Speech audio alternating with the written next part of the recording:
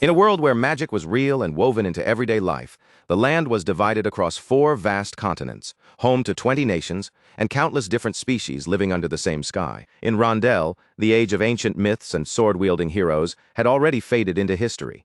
Now the world had entered an era ruled by magic, and magic itself had developed so far that it shaped the foundation of civilization. Yet even with such an advanced magical society, the system that governed people remained painfully old-fashioned.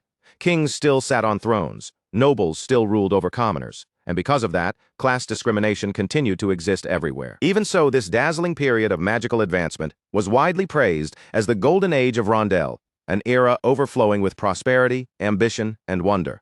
Then on December 29, 1999 of the Magic Century, just one day before a new century was set to begin, the final will of an archmage named Manuel Lucas was revealed to the world, and in an instant, everything was thrown into chaos. The old archmage declared that somewhere in the world he had hidden his power, his knowledge, and his immeasurable wealth. Anyone who desired it was free to chase after that ownerless fate and claim it for themselves. Manuel Lucas was no ordinary mage. He was the legendary archmage who had guided Rondell into the golden age of the Magic Century, an archduke of the Brigham Empire, and the one who bore the exalted title of Ninth Circle Lord Wizard. The moment Manuel Lucas's message spread, people from every walk of life began setting out in search of his legacy. Nobles, commoners, adventurers, and dreamers all chased after Manuel Lucas's hidden fate, and before long, rumors began spreading across the entire world. Some whispered that Manuel Lucas's dungeon was buried deep in the desolate land of the dragons. Others insisted that his vast fortune had been secretly stored within the allied nations of Arcia, a place famous for sheltering wealth as a tax haven. There were even wild rumors claiming that Manuel Lucas had left behind a sky fortress drifting somewhere above the Sea of Storms, the dangerous ocean said to lie at the very center of the world. No matter where they came from, what species they belonged to, or what rank they held in society, everyone wanted the same thing: Manuel Lucas's hidden fate. But rumors were still only rumors. Countless people searched, investigated, and risked everything, yet not a single person managed to uncover even the smallest solid clue. And just like that, 20 long years slipped by, while the mystery of Manuel Lucas's legacy remained completely unsolved. Then one day, a man stood frozen in place, sweat beading on his skin, as the system window before him confirmed the impossible. He had acquired Manuel Lucas's fate. The instant he understood what those words meant, excitement surged through him so violently that he could barely keep himself calm. In the year 2007 of the Magic Century, inside Lawrence Castle, the butler politely asked the young master Adrien whether he intended to return to his studies. Adrien answered without hesitation, saying that he did, and that he planned to bring back the books he had already finished reading. The butler immediately suggested that a servant could take care of returning the books for him. But Adrien calmly refused, explaining that there was a certain book he wanted to look for himself, so he would personally go. This young boy was Adrien Lawrence, the second son of Viscount Lawrence. But unlike an ordinary child, Adrien had been reincarnated into this world while still carrying the memories of his previous life. When Adrien thought back to the final moments of his former life, there was nothing grand, heroic, or dramatic about them. He had been serving in the military with only 1 month left before discharge, only to lose his life in a truck rollover accident before he ever made it home. He opened his eyes again. He was no longer in the Republic of South Korea. He had awakened in the Reinhardt Kingdom, no longer living as Kim Minji, but as Adrien Lawrence. In his previous life, he had been born into an ordinary middle-class family. But in this new world, he began life as the second son of a Viscount's household, a noble family that owned its own estate. At first, being reincarnated left Adrien confused, frightened, and emotionally shaken.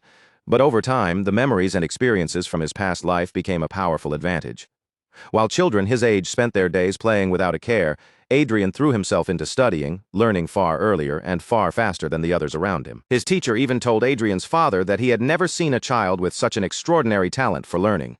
Hearing those words, Adrien quietly thanked his teacher in his heart, relieved that he had managed to earn recognition from the people around him, while also meeting his father's expectations. But if Adrien had to name one disappointing thing, it was that most of the advantage he expected from his old life had vanished. He soon realized that Rondell was a world with a civilization even more advanced than 21st century Earth. Because of that, the knowledge Adrien had brought from his previous world was not nearly as useful as he had hoped it would be. Adrien understood that the only thing he could do was keep increasing his own value and continue behaving like a genius. Still, life was not so easy that effort alone could carry him smoothly through every danger. When Adrien was only 7 years old, someone tried to poison him. The doctor told the maid that Adrien had been extremely lucky. If they had acted even a little later, he would have died. Hearing that, the maid could only ask in shock who would do something so terrible. But Adrien already knew. To him, the culprit was painfully obvious. And a woman approached him with a worried expression, saying he had no idea how frightened she had been. Adrien looked up at her in panic, and Anna Lawrence, the official wife of the Lawrence family, gently asked whether he was all right. Adrien understood exactly why Anna would see him as an eyesore. She was a woman of noble birth, while he had been born from a commoner and was not her child. The simple fact that he had caught his father's attention was enough to make Anna deeply uncomfortable. Later, Adrien slammed his fist against the wall in fury. What was the point of living in such a developed world, he wondered, when the political system of the country was still so backward and rotten? Adrien also knew that without any backing or evidence, accusing Anna directly would be impossible. What frustrated him even more was his father's silence. There was no way his father did not know that Anna was the prime suspect, so why was he doing nothing? That was when Adrien finally realized the truth. His father knew, but he was choosing to turn a blind eye and pretend ignorance. From that moment on, Adrien stopped trying to act like a genius. About 10 years later, on May 1st, 2019 of the Magic Century, a store clerk greeted him brightly as he stepped into Pod convenience store. Adrien was now 20 years old. With a faint smile on his face, he quietly looked around the store, taking in the shelves and displays like any ordinary customer. One male clerk glanced at him curiously and asked his coworker if she knew who he was, wondering if he might be some kind of celebrity. The woman quickly told him to lower his voice, then explained that the young man was the second young master of the Lawrence family. The male clerk was stunned when he heard that. He asked if that was really Adrien from the Lawrence family, since someone like him should have been one of the lords of the area. The clerk nearly added that Adrien's clothes looked no different from what an ordinary commoner would wear. But before he could finish, the female clerk sharply silenced him because Adrien had already turned toward them and spoken. She immediately straightened herself and asked Adrien how she could help him. Adrien told her that he could not see any online point cards on display. The clerk quickly explained that the store's policy had changed, so point cards could now only be purchased directly at the checkout counter. When she carefully asked how many he wanted to buy, Adrien answered without changing his expression, saying he wanted all of them. After completing the purchase, Adrien left the convenience store while the clerk politely thanked him for buying from them. The moment he was gone, the female clerk turned on her coworker in anger, asking if he could get himself together. She warned him that if they lost the favor of a noble, they could be punished for it. The male clerk apologized, but he still could not hide his confusion. He said Adrien could have easily ordered a servant to handle such an errand, so he had only been wondering why the young master came all the way to the convenience store himself. The woman snapped back that there was no way she would know the reason. She admitted that even she had been extremely nervous the first time she saw Adrien come in. When the man asked if Adrien visited often, she answered that he came around 2 or 3 times a month, and judging by what he bought, he seemed to be very into games. Adrien looked down at the game point cards he had just bought, worth 5 million loot in total. In Korean won, he knew that would be roughly around 5 million won. Just then, Adrien's guard informed him that they had received a call, saying the young master Cedric was visiting his residence. The news instantly shocked Adrien, and irritation flashed through him at once. A short while later, Adrien's mother, Sylvia Lawrence, anxiously announced that he had arrived. Adrien immediately hugged his mother and, while holding her close, asked where his brother was. But before Adrien could settle in, his half-brother appeared. Cedric Lawrence, 23 years old and already shouting with anger. He snapped at Adrien, demanding to know if he had really been wandering around the estate without a vehicle, as if Adrien had completely lost his mind. Adrien's expression tightened in annoyance, while Sylvia stood nearby with fear written across her face. Cedric scolded Adrien, saying that as the child of a noble family, he should at least think about the Lawrence family's prestige. But Adrien knew exactly what kind of person Cedric was. Cedric spent his days fooling around with women, and in Adrien's eyes, if Cedric had not been born a noble, he probably would not even be capable of looking after himself. Even so, Adrien understood that talking back would only drag the argument out longer. So instead of provoking Cedric further, Adrien chose to step back. With a controlled expression, he admitted that he had been short-sighted and told Cedric he would be more careful next time. Cedric looked down on Adrien and added one more insult, saying that no matter what, being a commoner's mixed-blood child was nothing Adrien should ever feel proud of. Adrien ignored the sting of Cedric's words and asked what had brought him all the way there. Cedric answered that it seemed their father was planning to hand Adrien a business called Vars Distribution, and he assumed Adrien must have already heard about it as well. Adrien knew very well that by the standards of his previous world, the noble families of Rondell were not just landowners, they were powerful forces that combined the influence of massive corporations with the authority of politicians. Because of that, nobles involved themselves in all kinds of businesses. Vars Distribution, connected to the profits flowing from the mining industry, was one of the important sources of income managed by the Lawrence family. Only then did Adrien fully understand why Cedric had suddenly barged into his home in such a foul mood. So Adrien kept his voice calm and told Cedric that he understood the situation. If that was the issue, then Adrien would simply refuse to take over Vars Distribution. Cedric's expression eased as if Adrien's answer was exactly what he had wanted to hear. He said that, just as expected, Adrien really did understand his place. Adrien then told Cedric that if his business was finished, he should go back. After all, Adrien had spent a great deal of money to play games, and he had no intention of wasting more time on this argument. Cedric tried to hold back his laughter at first, but he soon burst out laughing openly. With a mocking grin, he told Adrien to just keep doing what he was already doing. After Cedric left, Sylvia anxiously asked Adrien if he was all right. Adrien answered that he was fine, then gently told his mother that staying uninvolved was the best choice.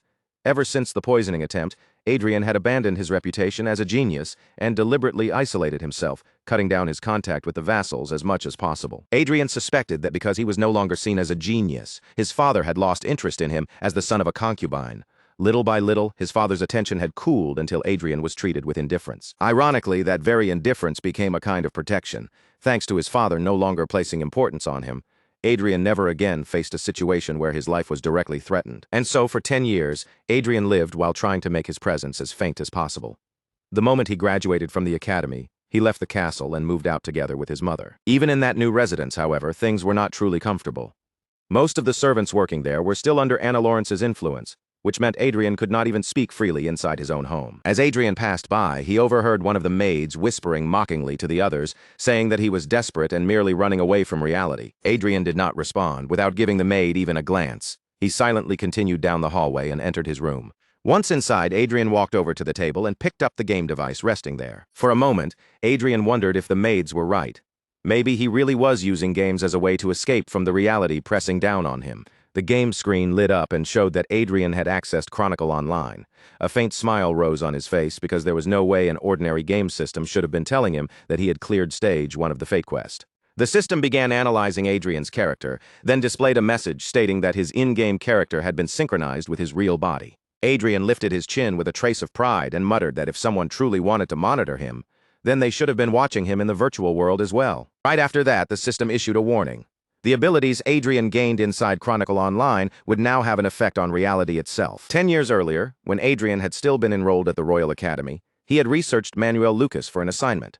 During that research, Adrien noticed something strange the moment he saw Manuel Lucas's family crest. No matter how many times Adrien looked at it, the crest resembled an English word. That alone made him wonder how something like English could possibly exist in this world. Adrien guessed that Manuel Lucas might have come from Earth too, just like him. But he quickly stopped himself from jumping to conclusions, knowing that a single resemblance could still be nothing more than coincidence. However, it did not take long for Adrien to confirm that his suspicion had been correct. Manuel Lucas really had come from Earth. In the records, Adrien found the words Manuel Lucas had spoken before his death. His wish to walk along a California beach with Mary one more time. To most people in Rondell, those place names meant nothing, and Adrien could have dismissed them as unfamiliar foreign words. But because this was the final story of a great man, Adrien could not ignore what he had found. Adrien recorded the Archduke's last message and compared it with other documents. He soon discovered that those same names had also been written in the records of the butler who remained by Manuel Lucas's side until the end of his life. That was enough for Adrien to realize it was not a coincidence. The great archmage of Rondell, Manuel Lucas, had been an earthling just like him. Once Adrien became convinced of that truth, he began digging even deeper into everything connected to Manuel Lucas. From that point on, evidence confirming Manuel Lucas's earthly origins began appearing one after another. Using the knowledge from his previous life, Adrien carefully traced the path Manuel Lucas had left behind. In the end, Adrien finally obtained Manuel Lucas's legacy, and the discovery filled him with a rush of excitement he could barely contain. For a brief moment, Adrien thought that from now on, he might finally be able to walk a smooth and beautiful path. But just as that thought crossed his mind, something suddenly attacked him from behind, proving that his fears had not been wrong after all. A sword slammed into the wall behind Adrien, and a burst of excruciating pain shot through him. In that moment, he realized that obtaining the legacy had not ended his suffering. It had only marked the beginning of true hardship. Adrien gritted his teeth and wondered whether he would really be able to stand against this new threat, now closing in on him. Manuel Lucas's legacy had been hidden in the most unexpected place imaginable. It was not buried in a dungeon or locked away in a fortress. It existed online, inside a virtual world. Adrien had believed that even if this world had been designed to resemble reality in extreme detail, it was still only a game, and pain should normally have been filtered out. But the pain Adrien felt was unmistakably real, and every battle forced him to struggle, as if his actual body were being pushed to its limit. The idea that a legacy acquirer could become synchronized between the game world and real life sounded so absurd that no one would ever believe it. The goblin swung its weapon toward Adrien. He twisted his body out of the way and countered in an instant. His sword flashed forward and stabbed straight into the goblin's face, landing a critical hit. The system announced that Adrien had reached level 10 and cleared stage 1 of the Fate quest. At the same time, his wounds were healed, and the system informed him that reaching this level made him eligible to change jobs. Next moment, Adrien found himself standing somewhere completely different.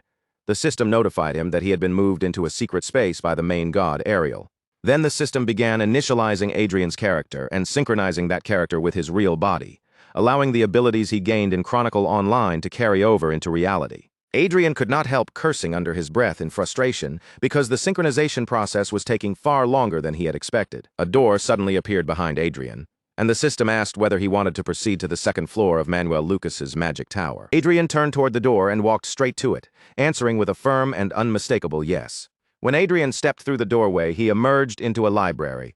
Unlike the empty first floor, this place was lined with bookshelves packed full of books, and as his gaze moved forward, he noticed a chest sitting in front of him and wondered if it was a treasure chest. The system window appeared before Adrien and announced that he had obtained 5 billion loot, the currency used in Rondell.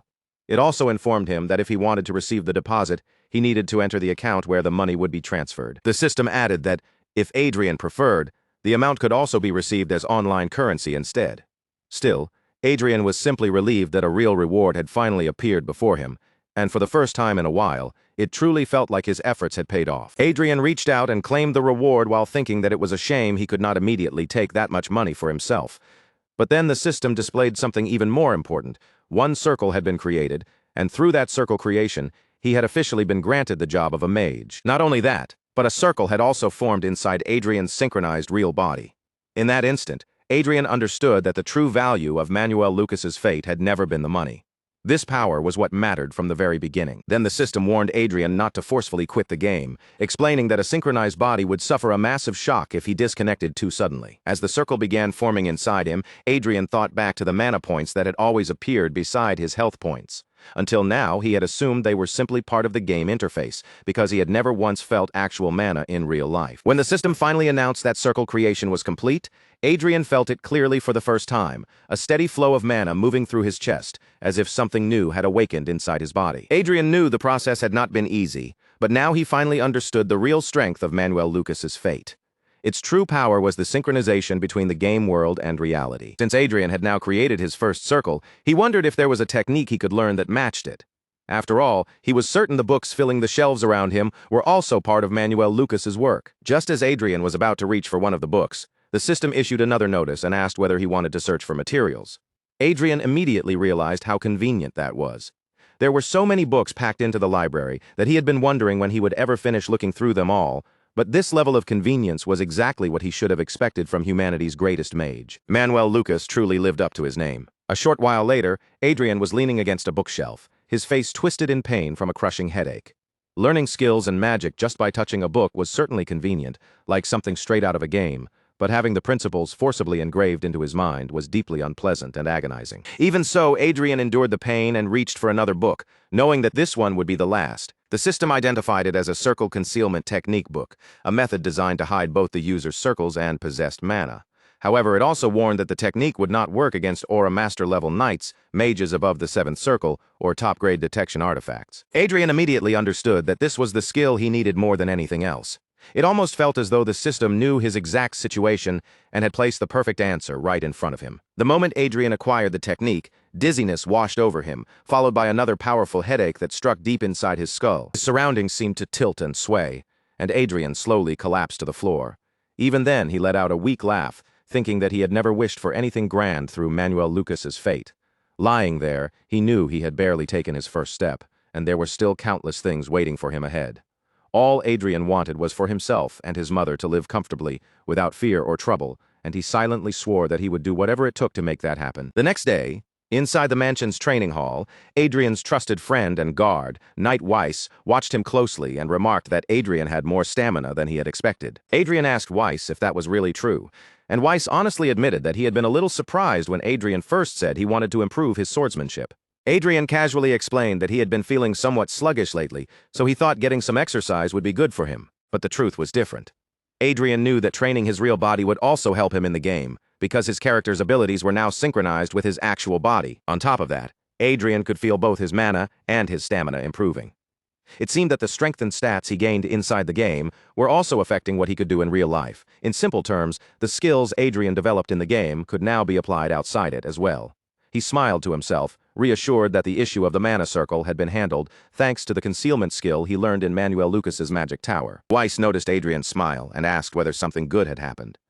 Adrien wondered if his excitement had shown on his face more clearly than he intended. Adrien simply answered that he had managed to acquire a valuable item in the game. Nearby, people began whispering among themselves. Some said they had already suspected Adrien was obsessed with games, while others added that Weiss seemed like quite the fanatic too for staying so close to him. A few even questioned why Weiss bothered trying to gain favor with someone like Adrien, calling him a powerless and pitiful person who had no real influence. Weiss's expression hardened with anger, but Adrien stopped him before he could react.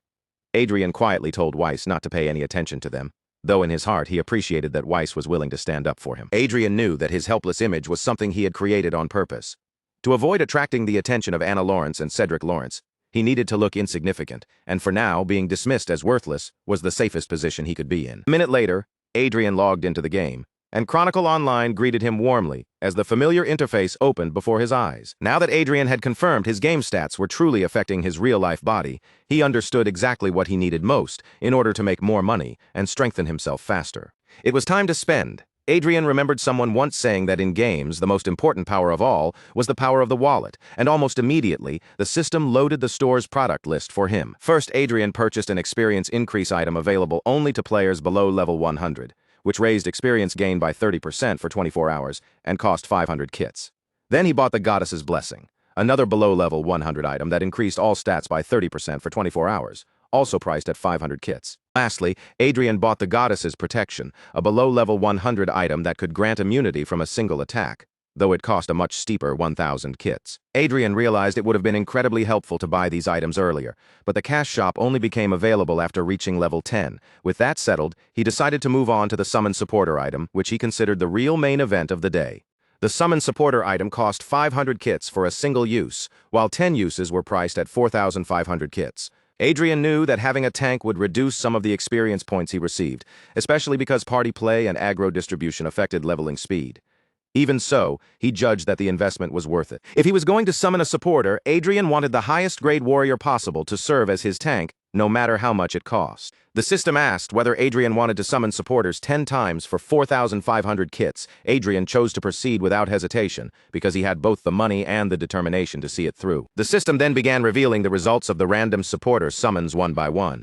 A moment later, Adrien stared at the results and realized the odds felt painfully similar to the kind of low-quality Korean games he remembered from his previous life. Even after spending 30 million won, Adrien still had not pulled a single supporter he actually wanted. Then, at last, one result caught his eye. Arcia, a female supporter. Arcia specialized in defense, and she carried a protective shield known as the Shield of God. It was Adrien's first time hearing about this supporter, which made him wonder if Arcia was a newly added character. On top of that, she was already level 25, and even among the Amic tier, her performance stood out as the best. Adrien was relieved that a truly useful supporter had finally appeared. Adrien moved to register Arcia, but the system warned him that once a supporter was registered, the selection could not be changed afterward. The system asked Adrien to confirm whether he truly wanted to register her, which left him briefly confused. Even so, Adrien went ahead and registered Arcia as his supporter. Adrien looked at Arcia closely and noticed that her emotionless face made her seem almost like a golem wearing the outward appearance of a human. But he decided that did not matter, and simply asked her if they should go level up. A short while later, Arcia stood at the front and tanked the goblins' attacks while Adrien stayed behind her and struck them down with magic missile. Adrien finally stopped when the system informed him that he had reached level 20 and asked whether he wanted to check the technique books and magic books he had acquired. The notice made him genuinely happy, because hunting had become incredibly comfortable with a tank-type supporter protecting him. Adrien sat down behind a tree and thought that even if Arcia took a portion of his experience points, he did not feel like he was losing out at all. The only slight downside was that as her level rose, the amount of experience she needed would likely grow larger too. The system suddenly warned Adrien that he had been connected to the game for 15 straight hours in real time without taking a single proper break, practically begging him to log out and rest his body. Adrien wondered if playing Chronicle Online had somehow become even more exhausting than practicing magic in the real world. With that thought lingering in his mind, he finally chose to log out. After returning to reality, Adrien stretched his stiff body and let out a satisfied breath, saying that the day had been worthwhile.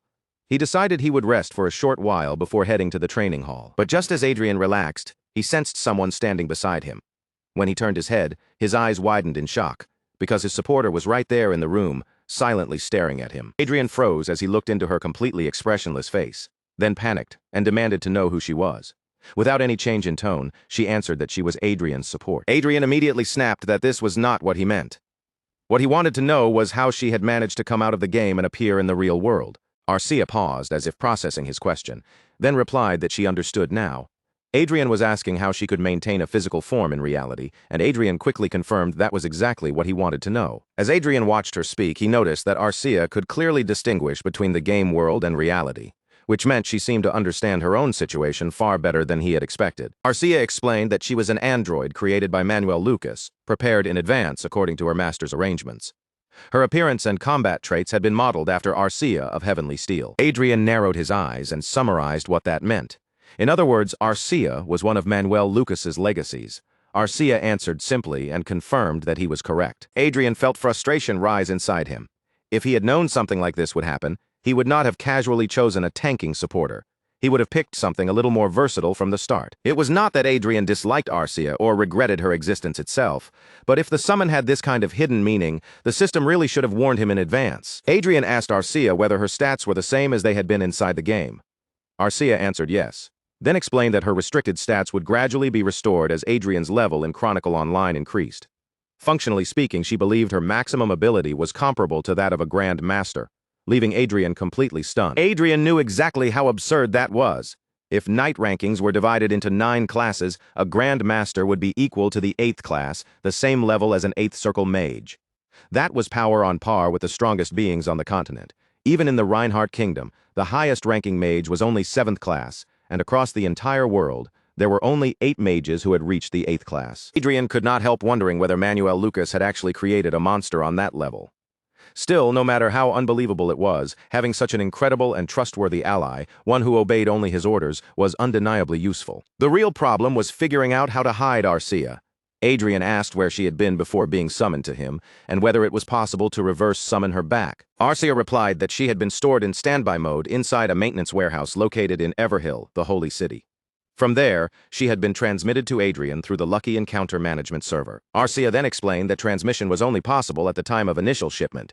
If she wanted to return to the maintenance warehouse now, she would have to go there herself. Adrien asked if she had a stealth function or any kind of magic concealment, and Arcia answered that, since she belonged to the warrior class, she had no stealth function, though mana concealment was possible. Adrien immediately ordered her to try it, and Arcia obeyed without hesitation. The protective aura covering Arcia's armor vanished along with the presence of her mana. Fortunately, just like Adrien, Arcia possessed a mana concealment skill, which meant ordinary knights would not be able to detect her. Adrien muttered that there was no helping it, confusing Arcia for a moment, before adding that his reputation was already at its worst anyway. Sure enough, not long afterward, people outside the mansion began whispering among themselves. One asked if the others had heard the rumor that Adrien was now openly bringing a woman into his mansion, and another answered that they had heard it too, saying the maids had caught him alone in his room with a woman. The rumors did not stop there. People claimed Adrien and the woman went everywhere together, and some even said Adrien had to be the most shameless young master in the entire world. Even Sylvia asked Adrien when he planned to get married, gently telling him that she would not mind even if his girlfriend was a commoner. Meanwhile, Weiss was left completely shocked, realizing that Adrien had already reached the age where such rumors could even be taken seriously. Adrien was then surprised to see that he had already reached level 30. On top of that, the second stage of the Lucky Encounter quest had appeared, with the condition of defeating the orc warrior Kantz and the reward of unlocking the 3rd floor of Manuel Lucas's magic tower. Adrien figured that if he played the part of an immature young master who brought a strange woman into his mansion, then no one would suspect Arcia's true identity. Although his mother's reaction was honestly embarrassing, Adrien pushed that aside and asked Arcia what happened to her real body while she was connected to the game. Arcia explained that her body would switch into eco mode, which was essentially the same as resting. However, her monitoring function would continue operating at all times in order to protect Adrien. Adrien asked if that meant Arcia could warn him or respond immediately if something happened outside the game. Arcia answered yes, while quietly turning her gaze toward the side. Suddenly, a loud, savage growl echoed through the area. Arcia instantly moved in front of Adrien to shield him, and Adrien asked if it had begun. Arcia calmly confirmed that it had. A massive monster began walking toward them, each step heavy and threatening. The orc warrior Kantz, with 5,500 health points, glared straight at Adrien, and the second stage of the fate quest began: defeat the orc warrior Kantz. Kantz looked at Adrien and called him human. then growled that if he got rid of Adrien, he could become special. At that moment, the system warned Adrien that consumable attack items, such as bombs and scrolls, could not be used. Adrien immediately understood that anything making the hunt too easy had been prohibited. Adrien silently wondered if Manuel Lucas was trying to raise his disciple into someone truly strong. Knowing that this opponent would not be easy to beat, he called out to Arcia. Cants roared for Adrien to die and swung his sword forward with terrifying force, but the blade crashed directly into Arcia's shield, and the impact forced it to bounce back slightly. Adrien stared in shock, unable to fully understand the overwhelming force behind that strike. Adrien quickly aimed at Cants and fired magic missiles straight at the orc warrior's eye. The system immediately showed that Adrien's attack had landed as a critical hit, dropping Cants's health points down to 4,300. As Cants staggered and began to fall, Adrien felt grateful that he had covered himself in high-quality equipment. The power of his magic missile had already gone beyond what a first circle spell should normally be capable of. Adrien thought that if his opponent had been a monster at an ordinary level, that single shot might have been enough to kill it instantly. Then a sudden sound came from Adrien's side, and before he could fully react, Cants lunged in and attacked him again. Fortunately, Arcia raised her shield in time and blocked the blow. Adrien muttered that this was insane, noticing that despite Cants's absurdly high health points, the orc warrior had clearly been critically wounded. Adrien wondered if Cants was simply abnormally tough, far beyond what his current level should have allowed. Cants kept hammering against Arcia's shield again and again, each strike carrying enough force to make Adrien's nerves tighten. Adrien knew that if even one of those attacks landed on him directly, he would die, and he was truly relieved that Arcia was standing beside him. It would have been a lie to say Adrien was not nervous. Having an enemy charge at him with that kind of raw power was terrifying, and Adrien knew better than anyone that he had already died once before. Then, Adrien activated Magic Dig, Ur's digging magic, and caused the ground beneath Cants to give way, making the huge orc warrior trip and crash hard onto the ground. That level of danger, Adrien knew he could not afford to let fear cloud his judgment.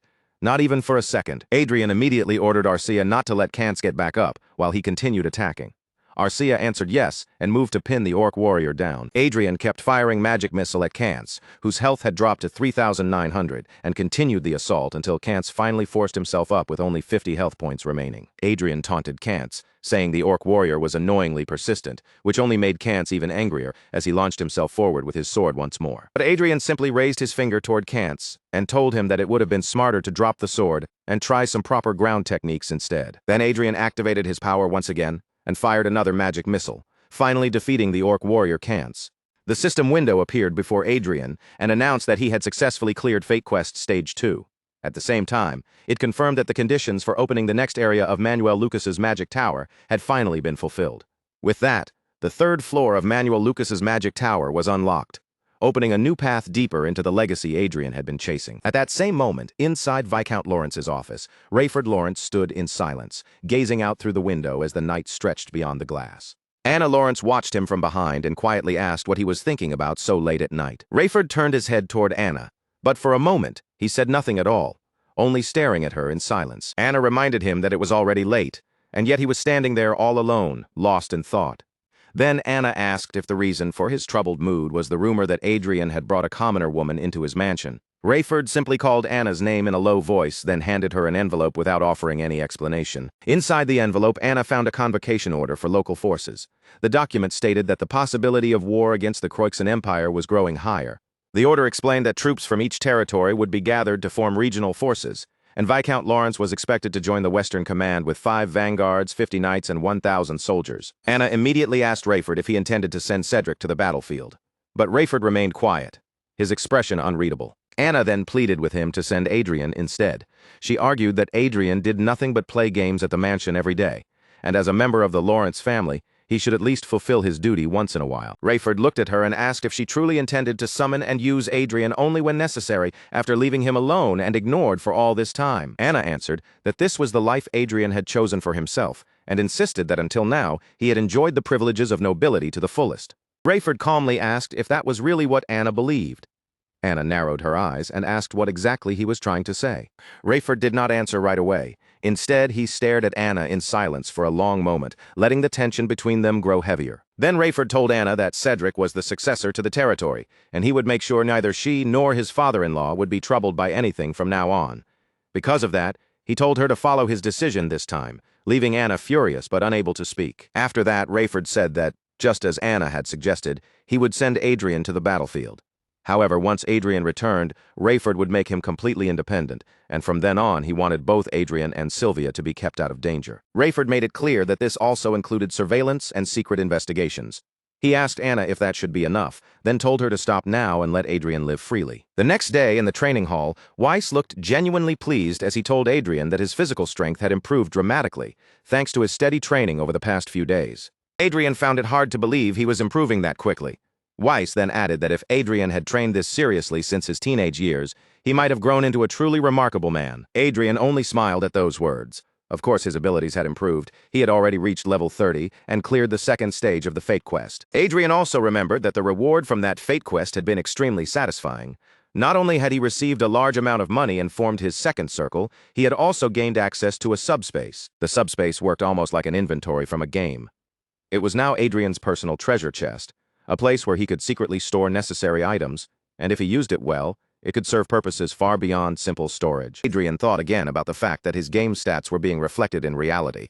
Depending on how much effort he put in, he could become a mage while also gaining physical ability comparable to a knight, and if he ever fully absorbed the stats granted by Manuel Lucas's fate, Adrien might become an even more terrifying monster than Manuel Lucas himself. With that thought in mind, Adrien told Weiss that he had rested enough and that they should continue training. But before they could resume, another knight approached and informed Adrien that the Lord had summoned him to the castle. A few days later at Lawrence Castle, Adrien found himself wondering why his father had called him there. Cedric, unable to hide his anger, demanded to know why Adrien was being chosen to represent the Lawrence family on the battlefield. Rayford explained to Cedric that he was the sole heir of the family, which meant Rayford could not allow him to stand on such a dangerous battlefield. Sylvia looked at Rayford and asked if he was saying Adrien was not as important as Cedric. Rayford answered that Adrien's value was different from that of the family's heir. Adrien could hardly believe that Rayford had actually called him there just to say something like that.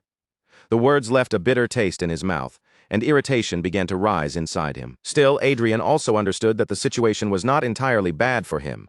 Anyone could enter the game as long as they had the headgear, and since he would be going as a substitute for the heir, no one would be able to interfere with him too easily. More importantly, once Adrien left for the battlefield, he would finally be outside Anna Lawrence's watchful gaze. So Adrien calmly told Rayford that he understood and would participate as the representative of the Lawrence family. Rayford thanked him, but Cedric's expression remained sharp. Cedric said he would not argue further since this was their father's decision. However, Cedric warned Adrien that he would not sit quietly if Adrien brought shame upon the Lawrence family. Adrien found it almost amusing that Cedric was saying this to the younger brother being sent to war in his place. At the same time, Adrien wondered why Cedric was acting so immaturely, realizing that the distance between them had already grown far too wide. Adrien assured them that he would do his best. But just then, Rayford called him aside and asked if they could speak privately. A minute later, Adrien and Rayford arrived at a bridge. Since Rayford had ordered Adrien's guard to step away, Adrien wondered what his father wanted to discuss so privately. Adrien asked what Rayford wanted to talk about, and Rayford explained that if the situation on the battlefield ended well, he would move Adrien and Sylvia to the king's land. He said Adrien could think of it as a reward for going in Cedric's place, allowing Adrien to live as he pleased without interference. Adrien knew Anna hated letting him out of her sight, so he wondered whether she had really agreed to such a decision. Because of that, he still could not fully trust Rayford. Adrien told his father that he understood the offer, but he would need time to think about it. Rayford seemed to recognize that Adrien did not trust him. Adrien then told Rayford that he would have to come back alive from the battlefield before he could truly consider anything. Rayford let out a quiet sigh, then reached beneath his coat and pulled something out, leaving Adrien wondering what he was about to hand over. Rayford gave the item to Adrien and explained that it contained protective artifacts, a 5th-class auto shield and a 7th-class great shield. Since teleportation could not be used on the battlefield, he said they would be useful. Adrien was genuinely surprised when he saw them. He knew artifacts of that level were extremely valuable, so he accepted them and thanked Rayford. Rayford then told Adrien that if he wanted to survive, he would have to stay conscious no matter what happened. Then Adrien felt someone glaring at him from inside the castle. When he turned his gaze, he saw Cedric staring at him angrily, while Anna stood beside him with a teasing smile. Adrien smiled back at them, already knowing they would be watching. Inwardly, he could only think that the two of them were truly obnoxious. Rayford looked over at them as well, his expression steady as he told Adrien not to worry too much about Sylvia and to take things slowly. Adrien could still remember the time he had nearly been poisoned when he was only 7 years old and how painfully disappointing his father's reaction had been back then. And that had not been the only time Rayford had let him down. Even so, with enemies closing in from every side, the only person Adrien could place any trust in right now was still his father. Adrien answered without hesitation, telling Rayford that of course he would trust him. The response caught Rayford off guard for a moment, as if he had not expected those words at all. But after a brief pause, he accepted Adrien's decision. A little while later, Rayford returned to his own room and found himself completely alone.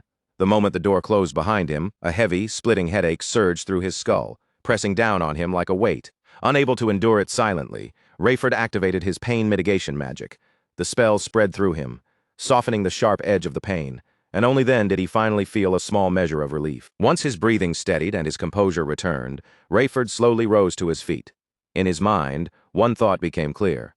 He had known for a long time that Adrien had changed ever since the poisoning incident. Meanwhile, back at Adrien's mansion, Sylvia was in tears, unable to hide how worried she was. Adrien tried to calm her down, gently telling his mother not to worry so much, because she already knew he could protect himself. But Sylvia still looked at him with trembling concern and asked what he would do if they dragged him onto the battlefield and hurt him there. Sylvia froze when Adrien answered in a way she never expected. Instead of sounding afraid, he calmly said that it would actually be better for him. The more crimes his enemies piled onto their own names, the easier it would be to get rid of them later. Startled, Sylvia immediately asked what he meant by that, her voice dropping as she worried someone might overhear them. But Adrien reassured her, telling her there was no need to be afraid, because Arcia was standing guard right outside the door. Adrien looked at his mother and told her that he was no longer the kind of person who would simply stand there and take every blow. Everything was nearly finished now, so he asked her to hold on and wait just a little longer. 2 days later, on the day the Lawrence army was scheduled to depart, the staff gathered around in a tense atmosphere. Among them, Harmon glanced toward the unfamiliar woman nearby and nervously asked Adrien who she was. Adrien turned the question back on Harmon, asking if he really did not know Arcia. Harmon admitted that he had heard rumors about Adrien's relationship with her, but even so, he was not sure it made sense to bring his lover along to a place that could become a battlefield. Inside the conference room of the levitation train, Adrien made it clear that he had no intention of discussing Arcia any further. If anyone needed an explanation, they could simply consider her his secretary for the duration of the trip. Harmon lowered his head slightly and said that if Adrien insisted, then he understood. Adrien knew very well that Arcia was not someone he could casually leave behind, and if the situation turned bad, she would protect him even at the cost of her own life. On top of that, she had leveled up considerably in recent days, and her stats were already approaching the level of an official knight. Before stepping into battle, Adrien knew the most important preparation was strengthening himself enough to survive. In just 2 days, he had burned through 200 million in the game and used that money to clear the 3rd level of a lucky encounter. Now he stood right before the 4th level, while the 3rd level rewards alone had already reached a staggering price of 100 billion each. The reward was the almighty cure, along with 3 bottles of elixir. Right now, those precious elixirs were safely stored inside Adrien's dimensional pocket, and considering the danger he was walking into, he knew they were the perfect reward for his current situation. Adrien quickly realized he could not afford to waste even another minute. The 4th level was already waiting for him, and he needed to move before the opportunity slipped away. So Adrien told everyone that he would be resting in his room for the time being. If anything important came up, they were to send him a message immediately. Harmon blinked in confusion and asked what Adrien meant by message. Adrien answered plainly that he was going to keep playing his game. The response left Harmon visibly stunned, but Adrien simply looked back at him and asked if there was a problem. Before Harmon could respond, another man spoke up angrily, saying the rumors about Adrien were clearly true. Harmon's expression tightened at once, and he cautiously addressed the man as Sir Dalton. Adrien immediately recognized Dalton as a vanguard. Vanguard soldiers were elite forces equipped with force armor and force swords, making them far more dangerous than ordinary troops. In war, vanguards stood at the very center of the battlefield. Whenever a nation's military power was being raided or evaluated, forces like them were treated as top priority. Dalton looked at Adrien with a mocking smile and asked if he was truly fine with this, since everyone would end up seeing him as an incompetent commander. He pointed out that Adrien's reputation was already terrible, and now he had brought a girl to battle while planning to sit around playing games. Then, with a smirk, Dalton added that he could at least understand bringing Arcia along since she was beautiful. The moment those words left Dalton's mouth, another man called his name in a sharp, threatening tone and told him to watch what he said. Dalton's face stiffened instantly, the fear in his eyes making it clear that the warning had struck home. The man who stepped in was Beliam, a vanguard and the vice leader of the knights. He apologized to Adrien, saying his subordinate had crossed the line, then added that on a long journey like this, people sometimes treated foolish behavior as a bit of entertainment. Adrien watched Beliam carefully and noticed that his eyes carried a coldness that did not match his polite words at all. Beliam then told everyone that there was no reason for the Lord's deputy to concern himself with the opinions of mere underlings. Hearing that, Adrien understood immediately that Beliam did not like him either, but Adrien was used to reactions like that, so it did not bother him in the slightest.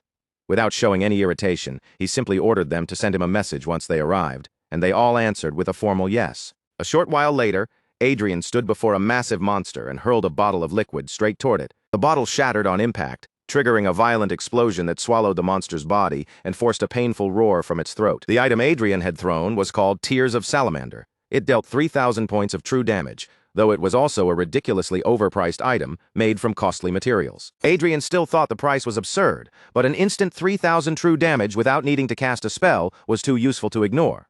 Expensive or not, he would gladly take that kind of power any day. Then a system window appeared in front of Adrien, and the sight of it made him realize that his plan had worked. The display showed that he had reached level 80. At that moment, the main god Ariel brought him into the hidden room once again. Adrien felt a surge of excitement, because this was the 4th level quest at last. Waiting there was the demi-lich, Immers, with 32,000 health points, welcoming Adrien and Arcia as if they were nothing more than prey. But Adrien also understood the pressure he was under. He had to clear this 4th level before the train reached the West headquarters. He fixed his gaze on Immers, knowing that Lich-type monsters were usually difficult enemies to handle. Even so, the Lich standing in front of him looked strangely dull and slow, almost as if it would be easy to exploit. That assumption shattered almost immediately. Immers cast stone magic, and Arcia's foot began turning to stone before she could move properly. In the next breath, he launched an Ice Circle Lance spell straight at Adrien, shocking him so badly that panic flashed through his mind. Adrien wondered if Immers had started casting even before they had fully taken their stances. Arcia desperately tried to rush toward him, but Adrien could see she was already too late. If he wanted to survive, he had to dodge on his own. He threw himself out of the way, but the attack still clipped his shoulder. The impact tore a shout of pain from him as the blow crashed into his body. Immers laughed cruelly and told Adrien he could hear his bones being crushed and his flesh ripping apart. Adrien collapsed to the ground, his body trembling under the sheer force of the pain. He thought he had dodged the attack, but the agony was so intense that he could barely keep his thoughts together. What irritated him even more was Immers's laughter. That mocking sound scratched at Adrien's memory, making him feel as though he had heard that same kind of laugh somewhere before. And Cedric's face flashed through his mind, and Adrien's anger surged, gritting his teeth. He forced himself back onto his feet while Immers laughed again and told him to stand still. Immers launched a fireball at him next, but Adrien dodged it and rushed forward with Arcia moving ahead of him at the front. In the next instant, the two of them closed the distance and appeared right near Immers. Adrien immediately used healing magic as an attack against the undead Lich. The spell struck Immers directly, dropping his health from 32,000 down to 29,000. Adrien quickly ordered Arcia not to give Immers even a moment to cast another spell. Arcia answered without hesitation, acknowledging the command. Adrien knew that fighting a Lich without a priest was dangerous, so he had to rely on the next best method available to him. He enchanted their equipment with holy attributes and kept pressing the attack against Immers. Against an undead monster like this, Adrien understood that holy power was the key solution. As the two of them continued beating him down, Immers staggered under their attacks and demanded to know why they were dealing physical damage with a staff. Even while complaining, he secretly began casting another spell, then unleashed a firewall that erupted into a massive wall of flames. If he could use that barrier to create enough distance, Immers believed he could still win. But before Immers could widen the gap, Adrien suddenly burst through the wall of flames and appeared right in front of him. Immers recoiled in disbelief, calling Adrien a freak for charging straight through the fire like that. Adrien did not bother answering with anything clever. He simply told Immers to die, swung his weapon down with all his strength, and smashed it into Immers's head while cursing him as a Cedric-looking bastard. Hours later, the assistant window appeared and confirmed that Adrien had completed the 4th level of the Lucky Encounter quest. But Adrien himself was collapsed on the ground, breathing hard, his body trembling as waves of pain rolled through him. The moment Arcia saw him like that, she dropped her shield without hesitation. Her face filled with panic as she rushed straight toward Adrien, desperate to reach him as quickly as possible. Arcia quickly grabbed one of the elixirs, while Adrien lay there remembering something he had once heard, that during a fight, adrenaline could dull the pain enough to keep a person moving. But once the battle ended, every injury came rushing back all at once. Arcia carefully brought the elixir to Adrien's mouth and made him drink it. As the healing effect slowly spread through his battered body, Adrien realized something important. A servant had opened her master's inventory on her own will. That alone proved Arcia was truly special. Once the pain began to settle, and his body finally loosened, Adrien looked at Arcia and thanked her. His voice was still weak, but he told her he felt much better now. Then the system appeared again, announcing that Adrien had met the requirement to unlock the next floor of the tower. With that, Manuel Lucas's 5th floor opened before him. In the next instant, Adrien and Arcia were transported to the 5th floor of the tower. As soon as Adrien saw the treasure chest waiting ahead, he rushed toward it without wasting a second. Adrien opened the chest with obvious excitement, eager to see what had been prepared for him this time. His eyes were fixed on the reward as he said they should find out what was inside. This time, the system announced that Adrien had obtained 500 billion luths, along with an item called the all-around glasses. Adrien wondered what kind of item it was. But since it was a gift from Manuel Lucas, he knew there was no way it could be random or useless. Adrien opened the detailed description of the glasses and quickly saw just how powerful they were. The item came with analysis, observation, clairvoyance, and enhanced vision. It could examine living beings, reveal the purpose and stats of objects, verify a person's emotions, judge whether a conversation was truthful, see through obstacles, and even focus on things hundreds of meters to several kilometers away. Adrien immediately realized that with these glasses he could identify who was an ally and who was an enemy. For someone as suspicious and cautious as him, it was an incredibly useful item. And because Adrien had completed the quest, the fourth circle was now beginning to form within him as well. The next day at the West headquarters, one man looked at Adrien and asked if this was really the second son of the Lawrence family. He had assumed the larger and more impressive one would be the person sent from the Lawrence side. Another man replied that the famous son's name was Cedric, or something close to that, and said he had heard Cedric had drawn attention from a very young age because of his talent. But the first man then said this one was probably the younger brother instead, not Cedric, because he had heard Adrien became a fool after eating poison. Neither of them realized Adrien could hear every word. With a cheerful smile, Adrien stepped in and confirmed that yes, he was indeed the younger son who had eaten poison. One of the men looked at him more carefully and admitted that he did not really look like a fool, adding that rumors could not always be trusted. Then one man introduced himself as Viscount Evans, the local headquarters chief of staff, while the other introduced himself as Viscount Miller, the headquarters support chief of staff. Adrien bowed politely to both of them, keeping his expression respectful as he said it was an honor to meet them. Evans turned his gaze toward the monitor and asked Adrien to confirm whether the Lawrence family's forces consisted of 5 vanguards and 50 knights. Adrien answered that the report was correct, then added that they also had 5 vanguards, 50 knights, and 1,000 soldiers. Evans immediately told Adrien there was no need to report the soldiers. In a war like this, he said, everything would be decided by the vanguards alone. Adrien only smiled in response. But inside, Adrien could hardly believe how casually they were treating elite troops armed with artifacts.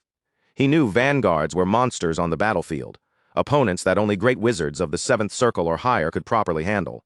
Unfortunately, Evans was not wrong at all, and Adrien also remembered that Manuel Lucas was the one who had created the vanguard system in the first place. Evans then informed Adrien that the Lawrence army had been organized as the 2nd Independent Brigade under the command of the 3rd Division.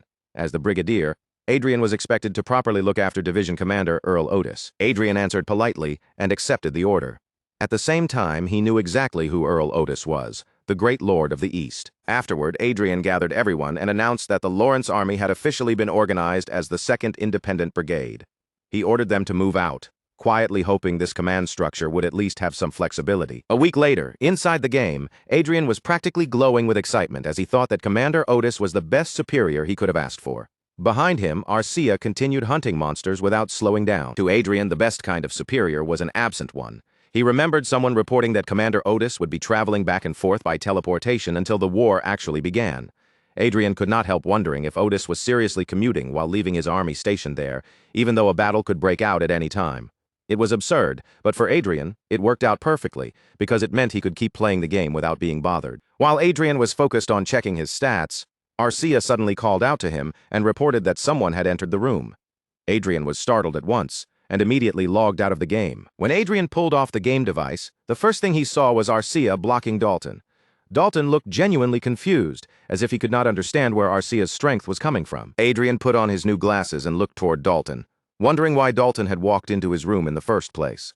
The moment Adrien observed Dalton through the glasses, Dalton's status appeared clearly in front of him. It said he was horny. Adrien stepped closer to Dalton, his expression turning cold, and told him he had better explain exactly what was happening here. Dalton claimed that, as a guard, he had been worried about Adrien's health because Adrien had spent too long inside the game, and then that girl had suddenly come at him. Adrien answered by kicking Dalton's knee, forcing him down into a stunned kneel. Then Adrien reminded him that if anything happened, Dalton had been told to send a message. Arcia was always on standby beside him as well, so Dalton would need to come up with a much better excuse than that. Adrien then spoke more firmly, pointing out that Dalton had entered the room of the brigade commander and the Lord's deputy without permission. He asked Dalton why he had done it, and whether he had come there to assassinate him. Dalton shouted that Adrien was taking things too far. He demanded to know who Adrien thought he was dealing with and reminded him that he was a vanguard. Adrien kicked Dalton's knee again, making the impact ring through the room, and told him that he was the one who needed to convince him. He even called Dalton a schmuck, leaving the three knights behind him visibly shocked. Adrien then turned to Arcia and asked her to explain exactly what had happened. Arcia answered clearly, saying Dalton had tried to separate her from Adrien. Adrien asked if she meant Dalton had tried to drag her away somewhere. Arcia confirmed that he was correct. Dalton exploded in anger and asked if Adrien was trying to frame him. He demanded to know whether Adrien was really doubting a vanguard just because of some woman who had appeared from nowhere. While Adrien reached near Arcia, he picked up the knife beside her and thought bitterly that Dalton truly was a piece of trash. He also noticed that the knights who had just arrived were probably on Dalton's side. Even so, Adrien looked straight at Dalton and declared that what he had done was a violation of military discipline. In fact, he called it mutiny, which meant Dalton would have to receive proper punishment. Then Adrien pointed the knife directly at Dalton's chest and ordered him to take one step forward. Dalton still tried to act smug, asking Adrien if he was really serious, while the knights nearby hurriedly tried to calm the situation down. Adrien had been restraining himself until now, not because he was a kind person, but because he wanted to survive, and in this place where Anna could not keep watch over him, he knew there was no reason for him to back down. So Adrien snapped back that Dalton was the one who needed to calm his ass down. He knew this was the perfect moment to show them exactly where he stood, and he repeated in a firm voice that Dalton should take one step forward. Outside the room, panic spread quickly. Someone urgently called for Bilayam and informed him that Adrien required his presence immediately. The knight who delivered the message told Bilayam that Adrien intended to execute Dalton, so they had to move quickly.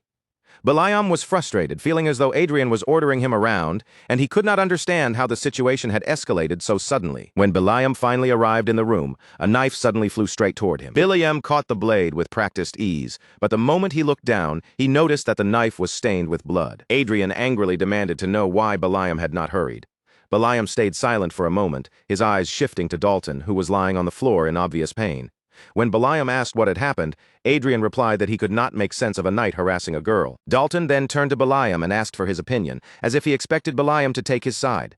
The question left Bilayam visibly stunned. Fury rose in Bilayam's expression as he turned toward the knights and demanded to know exactly what they had done. Bilayam lowered his head toward Adrien and offered a formal apology. With a restrained voice, he admitted that the entire situation had happened because of his own failure to properly manage his men. Then Bilayam turned his anger on Dalton, who was still injured and sprawled across the floor. Without mercy, he kicked Dalton down again, stripped him of his duty on the spot, ordered his armor to be collected, and commanded that Dalton be thrown into prison. Bilayam did not stop there. He declared that the three knights who had allowed Dalton to enter Adrien's room were also accomplices, and that they would be sent to jail alongside him. After giving those orders, Bilayam looked back at Adrien and made it clear that he would not tolerate any arguments over the matter, since the responsibility for handling it now belonged to him. Adrien responded calmly, saying it was hardly gentlemanly that the room could no longer be used properly after all the blood that had been spilled there. With that, Adrien decided to move into the next room instead. He gave a simple order for the servants to come in and clean up the mess left behind. Bilayam watched Adrien for a moment, wondering if this ruthless side was actually Adrien's true nature. Then a faint smile touched his face, as if he found it interesting, and he thought it must have been difficult for Adrien to keep that side suppressed for so long. Later inside the game, Adrien was caught in the middle of a fierce battle, as enemy attacks kept coming one after another.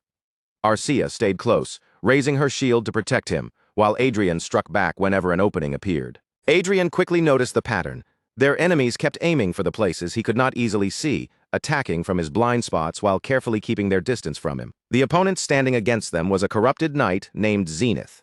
Out of his original 45,000 health points, only 12,800 remained. This was the 5th level of the Lucky Encounter quest, and the requirement was clear.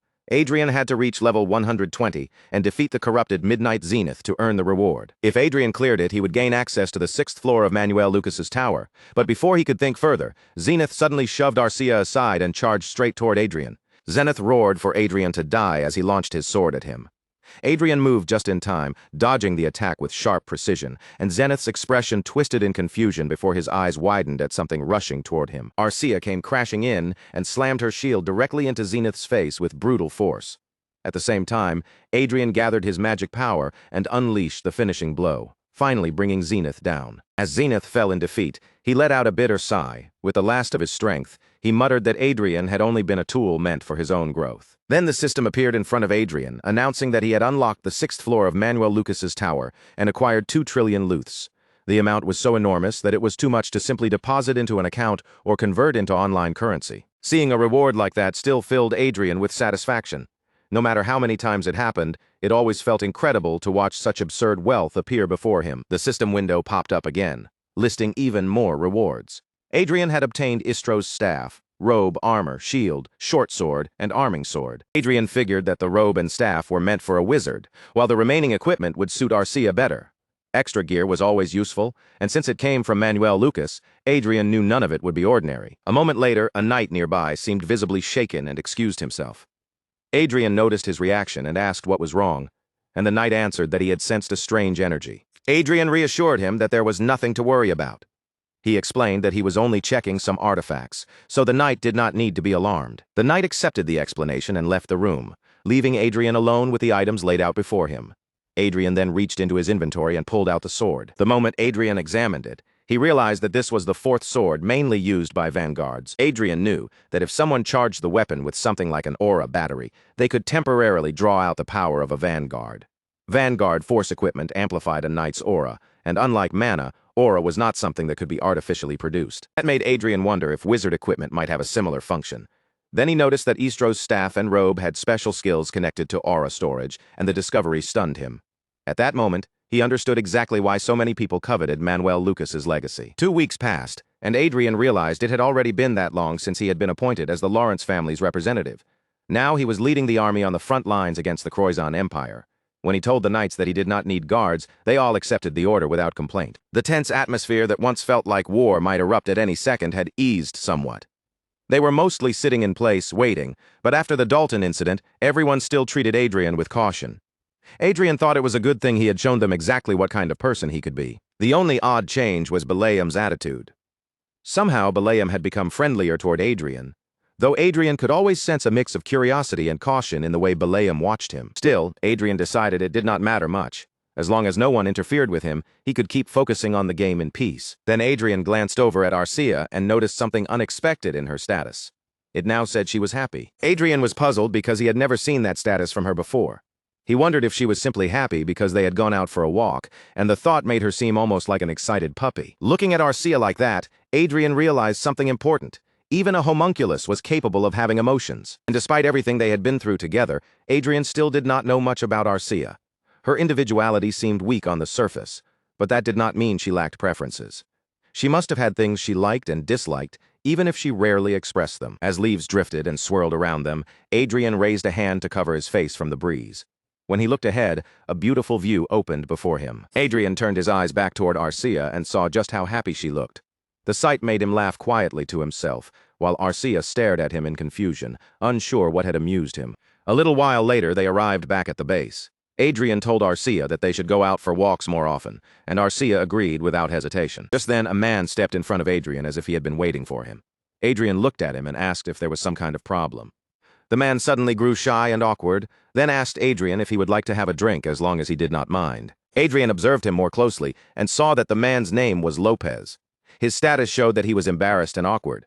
Then Adrien noticed 2 other knights laughing behind Lopez, and with that, he immediately understood what was really going on. Adrien pointed toward the 2 knights behind Lopez and asked if they were the ones who had told him to do this. But Adrien saw no reason to play along with their little joke. He started walking away and told Lopez plainly that he had no interest in it. After taking a few steps, Adrien suddenly stopped and turned back.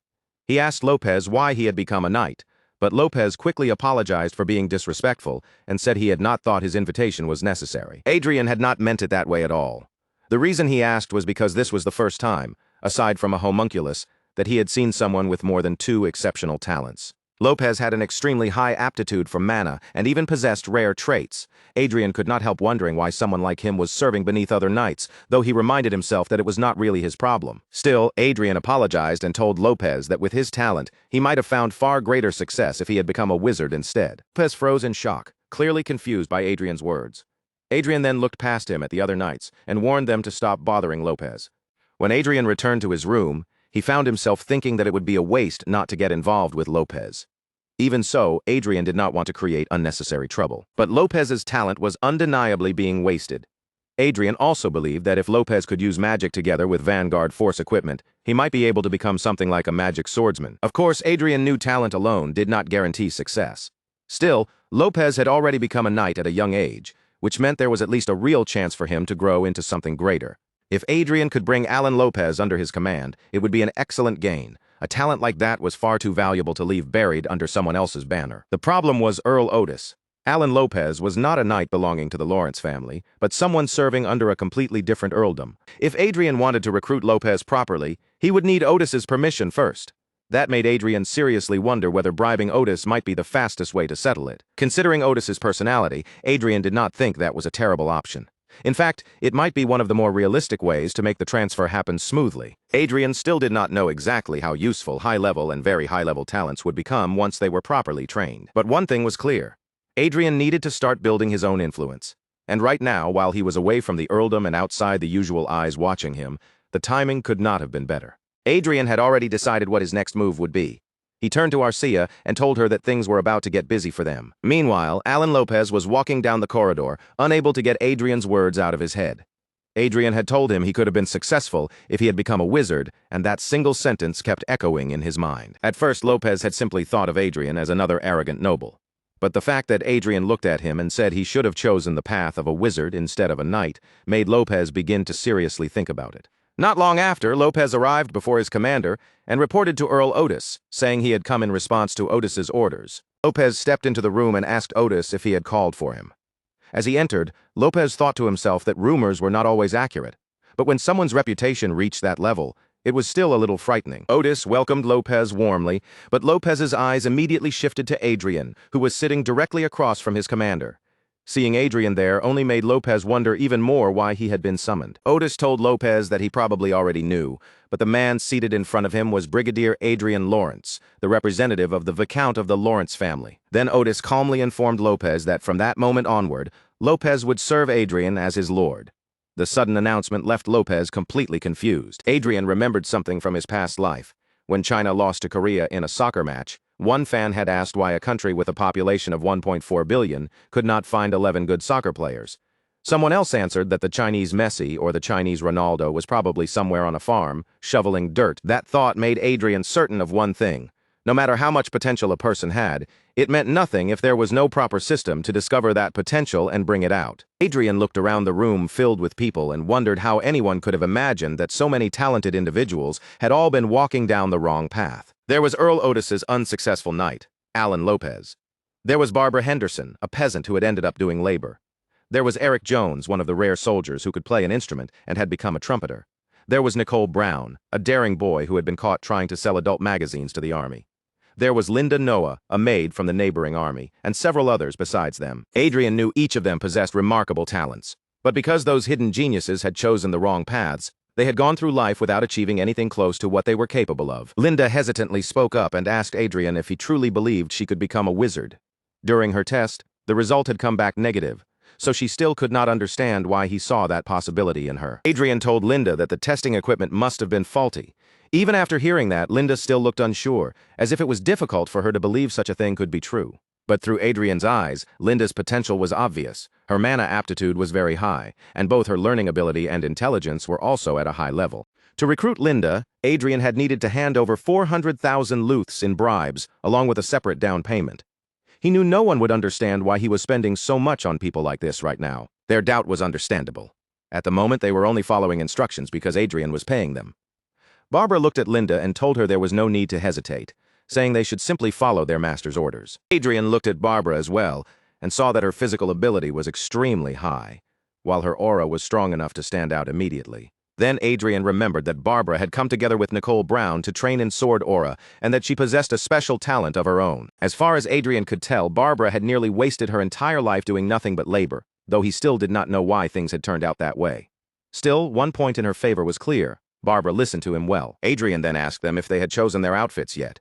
He reminded them that they were no longer standing in the barracks, but inside the royal palace, a place nearly 100 kilometers away from the military camp. Everyone looked somewhat overwhelmed, their eyes moving restlessly from one luxurious item to another. Adrien guessed this was probably the first time most of them had ever stepped into such an expensive clothing store. When one of them said he would choose that particular outfit, Adrien looked it over and told him it suited him well. Eric Jones possessed significant political potential, and his administrative ability was high. On top of that, his real specialty was being a smooth talker who knew how to handle people. Eric told Adrien that he would follow his lord's orders. Adrien thought that Eric's abilities might actually be even rarer and more useful than talent in magic or swordsmanship. Then Adrien told everyone not to worry about the price tags and to choose whatever suited them best. Adrien knew that even if people had talent, it would be useless if that talent was never properly nurtured. That was why they would begin training outside the military bases and receive education tailored specifically to each of them. And if they were going to enter a new environment, their appearance needed to match it as well. Hours later, the group stood with their mouths open as they stared at the place in front of them. In disbelief, they asked Adrien if this was really where they were going to stay. Adrien answered plainly that this was indeed where they would live. He added that the butlers and servants had already been hired and were ready to manage the residence. From that point forward, they would not need to worry about anything except their education. As Adrien transferred the money, he told them that aside from the down payment, he would be paying their wages in advance right away. Adrien then explained the terms clearly. Their monthly salary would be 20 million luths, making their annual salary 240 million luths. Their past status did not matter, and every one of them would receive the same contract. Hearing that, they all responded with determination, telling Adrien they would do everything they could to exceed his expectations. Adrien told them that if they proved his instincts had not been wrong, then naturally their pay would rise even higher. He also understood that growth could take time, even for people who were giving their best effort. Still, he told them to work hard enough that they would not disappoint him. Adrien warned them not to make him uncomfortable by fussing, fighting, or arguing over pointless things. The group immediately agreed. Then Adrien added one more condition. If someone ever offered them a bribe to betray him, they should not hide it or hesitate to report it. If they told him honestly, he would pay them twice the amount they had been offered, leaving everyone shocked and unsure how to react. From now on, Adrien planned for that residence to become a gathering place filled with people he had personally recruited. It would be Adrien's responsibility to turn that place into an environment where their buried talents could finally grow and flourish. To others, the money he was spending might look like a reckless waste, but to Adrien, it was nothing of the sort. This was an investment, an assessment and acquisition of high-quality human resources that could one day become invaluable to him. Later, Adrien walked through the street with Arcia beside him, thinking ahead to the day he would have to confront Cedric. When that time came, he would need a secure place to keep Sylvia safe, almost like a protective prison. He wondered if he should search for one before returning to the unit. But as Adrien glanced behind him, he noticed someone trailing them from a distance, clearly spying on his movements. Before the man could get away, Arcia moved in instantly, caught him, and seized him by the neck. Adrien looked at the captured man with an almost cheerful smile, as if the situation were nothing more than a casual meeting, and greeted him with a bright hello. A few days earlier, Adrien had not been sure whether anyone had noticed that he was gathering the people he called ordinary, but then Cedric contacted him directly and told him that Adrien needed to mingle with people like himself. To Adrien, that stupid bastard Cedric had practically admitted that he was watching Adrien's every move. While the captured man anxiously asked what this was about, Adrien simply asked how he had found him here, then pointed out that he seemed to have teleported from the royal palace without any escort. Adrien casually pulled the knife from the man's waist and said he was fairly sure he had already shaken off anyone following him. The man quickly denied it, insisting that he had no idea what Adrien was talking about. Adrien glanced toward Arcia, then looked back at the man and told him plainly that he already knew the truth.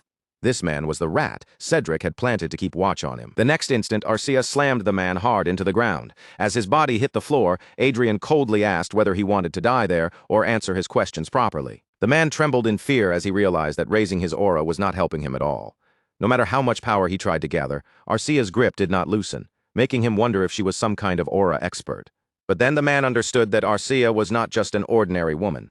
If he kept refusing to talk, he truly would die right there. So Berthaud broke down and told Adrien that he would say anything.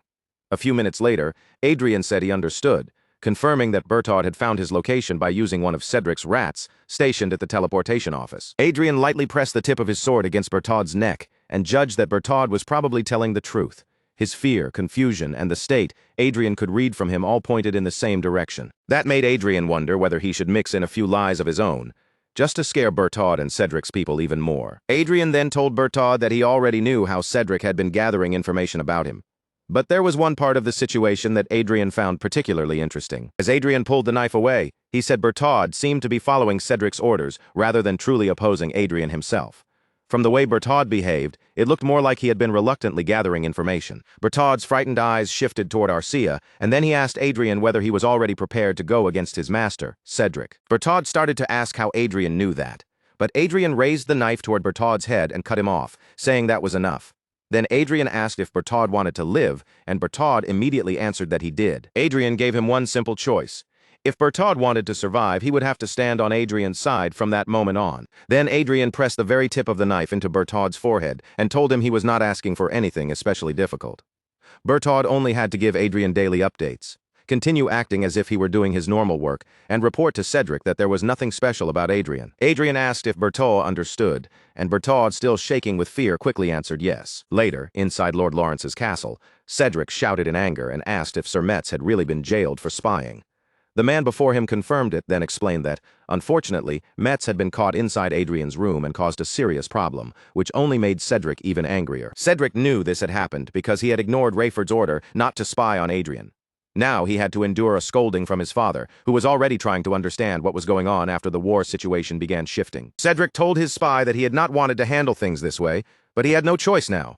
Then he ordered Bertaud to keep a close watch on Adrien until Rayford's anger cooled down. Bertaud answered obediently, unaware that Adrien was listening to every word. Adrien smiled to himself, satisfied that Cedric's remaining spies had already been punished. Just like Dalton, those spies had been imprisoned as well. Adrien looked to Arcia and remarked that establishing his lordship was not going to be easy. Still, the talent gathering itself went smoothly. Adrien recruited 20 people with innate special talents, and Eric, along with Alicia, the former administrator of Allies and the half-elf, would be able to manage the gifted academy without much trouble. Since everyone was working hard in their own way, Adrien knew he could not simply sit around doing nothing. Adrien entered the game again and saw that his level had already reached 159. Excitement rose in him immediately. If he gained just one more level, he would finally be able to become a sixth circle wizard. But then a system warning suddenly appeared, startling him. It announced that an emergency had occurred and that their division commander had issued an urgent order. Adrien logged out at once, knowing full well that his current position was on the front lines. If something had happened there, it would be a serious problem. He stepped out of his room and urgently asked Miller what was going on. Miller reported that the Chrysan Empire's Sky Fortress had crossed the border, and that they were still trying to gather more detailed information. Hearing that, Adrien wondered if the calm they had been enjoying had only been the quiet before the storm. Everyone soon gathered in the meeting room, where Otis ordered the local forces to remain on standby. He told them to load the troops onto the Leviathan train so they could be dispatched at any moment, and for the time being, all resting and meals would happen inside the train. Adrien had been worried because Otis usually clocked out early, but seeing him present brought a wave of relief. Commander Otis then announced that spatial coordinate interference had begun across the entire front line bordering the Chrysan Empire. No one was to even think about teleporting, because attempting it would be suicide. Adrien thought that if Otis had not been there, they would have been forced to make these plans without a commander. So it was lucky the Chrysan Empire attacked during the day. Then Otis looked directly at Adrien and said that from that moment on, all personal communication between troops would be cut off, except for officers ranked colonel and above. Everyone was to communicate only by radio. Otis warned Adrien not to assume he was an exception and told him to be careful. Adrien smiled, fully aware that the warning had been aimed at him. But in his mind, he calmly told Otis that even this would not stop him from playing the game. Otis then raised his voice and reminded everyone that this was war, so they needed to be prepared at all times. The room answered in unison, and Adrien stood silently, feeling the weight of it settle in. This was truly the beginning of war. A moment later, however, the system informed Adrien that he had reached level 160 and had subjugated the named monster Tazit, the twin-head ogre. Adrien watched the ogre fade away and wondered if this was really how he had stepped into the sixth circle. Still, he had to admit that continuing to play the game had definitely been worth it. Then he remembered Harmon asking if he was seriously still playing a game. Harmon warned that Adrien would be in trouble if he got caught gaming while everyone else had been banned from using their devices. Adrien simply told Harmon that he understood, then ordered him to take command of the unit. He did feel a little bad for pushing the responsibility onto Harmon, but to Adrien, what he was doing right now mattered even more. The system then announced that Adrien had received 10 trillion luths, and that the money would be stored in the Alicia Union Bank. Just then, Adrien heard something nearby and saw an enormous eagle beside him. The system displayed a new reward, the sub-supporter, Supersonic Black Eagle. Adrien knew there should not have been a sub-supporter in that game, though there was a combat support eagle that archers could obtain. With too little information available through the system, Adrien logged out, thinking that he might be able to gather better and more accurate information in reality than inside the game interface. But when Adrien sat up in reality, there was nothing in the room with him. Guessing that the creature might have appeared outside instead, he headed out to check. As Adrien walked outside and looked around, he imagined the chaos that would break out if a giant black eagle appeared the same way Arcia had appeared before. He searched the area carefully, and then Arcia noticed something first. She lifted her hand and pointed toward the sky, telling Adrien that it was there. The massive eagle came diving down from above, and the knights nearby immediately panicked, shouting for Adrien to dodge. But when the eagle spread its wings and beat them once, the force of the wind blasted the knights away, leaving only Adrien and Arcia standing calmly in place. The black eagle fixed its sharp gaze on Adrien, stunning him for a brief moment. Then, instead of attacking, it lowered its head and bowed to him with clear respect. One of the knights was about to attack the creature, but Adrien raised his hand and stopped them.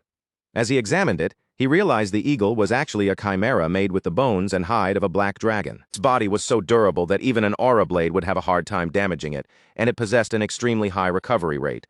Its basic option was a suicide dive, but Adrien noticed that it only had one actual skill at the moment: shared vision. Adrien reached out and patted the black eagle's head, thinking that just as Arcia grew stronger alongside him, he needed to figure out how this creature gained new skills and what conditions were required. Adrien guessed that the condition was probably clearing quests. He still was not sure how useful a suicide dive would be, but shared vision was clearly valuable, since it would let him receive information at the speed of sound. One of the knights called out to Adrien in a worried voice, snapping him out of his thoughts. Adrien looked over in surprise and asked what it was, only then realizing that he had been so focused on the black eagle that he had not noticed the crowd gathering around them. Adrien cleared his throat awkwardly, as if accepting that there was no smooth way out of this situation. Then he slowly reached one hand toward the black eagle and asked it, in the calmest voice he could manage, whether it wanted to come with him. The black eagle lowered its beak and gently rested it against Adrien's hand, almost like it was giving him an answer. Adrien carefully pulled the huge bird into a soft embrace, and the eagle accepted it without resisting at all. The knights stared in complete confusion, whispering among themselves and wondering why it wasn't attacking him. From the outside, it almost looked like Adrien and the eagle were openly sharing affection. Meanwhile, Adrien felt his face grow hot with embarrassment. Inwardly, he wondered why he had gone along with such painfully cringe-worthy acting, and he had the uneasy feeling that this moment might come back to bite him later. Once the war began, the situation did not settle into a slow chain of small local skirmishes. Instead, the conflict spread across the entire western border, turning into a full-scale war. Because of that, Adrien's brigade finally made its official debut on the battlefield. But with the communication network cut off, he could no longer log into his game, which frustrated him more than he wanted to admit. Suddenly, one of the knights hurried over and reported that a platoon of Croizon Empire vanguards was approaching their position. Adrien kept his voice steady and told the knight not to panic. He ordered them to fall back and rebuild their formation, then turned to Balaam and instructed him to lead the vanguard unit. Balaam immediately answered with a firm yes. Adrien calmly gritted his teeth, thinking that even though this world was supposed to be only a game, after all the battles he had survived against monsters, it no longer felt like he could die so easily. Harmon was watching him closely, so Adrien glanced over and asked what he was looking at. Harmon simply replied that it was nothing. But the moment Adrien turned his eyes back to the monitor, his expression changed. The enemy vanguard was already moving in to launch an attack. Without wasting a second, Adrien gave a sharp order for the 2nd Battalion to deploy the energy shield. The soldiers of the 2nd Battalion reacted at once, activating the energy shield exactly as Adrien had commanded. The enemy's attack came flying straight toward the glowing barrier. The instant it slammed into the shield, a thunderous explosion shook the area, forcing everyone inside to brace themselves and rush back into position. Adrien was stunned by the power of the blast. An attack fired from that distance should not have been that devastating, and he quickly realized this had not been just a simple test shot. Adrien also understood that in a battle like this, if there was no magician of the 7th circle or higher on their side, the outcome would be painfully obvious. He immediately asked the knights for a status report. One knight answered that the 2nd Battalion's energy shield had gone down and would need 90 seconds to recharge. Adrien could hardly believe it. The energy shield that was supposed to protect everyone had been shattered by a single strike from the enemy vanguard. He muttered this to Manuel Lucas with regret, blaming himself for not equipping them with proper magical gear beforehand. Even so, Adrien knew there was no need to envy the vanguards too much. Once he reached the maximum level in his game, he would soon stand at the 9th circle, and at the 8th circle he would already carry the title of Grand Master. Harmon told him that they had truly dodged a disaster, and that if Adrien had not reacted when he did, they would have been in serious trouble. Adrien did not take the praise too proudly. He simply brushed it off, saying that he had only been lucky. When Adrien glanced back at the monitor, he noticed that the size of the enemy's attacking force was not all that different from their own. The real problem was not the number of troops. It was the enemy fortress itself, which was much smaller than Adrien had expected. Adrien knew the Croizon Empire possessed 2 sky fortresses, but both of them appeared to be considerably smaller than the one on their side. From the look of them, they seemed like they had probably been mass-produced for the purpose of invasion. Harmon pointed out that unless they had missed some key piece of intelligence, this was likely the first time the enemy had deployed those fortresses. Vanguards were pressing them from the ground, while fortified strongholds floated above in the sky. On the ground, the battle had locked into a complete stalemate. That meant the real deciding factors were probably somewhere else. As Adrien watched the surveillance feed, his eyes narrowed, and he quietly remarked that the situation was getting intense. Then the system display changed, showing that the enemy was in the middle of detaching a weapon unit from their bridge. All of a sudden, the enemy fortress began to collapse, leaving everyone staring in confusion. Something came falling from above, and their machines immediately opened fire on the objects dropping inside the fortress. The knights laughed in relief, assuming that the enemy's sky fortress had been destroyed. But Adrien's face went pale when he saw the magical energy readings surge wildly. The fortress was overloading with magic power, and he could not understand why at first. Then the realization hit him. Adrien urgently shouted for them to send a message to the fortress at once, warning everyone that the enemy was preparing an imminent suicide attack. Moments later, a broken section of the enemy fortress crashed down onto their own, triggering a massive explosion. Just before the blast, panic erupted inside the sky fortress as the army heard the warning about a suicide bombing. The captain immediately ordered everyone to begin an emergency retreat. At the same time, he commanded them to fire anti-aircraft rounds and retrieve every personal firearm they could. But Adrien realized the falling wreckage was still going to crash into them. Without hesitation, he activated the power of his great shield and used it to protect their fortress. When the enemy's attack slammed into the shield Adrien had created, the impact roared through the air, but their fortress remained protected behind the barrier. Even though the fortress survived, Adrien felt sick from the force of the shockwave. He knew that if he had failed to use the artifacts in time, everyone there would have been blown away. Adrien looked up toward the sky fortress tense until he saw that it had not crashed because the retreat had been carried out quickly. He also understood how close they had come to disaster. If the allied sky fortress had gone down, the surviving forces from the enemy's fortress would have swept in and massacred them. Adrien then gave orders for the army to check the condition of the vanguards and take care of the soldiers. The men answered immediately, confirming that they understood. A little later, Otis approached Adrien with a bright expression, praising him warmly and thanking him for his hard work. Otis told Adrien that his performance that day had been excellent. Adrien answered modestly, saying that Otis was flattering him, but Otis tilted his head and asked what flattering meant. Adrien explained that he simply meant Otis was giving him praise. Otis then said that if Adrien had not noticed the self-destruction in time, the damage would have been astronomical. Similar suicide bombing attacks had been attempted on other battlefields at the same time, but Adrien's unit was the only one that detected the abnormality beforehand and successfully protected the fortress. Otis also told Adrien that he had already informed the local commander that the victory that day was thanks to him, so Adrien should expect a proper reward. Adrien thanked him, but Otis responded humbly, saying it was a superior's duty to make sure subordinates received the recognition they deserved when they made a real contribution. Adrien smiled quietly to himself, surprised by how reasonable Earl Otis turned out to be. Then Otis mentioned that some strange rumors had started spreading about Adrien. Adrien looked at him with curiosity and asked what kind of rumors he meant. Otis replied that he had heard Adrien had tamed a mysterious giant eagle. Adrien admitted that it was true, then added that the way he communicated with the Black Eagle really was mysterious. Adrien went on to say that he was not completely sure about the whole communication part, but the eagle itself was definitely fascinating.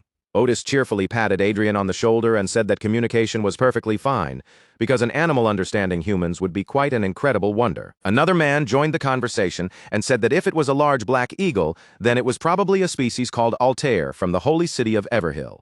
They were rare birds born with an unusually high level of mana, and it was said they could fly 5 kilometers at once. Adrien replied that he had not known that, though secretly he understood the information was true. The man then continued proudly, explaining that once an Altair was tamed, it would never betray its master and would even risk its life without hesitation to protect them. Adrien put on an impressed expression, feeling genuinely relieved that Manuel Lucas had modeled the eagle after a real species. If the eagle had been some flashy support creature with no explanation behind it, everyone would have kept pestering him with questions about what it was, making it much harder to manage. Otis, delighted by the explanation, loudly declared that if that was the case, the black eagle was no different from a dog. He called it a dog eagle, and the whole room burst into laughter. Adrien then asked Otis whether he could use personal communication now that the enemy had retreated. Otis agreed without making a fuss and told him to consider it part of his reward. Adrien's face immediately brightened. He thanked Otis again and again, thrilled that he could finally access Chronicles online. After all, there was no way he was going to miss a chance to level up. 2 weeks had passed since the war began, and Beliam, still sealed inside his suit, spoke to Adrien with a cautious tone. He said he doubted the enemy would reveal themselves so openly while descending the mountains, especially with so much surveillance watching the area. Beliam warned that the whole situation could easily be a trap. Because of that, they should avoid moving too close, and instead begin the fight from a safer distance, where they could still react if something unexpected happened. Adrien accepted Biliam's judgment and said they would proceed exactly as he suggested. Biliam could not help thinking that, in the past, no one would have taken Adrien's words seriously like this. Then he turned to his comrades and asked if they had heard the order, warning them not to blindly trust only the signals visible on the radar and to follow Adrien's instructions carefully. Biliam ordered the unit to move while maintaining distance from the suspected enemy position. The soldiers answered in unison, their voices sharp and disciplined, and Biliam quietly realized just how much everyone had changed in only 2 weeks. A little later, the enemy suddenly closed in around them from every side. Biliam immediately understood what had happened and warned everyone that it really had been a trap. Biliam quickly ordered the soldiers to retreat while keeping the enemy under pressure. He had never expected the attackers to emerge from underground, the one blind spot their radar could not properly detect. Even in the middle of danger, Biliam felt relieved that they had listened to their brigadier, Adrien, and stayed alert because of his warning. If they had rushed in carelessly without any plan, the entire unit would have been wiped out instantly. But when Biliam looked around, he saw his comrades struggling hard against the enemy's numbers. Biliam knew it was fortunate that they had avoided total annihilation, but the situation was still far from good. They had to hold their ground and block the attacks from the vanguards while waiting for support, even though the enemy had twice as many units as their side. Biliam also knew that reinforcements would need at least 5 minutes to reach them. Holding out that long without taking any damage was almost impossible.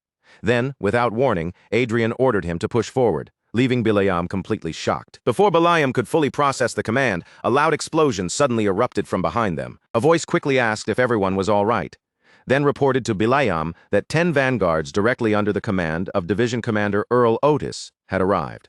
Biliam was stunned, wondering how they had already reached the battlefield, and whether Adrien had predicted this situation and requested support ahead of time. But Adrien's voice cut in again, asking Biliam whether he had stepped outside for a casual walk, and why he still was not attacking. Adrien then pointed out that the enemies had their backs turned toward the mountain range. Hearing that calm voice from the computer again, Biliam could hardly believe it, and he found himself wondering who was really the one acting like they had come out for a walk. Adrien simply told him that reinforcements were not easy to secure, so since they had this chance, they should at least take down 5 enemy units while they were there. Meanwhile, inside the meeting room, one of the men asked whether everyone had heard the news that, under Adrien's command, his unit had destroyed 5 enemy vanguards. Another man immediately praised Adrien, saying he was incredible. Not only had he predicted the surprise attack, but he had also turned a deadly crisis into a perfect opportunity. On top of that, while many other units continued to suffer heavy pressure on the battlefield, Brigadier Adrien's unit was steadily piling up real contributions one after another. At first, Otis had assumed Adrien's success might have been nothing more than coincidence. But after watching the results unfold again and again, he could no longer believe that. People had said Adrien, the prodigy of Viscount Lawrence's family, had become a fool after surviving a near-death poisoning. But in Otis's eyes, the truth was different. Adrien was a sleeping dragon who had hidden his strength all along. Otis then asked the people in the room whether Brigadier Adrien was around the same age as Michelle. He added that if Adrien's family had truly given up on him, then he would like to bring Adrien into his own family, shocking everyone present. One of the men hesitantly told Otis that he had heard Brigadier Adrien already had a lover and had even brought her with him to the battlefield. Otis did not seem bothered at all. He simply asked why that would be a problem, since the only thing that mattered was whether Michelle could become Adrien's mistress. Another man reminded Otis that Adrien was known to be addicted to games. Even then, Otis brushed the concern aside, saying that was still far better than being addicted to drugs, alcohol, or women. At that moment, everyone in the room realized Otis had already decided on Adrien as his son-in-law, and nothing they said now would change his mind. One of the men carefully asked Otis whether it might be better to observe Adrien for a little while longer, and another man quickly agreed with that suggestion. They warned Otis that, considering Michelle's fiery personality, if she heard about this plan, every one of them might disappear before they could explain themselves. Otis admitted that Michelle did indeed have a bit of a temper, and the entire room silently agreed with him. So Otis told them to stop talking about Michelle and return to the matter at hand. He ordered them to send a performance report to the Royal Court Command, making sure they clearly included just how great Brigadier Adrien's contribution had been. Later on, Biliam approached Adrien and politely asked if he had a moment to speak. Adrien tapped Arcia on the shoulder and replied that he had time, though, unless the matter was truly important, Biliam should keep it brief. Adrien noticed that Biliam's attitude had changed. The curiosity and guarded vigilance from before had softened into something closer to hopeful expectation. Adrien wondered if saving Biliam during battle was the reason behind that shift. Then Biliam asked Adrien directly why he was hiding his strength. Adrien was caught off guard, unable to believe Biliam would be that straightforward. Bilayam explained that many of their vassals were deeply worried about the future of the territory. If Cedric became the next lord, they believed a serious crisis would surely follow. In Bilayam's view, Cedric simply did not have the qualities or qualifications needed to rule. Bilayam said that if Adrien had any intention of competing with his brother, he wanted to support Adrien with all his strength. Adrien noticed that his magic glasses showed no change in Bilayam's condition, meaning Bilayam was not lying. Since Bilayam was one of his father's closest aides, Adrien wondered whether Bilayam had received some kind of instruction in advance, or whether he was saying all this simply because Adrien had saved him. Adrien told Bilayam that he was grateful for his kind words, but he would pretend he had never heard them. Bilayam froze in shock, clearly stunned by Adrien's answer. Adrien lightly tapped Bilayam, whose condition shifted into disappointment. Watching him, Adrien realized Bilayam was surprisingly naive, and that he had spoken far too rashly. Adrien knew that no matter how much they tried to restrict information from reaching Cedric, there might still be surveillance systems he did not know about. Cedric could act recklessly the moment he sensed anything unusual. Besides, Adrien considered getting rid of Anna and Cedric to be entirely his own task, and he had no intention of sharing that pleasure with anyone else. Even so, Adrien glanced back at Bilayam and thought that, for now, he would remember there were still people who genuinely cared about the well-being of the territory. Then, Adrien recalled hearing that he would receive a medal for what had happened in battle, though he wondered whether it would really turn out to be anything that important. Next day, an official announced that Adrien, the second son of the Lawrence family, would be awarded the second-class Golden Lion Medal for his many contributions. The man standing before him was Kalitz van Reinhardt, the 23rd king of the Kingdom of Reinhardt. A crowd of people cheered loudly around them, while Adrien thought about how every piece of Vanguard equipment was worth as much as a fighter jet. Still, Adrien had not expected his actions to be valued this highly by the kingdom. Adrien figured Otis must have chosen him as a public figurehead to help accelerate the momentum of the war, so he told the king that receiving the medal was his greatest honor and that he would cherish it for the rest of his life. As reporters and spectators captured the moment, Adrien forced himself to smile confidently, certain that Cedric would probably go insane if he saw this. Meanwhile, at the Lawrence family mansion, Cedric slammed his fist onto the table in rage and shouted that everyone was talking about that bastard Adrien. If Cedric had joined the war himself, he insisted, all those achievements would have belonged to him. Cedric then asked Anna what was going on with his father. Anna answered coldly that Rayford was staying with that lowly woman. Cedric said Rayford seemed to be spending more and more time with that woman lately, then demanded to know why Anna was not doing anything about it. Frustrated, Anna snapped back and asked whether he expected her to poison Rayford too, making Cedric call out to his mother in alarm. Anna angrily told Cedric not to raise his voice. She said Adrien was the reason Rayford was staying with that woman, because Rayford seemed determined to protect her from both Anna and Cedric while Adrien was away on the battlefield. Cedric asked whether it was true that Adrien planned to completely cut ties with their family after returning from the war. Anna confirmed it, saying that was exactly why Adrien had to be desperate, since he needed to find a way to survive on his own. According to Anna, that must be why Adrien saw the war as such a great opportunity. If Adrien made a major contribution, he might even be able to receive a title. But even so, Anna insisted that Adrien was not truly Cedric's competitor. Anna then assured Cedric that his mother would make absolutely certain of that. Cedric accepted his mother's words as truth.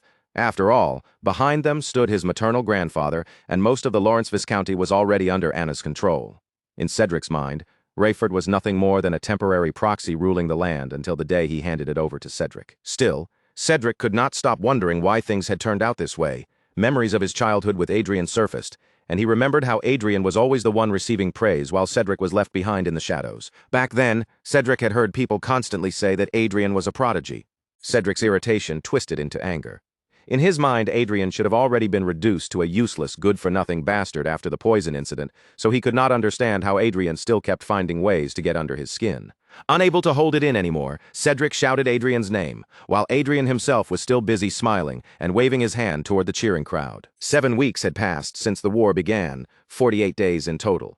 Adrien cheerfully told the Vanguard pilots to drink some energy drink before heading out, then personally poured it for them 1 cup at a time. Soon after, Adrien heard one of the Vanguard pilots tell another man that the drink made him feel unbelievably refreshed. The other man agreed right away, saying that while the other brigades had grown exhausted and sluggish as the war dragged on, Adrien's brigade still felt full of life. Hearing that, Adrien thought about just how precious the drink actually was.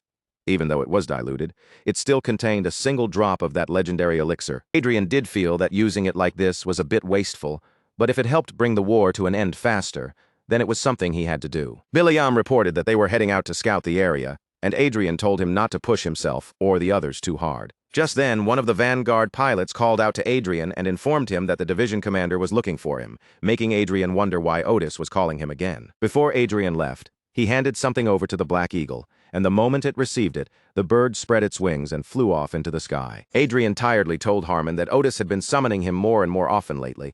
Harmon laughed and said that must mean Otis trusted him a great deal, asking if that was not a good thing. Adrien stayed silent, knowing that even if being called around by a great aristocrat was troublesome, there was nothing he could really do about it. A moment later, Adrien stood there in confusion, staring ahead as he realized that the other unit commanders had also gathered in the same place. Adrien wondered if Otis had summoned every high-ranking commander in the division. If this had only been about the battle, Adrien thought Otis could have simply sent a message that made him suspect Otis had something important to announce, something that could not be made public through ordinary communication. Then Otis appeared before them with a warm smile and welcomed all of the commanders as his guests. Otis told them they should rejoice, because they would no longer have to listen to that sickening gunfire for much longer. The end of the war would soon be declared, and Adrien was caught completely off guard by the news. Otis explained again that the war's end would be announced soon, and the foreign ministers of both countries were already holding talks. From the sound of it, the Croissant Empire had never intended to start a true all-out war in the first place. The conflict had certainly been large in scale, but in the end it was still treated like a local war, almost no different from an annual event. Everyone in the room let out a breath of relief. One man wondered aloud why the Croissant Empire would go that far, and another answered that it was obviously meant to strengthen imperial power. Adrien remembered that things had been the same in his past life as well, and he could only assume his nation had terrible luck when it came to dealing with neighboring countries. Adrien then asked Otis what would happen to the vanguards already deployed in the field. Otis answered that until the official declaration ending the war was given, they had no choice but to continue this war game. Those words left Adrien deeply displeased because he knew all too well that when superiors made decisions like that, it was always the subordinates who ended up dying for them. But Otis told Adrien to relax, then asked whether he had not already received a Golden Lion medal as one of the spoils of war. Otis added that if the war ended like this, Adrien's reward certainly would not be small, so he should simply savor the moment while he could. Adrien smiled at that, realizing Otis had a point, and wondered when he had started thinking so virtuously. Adrien raised his drink toward Otis in a quiet toast. Instead of worrying about everyone else, he reminded himself that he needed to focus on his own future, because once the war ended, he would have to return to his family. Before that happened, he needed to level up even more. The next day, Bilayam told Adrien that he still believed it was a good thing the war had not turned into something larger, leaving Adrien quietly listening. While Arcia ate at the side, Bilayam asked Adrien what would have happened if their country and the Croissant Empire had truly gone into an all-out war. Adrien answered that 100 sky fortresses and tens of thousands of vanguards would have wiped out everything in their path, creating a catastrophe beyond imagination. Then Adrien looked at Bilayam and told him he should have taken more rest, asking why he had come all the way there instead. Adrien opened his arms toward Arcia, then handed Bilayam a cookie and casually told him to have some. When Bilayam asked what it was, Adrien replied that since it had been given by Count Otis, it was probably something quite precious. Bilayam told Adrien that he had sensed it before, but now he was certain Adrien was truly different from other nobles. Bilayam said Adrien not only felt genuine sorrow for the soldiers who had sacrificed themselves, but he would even stand guard at the command center like this while his men were resting. Of course, Adrien knew the real reason he seemed different from ordinary nobles was because he had once been a very ordinary citizen in his past life, and right now he was only staying there while waiting for the chance to access his game. But Bilayam continued, saying that Adrien still possessed the composure and dignity of a true noble at the same time. Adrien told him he thought Bilayam was mistaken about that part, but Bilayam asked whether Adrien had not calmly continued drinking black tea even while enemy troops were rushing toward them. Bilayam believed that kind of calm was impossible without absolute confidence in oneself. Because Adrien remained composed, the subordinates were able to shake off their tension as well. He added that everyone in the 232nd Independent Brigade now completely trusted Adrien. At that point, Adrien understood what Bilayam was trying to say. Bilayam was about to bring up supporting him as the successor again. Adrien was just wondering why Bilayam had suddenly started praising him so much, and was about to remind him of what he had said last time, when Bilayam abruptly dropped to one knee. Adrien was surprised, but Bilayam calmly told him not to worry. They had trustworthy men stationed around them. No one could approach, and they had already checked for surveillance devices. Adrien looked up after hearing Bilayam's words and noticed Vanguard soldiers standing guard outside. That was when he realized Bilayam was serious, especially because all of them were men connected to his father's side. Adrien told Bilayam that he understood precautions had been taken, but acting this openly could actually make their behavior even more noticeable. Bilayam answered that this was exactly why they had come at a time when everyone else was resting. Then Bilayam lowered his head and declared that he, the humble subject Gilbert Bilayam, wished to serve Adrien Lawrence, the second young master of the Lawrence family, as his lord from that day forward. Adrien asked whether the other knights outside were thinking of doing the same thing, and Bilayam replied that they were. Adrien fell silent for a moment. Then Adrien gave his answer and said all right. Bilayam immediately lifted his head, his face brightening with excitement. However, Adrien told Bilayam that he had one condition. When Bilayam asked what it was, Adrien said they were to continue acting normally until he personally told them otherwise. Bilayam asked whether it would not be better to gather strength as quickly as possible. He suggested that even if Adrien built his power base there and then, the size of their forces would already be nothing to scoff at. Adrien replied that their strength might not be insignificant, but it was still not enough to guarantee victory. He told Bilayam that he had a plan, so they should simply follow his orders. Bilayam bowed his head and answered that he would. Adrien then asked Bilayam how many knights were willing to follow him in the same way. Bilayam answered that, first of all, 5 vanguard pilots were already present there, and the remaining knights numbered around 30. If they gathered people from the territory as well, their force would at least double. Adrien thought that was not bad at all, since it meant he now had more people he could work with. Adrien slowly rose to his feet while praising Bilayam for what he had done. But just before Adrien left, Bilayam said there was one more thing he needed to tell him, making Adrien pause in confusion. Bilayam told Adrien that his father was planning to assign Sir Perseus to him, and in Bilayam's opinion, it would be wise to recruit Sir Perseus in advance. Adrien was genuinely surprised by Bilayam's words. Perseus had originally served as the vice commander of the Lawrence Knight Order, and with his exceptional skill, there were almost no aura experts who could rival him, aside from the Knight Commander himself. But Adrien had thought Perseus had already left the Order because of the political fighting within the family, especially the conflict centered around Anna. So he could not help wondering whether someone like Perseus was truly coming back now. Bilayam told Adrien that once Perseus returned, many knights who had stayed neutral until now might finally change their minds. Adrien knew exactly what kind of man Perseus was, a straightforward warrior type, and a knight who had always been extremely popular. In other words, if Adrien could bring Perseus to his side, there was a real chance to expand his influence, perhaps even enough to stand on equal footing with Anna and Cedric's faction. Adrien decided that recruiting Perseus was not a bad idea at all. More than anything, Perseus was a valuable talent. And unlike many others, he was someone Adrien could potentially use even outside the Lawrence family. So Adrien told Bilayam that he needed to meet Perseus as soon as possible, then asked whether Bilayam could arrange the meeting in secret. Bilayam looked shocked by how quickly Adrien made the decision, but he soon steadied himself and promised that he would look into it. After leaving the room, Adrien walked away while thinking that having power really was a good thing. However, building his own faction was not Adrien's top priority right now. What mattered most was clearing the next lucky encounter quest, and he firmly swore that he would form his 7th circle that very day. But the next thing Adrien knew, he was lying in his own blood alongside Arcia and the Black Eagle, while the system coldly informed him that he had died. The system then told Adrien that he would have to try again after recovering the experience points he had lost. Before everything had fallen apart and both Adrien and Arcia died in the game, Adrien had been shouting in confusion, asking what was happening. He called for Arcia to help him, and Arcia immediately obeyed his command without hesitation. Until that moment, while clearing lucky encounters and climbing all the way to level 200, Adrien had never once experienced death. Adrien knew that dying, struggling, and trying again were normal parts of playing a game. But in his case, his senses were linked to his real body, meaning that if he died there, the pain would be beyond imagination. Adrien noticed something that chilled him. Arcia had always stood firm against any enemy they faced, but this time even she was being pushed back. In every battle until now, Adrien had always placed his own safety above everything else. When the enemy, a Death Knight, slashed through both Arcia and the Black Eagle, their entire formation collapsed in an instant. Adrien realized then that this enemy was not merely an aura master. The Death Knight was also a named boss strengthened by a quest buff, with an abnormally powerful body, placing him on an entirely different level. The last thing Adrien saw before everything went dark was the system message announcing his death and telling him to try again after recovering his experience points. Then the system informed Adrien that he was being resurrected in a nearby village. Adrien sat there in silence, forcing himself to endure the lingering pain.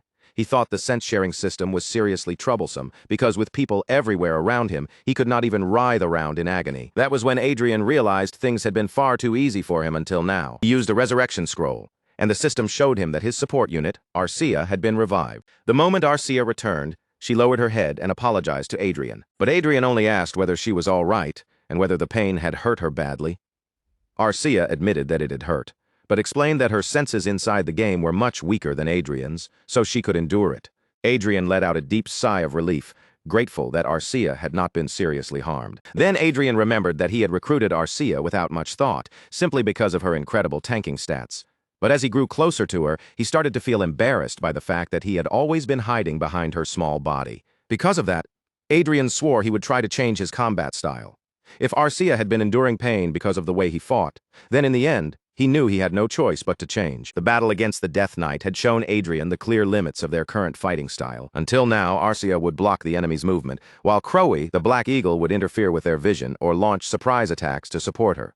Meanwhile, Adrien stayed in the back and dealt heavy damage with magic. It had worked because their equipment was overwhelmingly strong. Against an enemy like the Death Knight, who could constantly keep up with Arcia and pressure her without slowing down, that style had an obvious limit. The biggest problem was the long gap between each of Adrien's attacks.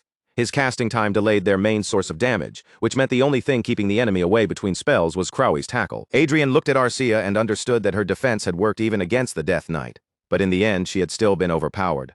Even so, she could definitely block at least one attack. If they had one more damage dealer who could support her while Adrien cast his spells, their current style might still work. But Adrien knew he could not bring another person into a lucky encounter quest, so he could only think of 3 possible solutions. The first option was to use lower-level magic circles, reducing casting time and increasing how often Adrien could fire his spells. The second option was to have Crowy fight more directly instead of only using hit-and-run support. The third option was for Arcia to stop relying only on her shield and start using a sword as well, so she could help deal damage. Adrien quickly realized that the first option would only weaken his own power, so the better path was to change how Arcia and Crowy fought. He planned to study it closely while recovering his experience points. He told Arcia it would not be easy, but they should still give it a try, and Arcia agreed. However, during the second battle against Death Knight Pascal, the system once again announced that Adrien had died and would need to recover his experience points before trying again. Adrien was furious and frustrated, unable to understand how it was even possible for things to go this badly. After resurrecting Arcia once again, she apologized to him, but Adrien told her not to say sorry because the problem was his own. This time, Adrien had tried using both Arcia and Crowy more actively in the fight.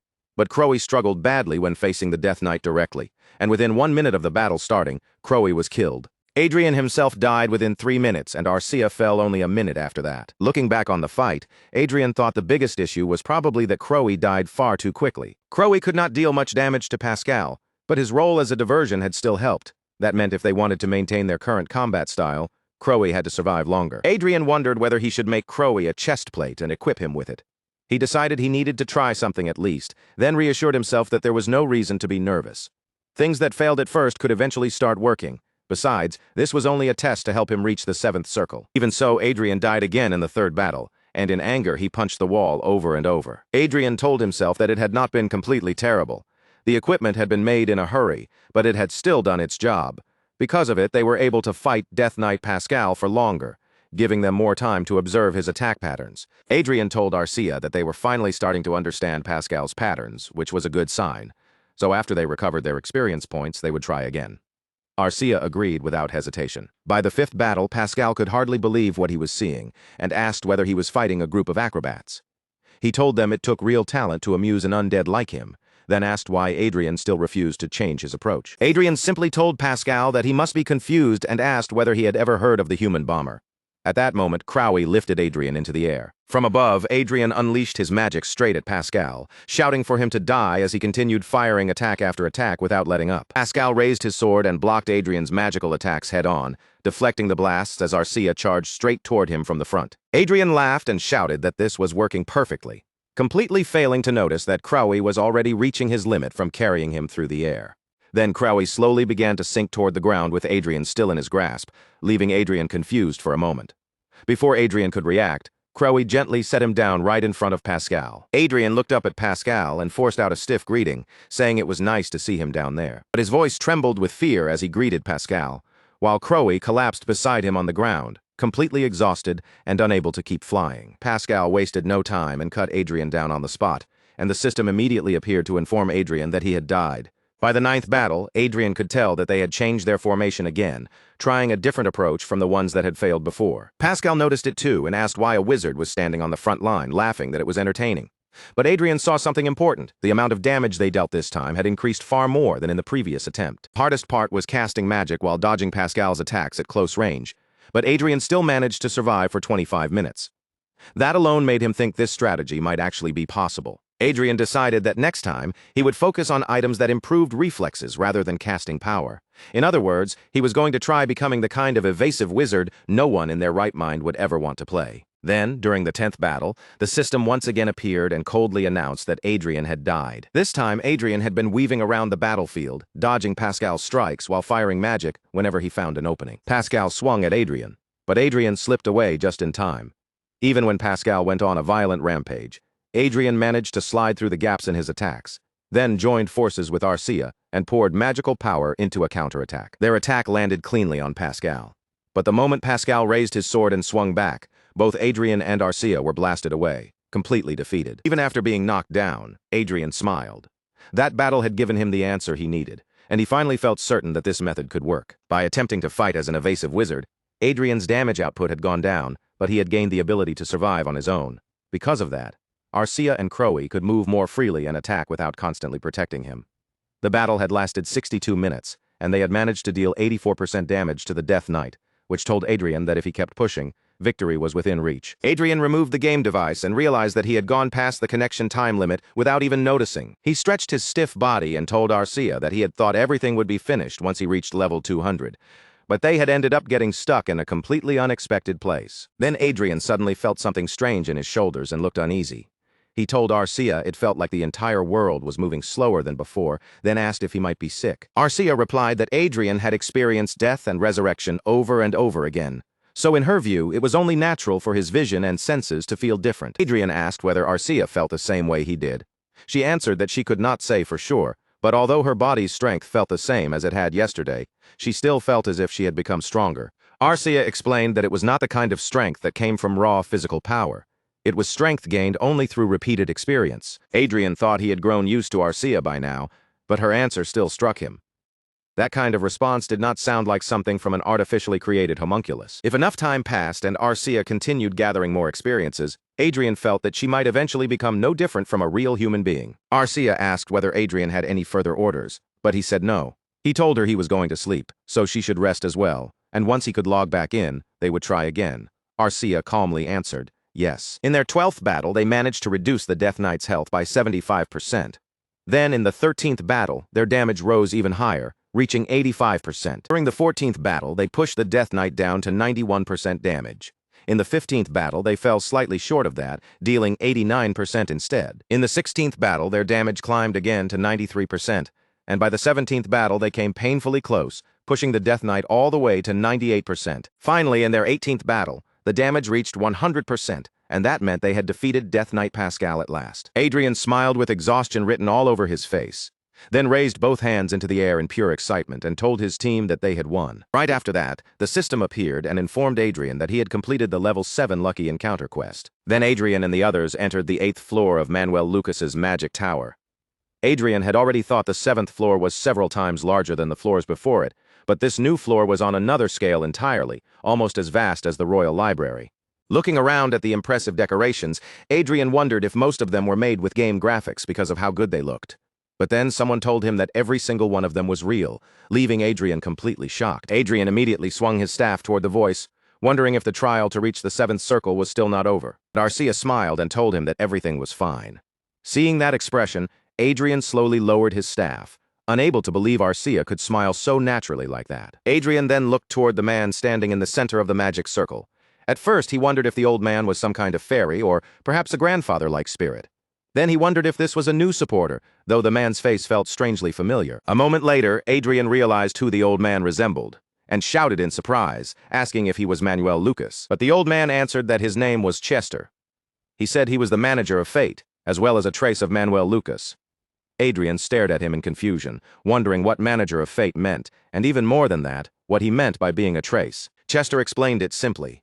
He was an artificial intelligence created by replicating Manuel Lucas's memories, but at his core, he existed as a trace left behind by Manuel Lucas. Even if Chester was only a kind of clone, Adrien had still encountered a being connected to the man who was practically his savior. Instead of feeling simple joy, Adrien's thoughts became complicated, though he knew it would be best if Chester showed him goodwill. But if Chester felt the opposite way, Adrien had no idea how he would respond. Within the Hollywood system, Chester would be like an omnipotent being, no less than a god. Adrien broke into a nervous sweat, wondering if Chester had appeared to take back everything Manuel Lucas had given him. Chester noticed Adrien's tension and calmly told him there was no need to be that nervous. Adrien told Chester that being able to hold an independent conversation with him like this was incredible. Chester did not seem like an ordinary program made with artificial intelligence at all. Chester replied as if that were obvious. He explained that while he might not possess a soul, he did contain data built from the life and memories of a real person. Adrien said that even though Manuel Lucas's physical body had eventually lost to aging and died, his spirit still remained inside this virtual world. In a certain sense, that could be called eternal life. Chester answered that it could be viewed that way, and that was exactly why Manuel Lucas had created the Hollywood system in the first place. But the system was not perfect. Memories converted into data could be lost during transfer or slowly deteriorate. More importantly, Chester said he could not truly consider himself alive because he existed more like a specter than a person. Manuel Lucas had believed that even if a copy of his memories gained consciousness, that copy would still not be his true self. If Manuel Lucas had truly been interested in eternal life through memory duplication, he would not have wandered through virtual space like this. Instead, he would have created a homunculus like Arcia and engraved his memories directly into that body. Adrien had secretly suspected that Manuel Lucas's ultimate goal might have been to take over his body, so he felt relieved when Chester's explanation made it seem that was not the case. Adrien then asked Chester if he could ask why Chester had appeared. He admitted honestly that the difficult situation on the previous floor had left him flustered, and he wanted to know whether there would be any restrictions or compulsory duties placed on him now. Adrien slid down along his staff, and the very next moment, a glowing system window unfolded in front of his eyes. Written across it was a message confirming that he had been granted the right to use the Hollywood System's administrator authority a total of 5 times. Chester calmly explained to Adrien that the fate he had inherited was, in truth, everything that once belonged to Manuel Lucas. Naturally, that included all kinds of authority as well. However, because that fate had not yet been completely resolved, there were still limits in place. Even so, Chester assured him that, in the future, Adrien would be able to wield that authority exactly as he wished. Adrien looked at Chester and asked what he could actually do with that kind of power. Chester answered that he would be able to exercise administrator authority over every program connected to the Hollywood system, a virtual reality network. The moment Adrien heard that, his eyes widened in shock, because he knew the Hollywood system existed with virtual reality functions and worked almost like Earth's internet. In other words, Adrien realized that this meant he could freely control all information connected online. But before that realization could fully settle in, Chester added that there were 4 rules he absolutely had to follow whenever he used administrator authority. The first rule was that administrator privileges could not be used on Chronicle Online, since it was directly bound to Manuel Lucas's fate. The second rule was that Adrien was forbidden from directly accessing another person's brain. The third rule prevented him from stealing someone else's property, and the fourth barred him from using his authority in any way that would directly harm the world. At first, Adrien wondered what kind of rules Chester meant, but after hearing them, he quickly realized they were all surprisingly reasonable. Adrien then asked Chester whether it would be possible to launder the source of the wealth he had obtained through fate. Chester answered without hesitation, saying that it would not be difficult, since there were several methods available. Among them, the method he recommended most was to create investment and stock trading records within the online currency market. Adrien asked whether there was any chance those records could be exposed through an investigation. Chester replied that the probability of being detected was extremely close to 0. This was not a simple matter of changing a few numbers in a ledger. Chester would revise every piece of related information and make the entire process appear, through the records, as if it had genuinely happened. Adrien told Chester that he wanted to use the administrator authority. Chester immediately acknowledged his request, then explained that Adrien's current assets amounted to 12.625 trillion loots.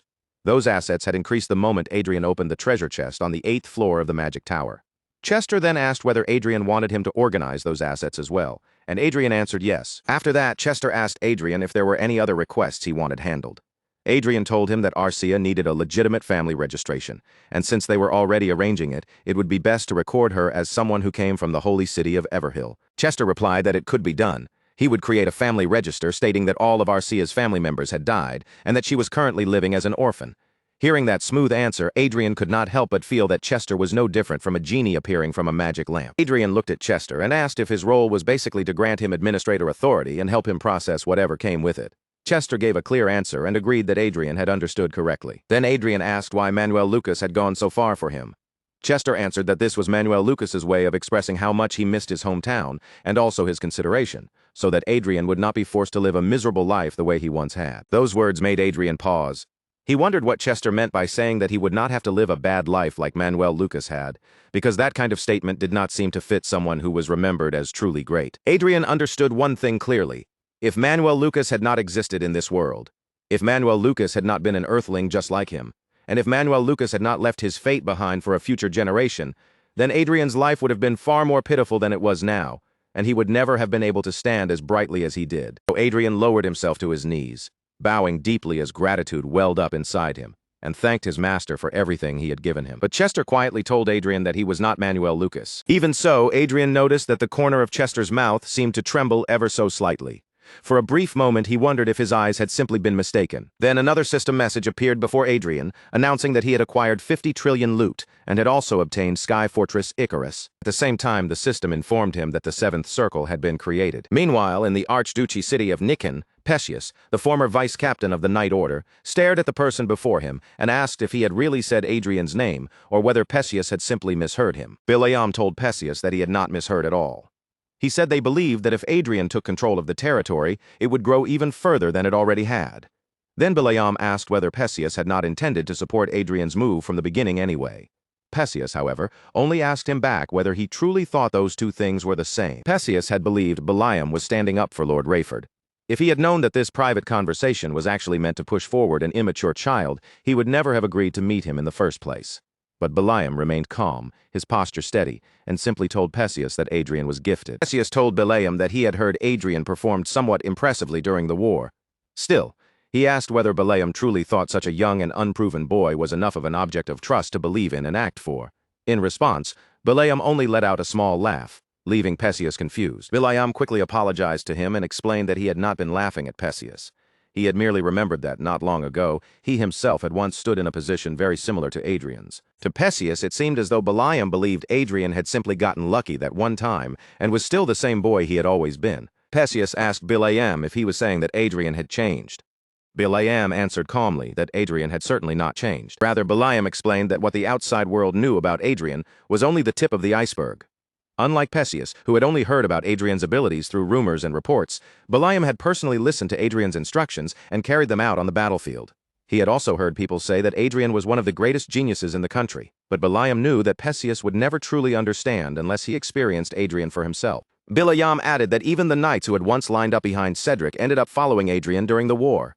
Perseus told him that he sounded completely devoted to the second young master. Bilayam replied that he had no other choice but to devote himself to Adrien, then repeated that Perseus would not understand until he saw it with his own eyes. Perseus thought back to the story he knew. Adrien, once praised as a prodigy, had taken poison and become an ordinary boy at the age of 7. In other words, at an age when most children knew nothing of survival, Adrien had already chosen a path to stay alive and had put that decision into action. Even if Perseus set aside the intelligence that Bilayam so proudly praised, he had no choice but to acknowledge Adrien's patience and perseverance, especially after everything that had happened until now. Then Perseus asked Bilayam what he wanted from him. Bilayam answered that he wanted to persuade the vassals who were still maintaining neutrality and shift the balance of power toward the second young master. Perseus told Bilayam that this was an enormous task, one that would not be easy to accomplish. But even as he said that, he admitted it was also interesting. Bilayam told him that he had made a great decision. Perseus immediately questioned what he meant, since he had not decided anything yet.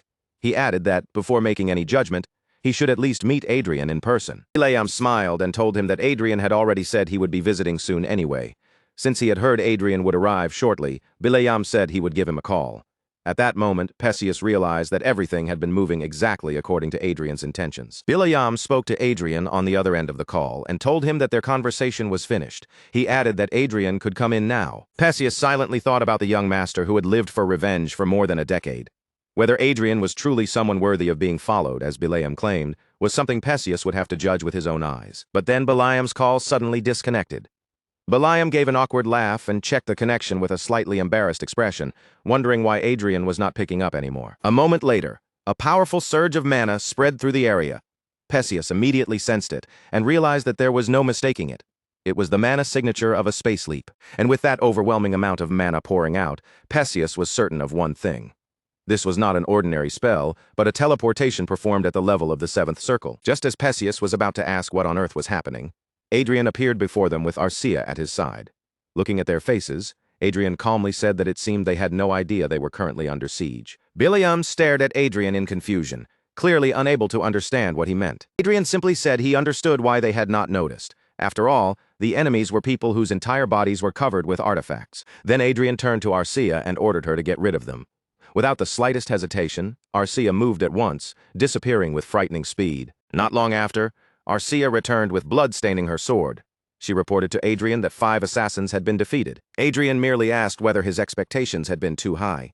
He had heard that both Bileam and Perseus were considered the strongest men in the territory, yet somehow they had failed to notice the assassins approaching them. Perseus could not make sense of what was happening.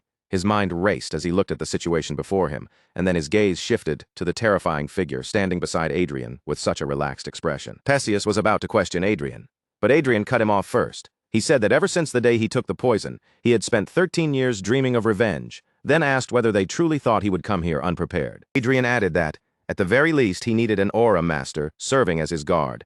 The moment those words left his mouth, both Bileam and Perseus were struck with shock. Perseus remembered what he had thought only moments earlier, that he would have to see for himself whether Adrien was truly worthy of being followed. Only now did he realize how presumptuous that thought had been. Adrien was not someone Perseus could dare to measure or figure out so easily. For a brief moment, they said nothing. Adrien and Perseus simply looked at each other in silence, the air between them heavy and still. Then Adrien turned his attention fully toward Perseus, and with a single look he noticed that Perseus was 43 years old. Adrien's gaze settled on Perseus, and the information about him surfaced clearly. Perseus was 43 years old, a member of the Reinhardt Kingdom's Free Knights, with talents that leaned toward high aura, powerful physical ability, decent learning aptitude, and average intelligence. His traits were conquest and leadership, and his current connection to Adrien was marked as friendly and allied. Even so, the look on Perseus's face carried a complicated mix of astonishment, fear, and expectation. Perseus looked at Adrien with tense eyes and asked whether Anna had been the one to send those assassins after them. Adrien answered without hesitation, confirming that Perseus's guess was right. Adrien told Perseus that he must have plenty of questions right now. Then, without making a fuss, Adrien lifted his hand and snapped his fingers. In an instant, the corpses lying on the ground vanished as if they had never existed, and the broken surroundings quietly restored themselves. Bileam stared in amazement as the bloodstains disappeared and every trace of the dead bodies was erased. Adrien, however, remained perfectly calm and told them not to think too deeply about it, saying it was only a 5th circle magic spell. Adrien then suggested that they move somewhere else. With the light touch of teleportation magic, he transported them away in a single breath. Perseus and Bileam could only stand there stunned, fully aware that the spell Adrien had just used was the 7th circle spell known as teleport. The Kingdom of Lua was an ally of the Reinhardt Kingdom, and it was famous for producing a remarkable number of grand wizards. After the 4 great empires, if anyone asked who the most famous wizard in the world was, almost everyone would give the same answer: Duke Cain Riverdale. Duke Cain Riverdale was not merely a grand wizard. He was also a legendary teacher who had successfully raised 6 7th circle wizards. Of course, many people still believed that Manuel Lucas was the greatest wizard in history. But when it came to the title of greatest teacher, that honor belonged to Duke Cain Riverdale. Perseus looked at Adrien in disbelief and asked if his magic teacher was truly Duke Riverdale. But Adrien had already been told that Duke Riverdale had passed away a year ago. Adrien answered that he knew Duke Riverdale was dead. However, because Riverdale had already taught him before that, Adrien said he was able to continue learning without any major issue while under Anna's surveillance. Perseus still struggled to accept it, especially since he knew Adrien had spent most of his time inside the game. Then something seemed to click in Perseus's mind. Seeing that realization on his face, Adrien smiled faintly and told him that he was exactly right. Adrien explained that the only place where he could act freely without being restricted by watchful eyes was the virtual world. Duke Riverdale had taught him by alternating between the real world and that virtual space, allowing Adrien to continue his training in both places. Of course, Adrien knew that all of that was a lie. A grand wizard appearing out of nowhere would make anyone suspicious, and if people heard that a 20-year-old had reached the 7th circle, doubt would follow immediately. The safest way to prevent that suspicion was to give himself the title of Duke Riverdale's disciple. Perseus said that Duke Riverdale had truly been a creative man, and that this would have been a brilliant way to teach someone in secret. Adrien understood what Perseus meant, but he also knew he had not simply made up a lie without preparing anything to support it. Adrien had a platinum plaque, along with a hologram picture showing Duke Riverdale and himself together. But the truth was, none of those things were genuine. Adrien had asked Lucky Encounter and Chester to create them in reality, so he could use them as his alibi, just like the item he was holding now. They had even prepared countless traces of Duke Riverdale's involvement, including records suggesting that Riverdale had secretly taken in a disciple no one knew about. That way, if the Riverdale family or any of Duke Riverdale's other disciples found Adrien, they would be more likely to believe him. Adrien wished he could simply say that he was the heir of Manuel Lucas, but he knew very well that if he did, people would never leave him alone for the rest of his life. Adrien then told them that Arcia and he could deal with Anna and Cedric themselves. Because of that, Perseus and Beliam did not need to push themselves too hard trying to expand their influence all at once. Perseus asked Adrien why he had called him here. Then, Adrien answered that he had no intention of letting Perseus simply walk away, which left Perseus shocked and confused. Adrien then added that there was another task he wanted Perseus to handle, and asked to see his left hand. Their digital watches touched lightly against each other, and a system window immediately appeared, displaying Adrien's #2 online currency account. The system asked Adrien whether he wanted to share 20 billion loots from his #2 online currency account. Adrien answered yes without a second thought. Perseus was visibly shaken by Adrien's sudden move. Adrien, however, calmly told him that he wanted Perseus to create a group that would follow his orders and gather intelligence. Adrien knew the work this group would handle would not be clean. It would involve dirty jobs, the kind of things necessary for aiming higher in the world. But he also knew it was cruel to ask proper knights to shoulder that kind of burden. Perseus told Adrien that since they were likely going to oppose Margrave Raven, a group like that was probably necessary. Even so, Perseus asked if Adrien was truly sure about this, because saving up such a huge amount of money could not have been easy. Adrien told Perseus that he had a talent for investing.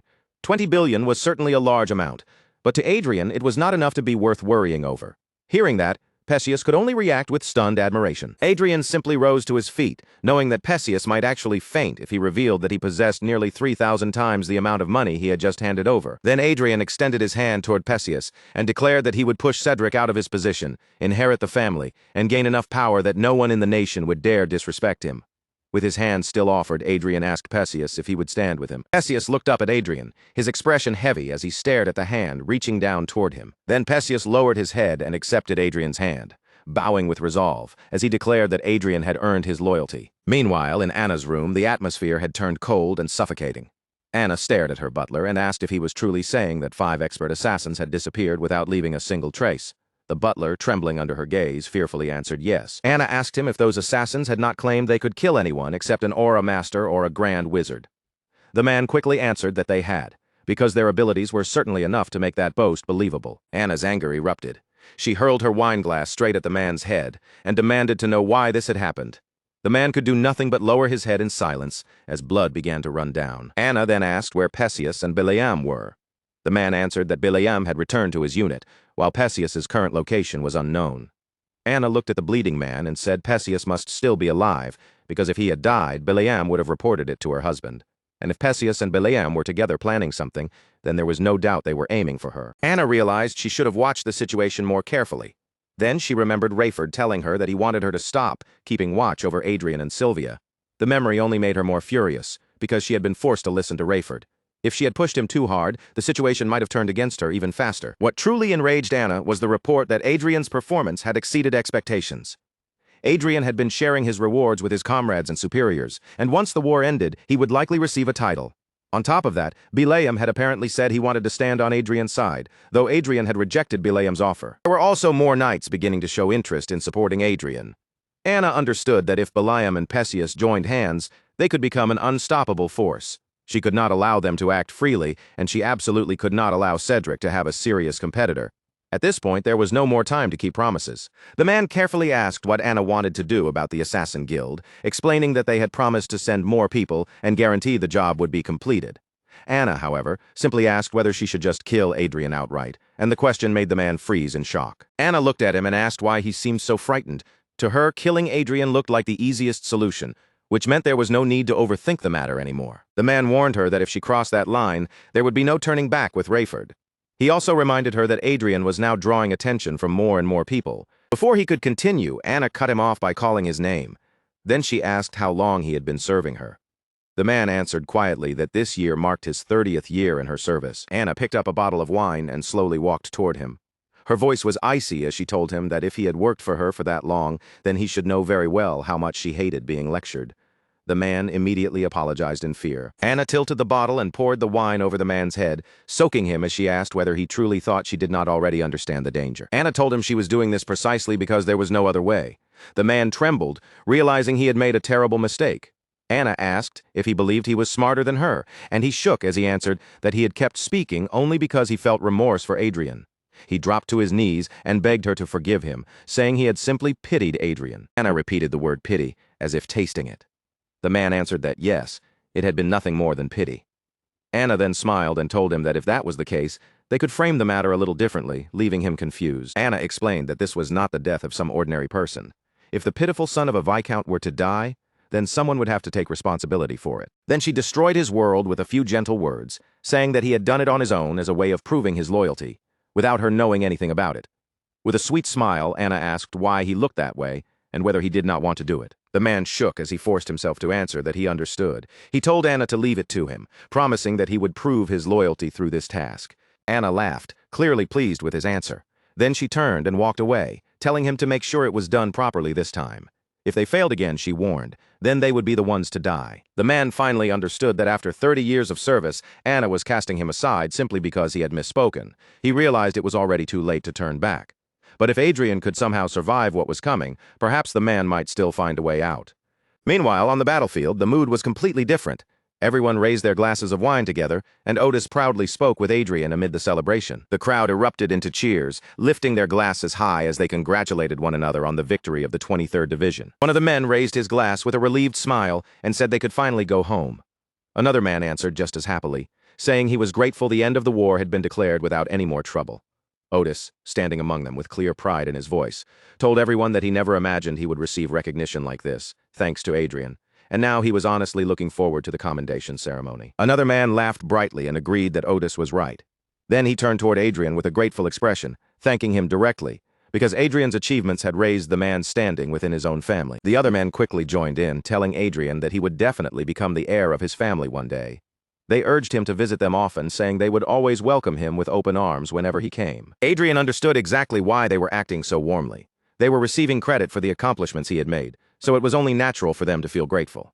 If Adrien had taken every reward for himself, this kind of atmosphere would never have formed. So Adrien simply smiled and told everyone that it was all possible because Otis had trusted him and supported him with such great wisdom. Otis laughed at that and said Adrien really was a humble man. But then Otis added that, in a way, things might have been even better for Adrien if the war had continued just a little longer. Adrien paused at those words, wondering what Otis was trying to say. Otis explained that if the war had dragged on and Adrien had earned even more recognition, he might have been able to rise high enough to become a lord in his own right. But with his current achievements, the reward would likely remain limited to Adrien alone. Hearing that, Adrien immediately understood what Otis meant, because there was a huge difference between inheriting a title and earning one personally through merit. No matter how high a rank Adrien received, if it did not come with an earldom, he would not be able to pass that title down to anyone. Still, Adrien calmly told Otis that it was fine, and that he had not fought in the war expecting some grand reward in the first place. Even so, Otis said it was still a shame. Adrien had so much potential, yet he did not have the right environment to fully show what he could do. Adrien remained quiet, because deep down he already knew that once he pushed Cedric aside, he would become the rightful heir of his family. Otis admitted that the whole situation made him feel sorry for Adrien. Adrien told him not to worry, saying it was truly all right. Then Otis cleared his throat, hesitated for a moment, and suddenly suggested that Adrien could perhaps become engaged to his daughter. Adrien froze in shock. Otis shyly explained that he did have one daughter, and if Adrien was willing, he could arrange it. Adrien could not help wondering why Otis would bring up something like that so suddenly. The offer felt a little too much to accept on the spot, so Adrien politely thanked Otis and told him he would think about it. Otis's face brightened as he told Adrien to seriously consider it, adding that Adrien would always be welcome in his house. Adrien, however, quietly wondered whether Otis's daughter was the same girl rumored to be a maniac. Still, he decided that was not his immediate problem, and instead wondered whether any of it even mattered now that he could finally return home. Inwardly, Adrien thought of Anna and Cedric, and silently warned them that once he returned, things they could never have expected were going to begin. The day after the war between Reinhardt and Croisen came to an end. The provincial army was disbanded right away. Evans clasped Adrien's hand firmly and invited him to visit his place any time, telling him that he would always be welcome there. After their brief farewell, the ship's entrance closed, and the vessel slowly lifted into the air before flying away. Later, Adrien logged into the game again, but exhaustion weighed heavily on him. Whenever he had even a little free time, he had been pushing himself to level up as quickly as possible. Adrien knew the requirement clearly. To challenge the 8th level of the Lucky Encounter quest, he needed to reach level 250, while his current level was only 202. However, nearly 10 days had already passed since Adrien reached level 200, and it felt as though his progress had slowed to a crawl. Since the battle against the Death Knight, Adrien knew that his party's combat ability had improved greatly. But as they grew stronger, the monsters they faced also became stronger. On top of that, the amount of experience required to level up had increased as well. making it impossible to gain at least one level a day like before. Adrien knew this was not just his own problem, because the monster they had just defeated required a party of at least 5 people to bring down safely. For a moment, Adrien wondered if he should look for another party member, but he quickly dismissed the idea. Because he possessed the lucky encounter ability, it was better to avoid drawing attention, and he preferred to keep moving toward the max level slowly and steadily. So Adrien decided to treat the struggle as both a lesson and a valuable experience, something that would help him grow stronger in the long run. Just as Adrien was about to say something to Arcia, he noticed that she had gone completely still. Concerned, he asked her what was wrong. At that exact moment, Crowy landed behind him. Adrien turned to Crowy and asked what was happening. Crowy flapped its wings frantically, trying to explain something to him. Panic rose in Adrien's chest as he looked back toward Arcia, wondering if something had happened outside. Adrien immediately logged out of the game, and the moment his eyes opened in reality, he saw Arcia already locked in combat with someone, which caught him completely off guard. Adrien quickly focused on Arcia's movements and the enemy facing her. After watching for only a moment, he realized that this was not a simple disturbance. It was a full battle. Without wasting a second, Adrien brought out his great shield to protect himself and moved to Arcia's side. Arcia told him that the attackers were assassins, similar to the ones they had eliminated last time. Adrien frowned and asked, since when assassins fought with 4 swords. Arcia answered that she was not sure either, but she explained that the enemies were equipped with force armor and were carrying 3 swords in total. Adrien stepped closer to Arcia, his eyes sweeping over the strangely clean surroundings. He pointed out that the area looked far too neat, considering 3 vanguards had supposedly been trying to kill him. Arcia told him that Bilayam had already prepared for possible attacks, and that Bilayam had managed to stall the enemy vanguards. Adrien felt a little relieved after hearing that. If there were 5 vanguards in total, then the situation should not be too difficult to handle. But then Arcia suddenly looked upward and warned Adrien that one of them would not be so easy. As she spoke, the ceiling above them began to collapse. Through the falling debris, a pair of red eyes stared down at them. Adrien immediately realized what they were facing. Armored golems. Adrien guessed that Anna had shifted her target from Bilayam and Perseus directly to him. Honestly, he preferred it that way, because it meant the enemy had chosen to come straight into his reach. Adrien reached into his inventory space while calling Arcia's name. He pulled out a sword and tossed it toward her, asking if 1 forced sword would be enough. Arcia caught it smoothly and answered, of course. Then Adrien gripped his Istro staff, while Arcia held her Istro arming sword at the ready, both of them facing the incoming threat without hesitation. One of the golems pointed its sharp claws straight at them, then leaped down from above, launching itself toward Adrien and Arcia in a brutal attack. Adrien looked at the descending golem and simply called it pitiful. Then he coldly told the enemies that they had chosen the wrong target. Circles appeared around Adrien's shield spell, and he unleashed flame blast at the golems with explosive force. The blast tore through the ship itself, leaving a massive hole ripped open in its side. Adrien immediately flew out through the hole he had created. As the wind rushed around him, he called to Arcia and told her they should go. Arcia answered yes and followed him without delay. Meanwhile, inside the ship, one of the enemies urgently told his captain that something was wrong and that they had to retreat. The enemy captain stared in disbelief, wondering how this could be happening when the job should have already been finished by now. Suddenly, enormous explosions erupted near them, blasting the enemy forces and their monsters away. The enemy captain was thrown into chaos, sweating furiously as pain and panic overtook him. The enemy captain shouted in disbelief, demanding to know why a monster like that had been hiding inside the Lawrence family. Adrien flew closer to the enemies while firing magic at them, and Arcia charged ahead at the front, keeping herself busy cutting down the monsters. The enemy captain heard his subordinates screaming that they could not escape and that they had to kill the archmage, because Adrien was interfering with their teleportation. Another enemy shouted back that they could not do it, because there was an Aurum master standing beside Adrien. Before he could say more, his words broke into a cry of pain. The enemy captain felt his mind unraveling under the pressure. As if an archmage alone was not already impossible to deal with. There was even an Aurum master fighting beside him. Unable to endure the situation any longer, the enemy captain turned and fled, shouting to his own people that they were on their own now. His desperate escape immediately drew the attention of both Adrien and Arcia. A moment later, Adrien focused his magic and slammed the enemy captain down, stunning him against the floor. At the same time, Arcia rushed toward the fallen man with frightening speed. Arcia cut off the enemy captain's hand, making him scream in agony. Then she swung her sword back and attacked again, her blade coming dangerously close to beheading him in one clean strike. But Adrien quickly told Arcia to wait and ordered her not to kill that man. Arcia stopped just in time, her blade halting right before it could sever the enemy captain's head. Adrien descended onto the ship and walked closer to the man lying before him. He told the enemy captain there was no point trying to escape. The man stared back in horror, wondering if his entire unit had truly been annihilated, because in his mind, that should have been impossible. Adrien was just about to make a proposal to the enemy captain, suggesting that they help each other. But then Adrien noticed the enemy captain doing something suspicious.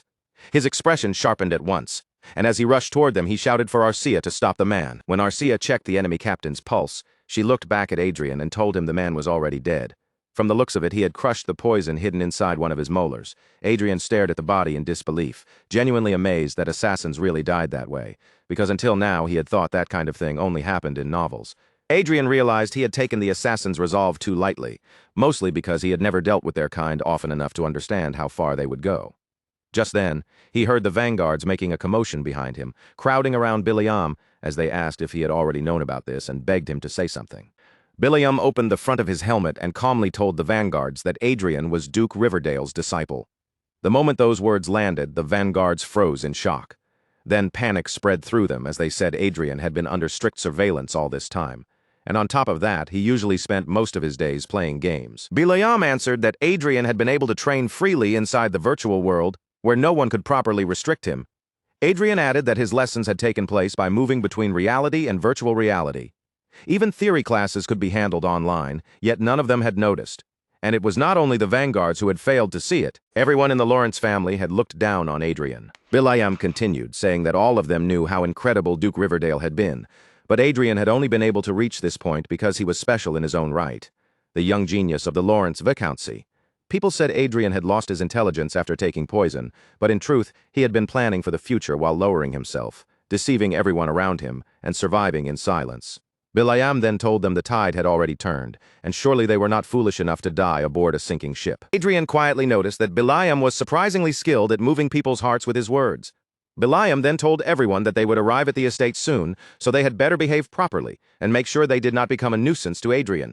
The vanguards immediately answered in unison. Later, Sylvia came running toward Adrien with tears streaming down her face. She threw her arms around him and hugged him tightly, asking over and over if he was all right and whether he had been hurt anywhere. Adrien gently told his mother to calm down, reassuring her that he was fine and had not suffered any serious injury. Rayford looked at Adrien and told him that he had worked hard.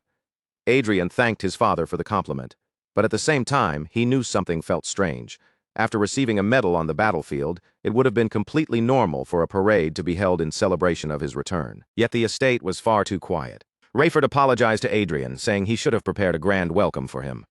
Adrien told his father it was fine, since he was not particularly fond of noisy events anyway. But inwardly, Adrien was sure this had to be Anna and Cedric's doing. After all, why would they bother holding a parade for someone they expected to die soon? Rayford then said that, in exchange, they had prepared a grand banquet, so everyone should celebrate Adrien's return properly by eating and drinking together. Adrien simply lifted his eyes and looked upward. When he saw his fortress sitting there in energy-saving mode, a small smile crossed his face, and he let out a quiet sigh. Inside the mansion, the banquet table was filled with an impressive spread of dishes. Biliam, Harmon, and the others stood before Adrien, telling him that fighting alongside him had been the greatest honor of their lives. Harmon bowed his head deeply to Adrien and said that he had only been able to return alive because of him. Watching that, Rayford remarked that Adrien seemed to have learned how to win people's hearts on the battlefield. Suddenly, Adrien heard Cedric call his name in a trembling voice filled with anger. When Adrien turned, he saw Cedric standing there with Anna and the others. Adrien bowed his head politely toward them and said it had been 3 months since they last saw each other. With everyone watching, Cedric had no choice but to welcome Adrien back.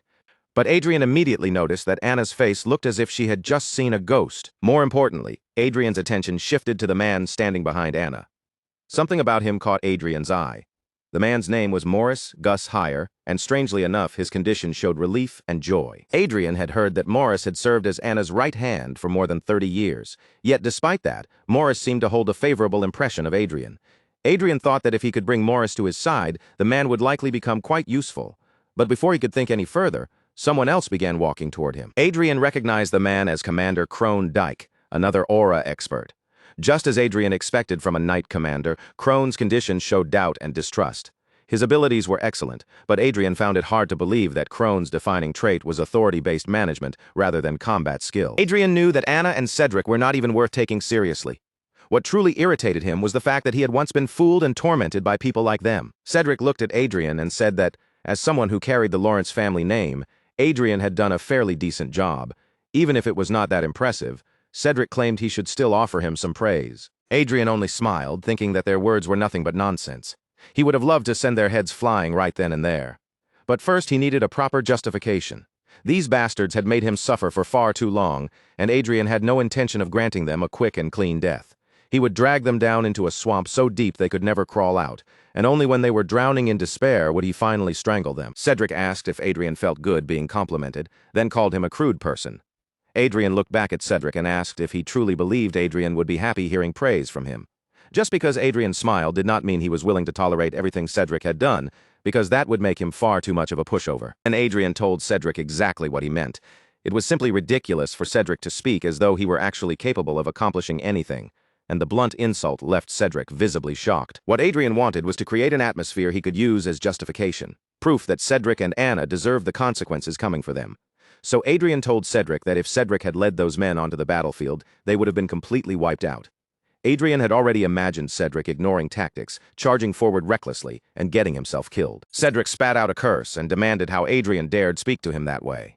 Adrien simply continued, asking whether people were not supposed to learn how to use their heads as they grew older. He told Cedric that the very fact Cedric mistook Adrien's smile for happiness was exactly why the vassals called him a moron and an imbecile. Cedric's face flushed red with fury. Cedric was about to fire something back, but Adrien cut him off as if he had suddenly remembered something. Adrien asked whether Cedric's ignorance might have come from his maternal side. At that exact moment, a wine glass slipped from a waiter's hand and shattered against the floor after the man accidentally tripped, making the already dark atmosphere even heavier. Anna stood on the verge of exploding with anger, but Adrien turned to her with a playful tone and told her that if she had something to say, she should say it directly. He added that she should stop pretending to be elegant because it did not suit her at all. Suddenly, Cedric burst into laughter, and the unexpected sound shocked everyone in the room. Cedric drew his sword and pointed it straight at Adrien, saying Adrien had become even more insolent after returning from the battlefield. He accused Adrien of no longer understanding fear. Sylvia spoke up in fear, saying Adrien must be exhausted after coming back from the battlefield and looked tired. She pleaded for Cedric to put the sword away for now. Rayford then shouted at Cedric, demanding to know what he thought he was doing on such a joyful occasion and ordering him to lower the sword immediately. But Adrien apologized to his father and asked him to stay quiet for a moment and simply watch. Cedric stepped closer, saying he finally understood. Someone had manipulated Adrien, and now Cedric knew why Adrien was suddenly acting this way. Cedric declared that this had to be the result of that rebel's instigation. Then, burning with anger, he demanded to know how Beliam dared try to overthrow the Lawrence family. Cedric turned his fury toward Beliam and shouted that Beliam must have completely lost his mind. Beliam looked genuinely startled and pointed at himself, silently asking Adrien if Cedric was really talking about him. Adrien shook his head. No. Even so, Cedric continued accusing Beliam, claiming that Beliam had persuaded Adrien to tear the family apart. Anna immediately played along, acting shocked, as she said the accusation was absurd. Then she looked at Beliam and asked whether it was true. Adrien found their behavior absurd beyond belief. He could hardly believe they were twisting his intentions into something that ridiculous. Cedric barked an order at the knights, commanding them to capture the rebel Beliam at once, but not a single knight moved. The room fell into a thick silence. Cedric looked around in disbelief and shouted at the knights, asking what they were doing and ordering them to hurry up and carry out his command. One knight finally answered Cedric, saying that if he wanted Vice Commander Beliam captured, then he should do it himself.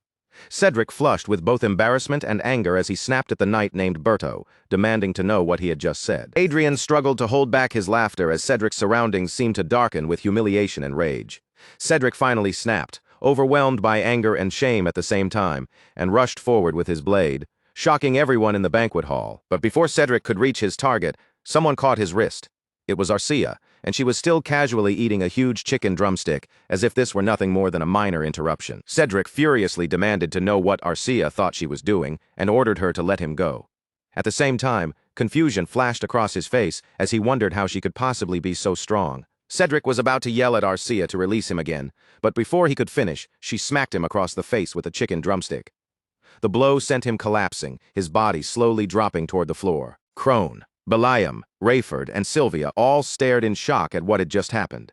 Adrien, on the other hand, watched the scene with open delight. Then Cedric hit the ground, and the entire room fell into complete silence. Adrien looked down at Cedric with a smile tugging at his lips.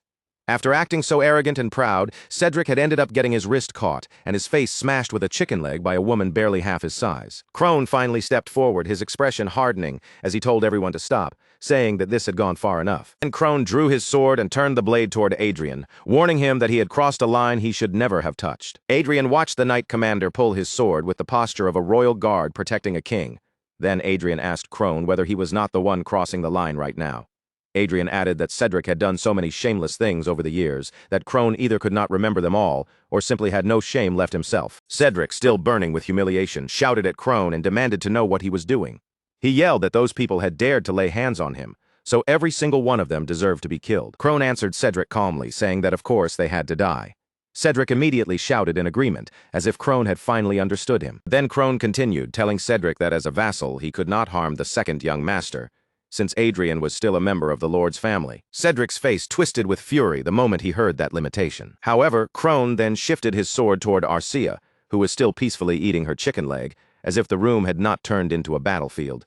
He said that with her, the situation was completely different. Crone declared that there was no need for mercy toward a commoner who dared raise her hand against a noble. Because of that, he would pass judgment on her immediately, without even holding a trial. Crone raised his sword higher and asked Arcia if she truly thought she had become a noble just because she was the lover of one. But just as Crone was about to strike, Biliam and the other vanguards moved at once, drawing their swords and pointing them straight at Crone. Crone glared at Biliam and demanded to know what he thought he was doing, ordering him to step back immediately.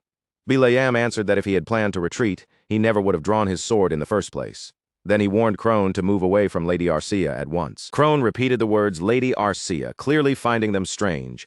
As he looked around, he could even see people who had once belonged to Cedric's faction standing on Adrien's side. Most of those people were the type to value profit over loyalty, so Crone could not understand why even such cunning individuals were willing to follow Adrien.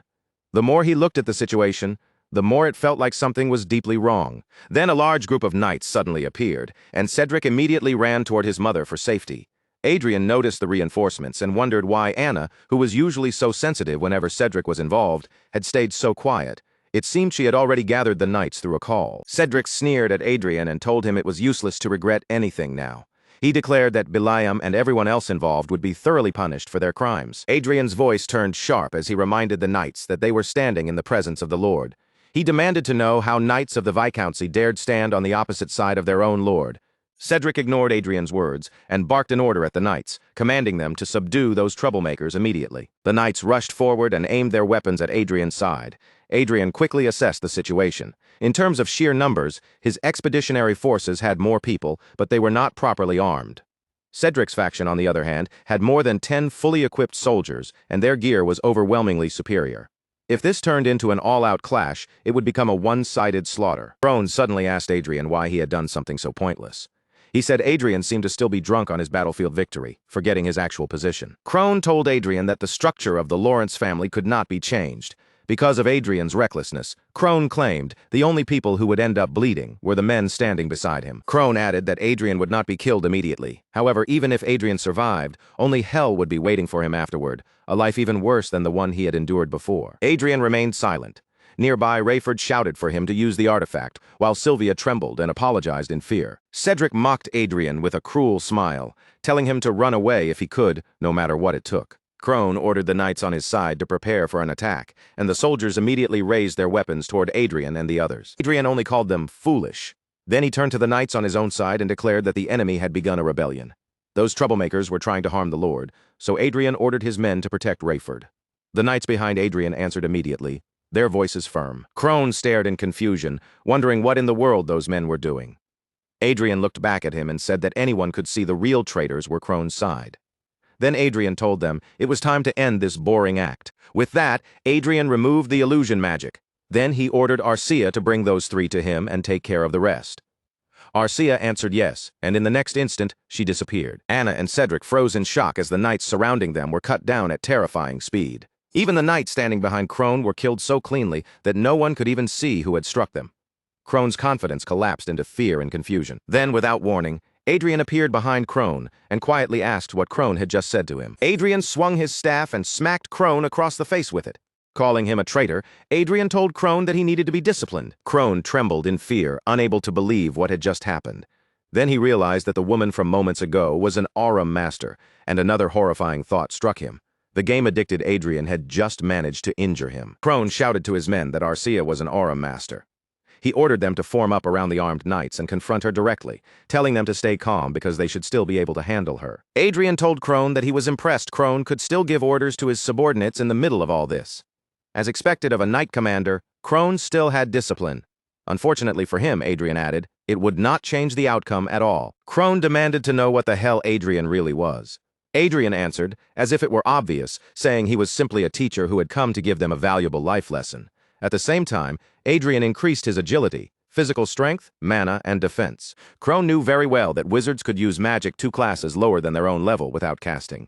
In other words, a 7th circle wizard could unleash 5th circle magic instantly. That ability was proof of an archmage's existence, and it was exactly the kind of power that allowed them to overwhelm vanguards known as wizard killers. That meant the moment a wizard became an archmage, the weakness people normally associated with wizards almost completely disappeared. Adrien activated one of the spells he had stored through memorized casting and struck Crone with Flame Blast. The blast hit hard, and Crone screamed in pain. After that, Adrien calmly walked over to Cedric, who had fallen to the ground in shock. Adrien looked down at Cedric and Anna and told them that things were going to become very entertaining from now on. Then he asked if they did not agree, just as Crone launched an attack at Adrien from behind. Crone, still burning, cursed Adrien through the pain, but Adrien simply shifted to the side and avoided Crone's attack with ease. Adrien looked at Crone and told him he should have stayed on the ground. Then Adrien asked why Crone had bothered getting back up, making Crone glare at him with burning anger. Anna and Cedric shook in fear as they watched Adrien strike back against Crone. Then Crone collapsed to the floor once again. Anna and Cedric could not understand it. How was this possible? How had Adrien Lawrence become an archmage? Adrien simply smiled at them, and in that moment Anna and Cedric finally realized just how badly they had been cornered. Later, in another mansion, a man slammed his hand onto the table in a fury. He was Margrave Raven, Anna's father. His face twisted with rage as he demanded to know how that bastard Adrien dared do such things to his precious daughter and grandson. The men used a device to show Margrave Raven what had happened inside Adrien's mansion. As the scene played before him, Raven's anger flared even hotter, and he shouted, asking what the hell he was looking at. One of Raven's men stepped forward and carefully explained that the video was not slowing down at all. It was spreading non-stop through portals and every major platform, reaching more eyes by the minute. By tomorrow, he warned, almost everyone would know what had happened. And some people were already whispering that Cedric Lawrence and Anna Lawrence's treason might have been carried out with Raven's backing. Raven dismissed it with a cold, arrogant tone, saying that whatever commoners shouted about in the virtual world was nothing worth fearing. But the man, still tense, reminded him that the rumors were no longer limited to common gossip. Even among the nobles, there were already people who seemed to support those suspicions. Raven looked down at the man as if the concern itself was laughable and asked, "So what if they did?" In his eyes, the most those people could accomplish was making noise and filing a few complaints, nothing more than a handful of meaningless protests against him. In Raven's mind, the situation was simple. No matter how valuable an archmage and an aura master might be, a war could not be won with only 1 or 2 superhumans standing on the field. And anyone who chose to protect those 2 would also be choosing to stand against Raven himself, a Margrave whose military strength rivaled the combined might of a duke and a marquis. Raven knew that things could become troublesome if someone with a title as powerful as a duke or a marquis decided to side with Adrien. But to him, that possibility was almost laughably unlikely. After all, those high-ranking nobles would be the last people to welcome the rise of a new rival who might threaten their own positions. The man hesitated for a moment before warning Raven that the royal family might step in. If the matter continued to grow this loudly, there was a real chance the crown would no longer be able to ignore it. Raven answered as if that much was obvious. A young archmage and an aura master appearing at the same time would naturally draw attention from every corner of the kingdom. But then his expression sharpened, and he added one crucial condition. That would only matter if the video was actually accepted as the truth. Those words left the man frozen in place. His eyes widened, confusion spreading across his face as he tried to understand what Raven was planning. Raven calmly told the man that they simply had to turn Adrien and the others into swindlers. As long as the public could be made to doubt that they were truly an archmage and an aura master, then all the attention around them would collapse before it became a real threat. He pressed the man with a question, asking whether anyone could guarantee that the video had not been artificially created in an era like this. With technology capable of twisting appearances and voices, Raven suggested there was already enough room to cast doubt on everything people had seen. Raven said they could simply release an official statement and take a firm position. All they had to do was declare that the video had been fabricated, and from there, they could start turning public opinion in the opposite direction. But the man quickly warned him that such a claim would only buy them a little time. If the video was properly authenticated, then the lie would fall apart, and once that happened, the situation would be impossible to contain. Even then, Raven refused to back down. He insisted that they could handle everything before anyone managed to confirm the video's authenticity. His temper flared as he shouted that the entire purpose of the video was to expose him as the one standing behind Anna Lawrence and Cedric Lawrence. Those commoners were reacting exactly the way Adrien wanted them to, turning outrage into momentum. In Raven's eyes, they were not just revealing the truth, they were trying to create the perfect excuse for the real thing they wanted, his war. The man's face went pale as he answered in fear, saying that such a thing was impossible. He could barely believe what he was hearing and asked whether Adrien and the others had lost their minds. To him, it sounded as if they were deliberately trying to pick a fight with the Margrave himself. Raven ignored the man's panic and asked how much of their Margrave forces could be mobilized for a territorial war. One of the men answered that under normal conditions, they could move about half of their total troops. For their territory, that meant either 3 sky fortresses with 150 vanguards or 2 sky fortresses with 200 vanguards. Raven then asked what they could move right away without waiting. One of the men responded that they could immediately deploy 200 vanguards and 1 sky fortress. Hearing that, Raven's eyes hardened. He said that would be more than enough then, wondered aloud how a brat, who was still wet behind the ears, dared to provoke him. Finally, he declared to everyone in the room that this meant war, and he would make Adrien regret ever challenging him. Meanwhile, inside Adrien's mansion, Adrien lightly scratched at his ear, as if the sudden itch had told him everything he needed to know. He figured Raven's side had probably checked the video they released by now and was already preparing to strike. After all, when his ear started itching like this, it usually meant someone was talking about him. Adrien understood better than anyone that the connection between Anna Lawrence, Cedric Lawrence, and Raven Margrave could not simply be cut apart. His revenge would never truly be complete unless the blade he had raised finally reached Raven Margrave himself. But before Adrien could stand firmly enough to face Raven head-on, certain conditions had to be secured first. He needed to strengthen his position in a way no one could easily ignore or dismiss. A woman then introduced herself to Adrien with a composed presence. She told him that she was Olivia Riverdale, the daughter of Kine Riverdale. Adrien knew exactly who stood before him. Duchess Olivia was an archmage of the Lewis Kingdom and the daughter of the famous Duke Kine Riverdale. Among the archmages of Lewis, she was said to be the one closest to reaching the 8th circle. Her influence was so immense that, as a member of the Riverdale family, she held a status comparable to the patriarch of the family that possessed 6 archmages. Unlike Adrien, whose power had grown through lucky encounters and unusual opportunities, Olivia was a genuine genius who had reached the 7th circle at only 22 years old. She accepted the ID and handed it to the men beside her, then calmly said that, from what she could see, it looked authentic. The others examined it as well and agreed that it certainly appeared real, causing Adrien to finally let out a quiet breath of relief. Adrien asked if that meant they were acknowledging him, but Olivia did not give him such an easy answer. She said that she was only saying it looked real because forging a platinum plaque was entirely possible in the first place. Without warning, Olivia released a crushing pressure toward him. The air in the room seemed to tighten all at once, and the glass sitting on the table shattered violently into pieces. Adrien immediately realized what was happening. Olivia and the others were resonating their circles together to press down on him, and the weight of their combined magic settled over his body, making every breath heavier and every nerve ache with pain. Rather than simply endure it, Adrien pushed back with his own magic power. The force he released was enough to stop their pressure, and Olivia's expression shifted with surprise as she felt his resistance clearly. Adrien's anger showed as he demanded to know what that was supposed to mean. But Olivia, instead of apologizing, simply looked at him with interest and said that what he had just done was incredible. While the men around them began cheering for Adrien, Olivia acted as if the whole thing had been nothing serious. With a calm gesture, she restored the shattered glass cup and explained that they had merely wanted to test his skills for themselves. Adrien was not satisfied with that answer. He told Olivia that someone of her level should surely have been able to verify his ability without resorting to such a rough and sudden test. Olivia answered that having 7 circles did not mean every archmage stood at the same level. She had wanted to measure Adrien's true ability more precisely, not simply confirm the number of circles he possessed. Adrien thought to himself that although Olivia looked refined and delicate on the outside, her methods were surprisingly forceful.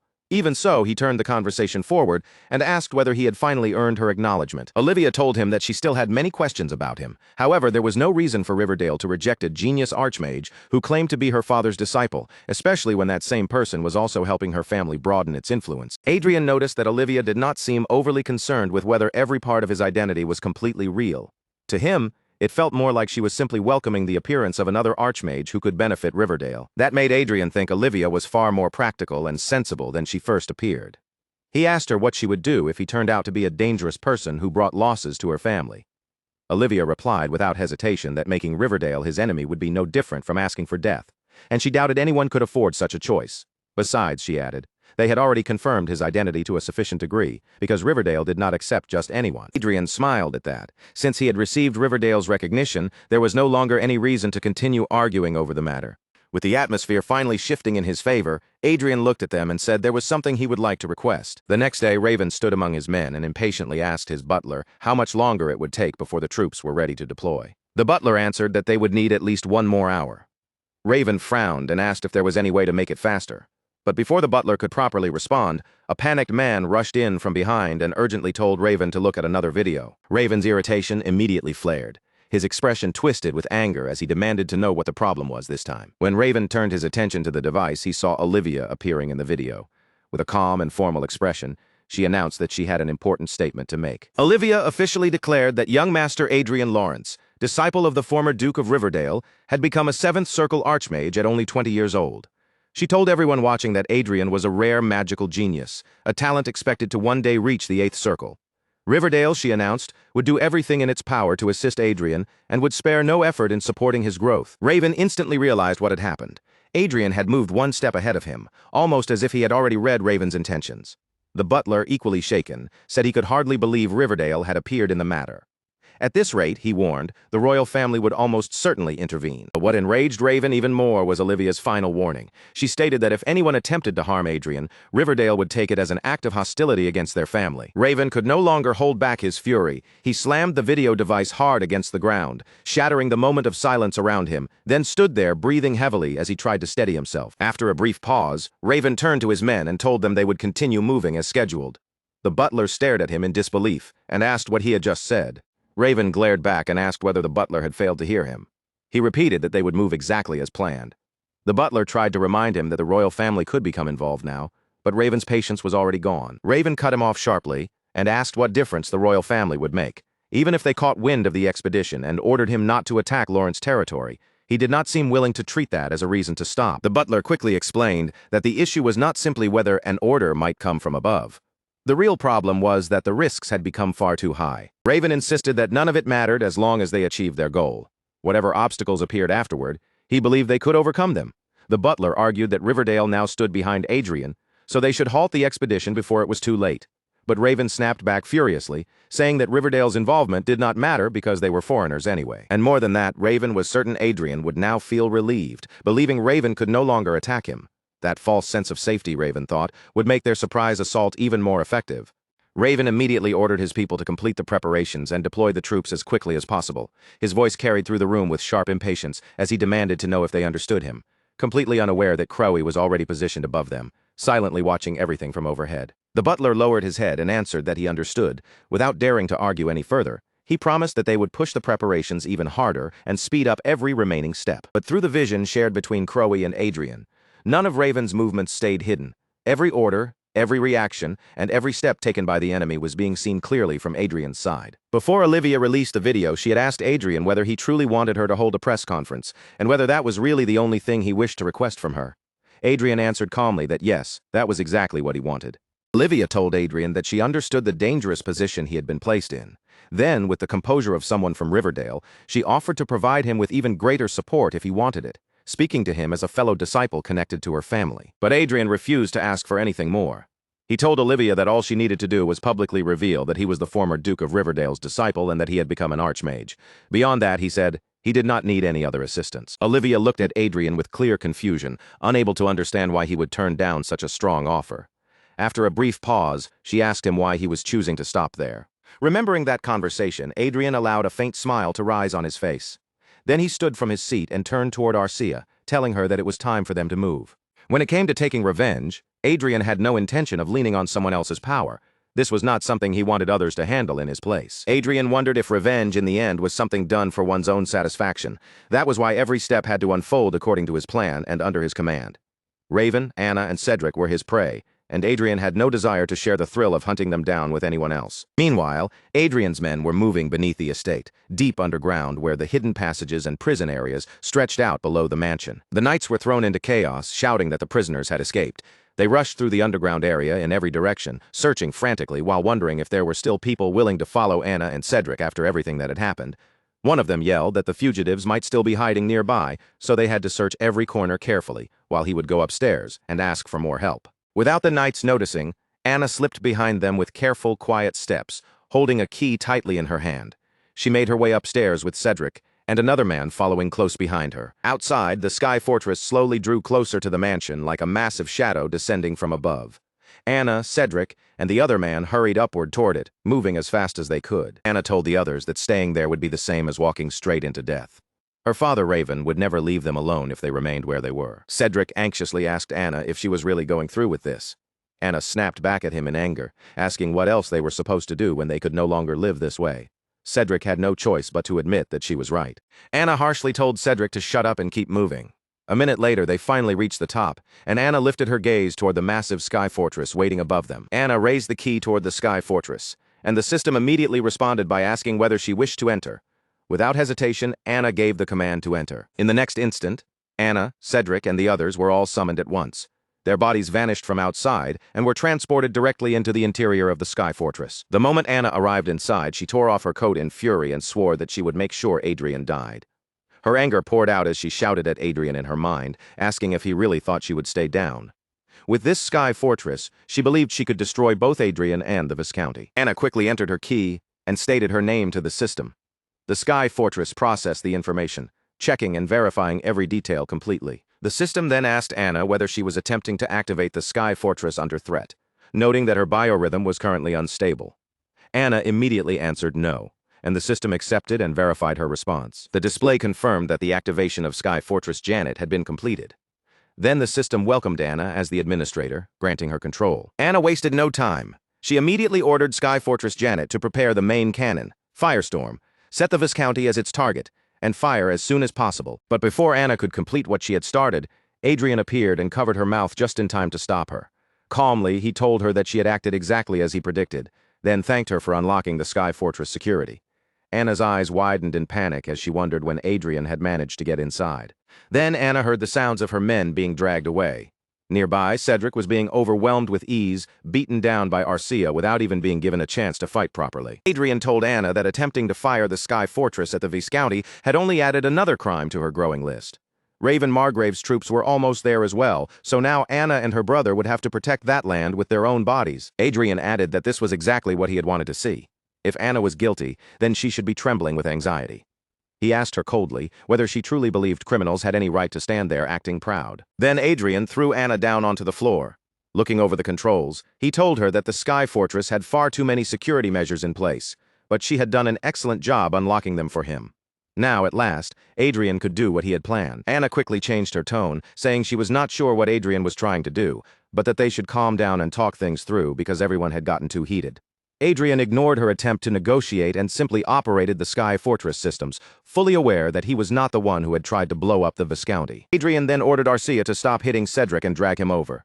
Arcia immediately answered yes and moved to obey without hesitation. A moment later, Arcia threw Cedric down beside Anna, leaving the two siblings collapsed together on the floor. Cedric looked up at Adrien in desperation and asked what he thought he was doing, reminding him that they were brothers. Adrien coldly shot back, "That brother's his ass." Then Adrien used his great shield to lock Anna and Cedric in place, trapping them so they could no longer move freely. Arcia turned to Adrien and asked what they should do with the knights. The captured knights immediately pleaded for their lives, admitting that they had committed crimes worthy of death but begging him to show mercy. Adrien looked at them and said they seemed to belong to Raven Margrave. In that case, he decided he would send them right back where they came from. Suddenly, the floor beneath the knights opened up and collapsed away. The knights screamed as they fell out of the Sky Fortress, while Adrien told them they should feel honored to become fertilizer for Earldom Raven. After that, Adrien turned to Arcia and said he had almost forgotten to upload the video. He ordered her to edit it for him, and as Arcia walked toward him, she asked whether he planned to upload even more videos. Adrien answered yes, saying it was not a bad idea, while behind them Anna and Cedric struggled desperately against his shield, trying to escape. Adrien then told Arcia that he was going to use the media platform for political purposes, turning public attention itself into another weapon against Raven. Meanwhile, back at Raven's mansion, Raven saw the latest news spreading across the platform. The report claimed that Anna and Cedric had stolen the Sky Fortress and attempted to kill Viscount Lawrence. Then Raven noticed one of the comments blaming him directly. It said that he had forcefully sold the retired Sky Fortress to the Lawrence family and even gave administrator authority to his own daughter, which meant the whole disaster was ultimately his fault. After reading that, Raven turned to his butler with murderous anger in his eyes and asked if it was possible to kill every single commenter who had written something about it. The butler answered that it could be done, but it would not be easy. The butler explained that the website fell under Alicia Union's jurisdiction, and they did not reveal users' personal information unless the matter involved a serious crime. Raven clicked his tongue in frustration and angrily muttered that those Alicia people were stubborn. Then the butler called out to Raven again, reporting that 1 Sky Fortress and 200 vanguards were fully prepared and ready to deploy. Raven turned his attention to the captain and warned him that he had better not fail. The captain stiffened and answered that he would keep that order firmly in mind. With his anger still burning, Raven gave the command. He ordered the troops to move forward immediately. The mages began activating the teleportation magic circle, channeling mana through the formation to send the vanguards and the Sky Fortress toward their destination. Slowly, the troops and the Sky Fortress disappeared into the light of teleportation, leaving Raven behind with only his butler and Nan at his side. Raven thought bitterly that he should have gone there himself. At that very moment, Anna, still trapped inside Adrien's shield, shouted desperately for her father not to come. A minute later, a circle of teleportation mana appeared above Anna's Sky Fortress. Adrien felt the distortion in the air immediately and shouted that Raven's forces had arrived. Adrien immediately gave the command to begin the mana surge. At his order, the Sky Fortress started releasing a violent surge of energy, electric power crackling through its massive frame as the air around it began to distort. Cedric, already trembling and crying, called out to Adrien and asked if he could hear him.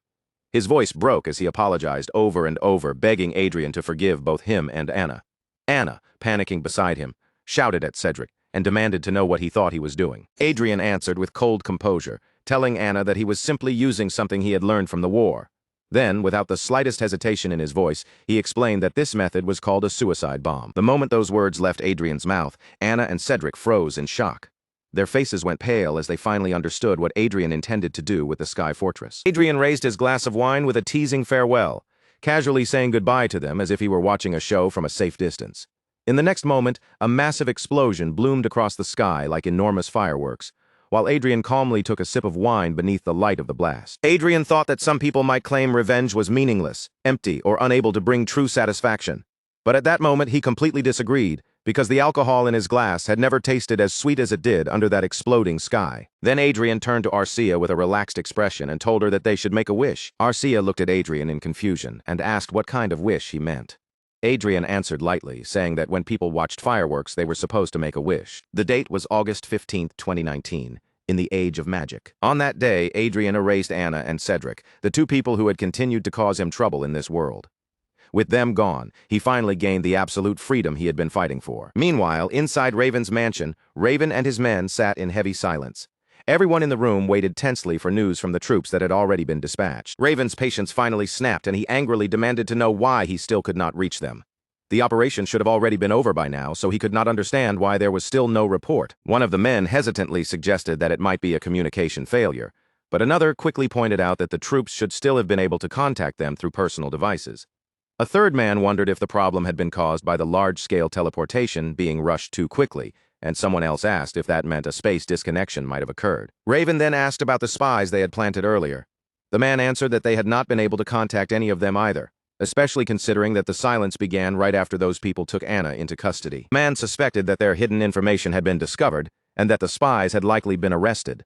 Raven glared at him and furiously asked if he was joking, but the man answered that if that was not the case, then he could not think of any other explanation. The thought struck Raven like a spark of rage. Perhaps this entire situation had been planned in advance, and the possibility made his anger boil as he wondered just how long Adrien had been preparing this trap. If that were true, Raven thought bitterly, then he had been played by a brat young enough to be his grandson. He then told his men that aside from the Lord's castle, there had to be at least one person in a normal residential area they could still contact. But one of the men replied that perhaps due to the space disconnection, even the general communication lines were not connecting. Suddenly, another man called out to Raven in a panic. He explained that he had been searching online for articles related to Lawrence territory, and one article had just been posted only 3 minutes ago. Raven turned his attention to the screen and saw footage of a tremendous explosion filling the sky, with vanguards below trying to protect the area from the blast. The video showed vanguards attacking the fortress that had been transported there, only for them to explode one after another. Their units shattered into pieces, scattering across the battlefield as the disaster unfolded. The entire room fell silent as everyone watched the footage. Raven's butler then explained that, according to the article posted with the video, an evacuation advisory had been issued about an hour earlier, and every resident of the Lawrence Viscounty had already been evacuated. The article also stated that while communication had been completely cut off, a massive explosion suddenly erupted in the sky. Communication had apparently been restored only a short while ago, and an official announcement had also been released from the Lord's castle. That was enough to make Raven explode with rage. With only one hand, he smashed the table in front of him, splintering it apart and leaving his men shocked and frozen where they stood. Still burning with fury, Raven grabbed a nearby vase and hurled it, then threw his chair toward his men as well. After glaring at them in silence for a moment, he asked how many additional troops could be deployed immediately. One of the men answered cautiously that they could deploy either 75 vanguards or 25 vanguards along with one sky fortress. Anything more than that, he warned, would violate the law. Raven calculated the damage in his head. If the troops dispatched earlier had possessed power equal to 5 sky fortresses, then after the disaster shown in the footage, their remaining strength had been reduced drastically. Judging from the video alone, Raven estimated that their current effective strength was now only about 1.5. It was obvious that Adrien had sacrificed his sky fortress to carry out a suicide bombing attack. No matter how old the sky fortress from the Lawrence estate had been, Raven knew his forces could not have remained intact after being caught at close range by a mana surge explosion. That conclusion pointed to only one thing: Adrien had known exactly how Raven's forces would move. Even so, Raven reminded himself that Adrien could not repeat the same trick again because there was no longer a sky fortress left for him to blow up. The man then told Raven that, unfortunately, the remaining troops were not enough to overwhelm the power of the Lawrence Viscounty. On top of that, an emergency message had just arrived from the royal family, clearly stating that any use of force against the Lawrence Viscounty was prohibited.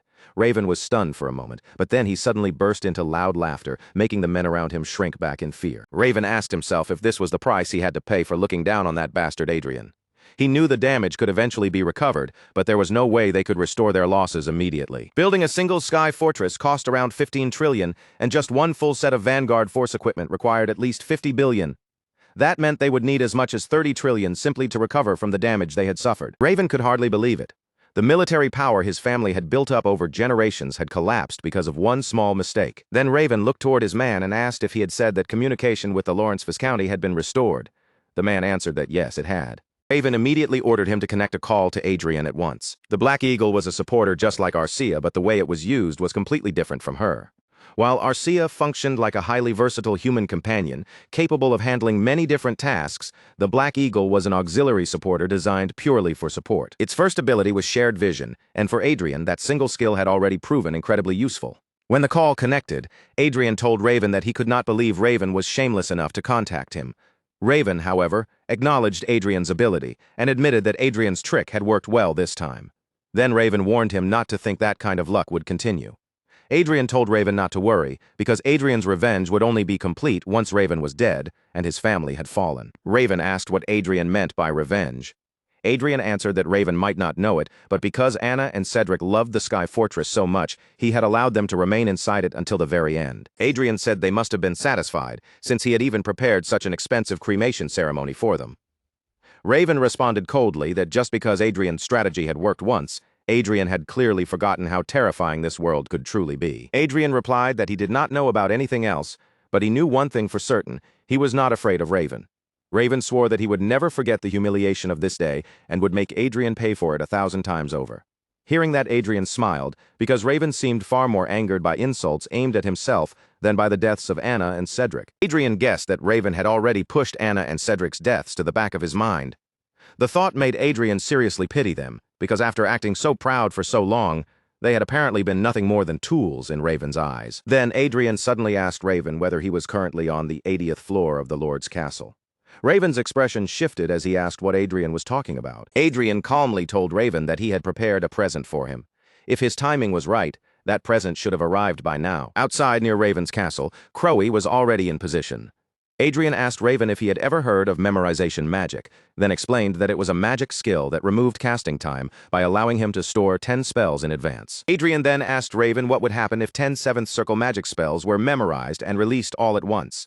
He wondered aloud whether even the shield around Raven's lord's castle, the shield Raven was so proud of, could withstand something like that. At that moment, Raven saw Crowy hovering in front of them with 10 magic circles shining around it. Raven and the men beside him stared with their mouths open, completely stunned by the sight. Adrien told Raven that the present he had sent was 10 consecutive rounds of 7th circle magic, Blaze Blast. Crowy swept its wings forward, releasing the 10 magic circles in a single devastating attack. The spells surged toward the castle, crashing down with terrifying force. Adrien laughed heartily as chaos erupted on the other side of the call. He could hear Raven's men panicking in the background, shouting that the Lord's castle barrier was on the verge of breaking and desperately begging Raven to use blink or teleportation to escape before it was too late. Then Raven's furious voice tore through the call, roaring Adrien's name. Adrien only smiled and, with a teasing tone, told Raven that he would pray for his safety. Then he excused himself as if ending a casual conversation and hung up the call. Adrien rose from his seat just as Biliam called out to him. Biliam reported that, exactly as Adrien had ordered, the reporters had already been gathered inside the conference hall. A moment later, Adrien walked down the corridor, and the same maids who had once whispered behind his back now lowered their heads in fear as he passed. None of them dared to meet his eyes anymore. Adrien's gaze briefly settled on one of the servants, and he remembered clearly how things had been before. Among the maids and servants of the Lord's castle, there had not been a single person who had not looked down on him. As Adrien continued walking, the servants and maids around him trembled where they stood. The sight almost made him laugh, because the very people who once mocked him were now afraid to even breathe too loudly in his presence. Adrien knew that the time had finally come to say goodbye to the past, when he had been forced to play the fool in front of everyone. From this moment on, the second act of his brilliant life had officially begun. Soon, the news reported that young Master Adrien Lawrence had held a conference regarding the Sky Fortress suicide attack incident. The report revealed that Raven Margrave had secretly deployed 1 Sky Fortress and 200 vanguards, only for all of them to be reduced to ash in a single instant. Some people criticized Adrien, saying he had copied the tactic once used during the war with the Croissant Empire. Others, however, acknowledged that the entire outcome had come from Adrien's sharp prediction and overwhelming advantage in information warfare. Adrien stressed that none of this would ever have happened if Raven Margrave had not plotted a malicious attack first. He stated firmly that he had only done what was necessary to protect his land. Meanwhile, Raven Margrave's castle had collapsed, and although Raven survived, he suffered enormous damage from Adrien's unexpected counterattack. The biggest headline spreading everywhere was that young prodigy, Adrien Lawrence, had shut down Raven Margrave. The Post asked viewers to share their thoughts on the news, and the comments section quickly filled with mixed reactions. Some said the stolen Sky Fortress deserved to be destroyed. Others praised Adrien's intelligence and called it the beginning of a new era for the Reinhardt Kingdom, while some dismissed everything as just another feud between noble families. Adrien smiled as he read through the comments, thanking everyone for their support and saying that he would never forget their encouragement. His excitement grew even stronger when he realized that, in just one day, he had already reached 1 million followers and become a full-fledged influencer. Biliam, however, looked concerned and pointed out that some people were still blaming Adrien for bringing down a renowned noble family. Adrien brushed off the concern without hesitation, saying he had no intention of backing down anymore. Biliam remembered how Adrien had spent his entire life being suppressed and pushed around. But now the young master standing before him looked like someone who had finally decided to seize control of his own destiny. Adrien noticed that the incident with Raven Margrave had stirred controversy both inside and outside the country. There were articles criticizing him too, but despite the Raven family's long-standing reputation, public opinion leaned heavily in Adrien's favor. Even people who had once stayed neutral were starting to move toward his side. It almost felt as if the entire nation was standing behind Adrien, with public sentiment turning into one of his strongest shields. Adrien knew that, in noble society, commoners were often treated little better than slaves. But he wanted to be different from those nobles, and if he could gain strength through the people's support, then he needed to prove that difference by constantly communicating with them. Adrien believed that the discrimination nobles showed toward commoners was a structural problem in Rondell, not proof that commoners were somehow inferior. In fact, most of the truly talented people he had discovered so far had been commoners. Suddenly, Rayford contacted Adrien and told him that an order to appear had arrived for him. The news caught Adrien off guard and left him visibly shocked. Adrien read the notice and saw that Arcia Klein and Adrien Lawrence had been ordered to present themselves before the Board of Inspection. The message itself was short, but its tone was forceful enough to make its meaning unmistakable. Adrien could think of 3 possible reasons behind it. The first was that Raven Margrave was making a move. The second was that the High Nobles were trying to tame him. And the third was that the Royal Council wanted to bring him under control, because Adrien knew very well that if they wanted to be friendly, they would not have sent an order like this. Biliam asked Adrien whether he had a plan. Adrien answered without missing a beat, saying, of course he did. Then Adrien turned to his father and asked what nobles liked more than anything else. Rayford answered simply that nobles loved money. Adrien nodded and said he agreed. He explained that he planned to change their opinions with money, because enough wealth would catch the interest of countless nobles, and even the royal family would not be able to ignore it. Rayford asked Adrien to explain his plan in more detail. Adrien replied that he had earned some money from investing, and if he paid taxes on that profit, it would surely change the way the nobles and royals looked at him. Rayford asked if Adrien meant covering one issue with another issue, and Adrien confirmed that was exactly the idea. But when Rayford and Biliam fell silent after hearing his words, Adrien noticed right away that neither of them seemed particularly happy about the plan. Adrien decided that showing them would be better than explaining. He opened his account balance and displayed the amount of loot he had, leaving everyone in the room completely stunned. Bilayam shouted in excitement, unable to believe what he was seeing. He asked if this was the kind of thing grand wizards did as a hobby, then wondered how Adrien had managed to gather 60 billion loot. Adrien calmly told Bilayam to look more carefully because the number had 4 commas, not 3. Bilayam stared again, confusion turning into disbelief as he realized Adrien had not 60 billion, but 60 trillion loot. Adrien only said he had gotten lucky, but Bilayam panicked and asked whether Adrien had seen the future or had been reincarnated. Adrien simply smiled and told Bilayam that it was a funny joke, brushing off the question as if it were nothing serious. Rayford stared at the amount and said that people would go crazy over this. Adrien then asked Rayford how much the tax would be, and Rayford answered that at least 1/5 of the total would likely be taken as tax. Adrien calculated it immediately. If 1/5 was taxed, that meant 12 trillion. Then he mentioned that he had heard nobles who paid a massive amount in taxes could receive tax exemptions from the Royal Guild. Rayford confirmed that Adrien was right. He explained that if Adrien used merchants operated by the royal family, half of the tax he paid could become tax-free. Adrien thought that worked out well, because he had already planned to use part of the money anyway. In the end, Adrien decided he would use 1/5 of the money after all. Rayford then asked Adrien if there was something else he wanted to buy. Adrien answered that yes, there was. Adrien looked at his father and said plainly that he was going to acquire more sky fortresses and vanguard equipment. The next day, the news reported that Adrien Lawrence had completed his tax report for the profits he earned through investing.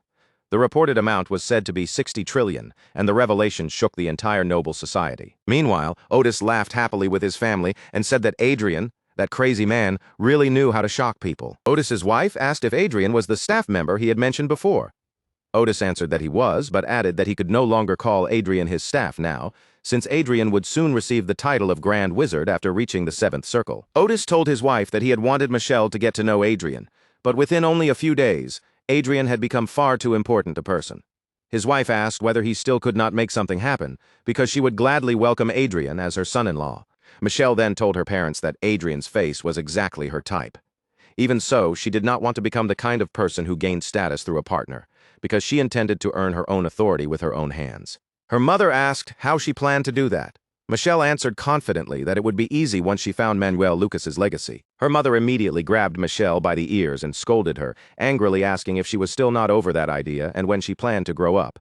But Michelle stubbornly told her mother that it was possible. At that moment, Otis suddenly made a sound as if something had clicked in his mind. His wife and daughter stopped what they were doing and turned toward him, asking what was wrong. Otis said that everything made sense if Adrien was the one who had found Manuel Lucas's legacy. Even Adrien's boldness and sudden rise would make perfect sense under that assumption. Michelle reminded her father that the Riverdale family had accepted Adrien as one of their own.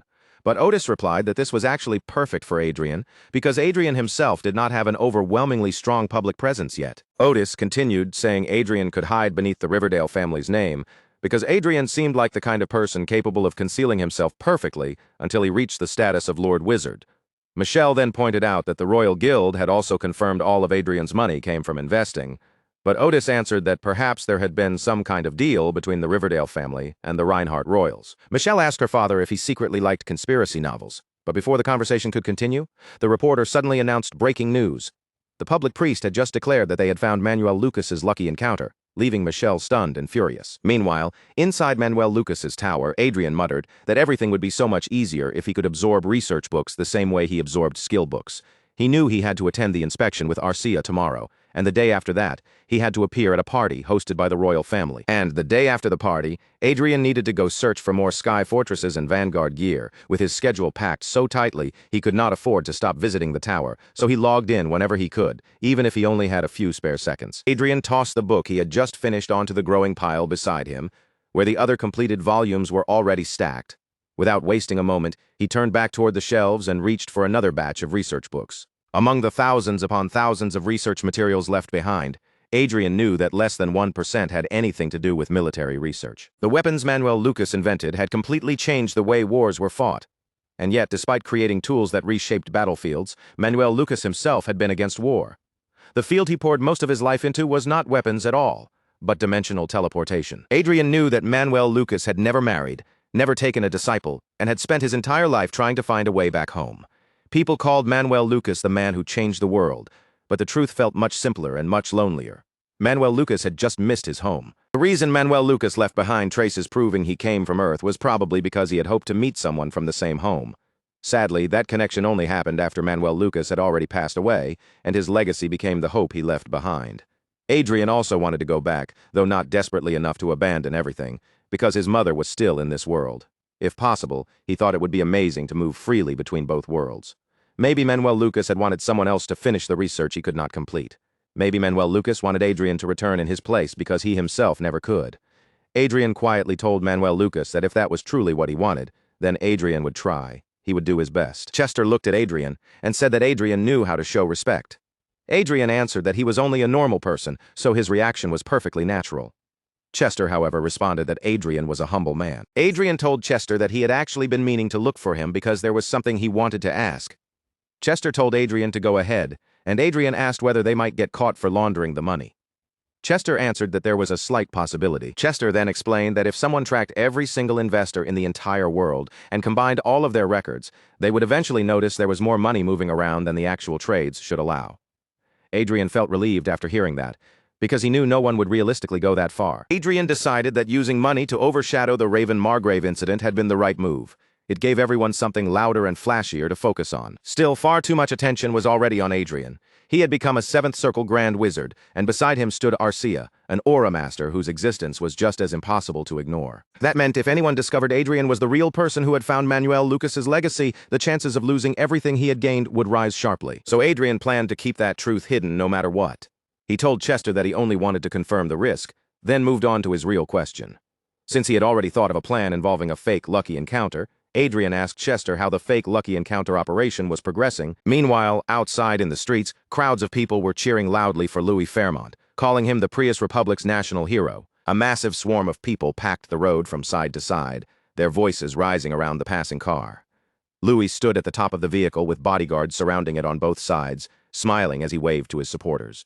Louis Fairmont, the fake possessor of the lucky encounter, smiled brightly while thinking to himself that the people should keep cheering for him. In his own mind, he was their savior. Louis was 29 years old that year.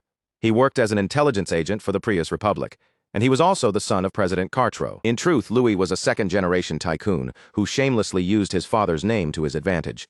The fake lucky encounter possessor operation was designed to make someone pretend to hold Manuel Lucas's lucky encounter and pull the world's attention away from Adrien. Through that operation, Adrien could shake off the suspicion surrounding him and buy enough time to grow stronger until he reached the 9th Circle. Adrien told Chester that he did not feel sorry at all for placing a bomb in Louis's hands.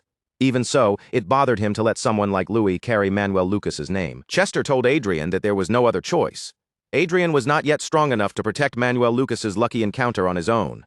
So in Chester's view, this was a smart response to the situation. Adrien knew that the Prius Republic was considered one of Rondell's 4 major powers.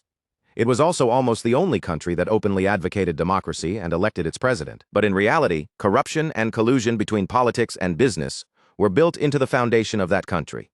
Prosecutors and the media were nothing more than tools controlled by the government. Because of that, the Prius Republic was no different from a dictatorship, with President Cartro holding power for as long as 14 years. Adrien asked Chester whether this incident would raise President Cartro's approval rating even more, and Chester answered that it was possible. Even so, the situation inside the country would not have changed much, whether news about the lucky encounter existed or not. Adrien told Chester that aside from Louis and President Cartro, he hoped no one else would become a victim of the incident. Chester answered that, unfortunately, a diplomatic war involving many countries would begin, so avoiding all damage would be difficult. Still, once the bomb known as the fake lucky encounter possessor finally exploded, it would be hard for Louis and President Cartro to remain safe in the long run. Their downfall could bring change to the corrupt Fairmont regime. When considering the future of that country's citizens, Adrien had to admit it was a very effective operation. Adrien told Chester that if innocent victims appeared because of the operation, he wanted Chester to identify them. Chester replied that normally he would have refused, but this time he would accept Adrien's request, since they had been forced to go this far, partly because of Chester's side lacking consideration. Adrien was surprised that Chester accepted so readily, especially since he had only asked just in case. He asked Chester what he meant by a lack of consideration, because Adrien did not think that was true at all. Chester said that even so, this was truly unexpected. He had not thought Adrien would care this deeply about the lives of people unrelated to him. Then Chester asked whether Adrien had not burned down Anna, Cedric, and Raven Margrave's forces without hesitation. Adrien answered that they had been his enemies, and that was an entirely different matter. Chester told Adrien that it was a good mindset to have.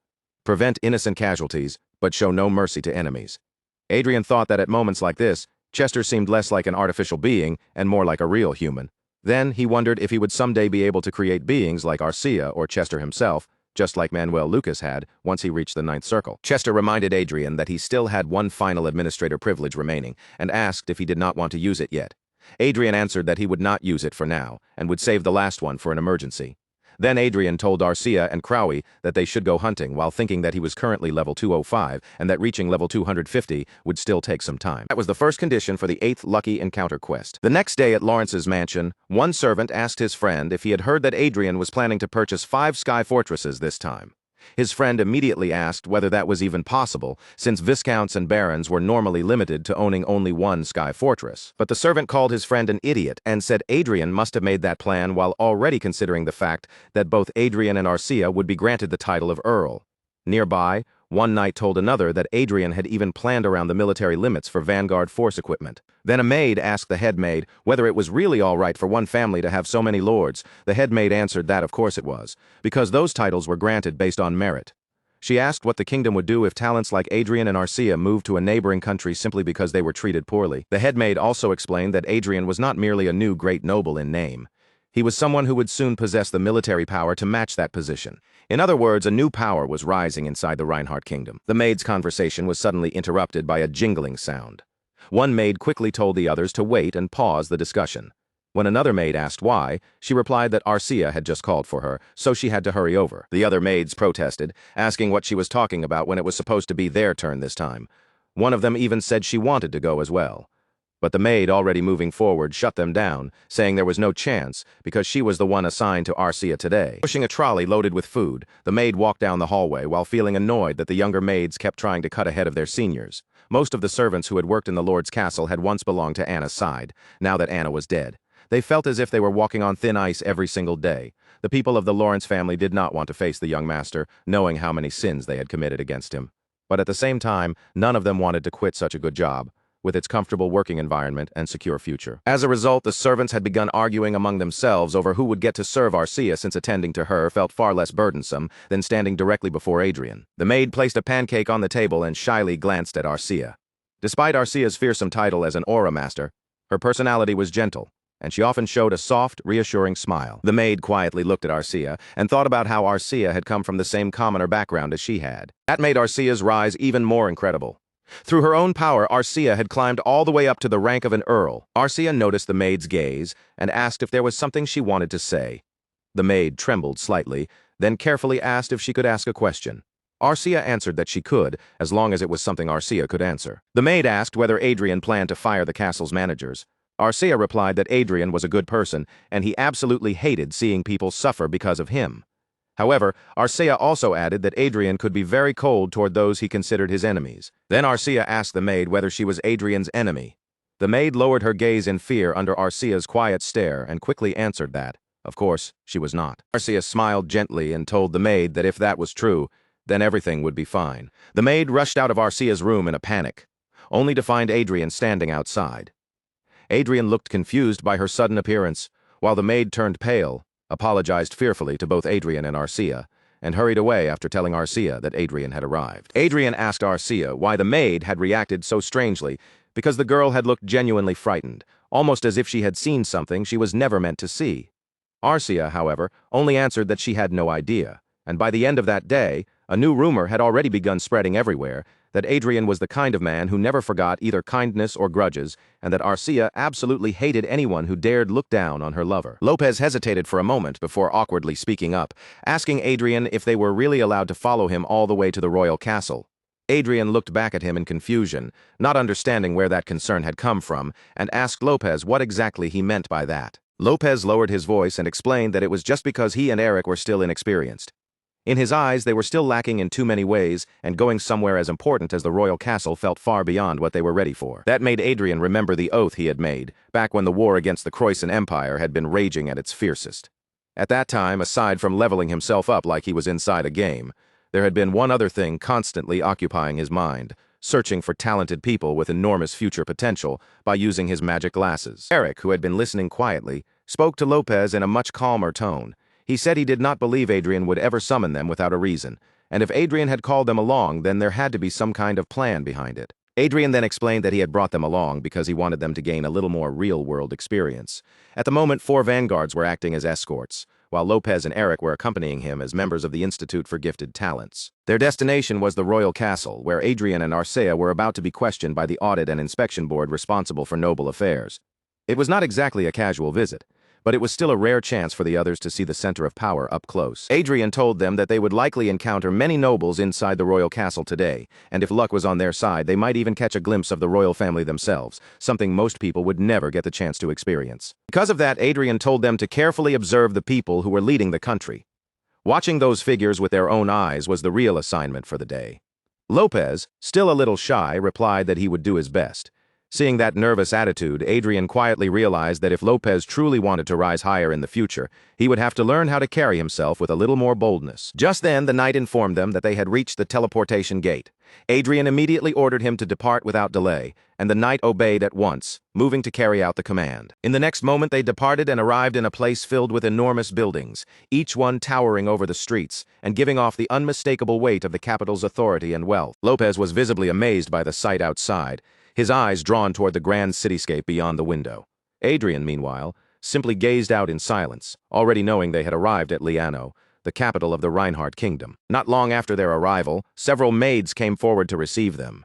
The moment they saw Adrien with the others, they could not hide their surprise, whispering excitedly that he looked far better in person than they had expected. Inside the Royal Administrative Building, the atmosphere was even livelier. Nobles gathered there were openly cheering for Adrien and Arcia, their voices filling the space as the two entered under everyone's attention. A man standing nearby told Adrien that he and Arcia had become extremely popular. Adrien only shrugged as if it was not worth making a big deal out of, saying that the media had simply exaggerated everything and made them seem bigger than they really were. The man then remarked that things had been absolutely chaotic lately because of the two of them. But Adrien immediately caught the meaning behind his words and realized that this kind of chaos was not exactly the good kind. The man went on to explain that, just as expected, the major power class was not pleased with Adrien at all. On the other hand, among non-inherited nobles, people who had earned their positions through their own effort rather than bloodline, Adrien had become remarkably famous. The man was Baron Harris Walker, a high-ranking administrator, and one of the leaders among the noble inspectors. His abilities were impressive: exceptional intelligence, powerful administrative skill, strong leadership, and a sharp capacity for learning. What stood out most about him was his integrity as a leader, and his relationships with others were generally friendly or neutral.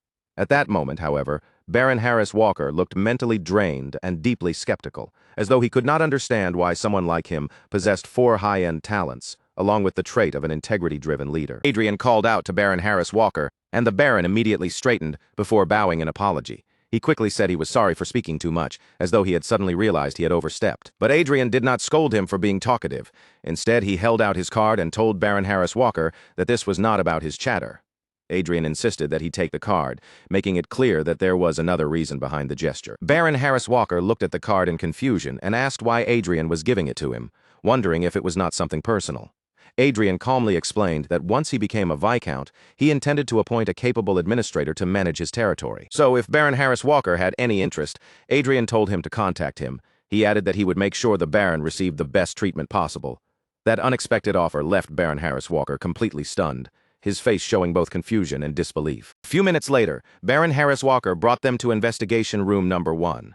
He explained that only Adrien and Arcia would be permitted to enter, and that the inspection itself would likely take around 2 to 3 hours. Baron Harris Walker then suggested that Adrien's servants and companions wait in the lobby while the questioning took place, since they would not be allowed inside the investigation room. Adrien turned to Bilayam and the scholars accompanying him, saying that he would rather have them tour the surrounding area instead of waiting around doing nothing. He promised to contact them when everything was finished, and even gave them a generous allowance of 3 million loot to spend. Lopez, startled by the amount, asked if Adrien was truly sure about it. Adrien reassured them that this was only a formal inspection and that he would be fine. Bilayam, the scholars, and the vanguards all saluted him and wished him safety. Adrien accepted their concern, then told them to make sure everyone enjoyed themselves while they had the chance. Before Adrien entered, Baron Harris Walker leaned closer and whispered a warning. He told Adrien to be careful because he was not entirely sure what might happen once they were inside. The chief inspector was clearly unhappy with Adrien, and that had left the Baron deeply concerned. Adrien thanked Baron Harris Walker for the warning and then opened the door. As he stepped forward, he calmly thought to himself that if things truly became troublesome, he could always leave the county behind. Inside the room, 4 men were waiting for them. Adrien's gaze swept across their faces, but the moment he recognized one of them, he was caught off guard. At that instant, Adrien understood exactly why Baron Harris Walker had seemed so worried outside the room. Among the group were Noble Chief Inspector Douglas Hamilton and the second Prince of the Kingdom, Luke Wynne Reinhardt, who was also the Royal Guard's #2 commander, and an Aurum Master. Adrien could understand why the Chief Inspector would be present for the investigation, but seeing the second in line to the throne sitting directly in front of him made him wonder what kind of situation he had just walked into. Adrien bowed respectfully to Luke Wynne and said that it was an honor to meet the commander of the Royal Guard. His words were polite and measured, careful enough for a royal setting. Luke Wynne responded with surprising enthusiasm, saying that he had noticed Adrien immediately and acknowledging him as an archwizard. Adrien, however, replied that he would be quite the spy if he failed to recognize the second prince while living in the same country. Luke Wynne allowed Adrien to raise his head. At the same time, Adrien's system revealed Luke Wynne's affiliations: Reinhardt Royalty, Second Prince, and #2 Commander of the Royal Guard. His talents included a very high level of aura mastery, high physical strength, and medium levels of learning ability, intelligence, leadership, and administrative skill. His traits were enhanced muscles and an arrogant leader, while his relationships were marked as interested and hostile. His current state showed that he was observing Adrien with curiosity. Adrien noticed that Luke Wynne's stats were certainly high, just as expected from an aura master, though they were not quite as overwhelming as his reputation suggested. Adrien guessed that the second prince likely had an aura master as his teacher and had regularly consumed costly elixirs and medicines to strengthen himself. Luke Wynne then told Adrien that he would personally lead the investigation and asked whether Adrien had any objection. Adrien answered that he would follow whatever decision the Noble Inspection Board had made. Douglas Hamilton accepted that and formally announced that the investigation would be conducted under Luke Wynne's lead. Adrien gave a simple yes in response. As Adrien watched Luke Wynne more closely, he noticed that the prince seemed oddly uncomfortable. That made Adrien wonder whether Luke Wynne felt uneasy because of the requests Adrien had made. Adrien apologized for being impolite and admitted that he had questioned Luke Wynne's decision in his mind. Luke Wynne, however, told him not to worry about it. Adrien accepted the reassurance and expressed his gratitude. Once Adrien and Arcia had both taken their seats, the investigation finally began in earnest, with the tension in the room settling into a more formal silence. Adrien quickly realized that there was nothing especially unusual about the investigation itself. Even if the inspectors were trying to hold something against him, he knew he had a solid alibi and no easy weakness for them to exploit. Luke Wynne eventually acknowledged that given Adrien's situation, there did not appear to have been any other realistic solution available to him. Even so, Douglas Hamilton pointed out that the incident had resulted in one-sided damage to the Raven Margrave's side. Luke Wynne pushed back, saying that it had been described as an ambush, but in truth, it was clearly a territorial dispute. He added that once a war began, unexpected collateral damage could happen at any moment. Luke Wynne then turned the question back on Douglas Hamilton, asking if he truly believed Adrien had completely demolished the Raven Margrave. Douglas Hamilton immediately apologized and explained that he had misspoken. Adrien was still cautious because his relationship with Luke Wynne had been marked as hostile. Even so, the prince's behavior made him seem unexpectedly fair. Luke Wynne then declared that there was no reason to continue the investigation, since there was nothing left to uncover. But Douglas Hamilton leaned toward Luke Wynne and whispered that the Raven Margrave was an important force on their side. Adrien heard the whisper clearly. Looking around, he noticed that most of the noble inspectors appeared to stand behind Luke Wynne, while a few others seemed to represent the Raven Margrave's interests. That made Adrien suspect that Luke Wynne's strained relationship with him might have come from the people surrounding the prince, rather than from Luke Wynne himself. At first, Adrien's impression of Luke Wynne had not been favorable. But now, after watching how he handled the room, Adrien began to suspect that Luke Wynne might actually be a decent person. Luke Wynne then asked Douglas Hamilton whether he expected him to act unreasonably, and firmly told him to stop because the matter had already been settled. Then Luke Wynne called Adrien by name. Adrien responded at once, and Prince Luke said he preferred straightforward conversations without tricks or loopholes. Adrien calmly invited him to continue. Luke Wynne explained that he was competing against his brother for the crown, and until recently, the two of them had been evenly matched. But the balance had started to shift, especially after Adrien became involved with the Raven Margrave, one of Luke Wynne's main supporters. However, Adrien had refused that support, cutting off what could have become a powerful political connection. Adrien apologized to Luke Wynne for that. But Luke Wynne assured him that he was not blaming Adrien at all. He said the fault belonged entirely to Raven. He then added that if Adrien had joined his brother's side, the situation might have become far worse. That was why Luke Wynne had decided to approach Adrien first before his brother could make a move, finally revealing the real reason he had taken part in the investigation. The first prince already held the official position of crown prince, so on paper, the succession should have been firmly in his favor. But a quiet unease still lingered in the kingdom because the second prince, Luke Wynne Reinhardt, had managed to become an aura master while standing nearly equal to him in influence. Adrien found himself wondering how the second prince had climbed so high in the first place. After all, the first prince had the rightful inheritance, the public title, and the strongest claim to the throne on his side. Adrien understood that the Raven Margrave's military strength had been cut down quite a bit. Even so, that loss alone was not enough to completely shake the political balance of the kingdom. The real problem was Adrien and Arcia, who had suddenly appeared as if they had dropped into the middle of the power struggle from nowhere. Not only were both of them individually powerful, but they also had a great deal of money behind them, making them dangerous wild cards that could overturn the balance at any moment. Adrien quickly recognized that there was no real benefit in getting dragged into a political war. No matter which side he chose, the moment he stepped into that battlefield, retreat would become much harder. Adrien told Luke Wynn that he was not ready to step into the political arena, especially when he had not even officially received his title yet. But Luke Wynn answered that this was exactly why Adrien's choice mattered even more right now.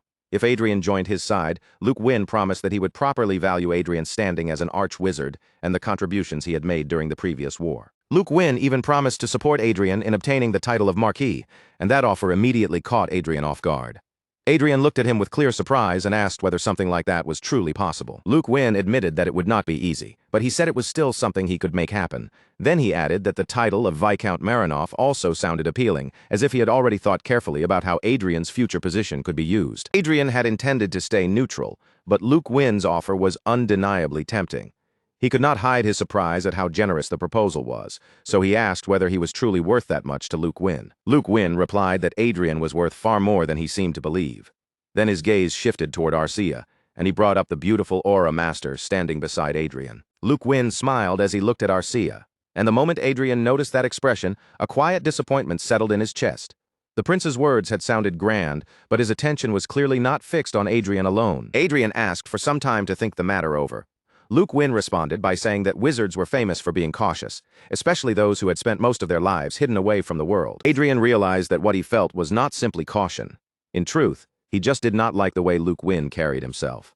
Still, Luke Wynn gave him 1 week to consider the offer, and Adrien thanked him for the time. Standing face to face, Luke Wynn extended his hand toward Adrien and asked whether Adrien believed the crown should belong to someone with the proper ability to rule. Adrien accepted the handshake, and Luke Wynn spoke more firmly, insisting that if the crown prince ascended the throne, the Reinhardt kingdom would begin to decline.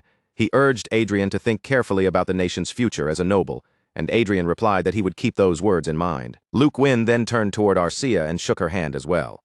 Looking at her smaller build, he said he was surprised by how petite she was, almost to the point that it was hard to believe she was an aura master. Arcia thanked him politely, and Luke Wynn suggested that the two of them should duel someday, since he had never seen a female aura master before.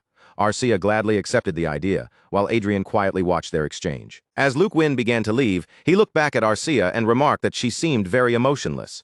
Then, with a casual farewell, he said he would see her again next time. Douglas Hamilton walked behind Adrien and quietly advised him to stop overthinking the matter and simply accept the offer. According to Douglas, Luke Wynn was not the kind of person who was used to being rejected. After that, they left the room. Adrien thought that Luke Wynn had only gone through the formal motions of the inspection while deliberately stretching out the process. Now that it was over, Adrien considered whether he should head back immediately or take a look around first. Adrien asked Arcia if she was hungry. Arcia answered that she was not exactly hungry, but for some reason, she strongly wanted to eat at that moment. Adrien could not help wondering whether that was really any different from being hungry. Then Adrien remembered Luke Wynn shaking Arcia's hand, along with the unpleasant joke in his mind that it felt like something filthy had touched her. So he suggested that they wash their hands first. Arcia calmly added that Luke Wynn had also touched her left shoulder. Adrien suggested that since they were already outside, they might as well have a proper meal.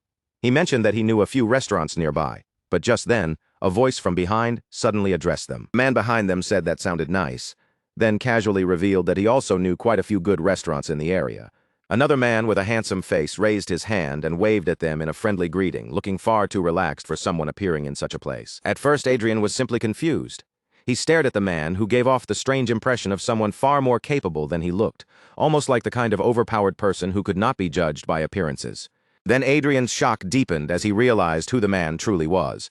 Standing before him was none other than the first prince, Michael van Reinhardt, a Fifth Circle High Wizard. Michael van Reinhardt's affiliations included the First Prince of Reinhardt and the Reinhardt Kingdom Ministry of Foreign Affairs. His talents were astonishingly high, with very high intelligence, learning ability, and administration, along with high command and political ability. On the other hand, his mana, aura, and physical capabilities were all low. His traits included photographic memory and conductor of stratum, while his relationship toward Adrien was marked as curious and neutral. At that very moment, Michael was using a face alteration spell, leaving Adrien stunned by just how capable he really was. Adrien noticed that the first prince was moving around without drawing attention from anyone nearby. He wondered whether people were ignoring him because of the face alteration spell. Michael Van Reinhardt commented that Adrien and Arcia made quite the pair as an arch-wizard and an aura master. Adrien, however, guessed that the spell probably would not work on people who were not easily fooled, such as Michael's younger brother. Michael Van Reinhardt's behavior did not match the typical image Adrien had of a first prince at all. He was too casual, too unpredictable, and far too comfortable slipping around unnoticed. Adrien realized he absolutely could not afford to make an enemy out of someone like Michael Van Reinhardt. So instead of resisting the situation, he asked whether they could expect a fine meal. Michael agreed at once and told them to follow him, saying he would personally guide them to the place. As they followed Michael Van Reinhardt, Adrien could not stop thinking about how unusual the prince's stats were. They seemed almost too exceptional for a normal human being, especially since his talents were heavily focused on politics and administration. Aside from Arcia, Adrien had never seen anyone with 3 very high talents before. Yet Michael's overall talent spread even surpassed Arcia's. Arcia's stats were not especially high across every category because her abilities were concentrated around her swordsmanship. But the first prince, Michael Van Reinhardt, had 2 high-grade talents on top of his 3 very high-grade talents, making him a frighteningly well-rounded figure in a completely different way. Even with low mana, Michael Van Reinhardt had still managed to reach the level of a high wizard through sheer wisdom and ability. That alone told Adrien that the prince was anything but ordinary. Michael Van Reinhardt noticed Adrien staring at him and remarked that Adrien seemed to have quite a lot of questions about him. Adrien answered honestly, saying that Michael Van Reinhardt was far more mysterious than his younger brother. He could not help wondering how someone like the first prince had managed to remain relatively unknown to the public. Michael Van Reinhardt simply pointed toward a door ahead, indicating that this was the way they needed to go. When they stepped inside, Adrien immediately realized it was a teleportation room. He voiced his confusion, saying he had thought teleportation spells could not be used inside the castle because of the interruption barrier surrounding it. Michael Van Reinhardt asked if Adrien had not known about it. Then he explained that beneath the castle was an underground electric stone mine, and that the electric stones sometimes clashed with mana, causing teleportation spells to be disrupted. Michael Van Reinhardt then reached into his coat and took out a device. With a simple click, the interruption spell shielding the castle slowly began to disappear, as if the castle's security had just been switched off by his hand. Adrien was shocked as he watched the barrier vanish. Michael Van Reinhardt, acting as though it was nothing unusual at all, simply told them that it was time to go. They teleported away, but even as the scenery shifted, Adrien could not shake the thought that Michael Van Reinhardt was nowhere close to being an ordinary person. A little later, they arrived at their destination, and Michael Van Reinhardt invited them inside. The room beyond was filled with golden, shining objects that caught the eye from every direction. Once they were in, Michael told them they could speak freely now. Then Michael Van Reinhardt suddenly seemed to remember something. He clicked the device in his hand once again, and the interruption barrier spread back over the entire castle. Michael chuckled lightly, saying that the interruption spell was working again. In his mind, Adrien acknowledged the truth immediately. Michael Van Reinhardt was the one who had control over the castle's interruption barrier. Adrien doubted that the second prince knew anything about the first prince casually playing with the castle's security like this. Luke Wynn probably had no way of noticing it, especially when he seemed so busy marching to the sound of his own song all the time. Adrien and Michael Van Reinhardt shook hands properly, and Adrien said it was an honor to meet the crown prince.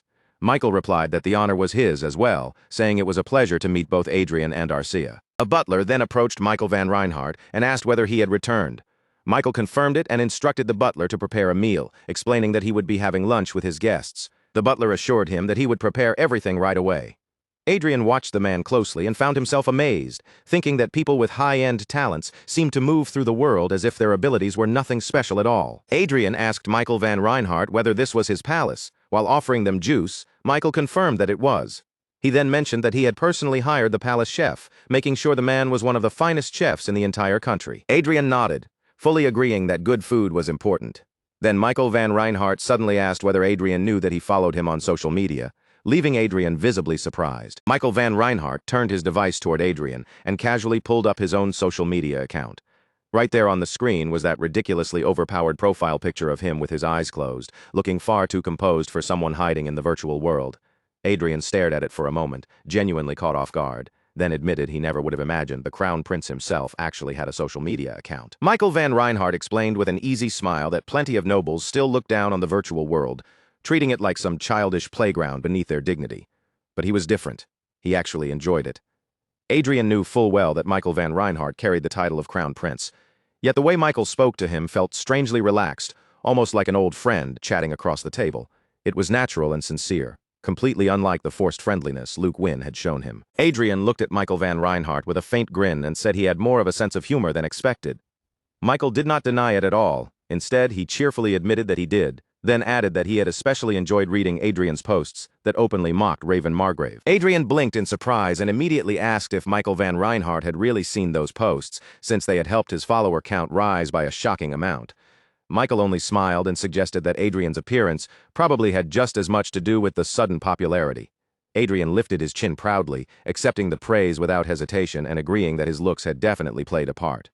Michael laughed at that confident reaction and nodded, saying he had already known Adrien was a handsome man. While the two of them traded jokes back and forth, Arcia did not bother joining in. Her attention remained fixed on the meal in front of her, as if the food mattered far more than whatever playful argument was happening beside her. Adrien then asked Michael van Reinhardt how he could possibly be unaware of his own good looks, especially after seeing a whole fan club greet him the moment he entered the castle. Michael laughed again, his shoulders loosening as he accepted the point, and finally admitted that Adrien was right. Once the meal began in earnest and the atmosphere settled into something more serious, Adrien looked across the table and asked why they had been invited there in the first place. Michael van Reinhardt did not answer directly. Instead, he met Adrien's gaze and calmly asked whether Adrien truly did not already know. Adrien leaned into the conversation and said he had assumed the invitation was meant as a recruitment attempt. Michael van Reinhardt confirmed it without hesitation. Hearing that, Adrien went straight to the heart of the matter and asked what Michael expected from him, as well as what the Crown Prince was prepared to offer in return. Michael van Reinhardt's expression turned slightly regretful as he admitted that. At that exact moment, he had nothing concrete to offer. Adrien pressed him further and asked whether that meant the benefits would come only after Michael took the throne. Michael answered honestly and confirmed that, yes, that was exactly what he intended. But Michael van Reinhardt also made one thing clear. He would not block Adrien from obtaining the Viscount title. He explained that a noble title like that was not something handed out casually, and under the current political divide, granting it had become even more complicated than usual. Michael van Reinhardt added that Luke Wynn had probably promised Adrien the title because he believed he possessed enough authority to make it happen. But if the nobles aligned with Luke Wynn refused to support that decision, they could still stop Adrien from receiving it. Once Adrien heard that, the situation made perfect sense. Adrien understood the difference immediately. Michael van Reinhardt could not simply promise him the title the way Luke Wynn had, because Michael recognized that such a promise would be hollow. No faction would quietly stand by and allow the opposing side to gain more strength without trying to interfere. So when Michael van Reinhardt said he would not stop Adrien from becoming a Viscount, Adrien grasped the deeper meaning behind the words. It meant Michael would quietly support Adrien securing the title, while Adrien appeared to stand with Luke Wynn's faction. Michael van Reinhardt laid out the idea plainly. Adrien could receive the title by joining Luke Wynn's side, and Michael's faction would not oppose it. With no resistance from the Crown Prince's camp, the process would become far easier than it should have been. Adrien listened, then calmly said he would take whatever advantage he could get. Michael van Reinhardt took that as the opening he needed and formally invited Adrien to stand with him. Adrien fell silent for a moment, weighing the offer in his mind. The real turning point was not the title itself, but the choice that would let him gain the most advantage. If he accepted Michael van Reinhardt's proposal, he could obtain the title while secretly aligning himself with the first prince. If he refused, then even that title would become uncertain, and he would be forced to rely on Luke Wynn instead. Adrien finally told Michael van Reinhardt that he might seem to have several choices, but in truth, there was only one answer. Michael asked what he meant by that. Adrien looked at him and said he would follow the Crown Prince's instructions. Michael then asked if he was absolutely sure, and whether he needed more time to think it over. Adrien answered without hesitation, saying he was certain. In Adrien's eyes, Michael van Reinhardt was simply more worthy of the throne than Luke Wynn. Michael van Reinhardt reminded Adrien that he could not just make such a claim, take the Viscount title, and then remain loyal to Luke Wynn afterward. Adrien answered firmly that he could not betray the people who followed him, and he had no intention of doing so. Besides, Adrien already believed that Michael van Reinhardt was likely to defeat Luke Wynn even without Adrien's help. Michael van Reinhardt responded with a bright, cheerful nice, clearly pleased with the answer. Meanwhile, Arcia continued eating as if the political future of the kingdom was not being decided right beside her plate. Michael van Reinhardt then turned his attention to Arcia and asked what choice she would make. Adrien noticed something important in the way the Crown Prince looked at her. His interest did not carry the same unpleasant, malicious feeling that Luke Wynn's attention had, and that alone made Adrien feel a little more at ease. Adrien also looked toward Arcia and asked what she thought. Arcia answered simply, without making the matter complicated. As long as Adrien was fine with it, she said, she would follow his decision. Even though Adrien had expected that answer, Hearing it out loud still made him feel strangely awkward. He asked if she truly meant it, while Michael van Reinhardt immediately began cheering them on from the side, happily commenting that the two of them looked good together. The teasing hit Adrien hard. His face flushed bright red, almost like a ripe tomato, and he quickly begged Michael van Reinhardt to stop before the embarrassment got any worse. A little later, when the meal had moved on to dessert and the mood had softened again, Adrien turned back to Michael van Reinhardt and said there was still something he wanted to ask. Adrien explained that he was fine with joining Luke Wynn's side on the surface and receiving the title that way. But if he showed no resistance at all, he asked, wouldn't Luke Wynn become suspicious? Michael van Reinhardt nodded and answered that he had already considered that. His plan was to act as though he opposed it at first, then slowly step back later. Adrien immediately realized how clever that approach was. By resisting at first, Michael could make the situation look believable and avoid raising suspicion. Still, Adrien did not want the matter to end there. He suggested that Michael should receive something in exchange for allowing Luke Wynn to win the title dispute. Michael van Reinhardt looked genuinely taken aback by that suggestion. After a brief pause, he asked Adrien what kind of exchange he had in mind. Adrien smiled slightly, already seeing the opportunity forming in front of him. This was not just a chance for Michael van Reinhardt to step back gracefully. It was also a chance to gain leverage over Luke Wynn in the process. Adrien then brought up Raven Margrave. He said Raven had suffered a heavy loss after choosing to mess with him, losing 40% of his power because he allowed personal feelings to interfere while still holding a major role in national defense. Because of that, Adrien believed Raven no longer deserved to keep the Margrave title. Michael van Reinhardt narrowed the idea down and asked if Adrien meant taking Raven's title away in exchange for giving up the Viscount title. Adrien answered that, in his opinion, such a trade would be perfectly fair. If Raven Margrave were demoted to the rank of Earl, the damage to Luke Wynn's faction would be enormous. Michael van Reinhardt pointed out that the proposal sounded rather personal. Adrien did not try to deny it. In truth, there was satisfaction in striking back at an enemy who had crossed him, and if he had a chance to weaken Raven and put him under control, there was no reason to let that opportunity slip away. Michael van Reinhardt then asked what they should do if Luke Wynn rejected that deal. Adrien answered smoothly that promoting one of Michael's own men to Margrave would also be a strong option. Adrien explained his reasoning. He had earned the Viscount title as a reward for his military achievements, so this was also a suitable moment to promote one of the earls on Michael's side who had performed well in the war. There was a massive difference between a new noble becoming a Viscount to support Luke Wynn and an earl already aligned with Michael van Reinhardt, rising all the way to Margrave. Adrien also pointed out that he would not be just any ordinary Viscount.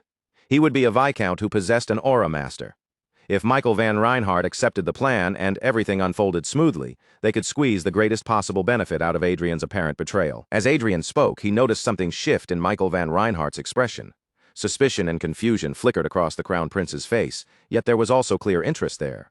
That reaction made Adrien curious, so he called Michael's name to pull his attention back. Michael van Reinhardt apologized after a short pause, explaining that Adrien's words had caught him a little by surprise.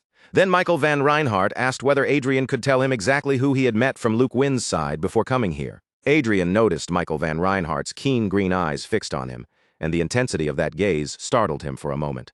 Still, he answered honestly. He had met Baron Walker, who guided him there, Luke Wynn, Viscount Hamilton, and 6 additional inspectors involved in his interrogation, making 9 people in total. After saying that, Adrien glanced at Michael van Reinhardt and wondered if he had somehow made a mistake. But as he watched Michael more closely, Adrien saw the earlier suspicion fade and turn into curiosity instead. That small change in expression helped him understand what was really going on. Adrien told Michael van Reinhardt that he understood now, and that they had been thinking along the same lines. Michael laughed at how quickly Adrien had caught on and asked if he could read people's minds. Adrien admitted that he could not literally read someone's thoughts, but with his glasses, he could make educated guesses from the clues in front of him. Michael van Reinhardt looked momentarily confused, even a little concerned, as if wondering whether his plan had somehow leaked. After all, Adrien had described it almost exactly without Michael ever laying it out word for word. Then Michael admitted that it was impressive and said those were the very 2 plans he himself had been considering. Adrien realized he had proudly suggested a plan Michael van Reinhardt had already thought of in advance. The realization made him feel a little embarrassed, even though the idea itself had been solid. Michael van Reinhardt quickly reassured him that there was no need to feel embarrassed. If anything, it proved how sharp Adrien's judgment was. Reaching the 7th circle at only 20 years old was not something just anyone could accomplish, and his decision-making matched that talent. Michael van Reinhardt then said plainly that he had no desire to become Adrien's enemy. Instead, he suggested that they should remain friends. The 2 of them exchanged quiet laughter, silently agreeing with that sentiment without needing to say much more. A few moments later, Michael van Reinhardt handed Adrien a small gadget. Adrien accepted it and asked if it was some kind of communication device. Michael confirmed that it was, then explained that the device was secure and could not be bugged. If there was anything more to discuss, he would contact Adrien through it. With that settled, Michael thanked him for a meal that had been both useful and genuinely enjoyable. Adrien clicked the small device in his hand, and in the next instant, a magic circle for transportation spread out beneath their feet. Pale light rose around them, wrapping Adrien and Arcia in a shimmering glow. Just before the spell carried them away, Michael van Reinhardt looked at Adrien and calmly told him that they would meet again. Adrien answered that he would be looking forward to it. The words had barely left his mouth before the transportation magic fully activated, and both Adrien and Arcia disappeared from the chamber, leaving Michael van Reinhardt standing there alone in the quiet room. About a minute later, the light around them faded, and Adrien realized that they had arrived somewhere completely different from Michael van Reinhardt's chamber. Adrien looked around the unfamiliar space and asked Arcia where they had ended up. Arcia calmly answered that they were in a storage room near the entrance, then added that this was one of the places Michael van Reinhardt had prepared in advance. Adrien could not help wondering just how many hidden places like this Michael van Reinhardt had arranged. The more he thought about it, the clearer it became that the Crown Prince was an extremely careful and meticulous person. With that in mind, Adrien suggested that they should leave the storage room, and Arcia quietly followed after him. Just as Adrien and Arcia were about to head out, Adrien suddenly spotted Billam and Lopez inside the storage room. Both of them were standing there with their hands full, carrying several different items as if they had been caught in the middle of something. Billam and Lopez looked just as surprised to see Adrien as Adrien was to see them. They quickly straightened up and greeted him respectfully. But at the same time, both of them tried to hide the things they were holding behind their backs. Adrien's eyes narrowed with curiosity as he noticed their awkward movements. He looked from Billam to Lopez and asked what exactly they were trying to hide behind them. Before they could properly answer, Arcia lightly tapped Adrien to get his attention. When Adrien turned toward her, she pointed deeper into the storage room, where miniature figurines of both Adrien and Arcia were scattered among the stored goods. Adrien stared in astonishment. The Reinhardt kingdom had apparently stocked star figurines modeled after him and Arcia, preparing them for sale in the souvenir shops inside the castle. Arcia then noticed the paper bags in Billam and Lopez's hands, and asked whether they had bought the figurines. Lopez immediately grew shy, and quickly answered that they had not. Billam hurried to explain as well, saying that they had only been admiring the figurines, and had not actually purchased anything. Meanwhile, on the internet, a major topic was already spreading. Reports claimed that the Freya Empire's debt-to-GDP ratio had risen by 12% within the year, while severe corruption continued to shake public trust so badly that Recess Island had become hesitant to even consider adopting a republic system. Even the signs of inflation appearing in the economy were being pushed into the background. The Fez Republic seemed to care about only one thing now, and that was strengthening its military power above everything else. The hopes of the Fez Republic now rested on a so-called lucky encounter that President Louis Fermat's son had somehow obtained. But that raised an even bigger question. Was the lucky encounter connected to Manuel Lucas, supposedly acquired by the president's son, actually real in the first place? Someone clenched their teeth in fury, unable to hide their rage.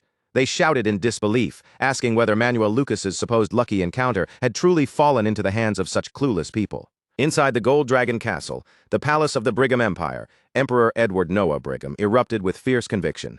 He declared that they were the ones who deserved the lucky encounter, insisting that Manuel Lucas's homeland was the very nation that had once led Rondell into its golden age. Edward swept his gaze over the people around him and demanded that they speak.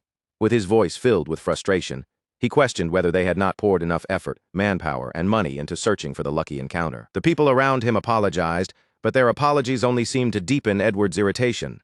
He then called upon the Director of Information, Earl Alfred, a member of the Seventh Circle, to give a proper answer to his question. Edward turned his attention to Earl Alfred and asked what she thought about the claims being made by the Freya Empire. Earl Alfred slowly opened her red eyes and answered in a calm, measured voice that she believed the situation was evenly split, 50-50. That response immediately caught Edward's interest, and he asked her to explain her reasoning. Earl Alfred explained that she had examined the Freya Empire's exploration methods and found them outdated compared to the Brigham Empire's own approach. On top of that, the lucky encounter had supposedly been discovered in a location so unexpected and random that it made little sense. If it had truly been something that could be found through ordinary searching, it should have been uncovered years ago. Most importantly, Earl Alfred pointed out that they still knew nothing about the real core of the lucky encounter. That included the ciphertext Manuel Lucas had hinted at in English, which remained an essential piece of the mystery. The idea that the lucky encounter had been found without deciphering those hints did not seem logical.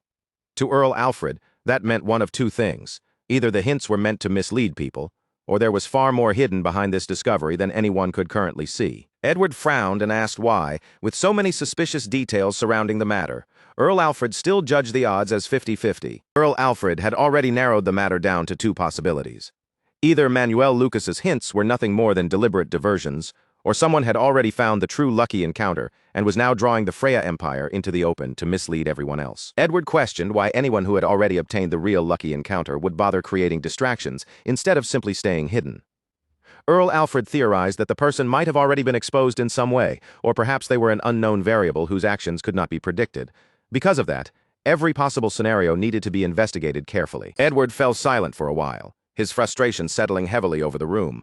At last, he concluded that the true owner of the lucky encounter might really exist and could be orchestrating a large-scale deception to mislead the Freya Empire. A scheme that elaborate would require influence on the level of an entire nation that narrowed the list of possible suspects to only 4 countries.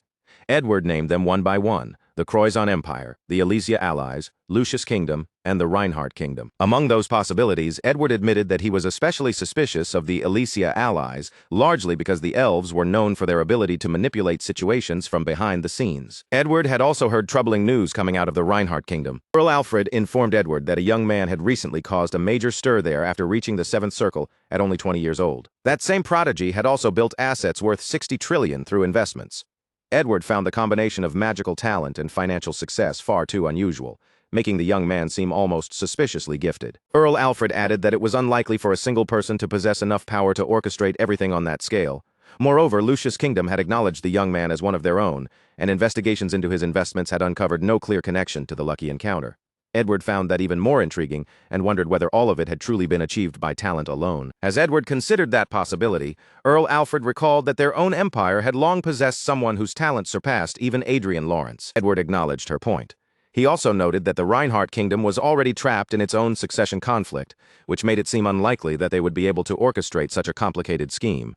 Earl Alfred then suggested ranking the suspects in order of likelihood: first the Elysia Allies, then Lucius Kingdom, then the Reinhardt Kingdom, and finally, the Croizon Empire. Edward ordered his people to increase surveillance on royals and nobles from those nations in that exact order, and everyone moved to obey. He then gave another command: send a stern warning to the Empire claiming Manuel Lucas's lucky encounter, making it clear that the lucky encounter belonged to their nation. Edward declared that if the warning was ignored, they would turn it into a direct threat. By doing so, the Brigham Empire would show its strength to the entire world. Everyone present agreed with that strategy. Edward then stated without hesitation that sacrificing a single country in order to obtain Manuel Lucas's lucky encounter was a small price to pay. Edward rose from his seat, making it clear that there was one more matter to handle. When someone asked what he intended to do, he ordered Earl Alfred to attempt contact with the young man in Reinhardt. Earl Alfred then asked what kind of contact Edward had in mind. Edward instructed Earl Alfred to propose migration. In his view, becoming an earl in the Brigham Empire would offer the young man far greater benefits than remaining in his current position. Elsewhere inside a castle, disturbing rumors about Adrien were already spreading among the nobles. They whispered that Adrien had imprisoned his half-brother and his mother inside a flying fortress, and that he had ultimately caused their deaths because they had dared to trouble him. The nobles listening to the story were left frozen in horror. One noble questioned whether the rumors were actually true.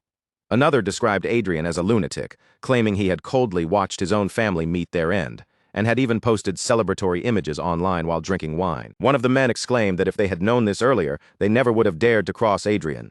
Another person admitted that they had thought Adrien was merely arrogant and empty, never realizing that he was actually the Duke of Riverdale's disciple. A worried lady asked whether they would truly be safe, considering Adrien was a grand wizard and also had an aura master near him. She even speculated that both of them might soon receive earl titles. One of the noblemen stressed how dangerous that would be, explaining that the combined strength of 2 earls and 1 viscount would create a power base nearly equal to a margrave or marquis. For someone who had only recently entered the aristocracy, he questioned whether that much influence was not excessive. However, one lady among them dismissed their anxiety. Isabella Cascabel pointed out that Margrave Raven's losses had happened because Adrien recklessly barged in with his troops. She then asked whether the result would have been the same if it had been a proper direct confrontation. One of the men agreed with Isabella Cascabel's view and supported her argument. But another noble turned toward her and asked whether she was not worried, especially since she had antagonized Adrien more openly than anyone else. Isabella Cascabel sharply rebuked them for that, calling them cowards and telling them to use basic common sense instead of panicking over rumors. She emphasized that the times had changed.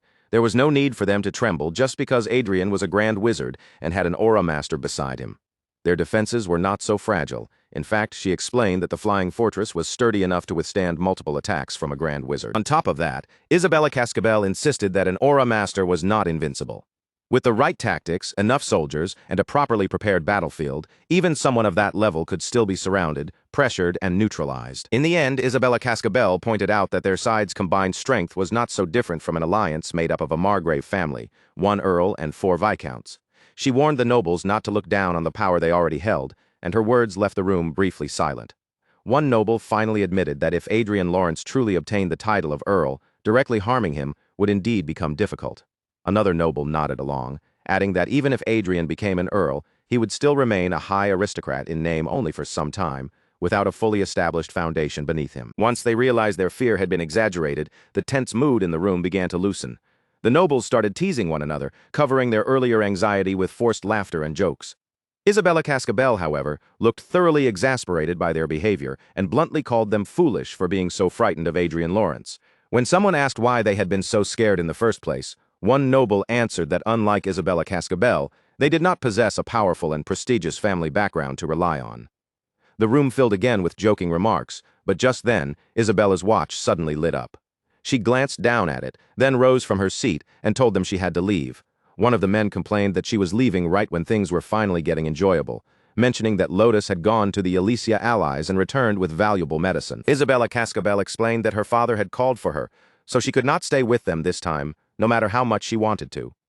One of the ladies urged her to come back quickly once her business was finished, and Isabella gave a light promise that she would try. As Isabella Cascabel stepped out of the room and moved down the hallway, Adrien Lawrence slowly surfaced in her thoughts. She remembered his striking silver hair and clear blue eyes, a combination so eye-catching that even among the Academy's noble students, Adrien Lawrence had always stood out. Then another memory came back to her, one from the day Adrien Lawrence had suddenly lost his temper and demanded to know what they thought they were doing. At the time, Isabella Cascabel had answered him calmly, almost coldly, telling Adrien Lawrence that he had chosen to be there himself, and that the commoner had dared to offend her first. 2 young ladies nearby had whispered among themselves, surprised that Adrien Lawrence was finally reacting when he had ignored everything until then.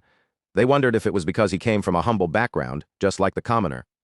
Isabella Cascabel had then looked at Adrien with a smug smile, and asked whether he was finally glad to learn what happened when someone mocked an aristocrat. Adrien Lawrence had answered with a terrifying vow.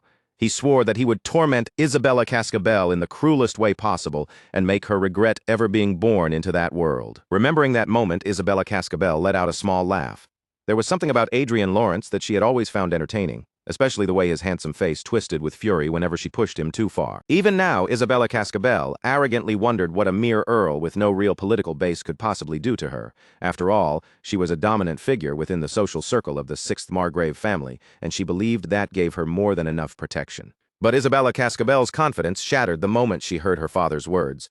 She stared at Margrave Cascabel in disbelief and asked him to repeat what he had just said. Margrave Cascabel, who stood as an ally of Second Prince Luke Wynne, revealed that Luke Wynne had promised Adrien Lawrence the title of Marquis. He explained that Luke Wynne believed Adrien was more than worth such an offer, because Adrien had reached the 7th circle at only 20 years old, meaning he might one day rise even higher and become an 8th circle great wizard. That was not the only reason. Adrien Lawrence also possessed the talent of a Grand Master, a level comparable to a 9th circle wizard. A person like that could tilt the balance of power dramatically, and having Adrien on their side would be a tremendous advantage.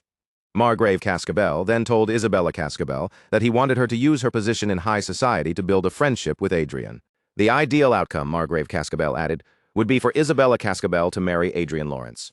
Isabella fell silent at that, immediately realizing just how difficult and unpleasant that task might become. Not long afterward, Isabella Cascabel hurried down the corridor, her footsteps quick and uneven as one thought pounded through her mind. Adrien Lawrence had become the 6th Marquis of Reinhardt. She understood very well that an earl and a marquis were only separated by 1 rank on paper, but in reality the gap between their political influence was so vast that it could hardly be measured. The more Isabella Cascabel thought about it, the more anxious she became about what this change could mean for her own future. In a panic, Isabella Cascabel pushed open the door and loudly called out to her friends. But the sight waiting for her froze her in place. They were already drunk, laughing loudly, and completely absorbed in their own party. At that moment, Isabella Cascabel understood that these friends would be absolutely useless in helping her deal with the crisis she now faced. Meanwhile, inside the game, Arcia's hair changed before Adrien Lawrence's eyes, shifting into a bright, shining white that gave her an entirely different impression. Arcia looked toward Adrien Lawrence and asked if this appearance was acceptable. Adrien studied the new color for a moment, then complimented her, saying it suited her well. After returning from the royal palace and expressing his gratitude, Adrien had logged back into Chronicle once again. Since Arcia looked far too similar to the famous celebrity Arcia, Adrien Lawrence decided it would be better to give her a simple disguise. Changing her hair to white was the easiest way to avoid drawing attention. A moment later, someone asked Adrien Lawrence whether he was considering entering the military industry. When Perseus turned toward the speaker, he was visibly startled by the man's presence. Perseus immediately questioned how the man could behave so casually in front of Adrien, but the man shot back by asking what was wrong with Perseus's own behavior. The man was Grant Norton, a first-class accountant at only 22 years old. He belonged to the Green Accounting Office of the Reinhardt Kingdom and possessed excellent skill, intellect, administrative ability, and academic talent, though his political power remained low. His special quality was quick analysis, and his relationship with Adrien Lawrence was marked by interest and alliance. Even his current status was enough to surprise anyone looking closely. Adrien Lawrence was surprised to discover that Perseus's son had inherited 3 high-ranking abilities that were almost identical to his father's. Curious about the reason, Adrien asked how that had happened. Grant Norton explained that the industries Adrien had recently taken over, such as Cult Steel Manufacturing Zenith Artifacts, Konya Magic Tower, and Panic Mana, were like massive hippos. They did not immediately generate profit, but they devoured capital at an alarming rate. Adrien Lawrence had acquired all 5 of those companies, and Grant Norton believed that such a move had to be part of a long-term investment strategy. Adrien grinned at the observation, clearly pleased that Grant Norton had understood the intention behind the acquisitions. Adrien Lawrence explained that the Lawrence estate's main industries, mining and distribution, were certainly stable and profitable enough to survive. However, both had obvious limits when it came to future growth. That was why Adrien saw the military industry as a much more promising direction to expand into. And Norton could not hide his surprise. After hearing Adrien Lawrence's reasoning, he remarked that such a bold plan truly suited a grand wizard. Grant Norton then asked whether Adrien Lawrence already had specific products in mind. Instead of answering immediately, Adrien looked back at him and asked whether those questions were coming from simple curiosity. Grant Norton clarified that he wanted to understand Adrien Lawrence's priorities so he could prepare for future instructions properly. Perseus let out a faint sigh at his son's directness. Adrien, however, only smiled and said they would begin with Vanguard equipment. Both Perseus and Grant Norton were stunned by that answer, and Perseus quickly asked whether such a thing was truly possible. Adrien Lawrence confirmed that it was. He explained that they already understood the principles behind the force system and had a rough manufacturing method for Vanguard equipment. As long as their assistants followed those guidelines carefully and worked through each step properly, producing the equipment was absolutely possible. Adrien Lawrence knew very well that the production of Vanguard force equipment in the Reinhardt Kingdom was currently controlled by 3 powerful families. Those 3 powers were the family of the second prince's mother, the Duke of Enerheim, the family of the current king's mother and distinguished magic master, the Duke of Haines, and finally the House of Reinhardt itself. In other words, the creation of Vanguard force equipment was being handled by the most influential figures in the entire kingdom. Looking at it another way, Adrien Lawrence believed that if his side could also produce such equipment, then they would be able to stand on the same stage as those enormous powers. Grant Norton, however, voiced concern about how the existing forces might react. Adrien Lawrence reassured him that he had already thought about that response after visiting the royal palace. He explained that if they first produced force equipment similar to the existing models, or even slightly weaker than them, the threat they posed would not appear too severe at the beginning. Adrien Lawrence added that manufacturing Vanguard force equipment was not something any ordinary Grand Wizard could accomplish. In the Reinhardt Kingdom, aside from Adrien himself, there were 4 Grand Wizards, but only 2 had the ability to craft force equipment. So if a 20-year-old Grand Wizard suddenly began manufacturing Vanguard force equipment, it would naturally draw public attention. That attention would force the established powers to divide some of their strength, and once their focus was split, failures would inevitably begin to appear. Adrien Lawrence then made it clear that he had no intention of settling for the current level of Vanguard equipment. He told them to inform him immediately if a good magic tower ever became available for purchase. At first, Perseus and Grant Norton were confused by Adrien Lawrence's dissatisfaction with Vanguard equipment, but soon they understood what he was really aiming for: flying fortresses. Their feelings toward Adrien shifted from simple respect and admiration into genuine goodwill and loyalty.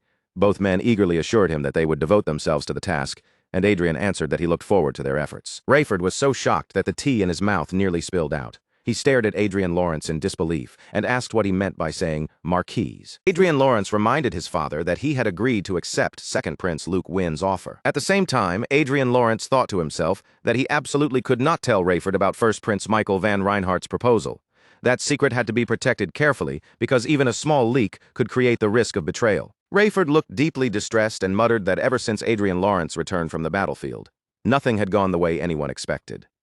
Adrien's mother was worried as well, frightened by the idea that her son might suddenly rise so high in noble society, and she asked whether this was truly all right. Adrien Lawrence explained that an earl and a marquis both belonged to the ranks of high nobility, but his mother, still uneasy, pointed out that even if both were nobles, the difference in their rank and standing was far from small. Adrien Lawrence sighed inwardly, thinking that even though his mother had lived as the hostess of a Viscount family, she still struggled to adjust to changes of this scale.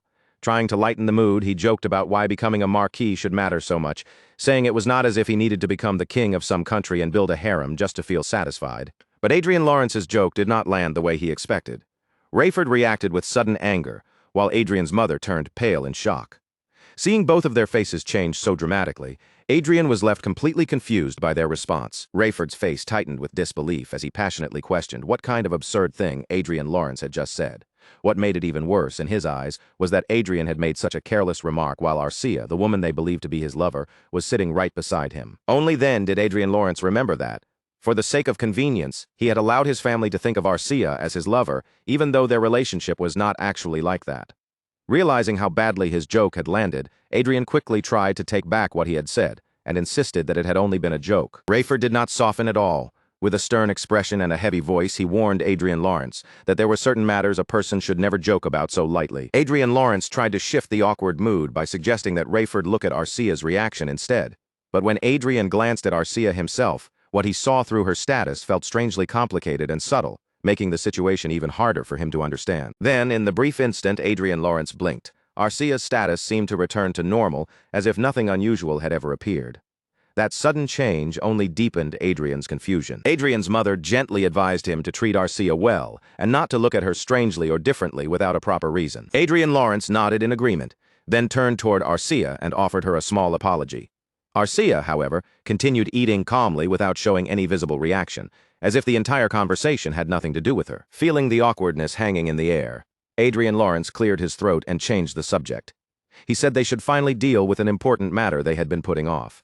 Something that would mark a clean new beginning for the Lawrence family. Rayford looked at Adrien Lawrence with curiosity and asked what matter had been delayed for so long. Adrien Lawrence explained that he was talking about the employees who had caused harm to both him and his mother. This time, Adrien Lawrence intended to clean things up properly, both inside the family and outside of it, so that the Lawrence household could move forward without leaving behind any lingering rot. The next day, inside the royal castle, one of the nobles argued before the king that even the rank of Margrave would be too much for this situation, let alone Marquis.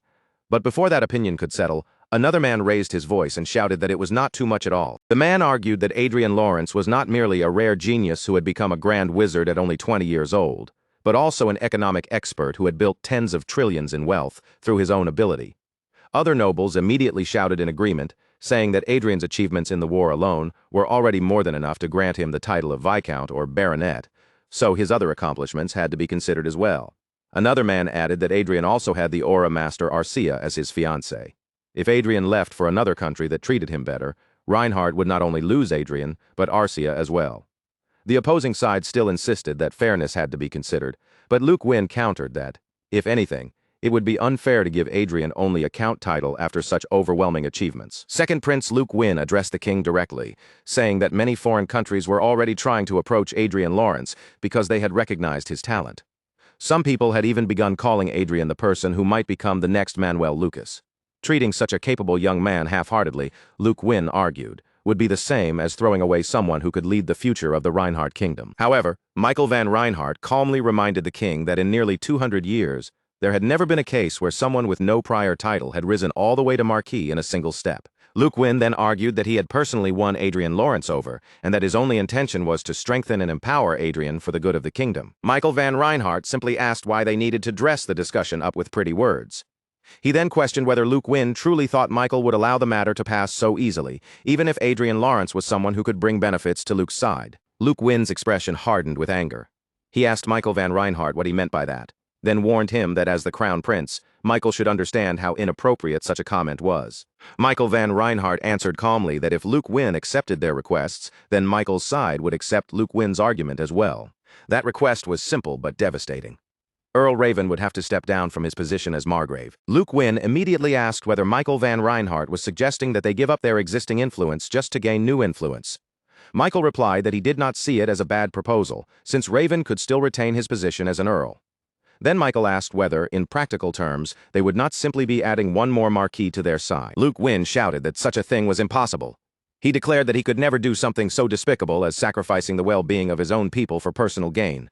That, he insisted, was exactly why people trusted and followed him. Michael Van Reinhardt laughed lightly and told Luke Wynn that he truly was impressive, just as expected of a leader. Inwardly, Michael had already predicted this response. Because of Luke Wynn's nature, there had never been much chance he would accept the proposal. So Michael told him that if that was the case, he would offer a new one. Michael Van Reinhardt then proposed that Earl Otis, who had made significant contributions as Adrien Lawrence's superior during the war, be appointed as a margrave. The suggestion immediately left Otis stunned and confused. Michael Van Reinhardt addressed everyone present and acknowledged that Adrien Lawrence had contributed greatly to the war. But he added that it would not be an exaggeration to say that roughly half of that credit also belonged to Adrien's direct superior, Otis. Michael presented the idea as a reasonable answer to the rather excessive Marquis' proposal, while also offering a way to overlook Margrave Raven's mistakes. Luke Wynn fell silent, unable to answer immediately. At that point, the king finally stepped in and brought the debate to an end, making his decision before the argument could continue any further. The king announced that he would accept the requests from both Crown Prince Michael Van Reinhardt and Second Prince Luke Wynn. Hearing the decision, both princes bowed their heads and thanked the king. A few days later, on the day of the victory celebration, Sylvia gazed up at the magnificent royal castle with sparkling excitement and exclaimed that this was the place. Then Sylvia turned to Adrien Lawrence with a nervous look and asked if she seemed strange, wondering whether her dress was too flashy for the occasion. Adrien Lawrence gently reassured his mother and told her not to worry. He even added that there would probably be plenty of distinguished young men who would ask her to dance without realizing she was already a noblewoman. Sylvia looked toward Arcia and commented that Arcia would look beautiful in a dress as well. Arcia answered in her usual calm way, saying that she liked her current outfit very much. Sylvia explained that an official ceremony would take place first, but she hoped there would still be enough time for Arcia to change into a dress before the party began. Suddenly, several nobles appeared in front of Adrien Lawrence, looking surprised to see him. Adrien recognized them at once as Viscount Doherty, Viscount Pharma, Viscount Karma, and Viscount Ronier. Adrien Lawrence looked at their familiar faces and remarked that these were faces he had not missed at all. Then he asked where their master had gone. One of them responded sweetly, asking what was wrong and reminding Adrien that they were Academy alumni too. Adrien Lawrence simply turned away and told them that he would visit them later when he had time, so they should enjoy themselves for now. His casual dismissal left them confused, but Ronier quickly mentioned that Isabella Cascabel would also be arriving later. Sylvia watched the exchange and asked whether those people were Adrien Lawrence's friends. Adrien answered plainly that they were his former classmates from the academy. Doherty asked the others if they had noticed Arcia's gaze, saying she looked as though she wanted to kill him. Arcia quietly remarked that Adrien Lawrence had not forgotten them after all. Pharma grew irritated and wondered aloud whether Isabella Cascabel would have to cover for them again this time. Karma agreed, saying it would be fine because there was nothing aristocrats could not handle. Ronier suggested that they should find Isabella Cascabel first and ask why they had not been able to reach her, completely unaware that Arcia was listening to every word. Arcia then asked Adrien Lawrence whether she should kill them. Adrien calmly told her not yet, because he had made a promise to them. Later, a man greeted them respectfully and welcomed them as members of the Lawrence household, telling them that he would personally guide them to their seats. The man then led them to seats in the front row, and Adrien Lawrence immediately realized that these were not ordinary seats. They had been given VIP table seats right at the front. All of a sudden, a horde of demon-like figures, a large group of noblewomen rushed over and eagerly asked whether they were the Lawrence Viscounts. The noblewomen quickly surrounded them, showering them with congratulations for seizing such a great opportunity. Several of them turned their attention to Sylvia, asking where she had purchased her jewels and praising how beautifully they matched her elegant dress. One nobleman greeted Rayford warmly, saying it had been a long time since they last met, and asking whether he might be interested in visiting their estate. Seeing the nobles gather around his family so quickly, Adrien Lawrence guessed that the higher-ranking nobles had already heard about his upcoming Marquis title. Then Adrien Lawrence suddenly noticed Margrave Raven. The man was staring at him with a gaze so sharp and hateful that it felt almost like a dagger aimed straight at him. Adrien Lawrence suspected that Raven had already been warned by Luke Wynn, especially since Luke was discreetly keeping his distance and avoiding any obvious contact. Later, the host stepped forward and announced that the victory celebration would now begin. The king then proclaimed that Calbadas would be honored with the Order of the Golden Lion, granted the border city of Ort, and appointed as a frontier Margrave to AS. Adrien Lawrence was pleased to see that Earl Otis had also ended up on Crown Prince Michael Van Reinhardt's side. However, Adrien Lawrence soon noticed Luke Wynn whispering something to the man beside him. From the man's presence alone, Adrien guessed that the person standing next to Luke Wynn was undoubtedly the kingdom's most famous swordmaster, Marquis Vincent. Adrien Lawrence also noticed that the aura masters present in the kingdom were showing obvious interest in Arcia. Their gazes kept drifting toward her, measuring her strength and presence. But just as Adrien expected, Arcia did not seem to match Second Prince Luke Wynn's side at all. A moment later, the king called Adrien Lawrence and Arcia forward. As the attention of the entire hall gathered on them, the king ordered the two of them to kneel before the throne. With the hall watching in silence, the king announced that Adrien Lawrence would be granted the title of Marquis, along with the Marinkov area, as his official estate. Arcia was also rewarded for her strength and achievements. The king granted her the title of Countess, giving her the Glendale area as her own estate. On top of those titles, both Adrien Lawrence and Arcia were each given a fortified fortress. The king looked down at them solemnly and expressed his hope that they would dedicate themselves to protecting the kingdom. Adrien Lawrence and Arcia both offered their gratitude to the king. Around them, however, the nobles immediately began whispering among themselves, stunned that Adrien had been raised to Marquis so suddenly. Some quietly questioned whether there had ever been another case where someone had risen to that rank so abruptly. The king then looked directly at Adrien Lawrence and asked whether he had anything he wished to say. Adrien Lawrence turned toward the nobles gathered in the hall and began by expressing his gratitude to the king, to the honorable and fair administration of the country, and also to both Crown Prince Michael van Reinhardt and Second Prince Luke Wynn. Then Adrien Lawrence calmly revealed that, as a newly appointed aristocrat of the kingdom, there was one wish he wanted to fulfill. Adrien Lawrence called out the names Doherty, Pharma, Karma, and Ronier, then declared that he would take joint action against the estates of those four families through a territory war. The king, the two princes, and even Adrien Lawrence's parents were all visibly shocked by the sudden declaration. They immediately asked him to explain what he meant, but Adrien merely smiled calmly without showing the slightest sign of hesitation. King Kalitz van Reinhardt of the Reinhardt Kingdom had already been carrying many concerns over the past several days. Greatest source of his worry was the matter of succession. The kingdom's future stood divided between his two sons, Crown Prince Michael van Reinhardt and Second Prince Luke Wynn. And as if that problem were not difficult enough, an entirely new eccentric figure had suddenly appeared in the kingdom, throwing yet another unpredictable element into the royal court. A short while later, Luke Wynn angrily confronted Adrien Lawrence, saying that he must have completely misunderstood Marquis Lawrence's character. Luke Wynn had originally believed Adrien Lawrence to be the typical scholarly type, someone intelligent and reserved, but Adrien's sudden aggression had caught him completely off guard. In the back hall, Second Prince Luke Wynn asked Adrien Lawrence whether he understood that a newly appointed lord was not allowed to expand his territory for one full year. Adrien Lawrence answered that if that rule applied, then he would simply dismantle those four families and return their territories to royal authority. Luke Wynn asked if Adrien had no intention of backing down, and Adrien firmly made it clear that he did not. Luke Wynn placed a hand on Adrien Lawrence's shoulder, realizing that trying to persuade him further would be pointless. With visible disappointment, Luke said that Adrien's behavior was deeply regrettable. Luke Wynn then suggested that they simply wait and see how the situation unfolded from there. Adrien Lawrence had expected Luke Wynn to react that way, but even so, he could not help wondering whether Luke would actually succeed in trying to push him out. After that, they left the room, and Adrien Lawrence wondered whether the real party had already begun outside. Arcia appeared before Adrien Lawrence and calmly told him that she had been waiting for him. But Adrien Lawrence quickly noticed the strange atmosphere around them. People were avoiding him. Before the event had even started, plenty of nobles had greeted him warmly and expressed their desire to become friendly with him.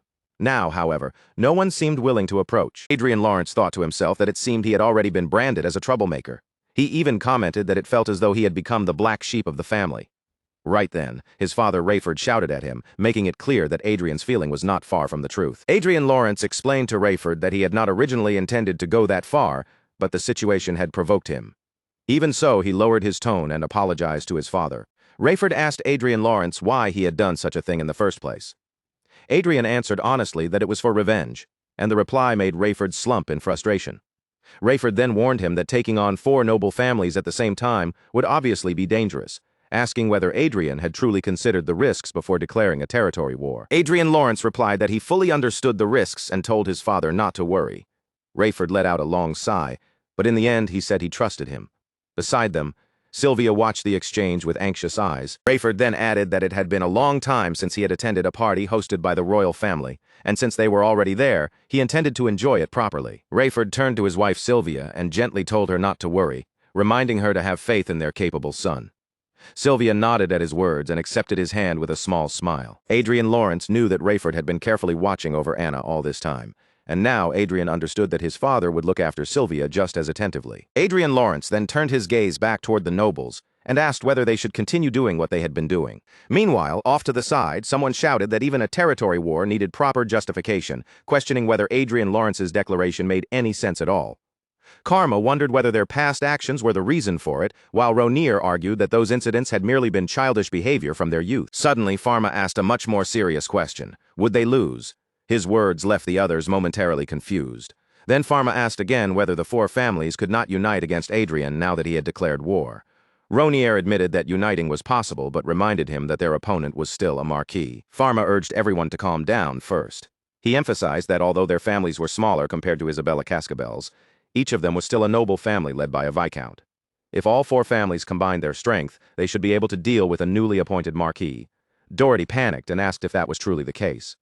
Ronier explained that it was true their combined power would exceed that of an ordinary viscount, though it would still fall short of a margrave. Karma reacted with surprise, saying that when explained that way, the idea actually sounded completely plausible. Just then, Adrien Lawrence suddenly appeared behind Karma and greeted them with far too much energy.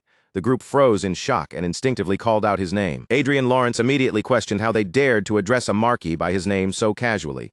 Pharma snapped back at him, telling Adrien not to make him laugh, and asking whether he really expected respect after declaring a territory war against them. Adrien Lawrence calmly removed his gloves and said that if they would not respect him willingly, he would make them respect him.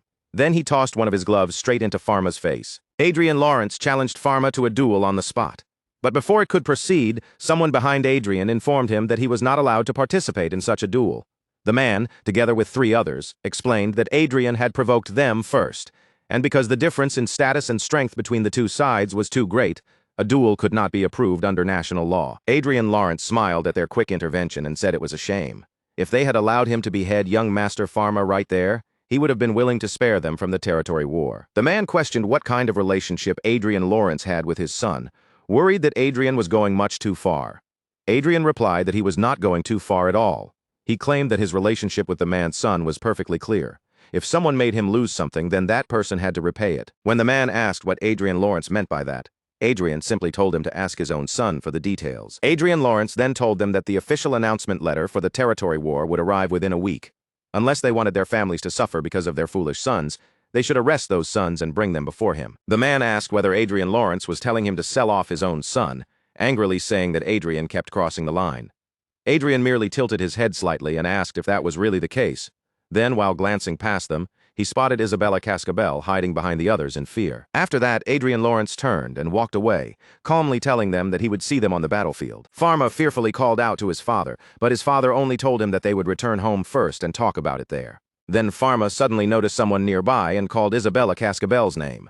She was hiding behind the others, trembling in fear. Pharma asked Isabella Cascabel why she was only showing herself now, then desperately begged her to speak to his father on his behalf. But Isabella Cascabel could barely process his words.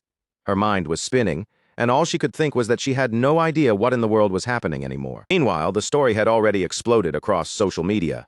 Article after article claimed that the newly appointed Marquis Adrien Lawrence had declared a territorial war against the 4 viscounts, the very moment his title was officially granted. His fierce momentum was so overwhelming that even His Majesty the King was said to have been put in an awkward position, and people began asking why Marquis Lawrence would go so far as to ruin the mood of such an important commemorative event. But to those who looked deeper, this conflict had not appeared out of nowhere. Adrien Lawrence's bitter connection with those 4 families stretched all the way back to his school days. As Adrien continued reading, the comments section was already filling with people digging into his past. One person wrote that he had been a victim of school violence and group bullying, and another immediately answered that it had not been some minor childhood quarrel. According to them, the bullying had been so severe that there was almost never a day when Adrien walked around without some kind of visible injury on his body. Another commenter seemed confused, saying they had heard Adrien came from a noble family, so they could not understand why his life had sounded so pitiful. But someone else quickly replied that Adrien had only been a noble in name. On paper, he carried noble blood, but in reality, the life he had endured was worse than what many commoners ever had to face. The comments kept going, bringing up even more of what he had gone through. At home, Adrien had suffered through an assassination attempt, and at school he had been bullied, cornered, and violently assaulted. One person said they could only respect him for rising all the way to the level of an archmage after enduring that kind of life. Reading all of it, Adrien realized something clearly. In this world, secrets did not stay buried for long. Even without him personally leaking anything to the media, the truth had crawled out on its own. Public reaction also meant there would be no major problem justifying the territorial war. Still, putting the situation aside, Adrien could hardly believe that so many people were cheering for him, even after he had deliberately pushed things in this direction. The unexpected support touched him more than he wanted to admit. But just then, a man called out to him, snapping Adrien out of his thoughts. He turned sharply and asked what the man had just said. The man politely answered that he was there to inform Adrien about the sky fortresses that could be shipped immediately. Then he handed over a thick book and explained that it was the official catalog for the Sky Fortress models. Adrien opened it and scanned the pages, only to think that the numbers were not quite what he had expected. The Sky Fortress was outrageously expensive, which explained why people said that most nobles could only dream of owning even one sky castle in their territory. Adrien knew very well that people looked at him and called him reckless. They also said it made no sense for him to start a territorial war when he did not yet have proper military strength. But to Adrien, those people were clearly misunderstanding one simple thing. If he did not have enough military power, then all he had to do was buy more and make up for what he lacked. With that calm, almost ridiculous logic settled in his mind, Adrien looked at the man and told him plainly that he would buy everything. At that moment, Adrien knew exactly how much money he had available. In pure cash alone, he possessed 48 trillion. And if he added the property confiscated from the vassals, who belonged to Margrave Raven's faction, including the assets of Anna, Cedric, and their families, the total amount easily climbed to around 70 trillion. On top of that, Adrien could still add installment payments based on his credit rating. The man, however, carefully explained that because the transaction amount was so enormous, half of the total selling price had to be paid in advance. Adrien listened, then casually mentioned that he had recently paid a tremendous amount in taxes and asked whether some kind of tax exemption might be possible. Beside him, Arcia stood quietly, but her thoughts were not on money, war, or weapons at all. She was simply thinking about Kate. The man immediately reached out, shook Adrien's hand with both gratitude and excitement, and thanked him sincerely for the massive purchase. Adrien smiled to himself, knowing that even after buying 8 entire sky fortresses, he would still have 20 trillion left over as spare change. The scale of the deal was so absurdly large that it did not even feel real anymore, and even after setting aside the advance payment, he would still be taking on a staggering 50 trillion in installment payments. But then Adrien noticed Otis nearby. And the moment their eyes met, he looked just as surprised to see Otis as Otis was to see him. Adrien brightened and called out to him excitedly as Margrave Otis. Otis, just as delighted, responded by calling him Marquise. Adrien quickly told him to speak more comfortably and then asked whether the two of them were not supposed to be heading to the battlefield together anyway. Otis, however, looked a little hesitant and reminded Adrien that he was now a Marquis. With that difference in status between them, Otis asked if it was truly all right for him to speak casually. Adrien replied that if he were still Earl Otis, then perhaps it might be difficult. But now that he was Margrave Otis, there was no reason he could not do it. Hearing that, Otis burst into loud laughter, the tension between them instantly easing. Then Otis suddenly seemed to remember why they were both there in the first place. He asked Adrien what had brought him to that location. Adrien answered without much hesitation that he had just purchased all of the available sky fortresses, causing Otis to shout in disbelief that he had expected nothing less. Otis said that in that case he had no choice but to make a reservation instead. Adrien had already expected as much. Now that Otis had become a Margrave, the restrictions on his military power had been lifted to the level of a Marquis, so it was only natural that he would come here to try and purchase additional sky fortresses as well. Then Otis asked Adrien whether it was his first time seeing her and introduced the daughter he had spoken about before. The moment Adrien realized who she was, he remembered the rumors surrounding her, the famous daughter known for being a lunatic. Michelle stepped forward with graceful composure, introduced herself to Adrien, and smiled at them with a dazzling elegance that made her seem like a blue rose shining under the light. Adrien greeted Michelle in return, then introduced his fiancée Arcia to her. Arcia bowed with refined grace, every movement neat and proper. But Adrien could not help feeling confused, because according to the rumors, Michelle was supposed to be a dangerous psycho with an awful reputation. The woman standing in front of him did not look like that at all. Her posture was elegant, her expression was calm, and there was nothing obviously unstable about her appearance. Then Adrien checked Michelle's status. Her talents showed an extremely high level in exploration, along with high learning power and intellectual ability. Her traits included English, interpretation, and reasoning ability. Her relationship indicators were marked as interested and neutral, while her current state showed favor and fascination. But then Adrien's eyes stopped on one particular talent, and he froze in shock. He read it once, then again, and then over and over, unable to believe what he was seeing. His mind raced as he wondered what exactly it meant, and whether that word English was truly the same English he knew. Margrave Otis revealed that Michelle had been tirelessly chasing down the fate of Manuel Lucas until it was eventually found in the Prost Republic. Then, with a teasing smile, he playfully mocked his daughter for supposedly falling into despair after hearing that the fate had already been discovered. Michelle immediately rejected her father's words and stepped firmly on his foot, insisting that the fate found there was fake. According to her, the real fate truly existed, but it had been hidden away in some undisclosed location. Adrien listened closely and considered the possibility that if he had not possessed the advantage of being born on Earth, Michelle, with her English interpretation trait, might actually have been the one to discover the fate first. Michelle's claim caught Adrien's interest. His expression sharpened slightly, and he asked her where that secret location was supposed to be. Michelle did not give the answer directly. Keeping the secret to herself, she only hinted that it was the kind of place nobles would have an extremely hard time finding. Adrien began thinking through the possibilities and soon arrived at one likely answer. It might be Hollywood, the virtual reality system that nobles look down on as nothing more than an escape for commoners. If that was the case, then it made sense. For nobles, a place like that would naturally be difficult to recognize or locate. Adrien still felt that Michelle's prediction was a little vague and uncertain.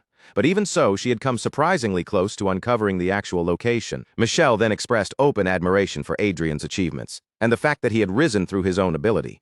She said she preferred people like Adrien and Arcia, individuals who earned their positions through skill rather than relying purely on bloodline.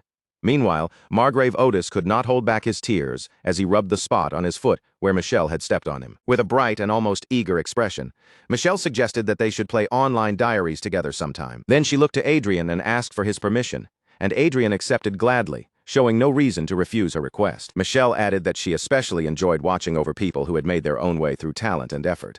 Her words were sincere, but they left her father emotionally wounded all over again. After that, Adrien and Arcia began walking away. Behind them, Michelle and Margrave Otis bowed respectfully, seeing the two of them off with proper manners. As they left, Arcia quietly suggested that they should kill Michelle because of what she knew. Adrien, however, decided there was no need to go that far. For now, he thought it would be better to observe her a little longer. Adrien understood that Michelle's future actions would need to be watched carefully. Around that same time, the heads of the four families, Viscount Doherty, Viscount Karma, Viscount Ronnie, and Viscount Pharma had gathered for a meeting. Their discussion centered on the unbelievable purchases Adrien had made during his tour of the capital. Adrien had ordered 8 sky fortresses, 400 pieces of Vanguard exclusive equipment, 400 Vanguard exclusive hoverboards, 8 Vanguard high-speed combat support ships, and 100 teleport artifacts. On top of that, he had also bought 4,000 sets of effect armor and swords for knights, along with 20 medium-sized transport ships capable of seating 500 people each.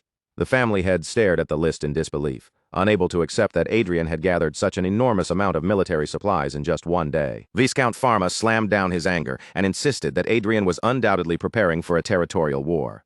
At the same time, he called Adrien insane for spending 70 trillion on weapons in a single day. Viscount Doherty corrected him, saying that the exact transaction was actually 140 trillion, with 70 trillion paid up front and the rest arranged through installments. The family heads sitting in the room were stunned into silence, realizing that the amount rivaled the entire kingdom's defense budget from the previous year. Viscount Pharma finally grasped the full weight of what they were facing, and a look of agony spread across his face as the situation sank in. Viscount Doherty, however, stressed that even with all those weapons, Adrien could not properly use them without trained knights. As a new lord, Adrien should not have had the military foundation needed to operate such forces. But Viscountess Rani questioned whether anything had gone according to their expectations since Adrien appeared. She warned that he was not someone they could measure with ordinary common sense. She continued by warning them not to underestimate a man who was already standing on the verge of becoming an archmage. Viscount Pharma asked if she was telling them to consider the worst possible outcome. Viscountess Rani agreed without hesitation, emphasizing that only by preparing for the worst could they avoid being thrown into chaos when the war began. At that moment, a butler interrupted and revealed something even more troubling, before Adrien had even been officially granted the title of Marquis. He had already posted a knight recruitment notice on online diaries, and nearly 4,000 people had responded. The family heads were shaken by that revelation. The butler then added that Adrien had also acquired a magic tower and an artifact production company, which meant he could potentially make use of the magicians and technicians connected to those institutions. Viscount Karma clicked his tongue and criticized Adrien's arrogance, saying that he had already been acting like a lord before he had even received his official title. Viscount Pharma, now forced to acknowledge Viscountess Rani's warning, began to fear that the coming territorial war might turn into a one-sided massacre. With Adrien leading from the front and his Aura Master fiancé standing beside him, the danger suddenly felt far more real. Viscount Doherty proposed that their best strategy was to turn the territorial war into a civil war. If they pulled in the surrounding territories and gathered enough allies, they might be able to change the entire scale of the conflict. But Viscountess Rani dismissed the idea. She stated that Adrien would not be overly wary of the royal family. and because of that, there was no reliable way for them to prepare countermeasures around that assumption. Viscount Pharma, unable to contain his fury any longer, ordered the butler to bring in the person responsible for their humiliation. Meanwhile, at Marquis Lawrence's estate in Marincao Metropolitan City, Cowie flew joyfully through the open sky. From the terrace of his building, Adrien stood gazing out over the city below, quietly feeling the heavy reality of the new status now resting on his shoulders. Perseus looked toward Adrien and asked what he thought of the newly organized night troupe that had just been formed. As soon as Adrien met Perseus, he greeted him naturally and gave his honest impression. The new night troupe was quite solid, Adrien said, even if their formation had come a little later than ideal. Perseus nodded with visible satisfaction, saying that building such a fine knighthood in such a short time was nothing short of a miracle, and that it was exactly the kind of result he expected from the Riverdale family. Adrien let out a quiet breath of relief, realizing that far more people were looking at him favorably than he had expected. Baroness Helena, the head of security and commander of the dispatched night troop in Marincao City, also offered her praise. She spoke with a composed expression, complimenting Adrien's unexpected achievements and the sharp strategic judgment behind his movements. Adrien became slightly flustered under their praise and tried to brush it off, saying that a large part of what had happened was simply thanks to luck. But Perseus and Baroness Helena both disagreed with him. To them, nothing Adrien had done looked random or meaningless. Every choice appeared calculated, every move seemed to connect to the next, and each result had built towards something greater. Adrien, however, quietly thought that he had only drawn up a basic outline. The impressive details had fallen into place almost too perfectly, making everyone around him believe it had all been part of some brilliant master plan. Adrien then turned his attention back to Perseus and Baroness Helena and asked what they thought about sending the knights into the territorial war right away. Perseus answered with confidence, saying that Adrien had already made the necessary choices with enough information in hand, so he did not see any particular problem with moving forward. Baroness Helena agreed with Perseus as well, calmly supporting the decision without hesitation. After hearing their opinions, Adrien lifted his gaze toward the sky. For a moment, his eyes moved across the massive sky fortresses floating above them, from the first-generation models to the third-generation ones he had newly acquired. Adrien thought about how strangely well everything had come together, producing results impressive enough to leave everyone around him amazed. He also considered why the kingdom had handed him discounted sky fortresses instead of the newest generation. They were technically royal gifts, but Adrien saw another use for them. He could operate them temporarily, then later sell them to smaller estates at a reasonable price when they were no longer needed. Adrien shared that plan with Perseus and Baroness Helena, speaking as if he had already weighed the risks. He assured them that there would be no serious issue with handling the sky fortresses that way. As Adrien looked over the sky fortresses again, he decided that the time had finally come to move. Perseus and Baroness Helena looked puzzled by his sudden shift in mood, but Adrien answered their confusion directly by announcing that they were going to war. Perseus immediately asked when they would begin. Adrien replied that all preparations would be completed within 3 hours. Then he laid out the plan. Their forces would split into 4 groups, lock the enemies inside their own territories, and seize each territory one after another. The main force, of course, would move with Adrien and Arcia at its center. Perseus raised a practical concern, pointing out that they still needed permission from the royal family before launching an official attack. Adrien acknowledged that without denying it. However, he emphasized that the permission would arrive sooner or later. Until that moment came, they could simply call their movements training, a convenient excuse that many others had used countless times before. Adrien then declared that he would personally stand at the front of the battlefield. He intended to show his military strength directly, fighting alongside Arcia where everyone could see them. By doing that, Adrien wanted to win over his subordinates early and carve his image as a leader into their hearts from the very beginning. Meanwhile, the heirs of the Viscount families were already facing a harsh backlash after Adrien's declaration of war shook the public. As Adrien prepared to leave the estate and set the war in motion, the opening stage of the conflict had finally been prepared. The focus then shifted to a cafe located inside Pharmavis County. Across Pharmavis County, people were running in fear, terrified that war might break out at any moment. Inside the cafe, a woman calmly sipped a fruit shake, her expression thoughtful as she considered just how troublesome the situation had become. She had never imagined that Adrien would actually be granted the title. The Emperor had ordered her to recruit Adrien, but before she could make her move, Reinhardt had already acted first. What shocked her most was what Adrien did immediately afterward. The instant he received his title, he requested a territorial war against all 4 viscounties at the same time. Earl Alfred of the Brigham Empire found the entire situation deeply puzzling. She needed to determine whether Adrien was truly a lunatic, or merely an eccentric person whose actions followed a logic no one else could easily understand. Just then, another woman appeared beside her. It was Duchess Olivia Riverdale, and she looked genuinely surprised as she commented on the unexpected visitor in front of her. Back at the Lawrence residence, Adrien and Arcia sat together in a room, facing the representatives who had come from Farmavis County. The representatives spoke with tense expressions, saying they knew permission for the territorial war had not yet been granted. Because of that, they demanded to know why Adrien had already deployed his troops right in front of their Viscounty. Their voices grew sharper as they pressed him further, asking whether Adrien intended to ignore the law entirely. Adrien answered without showing the slightest sign of panic, suggesting instead that the people of Farmavis County might be trapped in some strange delusion. According to Adrien, his army was merely conducting training exercises, and it was only a coincidence that those exercises were taking place near the border of Farmavis County. Then he asked them plainly whether they had actually been attacked. The representatives had no choice but to answer that they had not. Adrien calmly assured them that there was nothing for them to worry about because he was someone who upheld the law. He added that he would not attack until official permission for the territorial war was granted. Until then, he advised them to stop interfering and focus on their own affairs. The representatives then voiced the fear they had clearly been holding back. They said Adrien might attack the very moment permission was granted. Adrien did not deny it at all. Instead, he openly agreed that their suspicion was correct. The representatives of Viscount Pharma immediately shouted at Adrien, accusing him of crossing the line and abandoning all moral boundaries. Inwardly, Adrien admitted that he might indeed be pushing things close to the limit. But instead of backing down, he threw the accusation right back at them. He asked what kind of morality their young master had shown when he bullied Adrien back during their school days. One of the men argued that permission for the territorial war would never be granted in the first place. But just as he said that, a notification appeared on Adrien's smartwatch. With a small, almost casual gesture of his hand, Adrien muted the people sitting in front of him and answered the call. From the other end, a person informed him that, as of that very moment, the royal family had granted permission for the territorial war he had requested. The representatives, still muted and unable to interrupt, sat frozen in shock. Sweat began to gather on their faces as they realized what the call meant. A sinister smile slowly spread across Adrien's face. In his mind, he thought the timing could not have been more perfect for what he intended to do. With a light flick of his finger, Adrien released the mute spell on them and said that it seemed the royal family did not share their opinion. Their decision, Adrien implied, had likely come down to one simple question: which side was more valuable to them? The representatives immediately began to panic. Their earlier anger vanished, and they desperately pleaded with Adrien to think rationally before making any irreversible decision. Adrien ignored their pleas and coldly told them to leave. If they wanted to persuade someone, he said, they should convince their own master instead of wasting their breath on him. Then Adrien spoke in a firm, final tone.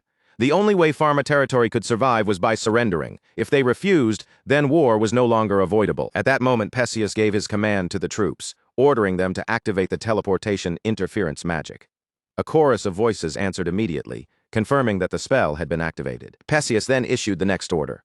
The Sky Fortresses and Vanguard troops were to advance, and their shared objective was clear: bring down Farmavis County. The sudden turn of events left all three representatives completely stunned, their faces stiff with disbelief. Adrien looked at them and questioned why they were still sitting there as if they had time to spare. His tone sharpened as he urged them to leave immediately. Powerless to change anything, the representatives could only grit their teeth in frustration and depart. After they left, Adrien turned toward Arcia and gestured for her to come with him, inviting her to join him as they stepped into the war. Adrien informed Perseus that he and Arcia would be joining the front lines in person, and until they returned, command of the overall forces would be temporarily entrusted to Sir Perseus. Perseus was visibly shaken by the sudden decision and immediately tried to stop Adrien. But Adrien had already made up his mind. Without giving Perseus any room to argue further, Adrien and Arcia left the room together and headed straight toward the battlefield. Perseus quickly regained his composure and wasted no time sending orders to the Vanguard group. He informed them that Marcus Adrien and Count Arcia would be participating directly in the battle, and that protecting the two of them had to become the army's highest priority. As Adrien moved forward, laughter slipped from his lips. He remembered how some people said that even if revenge was achieved, only emptiness would remain afterward. They claimed that revenge would only lead to more revenge, trapping people in an endless chain of hatred. But Adrien saw things differently. To him, nothing gave his life a sharper direction or a clearer purpose than revenge itself. From Anna and Cedric to the villains who had tormented him at the academy, erasing their existence had become the very first step toward the new future Adrien was building for himself. And more than anything, Adrien found it satisfying. Watching his enemies scream, their faces twisted in fear and regret, was something he could not deny he enjoyed. Elsewhere, that very fear was already taking shape. The young master of Farmavis County was screaming, tears running down his face as panic completely overtook him. His expression was filled with disbelief. almost manic with distrust, as if he still could not accept that Adrien had truly launched an attack against them. Desperate for even the smallest reassurance, young Master Pharma turned to his guard knight and asked whether they had any chance of winning the battle ahead. The knight answered grimly that Marcus Lawrence's forces were more than twice their size, and with Adrien as an archmage and Arcia as an aura master joining the battlefield, their odds of victory were dangerously close to zero. Young Master Pharma exploded in anger, berating them for simply standing there and telling him they were doomed. He shouted that they had to do something to stop Adrien's assault, reminding them that he had paid a tremendous amount of money not to hear depressing news about his own defeat. His voice trembled as he imagined what would happen if he fell into Adrien's hands. The guard knight did not soften his expression. Instead, he spoke in a stern voice and scolded young Master Pharma for still thinking only of himself in such a critical situation. Then the knight offered a strategy, but it was a brutal one that left no room for comfort. Young Master Pharma should sacrifice himself and die by Marquis Lawrence's hand. If Adrien took his revenge directly on the person he hated most, his rage might cool slightly, and the rest of Pharma Viscounty could be spared from even greater destruction. Young Master Pharma trembled violently at the suggestion. He protested in fear, asking how they could possibly tell the son of their esteemed master to accept such a fate. The guard knight remained unmoved and stated coldly that everyone in the castle felt the same way. Young Master Pharma's cruelty had caused countless victims, and now that disaster had arrived, blaming him for his own incompetence was far more practical than blaming Marquis Lawrence for retaliating. The knight emphasized that people reap what they sow, and the guards around them responded as if grateful for the harsh lesson being made clear before their eyes. Inside young Master Pharma's mind, however, he still clung to his twisted belief. He saw himself as part of the ruling class, someone entitled to discipline those beneath him. To him, Adrien was the abnormal one, while his own actions were nothing more than the natural order of the world. Suddenly, the door swung open and the knight commander appeared before him. For a brief moment, hope flickered in young Master Pharma's eyes. Young Master Pharma immediately pleaded to be saved from this hopeless situation, insisting that they should seek help from the surrounding territories. But the commander ignored his desperate plea. Instead, he dropped vanguard equipment, force armor, and a force sword in front of him. The order was simple and merciless. Young Master Pharma was to put on the equipment and challenge Marquis Lawrence to a one-on-one duel. That command had come directly from Viscount Pharma himself. Young Master Pharma cursed and struggled, but the soldiers around him immediately seized him. No matter how much he resisted, they began preparing to force him into the designated equipment. In that terrifying moment, Adrien's old promise echoed through young Master Pharma's mind. Adrien had told them to look forward to it, because he would torment them all in the most horrible ways and make them regret ever being born into this world. A short while later, young Master Pharma walked down the palace corridor, his body wrapped in the equipment he had been forced to wear. As he walked, he remembered what the commander had told him. There was no need to despair, the commander had said. Even if Marquis Lawrence was an archmage, a mage was still a mage, and a vanguard equipped with force gear should be capable of facing him. Young Master Pharma, however, argued that those words were not comforting at all. If anything, they only made the situation feel more terrifying. The commander continued, saying that no matter what happened, Adrien would come for young Master Pharma's life. In that situation, he should not simply cower in fear and allow Adrien to take it without resistance. If young Master Pharma used the vanguard equipment properly, caught Marcus Lawrence off guard, and defeated him, then everything could change. Since Adrien had no wife or successor, young Master Pharma might even be able to enjoy the vast fortune Adrien had built. According to the commander, that would allow them to win the battle in the end, and young Master Pharma would be remembered as the hero of Pharma Viscounty. Before stepping out, young Master Pharma shouted back at his guard knight, declaring that he would defeat Adrien and survive. After that, he promised he would punish them all for disrespecting the son of their master. The commander agreed without hesitation, saying that if young Master Pharma returned victorious, he would gladly accept any punishment. Clinging to that fragile hope, young Master Pharma opened the door. He tried to convince himself that he might actually have a chance. After all, defeating a mage while armed with vanguard equipment should have been easy. But the moment he saw the battle raging outside, his body went stiff. His own soldiers were being crushed without mercy, and the faint spark of hope in his chest vanished as their desperate cries echoed across the battlefield. Adrien descended from the sky while launching attacks from above, and Arcia cut through the enemy lines with terrifying precision as she moved between them. Young Master Pharma turned toward the commander, his face pale, and said plainly that there was no way he could win. Adrien faced 4 vanguards at the same time, yet he showed no sign of being pressured.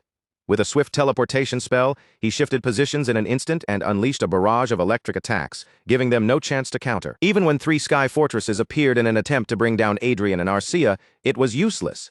In the chaos of the battlefield, those massive weapons met a doomed end before they could turn the tide. After cutting through the battlefield, Adrien landed directly in front of young Master Pharma and said that he had finally come out. With a smile on his face, Adrien remarked that he had expected young Master Pharma to be hiding somewhere. Seeing him appear so openly was, to Adrien, genuinely unexpected. The guards standing behind young Master Pharma surrendered almost immediately, while young Master Pharma himself began shaking in fear. He glanced back at the commander, the very person who had pushed him into this situation and forced him toward a duel.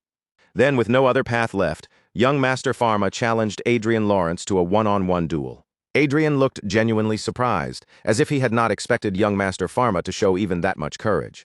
Wearing a smug expression that barely hid his fear, young Master Pharma continued, saying that if Adrien was truly a noble who valued honor, then surely he would not ignore a formal duel. Adrien stared at him and called him a crazy incompetent, asking what kind of scheme he thought he was trying to pull. Then Adrien flicked his finger, and a sharp ray of blue light shot forward, slicing through young Master Pharma before he could react. Before young Master Pharma could even understand what had just happened, his arm separated from his body and fell to the ground. Young Master Pharma screamed in agony, clutching at himself as the pain overwhelmed him. In a shaking voice, he cried out that if things continued like this, he was really going to die. Adrien only laughed at the sight and said that this time he had spent 70 trillion luden up front, along with installment payments just to purchase all those weapons. But looking at young Master Pharma's pitiful state, Adrien felt even more certain that he would be able to earn it all back in no time. Young Master Pharma broke down completely, tears spilling down his face as his eyes turned red from pain, fear, and humiliation. Nearby, Cowie was carrying young Master Pharma's severed hand, holding it as if it were nothing more than a strange trophy from the battlefield. Adrien continued, speaking calmly, pointing out that vanguard equipment and sky fortresses were now falling from the sky, one after another, almost like rain. The battlefield looked less like a war zone and more like Pharma Viscounty had decided to scatter its family treasures across the land for everyone to see. Adrien smiled and said that he had killed 2 birds with 1 stone. Not only had Adrien taken revenge, but he had also found a way to make money at the same time. Then Adrien began listing the injuries from the past. 2 broken ribs, 1 broken humerus, 1 broken carpal bone, and 1 broken tarsal bone. Those were the bones young Master Pharma had broken back when they were at the academy. Adrien said that if it had only been those fractures, he might have endured it. After all, Adrien considered himself someone with a great deal of patience. But young Master Pharma had not stopped at physical violence. He had tormented Adrien's mind to such an unbearable degree that even Adrien could not simply let it pass. Arcia silently drew her sword from its sheath and stepped toward young Master Pharma, ready to end his life on the spot. But before Arcia could strike, Adrien raised a hand and stopped her. Adrien looked down at young Master Pharma and told him that he had no intention of letting him die peacefully. Then Adrien healed young Master Pharma just enough to stop the bleeding, saying it would not be entertaining if he died from excessive blood loss. After that, Adrien ordered young Master Pharma's underlings to take very good care of him. Once that was done, Adrien turned toward the Knight Commander of Pharma Viscounty and ordered him to guide Adrien to the Lord's office. 30 minutes. That was all it took. The battle between Marquis Lawrence and Pharma Viscounty ended in just 30 minutes. Meanwhile, near Pharma Viscounty, Earl Alfred asked Olivia if it was true that Adrien belonged to the Riverdale family's social circle. Olivia replied that she would not have come all this way to help Adrien otherwise, then wondered aloud whether Earl Alfred had come to see things for herself because she suspected Adrien might not truly be part of the Riverdale circle. Olivia told Earl Alfred not to frame the situation in such a strange way. Adrien was indeed connected to their social circle. Still, Olivia admitted that she could at least use cheering Adrien on as a convenient excuse for being there. Then Olivia asked what had brought the head of the Brigham Empire's intelligence department to a place like this. She warned Earl Alfred that if she was thinking about taking Adrien out of the Empire, it would be better to give up now. The 2 women smiled at each other, but beneath those polite expressions, a sharp killing intent flickered between them. Olivia was the first to break the tension, telling Earl Alfred that they should leave it at that. Earl Alfred agreed, saying that even if the 2 of them fought, it would only exhaust them both for no real benefit. Suddenly, they felt the spread of a teleportation interference magic spell. In that instant, both women understood that the war had truly begun. They focused their eyesight skills toward the battlefield to judge Adrien's abilities for themselves. But what they saw immediately surprised them. A mage was fighting at short range, right in the middle of the chaos. Olivia watched Adrien closely, confusion flickering across her face. Earl Alfred, however, understood the deeper reason why mages had become so restricted on modern battlefields. It was not simply because they were incompatible with vanguards. The real issue was teleportation interference magic, which had originally developed as a way to limit the short-range movement spells that increased a mage's mobility and survivability. As the best evasion method against teleportation interference magic became more widespread, Those movement spells gradually lost their usefulness on the battlefield. Earl Alfred also knew that this change had eventually pushed mages out of direct battlefield roles altogether. But Adrien's fighting style seemed to overturn that assumption. If he could not rely on teleportation, then he simply dodged attacks with his own body. Earl Alfred asked Olivia whether she thought that kind of combat was truly possible. Olivia answered that even with a large number of support spells, pulling it off would be far from easy. It required more than magic. Adrien's movements showed real combat experience, a trained physique, and sharp battle instincts. This was not a technique just anyone could imitate. Earl Alfred looked impressed and told Olivia that she had an amazing prospect under her wing. Olivia immediately warned Earl Alfred in advance, telling her to stop showing interest in people who belonged to their side. Earl Alfred replied that it was unfortunate because she had liked Adrien in many ways. Then she said goodbye to Olivia, explaining that she had already seen everything she needed to see, and the outcome of the territorial war was now obvious. Olivia let out a sigh and accepted it. She knew that Earl Alfred had only come to confirm things, just in case, but while casting his spells, Adrien had shown many habits unique to the Riverdale school. Seeing that, Olivia told herself she should not have doubted him in the first place. Thanks to Adrien, she had ended up watching quite the spectacle. Olivia stretched her body and wondered if it was time for her to head back as well.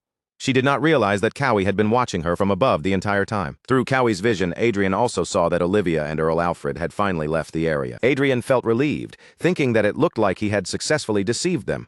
After that, the Knight Commander of Pharma Viscounty guided him to Pharma's office, and Adrien blew the office door open without hesitation. Viscount Pharma turned around in shock, only to see Adrien standing there with Arcia at his side. Viscount Pharma shouted at Adrien not to come any closer, but his own fear betrayed him. He stumbled over his feet and crashed hard onto the floor. Adrien struck the ground near Viscount Pharma, making the fallen lord flinch, and asked why he had not signed the surrender document yet. Viscount Pharma trembled as he asked what Adrien planned to do to him and to his entire family. Adrien told Viscount Pharma not to worry, because he would not kill anyone except the main culprit. In exchange, however, the Pharma family would become a fallen noble house stripped of its property and title. If they hated that fate so much, then they were free to wish for death instead. Defeated and in tears, Viscount Pharma finally said he would sign. The moment Pharma Viscounty collapsed in the war between Adrien and the four Viscounts, everyone understood that the entire conflict was essentially already over. Later, in Doherty Viscounty, Adrien's sky fortresses launched attacks against Doherty's own sky fortresses. At the same time, Viscount Doherty reported to the other families that Adrien, after occupying Pharma Viscounty, was now said to be heading toward Doherty territory. To be more accurate, Adrien and Arcia may have already arrived there. Viscount Doherty shouted at the others, warning them not to forget that if he lost there, their territories would be next. Viscount Karma answered that he understood. Just then, a thunderous explosion erupted outside, loud enough to make Viscount Doherty flinch in surprise. Viscount Karma asked whether they should simply hand over their children, but Viscountess Rani said there was no use in that anymore. According to the reports, as soon as Adrien subdued young Master Pharma, he entered their castle on foot. Viscount Karma asked Viscountess Rani what she meant by that, and she snapped back in frustration. To Adrien, revenge had only been the justification for starting the war in the first place.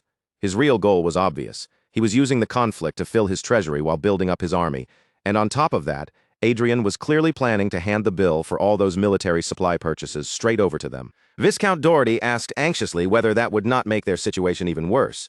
Viscount Karma then turned to Viscountess Rani and asked if she had any way to stop Adrien's plan. Viscountess Rani answered that stopping him in an ordinary battle was impossible. Since it was already clear they could not win by fighting Adrien head-on, they had no choice but to change their approach entirely. Later, Viscountess Rani's vanguard army reported that they had reached the teleportation area. Only a few seconds after that, Viscount Karma's vanguard army also confirmed that they had arrived at their own designated point. Then a man named Dennis contacted his lord and reported that Viscount Doherty's vanguard army had arrived at the teleportation area as well. Viscount Doherty immediately told Dennis that the teleportation would begin at 12:10 based on Rondell's standard time. Dennis answered that he understood. At the same time, the vanguard commander under Viscount Karma told his comrades that this operation would be a battle against time, and that the Marquia's territory should be nearly empty right now. The vanguard commander under Viscountess Rani then told his own people that they had to use this chance to seize the Marquia's facilities and take the citizens hostage. Dennis, the knight commander of Viscount Doherty, spoke firmly to his troops. If this operation succeeded, the entire flow of the war would be overturned in an instant, so no matter what happened, they had to make it work. One of Dennis's subordinates reported that only 15 seconds remained until the operation time. Dennis answered briefly and began counting down, preparing to break the seal. At the same time, the knight commanders from Karma and Rani's forces also began their own countdowns. The moment the countdown reached 0, all three groups tore their seals at once, and bright teleportation light spread beneath their feet. In the next instant, the vanguard troops of the three Viscounts were transported into the air. Viscountess Rani's vanguard night troop reported that they had arrived online. Viscount Karma's and Viscount Doherty's vanguard night troops quickly confirmed the same. But just as they were about to begin their operation, a voice reached them, calmly announcing that a welcome ceremony had already been prepared for all of them. The soldiers froze in surprise when they saw an enormous blue flying ship waiting directly in front of them, with Adrien, Perseus, and Arcia standing aboard. Adrien looked down at them and told them to come with him. Then a massive teleportation magic circle opened in front of the enemy troops, its light spreading wide enough to swallow them all. As the force of the spell dragged them in, Dennis cursed and shouted that their operation had been discovered. One by one, the vanguard troops were pulled into the light and slowly vanished. A moment later, they were transported to another location. Dennis looked around in confusion and asked whether they had just been teleported again. But before Dennis could even ask where they were, his voice caught in his throat. All around them stood Adrien's vanguards, and above them sky fortresses hovered in the air, completely surrounding the enemy forces. Dennis cursed under his breath in frustration as he realized they had been trapped from every direction. Across the battlefield, Adrien quietly watched them. Before all of this unfolded, Adrien's ship had been waiting in position with Adrien and his people already aboard, expecting the enemy vanguards to appear. Suddenly, they all sensed something approaching. Adrien rose from his seat and told his people that the enemy had arrived. Perseus looked at Adrien in surprise and asked whether he possessed clairvoyance. Adrien answered calmly that it was nothing so grand, just a simple prediction. Perseus stared at him with a nervous smile and said that Adrien was becoming frightening. He added that he could not even explain how relieved he was that Adrien was not his enemy. Adrien raised his wand, releasing his magic power with a relaxed smile. He said the enemy's strategy was passable, but if their thoughts could be read ahead of time, then the plan was useless. Perseus stepped aside and remarked that the enemies had finally earned Adrien's pity, which almost made their situation seem even worse. Then the enemy vanguards appeared directly in front of Adrien. He told them that a welcome ceremony had been prepared for all of them, ordered them to come with him, and teleported every last one of them away, bringing the scene back to the present. Adrien jumped down from his ship and landed in front of the enemy vanguard troops, his posture calm despite the tension surrounding him. He ordered them to throw down their weapons immediately and surrender. If they obeyed, Adrien said, they would be allowed to keep their lives. But Dennis clenched his teeth in anger and shouted Adrien Lawrence's name, making Adrien pause in confusion at his sudden outburst. Dennis then shouted to the others that if they captured Adrien, the war would be over. Adrien was genuinely surprised, because he had not expected them to make such a reckless decision. Perseus called out to Adrien in alarm, his voice filled with worry. At the same time, Arcia moved instantly, rushing forward and landing in front of Adrien to shield him. One of the vanguards leapt toward Adrien to attack, and Dennis shouted that this was their chance. He ordered everyone to rush Adrien all at once. A vanguard from Viscount Doherty's forces launched himself at Adrien while shouting for Adrien to surrender obediently. Adrien responded with magic before the man could reach him and coldly told them that they were the ones who should be surrendering. The attacking vanguard collapsed to the ground, dead. Adrien looked at the fallen man and remarked that this situation was not even worth taking seriously. Then Arcia moved in a blur, cutting through the enemy troops with fierce precision and causing thunderous explosions to erupt across the battlefield. Dennis cursed in fear, but even then he shouted for everyone to kill Adrien instead of trying to subdue him. If they could bring Adrien down, the territorial war would end right there. Adrien cut down the vanguards attacking him while wondering why he had even bothered going easy on them. Then he unleashed his flame blast, sending a wave of fire crashing toward the enemy. Dennis instantly realized that he could not dodge the attack. With no other option, he raised his force sword and tried to offset the flames head-on. Dennis swung his sword with all his strength, trying to split the fire apart. But even after the flames were cut, the remaining heat still engulfed him, making him scream in pain. A moment later, when the fire finally died down, Dennis's armor was left shattered and ruined. Before he could recover, he saw Adrien already rushing toward him at frightening speed. Dennis shouted at Adrien not to come any closer, and began swinging his sword again and again, desperate to keep Adrien away. But Adrien blocked the strikes with a magic shield and slipped past Dennis's powerful attacks, leaving Dennis stunned by how easily his offense had been handled. Dennis could not believe what he was seeing. Adrien was making the aura force from Vanguard equipment bounce away with nothing more than a fifth circle hard shield. Sweat ran down Dennis's face as he clenched his teeth and shouted, asking how a magician could possibly fight like this. Adrien simply raised his wand and told Dennis that he had been hearing that same line all day. Then Adrien ended Dennis's life. A while later, Adrien was back at his mansion, casually drinking soda when the system appeared beside him. He noticed article after article claiming that once Adrien had gathered enough military power, the outcome of the battle had already been decided. Some nobles had even raised concerns with the royal family, arguing that granting permission for the territorial war might have gone too far. At first, People had worried over Adrien's unreasonable request to fight 4 territories at once, but the result had turned their expectations upside down. Now, many were wondering whether Adrien's sword would be pointed at someone else next. One article in particular caught Adrien's eye. It stated that the territorial war between him and the 4 viscounties had ended in only half a day, confirming that the war was truly over. The final stage had practically been a solo operation. Adrien already knew the viscounts had no real way to win, so he moved quickly and captured the remaining castles one after another. The system showed Adrien that his relationship with the vanguards was now marked by favorability and obedience, similar to an employment bond. Their current feelings toward him were fear and awe, because every one of them understood that Adrien had ultimately handled everything himself. Then someone knocked on Adrien's door, and he invited them in. Arcia opened the door and walked inside, while the maid commented that she was covered in dirt. Arcia answered simply that her mouth was bored, and she wanted cake. The maid gently reminded Arcia that snacks were supposed to come after proper meals, not before them, especially since she had already eaten more than enough cookies earlier that morning. Arcia casually lowered herself onto the sofa, as if nothing was wrong, but the maid immediately panicked, warning her that the blood on her clothes might stain the fabric. Adrien found the maid's anxious fussing a little noisy, yet seeing Catherine already settling into the household so smoothly made him feel quietly relieved. Few days earlier, right after the territory war had finally come to an end, the very people who once surrounded Catherine approached her with lowered heads. They admitted they had been wrong, apologized for what they had done, and desperately begged her to help them. Catherine looked at Adrien with fear in her eyes and nervously asked what was going on. Adrien calmly answered that it was exactly what she was seeing. These 4 people were the same ones who had tormented and bullied her in the past. Adrien reminded Catherine that all she had done was speak to him when he was the one being bullied, yet that alone had been enough to force her out of school. He made her face the painful truth that she had suffered for something so unfair and cruel. Adrien went on to explain that because of political circumstances, he still needed a little more time, but eventually he intended to make Isabella Cascabel and Philo Brooks bow their heads and apologize to Catherine as well. Catherine pleaded with Adrien to stop, her voice trembling with desperation. But Adrien only let out a quiet sigh, gently took her hand in his, and told her that this was one request he could not grant. Adrien carefully healed Catherine's wounds, his touch steady and calm, before softly telling her that she probably had no idea just how much she had meant to him. To Adrien, Catherine had been more than just kind. She had been his savior. And from that moment on, he wanted the 2 of them to keep moving forward with smiles on their faces. Back in the present, Adrien called out to Catherine. The moment she heard his voice, she quickly turned toward him and asked if he had summoned her. Adrien asked Catherine how her days had been lately, watching her expression closely. Catherine smiled brightly and answered that every single day had been fun. For a brief moment, Adrien and Catherine simply looked at each other in silence.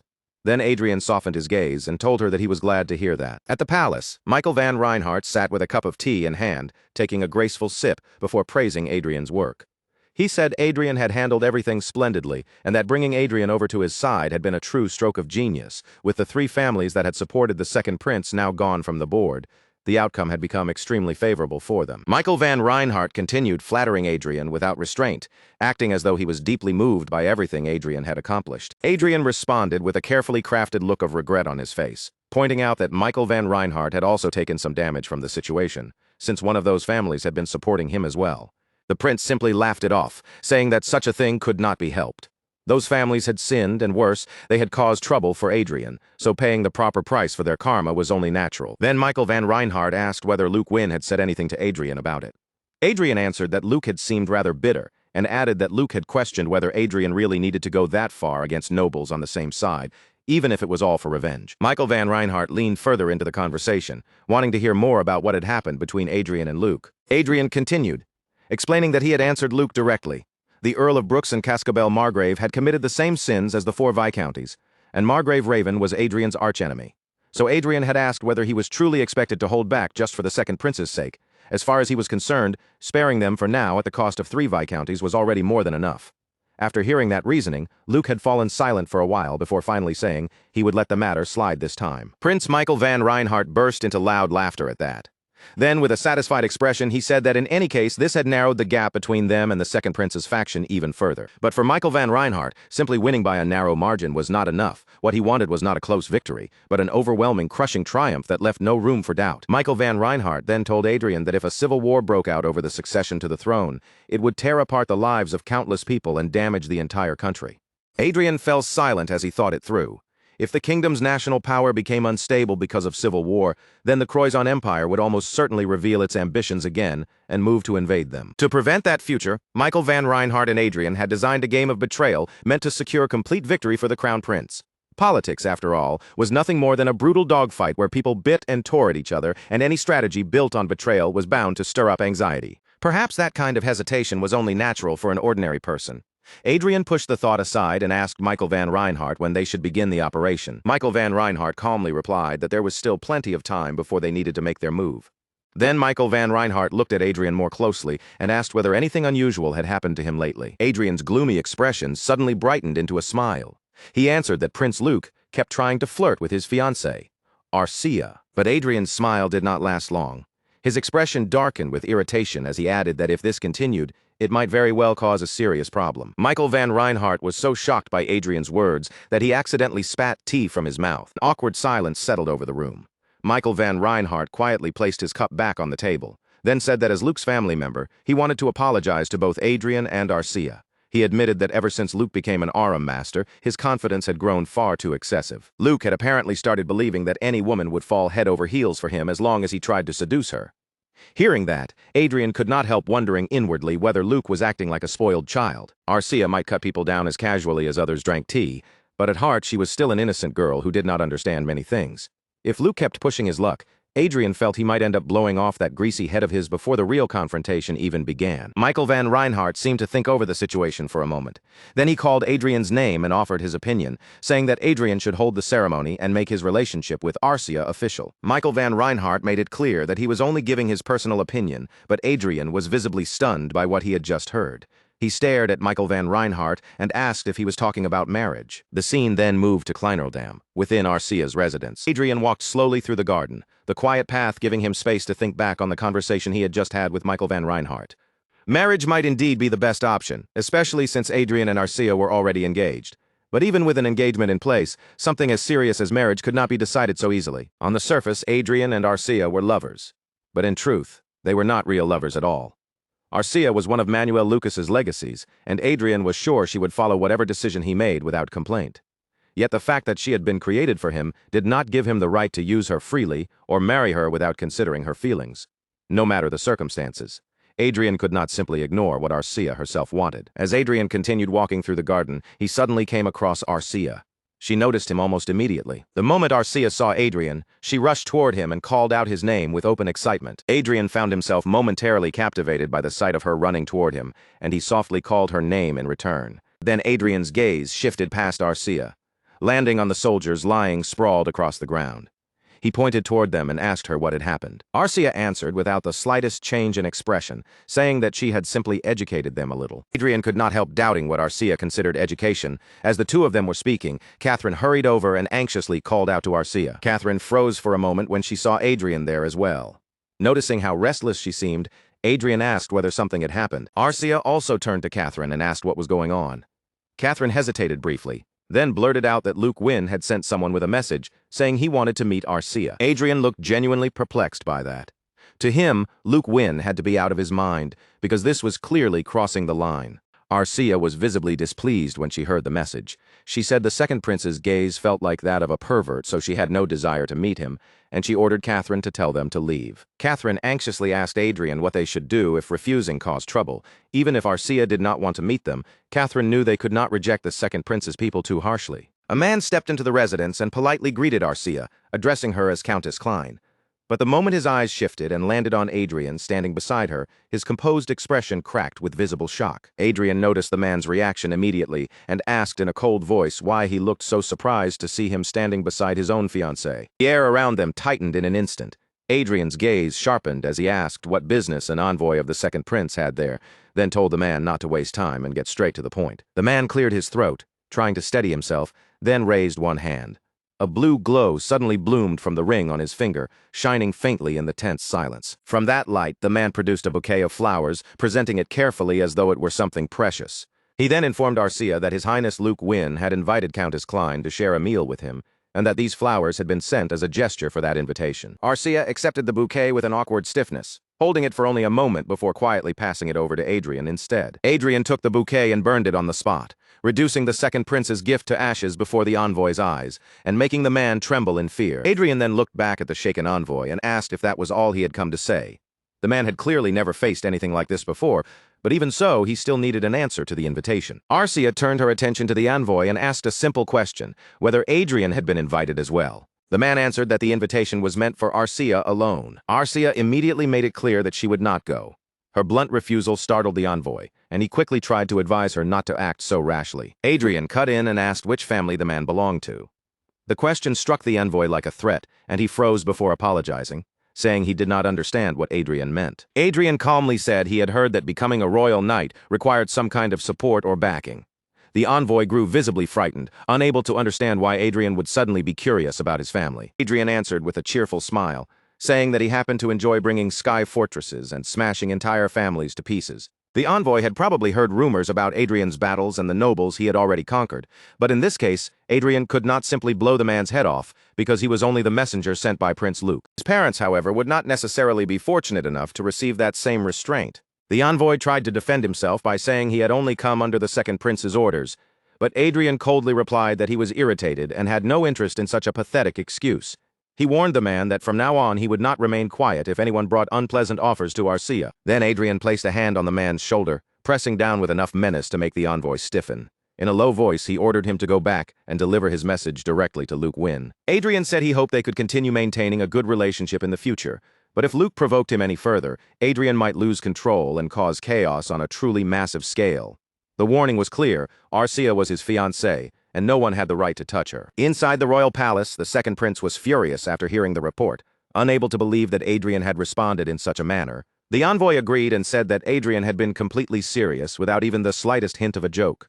Luke let out a small chuckle and remarked that he had not expected Adrien to be so selfish that he could no longer see the bigger picture. A man standing behind Luke advised him to pull back for now, adding that provoking Marquis Lawrence any further would bring them no advantage at all. Luke turned a furious glare on him, but the man continued speaking. If Luke truly wanted that woman, then it would be better to wait until after he had become king. Luke's anger eased as he praised the suggestion, saying the man had presented a truly wonderful idea. Luke thought that Adrien would need to be educated eventually, but for the moment, he decided to let him be.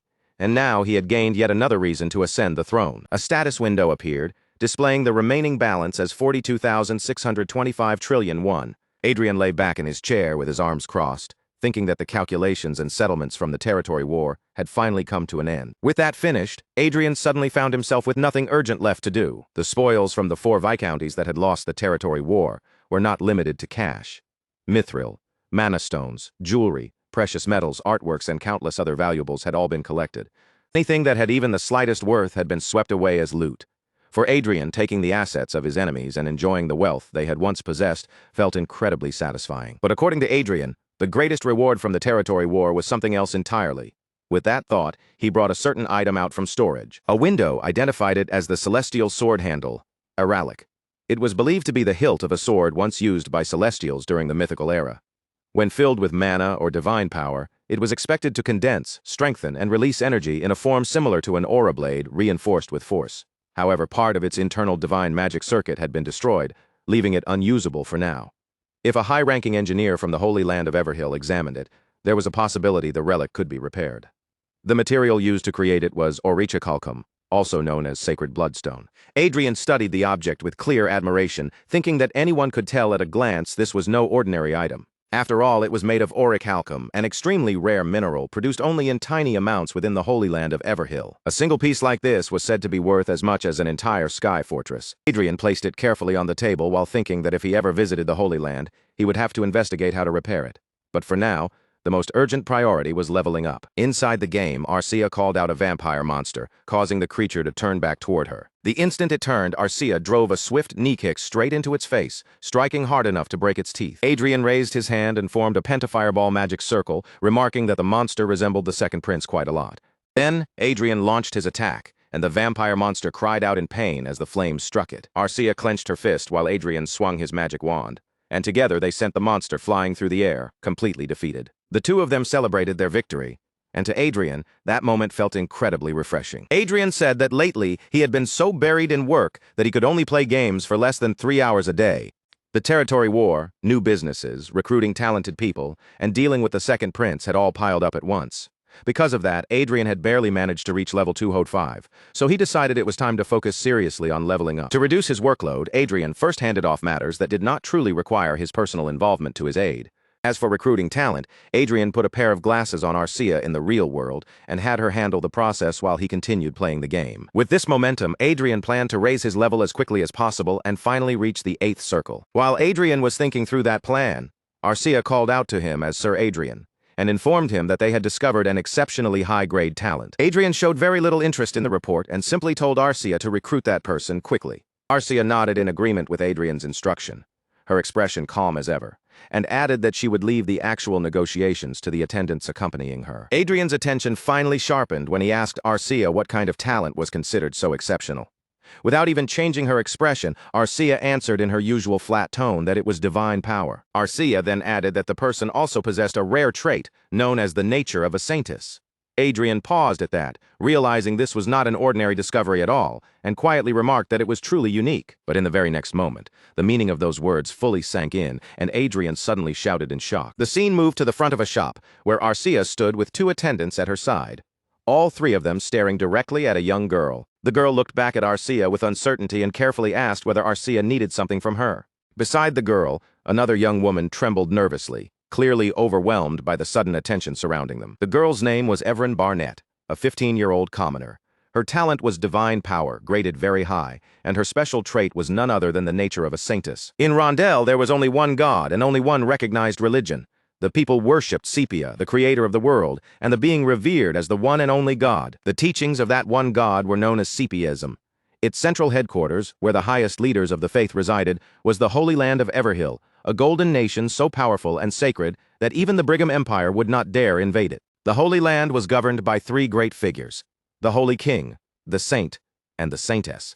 Among them, the Holy King oversaw the overall administration and operation of the church. The Saint was responsible for the military forces, including the Holy Knights, while the Saintess presided over the priests who performed divine miracles throughout the world. Adrien asked Arcia where the potential Saintess was at the moment, and Arcia answered that Sir Eric had escorted Evren to the Gifted Talents Hall. Soon after, Adrien and Evren met face-to-face for the first time. Evren and Eric greeted Adrien politely, but Evren could barely hide her nerves. Standing before someone with such a commanding presence made her shoulders tense and her voice stiffen. Adrien welcomed Evren without hesitation, then immediately checked her status to confirm the details for himself. Adrien remembered that Arcia had discovered Evren while she was working part-time at a convenience store, doing what she could to help with her family's difficult financial situation. After realizing just how valuable Arcia's discovery was, Adrien praised her work, and Arcia accepted the compliment with a simple word of thanks. The group then moved into a meeting room and sat across from one another. Once everyone was settled, Adrien looked at Evren and asked if her dream was to become an administrative official. Evren answered with a worried smile, trying to stay composed as she admitted that yes, that was exactly what she had hoped for. Adrien then revealed that, unfortunately, her talent was not suited for the administrative branch. Evren's expression fell almost immediately. She had just begun to believe she might finally become something more, only for Adrien's words to briefly crush that hope. But Adrien continued, explaining that Evren possessed a talent for divine power, and that her nature was so extraordinary she could even aim for the position of Saintess. The statement landed in the room like an explosion, leaving Evren completely confused, while Eric, sitting nearby, stared in disbelief at what Adrien had just said. Adrien calmly set down his cup and confirmed that he meant exactly what he said. However, he also added that having potential alone did not automatically mean Evren could become a saintess. Adrien explained to everyone gathered in the meeting room that the Holy King, who received the blessing of the holy god Sepia, was chosen by bloodline from among the holy royal family. But the other 2 positions were different. The saint and the saintess were chosen once every 50 years by God's will, regardless of status, meaning a saintess could come from commoners, nobles, or even someone living as a beggar. Because of that, anyone who entered the contest to select the next saintess had to perform well enough to stand out before God. Evren listened anxiously, then asked Adrien what he thought she should do in such a situation. Adrien answered brightly that since God had sent this kind of talent directly to him, there was no way he could simply sit back and do nothing. After looking into the matter, he had learned that the contest to choose the next saint and saintess would be held soon, so he intended to fully support Miss Evren and help her become the saintess. Evren was stunned by Adrien's words, unable to believe that someone like her, a commoner with no grand background, could ever be considered a candidate for saintess. Adrien tried to ease her worries by telling her that 7 out of 10 past saintesses had once been commoners, so her birth did not make it impossible. Even so, Evren still hesitated, unable to accept the idea so easily. Adrien crossed his arms and told her that this was not something that would happen overnight.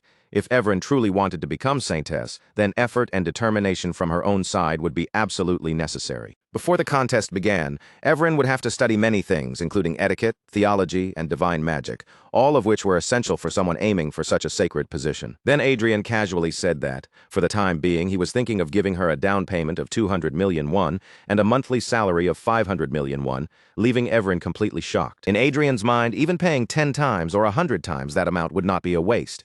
If he could raise a Saintess with his own hands, that alone would grant him enormous influence. Adrien assured Everin that she did not need to worry about trivial matters like money and should focus entirely on becoming Saintess. To make it easier for her to understand, he explained that this was not such a strange transition from administrative official to priestess, since both were ultimately professions that managed and guided people. Eric then spoke up and told Everin that His Excellency was not the kind of person who joked about matters like this, so she could trust Adrien and follow his lead. Everin seemed to be reassured by Eric's words. Adrien silently praised Eric for helping convince her. But as he watched the two of them together, a mischievous idea began forming in his mind. Adrien had placed Eric there without thinking too deeply about it. But now the pairing seemed surprisingly promising. If Eric, with his political traits and talent, supported Everin, then the two might create a useful synergy on their own, and perhaps even grow a little lovey-dovey along the way. Adrien then told Everin that starting today, she would be treated as a member of the Lordship Castle. He promised that her parents could visit any time, and told her to think of the castle as her own home. Everin's face brightened with happiness as she thanked him sincerely. Adrien then turned toward Eric and ordered him to take good care of Miss Everin. With a faintly amused tone, he also praised Eric for becoming so close to her in such a short amount of time. Eric nodded his head respectfully and answered that he understood Adrien's command. Adrien smiled as he looked at the two of them, thinking that the upcoming battle for the Saintess position would be quite entertaining to watch. Even Eric had somehow ended up with something that looked like the beginning of a girlfriend, while Adrien was still standing there single. While Everin gradually adjusted to her new environment, Adrien returned to playing his game and focused on leveling up. In the middle of battle, Adrien called out to Arcia and told her to cover the 10 o'clock direction. Arcia immediately answered that she understood. Then Adrien called Crowy, and the creature flew straight toward the ogre monster, scratching viciously at its right eye. With the opening created, both Adrien and Arcia charged toward the monster at the same time. The ogre hurled its axe at Adrien, but he dodged the attack with ease. In the next instant, Adrien cast a magic spell and struck the monster down. A little later, Arcia checked carefully to make sure the monster was truly dead, while Crowy kept pestering Adrien by pinching at his head. Adrien felt deeply annoyed, because after all that effort, he had only managed to gain 3 levels. Even so, Adrien gently scratched Crowy's neck, and the little creature happily leaned into his touch. Adrien thought that although Crowy kept bothering him, the real frustration was that his leveling speed still was not fast enough. At a point in the game where hunting with a full party of 5 to 10 members was practically essential, Adrien's group was still pushing forward with only 3 main fighters and 1 supporter. Even so, with their powerful items, well-built skills, and surprisingly effective teamwork, that small combination was still managing to hold up better than expected. The real problem was not the monsters anymore. What bothered Adrien was that they were starting to run into other players more and more often. They were currently in a safe village, and not far from Adrien's group.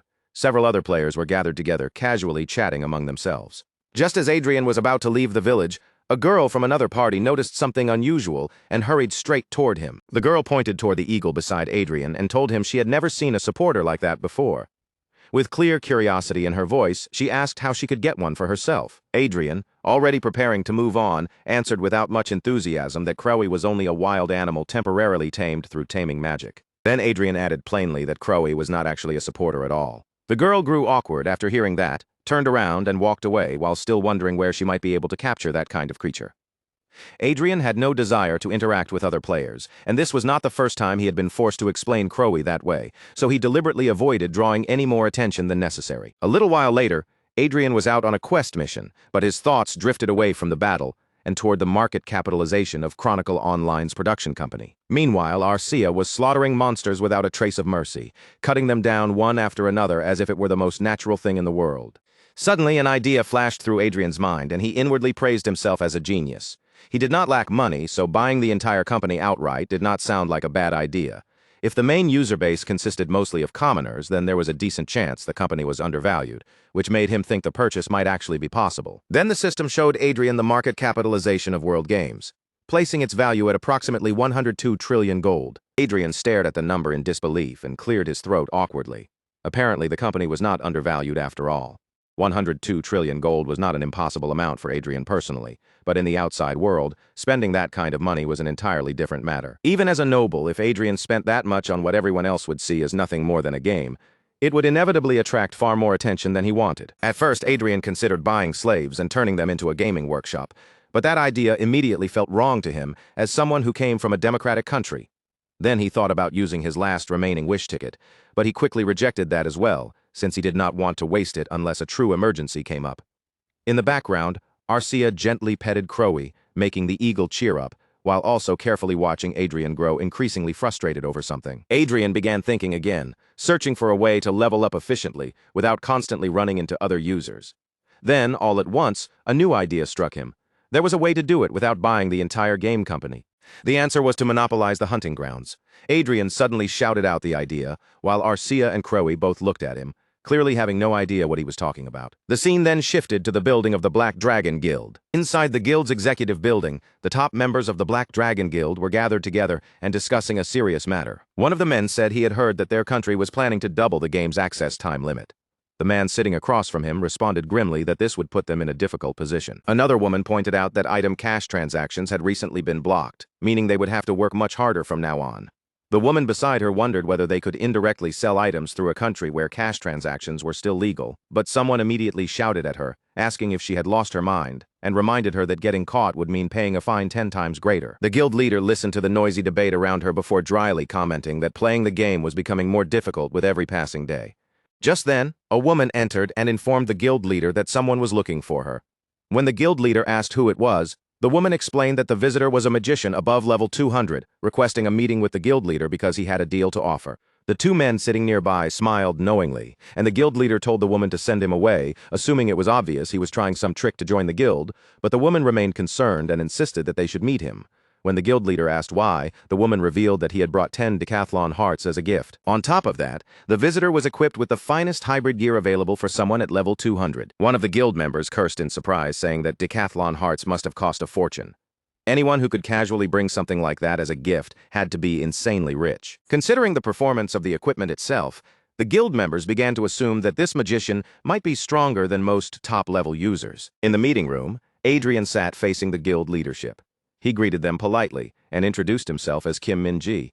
The guild leader commented that his name was rather unusual, then returned the greeting and introduced herself as Penny. Penny continued studying the flashy version of Adrien in front of her, noticing that every piece of equipment he wore looked incredibly expensive.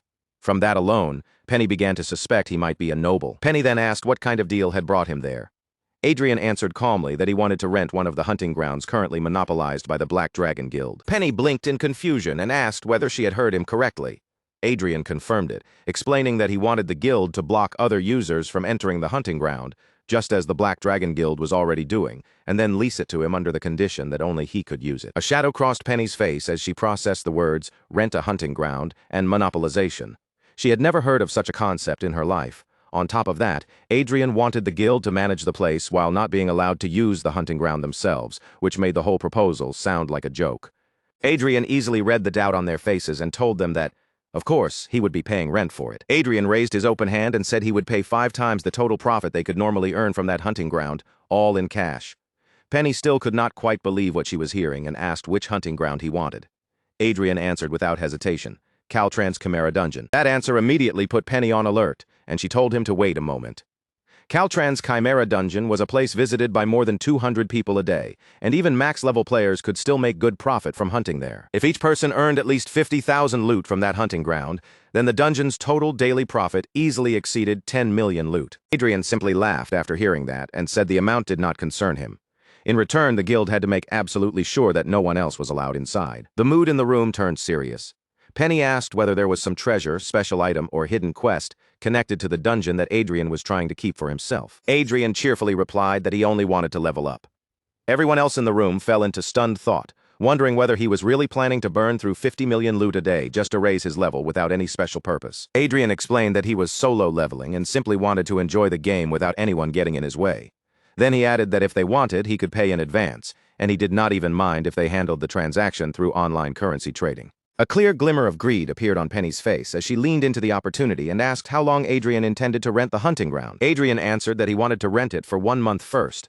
if his leveling progressed the way he hoped, he would continue renting it under the same arrangement. If Adrien felt his growth rate was still too slow, then he would simply rent another one of the Black Dragon Guild's hunting grounds as well. Adrien said he planned to keep doing this until he reached the max level. The moment Penny heard that, her face lit up with pure joy. Penny immediately ordered the other guild members to bring tea for their special guest. Adrien had no idea how anyone was supposed to enjoy tea inside a game. But the guild members rushed around like maniacs, completely blinded by money. The man sitting beside Adrien quickly offered a chair to Arcia, inviting her to sit as well. Penny and the others opened their account window and could barely contain their happiness when they saw that 350 million had already been deposited for the next week. The guild members at the hunting ground were then ordered that Master Kim Minji wanted to inspect the area personally. A message had to be sent to the rest of the guild at once, telling them to clear out Caltron's Chimera dungeon. After that, countless ferocious beasts and monsters began falling by Adrien's hand, one after another. Adrien told Arcia to pay attention to the speed at which he was gaining experience points. With the hunting ground fully secured, Adrien's level climbed at a startling pace, and before much time had passed, he had already reached level 220. Even Arcia seemed surprised by the result. As she watched the numbers rise, she pointed out that Adrien's experience gain was now nearly twice as fast as before. At this rate, Adrien felt confident that reaching level 250 would happen much sooner than he had originally expected. But even for someone like Adrien, things never moved that smoothly for long. Back in the real world, Perseus came to him with urgent news. The selection contest in the Holy Land would be held sooner than expected. The moment Adrien heard that report, the air around them grew heavy, and the relaxed mood from his leveling progress disappeared at once. Just when Adrien had thought he might finally get a few uninterrupted days to focus on leveling up, another problem had landed right in front of him. Perseus reported that the Saint and Saintess selection contest had been moved forward far more than they had originally planned. Adrien had heard that if everything followed the original schedule, the contest would be held in the second half of next year. But now, the Holy Land was already searching for candidates and intended to finalize them within the month. Hearing that, Adrien felt deeply annoyed, especially since he had just been thinking he could enjoy leveling up without interruptions for the next few days. Still, Adrien quickly steadied himself and reassured Perseus, saying that although the timing was sudden, the situation was not necessarily bad for them. Since the contest schedule had been accelerated, the number of rival candidates might decrease just as much. What they needed to do now was build a winning strategy that would allow Adrien to stand out among the rest, and Adrien did not consider that an impossible problem. Perseus looked at Adrien carefully and asked whether he already had a specific plan in mind for making that happen. With a confident smile, Adrien answered that their first step was to turn Adrien into the Saintess candidate representing the Reinhardt Kingdom. 2 weeks earlier, Adrien had already sent a donation in Adrien's name to the Archdiocese of the Reinhardt Kingdom. And the very next day, an archbishop from the Reinhardt Kingdom would be visiting their territory. Adrien explained that he and Adrien would personally greet him. Perseus interrupted, saying he understood now. Adrien planned to pull in the kingdom's archbishop first. Adrien agreed, then explained that once they successfully secured the archbishop's support, they would request backing from the royal family as well. Perseus was amazed by the plan, and his eyes practically sparkled as he listened to Adrien's strategy unfold. But in the next moment, Perseus lowered his head with concern and asked whether Adrien would truly be able to meet their expectations. Adrien told him not to worry because he had already assigned someone to stay by Adrien's side and constantly motivate her. According to Adrien, that person was the best possible choice to prepare Adrien for what was coming. As Adrien said this, he indicated Eric. Perseus immediately sighed and branded Eric a sly man. Adrien wondered what exactly Perseus found sly about Eric, assuming Perseus must have been referring to Eric's political traits. Then Perseus handed Adrien the materials he had requested. Adrien silently prayed that all the work he had put into this would pay off. Perseus explained that among the candidates participating in the Saintess contest, the names in the materials were considered the most influential. First candidate was Grace High Jelvin from Elf Reese. She was a supreme elementalist of the 7th Circle, 210 years old, and the granddaughter of Queen Elvenheime. The second candidate was Everil Francis, an aura expert and high-class knight. She was 21 years old and the third daughter of the Everil Duchy of the Brigham Empire. The third candidate was Judy Esther, a laywoman from Everhill. She was 19 years old and had the background of an ordinary commoner. Adrien felt a brief sense of relief when he saw that the third candidate was a commoner, thinking that this might make things slightly easier. That moment of relief immediately collapsed when Adrien saw Judy Esther's sponsor listed as Duchess Olivia Riverdale of the Lucia Kingdom. Adrien could only comment that the candidates were all distinguished ladies, but Perseus warned him that it would not be that simple, and that the competition would only grow more intense from here. Adrien did not say his worries out loud, but inwardly, he understood the situation clearly. Even putting their powerful sponsors aside, every one of those candidates was far more impressive than Adrien on paper. To be honest, the moment Adrien saw the list, he almost wanted to throw his hands up and surrender. Even so, Adrien told Perseus that he had already expected high-level candidates like this to appear. So there was no reason for them to become discouraged. It would not be easy, but it was definitely not impossible. Perseus was startled by Adrien's confidence, almost wondering whether Adrien was taking the matter lightly. But Adrien was not being careless. More than anything, he believed in the potential that Evren possessed. With a steady, confident look on his face, Adrien declared that he had no intention of giving up the title of the sponsor who created the next saintess. Sometime later, after finishing his work, Adrien yawned and thought that he could finally return to playing his game. But just then, Perseus called out to him again. Adrien asked what Perseus wanted to say. Perseus, lowering his posture respectfully, asked how much Adrien had donated to the archdiocese. Perseus was curious because, as far as he knew, the archbishop of the Reinhardt kingdom was not the kind of man who would move simply because of money. Adrien only laughed without giving Perseus a direct answer. Elsewhere, Duchess Olivia sat quietly reading a book. Without lifting her gaze at first, she asked someone nearby whether the amount was truly 10 trillion. The man seated there confirmed that she had heard correctly. Marquis Adrien Lawrence was Evren Barnett's sponsor, and he had also made a massive donation of 10 trillion gold. Hearing that, Duchess Olivia closed her book and remarked that their cute priest was apparently planning to take a shot at the Saintess contest. Then, with a mischievous smile spreading across her face, Duchess Olivia said that Adrien was quite an interesting priest. The two men seated nearby did not feel good about the situation at all, especially because Duchess Olivia was smiling like that. The scene then shifted to a priest laughing with joy, praising the sight before him as marvelous.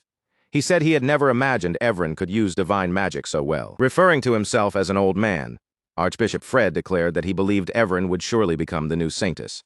Evren could hardly believe such praise, her confidence still painfully low, while Adrien silently thought that bringing Archbishop Fred to their side had been an excellent choice. Archbishop Fred clapped enthusiastically as Evren demonstrated her ability, reacting as though she had performed something truly incredible.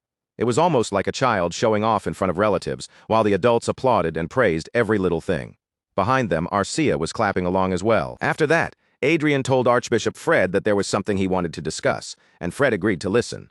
Adrien explained that Judy Esther's side had suggested forming an alliance during the contest, and that the request had come from her sponsor, the Riverdale Duchy, rather than Miss Judy herself. Archbishop Fred listened quietly to Adrien's words.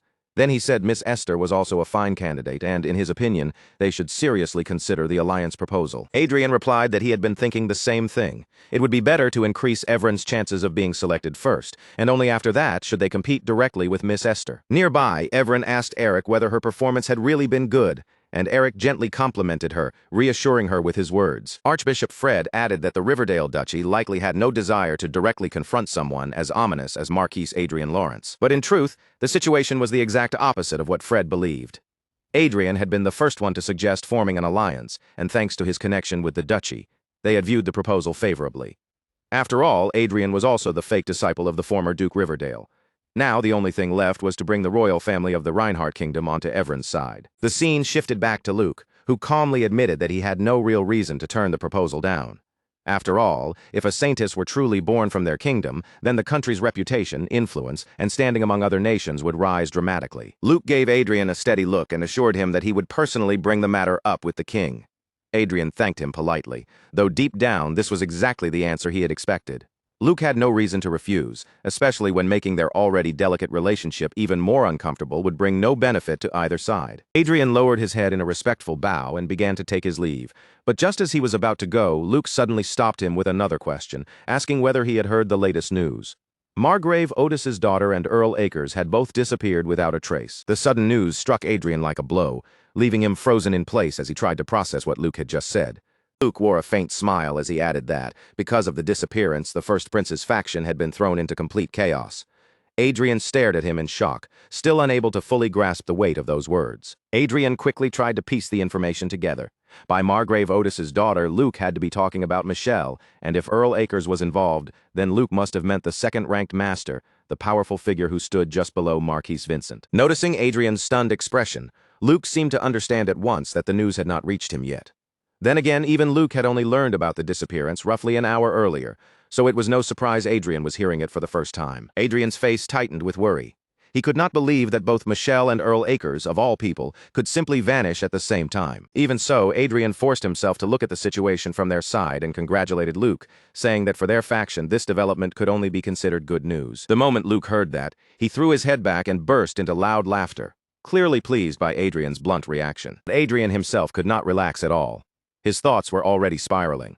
With the Saintus contest suddenly moving forward in such an unexpected way, and now this shocking disappearance happening at the same time, he could not help wondering what else was about to go wrong. Soon after, Adrien hurried into Michael van Reinhardt's room so abruptly that Michael looked up in surprise, clearly startled by his sudden arrival. Michael van Reinhardt immediately guessed that Adrien had already heard the news as well, assuming that Luke must have given him a rough explanation of the situation. Adrien had run all the way there, and by the time he reached Michael van Reinhardt, he was breathing hard, his chest rising and falling as he tried to steady himself. After a short while, Michael van Reinhardt began explaining the connection. Margrave Otis and Earl Akers were cousins from the same maternal family, making them practically as close as brothers.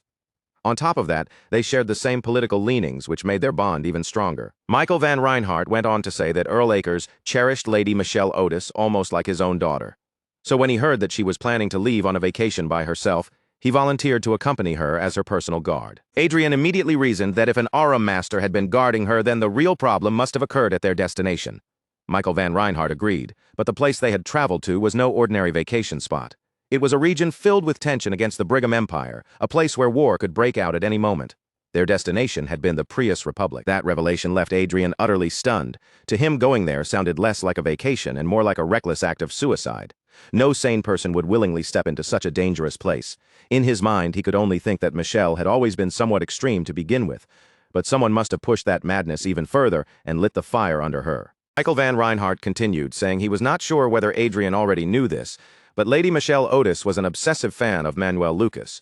She was deeply fixated on discovering the so-called fate connected to him.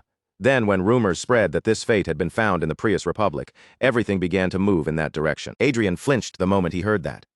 Michael van Reinhardt added that Michelle had apparently been unable to accept the news calmly, and in that emotional state, she impulsively planned the entire trip as a so-called vacation. For a moment, Adrien's world seemed to drain of all color, turning black and white as if time itself had stopped. A terrible thought settled over him, and he realized that this might actually be his fault. After all, Adrien was the one who had poured fuel onto Michelle's obsession and set that reckless lunatic blazing into action. Meanwhile, in another place, Arcia was sharing a meal with Crowy.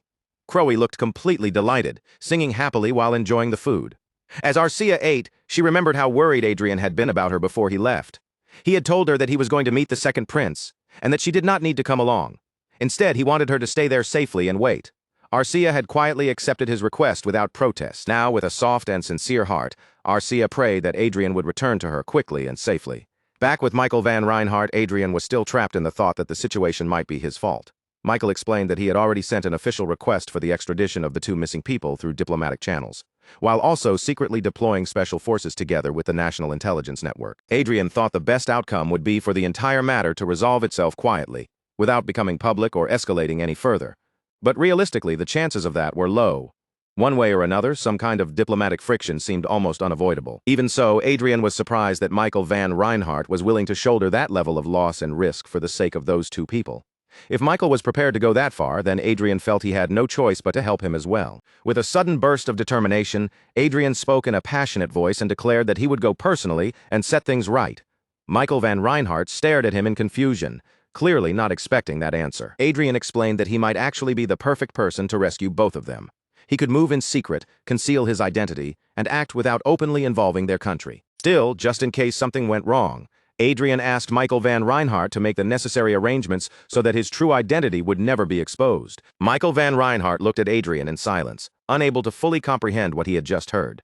But mixed into that stunned expression was a clear sense of admiration. Seeing that look on Michael van Reinhardt's face only made Adrien feel more embarrassed.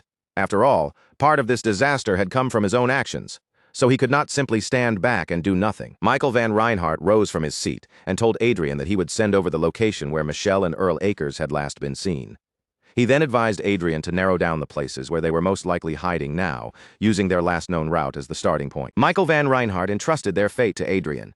Adrien bowed in response, while silently thinking that what he was about to do was basically an unintended illegal border crossing. At that very moment, Earl Akers and Michelle were running desperately for their lives, pushing themselves forward with everything they had. One of the attackers closed in dangerously fast, getting far too close to Michelle as she struggled to keep moving. Just before a massive explosion erupted nearby, Earl Akers grabbed Michelle and threw himself down with her, diving hard to the ground to shield her from the blast. Michelle cried out for her uncle. her voice trembling with fear as she looked toward Earl Acres. Then two men stepped out in front of them, blocking their path. More enemies quickly followed, surrounding Earl Acres and Michelle from every side until the two were forced into a corner. The attackers pressed in and demanded that they stop resisting and surrender. Earl Acres shouted back at them, insisting that this was all a misunderstanding. He and Michelle had only come there as tourists, and they had no intention of showing hostility toward their country. To prove his point, he told them to think about it properly. If he had truly come with some sinister purpose, he would never have brought a woman along with him. As Earl Acres tried to reason with them, Michelle clung tightly to his shoulder, her body shaking with fear. Until now, she had lived like her father's precious angel, protected from the harsher side of the world, never truly understanding that the world could be just as cruel as it was beautiful. One of the vanguard fighters coldly brushed aside Earl Acres' explanation. To them, the moment Michelle had approached fate, her death sentence had already been decided. Believing that this might be the last day of her life, Michelle tearfully apologized.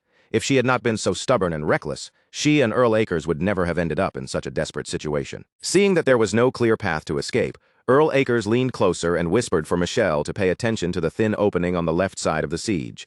He told her that when he gave the order to run, she had to sprint toward that spot without looking back. If she could make it roughly 300 meters away, then she would be able to use a teleportation spell. Michelle cried harder and asked what would happen to him if she ran away alone.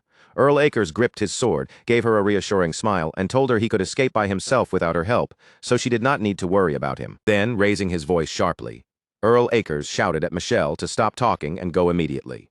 Overwhelmed and confused, Michelle broke free from the encirclement and ran with all her strength, pushing her legs forward as fast as she possibly could. Two of the vanguard fighters rushed after her, trying to catch her before she could get away. But Earl Acres swung his sword with aura flowing through the blade, cutting in with enough force to hold them back for a moment. Standing between Michelle and the attackers, Earl Acres warned them that if they wanted to reach her, they would have to get through him first. One of the vanguard fighters lunged straight at Earl Acres, cursing as he raised his weapon to finish him off. Earl Acres braced himself for the attack, but with his body already wounded and barely able to move, he knew there was almost nothing he could do to stop it. Just then, a fierce surge of blue aura tore through the air and slammed directly into the vanguard fighter's head. The impact crushed him in an instant, leaving Earl Acres staring in complete shock. Earl Acres slowly turned his head, looking back toward where the attack had come from. The moment his eyes landed on what was behind him, his expression froze in disbelief. High above them, Sky Fortress Icarus was hidden in the sky, its massive body concealed beneath powerful invisibility magic. Inside Icarus, Adrien was still muttering to himself, unable to shake the thought from his mind. Even if he had been one of the causes behind this mess, it still made no logical sense for Michelle to run off to the Prius Republic in such a dangerous situation. Then Arcia suddenly spoke up, saying that she had found their target. Adrien's eyes widened in surprise, because he had not expected them to locate Michelle and Earl Acres this quickly. Adrien stepped closer to Arcia and looked over the map with her.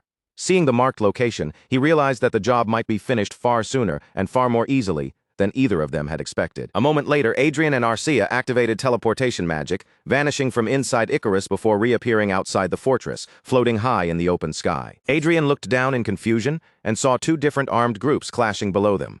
One side was clearly made up of soldiers from the Republican Vanguard unit. The other side, however, was an unknown force that seemed to be helping Michelle and Earl Acres escape.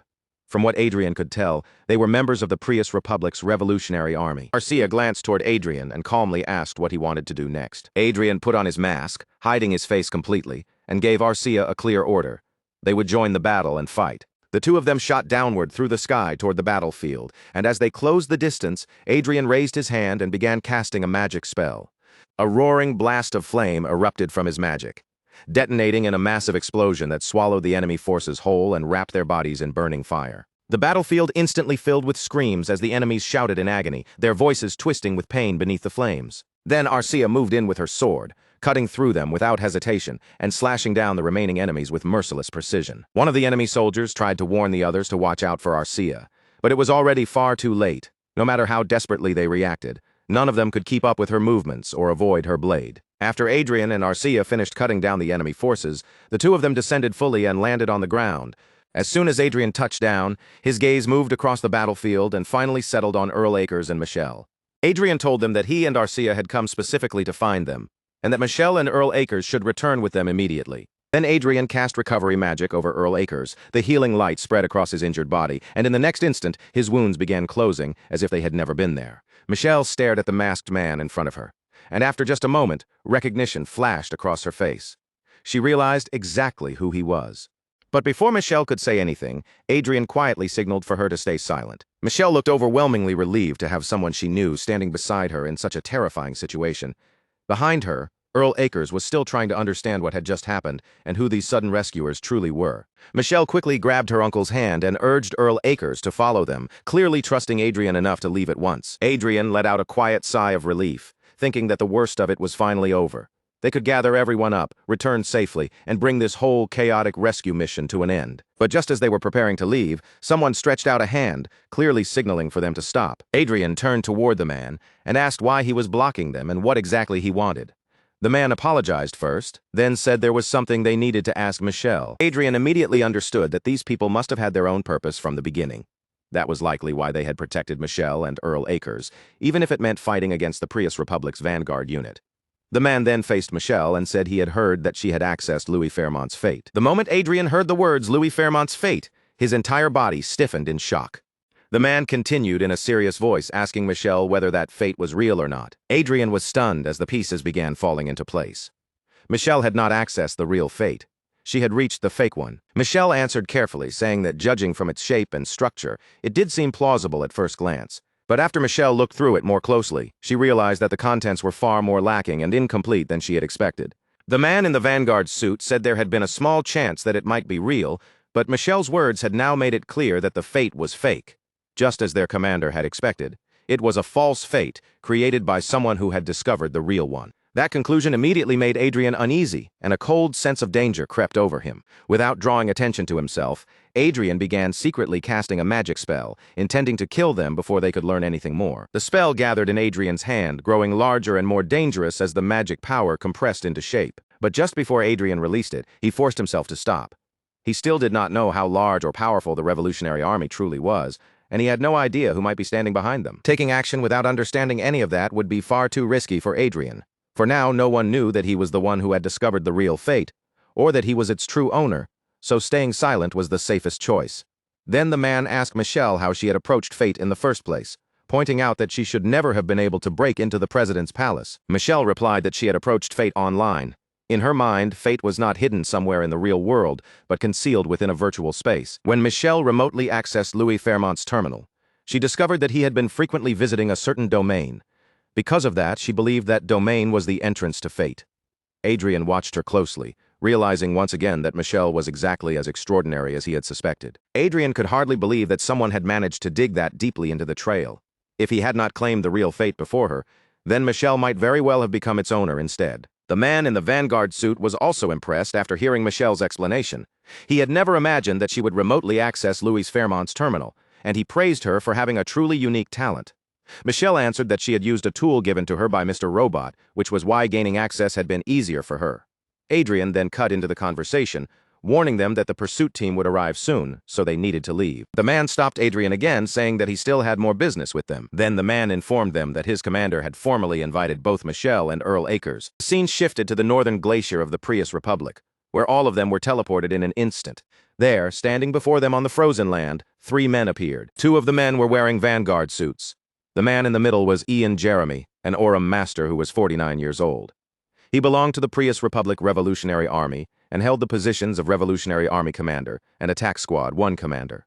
The man standing in front was Grace Declan, another Aurum master at 38 years old, also affiliated with the Prius Republic's Revolutionary Army as a Revolutionary Army Commander and the commander of Attack Squad 3. Seeing 2 Aurum Master guides standing there made Adrien wonder just how powerful and imposing their true leader must be. The man standing at the back greeted everyone with an easy smile and introduced himself simply as a citizen of the Prius Republic.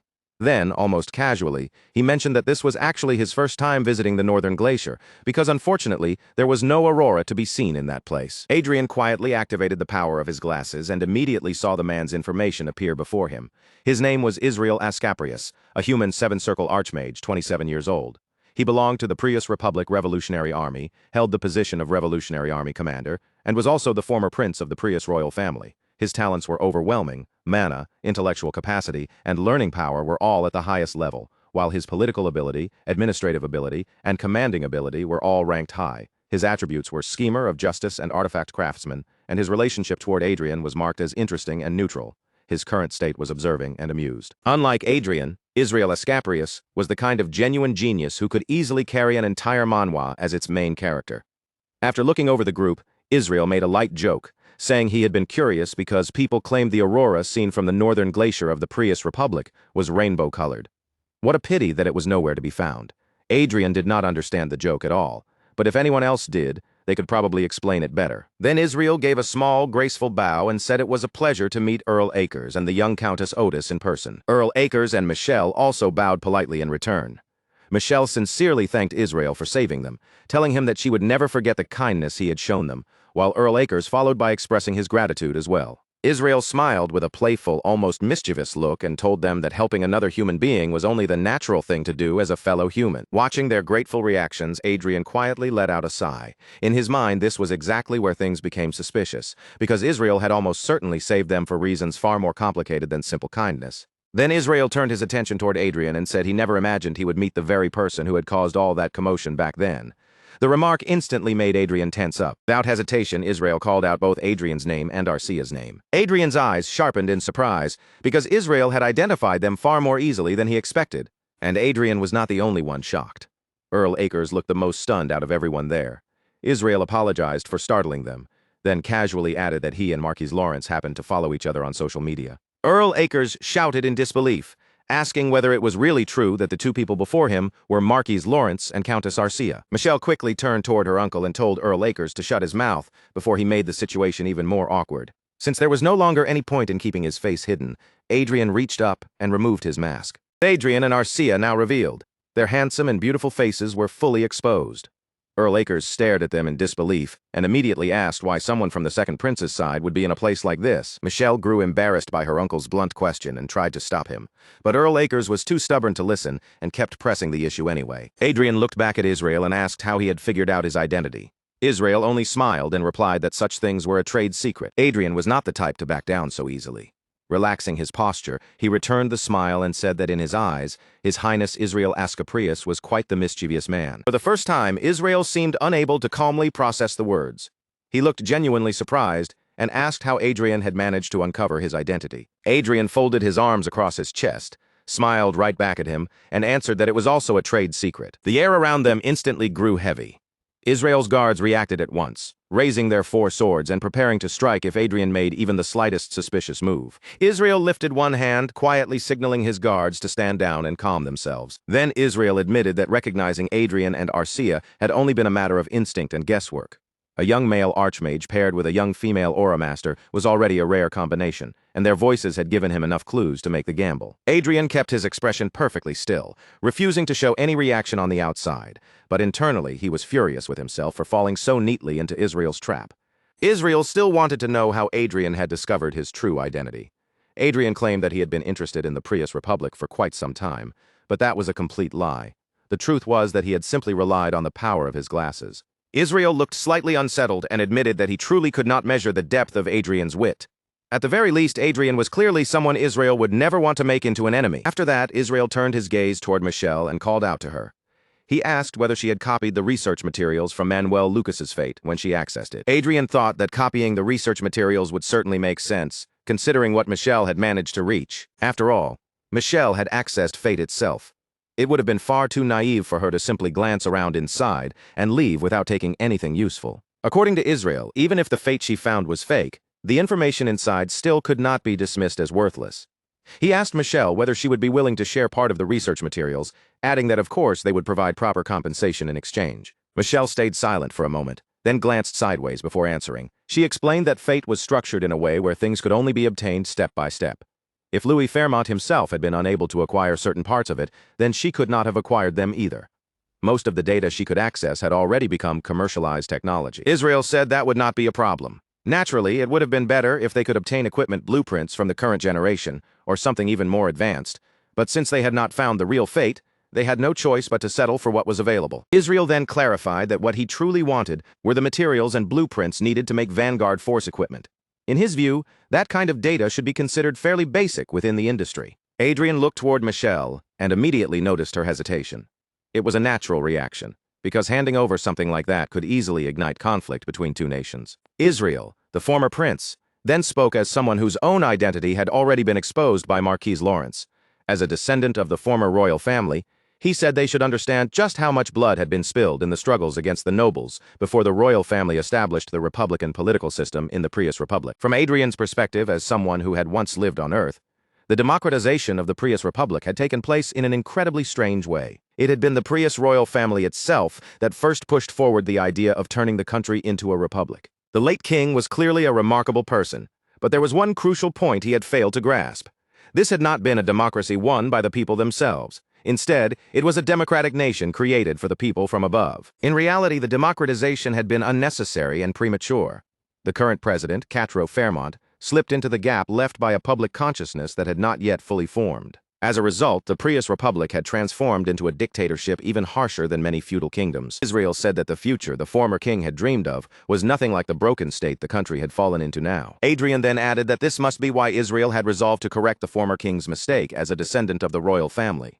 Israel agreed, saying they intended to enlighten the people of the Prius Republic, introduce a proper and undistorted democratic republican system, and rebuild the foundation of the nation from the ground up. In Adrien's eyes, no matter how determined Israel was, the road ahead of him would still be incredibly long. Even so, Israel and his people seemed to be doing far better than the current regime ruling the Prius Republic. And Israel looked back at Michelle and said that, from what he could tell, she had no intention of making a deal.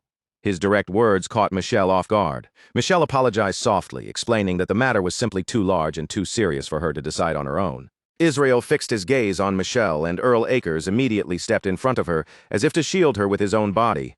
In an instant, the mood around them became tense again. Adrien cleared his throat and took a brief moment to think. If this continued, there was a strong chance the negotiation would turn into something closer to forced bargaining, backed by pressure and threats. In that case, Adrien decided he might as well step in as the one who could save both sides from a worse outcome. As a former citizen of the Republic of Korea, Adrien felt he should offer a helping hand and show a little goodwill. At the same time, this could become an opportunity to create a new business partner. So Adrien told Israel that if he did not mind the fact that it was not Manuel Lucas's fate, then Israel could try making a deal with him instead. Israel answered without hesitation that what he wanted was the blueprint for Vanguard Force equipment. But before Israel could even finish speaking, Adrien cut in and said that it hardly mattered, because he had already been planning to produce and sell force equipment anyway. Then Adrien let out a small laugh and admitted that Israel's guess was exactly right. He already possessed the production blueprints needed to manufacture force equipment. That sudden confession shocked Earl Akers and Michelle even more than it shocked Israel, leaving both of them staring at Adrien as if they had just heard something impossible. Israel slowly closed his eyes for a moment, then praised Adrien with a faint smile, saying that Marquise Lawrence truly was a man who existed far beyond common sense. Adrien thanked Israel for such a favorable evaluation without looking the least bit shaken. Israel then asked him directly what level of performance the Vanguard equipment he intended to produce would have. Adrien answered with confidence, assuring Israel that the Vanguard equipment he would manufacture would not fall short compared to anything currently produced in the Reinhardt Kingdom. Their conversation flew completely over the heads of Earl Akers and Michelle. The two of them could only stand there in silence, unable to follow the scale of what Adrien and Israel were casually discussing. Israel praised the force equipment made by the Reinhardt Kingdom, saying its quality was known to be excellent, then asked whether Adrien had any prototype with him. Adrien replied that he did not have a complete set prepared, but he did have a force communication device. Adrien then took out a small hexagonal device, its surface marked with different kinds of mathematical shapes and intricate patterns. Israel accepted the device and inspected it carefully from every angle. As his eyes traced the details, he commented that its design was quite unique. Adrien explained that performance was important, of course, but he also wanted the device to look appealing and well-made. Israel seemed pleased by that answer and praised the communication device for its excellent quality. But then Israel looked straight at Adrien and said that Adrien offering to help him was an unexpected development. He wanted to know why Adrien would reveal such a hidden secret just to assist the Revolutionary Army. Adrien answered simply that he liked Israel and the others in the Revolutionary Army. That straightforward response surprised everyone listening. Israel gave a quiet laugh at first, as if he had heard something both amusing and unexpected. But soon, Israel could no longer hold it back, and burst into louder laughter, saying he had never imagined he would actually catch the interest of Marquise Lawrence. For a former prince like him, that was an unexpected gain. Adrien replied that if Israel saw it that way, then the Revolutionary Army should be prepared to pay a fair price. Earl Akers suddenly raised his hand and shouted for them to stop right there. He asked whether this would really be all right, because trading technology without approval from the royal family was clearly illegal. Adrien answered calmly that it would not matter, as long as everyone standing there knew how to keep their mouths shut. Earl Akers looked completely baffled. and admitted that he did not understand what Adrien meant. Adrien explained that the situation was simple. Everyone there knew someone else's secret, so all of them had a reason to behave carefully. There was the identity of the Revolutionary Army, people treated as rebels by the Prius Republic government. There was Michelle Otis, the young lady of Margrave Otis's family, who had gotten her hands on information connected to a treasure. And under the current situation, it would not even be strange if the Brigham Empire moved against them. On top of that, there was Adrien's illegal trade with the Revolutionary Army. Every person there was now tied together by dangerous secrets, and if one secret was exposed, the others would almost certainly be dragged down with it. Michelle suddenly grew excited and nearly jumped toward her uncle. With bright eyes, she asked Adrien whether this meant they had entered the kind of relationship where they shared secrets with each other. Adrien felt embarrassed by the way Michelle phrased it, but still answered that, in a sense, she was right. Michelle immediately promised him that she would keep their secret safe. Adrien laughed mischievously to himself, thinking that even if someone discovered his secret later, he could always fabricate a convenient excuse. More importantly, he had poured 10 trillion gold into the plan to make Miss Everell a saintess, and that massive expense had left a painful hole in his pocket. Now it was time to start patching that hole. With that thought settled, Adrien turned to Israel and said they should begin discussing the actual transaction amount. Sometime later, the scene shifted to the first prince's palace. Adrien and Arcia were seated calmly, sipping tea and relaxing after completing their mission. In front of them, Michael van Reinhardt stood while greeting Earl Akers and Michelle, two people he had not seen in quite a long time. Michael van Reinhardt laughed as he said he had heard the two of them had returned from the Prius Republic. And not just any place, but the Prius Republic, the very country where the fake user had appeared, where war could break out at any moment, and where rebels had made the region one of the most dangerous areas in the world. Then his laughter deepened as he pointed out that they had even gone there without any vanguard escorts. Earl Akers and Michelle could only lower their heads, sweating under his words. Michael van Reinhardt continued scolding them, saying that in a time when the whole world was on edge and the battle for the throne was growing more intense, an uncle and niece had decided to visit a dangerous territory and even returned after being attacked. He said it was truly wonderful to see, in the sharpest tone possible. He also added that they were fortunate Marquise Lawrence had stepped in, then asked what they would have done if something had gone wrong with either of them. Michelle apologized sincerely, while Earl Akers thanked Michael van Reinhardt for his concern. After thoroughly scolding them, Michael van Reinhardt warned both of them to behave more carefully in the future. Watching this, Adrien finally understood what people meant when they said words could cut deeper than swords. Although Adrien doubted he could ever imitate the first prince's way with words, Earl Akers suddenly called out to Michael van Reinhardt and asked whether Marquise Lawrence and Countess Arcia were not supposed to be on the second prince's side. In other words, Earl Akers could not understand why the two of them had appeared there at all. Adrien could only wonder how one person could possibly be that dense. Michael van Reinhardt answered plainly that Marquise Lawrence and Countess Arcia were actually on their side. Even then, Earl Akers still failed to understand. Michelle, both surprised and embarrassed, raised her voice and explained that what the first prince meant was that Adrien and Arcia were pretending to support the second prince while secretly acting for their faction. Michelle then asked her uncle whether he should have realized that already when Marquise Lawrence and Countess Arcia had come to save them, even though second Prince Luke clearly wanted them dead. Only then did Earl Akers' clueless expression finally fade, and he reacted as if he had just witnessed something deeply impressive. Adrien stared in disbelief, wondering whether Earl Akers had become this naive because he had spent his entire life doing nothing but wielding a sword. Among all the people Adrien had ever met, Earl Akers might have been the most innocent-minded man of them all. Then Earl Akers congratulated Michael van Reinhardt, saying that this was good news. At that moment, Michelle noticed Adrien watching them. Michelle glanced toward Adrien and gave him a quick wink. Arcia immediately said they should kill Michelle to make things clean. Adrien thought that Michelle's existence was certainly a burden now that she knew about the fake fate, but even so, he could not kill her.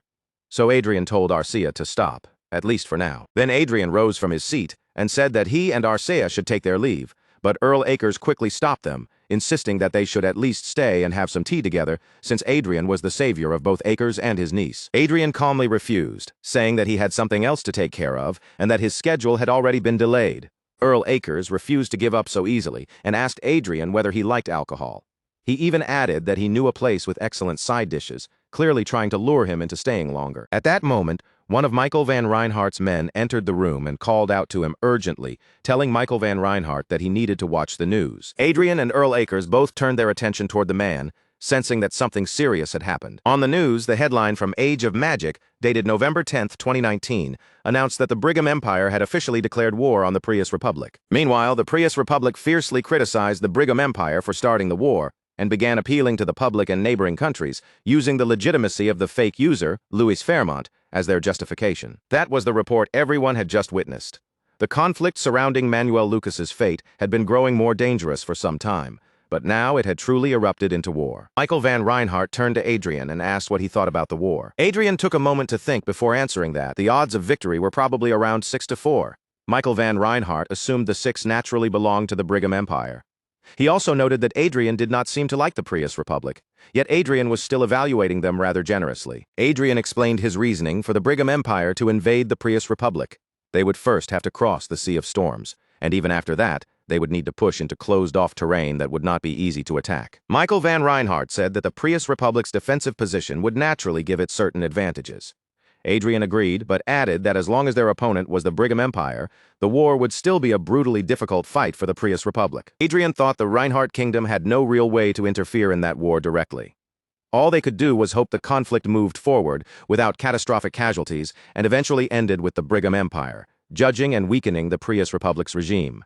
And if things went even better, the Revolutionary Army, after gaining real battlefield experience through the chaos, might seize the opening and blow away the corrupt government themselves. As Adrien was thinking that, he noticed Earl Akers staring at him far too intently.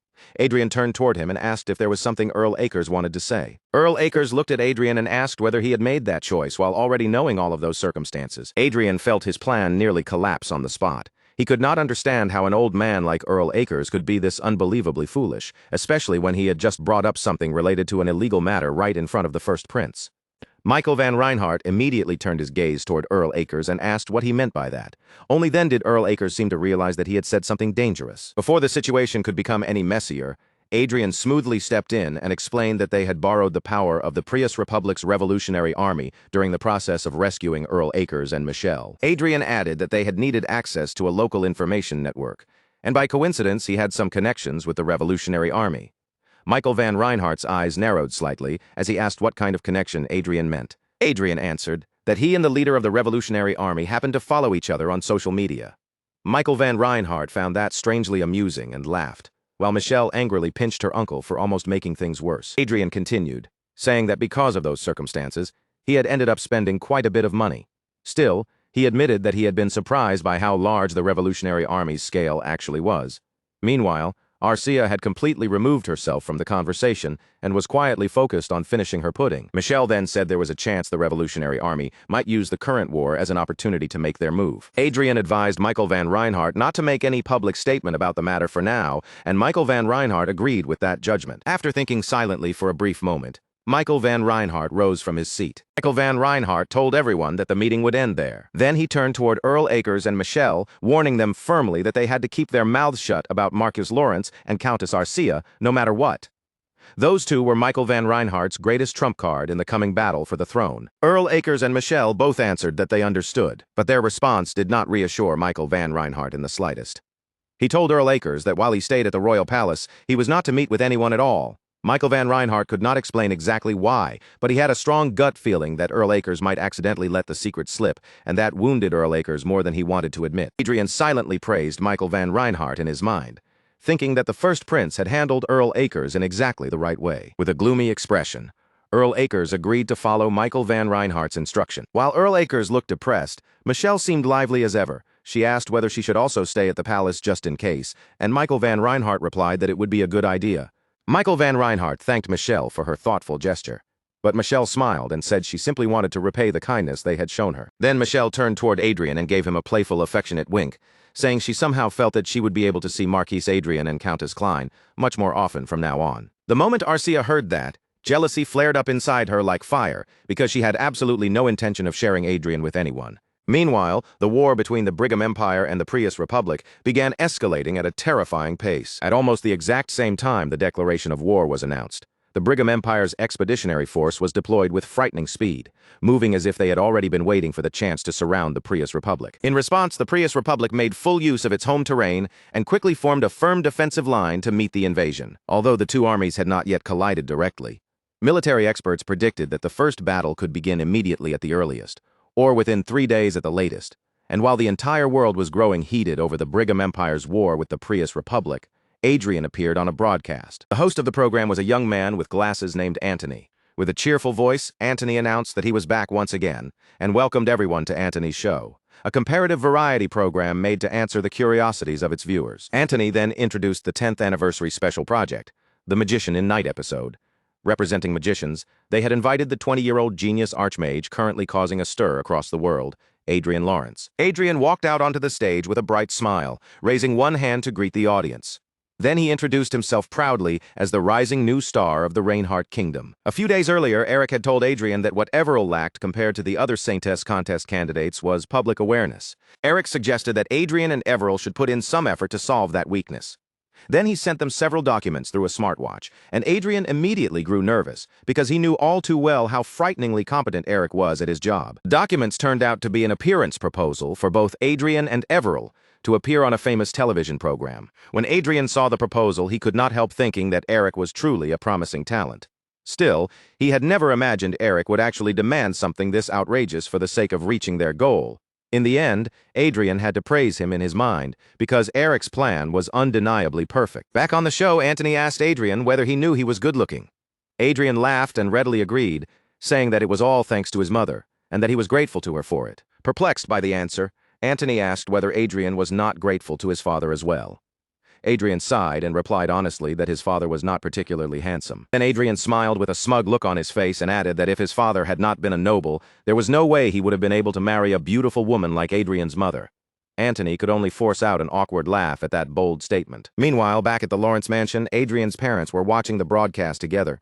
Count Lawrence looked deeply embarrassed after hearing his own son say that on live television. Anthony then announced that, as he had mentioned earlier, the topic of the day was something society often treated as taboo. They would be holding a comparative experiment between magicians and knights. Anthony asked Adrien whether he was aware of the nature of the experiment. Adrien looked interested and answered with visible excitement. Anthony then explained that many experts had already assessed the topic and concluded that it would be disadvantageous to Adrien since he was participating as a magician. Scratching his head, Anthony admitted that if Adrien performed well in the test, everything would be fine. But if Adrien lost, then his reputation could fall straight to rock bottom. Adrien reassured Anthony and told him not to worry. With calm confidence, Adrien said he would clear away the mistaken prejudice people held against magicians, so Anthony did not need to feel burdened and could simply continue the show. Hearing Adrien's confident answer, Anthony looked visibly relieved. Anthony then announced that they had brought in someone to appear as the representative of the knights. That knight was Earl Felix, a proud and newly recognized aura master from the Lucia Kingdom. Adrien looked at Felix with slight doubt in his eyes. For some reason, Felix's appearance felt familiar, and Adrien wondered whether the man resembled someone he had seen before. Anthony turned to Felix and said that he would be compared against Marquis Lawrence during the show, then asked what had made him decide to join the program. Felix remained relaxed as he answered that he had accepted the offer, thinking he would simply come by and enjoy himself. Anthony then asked whether Felix could really stay that calm, even when his opponent was Marquis Lawrence, a famous war hero. Felix turned his gaze toward Adrien and said he had heard Duchess Riverdale praise Adrien for his extraordinary talent. But now that Felix had seen Adrien in person, he felt that the Duchess's affection for her junior had clouded her judgment, meaning Duchess Oliver Riverdale had likely overpraised her fellow junior. Then Felix declared that today he would personally show Marquis Lawrence that reality was not as simple as Adrien imagined it to be. Aha! Only now did Adrien finally understand why Felix had seemed so strangely familiar from the moment he walked in. That face, that arrogant air, even the way he carried himself, it all reminded Adrien of his late half-brother, Cedric. Felix looked almost exactly like Cedric, and once Adrien realized that, his bad first impression suddenly made perfect sense. What surprised him even more was that Felix's attitude and behavior were just as unpleasantly similar. Felix, meanwhile, was still completely wrapped up in his own little world, acting as though everyone should naturally be focused on him. Hoping to ease the thick tension hanging in the air, Anthony turned toward the viewers and explained that Felix's announcement almost felt like an open declaration of war. Then, with the atmosphere growing sharper, he asked Adrien what he thought about it. Adrien calmly adjusted the position of his glass, moving with an almost careless composure. Then he looked straight at Felix and asked, in a cool and measured tone, whether his full name was Earl Odwell. Felix, without showing the slightest sign of intimidation, Adrien told Felix that he honestly had no idea who he was. In fact, this was the very first time Adrien had ever heard that name at all. The blunt remark immediately struck Felix's pride, and anger began to rise across his face. Adrien then added, with a faintly amused edge, that it was interesting to see a man like Felix becoming an aura master. The way he said it made the meaning painfully clear. Adrien saw Felix as nothing more than an overconfident nobody trying far too hard to look important. The pressure between the two of them grew heavier by the second, and Anthony could no longer hide his concern. He quickly turned back to the viewers and announced that the clash between an archmage and an aura master had already begun as an intense battle of nerves. even before either side had made a move. Seeing that the tension was only getting worse, Antony smoothly suggested that they move on to the testing location and begin the comparison properly before the mood became even more dangerous. Behind the scenes, the show's producer and director were practically glowing with excitement. To them, this unexpected turn of events was perfect material, and they were already convinced the episode would become a massive hit. The cameramen, however, were nowhere near as relaxed. After all, they were the ones who would have to stand dangerously close and capture every moment of the fight. Still, as the saying went, a cameraman never dies. The scene then shifted to a grand coliseum-like arena, surrounded by open water. Antony introduced the place with a dramatic voice, explaining that this was where Felix and Adrien would spar.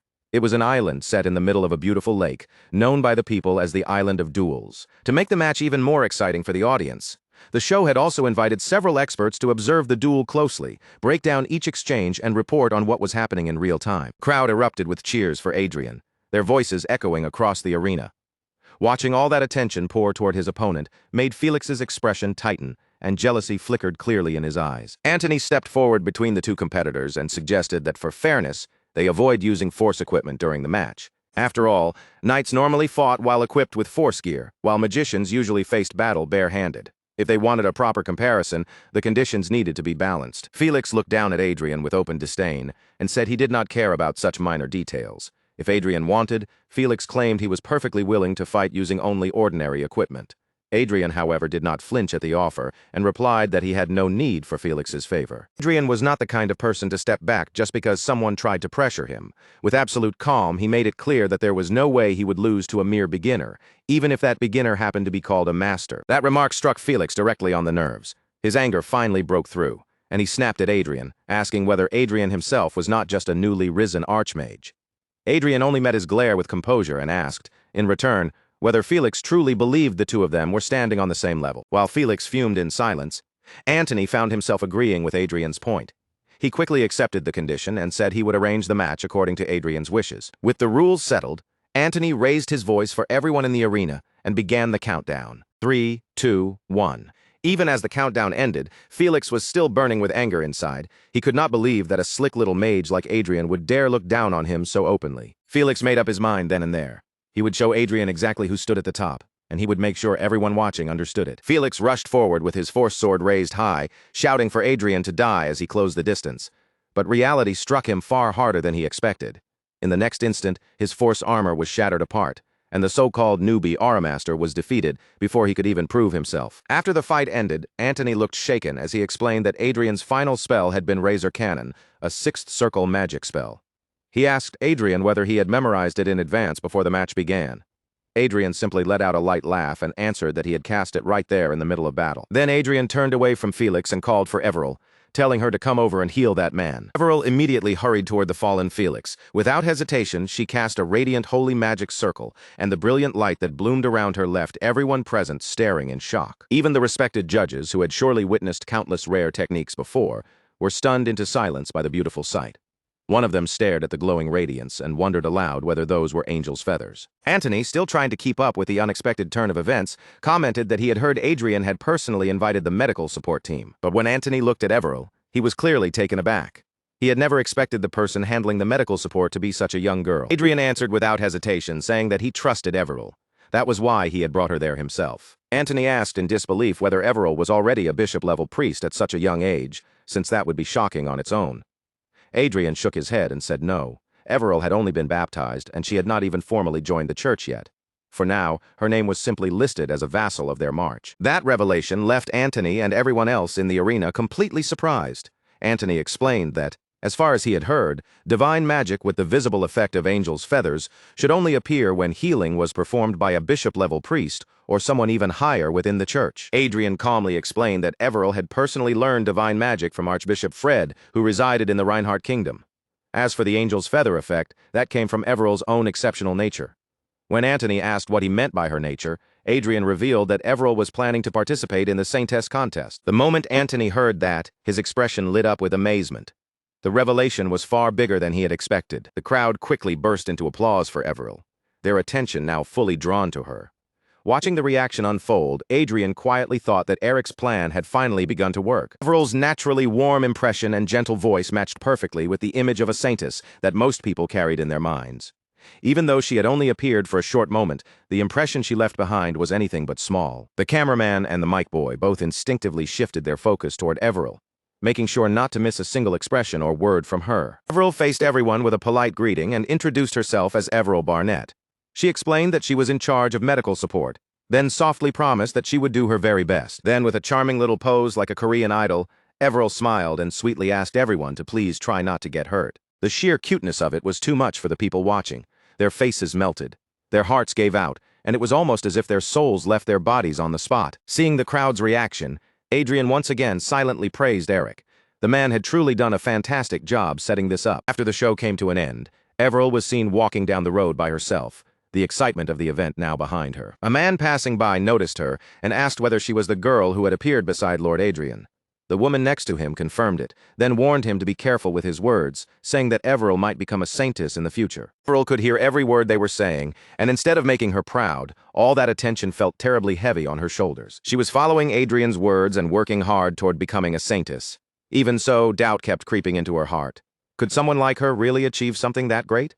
Not too long ago, she had only been a part-time worker at a convenience store. Lost in those thoughts, Everil eventually arrived at a residence. When she stepped inside, her mother warmly welcomed her home. But then another voice spoke up, saying that they were truly lucky, since Everil happened to be there. The unfamiliar voice immediately caught Everil's attention.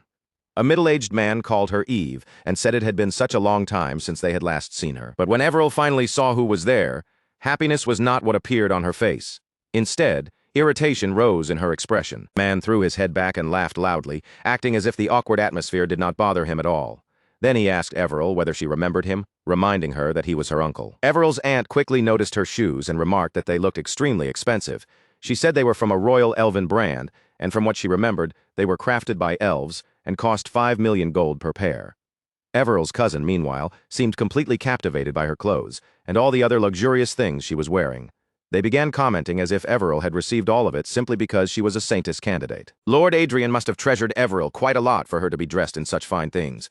But the way her relatives stared, whispered, and circled around her did not make Everil feel proud at all. If anything, their sudden interest only made her deeply uncomfortable. Unable to ignore the strange atmosphere any longer, Everil turned toward her parents and asked why these relatives had suddenly come to visit them now.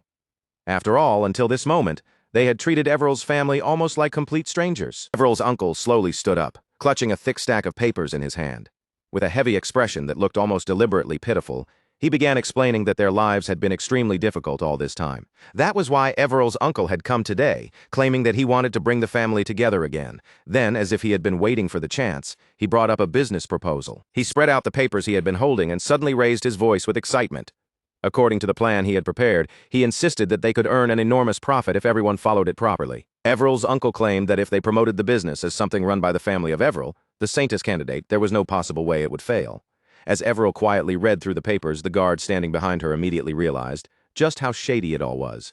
In his eyes, this was absolutely not an ethical business. Everil's mother quickly reassured her and told her not to worry, because they would never agree to such an absurd scheme.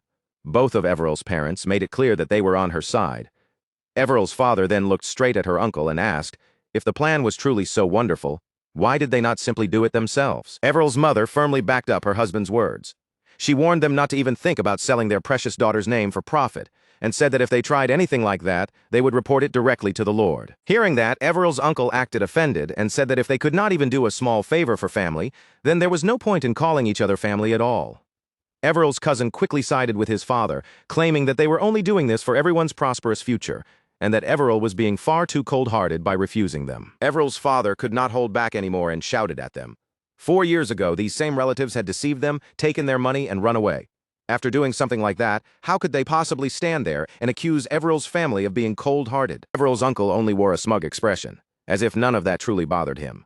He gave a shallow apology and claimed that this was exactly why they were trying to make up for their past mistake now. The argument dragged on, and Everil's uncle kept throwing out one excuse after another without any end in sight.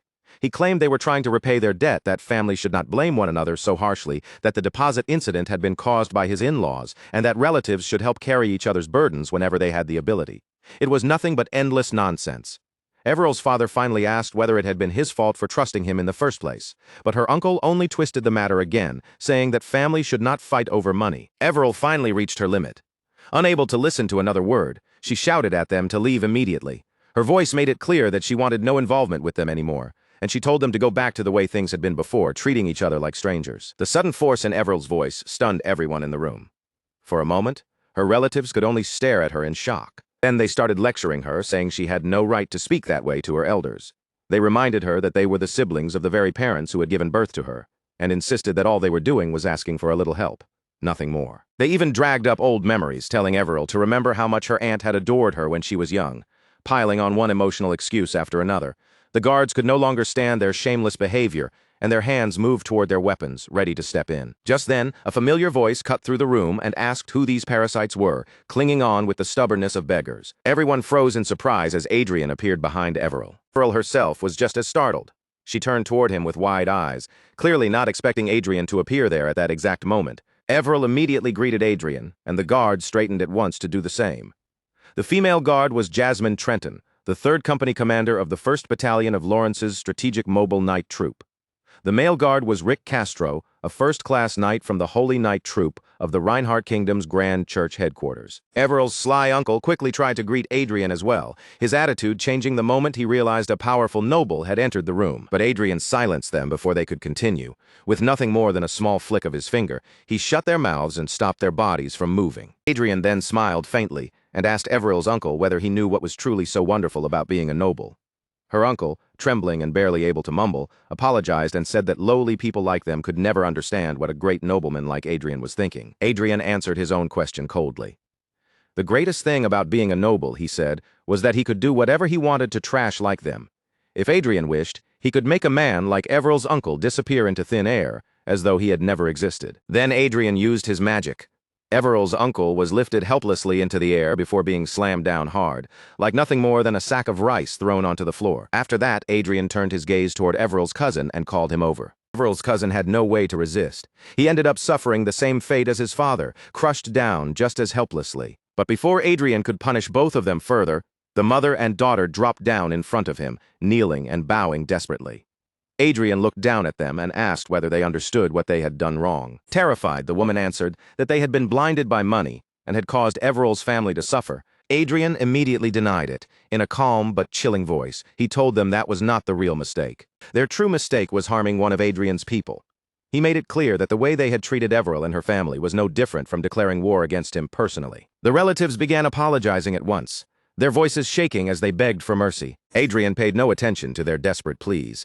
He simply ordered the guards to arrest them, even as they continued begging for his forgiveness. The sudden turn of events left Everil completely surprised. Everything had changed so quickly that she could only watch in stunned silence. Adrien then approached Everil's parents and offered them his hand, apologizing for unintentionally overhearing their family matter. He promised that he would make those relatives repay every debt they owed to Everil's family, through forced labor, compensation for psychological damage, and even the interest they had ignored for years. Everil's mother looked overwhelmed by the unexpected support. Still trying to process everything, she thanked Adrien sincerely. Adrien then invited both of Everil's parents to move into the lordship castle, telling them they should live comfortably and enjoy the luxury that came from having such an outstanding daughter. Everil's father did not quite understand and asked what Adrien meant. Adrien explained that this was being done for Everil's sake. Everil's parents hesitated for a short while, unsure whether they could really accept such kindness. But in the end, they agreed to follow Adrien's suggestion. Adrien then turned toward Everil and gave her a reassuring okay sign, as if quietly telling her that everything had been handled. He told them to let him escort them to the lordship castle himself. Behind him, Everil stood shyly with her cheeks flushed, unable to hide how deeply moved she felt. As Everil looked at Adrien, he seemed stronger and more dependable than ever before.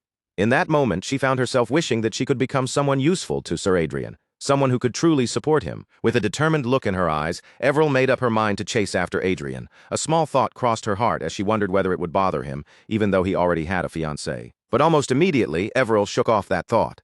If she acted carelessly, her feelings might only end up causing trouble for Adrien. So Everil steadied herself once more and decided that for now, she would support Adrien properly as his aide. The scene then shifted far away to the Francis Duchy of the Brigham Empire. There, someone sat tapping a finger against the table while watching Everil on Antony's show. On the screen, Everil was sweetly asking everyone not to get hurt. Duke Francis, one of the 4 greatest dukes of the Brigham Empire, watched her with clear irritation. If things continued like this, his grand plan to make Everil into a saint would be disrupted.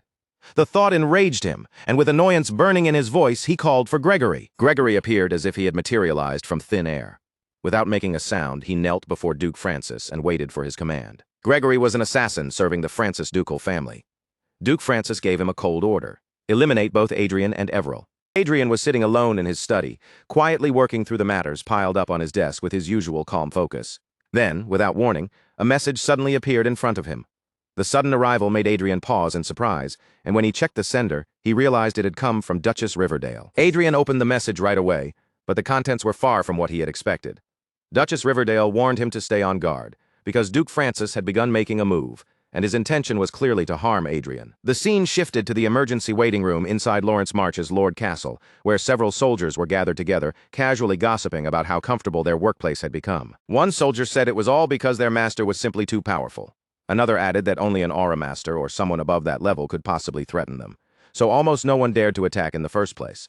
A third soldier leaned lazily against the sofa and shared his own experience, saying he had once worked at a barony that secretly ran a private loan business. Back then, they had so many enemies that even the reserve team was constantly busy. Compared to that miserable place, this castle felt like paradise. On top of that, their lord strictly managed their working hours and genuinely paid attention to the soldiers' welfare.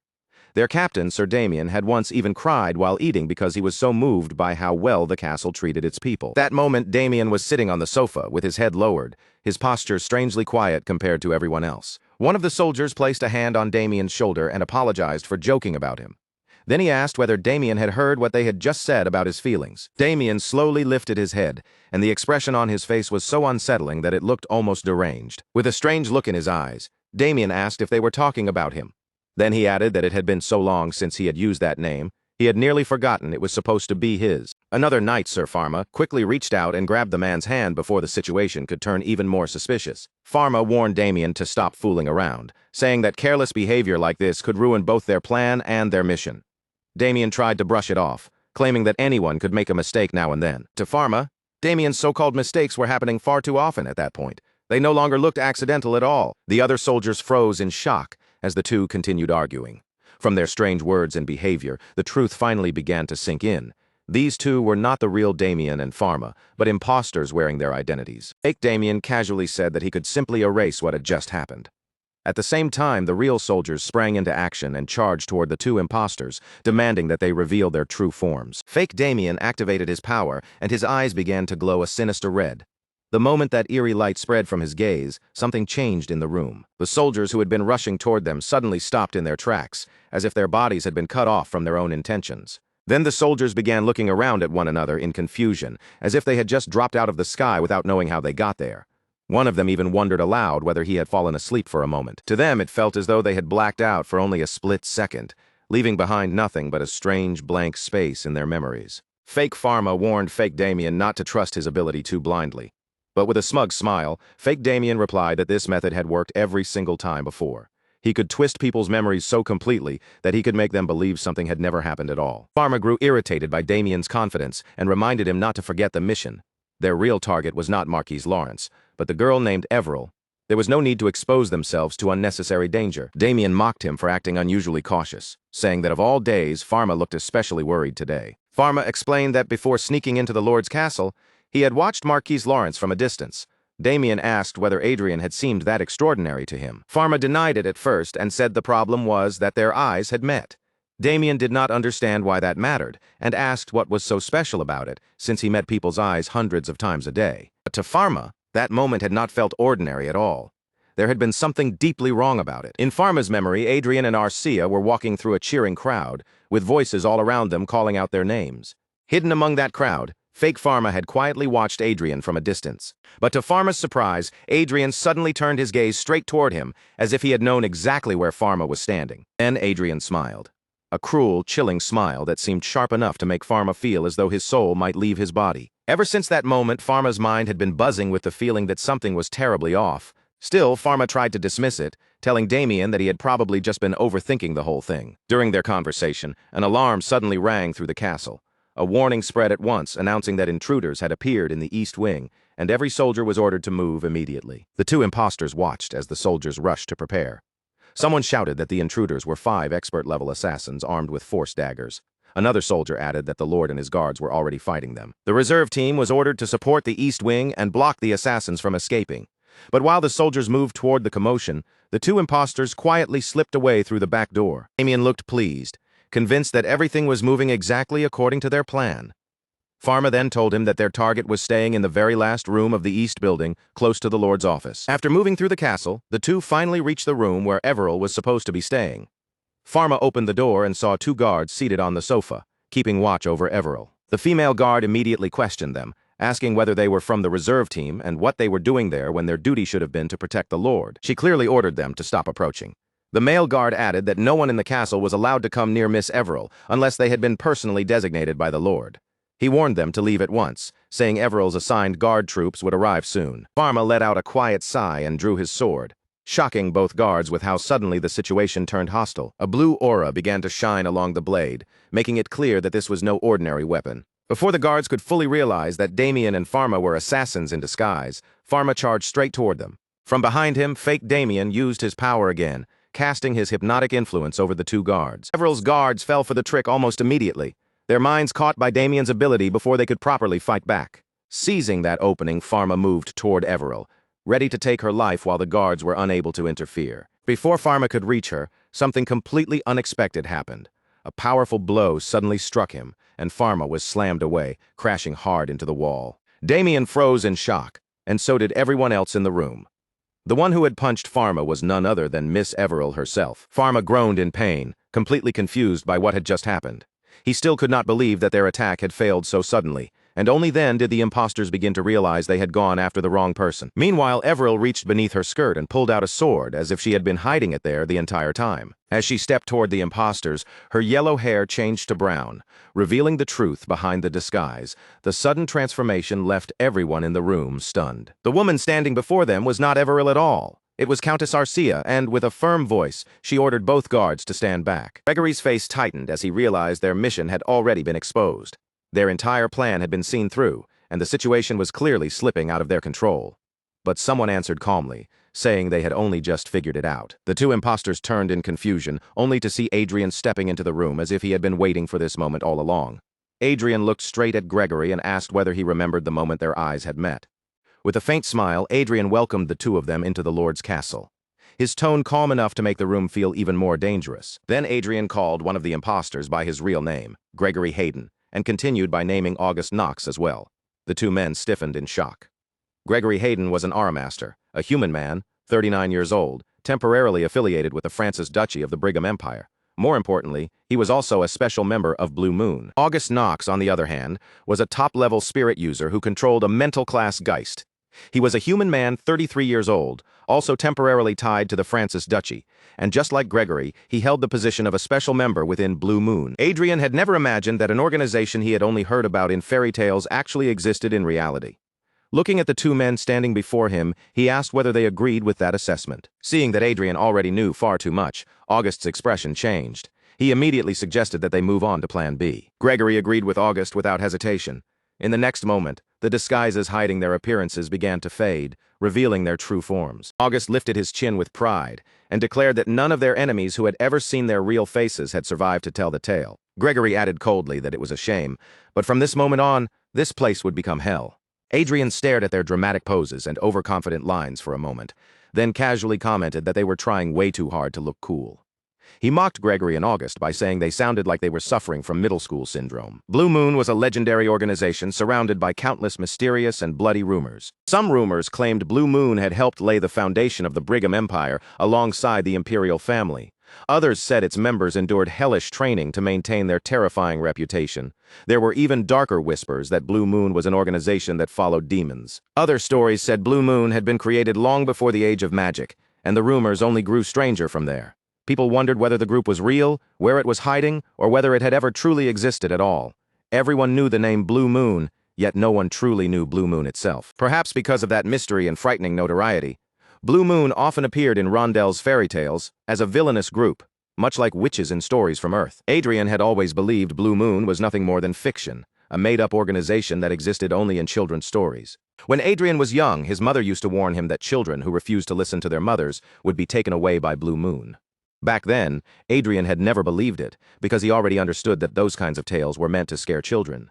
But now, standing before him, that supposedly fictional organization had turned out to be real. On top of that, The two men were an unusually rare combination, an assassin-type aura master and a top-level spirit user. Gregory Hayden possessed extremely high aura talent and excellent physical ability. His learning ability was also high, while his intelligence, command ability, and mana were all at a mid-level. His traits were high-speed movement and shadow fairy tale, and his current relationship with Adrien was hostile, with his status marked by nervousness. August Knox had extremely high talent in elemental power. His empathy and physical ability were both strong, while his learning ability and intelligence sat around the mid-level. His traits were enhanced, spirit magic, and madness, and like Gregory, his relationship with Adrien was hostile. His current state was nervous and flustered. Adrien asked whether Blue Moon was acting as the Francis Duchy's dog, or whether the Francis Duchy was being used without knowing that these men belonged to Blue Moon. He guessed that the two were probably using the Francis Duchy as a temporary base. But even if that connection was only a cover, the real question remained, what was their true goal, and what did Blue Moon actually want? August suddenly asked whether Adrien was that person's partner, clearly referring to someone important behind the scenes. But before he could say more, Gregory sharply ordered him to shut his mouth. Adrien wondered who August had almost mentioned, and whether the two were talking about the power backing them. As that thought crossed his mind, Adrien summoned his magical wand. From the way they were acting, these two might have been more naive than they looked. Adrien aimed his wand at them and said he was not exactly that person's partner, but he was someone who understood them quite well. August gave Adrien a smug, vicious look and told him to die. Adrien answered by asking whether they truly had the ability to kill him. At the same time, Arcia moved beside him and brought out her shield, ready to defend. August's lips curled into an evil smile as he prepared his attack. Then August summoned a humanoid butterfly spirit. The strange spirit spread its wings and immediately launched an attack toward both Arcia and Adrien. The sight was somewhat surprising even to Adrien, but Arcia remained expressionless as always, calmly facing the incoming attack. August and the spirit he had summoned both smiled with a crazed excitement. August asked whether this was Adrien's first time seeing his spirit, then declared that he would play with Adrien in moderation. But before August could even finish speaking, Adrien struck first. His attack landed with a tremendous impact, cutting off August's words in an instant. August was barely saved when Gregory moved in and pulled him out of danger at the last possible moment. Even so, August was visibly shaken. For the first time, he had been forced into real difficulty before he could properly take control of the fight. Adrien casually blew across the tip of his wand, like someone cooling the barrel of a gun after firing a shot and brushing away imaginary smoke. August and Gregory immediately shifted away from their original position. In that brief exchange, both of them realized Adrien's attack had been a force attack. With a soft thud, Adrien rested the wand against his shoulder and told them not to overestimate themselves. The world was wide, and there were plenty of talented people beyond their imagination. Gregory narrowed his eyes and asked whether Adrien was a magic swordsman, since the last strike had clearly been a force attack. But in truth, Adrien had only released a charge of aura and force through an assisting function. The weapon Adrien was using was Estro's arming sword. That sword had been made from mithril and dragonbone, and it possessed a function that could amplify and release aura. It also had a special ability to store excess aura. The staff Adrien held was version 3.0, a force sword with high durability and an impressive amplification rate. Gregory misunderstood the situation, believing Adrien was confident because he could fight an aura master in close combat. Adrien was pleased with that misunderstanding and chose not to correct them. Instead, Adrien raised his left hand and asked whether that was really what they thought. Then Adrien snapped his fingers. In the very next moment, the ceiling above them collapsed and something rushed down from overhead. August's eyes darted toward the sudden movement. But before August could understand what had happened, he was already on the floor, clutching his left leg and screaming in pain. Adrien smiled calmly and revealed that he was also a beast tamer. August screamed at Adrien and cursed him furiously. Behind him, the spirit he had summoned moved protectively, guarding its master. Countless red butterflies began fluttering through the air around Adrien and Arcia, filling the room with an eerie, unnatural movement. Adrien watched the butterflies drift around them and wondered whether this was some kind of mind control magic. August poured all of his power into taking control of Adrien's mind.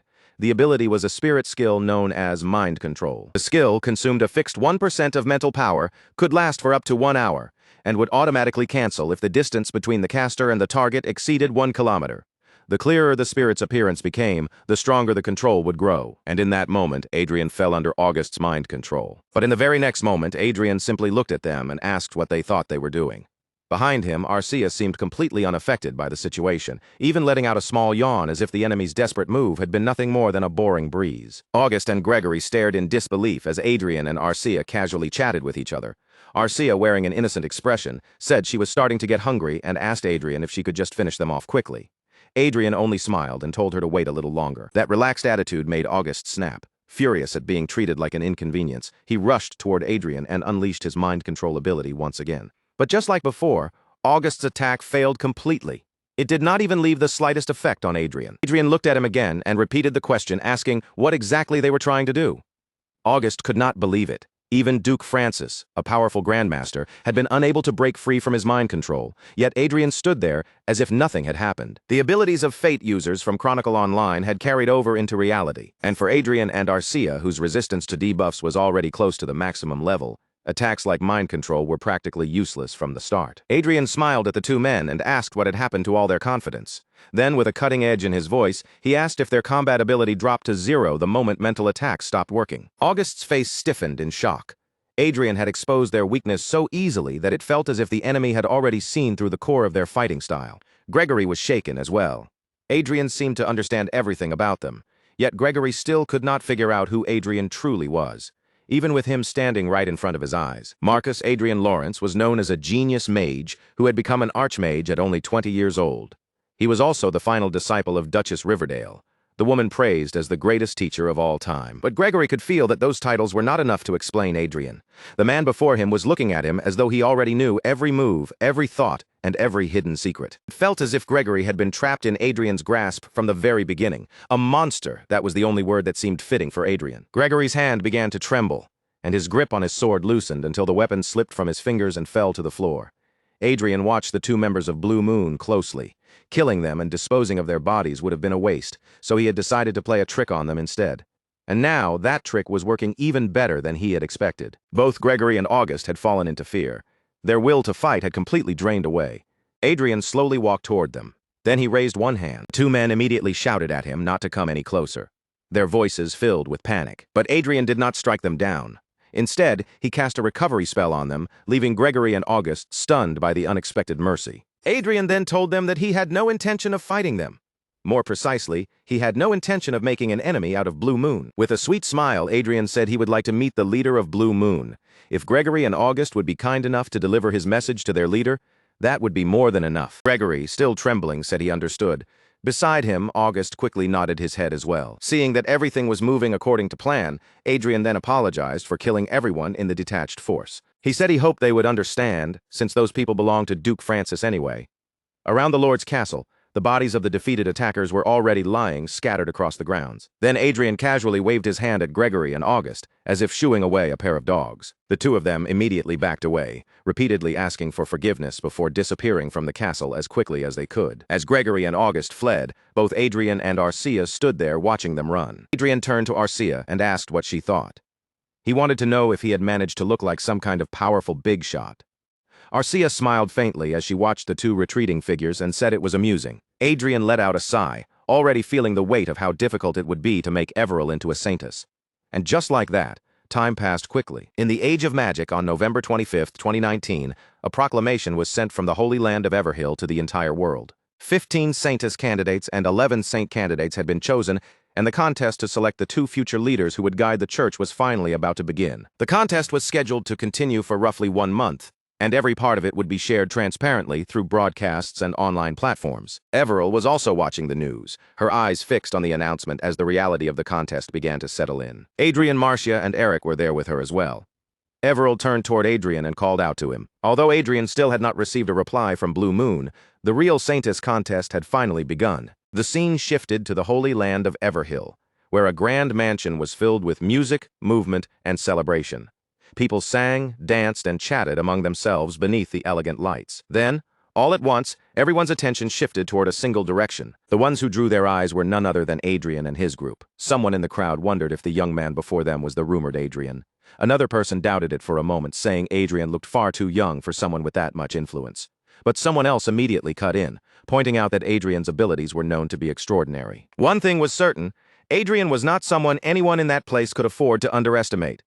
Meanwhile, Adrien ignored the whispers around him and continued walking forward with calm confidence. Sinai flute began to play, and welcoming music spread through the hall. The focus of the ceremony finally appeared. The Holy King behind him entered the current saint and saintess of Everhill, drawing every gaze in the room. Everyone present bowed their heads respectfully, showing reverence to the three highest religious figures before them. The Holy King raised one hand, quietly instructing everyone to lift their heads. Then the Holy King, the saint, and the saintess moved to the stage. The Holy King began by welcoming everyone and expressing his gratitude to all who had participated in the opening ceremony of the contest. The room fell silent as everyone listened closely. He continued by announcing that 15 saintess candidates and 11 saint candidates had been selected, and that the contest would last for about a month. He also made it clear that every single event in the contest would be transparently broadcast and uploaded online. The Holy King then revealed that the theme of the first round would be tactics centered on the subjugation of monsters, and he began explaining the rules in detail. Each candidate's party had to consist of 5 members, including the candidate. The companions were required to include 2 aura user swordsmen and 2 magicians of the 3rd circle or lower. In addition, the Holy King informed them that all abilities possessed by the Saintess candidates, aside from divine power, would be sealed. The Holy King smiled lightly and said he hoped everyone would enjoy the event prepared to commemorate the first day of the competition. Beside him, the current saint and saintess kept their eyes gently closed, both wearing faint smiles. After the announcement, Adrien and his group met the Holy King in person. Adrien placed a hand over his chest and greeted him with proper respect. Holy King welcomed Adrien and his companions in return. As Adrien bowed, he thought to himself that these 3 leaders of the Holy Land of Everhill stood at the very peak of all religious figures in the world. But among all the influential figures gathered there, the one Everhill needed to watch most carefully was the current saintess herself, Sharon Sylvester. Sharon Sylvester was a human woman, 67 years old, and she stood at the very center of the Sepia Church and the Holy Land of Everhill as its saintess. Her divine power was extraordinary, her mind was sharp, and she possessed excellent command ability, along with solid administrative skill and a decent talent for communication.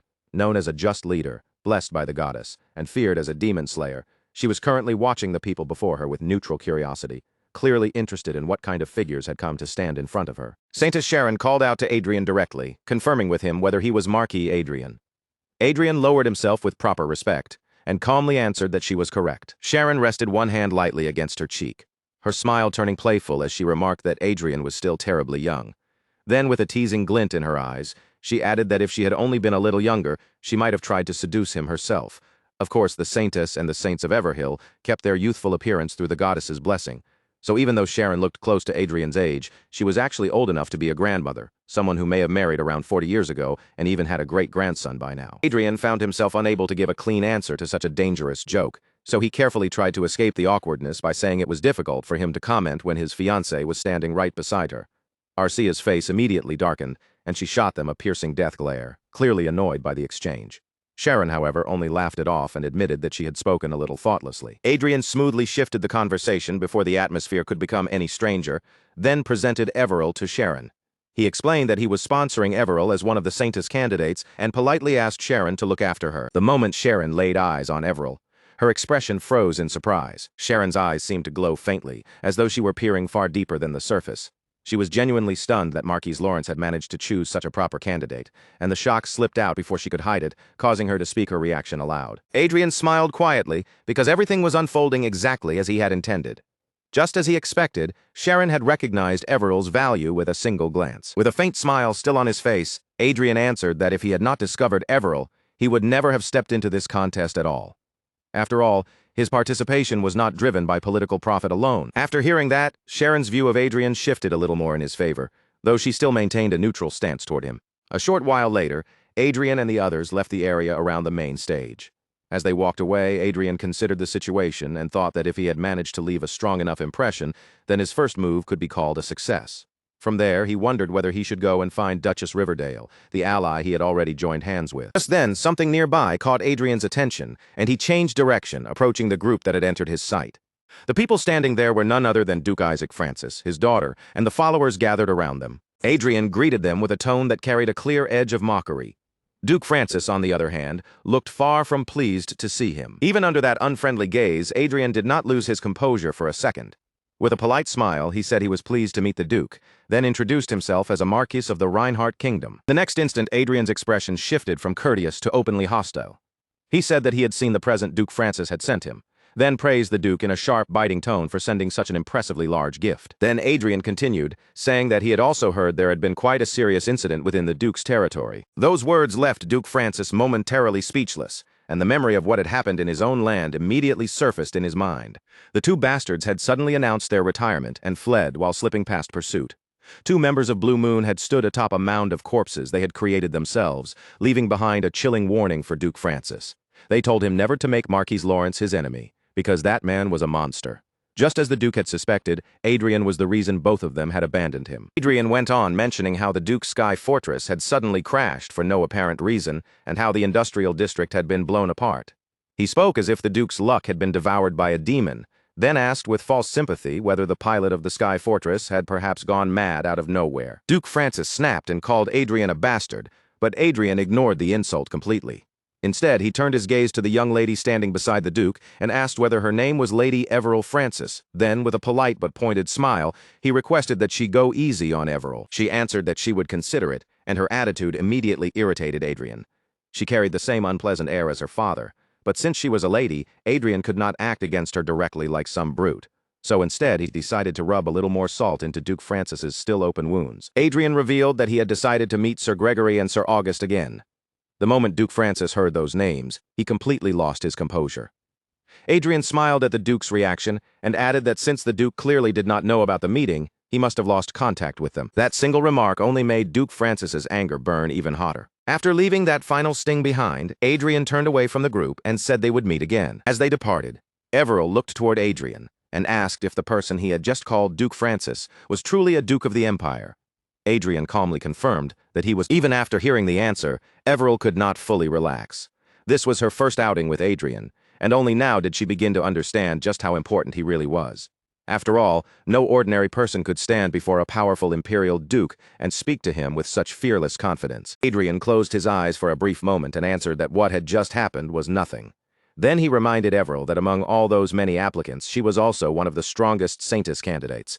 Because of that, she had every reason to be confident and hold her head high. More than anything, she was the one Adrien himself had chosen. Those final words made Everil's cheeks flush red, and for a moment she could only keep staring at Adrien in silence. Just then, Olivia appeared in front of them, drawing everyone's attention. While Everil hesitated, unsure of how she should react, Adrien turned his gaze toward Duchess Olivia. A little taken aback by her sudden appearance, Adrien told Olivia that he had actually been just about to look for her. Olivia smiled warmly and told him not to call her Duchess Riverdale anymore. Instead, she said he should call her senior sister Olivia, and in return she would call him junior brother Adrien. Then Olivia turned slightly and introduced the candidate she was sponsoring, Judy. Judy bowed politely toward Adrien and greeted him, introducing herself as Judy Esther, a follower of the main god Sepia. Still feeling a little puzzled, Adrien checked Judy's abilities. Her divine power talent was extremely high, and her trait was listed as Great Holy Lady. That title made him pause, and he wondered uneasily whether the Great Holy Lady might stand above the Saintess. A little later, Arcia could be seen devouring desserts like some kind of unstoppable giant. Everil and Eric were already used to seeing her eat like this, so instead of being shocked, they clapped and cheered her on. But for Judy, who had never witnessed anything like it before, the sight was so overwhelming that she was left frozen in pure disbelief. Behind them, Olivia and Adrien were quietly discussing the Saintess contest. Olivia informed him that the first round would be held under strict conditions, then asked whether that would cause any trouble for him. Adrien casually waved away her concern and said he would be fine, explaining that he had the right personnel for exactly this kind of situation. Since the first round focused on tactics built around monster subjugation, he also noted that it did not look unfavorable for Judy Esther, who was already at the level of a first-class priestess. Olivia agreed with his assessment and said that even in the worst case, Judy would still be able to use divine magic one level above the other candidates. In other words, Olivia was making it clear that the candidate she sponsored stood ahead of the others even at her lowest. However, she admitted that the real issue would be the people assigned to become Judy Esther's comrades. She had 2 knights prepared, but she lacked a magician with true field experience. Hearing that, Adrien reminded himself that in the present era, magicians were strongly seen as researchers rather than frontline combat personnel. Seeing Olivia act so helpless in front of him, Adrien decided to show some courtesy as her strategic ally and offered to help. The moment he said it, Olivia practically jumped on the offer, as though she had been waiting for those exact words from the start. She smiled brightly and thanked him in advance, and Adrien finally understood why she had been acting so weak in front of him. Getting him to offer help had been her goal all along. Adrien then told Olivia that he would find 2 skilled third-circle combat mages with good character and send them to her.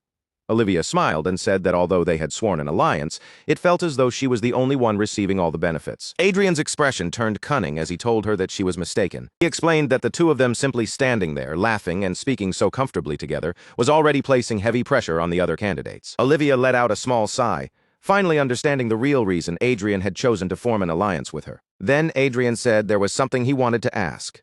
Though it might be a little out of place, he looked at Olivia and asked whether in this tactics contest a magic swordsman would be counted as only one person. The participant list for the first round of the contest showed Everil Barnett as the representative candidate, with the first swordsman position already assigned. The second swordsman was Barbara Anderson, an aura user. Andrew Dillon was listed as another aura user with first circle ability, while the first mage was Alan Lopez, a third circle fighter who could use both aura and mana. The second mage was Linda Noah, another third circle mana user. Among all the names, Alan Lopez immediately caught Olivia's attention, especially because he was listed as a third circle mage who could also use aura and mana. The moment she noticed that absurd combination, she burst into laughter, clutching her stomach like an amused child who could not hold it in. The priest, standing in front of Olivia, began trembling as he asked, in a shaky voice, what they were supposed to do now. Current Saintess, Sharon Sylvester, watched the situation unfold with an amused look and remarked that Adrien was truly an interesting man. The priest, standing beside her, nervously pointed out that if a knight who could also use magic was allowed to participate, the other candidates would surely complain. Sharon answered without hesitation that it was their own fault for failing to clearly state that hybrids were forbidden, then calmly instructed him to proceed with the contest exactly as things stood. Even after Sharon gave that firm answer, the priest could not fully hide his concern. With a tense expression, he warned that the other candidates might still raise controversy over whether the match was truly fair. Sharon simply lifted one hand, cutting off the priest's worries before they could go any further. She told him that changing the rules now was impossible, and that discovering loopholes in the rules was also a valid part of a candidate's ability. A little while later, Sharon had settled back comfortably on a sofa, leaning into it with a relaxed posture, as though the matter no longer troubled her at all. She quietly repeated the name to herself, letting it roll across her tongue with renewed interest. Marquis Lawrence. The more Sharon thought about Adrien, the more she felt that he was far more entertaining than she had first expected. Scene then shifted to the first round, where a wolf-like monster suddenly lunged straight at Everil, its jaws stretching wide as it rushed in to bite her. A Purgard knight immediately shoved Everil backward and stepped in front of her, placing his own body between her and the monster to protect her from the attack. Seeing the knight's dedication, Everil quickly gathered her divine power and cast a holy spell called Holy Defense. In the next instant, a golden circle flared around them, forming a protective shield that burst outward and knocked away the monsters closing in on their position. The first round of the contest centered on monster subjugation tactics. While the supporting mages and knights fought directly against the monsters, the Saintess candidates were expected to assist their teams with holy magic from behind the front line. Saints and Saintess candidates were registered like mercenaries for this trial, each leading a four-person party made up of mages and swordsmen as they worked together to subjugate monsters. Cameras followed every candidate without pause, capturing their movements from start to finish. The progress of the contest was then broadcast in real time, both through regular channels and online streams. Each candidate was given a separate channel, and the viewership rating for that channel served almost like a visible count of how many supporters that candidate had gathered. Suddenly, two men appeared behind Everil, dragging in a pile of monster corpses with them. With bright, cheerful smiles, they asked if these were the monsters she had caught, then offered to take the bodies away for her if that was what she wanted. Everil stared at them in surprise, overwhelmed by how eagerly they were trying to help her. Another man soon approached Everil, holding the corpse of a huge snake-like monster in his arms. He asked if she was Everil, and the moment she confirmed it, his face lit up with happiness. He thanked her, saying they had been enjoying her broadcasts, and then offered the monster he had hunted as support for her performance in the competition. Everil could only stand there, unable to react properly, because everything happening around her was completely new. More and more people gathered, each one trying to offer the monster cores they had hunted as tribute, and the flustered Everil wanted to stop them before the situation grew any stranger. But before Everil could calm them down, a small fight suddenly broke out among the supporters. They were arguing because every one of them wanted to be the first to present their tribute to her. Confused and worried that this might turn into a much larger problem, Everil turned toward the cameraman beside her and asked whether they could really just let the fight continue. The cameraman looked just as bewildered as she was and admitted that this was his first time seeing something like this too. When the broadcasts first began, the elves immediately drew a huge amount of attention from the viewers because of their dazzling appearances. Since humans made up the largest share of the audience, and humans were especially fascinated by elves, their channels had naturally attracted plenty of eyes at the start. However, because of their naturally stiff personalities, the elves focused only on completing the assigned tasks and carried everything out with flawless precision. As a result, their broadcasts gradually started to feel less like entertainment and more like a dry documentary. No matter how beautiful they were to look at, viewers were bound to grow bored if the content itself lacked excitement. Ordinary viewers began wondering whether they should switch to something else. So, the moment the contestants' performances started becoming predictable, the audience began drifting away. Unlike the other candidates' channels, Everill's broadcast had entertainment, growth, and even a youth drama-like charm mixed into it, and that unusual atmosphere quickly started pulling in more and more interest.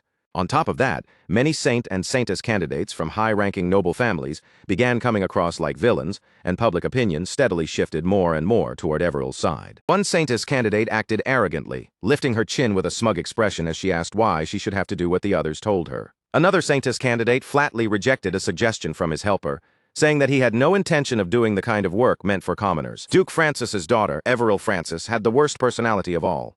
She coldly told her attendants that she had hired them precisely to handle the dirty work, so they should take care of it by themselves. While her troops fought desperately against the monsters, risking their lives so fiercely that some dropped to their knees, Everil Francis did not even flinch. She simply sat back and continued enjoying her tea as though none of it had anything to do with her. The scene changed to a mercenary soldier speaking with deep emotion. He said that the world often pointed fingers at mercenaries, looking down on them as low-class people who risked their lives for money. But to him, Everil Barnett was different because she treated everyone kindly without discrimination. The mercenary stood atop the corpse of a giant monster, surrounded by a crowd of other mercenaries. Raising his hand high, he told the others that the other channels were ridiculous, and that even without their help, someone like Everil Barnett would surely have become the saintess.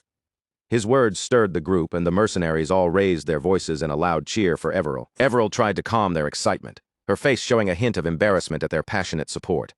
But just then, a white-haired old man appeared beside her and gently told her that everyone truly wanted her to become the saintess. They were doing this by their own choice, so she did not need to feel burdened by their actions. The old man continued, saying that he might look rough now, but he could proudly say he looked the most like a rogue among all the mercenaries. Yet Everil had approached him first and cast healing magic on him without hesitation. In his heart she was like an angel, and as he spoke his eyes nearly filled with tears. Then a younger man appeared behind him and asked why he was praising Everil so much when he had been the first person to scold her at the beginning. The old man grew embarrassed and shouted back, asking if he had really been the only one. After all, the young man had also picked a fight with Everil at first, complaining that he hated seeing newbies wandering around his hunting ground. As Everil smiled softly at their bickering, the younger man replied that he had only been worried Miss Everil might get hurt. While the old man and the younger man continued arguing, their captain stepped forward and offered Everil all the monster corpses their group had hunted. Everil looked worried as she said that they were people who fought to make a living, so she wondered whether it was truly all right for them to give so much to her. The captain smiled, then let out a small sigh as he explained that they were doing this to set the stage. Everil tilted her head in confusion, unable to understand what he meant, and asked him what he was talking about. The captain explained that if Everil, the person they had supported, became the saintess, then the reputation of their mercenary group would rise along with her. The old man and the young man were still squabbling nearby. But even as they argued, both of them agreed with their captain's reasoning. Everyone in the group burst into another round of cheers for Everil.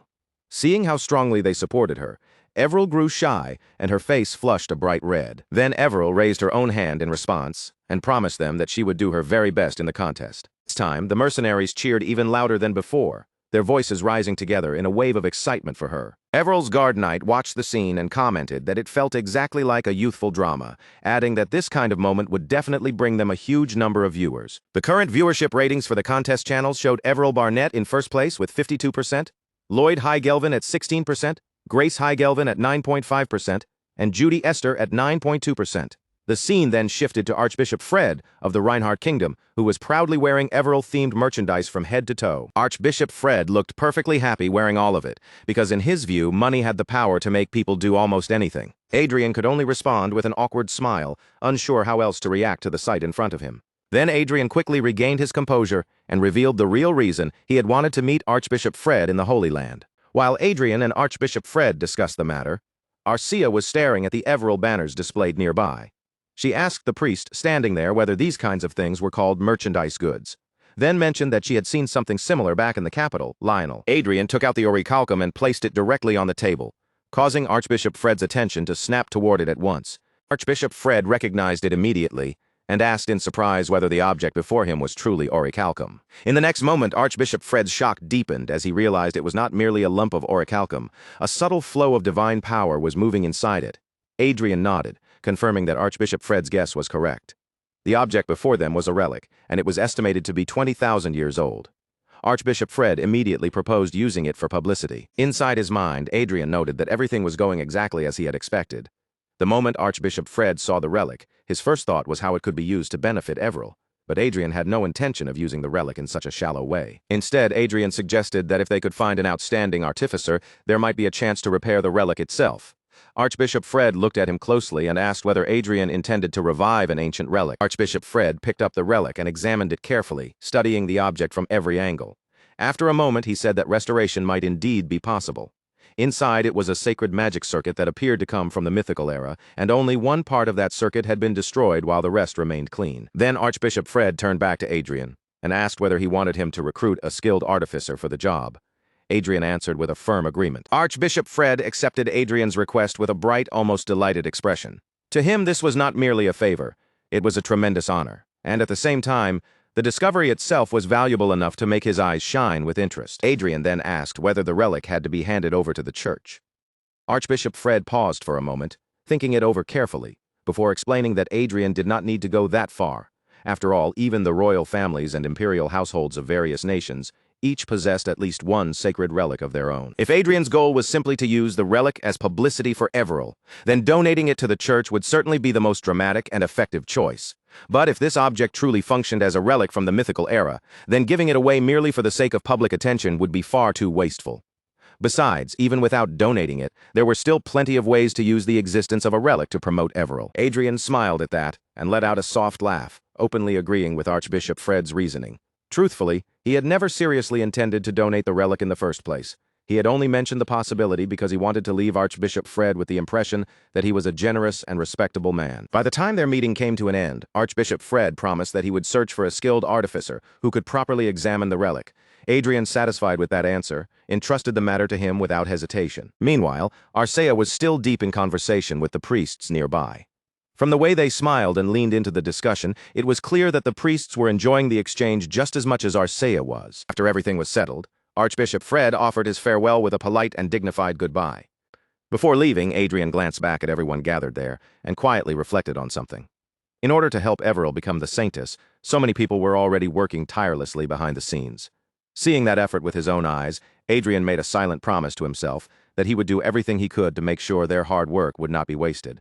And in the middle of that serious thought, the oddly amusing part was that Arcia had somehow picked up a piece of Everil hand-fan merchandise. On the broadcast channel, someone sat watching Everil closely, their attention fixed on the screen. As the sound of people cheering for Everil filled the broadcast, she bit down on her nail, unable to hide the tension and irritation building inside her. A few days later, Archbishop Fred introduced Adrien to one of the three greatest holy artifact artificers in the entire world.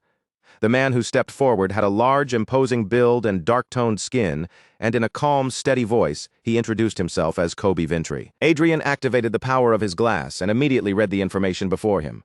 This man was Kobe Vintry, a master engineer and a half-dwarf, already 98 years old.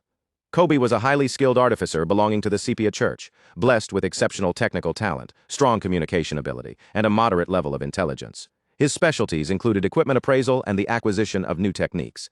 As for his current connection to Adrien, it was marked as interesting yet neutral, with his attitude showing both favor and curiosity. Adrien reached out and shook Kobe's hand, introducing himself as Adrien Lawrence of the Reinhardt Kingdom. Kobe replied that he had already seen Adrien many times through broadcasts and online news, so meeting such a famous figure in person was quite an interesting experience for him. But almost immediately after that, Kobe's attention shifted to Adrien's robe. He studied it closely, his eyes narrowing with professional curiosity, and Adrien could not help wondering what had caught his attention. Kobe then remarked that the robe was not something he could easily analyze, and from what little he could sense, Adrien seemed to be carrying a remarkable treasure. A moment later, Kobe apologized for staring so intently. He explained that an artificer's curiosity made it almost impossible to ignore unfamiliar equipment once it appeared before his eyes. Adrien was genuinely surprised that Kobe had recognized the robe's extraordinary nature from nothing more than a rough glance. Seeing Kobe's sharp eye for artifacts, Adrien silently thanked Archbishop Fred for introducing him to exactly the right person. Then Adrien took out the orichalcum and presented it to Kobe, explaining that this was the item he needed Kobe to examine with special care. After inspecting it more closely, Kobe identified it as the handle of a sword engraved with ancient divine magic. He looked to Adrien and asked if his judgment was correct. Adrien confirmed it, and then requested that Kobe repair the item so it could be used properly. Kobe fell silent for a short while, carefully considering the condition of the relic. Then, at last, he said that repairing it should be possible. He added that he had once seen similar items stored somewhere deep inside the church. Compared to those relics, this handle was astonishingly close to its original state. The moment Adrien heard that, happiness surged through him so strongly that he almost jumped on the spot, nearly shattering the calm composure expected of a noble. Adrien quickly asked whether mithril could be used for the blade, since obtaining more auricalcum would be extremely difficult. Kobe immediately rejected the idea and explained that this handle did not need any blade at all. Adrien stared at him in confusion, unable to understand what he meant, and asked Kobe to explain. After a brief pause, Kobe gave his answer in a firm voice. This object was already a complete product on its own. Kobe told Adrien again, more clearly this time, that the sword handle did not require a physical blade to be attached.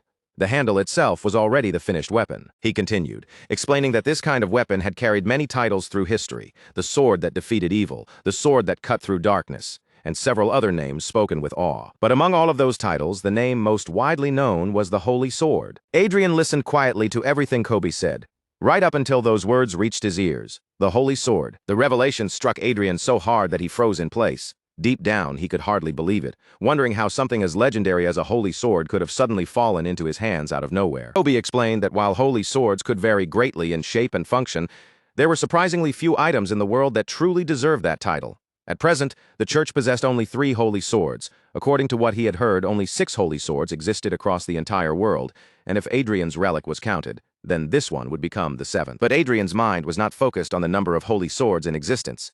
Instead, he immediately asked Kobe what he meant when he said the weapon did not need a blade. In response, Kobe pointed to the red stone embedded in the sword handle. He explained that once the sword was restored to its complete state, a blade made of divine light would be formed from that divine bloodstone. Adrien asked whether it would resemble a magic sword. Kobe denied it at once, saying this weapon was far more sacred and beautiful than that kind of low-grade sword. According to the literature Kobe had studied, the blade produced by this type of holy sword could rival an aura blade, and when used against demons, its power output would rise to an even higher level. Adrien was so overwhelmed by what he was hearing that he could not even form a proper response. All he could do was stand there and continue listening. Kobe went on to say that the weapon was incredibly versatile. It could convert almost any kind of energy into a blade, whether that energy came from magic, aura, divine power, or elemental power. Adrien, meanwhile, was still struggling to understand how such an absurdly powerful weapon could have been hidden away in a countryside viscountcy. Kobe added that if he had not once been given the chance to study literature related to holy relics through the grace of the previous saint, even he might have walked right past it without recognizing its true nature. Because of that, Kobe believed there was a strong possibility that even Adrien's 3 subordinates had no idea what the object really was. In that sense, he could understand why ordinary people had mistaken it for nothing more than a plain lump of auricalcum. Adrien then asked Kobe a more practical question. If this relic were fully activated and restored to its complete state, just how valuable would it be? Kobe looked startled for a moment, then slowly let out a breath. In the worst-case estimate, he said, Adrien could probably buy an entire large city with it, and honestly, even that was only an approximation, because putting an exact price on such an item was nearly impossible. That answer hit Adrien with another wave of shock. In his mind, a tiny, adorable angel version of Arcia was already singing and cheering for him in celebration. Adrien felt so unbelievably happy that it was as if he had just won the grand prize in a once-in-a-lifetime lottery. He quickly pulled himself together and restored his noble composure before asking Kobe whether the relic could be repaired right away. Kobe touched his chin thoughtfully and explained that he would need a divine bloodstone, along with several new tools. But before Kobe could even finish listing what he needed, a status screen suddenly appeared in front of him. Kobe pointed at the screen and told Adrien that he had already paid more than Kobe had intended to ask for. Adrien simply smiled and told him to consider it both labor cost and material cost. Then Adrien added that if Kobe succeeded in repairing the relic, he would pay him twice that amount. Kobe closed his eyes for a moment, weighing the offer. Then he admitted that under those conditions, he had no reason to refuse. After all, the value of the item itself was more than enough to justify the effort. Then Kobe smiled, raised his hand in an OK sign, and told Adrien to give him 1 week. For the sake of his pride and honor as an engineer, Kobe promised that he would pour everything he had into repairing it. A while later, Adrien walked along with a smile still lingering on his face, clearly unable to hide his excellent mood. He began imagining the possibilities. If he could create a blade on the level of an aura blade using mana, then he could simply step forward and take on the role of a magic swordsman himself. Or if he connected it to a magic staff, he might even be able to wield it like a spear, opening up an entirely different way to fight. The people around Adrien could not help noticing his unusually bright expression, and they quietly wondered why he seemed to be in such a good mood. But that cheerful moment did not last for long. Adrien suddenly received a call from one of his subordinates, Arcia, and his expression changed in an instant. He was shocked, because Arcia had been the one left in charge of Everill's security. Adrien immediately asked Arcia what had happened. On Arcia's side, the situation was already terrible. People were scattered in chaos, and one injured person lay collapsed on the ground as if a group of violent thugs had attacked them. Then Arcia delivered the report Adrien feared most. Miss Everil had been kidnapped. Adrien's eyes widened in disbelief, and he shouted out before he could hold himself back, demanding to know what Arcia had just said. The scene then shifted to the border region between Dragonland and the Croizen Empire. Across the harsh land, volcanoes rose like burning mountains, and glowing rivers of lava cut through the ground in blazing streams. There, above that dangerous volcanic landscape, Everil was suspended in the air. Below her stood two men, one gripping a magic wand, while the other held a sword in his hand. The swordsman looked furious, his face twisted with anger as he cursed Everil. No matter what he tried, he could not land an attack on her, and he demanded to know why his strikes were not reaching her. The magician beside him stayed a little calmer, watching Everil with narrowed eyes. He guessed that she might be connected to an Eighth Circle artifact, even though their assignment had only been to cleanly dispose of a careless Saintus candidate. The magician had assumed the job would be simple, but now it was turning into a serious problem. Then another voice suddenly cut in, calling them fools and telling them that if they wanted to deal with Everil, they should attack her mind instead. The magician stiffened and asked whether that was really true. From the sound of his voice, it was clear this was the first time he had ever heard of such a method. The swordsman turned toward the magician in confusion and asked who he was talking to. The magician, equally unsettled, asked the swordsman if he had suddenly gone mad. A moment later, both men finally noticed the impossible truth. There had been a third person standing right beside them all along. That person was none other than August, a special member of Blue Moon. Adrien and the audience might know who August was, but the two attackers had no idea, so they immediately questioned him and demanded to know his identity. August casually pointed a finger at his own face, as if he were surprised to be noticed, and asked if they were talking about him. Then August raised his hand and quietly activated his mind control spirit magic. With a perfectly casual expression, he answered that he was nothing more than a passerby. Sometime later, Adrien and his group arrived at the scene, only to freeze in shock at what they found waiting for them. Gregory stepped forward, lowered his head respectfully, and greeted Adrien with a formal bow. Adrien looked at them awkwardly and said that he sincerely hoped Blue Moon was not behind this kidnapping. August flinched in surprise and quickly explained that they had already captured the real culprits who kidnapped Everil. Then he pointed out the two attackers tied up nearby. August looked visibly shaken in Adrien's presence, especially since their last meeting had ended anything but pleasantly. In front of him, the two kidnappers were bound tightly and left unable to move. Adrien immediately asked where Everil was. Gregory answered that she was resting inside the cabin, and because Adrien had prepared for danger in advance, Everil was safe and unharmed. Gregory then hurriedly added that they had not yet confirmed who was truly backing the culprits. After a brief investigation, however, they had learned that the attackers had been hired through a middleman. Adrien was not particularly surprised by that. Unless the people behind this were complete fools, they would never directly expose themselves or leave an obvious trail behind. Still, Adrien's concern was focused on something else entirely. He looked at Gregory and asked why Blue Moon had helped him at all. After all, Adrien had punished them severely during their previous encounter. Gregory answered that this area was their playground, and they had simply happened to be passing by. Adrien was not the type to believe in convenient coincidences.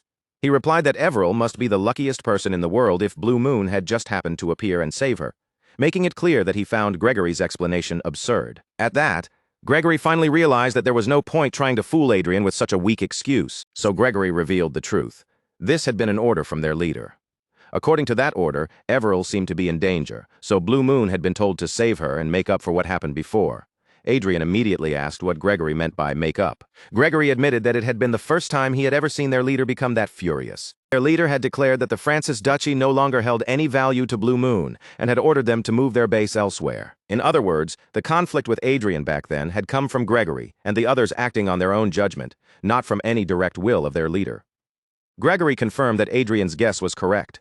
Within Blue Moon, members were usually left to act independently unless a truly necessary order came down. But ever since the previous assassination attempt on Everil, the entire organization had been instructed not to harm anyone connected to Marcus Lawrence or Earl Klein. Adrien was stunned as he listened. The more he heard about Blue Moon, the stranger the whole situation became. Their leader seemed far too cautious around him, almost as if Adrien himself had become a serious concern. Gregory bowed once more and said that by saving Everil today, They had washed away what happened between them before. Adrien closed his eyes for a moment, then calmly thanked them for saving Miss Everell. He promised that he would let go of the bad feelings from their previous encounter. Behind Gregory, August looked genuinely relieved and happy to hear that. But then Adrien added, with complete honesty, that their past ambush had never posed any real threat to him in the first place, so he could not exactly call it a grudge. That blunt remark left both Gregory and August standing there awkwardly, unsure how they were supposed to respond. Adrien then asked whether, judging by the current flow of events, their leader had accepted his request. Gregory confirmed it and said that their leader welcomed Adrien's visit. They had come here to pass along that message once the kidnapping matter had been resolved. Inwardly, Adrien found it interesting that Blue Moon was inviting him to their base more obediently than he had expected. At the same time, he could not help wondering whether the invitation might be a trap. Still, judging from Gregory and August's expressions, it did not look like a trap. And even if it was one, Adrien was confident enough in himself to believe he could escape without much trouble. Gregory then handed Adrien a device and explained that it was both a password and a terminal used by Blue Moon. It was linked to Gregory's and August's own terminals, so Adrien could contact them at any time without hesitation. Adrien stared at the device and felt as if his collection of secret communication equipment was steadily piling up. Then Adrien said he understood and told them they could leave, but before he even finished speaking, Gregory and August vanished from sight, as if they had never been there at all. After they disappeared, Arcia asked whether she should follow them and locate Blue Moon's base. Adrien replied that since he now had a way to contact them, there was no need to chase after them. For the moment, securing Everell's safety mattered more than anything else. Kidnapping of a Saintess candidate during a contest had been broadcast live, an unprecedented incident that had already thrown the entire world into an uproar. Adrien explained to Arcia that it would be better to bring in the church's investigation team. As he was saying this, Everell began to wake up, and finding herself in an unfamiliar place, she quietly asked where she was. Adrien tugged at his shirt and tried to draw in a slow, steady breath, while Arcia noticed his tense reaction beside him. Not only had Blue Moon accepted Adrien's request without resistance, but their leader had personally ordered the entire organization not to interfere with him. Something was definitely happening beneath the surface. The problem was that Adrien still could not tell whether that hidden movement was going to turn out in his favor or become something dangerous. The next day, in the Holy Kingdom, Sharon sat gracefully in a chair with a calm smile resting on her face. Across from Sharon, Adrien was seated as well, wearing his own polite smile as the two faced each other. Sharon asked Adrien whether he knew what the upper ranks of the church had started calling him. Adrien guessed, half-jokingly, that they were probably calling him a young, handsome, incompetent man. Sharon slammed her fist down and told Adrien that they called him a rule breaker. Adrien, now slightly perplexed, realized that the situation was unfolding almost exactly as he had expected. Sharon then asked whether Adrien understood that participants in the mercenary tactics contest were not allowed to use anything except the designated equipment. Her gaze sharpened as she brought up the necklace, saying she did not remember ever permitting an item like that. Adrien answered that, for someone like him, who had only recently gone through an assassination attempt, taking precautions had been unavoidable. If he had simply stood by and done nothing, Everell would have been the one to pay the price with her life. Sharon tried to brush it off, saying that such reasoning only worked because they already knew what had happened afterward. But Adrien calmly replied that hindsight was exactly what mattered here. After all, Everell had finally gained a chance to set foot within the church's world, and Adrien had no intention of letting that chance be destroyed. Adrien then turned the blame back toward the church, saying that if the church had managed the contest site properly from the beginning, this incident never would have happened. A Saintess candidate had been kidnapped in the middle of the contest by intruders who broke in, and the church failed to locate her until Adrien himself was forced to intervene. Adrien felt frustrated, knowing that the favorable image he had built in front of Saintess Sharon had likely crumbled because of this. Still, he closed his eyes and asked her to evaluate Everell's potential fairly. Everell was the victim in this incident, and she was not someone who deserved to fail because of something beyond her control. Since Adrien was the one responsible for breaking the rules, he believed it was only right that he alone should receive the punishment. As Sharon listened to Adrien's words, a mischievous smile slowly formed on her face, as if she found his boldness rather entertaining. Once Adrien finished speaking, Sharon's smile softened and she let out a light, amused expression. Then Sharon rested her cheek against her palm and told Adrien that he truly was an interesting man. With a quiet chuckle, she added that if he had only been 10 years younger, she might have tried to seduce him.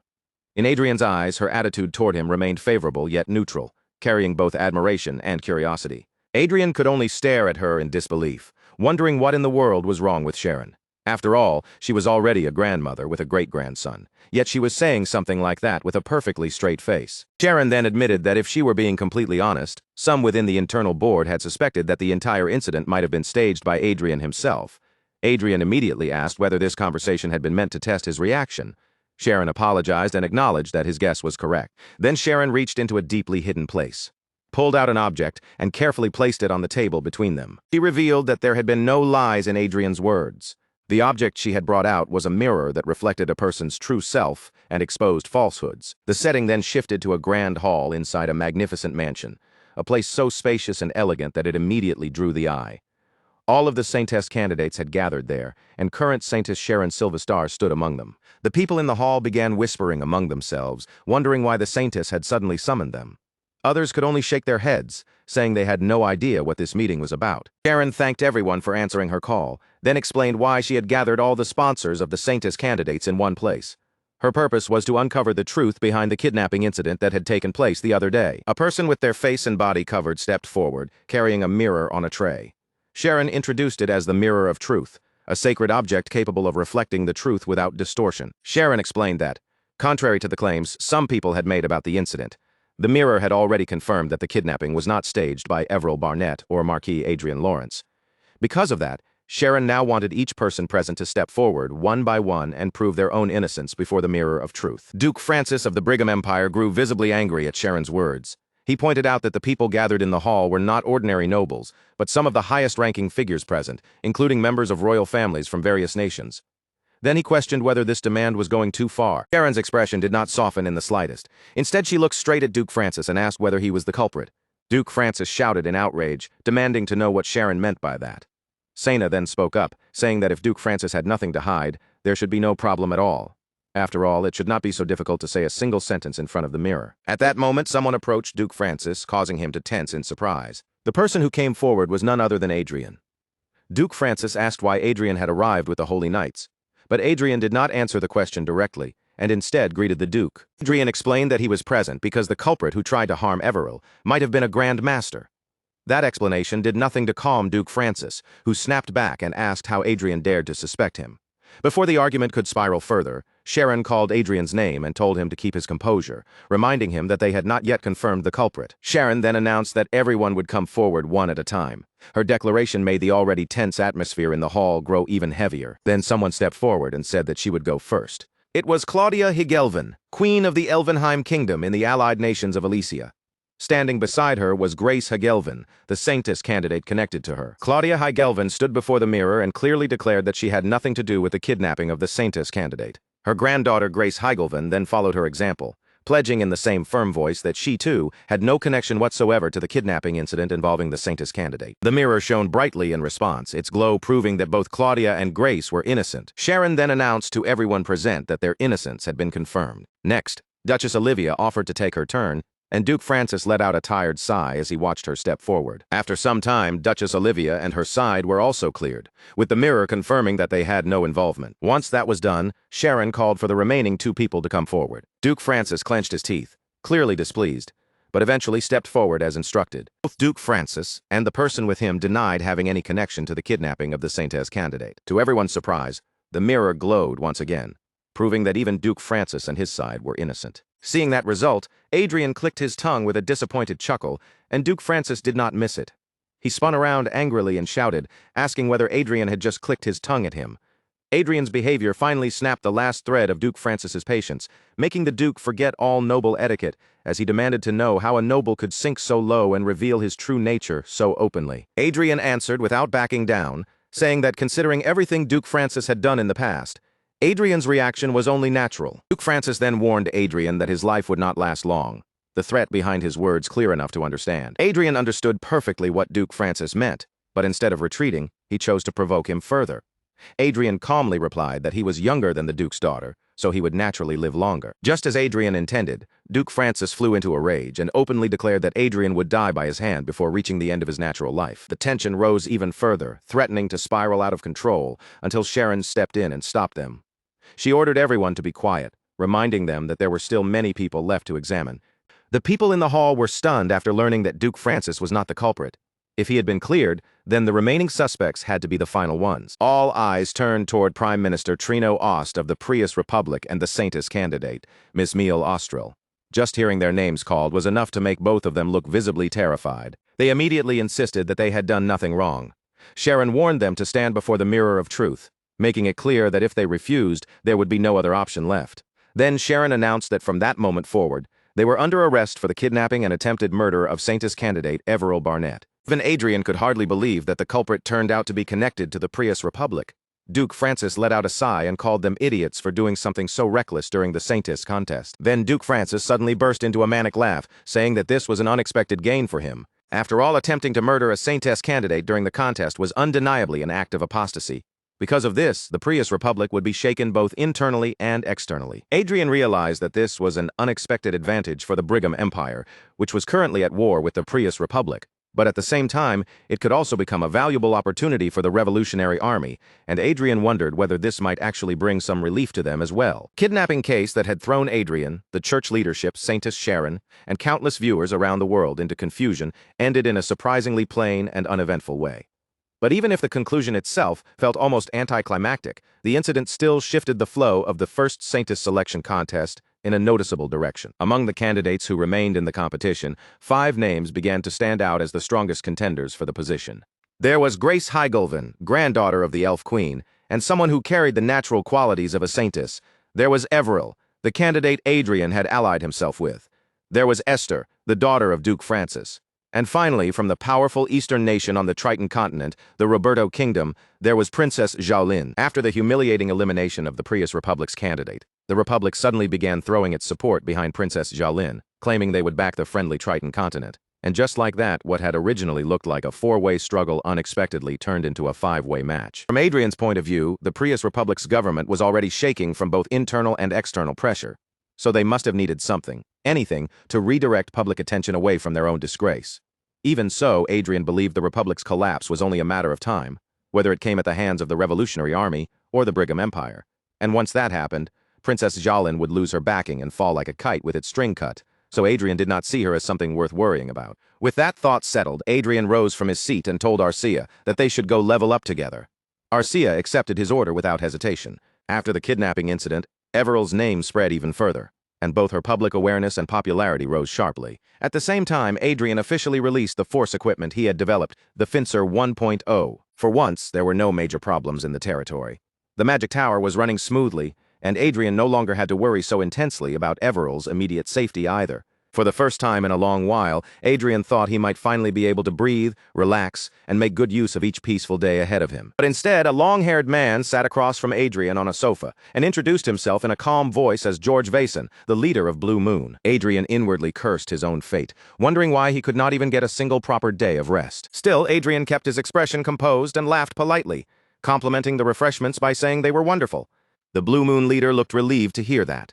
He explained that he had paid special attention to the preparations because someone as important as Adrien was visiting. Beside Adrien, Arcia sat with her usual unreadable expression, quietly munching on the snacks, as if the tense meeting had nothing to do with her. Then, almost without warning, the playful mood in the room faded, and the atmosphere turned strange and heavy in Adrien's eyes. Status window identified the man as Baron George Vason, a 49-year-old aura expert from the Croissant Empire.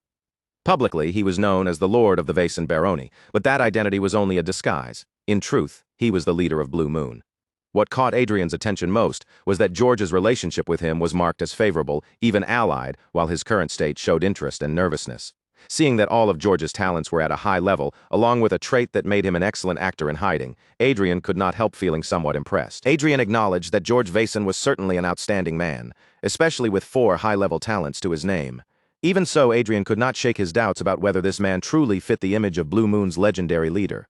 On top of that, they had only just met, yet George was already showing an oddly favorable response toward Adrien. What shocked Adrien most was one particular detail.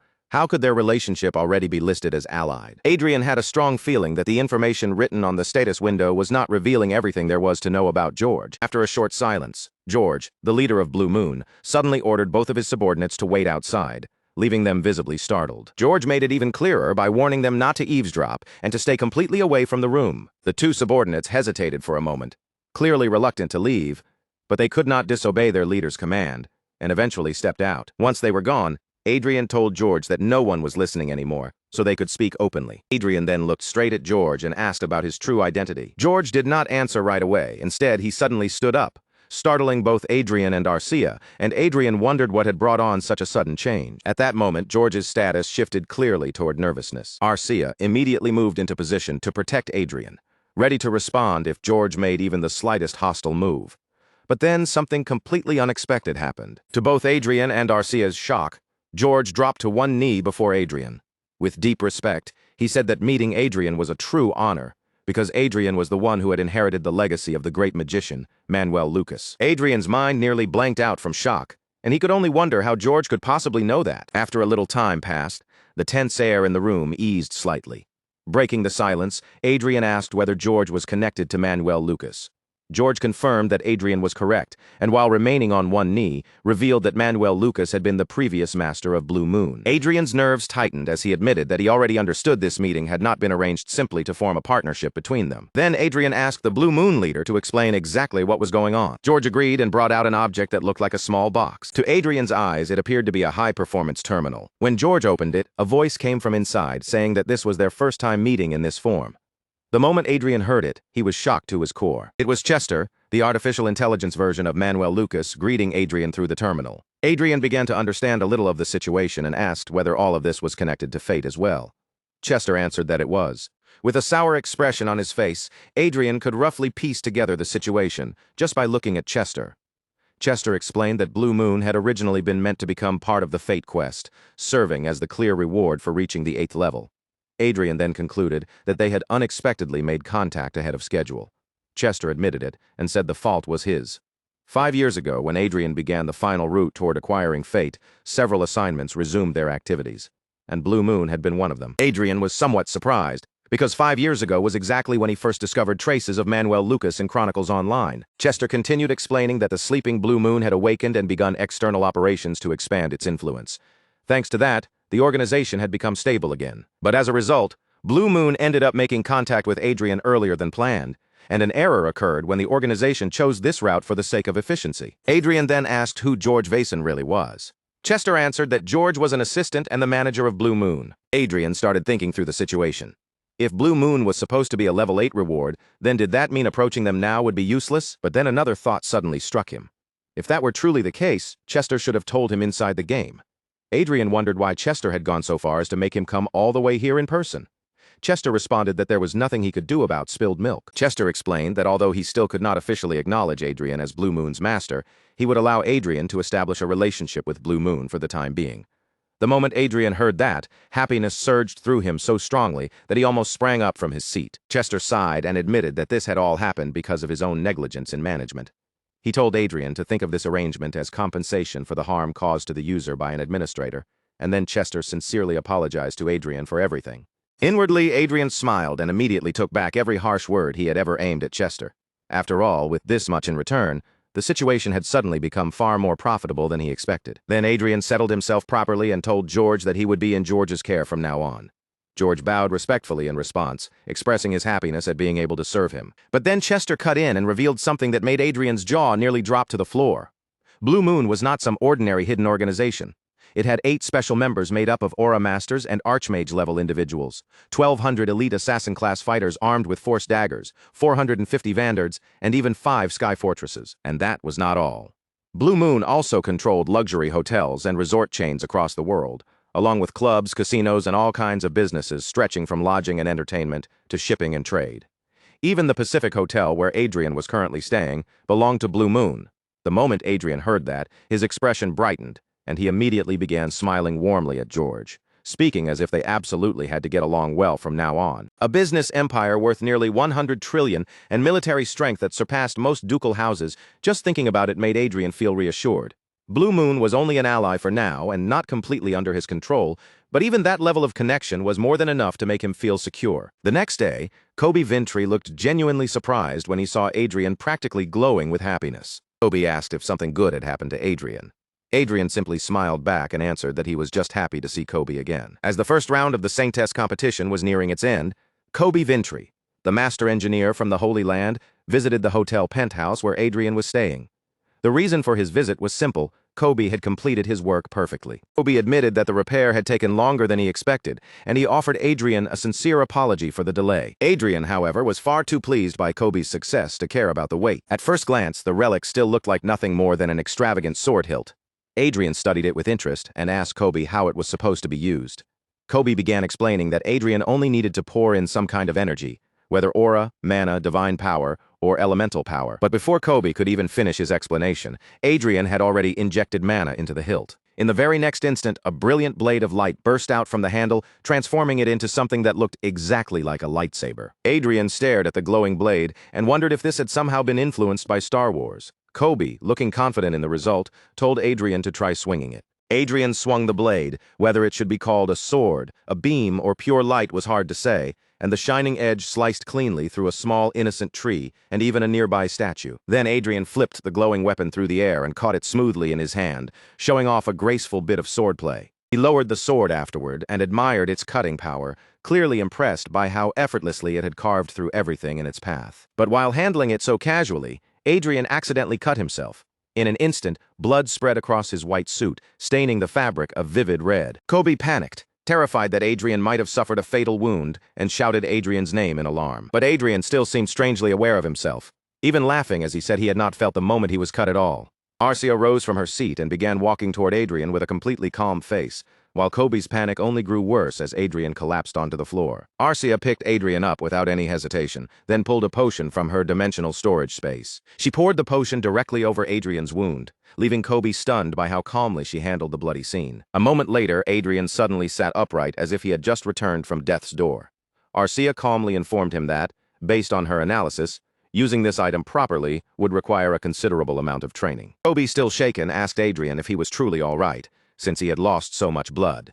Adrien reassured him and said there was no need to worry, because a wound like this was not enough to kill him. Hearing that, Kobe finally relaxed a little, visibly relieved that Adrien's life was not in immediate danger. Even so, Adrien admitted that aside from Rondell and Anna's attempted poisoning, this was probably the closest he had come to death since his reincarnation. Then, without warning, a system window appeared before Adrien and told him to choose a name for the holy sword. Adrien picked up the hilt again and asked Kobe whether the sword already had a name. Kobe shook his head and told Adrien that he should be the one to name it. Since Adrien was originally from Earth, he decided the weapon deserved a name fitting its legendary nature, and called it Excalibur. The weapon was now recognized as the holy artifact, Holy Sword Excalibur. Excalibur could embody all forms of energy, including aura, magic, divine power, and elemental power, then convert that energy into a holy blade. Structurally, the holy blade was similar to an aura blade, but because it carried energy designed to destroy demons, it dealt far stronger damage against enemies with dark or immortal attributes. By injecting a large amount of energy, much like using force, Adrien could unleash the holy blade at full strength. Now that Adrien examined it more carefully, he realized this was not simply a sword-making relic. In terms of function, it was not all that different from a force sword, except that it could release strikes on the level of an aura blade. Adrien silently thanked the farm of his county for giving him the chance to obtain such a treasure through looting. In the very next moment, he lay back down on the floor, making Kobe worry all over again. Arcia, however, remained completely unfazed. In her usual cold tone, she told Adrien that the floor was dirty and that he should get up. But Adrien only smiled where he lay, already thinking about his next move. He needed to figure out how to use Excalibur to gain an advantage in Everill's Saintess competition. The scene then shifted to Everill's supporters who were gathered around her in tears. They urged Everil to work hard and become the Saintess, promising that they would continue cheering for her through the broadcast. Some of them rooted for her with all their hearts because they could not stay beside Everil in person. Each of them prayed sincerely for her health and safety. Adrien stood in the back, watching the emotional farewell unfold. No matter how many times he saw it, he could never quite get used to these tough-looking uncles acting so soft and sentimental. When the results of the competition were announced, Grace Heigelvin had taken first place in mercenary tactics, third place in viewership ratings, and second place overall. Judy Esther placed fourth in mercenary tactics, second in viewership ratings, and second overall. Shaolin came in fifth in mercenary tactics, fourth in viewership ratings, and fourth overall. Esther Francis placed fourth in mercenary tactics, fifth in viewership ratings, and fifth overall. Everil performed far better than expected, taking second place in mercenary tactics, first place in viewership ratings, and first place in the overall ranking. Facing her faithful supporters, Everil promised that she would continue doing her very best. While all of that was happening, Adrien's mind was focused elsewhere. Setting the other candidates aside, he had honestly assumed Princess Jolene was only lucky because the Prius Republic had chosen to support her first. But in the end, she had even surpassed Lady Francis and climbed to fourth place. Jolene was becoming an unexpected dark horse, one Adrien had not seen coming. As Adrien was thinking through all of this, Everil called out to him. Adrien looked at Everil and praised her, telling her that she had worked hard. Everil thanked him with a modest expression. Everil seemed a little shy as she said that she hoped she had managed to meet Adrien's expectations. Adrien gently told her not to worry because she was already doing more than well enough. The purpose of the Saintess contest was to select candidates who could be chosen by God. The god watching over the contest would eventually choose the person who best suited his taste from among the top-ranked contenders. If the competition continued at this pace, Everil would likely become one of the 5 people elected as Saintess candidates. Just as Adrien and Everil were about to head back and prepare for the second round, a priest approached them. The priest called out to Adrien and then informed him that candidate Xiaolin wished to meet with him. Adrien couldn't hide his surprise.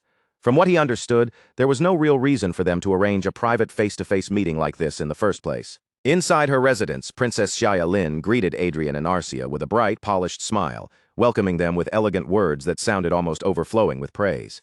Adrien answered in kind, smoothly returning the compliment by saying that with someone as sharp and intelligent as Princess Xiaolin, the Roberto Kingdom's future must surely be bright. After that, Princess Xiaolin turned her attention toward Arcia as well, making sure not to leave her outside the circle of courtesy. The 2 women exchanged greetings with poised smiles, each matching the other's refinement, and from there the flattering words kept flowing back and forth, filling the room with a soft but unmistakably formal atmosphere. This was the first time Adrien had met Princess Xiaolin in person, but even at a glance, she seemed clever and quick-witted. More than that, her direct and open personality left a surprisingly favorable impression on him. Along with Everil and Esther, Princess Xiaolin was one of the candidates who hadn't hesitated to use sacred magic on others. Even though she was born into royalty, that kind of candid behavior was not something Adrien had expected from her. In any case, the so-called dark horse he had been keeping an eye on had come to find him of her own accord, and that alone was a welcome development. Then Princess Xiaolin gestured toward a blond, middle-aged man standing nearby and explained that he was her sponsor, the person who had actually requested this meeting.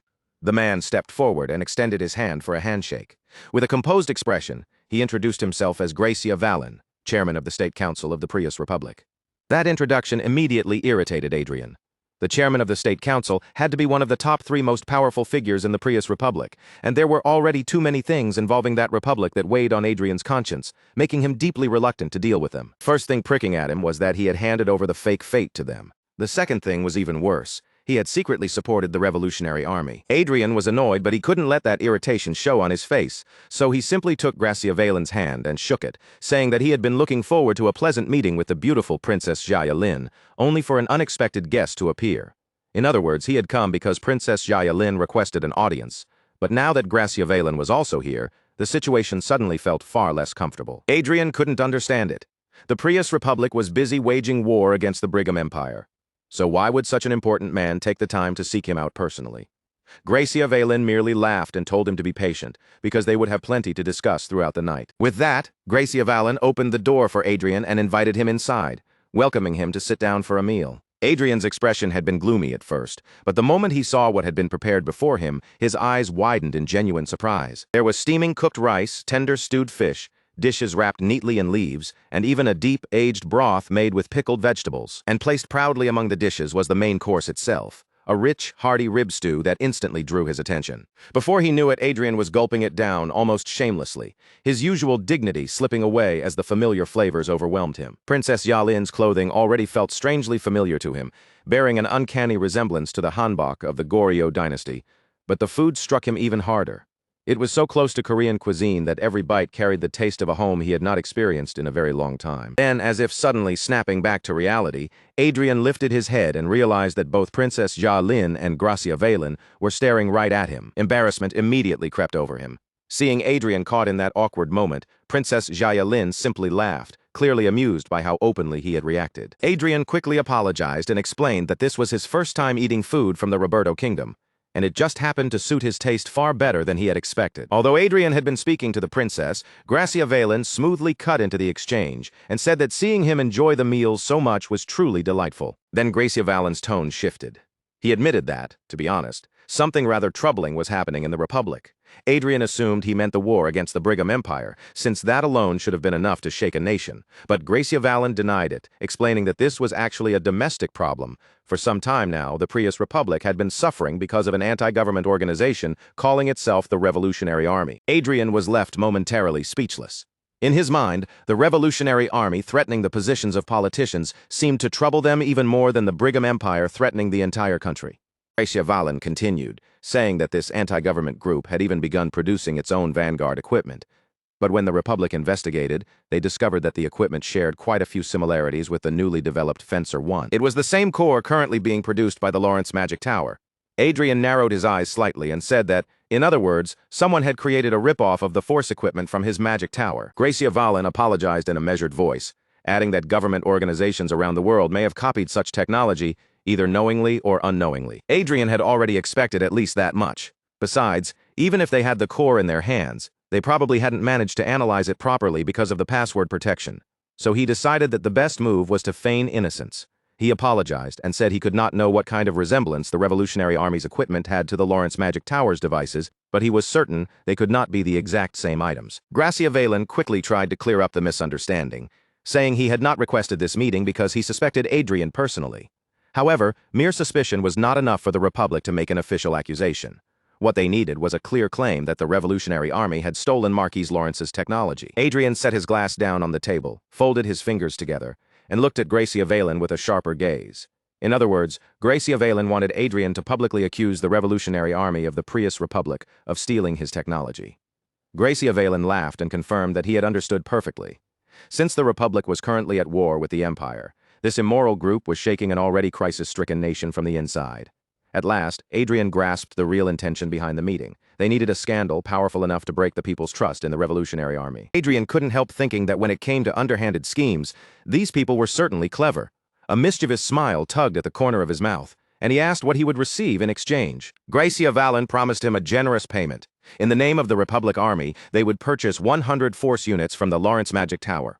And not only that, they would buy them at a price 10% higher than the usual rate. After hearing the offer, Adrien turned his gaze toward Princess Yahello and asked for her opinion. She responded with a carefully blank expression, acting as though she did not quite understand what he meant. So Adrien asked her more directly whether she thought he should accept the offer or not. Was it right to strike a blow against the Revolutionary Army for the sake of the politicians of the Prius Republic? Princess Yahello looked troubled by the question.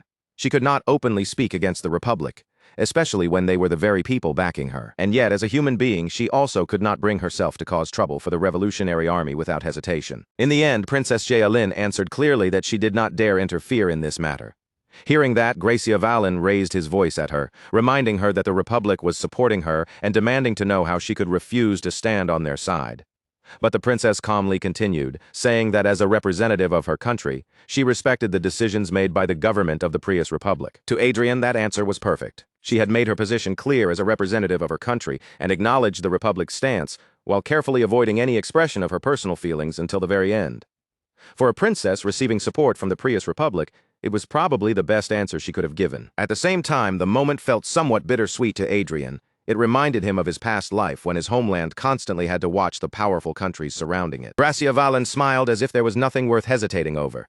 If Adrien simply agreed, he would receive 50 trillion. Then, with the confidence of a man who had already assumed the answer, he asked Adrien to confirm that he would accept the offer. Adrien tilted his head slightly and asked what Gracia Valen meant, as if deliberately sprinkling salt over the man's open wound. Then Adrien made it clear. Just as Gracia Valen had said, there was no need to think it over. That was exactly why he would be refusing the offer. The moment Gracia Valen heard that, he shouted in disbelief, demanding to know what Adrien meant. Caught up in his own assumptions, he even tried to threaten Adrien. Adrien responded without hesitation. He activated his magic and froze Gracia Valen's movement before the man could push any further. Then Adrien spoke coldly, telling Gracia Valen that he had completely misunderstood the situation. After all, they were currently on the Defteran continent. At that very moment, the Brigham Empire and the Prius Republic were at war. The two nations existed on separate continents, divided by the Sea of Storms. The Brigham Empire was located on the Defteran continent, while the Prius Republic belonged to the Teetertham continent. Adrien asked Gracia Valen what could have possibly made him think Adrien would do something that would put the Brigham Empire in a difficult position while he himself was standing on the same continent as that empire. He had no intention of helping the Prius Republic, nor did he intend to give the Brigham Empire a disadvantage in the war. Adrien's blunt declaration struck Gracia Valen like a hammer. For a moment, the chairman could only stare back in stunned silence, as if the words had shaken him all the way to his core. Then Gracia Valen forced out a laugh, wearing the sly expression of a broker trying to sweet-talk a profitable deal back into place. He told Adrien that instead of worrying about the conflict between two nations, Adrien should focus on what would benefit him personally. But Adrien answered without hesitation, saying that while he might gain an enormous profit right now, making an enemy of the Brigham Empire would bring a much greater loss in the long run. Adrien rested his chin lightly on one hand and looked at Gracia Valen with a calm, almost bored expression. Then he asked whether the Prius Republic should not be solving its own domestic problems by itself. If the people were willing to listen to a rebellious group, then surely there had to be a reason behind it. In Adrien's eyes, this was not something that needed to be pushed onto outsiders. If the Republic's leaders stepped forward properly and dealt with the root of the problem, it was the kind of matter that could be resolved on their own. That simple response left Gracia Valen visibly embarrassed. The confidence he had worn so proudly just moments earlier began to crack across his face. Unable to swallow his anger any longer, Gracia Valen shot up from his seat. His teeth clenched so tightly that his jaw looked stiff. He turned and stormed out. And as he left, Adrien casually threw a teasing remark at his back. Princess Yahello stared at Adrien in complete confusion, unsure how to react to the sudden collapse of the meeting. Adrien, however, acted as if nothing important had happened and simply continued eating. Then Adrien turned back toward Princess Yahello and spoke with an easy smile, telling her that since the intruder was finally gone, they should relax and enjoy the meal properly. Elsewhere, the atmosphere had become far louder and more chaotic. A man raised his voice sharply, shouting that Marquis Lawrence had a dangerously careless side and never seemed to think about the consequences of his actions. The man then presented a screenshot as evidence. It showed a picture of Adrien, Arcia, and Gracia Valen posted on Stargram. The caption read that Adrien had made an appointment to meet Princess Yahello that day, only for Chairman Gracia of the Republic to appear out of nowhere. Under it were the hashtags, false claim request. This is what a conspiracy looks like, and Brigham Empire, I'm scared. The post had already gathered 138,547 likes and 8,321 comments. The man continued shouting that Adrien had recklessly posted highly sensitive information on his online diary at the worst possible time. In response, the humiliated Prius Republic government had even gone so far as to announce economic sanctions. The king was clearly irritated by the mess that had unfolded. Meanwhile, the crown prince seemed unable to hold back his laughter, and the second prince sat nearby like an idiot trying far too hard to look composed and cool. The man kept pressing the issue, insisting that if this situation were ignored, Marcus Lawrence would simply repeat the same mistake again. What had been called a high-ranking nobles countermeasures meeting was, in reality, being treated more like a hearing. Adrien's post had spread across the world with shocking speed, stirring up a major uproar, not only in the Prius Republic, but also inside the Reinhardt Kingdom. The man pointed directly at Adrien and declared that, as an elder and senior member of noble society, it was his duty to discipline a young child and teach him right from wrong. Adrien looked perplexed as he realized the man was Marquis Ali Trotun. He had never openly made Trotun his enemy, so he couldn't understand why Trotun was acting so hostile, especially when both of them belonged to the Second Prince's faction. At that moment, Margrave Otis quietly raised his hand. Once the king gave him permission to speak, the room shifted its attention toward him. Margrave Otis calmly pointed out that the Prius Republic and the Reinhardt Kingdom did not conduct much trade to begin with. In fact, their trade volume was even lower than what the kingdom shared with the neighboring Geordie Kingdom. So even if a country like that decided to impose sanctions, the actual damage would likely be minor. In his view, they could simply ignore it. To Adrien, it began to feel as though the entire matter was being exaggerated far beyond what it deserved. Soon, the two nobles began clashing like lawyers in a courtroom, each firing off reasoning and counter-arguments, while the rhythm of order and objection bounced back and forth through the hall. Before long, others joined the dispute as well, adding their own voices to the swelling argument. At this point, Adrien could no longer tell who was actually on his side and who was speaking against him. The endless back and forth gave the king a visible headache. Then, in the middle of that exhausting noise, he noticed someone else moving. Countess Klein had raised her hand, and the king permitted her to speak. Adrien was genuinely surprised, because Arcia usually remained quiet in meetings like this. Even the surrounding nobles began whispering, wondering if she intended to protect her fiancé.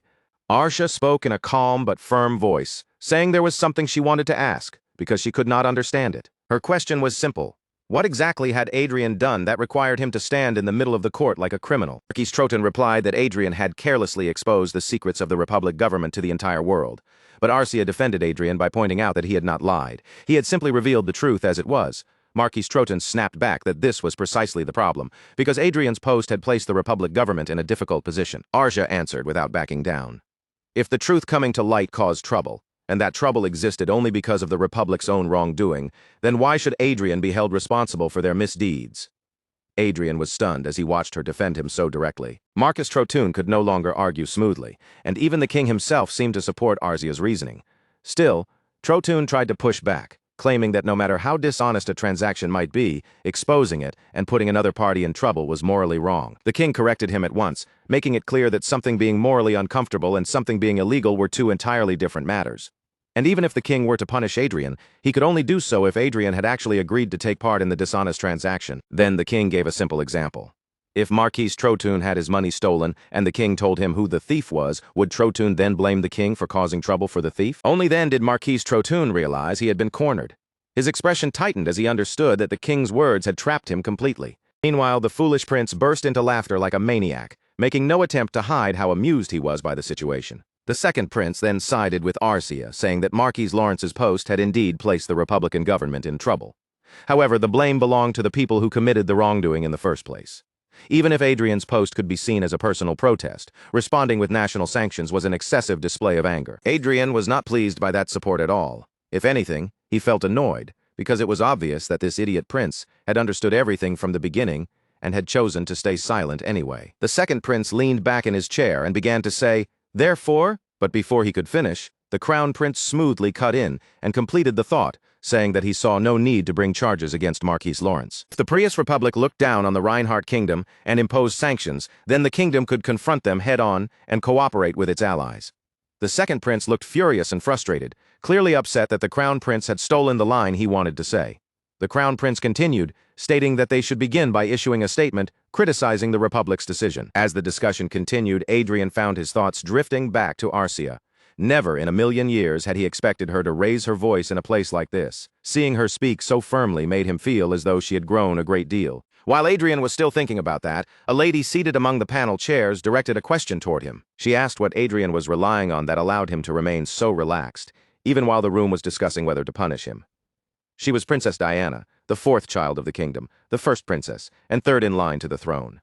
Netijan, of course, would probably call her another possible candidate for Adrien's harem. Returning to the matter at hand, Adrien replied that he had prepared something just in case. Princess Diana narrowed her eyes with interest and asked what kind of preparation he meant. Adrien pressed a button on his smartwatch, and then revealed to everyone that he had recorded everything that happened during his meeting with Gracia Valen. The entire room reacted in surprise.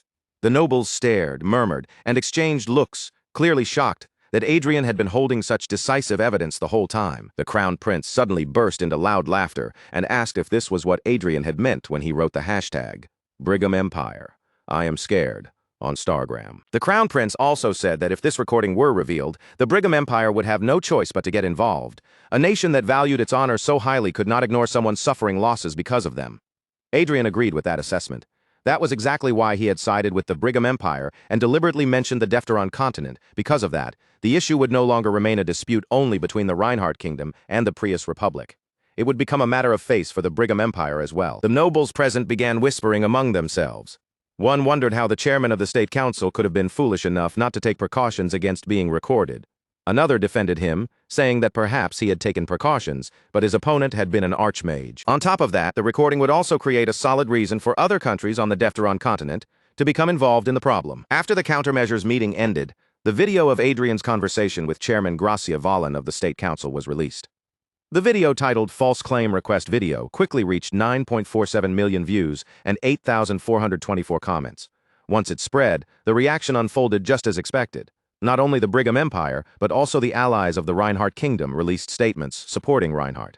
Then, like a chain reaction, every country on the Defteron continent, except the Holy Land, joined in issuing statements criticizing the Prius Republic. Brigham Empire released its own statement, declaring that the Prius Republic's economic sanctions against the Reinhardt Kingdom were unacceptable. They also announced that they would actively provide support to protect the Kingdom of Reinhardt. The Lucius Kingdom followed as well, stating that they would not sit idly by and ignore the difficulties faced by their ally, the Reinhardt Kingdom. If the Prius Republic intended to impose economic sanctions, Lucius would respond strongly in cooperation with its allies. The Walter Kingdom criticized the Prius Republic by asking why they were trying to blame their own mistakes on other forces and other countries, insisting that there was nothing wrong with Marquis Lawrence's remarks or actions. The Chase Kingdom also joined in, accusing the Prius Republic of inciting an intercontinental conflict. In the end, the Prius Republic's announcement of economic sanctions turned into the worst possible exchange for them, leading instead to counter-sanctions. It was almost as if the Republic had declared its own surrender, and they finally decided to lift the economic sanctions against the Reinhardt Kingdom. Princess Yahello watched the storm of events unfold from afar, her expression turning uneasy as she quietly admitted that the whole situation was frightening. When her maid asked what exactly scared her, Yahello answered that Marquis Lawrence was only 1 year older than her, and yet he was already shaking the entire world. Compared to him, Princess Yahello felt painfully limited. She may have carried the title of princess, but Adrien possessed influence, ability, courage, and connections on a completely different scale. Her maid, listening from beside her, smiled and said that a man like that would actually be the perfect match for a princess. Princess Yahello almost agreed without thinking. But the moment the words began to leave her mouth, she suddenly froze, realizing what she had nearly admitted. Then she shouted in a flustered voice that Adrien already had a fiancé. Her maid shrank back in surprise and quickly explained that she had only meant it as a possibility, so the princess did not need to react so strongly. Princess Yahello puffed out her cheeks in irritation, looking both angry and embarrassed, and told her maid not to joke about things like that anymore. Just then, another maid entered the room and reported that a message had arrived from the Holy Land. According to the message, the second round of the competition would be carried out with 2 participants performing at the same time. The round would also take place in an active performance environment, and Princess Yahello immediately asked who she would be paired with. The maid answered that Yahello would be competing alongside Miss Everil Barnett, the very candidate sponsored by Marquise Lawrence. At the contest venue, the cameramen, lighting crew, and staff members were all moving busily, doing everything they could to prepare the stage for the second round. Unlike the first round, which had stretched on for over a month, the second round would be much shorter and would take place at an outdoor performance hall, specially set up in the Holy Land. Each Saintess candidate would be given only 2 hours in front of the cameras to show what she could do. To put it simply, this round was their chance to display their talents and capture the audience's attention. Before the round began, Princess Yahello and Adrien's team exchanged greetings, facing one another with polite smiles and a subtle tension beneath the surface. Princess Yahello admitted that, after everything that had happened recently, she felt a little nervous around Adrien. Adrien answered lightly, telling her to relax because he treated the people he liked very well. Princess Yahello looked at him and asked if that meant he liked her as well. Adrien replied without hesitation, confirming that he did. Then Adrien's gaze naturally dropped to her outfit, and he commented that she looked as though she was about to dance. Princess Yahello nodded and explained that today's concept was dance and enchantment. Adrien praised her choice, saying that he had been curious about the enchantment arts of the Triton continent anyway, so he was genuinely looking forward to seeing what she would show. Soon after, Princess Yahello's maid came to call her, and Yahello left with her attendants to prepare for the performance. As they walked away, the maid reassured Yahello that there was no need to worry if her opponent was Everil. Even though Everil had caused a huge sensation in the first round and gained many fans, she had been nothing more than an ordinary commoner before joining this contest. As far as the maid knew, Everil had no special talent to show off besides the divine magic she had hurriedly learned for the competition. Princess Yahello listened in silence, her expression unreadable. Princess Yahello already knew all of that. But the person worrying her was not Everil herself. It was Adrien, the man standing behind Everil as her sponsor. Then the announcer's voice rang out across the venue, declaring the beginning of the contest and instructing everyone involved to get ready. Princess Yahello let out a deep breath. Steadying herself, in her heart she renewed her resolve to become a saintess and to become a true source of strength for her country. Majestic music began to swell through the performance hall, and Princess Yahello moved with it, her body flowing gracefully in time with a powerful rhythm. In the middle of her dance, she extended her fingers sharply and issued a command, ordering an attack to charge in from the northwest. At that instant, a fierce white tiger appeared above her, its presence powerful and dazzling as it surged into view. Adrien watched with genuine admiration. In terms of pure level, the technique might only reach around the 4th circle at best, but its spectacle and beauty were impressive enough to rival the display of an archmage. If the performance continued with this level of polish, Adrien was certain that Princess Yahello would earn a strong score in the second round as well. But of course, Adrien's side had no intention of losing either. While that thought lingered in the air, Everil stepped onto the stage, drawing the audience's eyes toward her. With a bright and sincere smile, Everil welcomed everyone to the food convenience store. The people watching immediately grew confused, wondering what in the world she planned to do with a convenience store set up in the middle of a Saintess competition. Adrien calmly walked in like an ordinary customer, picked something out, and paid for it at the counter. Some of the viewers thought it had to be a joke or some strange opening gag, but it quickly became clear that Everil was completely serious. Adrien then turned toward the others and casually encouraged them to try buying something for themselves. After all, having the chance to enter a store as a customer, while a Saintess candidate personally worked there, was an experience they would rarely ever get again. Everil served every customer with genuine effort, carefully doing her best to greet them, help them, and handle each purchase sincerely. The customers soon found themselves smiling, pleased by Everil's earnest service and warm attitude. From behind the cameras, even the cameraman and director began praising her, saying she had the charm of an idol-like part-time worker. To them, this approach worked surprisingly well. It showed a Saintess candidate, someone normally placed in a sacred and distant position, as a familiar and approachable person. While sucking on a candy bought from the convenience store, the cameraman admitted that Everill's performance lacked the extravagance of spirit arts or enchantment arts. But somehow watching her still made him feel good. That made them wonder if this kind of charm could be considered a talent too. Adrien looked pleased as he watched their reactions, because this was exactly the kind of response he had been hoping for. The goal was to present Everil as someone familiar, someone no different from the ordinary viewers watching from home. Instead of forcing her into artificial talents or flashy performances, the plan was to highlight Everill's own unique strengths in an amusing and memorable way. Of course, this idea had not actually come from Adrien himself. It had been Eric Jones who came up with the concept. But before long, the audience began to grow bored. People started questioning whether Everil was really only going to show herself working at a convenience store. Aside from the novelty of the part-timer being Saintess candidate, Everil, nothing particularly special seemed to be happening, and some began wondering if they were expected to watch this for the entire 2 hours. On the other side, Princess Jialin continued showing off her dance and enchantment arts, and she judged that Everil had at least succeeded in making herself feel familiar to the audience, but that was all. Viewers who had grown tired of the monotonous store routine were already drifting back toward Jialin's side of the stage. Princess Jialin had been nervous because Everil was sponsored by Marquise Lawrence. But before she could finish that thought, Adrien suddenly announced that they could not keep showing Everil simply working forever. Every matter, Adrien said, needed a beginning, a development, and a conclusion. Then Adrien flicked his finger, and in the next instant, red and blue beams burst across the stage where Everil was working. The entire venue froze in shock. No one had expected the peaceful little convenience store stage to suddenly erupt with red and blue blasts like an action scene, but that explosion was only the beginning of what would leave them speechless, because Adrien had prepared far more than a simple store routine. What he wanted the audience to watch was not just Everil working behind a counter, but a full variety show packed with unexpected turns. People gathered there stared in disbelief as another figure appeared on the stage. None of them could process the sight of Countess Arcia dressed in such an outrageous costume. Then Arcia threw her head back and began laughing in a wicked, exaggerated voice, playing the role like a true villain stepping into the spotlight. With a dramatic pose, Arcia declared herself the gluttonous Aura Master Demon, a fearsome being who craved 3 meals a day and snacks on top of that. Then, in the name of the devil, Arcia announced that she would seize everything in the store for herself. Everyone around the stage could only stand there in confusion, unable to react to the bizarre turn of events.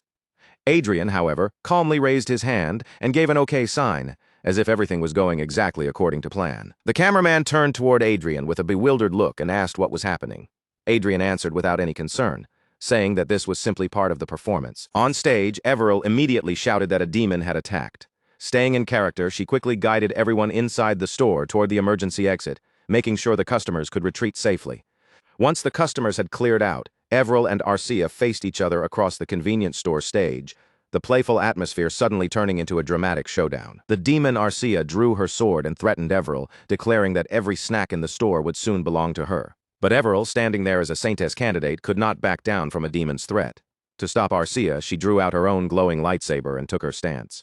Arcia rushed straight at Everil, shouting that she should stop talking and start working harder. A fierce battle broke out right there on the stage. The cameraman's eyes lit up with excitement as he realized he was witnessing a real aura blade in action. Still stunned by what he was filming, the cameraman turned to Adrien and asked whether the aura blade was fake and simply another part of the act. Adrien answered calmly that the aura blade was completely real. The cameraman's face went pale with confusion, and he hurriedly asked what would happen if Miss Everil got hurt during the fight. Adrien reassured him that there was no need to worry about Everil's safety. Back on the stage, Everil ignited her lightsaber, the bright blade shining in her hands as she prepared to meet Arcia's attack. Adrien added that Everil could defend herself with her Saintess blade, so she was not as helpless as the cameraman feared. Then Everil and Arcia charged at each other once more, closing the distance in a flash. Their blades collided with a thunderous impact, releasing a powerful wave of energy across the stage. Adrien immediately raised a protective shield to keep the crew members safe from the blast. Even with the shield in place, the force of the clash startled several people so badly that some of them lost their balance and fell to the ground. As Everil fought against Countess Arcia, she began to feel herself growing a little tired. She wondered if the tension of performing in front of everyone was affecting her, because fighting on a stage felt far more exhausting than she had expected. Even so, Everil could manage it. Arcia was carefully matching her movements, keeping pace with her just as they had practiced together before. During practice, Adrien had guided both of them on how to control the rhythm of the fight. He had even told Arcia to slow down, reminding her that she was not facing a real swordsman but a Saintess candidate. So on the stage, Everil simply let her body move according to those memories, following the steps she had practiced again and again. Then Arcia began to fall back, acting as though Everil was proving much harder to defeat than she had expected. Arcia mocked Everil while retreating, asking how a mere part-time worker could give her such a hard time. According to the planned performance, this was the line Arcia was supposed to say before stepping back. That meant it was finally Everil's turn to shine and deliver the finishing blow. Everil focused all of her divine power into the very tip of her sword, gathering the light until the blade shone with overwhelming force. Then Everil shouted the name of her attack with everything she had, Excalibur. The crew members, the audience, and even Princess Yahello were shaken to the core as they watched the power surge from Everil's blade. With one decisive slash, Everil cut through Arcia's demon act, making it look as though she had split her clean in half. Outside the studio, the weather was bright, sunny, and full of energy, almost painfully peaceful compared to the chaos on stage. But Everil's slash created such a huge explosion that Arcia was blasted straight out of the studio. Even after being defeated, Arcia kept her face completely expressionless. In a flat, almost robotic voice, she declared that she would return one day and take revenge. And so, the convenience store that had nearly fallen into the hands of the snack demon was saved by Everil Barnett. The director stared at Adrien in disbelief and asked what exactly they had just done. Adrien put on an innocent expression and replied that without a few twists and turns, the performance would have been too dull. Then he asked whether they had enjoyed it or not. The director admitted that it had definitely been fun. But even so, he still asked what the story had actually been about. Adrien answered as though it were obvious, saying it was the story of Everil protecting a convenience store from demons. Then Adrien casually dropped an even bigger surprise, telling them that they should understand one thing. The sword Everil had used was a real holy sword. Out of everything that had happened, that revelation may have been the most shocking of all. On the other side, Princess Yahello and her tiger, which had somehow ended up looking more like a soaked white cat, were left in an indescribably awkward situation. Outside the studio, the Saintess was clearly furious with Adrien and his team after seeing the chaos they had caused.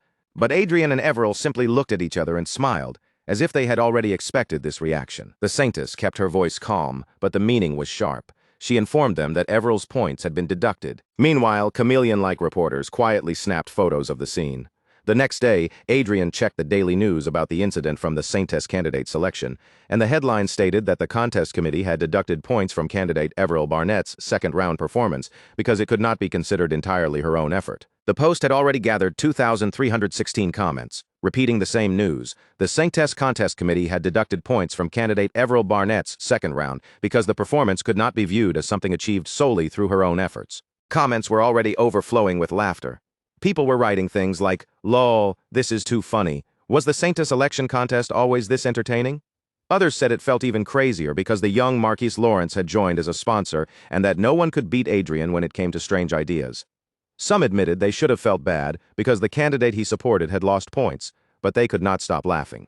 Even the image of Marquise Lawrence being scolded by the Saintess had become comedy gold, and plenty of viewers were still asking where in the world Adrien had gotten a real holy sword. Other comments focused on Arcia, with people begging to watch Arcia Uni's passionate acting one more time while laughing non-stop. But then the tone turned strangely ominous. Someone whispered that the last person who commented about Arcia's acting had mysteriously vanished, and another person next door claimed to have seen a woman carrying a sword wandering around his house. In other words, anyone who wanted to joke about Arcia's performance had better be very careful. Returning to the main situation, Adrien checked the results and asked if Everil had really placed 6th in the second round. Everil lowered her head and apologized for not doing better, but Adrien told her not to blame herself. From the beginning, the second round had put her at a disadvantage, so considering the circumstances, she had actually done quite well. Although the point deduction had been larger than Adrien expected, Everil's performance had once again taken first place in viewership ratings. Because of that, Adrien encouraged her warmly, telling Everil to keep pushing forward and work hard in the third round. Adrien felt somewhat relieved. The long Saintess contest was finally nearing its end, and once the third round was over, he thought he might finally be able to rest for a few days. But just as Adrien began thinking that way, someone knocked on the door. When it opened, Perseus appeared. Perseus reported that the Saintess contest, which had been expected to conclude with the third round, had suddenly been put on hold because of an unexpected incident. The reason was that the Prius Republic had secured a major victory over the Brigham Empire in the ongoing war between the two nations. The scene then shifted to the throne room of the royal palace in the Brigham Empire, where the air was heavy with rage and humiliation. Inside the throne room, the emperor issued a cold order to his commander, telling him to mobilize the main army at once. Then the emperor's voice grew fierce as he commanded them to do everything in their power to erase the Prius Republic from the map of the world. Meanwhile, Gracia Valen was walking down the corridor of his mansion with a bottle of alcohol in hand. His shoulders were slumped, and his timid, depressed expression made him look nothing like the confident chairman he once pretended to be. Suddenly, someone called out to him from the shadows, making Gracia Valen jolt in fear. Still drunk and startled, he turned around and demanded to know who was there. A strange, hooded man answered him calmly. He said that as a public official who was supposed to serve the people, Gracia Valen had instead built up enormous wealth by plundering them. Then, in the name of the Revolutionary Army, the hooded man declared that Valen would be held responsible for his crimes and punished. Gracia Valen froze when he heard the name of the Revolutionary Army. In his panic, he wondered if these were the assassins who had been rampaging lately and targeting the Republic's leading figures. Without thinking, Gracia Valen hurled the wine bottle toward the hooded figure and tried to run, shouting desperately for the guards to come and help him. But there was nowhere left for Gracia Valen to escape. Another person was already waiting along the route he had tried to flee through. The first hooded figure stepped up behind him and spoke with a hint of regret, saying that unfortunately they would have to kill Gracia Valen. And with that, the task was carried out with frightening ease. The scene moved to the headquarters of the Revolutionary Army, where the former prince of the Prius Republic was investigating the corruption that had rotted the government from within. Money stolen from the people and hoarded by Gracia Valen had been seized by the prince and the two assassins who had killed him. Looking over the recovered wealth, the prince remarked that they had taken quite a lot. One of the assassins answered that since they could not exactly steal buildings, the true scale of Valen's corruption was probably much larger. As the prince marked a cross over Gracia Valen's picture, he commented that the two assassins would probably do well even if they decided to form their own assassination group. The prince continued, saying that this had been unexpected. When they first claimed to favor the Revolutionary Army, he had thought they were half joking, but he never imagined they would actively help by providing information and eliminating key figures. Then the hooded assassin silently reached up and pulled back his hood, revealing the face hidden underneath. It was none other than Marquis Adrien Lawrence, and standing beside him was Arcia. A few days earlier, when Perseus told Adrien that the Prius Republic had scored a major victory against the Brigham Empire, Adrien immediately felt a headache coming on and called the Republic's leaders foolish bastards. In Adrien's view, the best strategy for the Prius Republic should have been to use its home ground advantage to drag out the war, wear down the enemy's weapons, manpower, and money, and then resolve the situation politically. But that great victory had badly wounded the pride of the Brigham Empire. Adrien knew that pride would soon turn into blind hostility, and that rage could end up burning the entire Republic to the ground. With that, the chance of settling things through politics had practically vanished. Adrien asked Perseus how wide the gap was between the forces of the Prius Republic and the Brigham Empire. Perseus explained that because of the major defeat, the Brigham Empire had lost 92 sky fortresses and 2,300 vanguards. The Republic had also suffered heavy damage, but compared to the Empire, its losses were only about 20% as large. Adrien acknowledged that the Prius Republic's army was better than he had expected. He wondered if Marshal Anson, the commander of the National Guard, truly lived up to his impressive reputation. Perseus confirmed that Marshal Anson did. He added that Anson had originally intended only to prolong the war while minimizing troop consumption. Perseus explained that the overwhelming victory seemed to have happened because the government had given instructions with the upcoming elections in mind. Adrien, clearly annoyed, said those fools were putting the preservation of their own positions above the safety of the country. Perseus then reported that the Brigham Empire's forces now heading toward the Prius Republic were 3 times larger than the first dispatched army, including 600 sky fortresses and 15,000 vanguards. Adrien calculated that once those forces joined with the Empire's remaining troops, the Brigham Empire would have around 708 sky fortresses. Even if the Prius Republic gathered every sky fortress it had, Adrien estimated they would only have about 500. Perseus corrected him, saying the actual number was closer to 460. Everil looked uneasy as she listened to the conversation, clearly worried by the scale of the crisis. Arcia, however, remained as uninterested as ever, showing almost no reaction. Adrien thought to himself that no matter how selfish he might be, his own wrong choice had now placed the survival of 500 million people in the Prius Republic at risk. After all, the starting point of this war had been Adrien planting the fake fate inside the Prius Republic. Since he had helped create the mess, Adrien felt he had a responsibility to clean it up. That was why he decided to support the Revolutionary Army more actively. Back in the present, Adrien turned to the former prince and asked whether contact with Marshal Anson had gone smoothly. The prince answered that they had agreed to meet around midday tomorrow, and that Marshal Anson was someone they could communicate with. On top of that, Marshal Anson despised the current president and the politicians so deeply that he had joined hands with the Revolutionary Army without much resistance. Hearing that, Adrien let out a breath of relief, glad that at least that part of the plan was moving forward. The prince went on to say that up to that point, everything had been progressing smoothly. But then he opened a screen showing the real obstacle they still had to deal with. Adrien immediately understood and finished the prince's thought, pointing out President Fairmont and Louis Fairmont. Prince said the problem was simple. They had not been able to capture those two. He explained that the presidential palace where President Fairmont and Louis Fairmont were staying was under extremely tight guard. Aura Masters, Archmages, 2,000 Vanguards, and 10 Sky Fortresses were all stationed there, making infiltration nearly impossible. And if the two hid inside the presidential palace's underground bunker, there was a high chance they would lose track of them completely. Then the prince pointed to Manuel Lucas's picture and added that Manuel Lucas, the Fate user, was another serious problem. They had to capture him alive somehow if they wanted to use him in negotiations with the Empire. The prince said that if they joined forces with Marshal Anson, it might be possible to seize the capital city. However, achieving victory in such a short time would still be extremely difficult. The longer the fighting dragged on, the more time the president and politicians would have to escape. Adrien summed it up simply. In other words, once the battle began, they needed to secure their targets as quickly as possible. Inside the presidential palace of the Prius Republic, a military officer approached Louis Fairmont and urged him to think a little more seriously about the situation on the front lines. The officer pointed out that far too many troops were stationed at the presidential palace and pleaded for at least some of them to be sent to reinforce the battlefield. President Fairmont dismissed the officer's concern coldly, saying that war was the responsibility of soldiers and that they should handle it themselves. He then brought up the recent assassinations of leading figures by the rebels, insisting that reducing the palace's defensive forces was completely out of the question. In response, the officer suggested allowing high-ranking officials and politicians to stay inside the presidential palace. That way, some of the forces assigned to their separate security details could be gathered together, which might help improve the situation on the front line. But before the officer could press the matter any further, President Quatreau Fairmont sharply cut him off. His expression turned cold as he made it clear he was not foolish enough to change palace procedures when he had no way of knowing which of the people brought inside might secretly be working for the rebels. In his eyes, the presidential palace had survived by operating this way, and that system was not going to change for anyone. Just then, a sudden knock echoed from the door, interrupting the tense conversation inside the office. A voice called from beyond it, and it belonged to Secretary Kostya.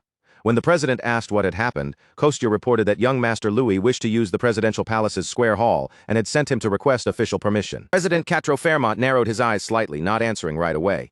Instead, he asked why Louis wanted access to the square hall in the first place. Secretary Kostya quickly explained that Louis intended to host a party there, bringing together the successors of major companies so they could mingle and build connections. On top of that, Kostya added that Louis was also planning to invite celebrities and entertainers to liven up the gathering. The moment President Quatreau Fairmont heard that, the tension in his face eased and a pleased look slowly appeared. But the military officer standing nearby reacted in the complete opposite way, his expression darkening as if he could not believe what he was hearing. President Quatreau Fairmont gave his approval at once, saying Louis should be allowed to proceed. The military officer immediately raised his voice, unable to hold back, asking how the president could permit something like that when the country was in the middle of a war. But the president only looked back at him and asked whether he truly thought wars could be fought for free. What Louis was arranging, he insisted, was not simply a reckless party, but a chance to negotiate and draw in desperately needed funding. The military officer clenched his teeth so tightly his jaw trembled. In his mind, this was exactly the kind of thing Louis Fairmont would do, and it was the furthest thing from the behavior of someone claiming to lead a desperate resistance.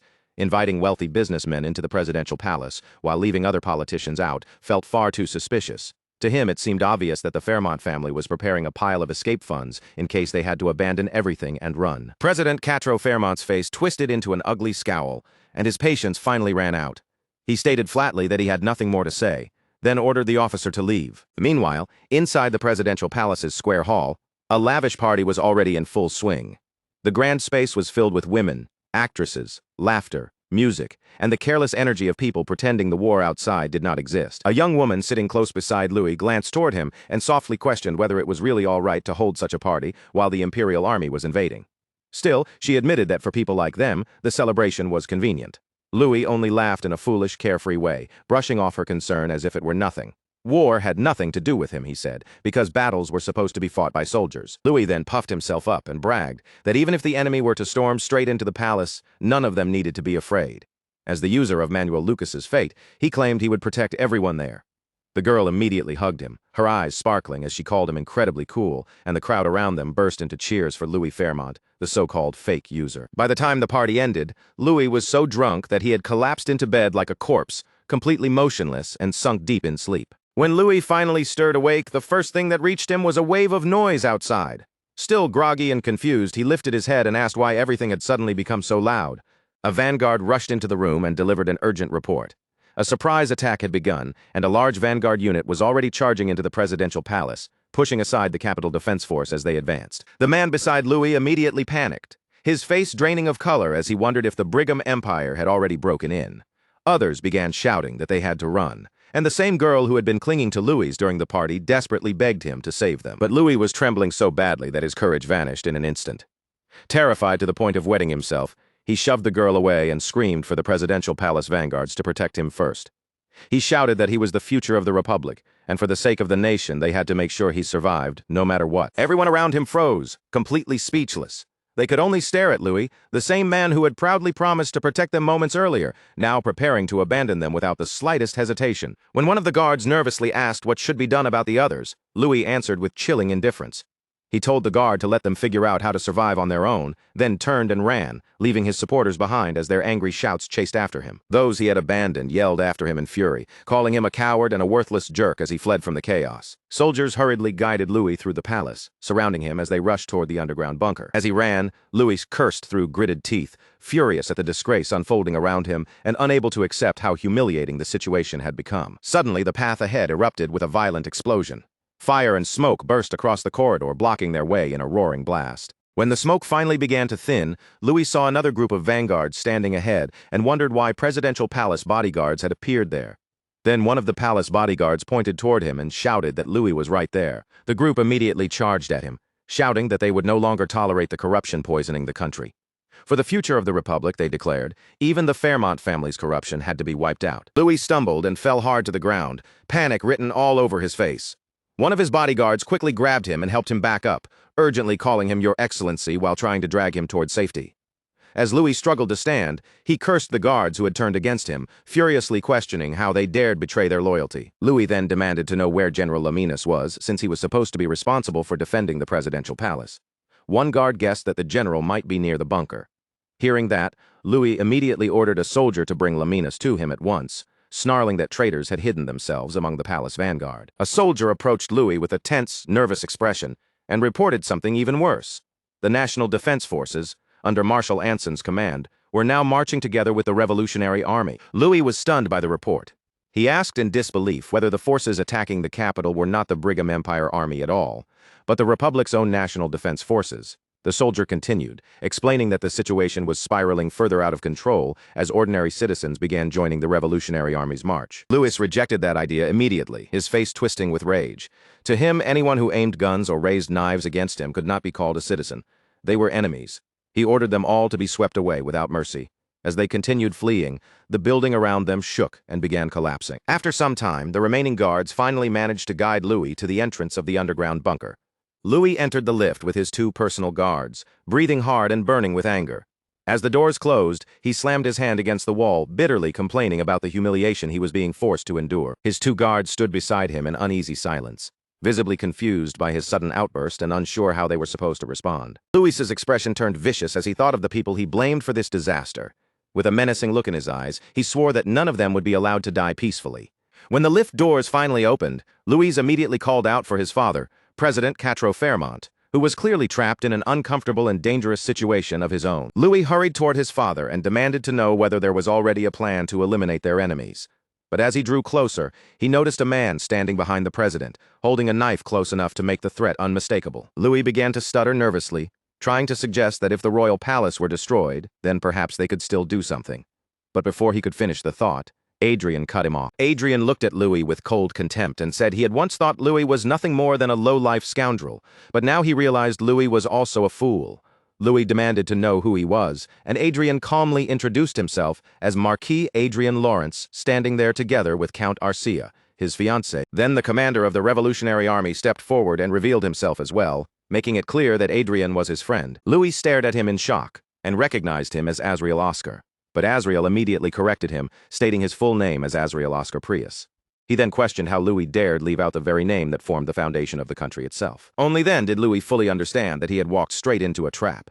His face tightened with fear as he asked how they had managed to get inside. A few hours earlier, inside the presidential office of the Prius Republic, President Quatreau Fairmont had received Marquis Adrien Lawrence under highly unusual circumstances. He acknowledged that neither of them would normally be sitting across from one another like this. Adrien admitted that he had not expected to visit the president's office of his own accord either. Still, meeting President Quatreau Fairmont had turned out to be easier than expected, mostly because there were many areas where their interests happened to overlap. President Quatreau Fairmont recalled that Adrien had come to propose a deal. Since he had taken the time to meet with a marquis whose relationship with him could hardly be called friendly, the president said he hoped the offer would be worth hearing. Adrien reached calmly into his pocket, his expression composed, and assured the president that the offer would be one he would find quite pleasing. Then Adrien placed 2 hexagonal plates before him. President Quatreau Fairmont's eyes sharpened the moment he recognized them, and he asked whether they were force cores. Adrien confirmed it, explaining that one of them was the force core for Fencer 1.0. He continued by saying that Fencer 1.0 had been developed in the Lawrence Magic Tower, while the other plate was the force core used in the Revolutionary Army's vanguard equipment. President Quatreau Fairmont was visibly shaken and asked whether that meant the Revolutionary Army's core technology had truly come from Adrien's own research. Adrien confirmed it without hesitation. He admitted that at first he had assumed the story was only a rumor, but after investigating, he discovered that the revolutionaries had indeed stolen technology from him. President Quatreau Fairmont's mouth curled into a smile, and he asked Adrien to release a statement condemning the Revolutionary Army. But Adrien went further than that. He offered an apology, acknowledging that his oversight had caused the president to face unfair accusations, and then presented 2 gifts. Adrien's next move caught Fairmont completely off guard. He revealed information about companies whose stock prices were expected to rise sharply in the near future, explaining that Fairmont would be able to use that information only a limited number of times, somewhere between 2 and 10 at most. President Quatreau Fairmont's mood brightened immediately, and a broad smile spread across his face. After receiving such a massive reward as compensation, the unease he had been carrying only moments earlier seemed to melt away. Adrien then handed him another piece of paper with a calm, almost casual motion. As President Quatreau Fairmont took it, Adrien mentioned that this was only the second gift. President Quatreau Fairmont looked down at the paper and asked what Adrien meant. Adrien explained that it contained the location of the headquarters used by the rebel group calling itself the Revolutionary Army. The president's eyes widened even more at that revelation. Unable to hide his disbelief, he began asking how Adrien had gotten his hands on such information, but Adrien cut him off before he could finish, saying the source was not what mattered. At that moment, one of Quatreau Fairmont's bodyguards stepped closer and quietly reported that the Revolutionary Army's headquarters had indeed been confirmed at the location Adrien had provided. Adrien looked at Quatreau Fairmont with steady confidence and said he trusted the president would deal properly with the thieves who had stolen his technology. His tone made it clear that he already believed Quatreau Fairmont would take action. Quatreau Fairmont burst into a satisfied laugh and assured Adrien that he certainly would. After all, they were dealing with a criminal organization, and such people could not be ignored. He admitted that Adrien had given them an enormous amount of help. Adrien answered modestly, saying the matter involved his own honor as well. Quatreau Fairmont chuckled at that, remarking that honor was truly an important thing for nobles. Adrien smiled faintly, though there was a sly edge hidden behind it. Inwardly, he knew he had successfully wiped away every trace of suspicion Quatreau Fairmont might have held toward him. To the president, Adrien had now become a convenient blessing, someone who had swept away his worries at exactly the right moment. Quatreau Fairmont then rose from his seat and suggested that they move to a more comfortable place to continue speaking. But before he could finish, the entire palace suddenly trembled beneath their feet. His expression stiffened at once, and he nervously demanded to know what was happening. One of the vanguards on duty hurried in with a tense report. A surprise attack had begun, and a large vanguard force was now striking the city as though they intended to place it under siege. Quatreau Fairmont immediately grew alarmed, suspecting that the Brigham Empire might have launched the attack. Without wasting another second, he ordered the guard to escort them to the underground bunker. Adrien quickly stopped him and urgently asked whether the teleportation restriction could be lifted, but Quatreau Fairmont answered that he could not allow that. Adrien held the frightened Arcia close as she clung to him, then looked at Quatreau Fairmont with a sharp expression. He asked whether the president seriously expected him to escape alone by breaking through what might be a Brigham Empire siege. Deep inside, Adrien understood his position perfectly. At that moment, he was an important acquaintance to Quatreau Fairmont, someone the president could not simply abandon without consequence. No matter what Quatreau Fairmont wanted, he could not pretend not to know Adrien now. Quatreau Fairmont found himself cornered by the situation, unable to easily refuse. In the end, the president reluctantly gave in and suggested that they all move together. Back in the present, Adrien calmly explained to Louis that once they had gotten inside the bunker, everything afterward became much easier. Adrien laid it out plainly. They had stirred up conflict inside the presidential palace, split the security forces against one another, and used the chaos to seize the president as a hostage while bringing in their allies. As Louis listened, his teeth ground together in rage and humiliation. Former Prince Azrael Oscar Prius looked at Louis and told him not to make such a pathetic face.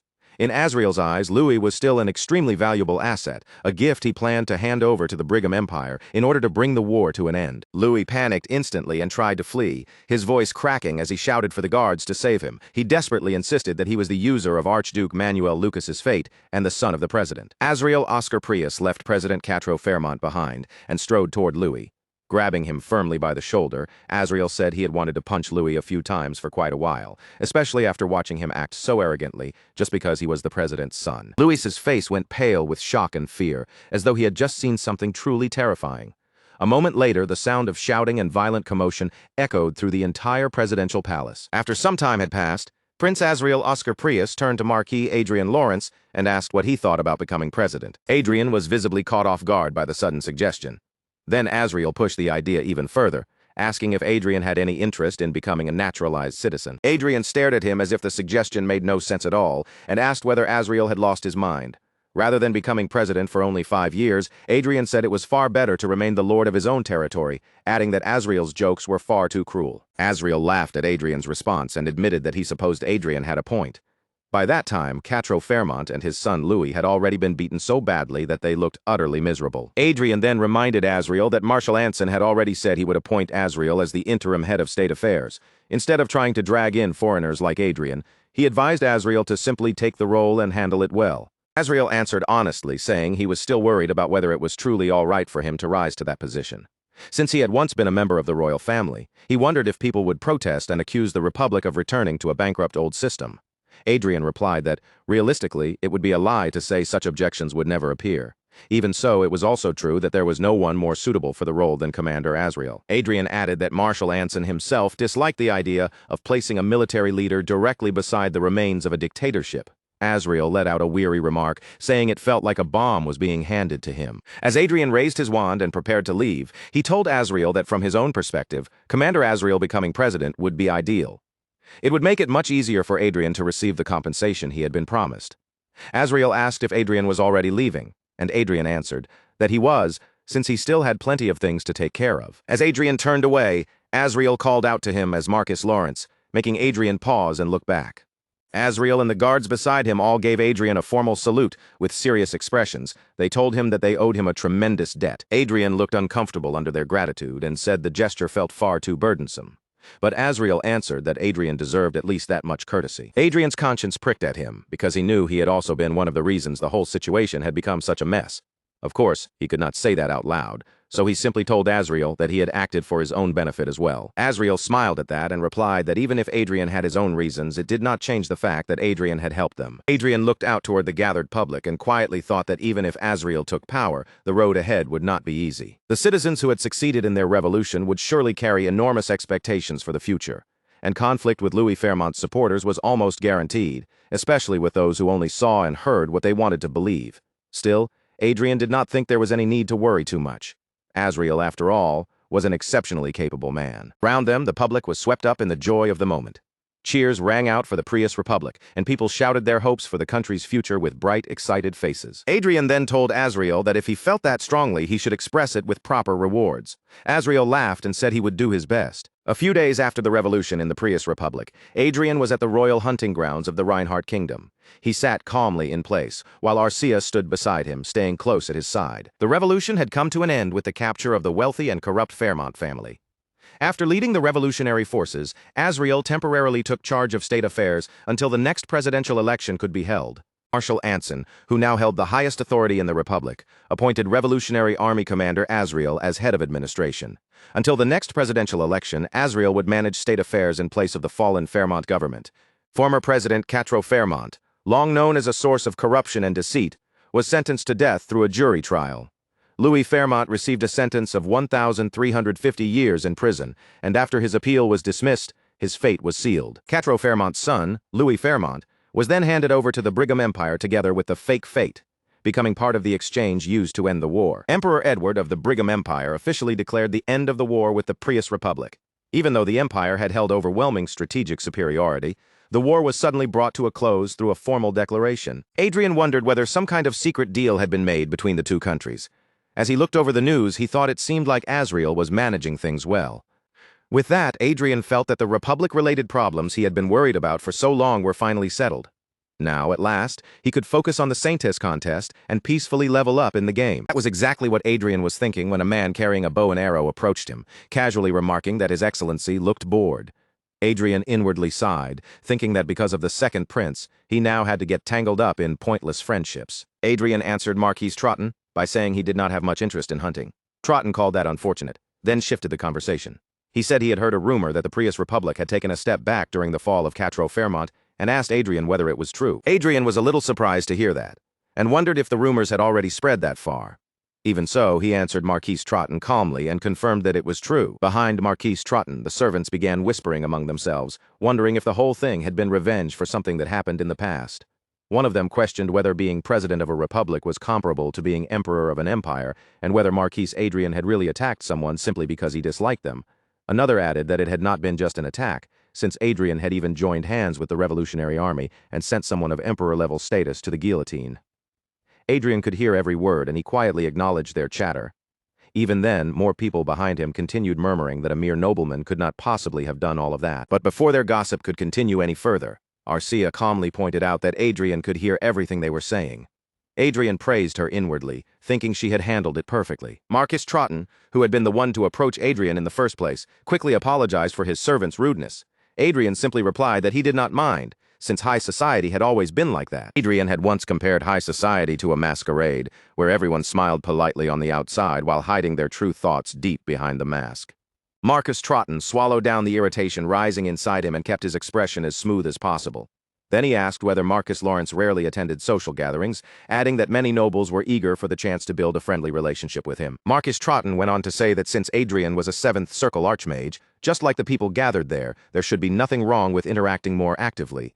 But just then, a red-haired man stepped into view and bluntly accused Trotton of being shameless. The red-haired man pointed out that at their last meeting, Marquis Trotton had attacked Marquis Adrien and even insisted that he deserved punishment. Yet now, that same man was suddenly trying to cozy up to him as if nothing had happened. The accusation left the blonde-haired Marquis Trotton visibly embarrassed, his expression stiffening in front of everyone.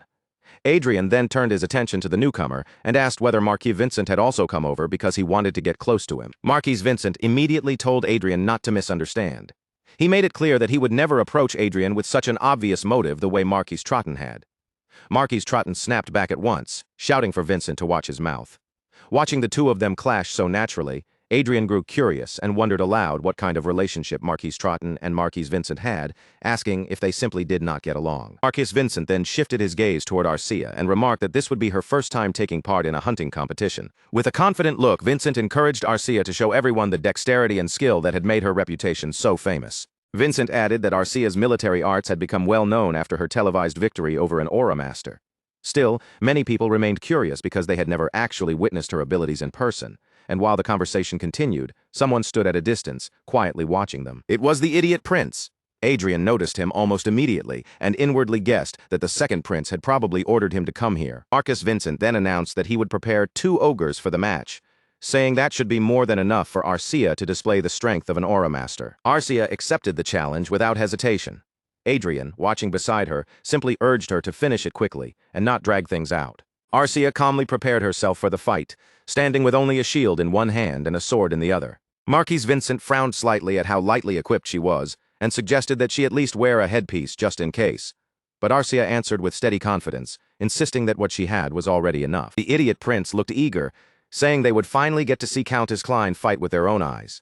Adrien hinted that the prince would be surprised once he saw her skills, and the prince leaned in with interest, asking if she was really that impressive. In front of Arcia, a massive ogre waited inside a huge cage, its presence alone enough to make the arena feel tense.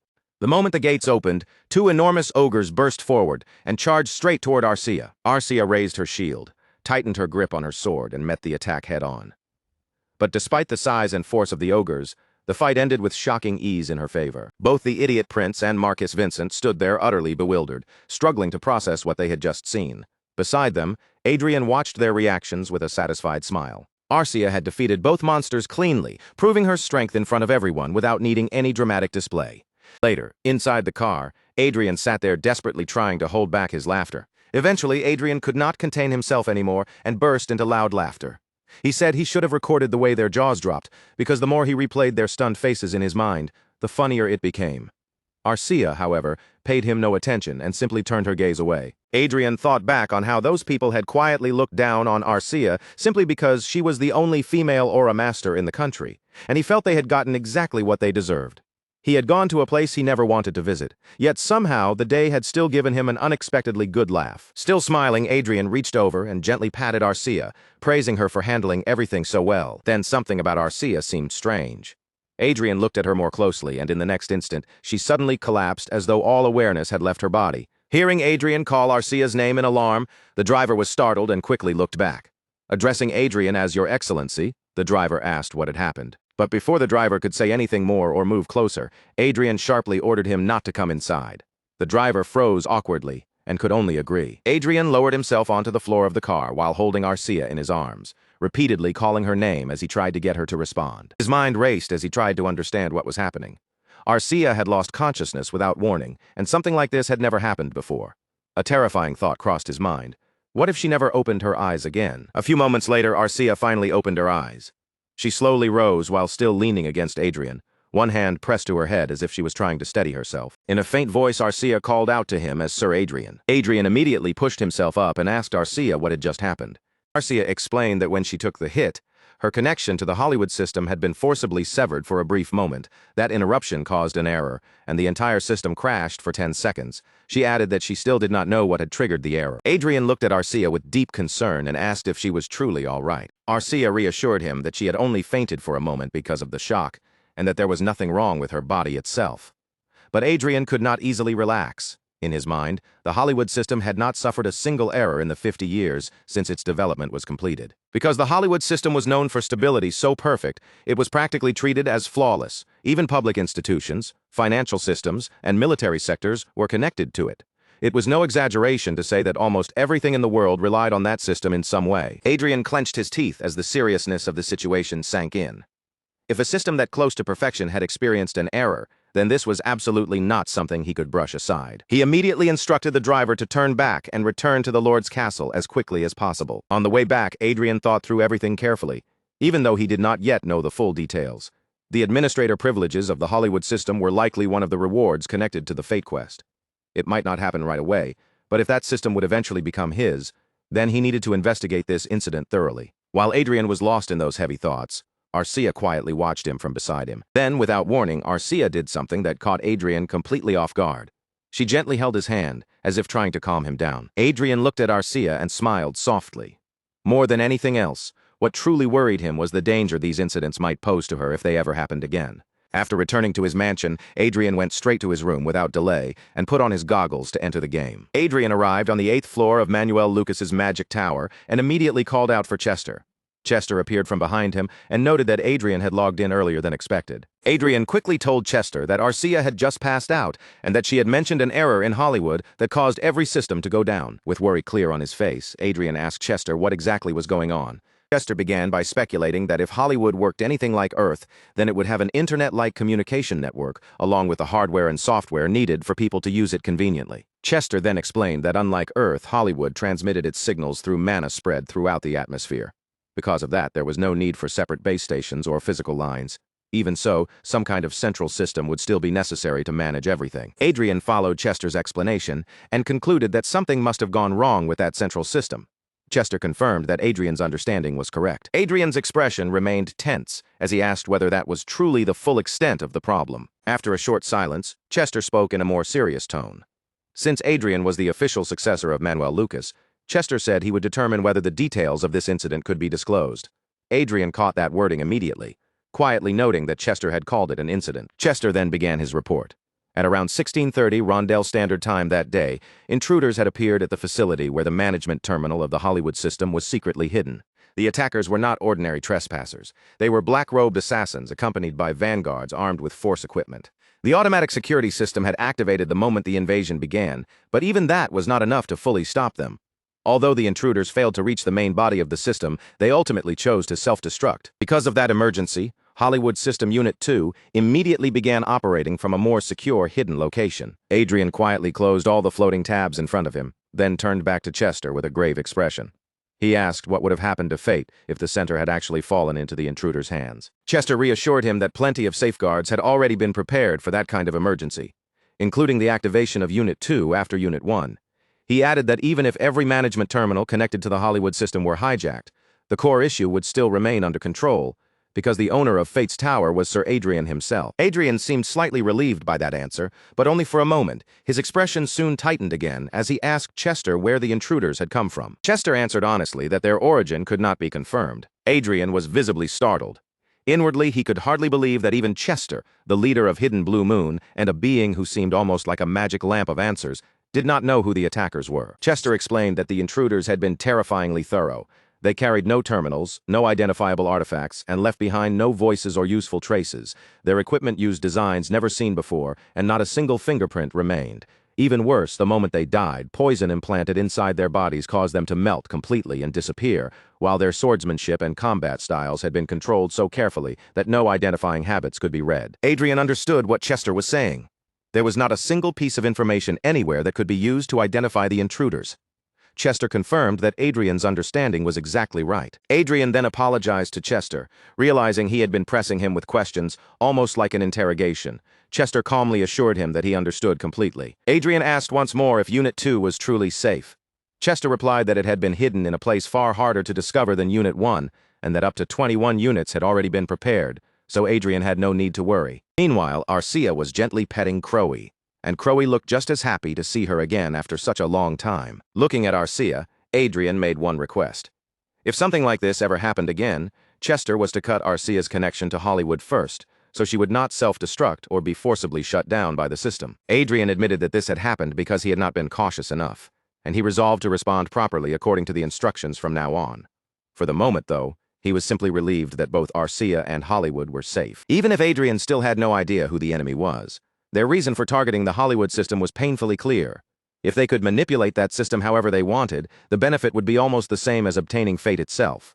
With that in mind, Adrien decided he would have to spend even more time in the game, even if it meant cutting down on sleep. Chester agreed that it was a wise decision. Adrien calculated silently that he still had 14 levels left before reaching the next stage. At his current pace, it would take about 4 to 5 months, but if he pushed himself harder, he could likely reduce that to 3 or 4. He decided he had to reach the 8th circle as quickly as possible, just in case something worse happened. Chester assured Adrien that he would continue sharing any information related to the incident. Adrien nodded and agreed to leave that part in Chester's hands. Somewhere deep within the Hollywood system, a tiny crack appeared. That crack slowly widened, spreading little by little, and from within it, a small bud began to emerge. Eric stood behind Everil as she faced Adrien with determination in her eyes. Everil said firmly that she would do her very best for His Excellency's sake. Adrien smiled gently at her and said that if it was Miss Everil, he was sure she would handle things well. 1 month after the Prius incident came to an end, the war between the two great nations had also concluded, and a brief period of stability began. With that, the Saintess contest, which had been suspended for some time, finally resumed. After their conversation, Eric turned to Everil and told her it was time for them to leave. The only thing left for Everil now was to gain real practical experience. This was something Adrien could not directly help with, so he had no choice but to place his trust in both Everil and Eric. Adrien waved them off and said goodbye, but inwardly, he understood what this meant. Since he could not interfere in that part of the process, he suddenly had far more free time on his hands than expected. Adrien threw himself into a fierce battle against a swarm of wasp monsters. With Arcia and Crowy fighting alongside him, he managed to wipe out the entire horde. Even in the middle of such a difficult fight, Adrien allowed himself a small smile. At level 240, he only needed 10 more levels to satisfy the requirement for reaching the 8th circle. If everything went according to plan, he felt confident he could pull it off within 3 months, or at least, that was what he believed. Of course, life would be far too boring if unnecessary trouble never appeared. A system message suddenly showed that Adrien had been murdered by a user named Veltor. Adrien, Arcia, and Crowy all lay dead in the game. Beside their fallen bodies, a little girl character stared at the system window in astonishment, marveling at how expensive the materials were. After picking through their loot, she cheerfully celebrated, thrilled that she had just hit the jackpot. Adrien stared at the system window in disbelief, wondering what had just happened. The message informed him that he had been resurrected at the starting point, and as a resurrection penalty, part of the EXP he had earned had been taken away. Arcia lowered her head in embarrassment, admitting that the whole situation was humiliating. Adrien comforted her, saying there was nothing they could do when something like that happened because of some insane lunatic. He asked whether she had lost any items, and Arcia replied that a bracelet was gone, saying they had simply been unlucky. The two of them were still inside the game. now back in the safety of a village. As Adrien checked his status window, he thought about how large their losses had been and became certain the culprit was a rogue from the thief world. He wondered whether Veltor made a lot of money as an expert at player killing. Most likely, Veltor had heard rumors about a pushover spending an enormous amount of money to rent a hunting ground from the Black Dragon Guild. The rogue had already started selling the stolen items at the auction house. When Adrien saw the listings, anger surged through him. Among the stolen goods was a level 19 enhanced Phantom Tiger's bracelet, priced at 52 million loots and listed under Veltor's name. Adrien was not the kind of person to obsess over a few coins, so he told himself he could simply treat it as helping someone less fortunate. 50 million loots was not a huge amount of money to him anyway. Besides, he believed recovering the lost EXP would be a far more productive use of his time than chasing revenge. Adrien handed Arcia another bracelet to replace the one she had lost.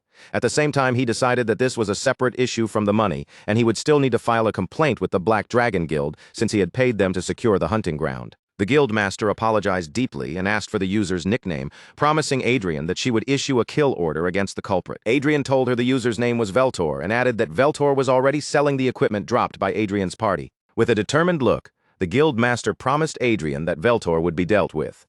She also assured him that they would strengthen the barriers so outsiders could no longer infiltrate the hunting ground. Looking at the guildmaster's confident expression, Adrien thought that with this level of response, he probably would not be killed by a PKer again, or so he believed. But reality proved him wrong almost immediately. Before long, Adrien and Arcia were being chased by an entire gang of PKers. As they ran for their lives, Adrien shouted in disbelief, demanding to know why the enemies were suddenly swarming them in herds this time. Unfortunately, luck was still not on their side. Veltor was already waiting on their escape route, licking her long dagger with a gleeful smile as she greeted them and announced that she had returned. This time, the guildmaster rushed in to rescue them. She shouted a warning to Kim Minji to be careful, while one of the attackers ordered the others to get Adrien and Arcia, pointing out that the gap in speed was simply too large. In the chaos, Crowy was caught by a chain and then struck by arrows, crying out in pain as the attacks pinned him down. Adrien quickly pulled out a teleportation scroll, deciding that their first priority was to escape from that place. But once again, fortune turned against him. A system message appeared informing Adrien that Veltor had used a teleport-disrupting scroll. Adrien's eyes widened as he questioned what was happening. At that moment, a man appeared behind him with a massive sword raised high, preparing to strike while demanding Adrien's items. But Adrien reacted with impressive speed, twisting away at the last possible instant and dodging the attack before it could land. One of the PKers snapped in frustration, unable to understand how a character at Adrien's level could still dodge their attacks with such sharp movements. Another PKer rushed in toward Adrien, while Arcia immediately moved to fight back. Watching her struggle against them, Adrien understood the situation clearly. Even with both him and Arcia fighting together, taking on players who had reached the maximum level was almost impossible. Under his breath, he muttered that he really had not wanted to resort to this. Adrien suddenly raised his voice and declared that he was a nobleman. He demanded to know whether they truly believed they could mess with someone like him and still walk away unscathed. But none of the PKers took his warning seriously. A hooded man burst out laughing and mocked Adrien's claim, while the giant sword wielder sneered that if Adrien was a nobleman, then he himself must be the Emperor of Brigham. At the same time, Arcia used her shield to knock aside the attacks of a red-haired girl, while the man with the massive sword lunged straight at Adrien. Adrien realized from their attitude that they had no intention of backing down and coldly remarked that they seemed determined to die. But the PKers only laughed louder, ignoring his threat as they pointed out that game developers did not interfere in player disputes. Adrien continued struggling to hold them off, thinking that if he could just buy enough time, he still had a chance to win. Adrien was certain that reinforcements from the Black Dragon Guild were already on their way, but before that thought could fully settle, a blade suddenly pierced him from behind. It was Veltor, the same little girl character from before, laughing as she taunted him for trying so hard. Once again, the system coldly displayed the message that Adrien had been murdered by the user Veltor. The PKers burst into celebration over their successful catch. Without wasting a second, they quickly looted Adrien's dropped items and fled the area. Adrien's character lay lifeless on the ground, while the system informed him yet again that he had been resurrected at the starting point. On top of that, more of his EXP had been taken away as another resurrection penalty. The scene soon shifted back to the guildmaster apologizing, explaining that she had never expected the PKers to gather in such a large group. Kim Minji, also known as Adrien, said nothing at all. He sat silently on a bench with his head lowered and his hands folded together. After a heavy pause, Adrien spoke in a low, chilling voice. He said it had taken 3 hours to recover the EXP lost from the previous PK, and now it would take another 3 hours to recover the EXP lost this time. 6 hours in total had been stolen from him, and as he counted it out, he let out a bitter laugh. The coldness in Adrien's voice sent a shiver down the guildmaster's spine. Then, all at once, Adrien began laughing like someone who had finally snapped.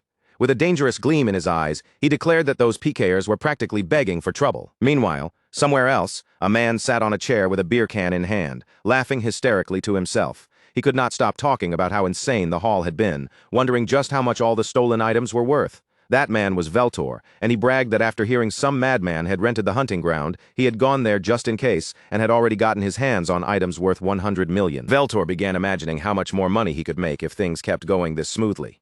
He remembered Adrien bragging about being a nobleman before dying, but scoffed at the idea.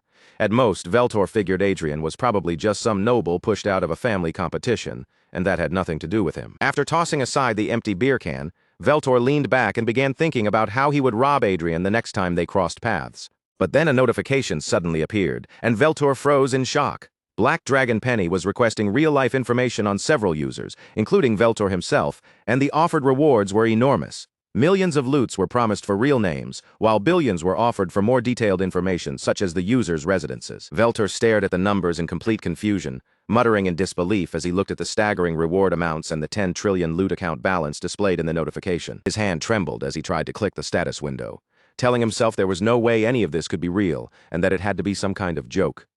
The comments beneath the post were already filled with panic and disbelief. A user named Pastel Blue asked if this was actually real, and Black Dragon Penny confirmed that it was. They explained that some people had PK'd someone doing business with their guild and had run off with hundreds of millions in items.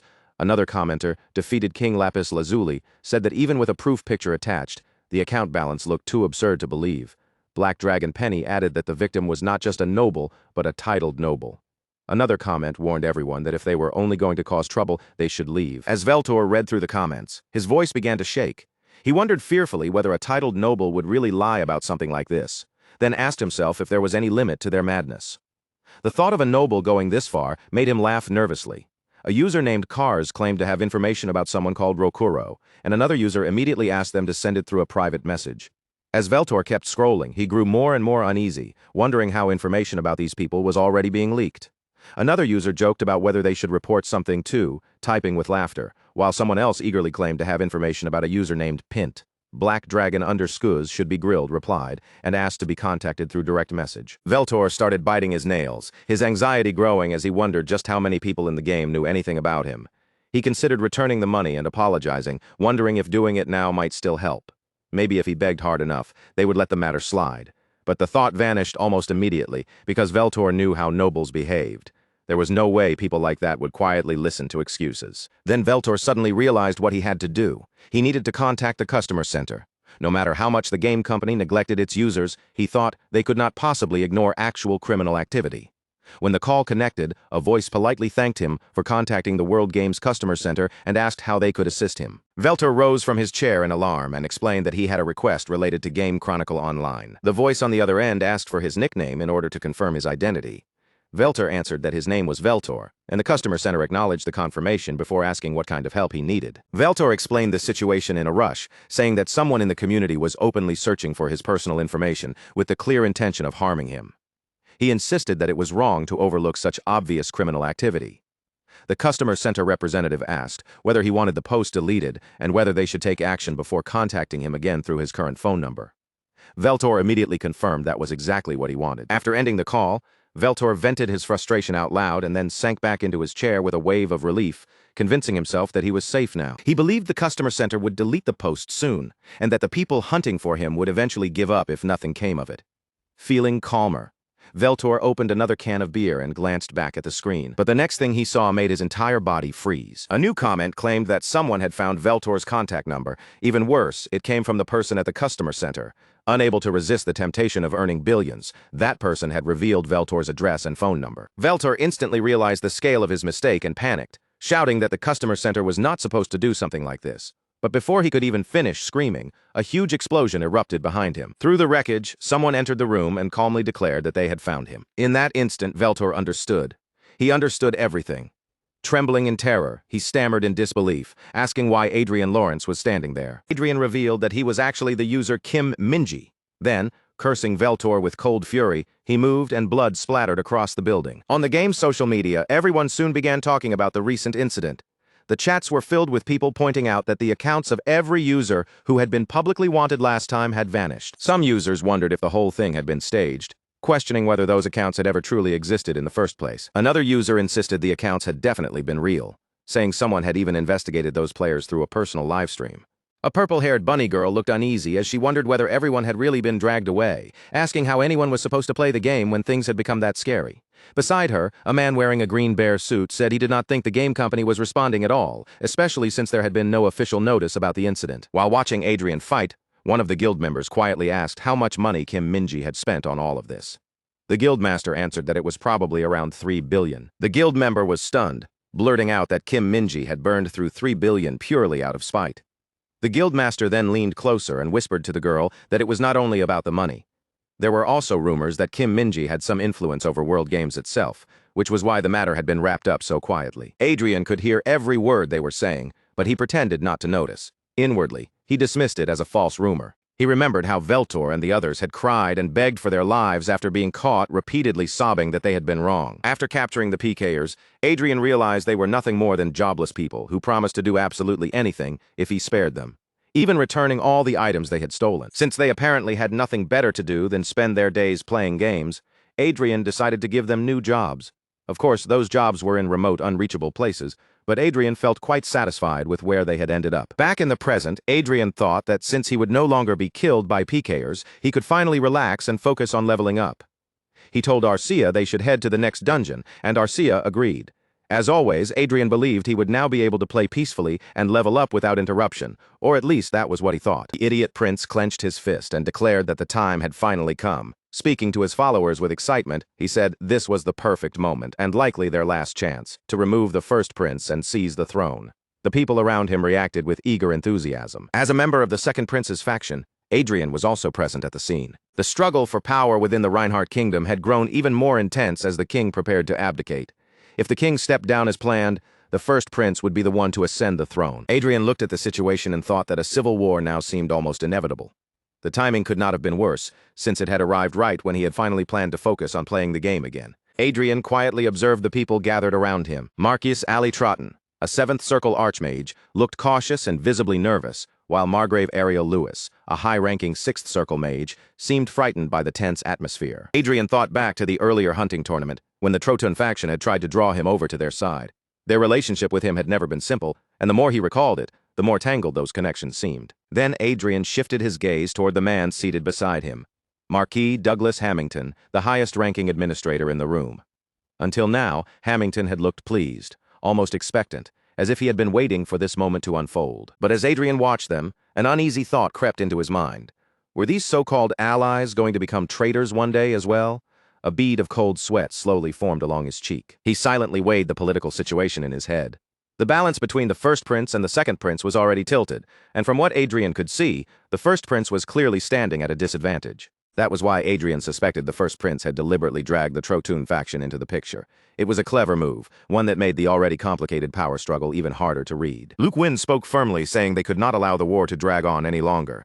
If the fighting continued, the kingdom's strength would be worn down, and that weakness might give the Croizon Empire the perfect chance to invade. He then laid out his plan in a calm, decisive tone. They would infiltrate the royal castle, splitting their forces into a guerrilla unit and a territorial unit so they could properly prepare for the civil war ahead. Marquis Vincent was assigned to move with Luke Wynn and take part in the guerrilla warfare directly at his side. Meanwhile, Marquis Hamilton would take command of the main army, and Marquis Lawrence would stand beneath him as the second in command, supporting the larger force. Adrien accepted the arrangement without protest. But he did not miss what happened nearby. Troughton was clenching his teeth so hard that his anger was almost visible. Yet he kept his mouth shut. Watching that reaction, Adrien understood it more clearly. The first prince had chosen the perfect person to pull into this situation. Troughton was afraid of losing influence, and that fear had pushed him to act aggressively. It explained why he had demanded Adrien's punishment before, and why he had tried so hard to recruit him during the hunting tournament. Adrien also noticed another important detail. Even though Troughton held the same rank as him, he had been left without any meaningful role in the upcoming operation. Adrien let out a quiet sigh. The more he thought about it, the clearer it became that the second prince's strategy was almost designed to provoke betrayal from within. Luke Wynn then announced that the operation would begin 2 days later, exactly at midnight. He ordered everyone present to reorganize their forces quietly and without drawing attention, and the room answered in agreement. Once the meeting came to an end and the others began to disperse, Luke Wynn suddenly called out to Marcus Lawrence. Adrien immediately turned and answered him. Luke Wynn then asked whether Adrien would hand Countess Klein over to him for the operation. As an aura master, she would be an extremely valuable addition to the guerrilla unit. The request instantly rubbed Adrien the wrong way. His expression tightened, and he asked Luke Wynn to explain exactly what he meant. Arcia, who had been watching the exchange, calmly reassured Adrien that she was fine with it. Adrien, however, could barely keep his anger from showing, and deep down he found himself wishing he could kick the prince between the legs and turn him into a eunuch. Even with that frustration burning inside him, Adrien forced himself to hold back. In the end, he reluctantly agreed to Luke Wynn's request. Luke Wynn laughed with satisfaction, placed a hand on Adrien's shoulder, and thanked him warmly. He promised that if the operation succeeded, both Adrien and Countess Klein would be properly rewarded for their efforts. After that uncomfortable exchange, Adrien turned to Arcia and spoke to her in a low, serious voice. If the second prince ever tried to hurt her, she should not hesitate to fight back, because Adrien would deal with whatever came afterward. Arcia accepted his words without showing much emotion. In her usual calm manner, she simply said that if it came to that, she would fight Luke Wynn without holding anything back. Later, after Adrien returned to the Marquis Palace, the butler approached him and informed him that guests had arrived. Adrien was holding Arcia's hand at the time, and he turned toward the butler with a curious look, asking who had come to visit. To Adrien's surprise, the guest was his mother. She stood there looking far younger than the image he had carried in his memory. He glanced around the castle with interest and remarked on how spacious it was, while also commenting that Arcia seemed to be living very well there. Arcia gave a faint smile in response and quietly mentioned that they had planted flowers around the area, as if pointing out a small detail she was fond of. Adrien then looked to his father and asked whether this was their first time visiting his territory. His father replied that few things were more unpleasant than barging into one's child's home and meddling in every little matter. Hearing that, Adrien found himself thinking about everything his parents had done for him.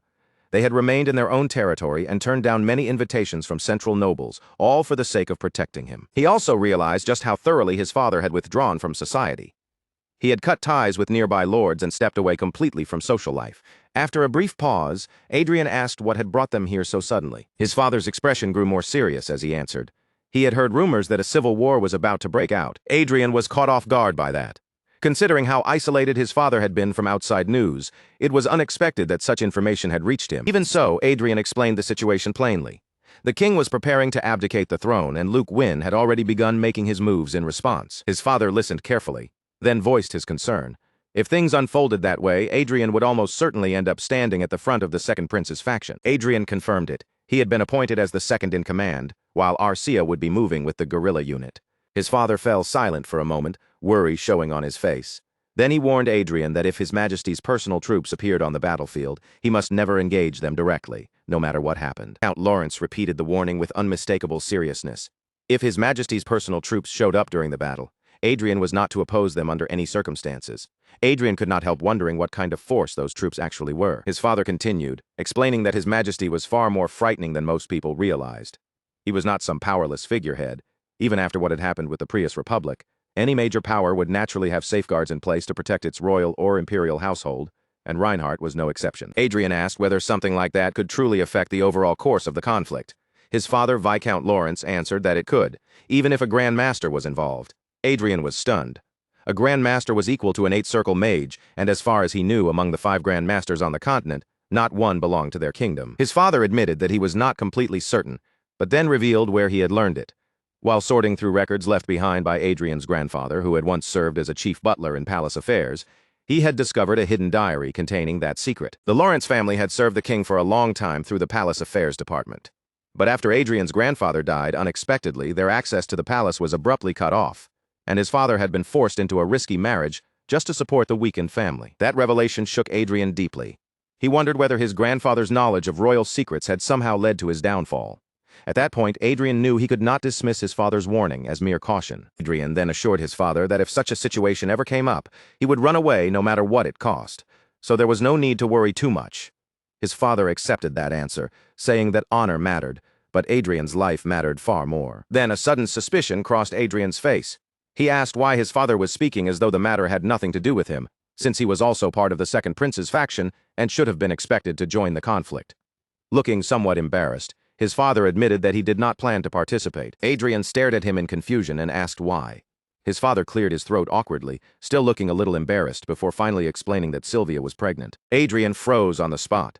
Shock hit him so hard that he could only stammer out a question, unable to fully believe what he had just heard. His mother smiled casually, as if she were announcing something perfectly ordinary, and told Adrien that he was going to become a big brother. Adrien was left completely stunned. Meanwhile, Arcia remained off to the side, quietly looking at the flowers and completely unaware of the emotional earthquake unfolding right beside her. The scene moved to another private meeting, where the first prince burst into laughter so suddenly that tea spilled from his cup. With amusement still on his face, he congratulated Adrien on gaining a younger sibling, joking that Marquise Lawrence now had a little brother or sister on the way. Once the laughter settled, Adrien turned the conversation back to business. He reported to the first prince that his father would not be taking part in the coming war. The first prince kept his easy smile, showing no sign of anger or disappointment. He simply nodded and said he understood, accepting that nothing could be done about it. Then his expression sharpened slightly as he asked Adrien what he believed was the greatest weakness of the second prince's faction. Adrien answered without hesitation. Their operation had already been exposed. First prince twirled the spoon between his fingers and agreed with him. In war, he explained, information could decide victory or defeat before the blades even crossed, and from that perspective, they had already taken one step closer to winning. He then revealed the shape of their counterattack. They would deliberately leave an opening and allow the second prince to slip inside, even giving up the crown prince's palace and the main palace where the king stayed, the very places Luke Wynn desired most. And once Luke Wynn became drunk on the taste of victory, believing he had taken everything he wanted, they would close the trap around him with a siege, a betrayal from within, and complete annihilation. Adrien immediately understood the danger hidden in that bait. To claim traditional legitimacy, the second prince could never simply abandon the royal palace or the throne he had finally seized. Luke Wynn would gather his faction inside the castle, cut himself off from the outside, and walk straight into the worst possible situation, being betrayed from within. A small smile crept onto Adrien's face as the comparison came to him.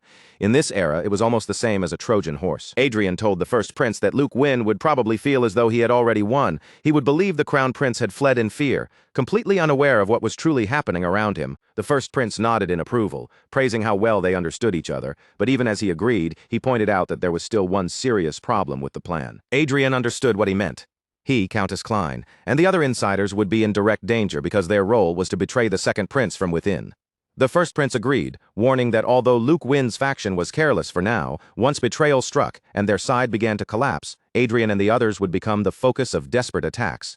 To help them survive, the first prince planned to show Adrien several hidden passages inside the castle, giving him ways to mislead the enemy and escape if things turned deadly. Adrien quietly considered the plan, but the more he thought about it, the more it felt insufficient.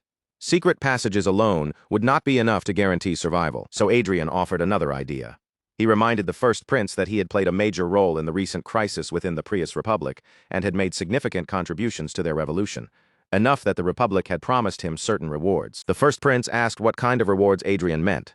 Adrien explained that, in the event of a civil war in their kingdom, the Prius Republic had agreed to provide military support, just as Adrien had once supported them. At that, worry flickered across the first prince's face.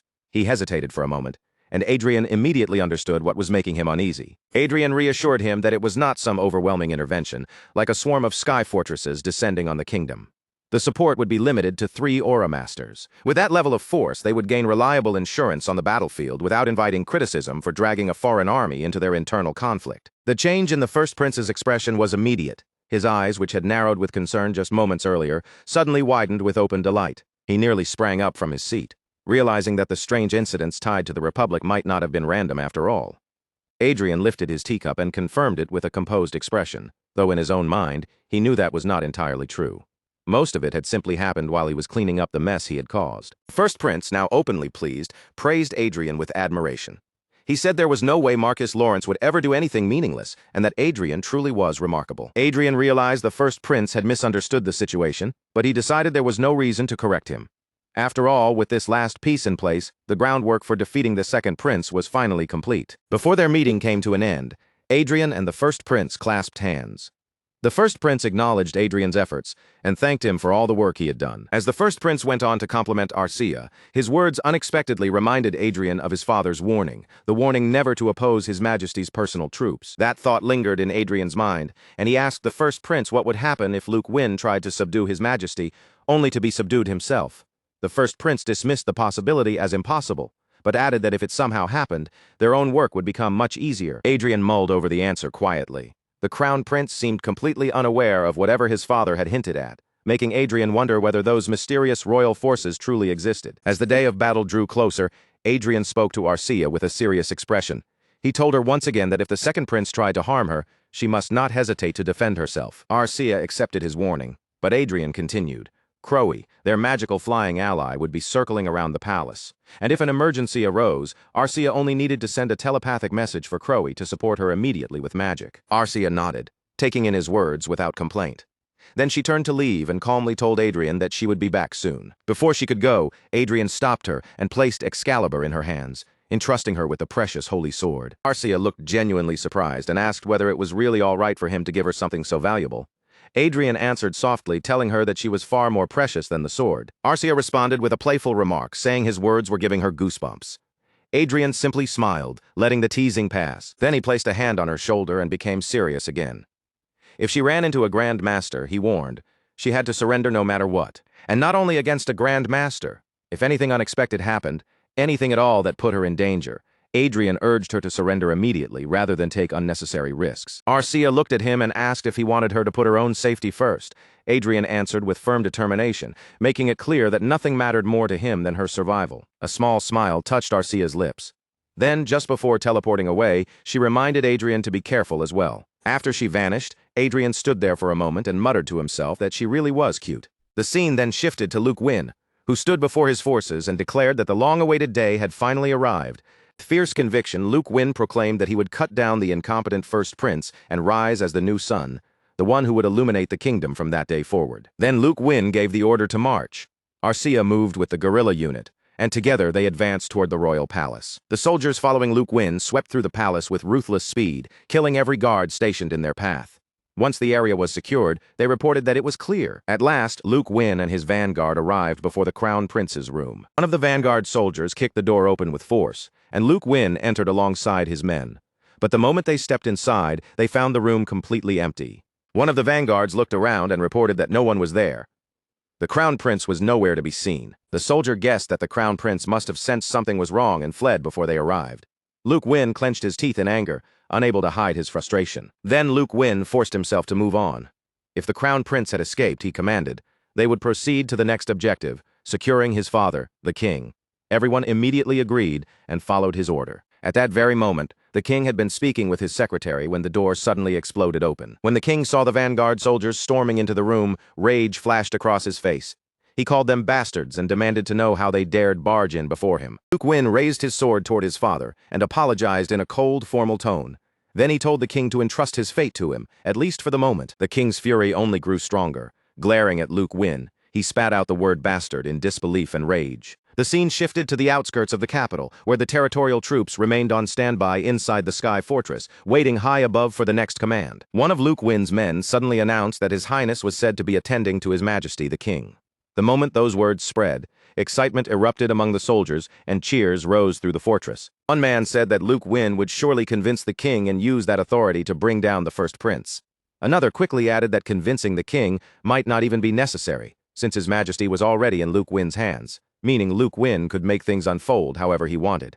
In their eyes, the title of Crown Prince already belonged to His Highness, Luke Wynn. Adrien heard every word of their excited chatter, but he kept his face still and said nothing. Then Adrien turned toward the commander and reminded him that this was no time to stand around idly. Their squad needed to move toward the capital at once, because the moment news spread that the king had been secured, the first prince would almost certainly send rescue forces. The commander accepted Adrien's judgment and raised his hand high, ordering every unit to reveal themselves and advance on Lionel, the kingdom's capital. Their duty, he declared, was to protect both His Majesty the King and their future ruler, His Highness Luke Wynn. As the troops prepared to move, Adrien allowed a faint smile to rise in private. Everything was unfolding almost exactly as he had expected. The commander caught that look on Adrien's face and turned toward him, asking whether something was troubling him. Adrien immediately straightened his posture and brushed off the concern. Instead, he remarked that it was surprising the first prince had fled alone, suggesting that perhaps the crown prince valued his own life more than his father's. The commander answered that the situation must have been desperate, since people often acted selfishly when death was closing in. Adrien nodded as if he agreed, but his thoughts were elsewhere.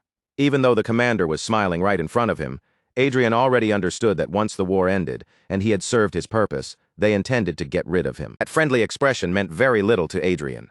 The status window showed that their relationship was built on mutual benefit, yet beneath it, there was also clear malice aimed in his direction. The commander then said they would need both Adrien and Dame Klein to help stop the First Prince's desperate counterattack, and asked whether Adrien could be trusted.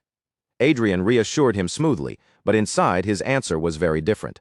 If these people planned to betray him, then he would simply kill them first, and he had not forgotten the others who had wronged him either. In the middle of that conversation, Adrien turned his attention to Margrave Raven and spoke to him directly, suggesting that it was about time he let go of his old hostility and asking how long he intended to keep acting indifferent. Margrave Raven cleared his throat awkwardly and denied understanding what Adrien was talking about. Adrien then looked toward Margrave Cascabel and Count Brooks as well, telling them they no longer needed to remain cautious around him over what had happened with their sons. Both men laughed stiffly, clearly caught off guard that Marcus Lawrence had been the one to start speaking to them first. But deep inside, Adrien's thoughts were cold. He might have been able to overlook others, but he could never forget what those men had done to him. Hiding every trace of that resentment behind a calm face, Adrien said that they were all in the same boat now. Cedric's grandfather, Anna's father, the man who had controlled the Lawrence family and made Adrien's childhood miserable, was none other than Margrave Raven. And then there were Count Brooks and Margrave Cascabel, the men connected to those who had relentlessly bullied both Catherine and Adrien during their academy days. Adrien had only delayed his revenge because he needed to maintain his position as an insider within the Second Prince's faction. Now, Adrien suggested with a composed smile that they should forget the past. After all, he added, no one would want an ally suddenly stabbing them in the back. Margrave Raven looked startled and asked who would ever do something like that. Adrien stayed silent, while inwardly giving the answer without hesitation, he would. The commander, who had been listening nearby, smiled brightly and agreed that it was never wise for the leaders of the same faction to cling to old grudges.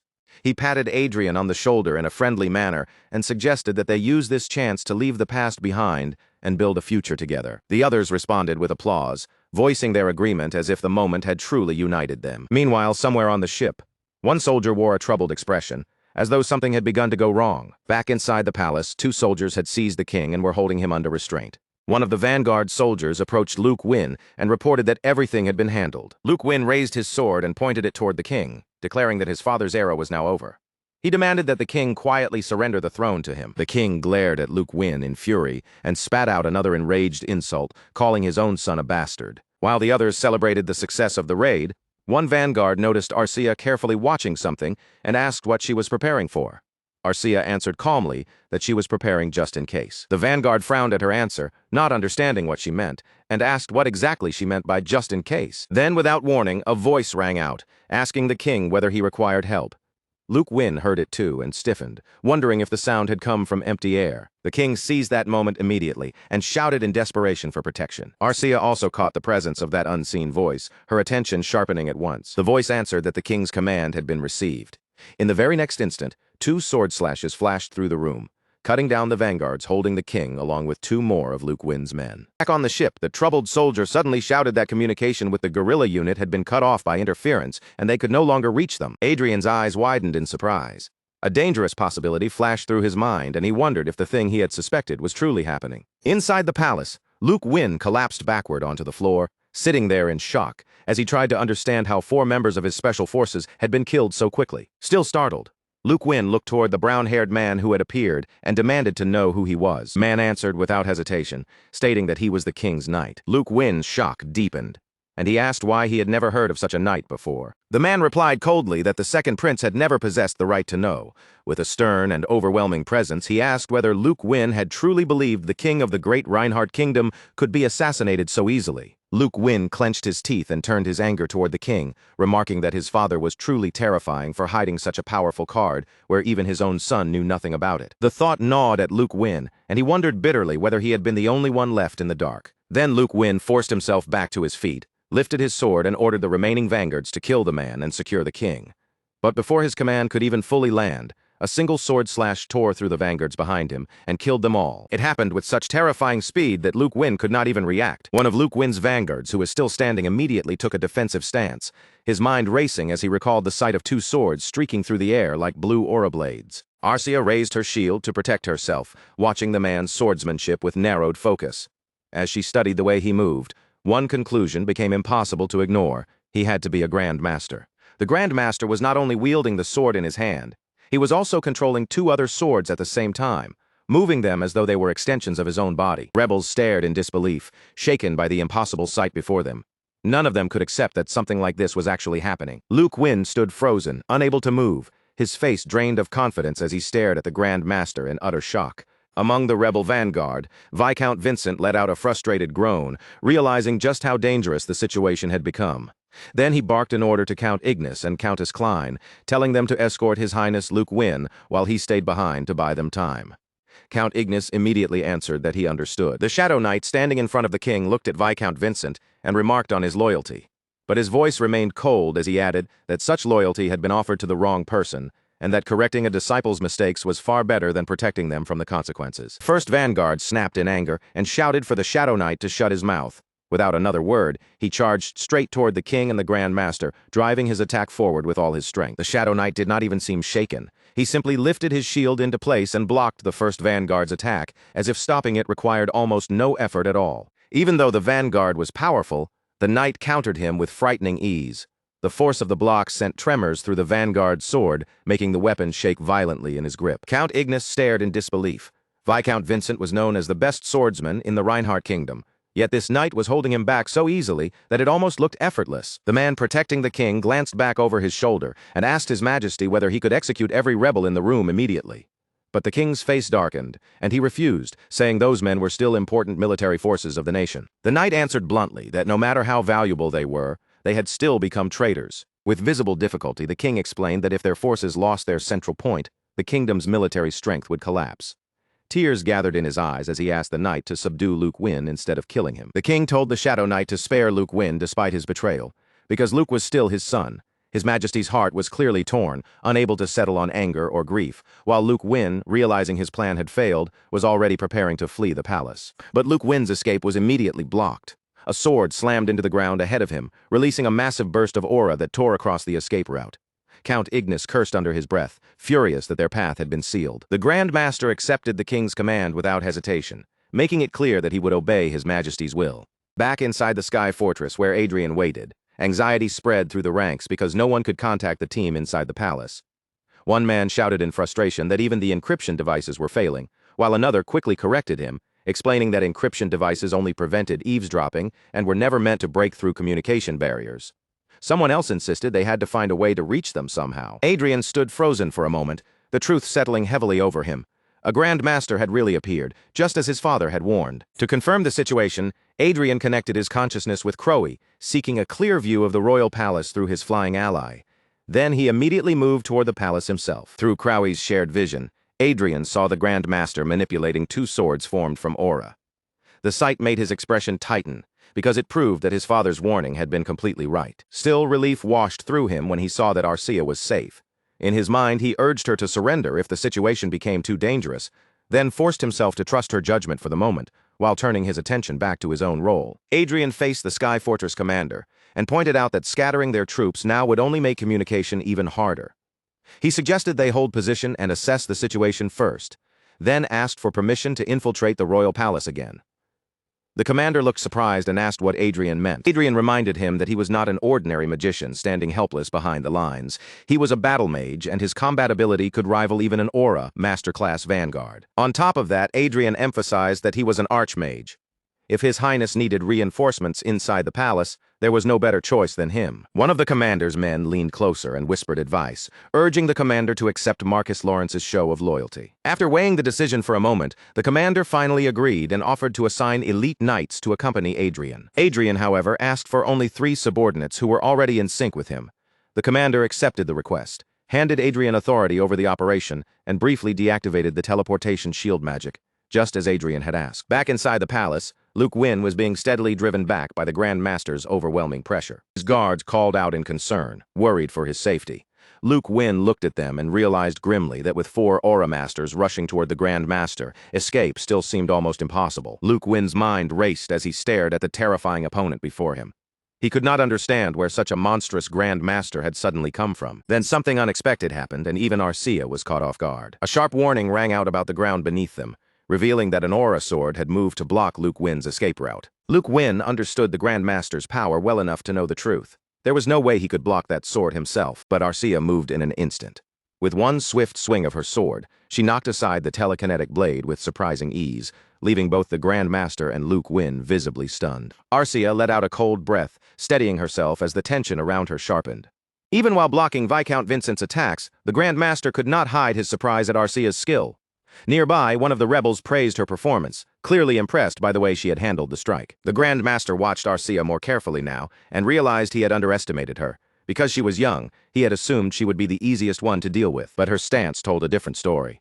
Her defense was remarkably stable, almost as if she were more of a defensive knight than a swordsman focused only on attack. He also noticed that her equipment was no ordinary gear. The sword in her hands, Excalibur, carried a presence that marked it as something truly special. Luke Wynn watched Arcia and felt a twisted mix of pride and greed.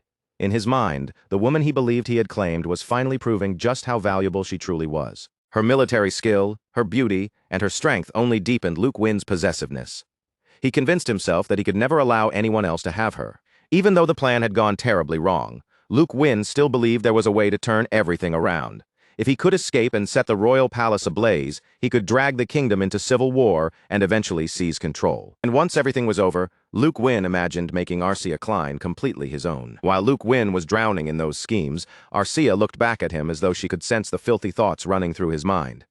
Without hesitation, she swung her sword. At the same time, Adrien made his move with a single sharp flick, cutting down his enemies, including Margrave Raven and the others, without giving them a chance to react. Back in the palace, blood scattered across the room.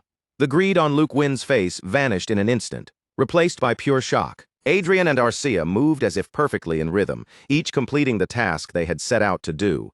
With that, the execution of 3 offenders was declared complete. Viscount Vincent dropped to his knees, his face twisting in desperation as he cried out for the prince. The king was just as stunned, his voice breaking as he called out Luke Wynn's name. After several heavy moments of silence, the Grand Master turned to Arcia and asked whether she had only pretended to stand with the second prince while waiting for the right moment to kill him. Arcia answered calmly that the original plan had been more complicated, but thanks to the Grand Master's interference, everything had been resolved far more easily. The Grand Master then asked why, if her goal was to kill the second prince, she had blocked his sword earlier. Arcia paused briefly before explaining that she had been waiting for the perfect moment to eliminate Luke Wynn herself without facing consequences, and she simply had not wanted to let someone else take that chance from her. Viscount Vincent, crying as if he had just lost his only son, cursed Arcia and called her a wretch. Then, consumed by grief and rage, he lunged toward her with clear murderous intent. But at that exact moment, the window shattered violently, and Crowe burst into the room, catching Vincent completely off guard. Crowe immediately unleashed shackles that bound Viscount Vincent in place. Arcia seized that opening without delay and struck at him. While still guarding the king, the Grand Master calmly watched everything unfold before him. His gaze shifted toward Crowe, and for a moment he wondered whether the creature before him was actually a mythical beast. Crowe lowered his head politely, then delivered Adrien's message through him. The voice identified itself clearly as Mark Adrien Lawrence. The Grand Master narrowed his eyes slightly and asked why Marquis Lawrence was trying to contact the king at a time like this. Through Crowe, Adrien requested that the Grand Master settle the situation before it could erupt into a full-scale war. At the same time, Adrien studied the Grand Master closely and wondered whether this Black Knight could actually be the late Marquis Gabriel. Gabriel had supposedly died from mana overload, but now Adrien strongly suspected that story had been nothing more than a cover-up. A status window appeared, revealing the truth about the Grand Master. He was indeed the former Gabriel James, now a Grand Master and the commander of the Shadow Knight Order. Marquis Gabriel then questioned whether it was too soon to declare the royal succession settled, just because Luke Wynn was dead, pointing out that the Second Prince's faction still had its military forces intact and might try to rally behind another member of the royal family. Adrien answered without hesitation that it did not matter, because that scenario would never happen. Marquis Gabriel looked surprised and immediately asked him why. With a twisted smile, Adrien revealed the reason. 72 prominent nobles, including Marquis Hamilton, the leader of the rebel army, had already been arrested, and if they delayed any longer, the confusion would only spread further. Using the vanguard forces from the Sky Fortress, Adrien had already subdued them all. The king interrupted at that point, his expression heavy as he asked whether Adrien was suggesting they persuade the remaining rebels to surrender. Adrien confirmed that this was exactly what he meant. The king looked down at Luke Wynn's lifeless body, tears gathering in his eyes. After a painful silence, he accepted Adrien's proposal. A few hours later, after hearing that every rebel had been captured, the first prince returned to the palace. The first prince looked around in shock at the aftermath. Nearby, a priest was ordering the wounded to gather in one place, while one of the royal guards thanked him. The priest, still tending to the injured, asked if they were all right. On the other side of the palace, another guard barked orders at the prisoners, who were bound in shackles and forced to move quickly. Then Adrien, Arcia, and another vanguard appeared beside the first prince. They knelt before him and formally congratulated him on his victory. The first prince tried to smile, though the expression was strained. Deep down, he understood that this was not truly his victory, but a defeat wearing the mask of one. He might become king, but the real power now belonged to Adrien and the forces around him, a power strong enough to challenge even royal authority. Adrien, fully aware of the truth behind the situation, smiled with a mischievous glint in his eyes. All of this had been brought about by a boy who was barely 20 years old. The coup led by the second prince had ended in failure, and the battle for the throne concluded with the first prince's complete victory. Even so, the punishment for the second prince's supporters was relatively light, likely because the first prince himself had secretly encouraged Luke Wynn's rise. The heads of the families who had backed the second prince were executed, but their families were spared. However, every noble house tied to the second prince's faction had its title lowered by 2 ranks. One man shouted in frustration, asking how his family was supposed to endure such humiliation. He blamed his sister for their father being beheaded in the chaos, without even receiving a proper chance to stand in court, and wondered bitterly if the same fate awaited him. Lady Cascabel trembled in terror and tried to speak, but her brother angrily cut her off, telling her not to call him brother. He declared that their only option was to offer her to Adrien in hopes of protecting whatever remained of their territory. Lady Cascabel was horrified, her face drained of color as she cried out that she did not want to die. Her brother snapped at her to shut up, insisting that if they did not break the chain of resentment now, everyone would die. Adrien, he warned, was more than capable of making that threat a reality. Then he added coldly that he was not sending her to be killed. After all, the friends who had been captured earlier had also managed to keep their lives. A few months later, the king formally announced that the title of Duke would be granted to Mark Adrien Lawrence. To distinguish Adrien from the Lawrence Baroni, the title L was added to his name, making him Duke Adrien L. Lawrence. In addition, the former territory of the late Marquis Hamilton was handed over to him as an expansion of his domain. The king expressed his hope that Adrien would become a just ruler who cared deeply for his people, and the crowd erupted in cheers as Adrien received both his new title and his new lands. A post on Stargram soon spread the news of the title bestowal ceremony, naming Duke Adrien L. Lawrence and Marchioness Arcia Klein. The post drew more than 3,450 comments, with people saying Adrien was rewriting the kingdom's history and speculating about the outcome of the Saintess competition. Others expressed relief at Margrave Cascabel's fall, while one reply claimed that Adrien had become a wall no one could ever surpass. The words "never surpass" seemed to echo somewhere beyond the kingdom itself, as the bug virus stirred within the Fate system. Meanwhile, deep inside the virtual world, the bug virus remained active in the Fate system, driven by an endless hunger for more data. Complaints had already begun pouring in about the game malfunctioning. Players reported that accounts and even NPCs were disappearing without warning. Chester investigated the strange failures and eventually discovered the cause. A bug was responsible for the chaos spreading through the system. When the bug tried to attack Chester, he caught it with ease. What surprised him was not the attack itself, but the fact that the bug could actually speak. The bug demanded to know who he was, and Chester stared at it in astonishment. He realized that during the system downtime, an error had allowed the bug to develop the ability to express itself, unintentionally creating something close to artificial intelligence. Chester admitted to himself that he would have loved to experiment on the bug for a while. Unfortunately, it had already caused far too much destruction to be left alone. After Chester captured it, the bug suddenly changed shape, transforming into a strange heart-shaped creature right before his eyes. Seeing its new form, Chester began thinking it might still be useful. He considered placing it inside a doll so it could serve as an errand boy in the real world. The moment the bug heard that, its heartbeat quickened in terror, as if it had just been caught by a demon obsessed with work. A few days later, inside his mansion, Adrien smiled with quiet satisfaction while Arcia and Catherine stood behind him. He reflected on how pleasant it felt to hold real power in his hands. In front of him, Isabella and another man were kneeling on the floor, both trembling visibly. Adrien looked down at them and noted that even his worst enemies were now bowing before him. The kneeling man begged Adrien for mercy, but Adrien cut him off with a snap of his fingers. He asked whether the man knew how his friends were doing, then told him he would be working alongside them. At Adrien's command, soldiers grabbed the man by the hands and dragged him away to the mine, where he would spend the rest of his life laboring. Even as he was taken away, the man kept shouting and pleading for forgiveness. Adrien then turned his gaze toward Isabella, silently considering what punishment would suit her. After all, she had been one of the most prominent bullies in his past. Isabella was so frightened that she could not even speak, her body shaking uncontrollably. Adrien then looked toward Catherine, who had also been one of Isabella's victims, and asked what she wanted to do. Catherine answered with a bright smile, saying she was already satisfied just seeing Isabella kneeling before her.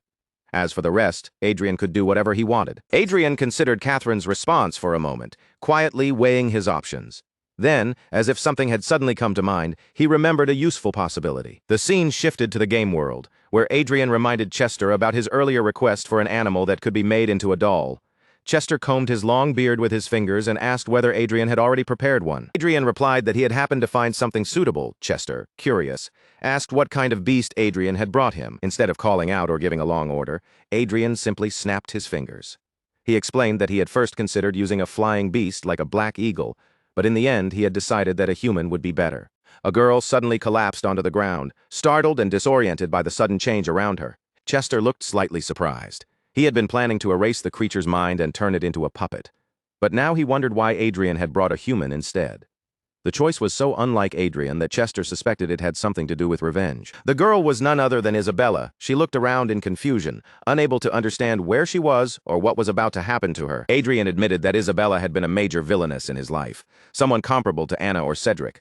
Chester closed his eyes and combed through his beard again, remarking that things had become more complicated than expected.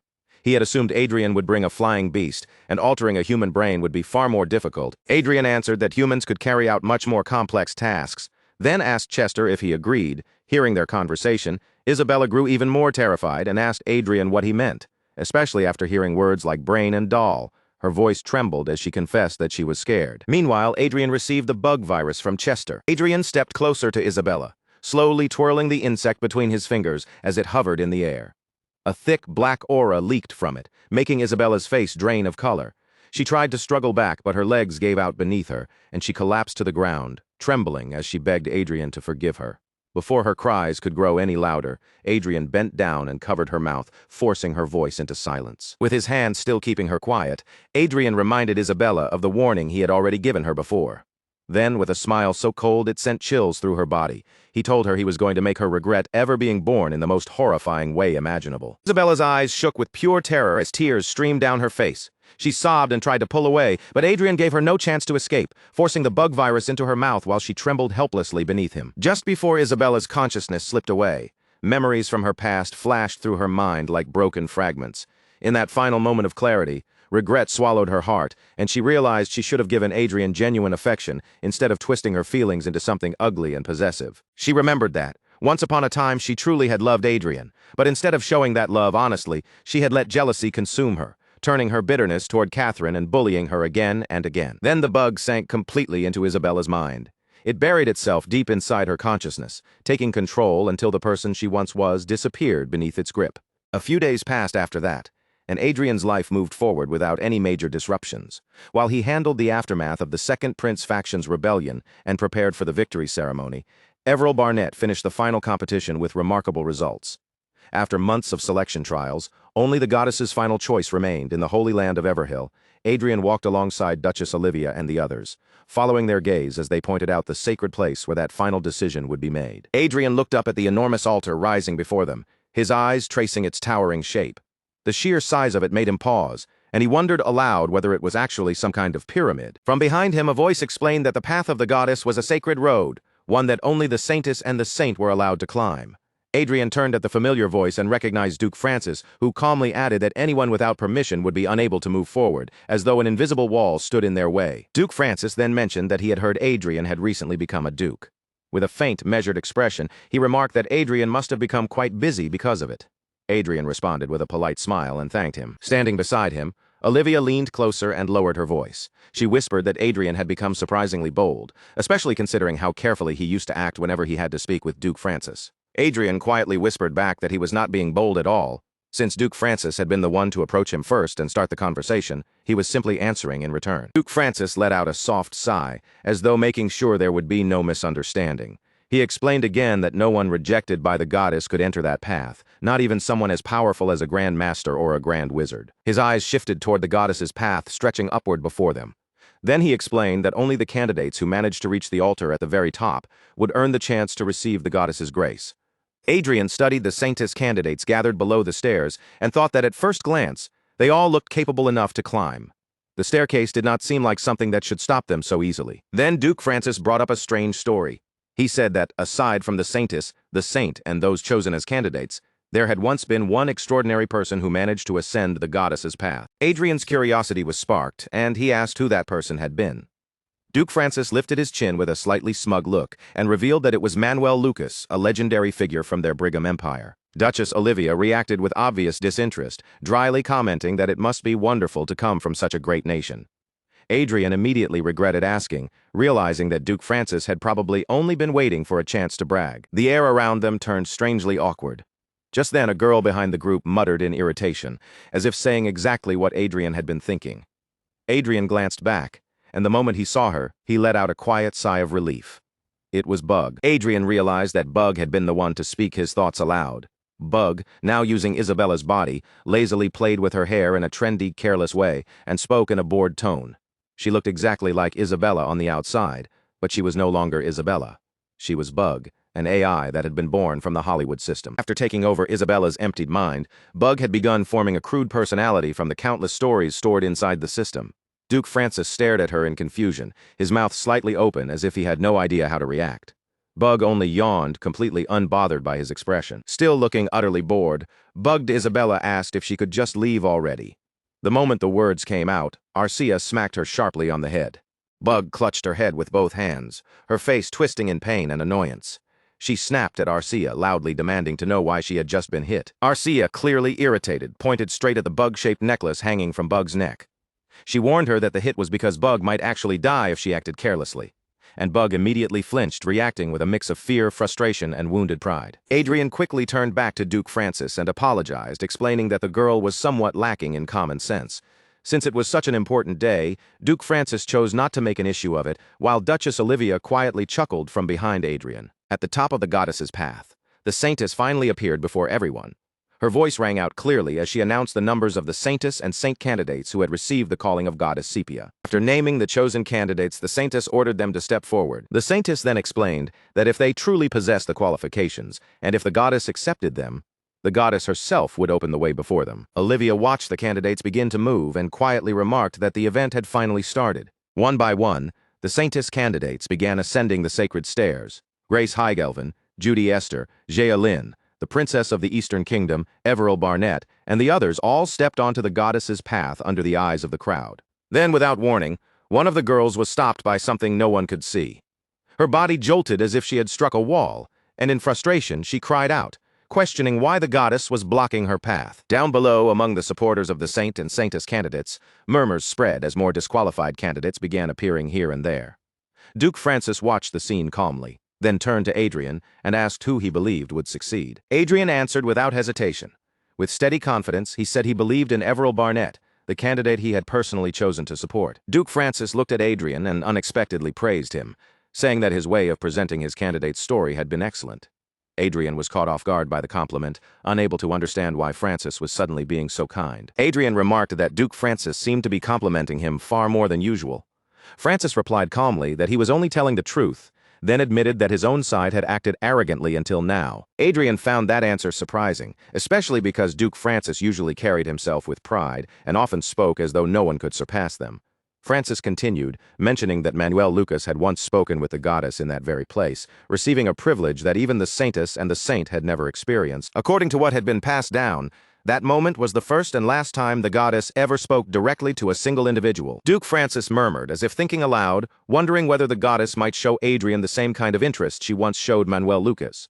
While Adrien listened to those quiet words, something on the goddess's path suddenly caught his attention. One of the Francis Duchy's candidates had stopped climbing and was already making her way back down. Adrien stared at her in confusion, trying to make sense of what he was seeing.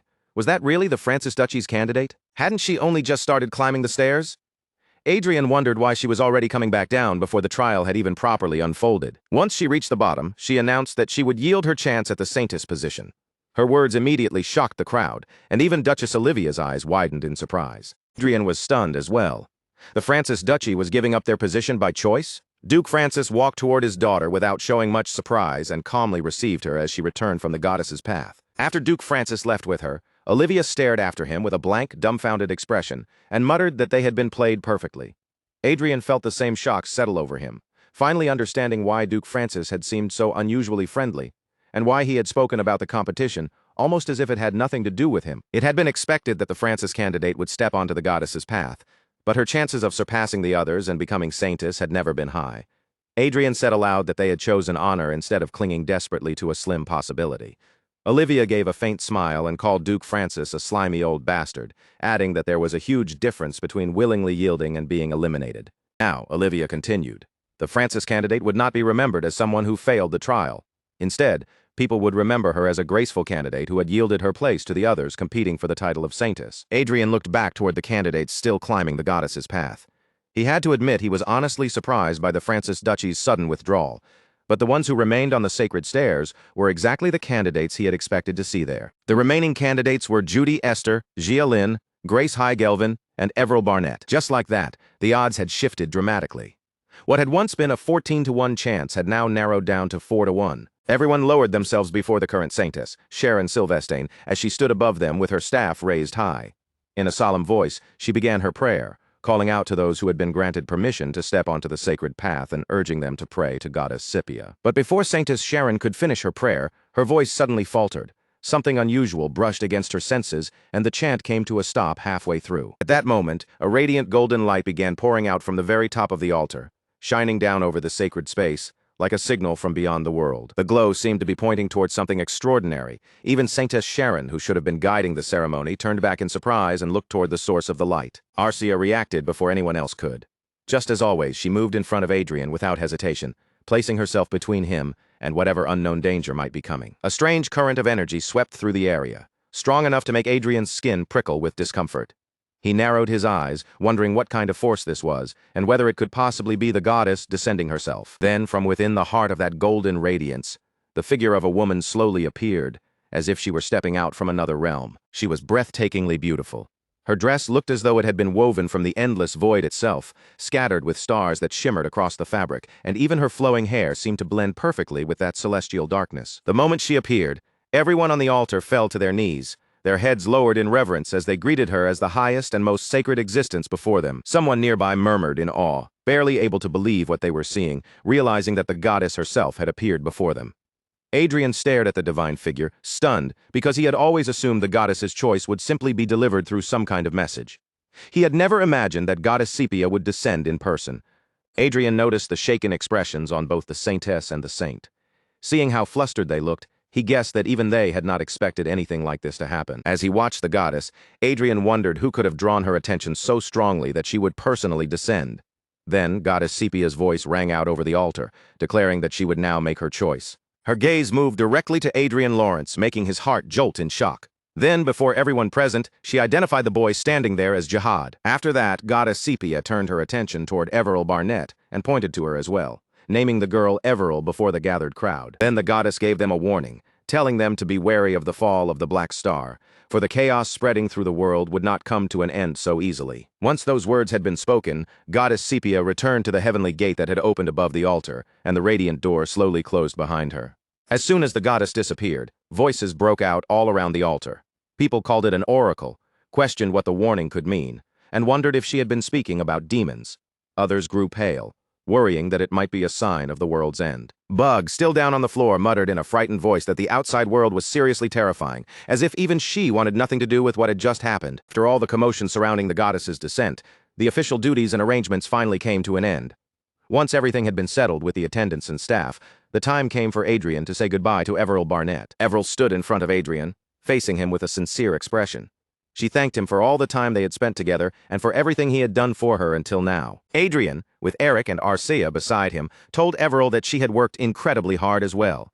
Then he added that if she ever needed help in the future, she could call for him at any time, and he would do everything within his power to support her. Everil looked a little surprised by his words. She hesitated for a moment, then asked if they would still be allowed to meet even after she became the saintess. Adrien reassured her without hesitation, telling her that of course they could still meet. Everil's face brightened with happiness as she smiled. Having been chosen by the goddess, she would now assist Saintess Sharon Silvestine for 1 year, learning the duties of the role before finally inheriting the title of saintess. With that, Everil gave her farewell. Then she turned and left together with Saintess Sharon, beginning the next stage of her life. Adrien watched the two of them depart, quietly thinking that the news of goddess Scipia descending after 300 years would likely overshadow the results of the selection competition itself. Still, for Everil, who had come from a commoner background, Avoiding too much attention might actually be a blessing rather than a problem. But one thing continued to linger in Adrien's mind: the goddess's oracle. The chaos in the world would not end, and they had to beware the fall of the Black Star. Afterward, the Holy Land and the major nations all began investigating the meaning behind the goddess's oracle, but none of them managed to find any useful clues. Later, while Adrien was playing the game, he found himself thinking back to that moment. It had felt as though Goddess Sepia's eyes had met his, but he wondered if that had only been his imagination. Just then, someone behind Adrien warned him not to lose focus. The voice calmly informed him that there was a trap hidden on the ceiling 30 meters ahead, and that 2 dragon demons were approaching their position. The girl quickly healed Adrien, her magic restoring him just in time. Then she burst into excited laughter, clearly thrilled by the pace of the battle. Isabella, now fully switched into gaming mode as Bug, proudly declared that virtual reality was her territory. To a bug like her, this kind of digital battlefield was practically home ground. She flashed a victory sign and winked with exaggerated confidence, saying that this was as easy as shooting fish in a barrel.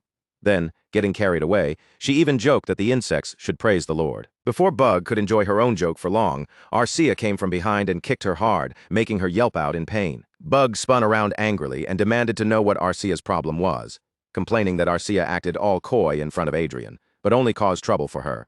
However, when Arcia kicked her again, Bug's attitude instantly collapsed, and she hurriedly apologized. Meanwhile, Adrien stood off to the side and commented that having a healer had definitely helped him level up much faster.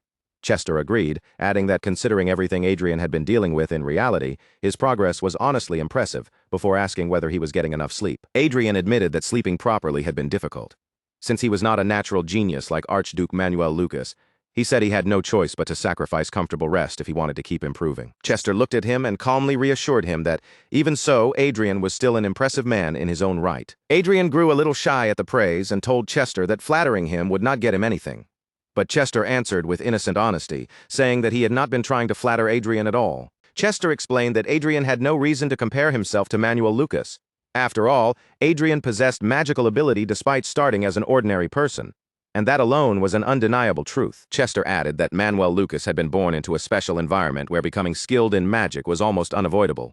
Those words made Adrien's expression turn serious, and he immediately asked what Chester meant by a special environment that naturally led Manuel Lucas toward magic. Chester replied that there was no particular reason to keep it hidden, speaking as though the answer was simple enough. Then Chester revealed the truth. Manuel Lucas had been a magician from the very beginning. At first, Adrien froze in complete shock. Then his expression twisted into something almost comical as confusion and disbelief hit him all at once. Adrien asked Chester in shock whether Manuel Lucas had really come from Earth, and whether he had already been a magician even before arriving in this world. Floating in mid-air, Chester explained that magicians had existed on Earth too, though their powers had faded over time. Only a small number of them remained, living quietly like ordinary people. Chester revealed that Manuel Lucas had been the eldest son of a declining family of magicians. Even so, his power back then had been extremely limited. At most, Manuel Lucas could create tiny flames or sparks at his fingertips, an ability so weak that it was less useful than a handgun. Chester went on to explain that Manuel Lucas had devoted himself to researching mana amplification in the hope of restoring his family's former strength. Adrien, taken aback by the story, began to wonder whether Manuel Lucas crossing into this world had not been a mere coincidence after all. With a knowing smile, Chester confirmed that Adrien's guess was correct. He jokingly added that it was not as if Manuel Lucas had simply been hit by some passing truck. Adrien was left stunned by that comment, especially since his own transmigration had happened because of the infamous truck coon. Chester continued, explaining that Manuel Lucas had ultimately been caught in an accident and ended up in this world as well. But unlike Adrien, who had reincarnated after dying, Manuel Lucas had been transported while still alive after being swept up in an enormous magic explosion that tore through space itself. Because of that explosion, Manuel Lucas accumulated mana at the level of an archmage. Chester explained that Adrien, too, had gained his own fate as a result of being thrown into another world. As Adrien listened, he thought about how different their starting points had been. Unlike the Manuel Lucas he had imagined as someone surviving life-and-death struggles with nothing but his fists, Manuel Lucas had actually begun with power comparable to an archmage, making any direct comparison between them feel meaningless. And with that, Adrien finally understood why Manuel Lucas had been so desperate to return home. As Adrien pictured Manuel Lucas in his mind, he reflected on the difference between them. Adrien had been forced to meet his end and experience death once, while Manuel Lucas had only been accidentally transported to another world, even receiving powers that might make returning possible. Sad looks settled over Adrien's face as he admitted to himself that if he had been in Manuel Lucas's position, he probably would not have given up either. he would have clung to the hope of returning home just as stubbornly. Chester noticed the shift in Adrien's mood and cleared his throat to draw his attention back. Then he reassured Adrien that he was walking a path even greater than Manuel Lucas, the man once considered the best, and that Adrien had every right to take pride in how far he had come. Adrien gave Chester a quiet look of appreciation and thanked him sincerely. Those words had eased the weight in his chest, and Adrien made sure Chester knew he was truly grateful. Then Adrien asked whether there was any possibility that Manuel Lucas had not died at all, but had actually succeeded in returning to Earth. Chester answered that Manuel Lucas had been working on one final piece of research, so it was not impossible, though only Manuel Lucas himself would know the truth for certain. But while they were speaking, Isabella grew bored and cut in rudely with a long yawn, asking Adrien how much longer he planned to slack off instead of leveling up. The moment Isabella said that, Arcia's hand came down hard on the top of her head. Isabella winced and quickly corrected herself after Arcia pointed out that she should have addressed Adrien properly as Sir, instead of casually calling out to him like he was just some random person. Even after being corrected, Isabella seemed more focused on the pain than on her manners. She clutched her head and cried out at Arcia, demanding to know how Arcia could hit her so casually. Arcia stared back without the slightest change in expression. Then she calmly asked whether Isabella would prefer to be struck with a sword instead, showing her weapon as if that option was perfectly available. Even from a distance, Adrien could hear their bickering clearly. His eyebrow twitched in irritation as he thought that Bug really could not stay quiet for even a single second. Pushing that noise aside, Adrien turned his attention back to Chester and asked whether he still had one use left of the Hollywood Systems Administrator privileges. He wondered if Chester could use that authority to figure out the meaning behind Goddess Sepia's final words, but Chester advised him not to waste it so quickly, pointing out that even the Holy Land was still trying to interpret the Oracle, which meant using such a valuable right now might not be worth it. Adrien caught something in Chester's cautious reaction and pressed him further, sensing that Chester had at least some idea. Chester did not deny it, but he remained careful, explaining that he had a vague understanding, though anything related to the goddess had to be treated with extreme caution. Chester extended his hand, and an object appeared before him. He advised Adrien to search for the clue himself, saying Adrien already had the materials he needed, so there was no reason to spend the administrator privilege. A book materialized in front of Adrien, and he reached out to take it. Holding it in his hands, he read the title aloud: Why Rondell Cannot Venture into Space Despite Having Advanced Technology. Later, back at his mansion, Adrien stood alone on the balcony. The book Chester had given him in the game world had now been copied and saved into his smartwatch, making it available for him to read in reality. As Adrien looked over the contents, he realized that until now, he had been so focused on surviving that he had never had the luxury to think about space, the sky, or anything beyond the world right in front of him. Under the full moon and the starlit sky, Adrien gazed out over his dukedom and began reading Manuel Lucas's diary. In it, Manuel Lucas wrote that physical force was merely a subconcept compared to powers like magic, aura, divine power, and elemental power.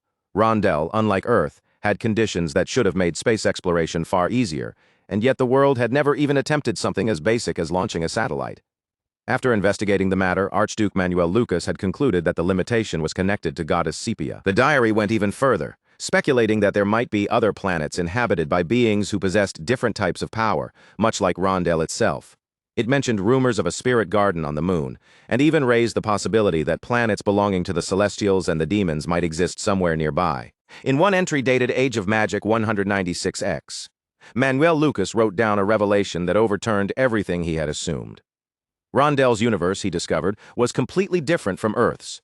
Beyond Rondell, the moon, and the sun, there was nothing at all in the vastness of space. The stars and the Milky Way shining overhead were nothing more than illusions. Adrien felt a chill run through him as he reached that part of the diary, and he slowly raised his eyes toward the night sky, realizing that every glittering star above him might be fake. Adrien continued reading, and the diary described Rondell as a massive cage bound by countless restrictions. Manuel Lucas questioned where the demons that repeatedly invaded Rondell truly came from, even wondering whether they were some kind of periodic entertainment sent by the goddess, like an event match arranged for her amusement. But Manuel Lucas quickly rejected that simple idea. He reminded himself that Rondell was a world built on magic, and that trying to understand it through ordinary logic from Earth would only lead him in the wrong direction. Manuel Lucas wrote that he had to break away from the fixed assumptions he carried as someone from Earth. If he wanted to uncover the truth of this world, he could no longer think like an Earthling. Another entry from the Age of Magic 196X explained that Manuel Lucas changed his approach. Instead of merely looking at outer space visually, as he had done in earlier investigations, he tried to examine it through magic. Rather than building Rondell's version of the Hubble Space Telescope, he installed a mana detection device on his craft, reasoning that since mana naturally gathered around planets, Detecting similar energy signatures might reveal the universe's true hidden form. The diary revealed that Manuel Lucas's prediction had been right, and that he finally managed to observe the real night sky. Adrien stared at the genuine image of the sky recorded in the diary, unable to hide his amazement as surprise spread across his face. The next entry recounted an incident from the Age of Magic, 196X. One day, the Saints suddenly stormed into Manuel Lucas's residence with the Holy Knight troop and arrested him, accusing him of committing blasphemy by attempting something the goddess had forbidden. In an entry from the Age of Magic 197X, Manuel Lucas wrote that he managed to escape serious punishment after the Emperor of the Brigham Empire donated an enormous sum of money to seek forgiveness and promised that such actions would not be repeated. Even so, Manuel Lucas admitted that he could not abandon his fascination with space. Determined to continue, he built new equipment that could observe the true nature of the universe from the ground. Through those observations, Manuel Lucas uncovered three important facts. First, although the planets could not be seen because of a camouflage-like effect, there were definitely two other planets in the same solar system as Rondell with similar conditions. He concluded that these were likely the worlds of the Celestials and the demons. Second, Manuel Lucas discovered that the spatial coordinates were arranged in a way that made direct travel between the planets impossible. To invade another planet, one would have to cross the empty stretch of space directly, and that method was strictly forbidden by the goddess. At last, he understood why the demons were forced to go to such extreme lengths just to reach Rondell. Third, Manuel Lucas noted that many constellations known on Earth also appeared in this world's sky. As Adrien read that part, he muttered under his breath, struck by the strange overlap between the constellations of Earth and Rondell. Adrien thought back to the diary's suggestion that Rondell's night sky resembled Earth's. Then he remembered the subtle discomfort he had felt whenever he spent a long time staring up at the stars, as if something about the sky had always been slightly wrong. Then the answer hit him. The stars in Rondell's night sky were mirrored, their left and right sides reversed compared to the constellations he knew from Earth. That realization made Adrien wonder whether Rondell might actually be a world on the opposite side of the Earth he once knew, and the thought made his body tremble. Adrien leaned heavily against the balcony railing and gripped his head, Chester's words echoing through his mind. Chester had said he was not certain, only that he had a vague idea, and now Adrien finally understood what that cautious answer had meant. Adrien wondered whether the black star mentioned by the goddess referred to the planet on the opposite side of this hidden world, possibly even Earth itself. Frustration tightened in his chest as he admitted that even before Chester recommended the book, he had suspected the black star might be another planet entirely. But now another question pressed down on him. If Rondell truly was connected to the other side of Earth, then the goddess's prophecy might mean that a problem was rising between this world and Earth. And if that was true, it was not just a local crisis, but something that could threaten the entire world. Adrien could not understand why goddess Sepia had chosen to speak in such vague, cryptic words. The more Adrien tried to think through it, the more tangled everything became. Irritation surged in his mind, and he silently shouted, wondering what he was supposed to do when no one would simply tell him what was really happening. A sense of helplessness settled over him. It was not as though Adrien could simply reveal this material to others and explain what he had discovered, so he found himself questioning what exactly the goddess expected from him. In the end, Adrien decided there was nothing he could do about it right now. If the answers would not come to him, then the only thing left was to return to the game and keep leveling up. Inside the game, Adrien stood at the rear of the party while the battle continued ahead of him. Isabella, in a strangely cheerful mood, kept healing Arcia over and over, happily chanting, "Heal, heal," as though she were enjoying herself far too much. But Adrien's mind was still tangled with thoughts of the prophecy, making it hard for him to focus on the game. His head spun as he thought that if the warning had simply been about demons descending, the problem might have at least been easier to understand, even if it was still a huge disaster. While he was lost in thought, he faintly heard someone calling his name. It was Arcia's voice calling out to him. Sir Adrien, in front of him. Two giant monsters were already preparing to fire a magic beam, and by the time Adrien noticed, he realized he was too late to dodge. At that exact moment, a desperate idea flashed through Adrien's mind. Without hesitation, he cast Bind Magic and locked Isabella in place. Isabella only had time to make a confused sound before Adrien teleported her directly in front of him. Using her as a meat shield, he shouted, "Fatal Friend Shield," as if he had just come up with a brilliant new tactic. In his mind, Adrien apologized to Isabella, admitting that he simply could not afford to lose his hard-earned experience points. Isabella, horrified and furious at being used that way, screamed curses at Adrien, calling him a little piece of trash with every bit of anger she could muster. A few minutes later, the system notified Adrien that he had reached level 250.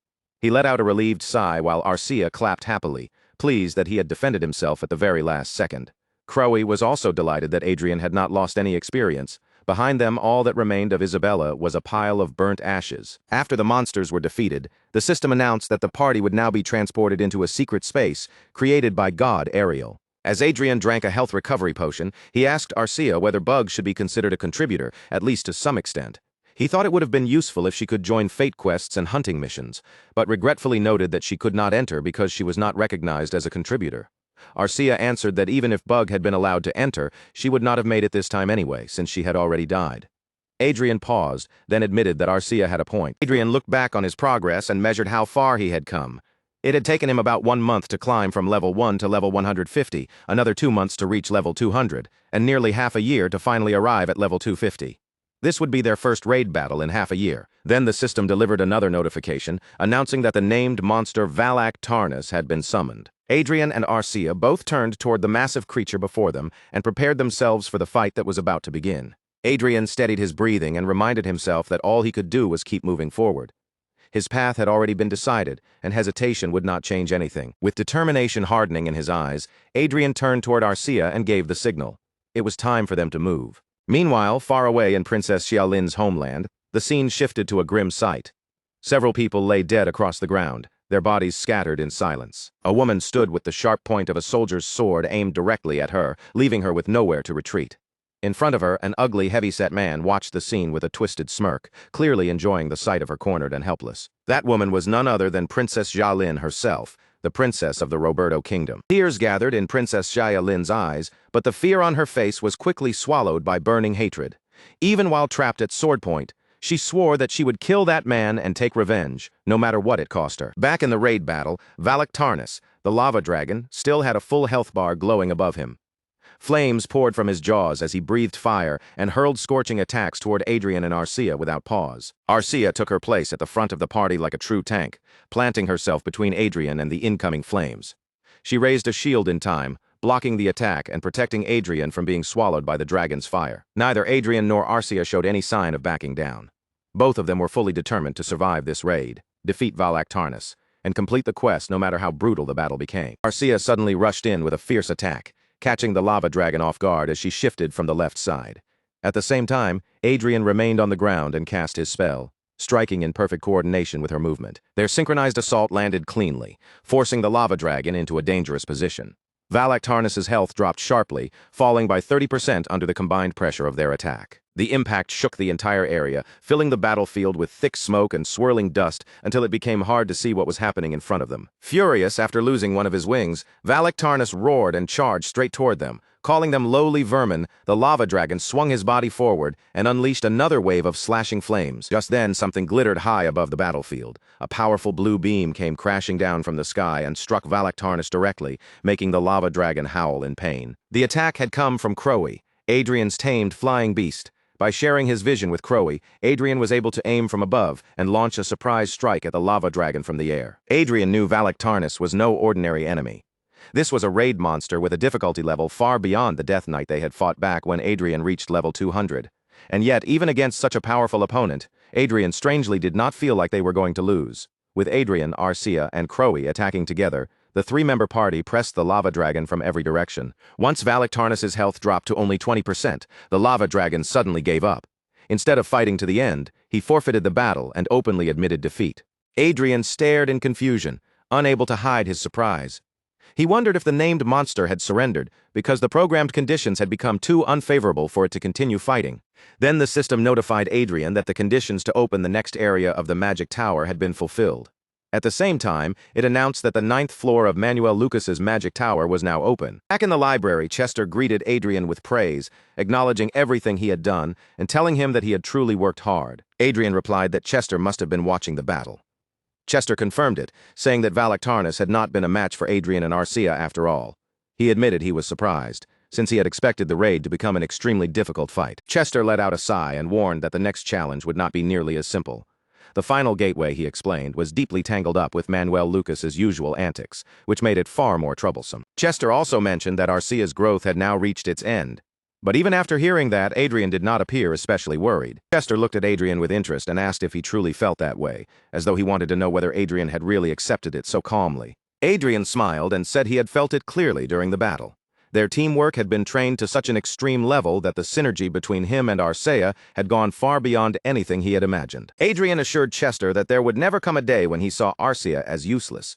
To Adrien, she was no different from a human being, and her potential to keep growing was not something that could be measured so simply. Adrien believed Arcia would continue to grow in her own way. Hearing those words from him, Arcia could not hide how delighted she felt. Chester turned away with a complicated expression and remarked that watching his successor grow made him feel both sad and happy at the same time. Still, he admitted that such progress was only natural for the successor of Manuel Lucas. A system window then appeared before Adrien, notifying him that he had been granted 5 access rights to the Hollywood System Administrator privileges. It also announced that he had acquired 200 trillion loots, which would be deposited into his Alicia Union bank account, and that the account had been additionally registered on the terminal. Adrien's rewards did not stop there. He also gained the Sky Fortress Aegis, 2 automatic Vanguard units at the Aura Master class, control over the intelligence and assassination organization known as Blue Moon, and ownership of the underground base Hecate. At the same time, Adrien's 8th Circle had finally been formed. After receiving all the rewards from the Fate Quest, Adrien's consciousness returned, and he finally woke up. When Adrien opened his eyes and got up, Arcia was already standing beside him. In front of him, several men were kneeling with their heads lowered in respect. With joy and reverence in their voices, the kneeling men greeted Adrien as the master of the full moon. Adrien looked down at them and smiled with satisfaction. At last he had obtained the Blue Moon Intelligence Organization. In Lionel, the capital city of the Reinhardt Kingdom, a man was pestering Duke Adrien with shameless enthusiasm. He kept saying what an honor it was to meet Duke Lawrence and Marchioness Klein in person. The man reminded Adrien of the time they had met at a ball, then immediately began flattering him and Marchioness Klein, saying the two of them looked beautiful enough to be called the greatest couple in the kingdom, introducing himself as Marco, the head of the Planning and Coordination Office of the Ministry of Justice. He added that his family had recently hired a skilled chef and offered to treat Adrien to a meal. Adrien, already irritated, cut him off by saying he had an appointment with His Majesty. Marco left with a gloomy look on his face, and Adrien noticed his disappointed expression as he walked away. Then Adrien turned to the black-haired man beside him and asked what exactly had happened. The black-haired man scratched the back of his head awkwardly and admitted that he had never expected to be dragged into the spotlight so suddenly. As they continued walking toward the throne room, Adrien told the black-haired man that he needed to get used to this kind of attention. After all, one of the reasons Adrien had come today was to secure an official position for him. At the entrance to the throne room, one of the royal guards announced their arrival, stating that Duke Lawrence and Marchioness Klein had requested an audience with the king. The king granted them permission to enter, and all 3 stepped inside before kneeling before the throne. With proper formality, they greeted him as the Golden Lion of the Reinhardt Kingdom. The king looked down at Adrien and spoke sarcastically, asking whether the comet of their kingdom had come to see him. He then questioned whether Adrien was not actually there to report to Crown Prince Michael van Reinhardt, who stood beside the throne. Michael van Reinhardt laughed lightly and remarked that His Majesty was being too harsh. Adrien quietly thought to himself that King Lionel was making his dislike of him painfully obvious, perhaps because he needed someone to target while grieving the loss of his son. Adrien then closed his eyes, kept his composure, and stated that he had come to report the birth of a new Aura Master in their kingdom. Before the report could continue, a guard suddenly burst into the throne room. He urgently informed the king that Princess Yahello of the Roberto Kingdom had appeared at the kingdom's emergency teleportation gate, gravely injured. Adrien's eyes widened in confusion as he heard the name. Princess Yahello had appeared here and in such a terrible condition. Meanwhile, at the emergency teleportation gate, the magic circle opened, and a wounded woman emerged from within the light. Adrien, Arcia, the black-haired man, and Crown Prince Michael van Reinhardt all rushed to the teleportation gate. 2 people were already using healing magic on Princess Yahello, but even under their treatment, she coughed up blood. Adrien hurried to her side and immediately ordered the healers to move aside. His voice was urgent as he told them to give him enough space to treat her properly. Princess Yahello continued coughing up blood as Adrien cast recovery magic on her again and again. Silently cursing under his breath, he wondered who could have done something this horrific to her. As Adrien examined her condition, his expression hardened. Half of her internal organs were already gone, and ordinary healing magic alone would not be enough. At this rate, Princess Yahello would not survive. At that moment, Princess Yahello's eyes slowly opened, and she called out to him as Duke Lawrence. Startled, Adrien asked if she was awake, then immediately demanded to know what had happened. Barely able to speak through the pain, Princess Yahello forced out a desperate plea, begging Adrien to help her. After a brief silence, Adrien made his decision. He carefully lifted Princess Yahello into his arms and announced that he would be taking her with him. The royal guard beside Crown Prince Michael van Reinhardt reacted in shock, unable to hide his alarm at Adrien's sudden declaration. Even the Crown Prince found himself momentarily placed in a difficult position by Adrien's bold move. In the end, Crown Prince Michael van Reinhardt raised a hand and stopped the guard from interfering. Since Princess Yahello was Adrien's guest, he acknowledged Adrien's right to take responsibility for her and permitted him to act as he wished. Adrien gave Crown Prince Michael van Reinhardt a brief but sincere word of thanks. Then, without wasting another moment, Adrien disappeared through teleportation with Princess Yahello in his arms. When Adrien arrived at his mansion, he gently laid Princess Yahello down and examined her condition more carefully. What she needed was far beyond an ordinary healing spell. To save her, Adrien would have to use advanced 8th-star resurrection magic. Adrien steadied himself and gathered his magic with firm resolve. Then he activated the spell and began chanting the words of revival. Princess Yahello found herself walking through a river dyed deep crimson, as though the entire stream had been made of blood. Tears ran down her face as she cried out for her father and mother, her voice echoing through that horrifying place. Then a faint sound reached her, like someone calling her name. Lin, trembling, Princess Yahello begged into the darkness, asking if anyone was there and pleading for someone to help her. From somewhere far away, another voice seemed to call her princess. A man dressed in white appeared before her, almost like a figure standing beyond the blood-red haze. Princess Yahello desperately reached toward him, begging for help, as the faint voice called again, this time more clearly. Yahello. Then someone shouted out, Princess Yahello. Princess Yahello's eyes snapped open, and she muttered in disbelief that everything she had seen must have been nothing more than a terrible nightmare. Adrien noticed the movement right away and looked down at her, quietly remarking that she had finally woken up. Princess Yahello turned her eyes toward Adrien, tears still clinging to them as she struggled to understand where she was. Adrien calmly explained that she was in Marinkov, the central city of his territory. Arcia was also standing nearby, silently watching over the situation. The Roberto Kingdom, the nation that had conquered the eastern Triton continent of Rondell, had now been thrown into chaos. After the regime of Louis Fairmont in the Allied Prius Republic collapsed through revolution, cracks began to appear in the protective barrier that had once supported the Roberto royal family. Those cracks eventually widened into disaster, allowing Emperor de Leon to usurp the throne and seize power for himself. As Adrien observed Princess Yahello's weakened state, he thought about how the Roberto Kingdom had always possessed a noble council far larger and stronger than the royal family itself. Because of that, it had probably been unable to suppress the rebellion in time. Adrien also wondered whether the Roberto Kingdom's desperate attempt to win the Saintess selection had been one last effort to restore the weakened authority of the royal family. At last, Adrien told Yahello directly that he would help her reclaim her kingdom. Confused by the sudden declaration, Yahello looked at him and asked what he meant. Yahello hesitated, clearly worried that she would only be placing an even greater burden on him. But Adrien reassured her, making it clear that he was not offering his help for free. Adrien explained his condition by mentioning Ophelia, a small island located in the Sea of Storms, and the great hole that lay there. He proposed that if Yahello leased Ophelia Island to him free of charge for 50 years, he would suppress the rebellion without dragging her country into a major war.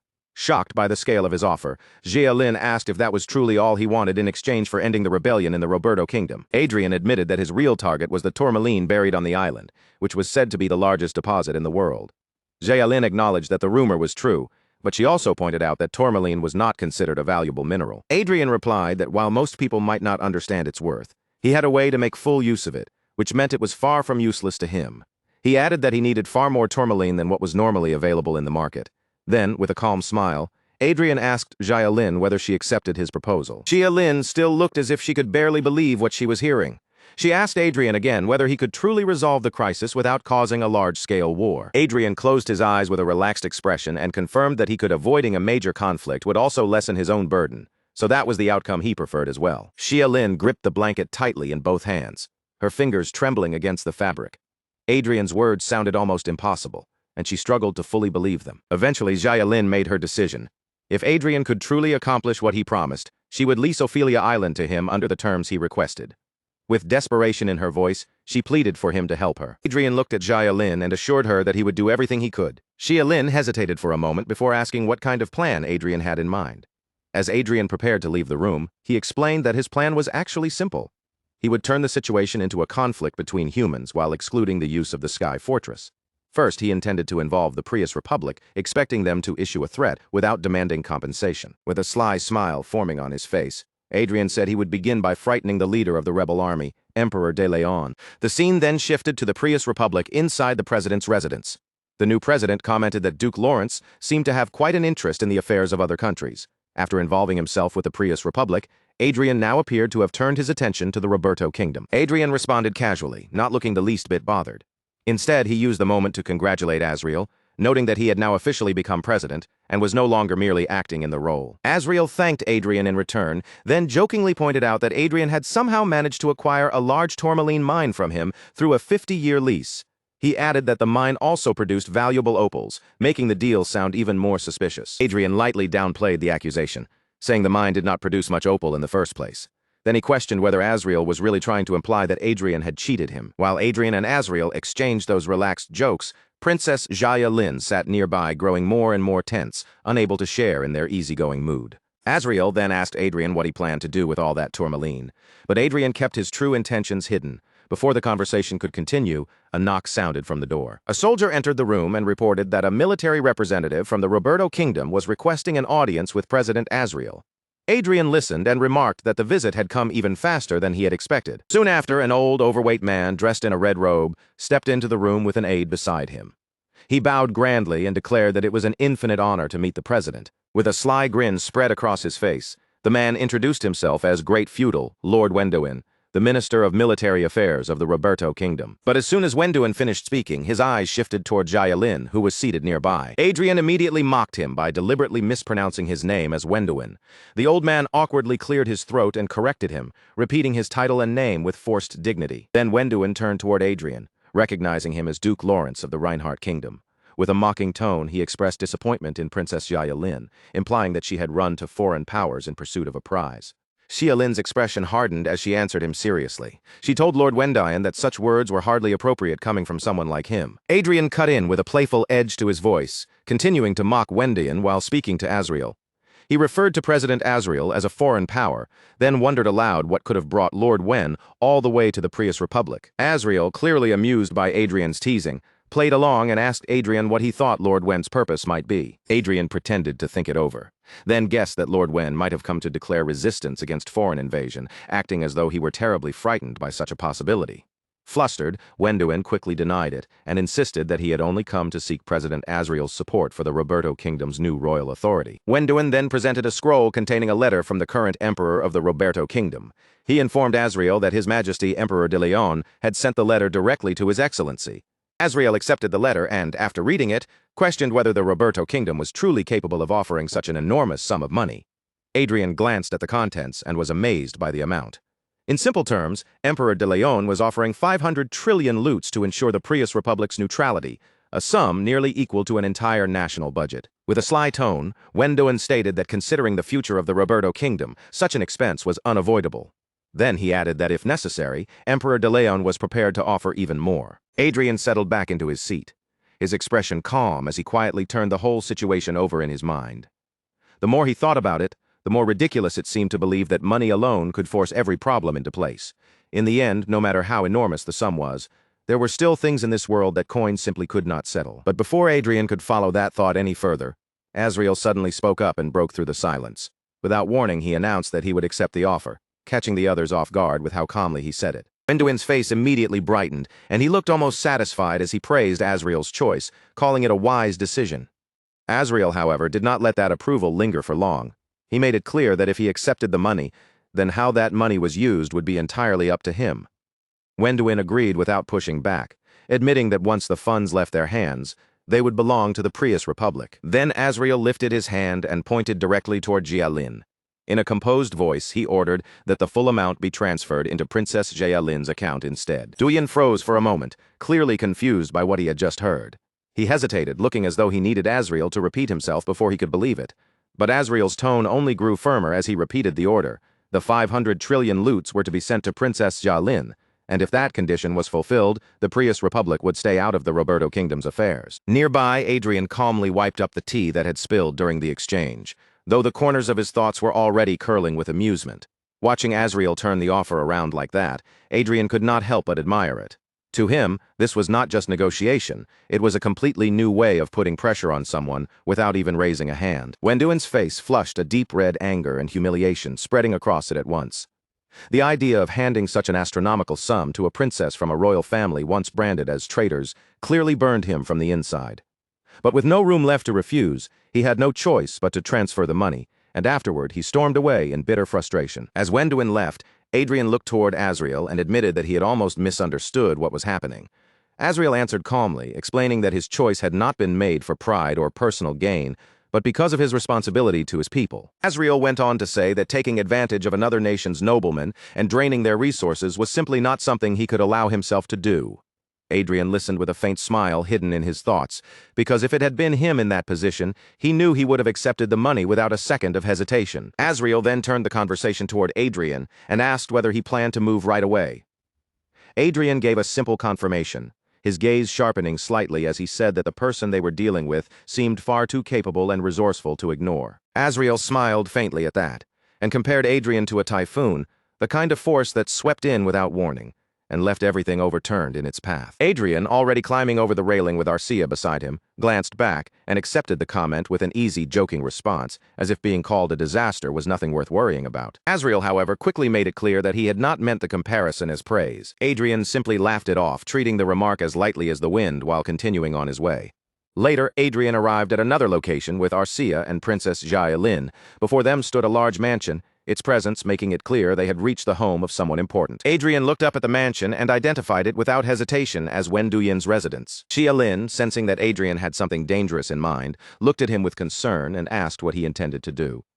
Adrien brushed off her worry with a calm answer, saying that he was simply planning to stir things up. He explained that a rebellion built only on self-interest, with no real loyalty holding it together, was missing something essential.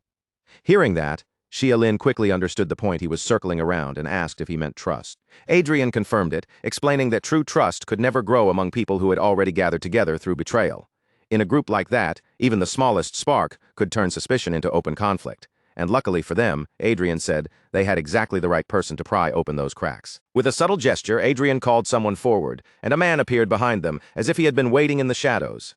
The man dropped to one knee and respectfully asked whether Adrien had summoned him. Adrien introduced him as Sir August, a user of mental elemental power. He added that when it came to brainwashing, August handled it with such ease that it could almost be called his specialty. With everything in place, Adrien gave the order to begin, saying there was no reason to waste another moment. Meanwhile, inside the royal court of the Roberto Kingdom, one of the retainers hurried before the emperor with urgent news. His tense expression alone made it clear that something serious had happened. The retainer reported that the military minister, the great feudal Lord Wen, was now claiming that the rebellion was an act of treason and calling for Princess Yahello to be placed on the throne. He went on to explain that 9 feudal houses had also thrown their support behind that claim, spreading the message through the media and stirring up the people. But behind the scenes, those feudal houses were not acting entirely of their own will. They had already fallen under the influence of Sir August's mind-controlling magic. The moment the emperor heard this, rage erupted across his face. He slammed his hand down against the throne and demanded to know whether everyone involved had completely lost their minds. Another retainer standing nearby spoke more cautiously, suggesting that what those people truly wanted might not be simple rebellion, but independence. The emperor turned toward him in surprise, questioning whether independence was really their goal. The retainer then urged him to think carefully about where the enormous sum used to pacify the Prius Republic had ended up, and who had been negotiating with that money in the first place. From his perspective, it was obvious. Funds equal to an entire year of the kingdom's budget had been used to bribe the president of the Prius Republic. That money had not stayed where the court expected it to. Instead, it had been redirected to the former Princess Yahello, and now she was using that very fortune to strike back. Hearing this, the emperor let out a loud, frustrated groan. Before the court could sink any deeper into panic, another voice cut into the discussion and insisted that there was no need to overcomplicate the matter. A man stepped forward with confidence and proposed a far more direct solution: execute the traitor. In his view, once overwhelming authority was brought down on them, ordinary citizens would have no choice but to bow their heads and obey. The man was handsome, sharply dressed, and wore glasses that gave him a cool, intellectual air. He revealed that there was a certain technology he had been wanting to test, and he considered the current crisis the perfect opportunity. Offering his support, he drew the emperor's attention. Pleased by this display of loyalty, the emperor praised him warmly, calling Sir Michael van Reinhardt's devotion truly commendable. Elsewhere, Adrien was going through a detailed report on Michael van Reinhardt Gale, his eyes moving carefully over each piece of information. After reading it, he remarked that it was not surprising Michael van Reinhardt did not appear to be a native of the Roberto Kingdom. Adrien's curiosity sharpened as he wondered aloud who this man really was. Yahello answered that Michael van Reinhardt was said to be a magician from Rizith Island. According to what was known, he was a sixth circle magician with a natural gift for creating and designing artifacts. And within only 2 years of taking charge of Emperor Dia's projects, Michael had already begun producing vanguard equipment on his own. That detail made Adrien's suspicion deepen. An unknown magician suddenly appearing out of nowhere and creating equipment that advanced was far too convenient to be taken at face value. Adrien shared his doubts with Yahello, saying that Michael van Reinhardt looked extremely suspicious. Yahello explained that they had searched through the criminal records on Rizith Island, but had found nothing unusual. Still, she pointed out one troubling detail. Every piece of information about Michael van Reinhardt had come directly from Emperor Day, which made its reliability questionable. Adrien fell into thought, letting out a low hum as he considered the pieces in front of him. Yahello then interrupted his silence, addressing him as Duke Lawrence before making a firm request. She asked for permission to personally execute Emperor Delien. Adrien looked at her in surprise and asked whether she truly intended to cut down the emperor with her own hands. Yahello did not waver. With determination clear in her eyes and posture, she confirmed that she was prepared to do it. Adrien smiled faintly and accepted her resolve. He then explained that the operation itself would be simple. They would create disorder, let confusion spread through the enemy's ranks, and then use that opening to strike directly at the top. But Adrien also warned her that there might come a moment when she would have to step forward and take the lead herself. When that time came, he told her she needed to be ready. Yahello answered without hesitation, her resolve still unshaken. Whatever had to be done, she would do it. Adrien then called out to Gregory, turning his attention toward him as the next part of the plan began to take shape. Outside the royal palace, crowds of citizens had gathered in protest, their voices rising together in angry chants. They demanded an end to the persecution of Princess Yahello and declared that the Jaya family was the only rightful royal line of the kingdom. In response, a man gave a ruthless command to the soldiers. Anyone supporting the princess was to be treated as a rebel, and the soldiers were ordered to eliminate them without mercy. The soldiers immediately rushed into the crowd, grabbing citizens and throwing them violently to the ground. No one was spared, not even women holding children in their arms. Panic exploded through the street as terrified people scattered in every direction, shouting warnings and trying desperately to escape. Then, all at once, a figure appeared high above on the palace rooftop. A clear voice rang out over the chaos, ordering the soldiers to stop. The figure revealed herself as Princess Yahello and fiercely rebuked the soldiers for raising their swords against the very people they were supposed to protect. She told them to leave the citizens alone, then boldly announced that she was right there before them. If they wanted someone to capture, she challenged them to come after her instead. Soldiers immediately shifted their focus toward her. In their eyes, capturing Princess Yahello would destroy the enemy's justification and bring the unrest under control. One soldier quickly climbed up onto the roof, ready to carry out the order. But before he could even finish speaking, a figure in a white robe moved in and cut him down in an instant. The remaining soldiers recoiled in panic, their confidence collapsing as they stared at the newcomer. Confused and alarmed, they shouted questions, demanding to know who this mysterious figure was. Earlier, Gregory had received his instructions directly from Adrien. Adrien had reminded him that when major events were destined to be recorded in history, appearances mattered more than people realized. He had warned Gregory not to stand beside the princess, looking like some obvious villain. Remembering those words now, Gregory could not help thinking how ironic it was that he had ended up pretending to be a holy knight in a moment like this. Inside the royal palace, Emperor Day stared in disbelief, unable to accept the report that had just reached him. His voice rose as he demanded to know whether Princess Yahello was truly standing right in front of the king's palace. The messenger trembled so badly he could barely speak, stuttering as he confirmed it was true. He added that Yahello was already fighting against the vanguard forces attacking the protesters, and she was doing it alongside the military minister's troops. Even worse, there was an unfamiliar aura master standing at the princess's side, making the situation far more dangerous than anyone had expected. Emperor Day's patience snapped. Frustration twisted across his face as he ordered his retainers to capture Yahello at once, telling them to gather as many soldiers as necessary and move without wasting a single moment. Cursing his own rotten luck under his breath, he angrily questioned how the situation had turned this absurd and what in the world was happening outside his palace. Nearby, Michael van Reinhardt Gale quietly shifted his attention, as if he had sensed something the others had completely missed. His expression sharpened, and he calmly informed Emperor Debecht that there appeared to be an intruder inside the palace. Emperor Day's eyes widened in shock, and he immediately demanded to know what Michael van Reinhardt Gale meant. But before anyone in the court could give him an answer, the entire palace suddenly trembled beneath their feet. People gathered in the royal court recoiled in terror as a thunderous explosion tore through the palace's front entrance. Smoke and debris burst inward, and through the chaos, Adrien stepped inside with his staff in hand. Adrien's gaze locked straight onto Emperor Day, and with a casual cutting tone, he remarked that the Emperor made it far too obvious who the villain was, even calling him an old man to his face. Emperor Day instantly erupted in anger, cursing Adrien while recognizing him as Duke Lawrence. Adrien only smiled at the Emperor's fury, calmly pointing out that it had been just 3 days since Emperor D took the throne. With obvious sarcasm, he asked whether the Emperor had enjoyed his short reign.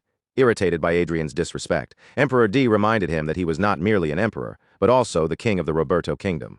Adrien dismissed the title without the slightest concern, saying that Emperor D would not be holding on to it for much longer. Rage boiling over, Emperor D swept his hand toward the soldiers and ordered them to seize Adrien immediately. He accused Adrien of letting his arrogance go too far, sneering that being young, powerful, and a duke had clearly made him believe he could act without limits. Adrien did not look worried at all. He merely glanced around at the soldiers closing in on him from every side, then mocked them for thinking numbers alone would be enough. Emperor D shouted for his men to kill Adrien on the spot. But before the soldiers could even properly move, Adrien raised his magic and fired off Flame Blast again and again, the explosive bursts tearing through their formation and blasting every attacker away with almost effortless force. Emperor D froze in stunned disbelief, his face draining of confidence as he watched Adrien wipe out his guards as if they had been nothing more than obstacles in his path. Adrien, still completely relaxed, turned his attention back to Emperor D and asked in an almost casual tone what the Emperor had been trying to say before all that noise interrupted him. Not long after, Princess Xia Lin and Sir Gregory entered the room as well. With them stepping into the palace, Adrien declared that the outcome had already been decided from the moment they crossed the threshold. The instant Emperor D saw Xia Lin standing before him, fury surged across his face, and his whole expression twisted with hatred. Xia Lin, however, did not flinch. With a cold, serious look in her eyes, she reminded Emperor D of the promise she had made before to return and take revenge on him herself. Adrien then turned to his own soldiers and ordered them to make sure not a single person escaped. His voice remained steady as he made it clear that every noble gathered in that room was to be treated as an enemy. The soldiers immediately acknowledged his command. Driven into a corner, Emperor D shouted desperately for General Qi Yi and the others to protect him. He promised enormous rewards, even a feudal lordship, to anyone who could kill Adrien and his allies. But no one moved. Seeing that his words had failed to stir them, Emperor D became even more desperate and offered compensation to anyone who died in the attack, ordering them once again to step forward and fight. Adrien's gaze turned cold as he dismissed the Emperor's frantic promises. He warned the soldiers in a low, unwavering voice that if they wanted to live, they should throw down their weapons immediately. Anyone who chose to resist, he made clear, would lose their head. The warning was enough. Every soldier guarding Emperor D let their weapons fall to the floor, one after another, until the sound echoed through the court. Emperor D staggered backward and collapsed onto his throne, staring in disbelief as his last shield abandoned him. Adrien slowly approached the throne, looking down at Emperor D with calm indifference. He admitted that it must have been shocking for the Emperor to see outsiders suddenly interfere in what he considered his own affairs. Then Adrien suggested that Emperor D simply accept it as bad luck, because that might make the situation easier for him to swallow. He added that if Princess Xia Lin had not come to him drenched in blood, begging for help, Emperor D might actually have managed to keep his stolen throne. By then, Emperor D was completely overwhelmed by fear. Sweat poured down his face, his mouth trembled, and no proper words came out, only weak, strained sounds that revealed how terrified he had become. At that moment, Adrien noticed a man in a white robe standing nearby. His eyes narrowed slightly, and he asked with clear suspicion in his voice who that man was. Michael van Reinhardt Gale acted as though the question had nothing to do with him. With an air of casual innocence, he pretended not to understand what Adrien was talking about. Adrien did not bother waiting for a clearer answer. He instantly cast a spell and launched an attack toward Michael van Reinhardt Gale, but the man blocked it with ease, barely showing any strain at all. A wicked smile slowly spread across Michael van Reinhardt Gale's face. He mockingly praised Adrien for attacking so quickly, then asked how Adrien had managed to recognize him as a black magician. That confirmed Adrien's suspicion at once. Michael van Reinhardt Gale really was a black magician. Adrien briefly reflected that he had assumed the man was just some minor one-time figure in the background, only to discover he was actually the true mastermind. In games, that kind of twist happened all the time, but even then, Adrien felt there had to be a limit. The status window opened, revealing the identity of the black magician grinning before him. Michael van Reinhardt Gale. 7th Circle Black Magician, human, age 45. Affiliation, Roberto Kingdom's Gale, Magic Tower Master and Advisor to the Roberto King. Talent, intellectual ability, very high. Magic power, very high. Commanding ability, moderate. Administrative ability, moderate. Physical ability, moderate. Trait, Engineer of Madness, Murder Impulse, Mass Murderer. Relationship, interested and hostile. Status, curious, observing Adrien coldly. As Adrien studied the information, he could not help thinking how absurd it was for a black magician to appear out of nowhere like this. Gale looked at Adrien with genuine curiosity and asked how he had sensed his presence. Adrien answered with arrogant ease, saying he would deserve to lose his title as an archmage if he could not detect such ominous dark magic. The people in the royal court immediately panicked once they realized a black magician had been standing among them, their terrified voices breaking out across the chamber. Gale admitted that although he had met countless people until now, Adrien was the first person who had ever sensed his energy. Adrien replied that the reason was simple: he was on an entirely different level. But beneath that confident answer, Adrien was thinking something far more serious. Black magicians were still unknown territory to him, and that made Gale a threat he could not afford to underestimate. Adrien suddenly threw Excalibur toward Arcia while calling her name. Arcia reacted immediately, reaching out and catching the weapon without hesitation. The next instant, Adrien and Arcia both rushed straight toward the black magician. Adrien knew there was no time to drag this out. Gale had to be dealt with quickly before the situation spiraled any further. Gale responded by raising his dark magic, conjuring a swarm of ominous spears that formed around him in the air. Those dark magic spears shot toward Adrien and Arcia all at once, but the two of them met the attack head-on. Adrien blocked the incoming force with a magic shield, while Arcia cut through the assault with a sharp sword slash. Adrien immediately followed up with another spell, forming a glowing magic circle beneath Gale. From it, magical shackles surged out and wrapped tightly around him, locking his movements in place. At the very same moment, Arcia lunged forward with Excalibur in hand. With one swift, precise slash, she severed Gale's left arm while it was still trapped by Adrien's shackles. Gale gritted his teeth in fury and pain, dark magic gathering over the wounded area as he tried to protect himself. He quickly retreated several steps, pulling back just enough to avoid being finished off on the spot. Breathing tensely, Gale admitted that he had not expected to encounter people like Adrien and Arcia in a place like this. Adrien answered coldly that if Gale had enough breath to keep talking, he should simply offer up his head and end the fight faster. For the first time, fear showed clearly on Gale's face. Sweat ran down his skin as he insisted that he could not allow himself to die there, because he still had far too many things left to accomplish. Then the air around them suddenly shifted, heavy and unnatural. A moment later, two vanguards smashed through the ceiling and crashed down into the room, startling even Adrien with their violent entrance. The system revealed the horrifying nature of the implantable enhanced vanguard. This equipment had been created by extracting the spine, brain, aura points, and aura rod of a high-ranking knight, then embedding those parts directly into vanguard machinery. Through that process, pure aura could be converted into force without any delay, giving the machine extraordinary reflexes and agility. Even more disturbing, the armor-type Vanguard displayed 50% greater output and 30% faster reaction speed than high-ranking knights equipped with ordinary armor. Adrien stepped back, his expression hardening, as he understood what Gale had done. He accused Gale of tearing apart human beings and implanting their body parts into Vanguard equipment. Gale accepted the accusation with a smug, almost delighted look. He praised Adrien's sharp eye, then explained that the results were far superior to simply having a person wear armor over their body. To Gale, this was the final form of the Vanguard, and he claimed that just two of these machines would be enough to overpower even an aura master. With a wicked smile, Gale declared that the entire paradigm of war was about to change, clearly savoring the thought of using his creations to defeat Adrien. Adrien leaned forward, his expression dark with disgust. He doubted that the paradigm of war would shift quite so easily. But one thing had become painfully clear. Black magicians like Gale had to be killed. Gale, however, only grew more excited, saying he could hardly wait to use the brain and spine of an archmage and an aura master to create his next masterpiece. The massive vanguards launched into motion, their attacks tearing through the room with brutal force. In the chaos, the fake Holy Knight moved quickly and saved Princess Yahello from being caught in the assault. Emperor Day was not spared from the destruction either. As the room erupted around him, he was thrown down to the floor and cried out in pain. Adrien reacted instantly.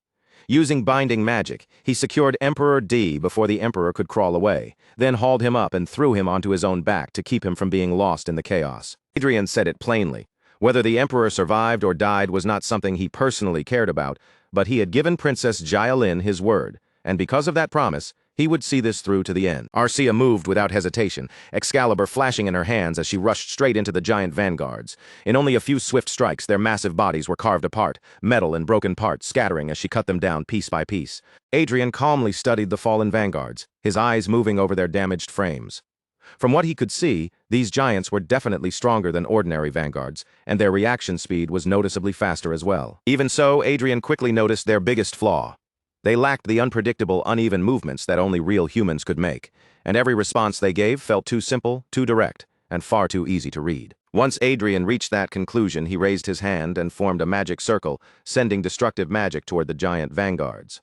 As they were wiped out, he turned his criticism toward Gale, saying creations like these would never truly be able to replace human beings. Arcia immediately charged toward Gale once more, closing the distance with her sword ready to strike. But Gale reacted by wrapping himself in dark magic, using that sinister power as a shield to block her attack. This time, Adrien did not let Arcia face him alone. He moved together with her, and the two of them launched their assault on Gale at the same moment. Arcia was the first to break through. Her blade drove straight into Gale's chest, and the impact forced blood from his mouth as his body jolted from the strike. Even with Arcia's sword buried in him, Gale's lips curled into a smile. At that moment, a system notification appeared, announcing that Gale had entered a berserk state. The sight immediately shook Adrien. His expression changed as he realized what was happening, recognizing it as mana berserk. Gale pushed to the edge, made his decision clear. If he was going down here, then he intended to drag everyone else down with him. A violent surge of energy exploded outward from Gale, powerful enough to rattle the entire royal palace. The sudden tremor and overwhelming pressure caught everyone in the room off guard. Even as the palace shook around them and chaos spread through the hall, Arcia refused to pull back. Instead, she gripped her sword and pushed the blade even deeper into Gale's body. Gale stared in confusion, unable to understand what had happened.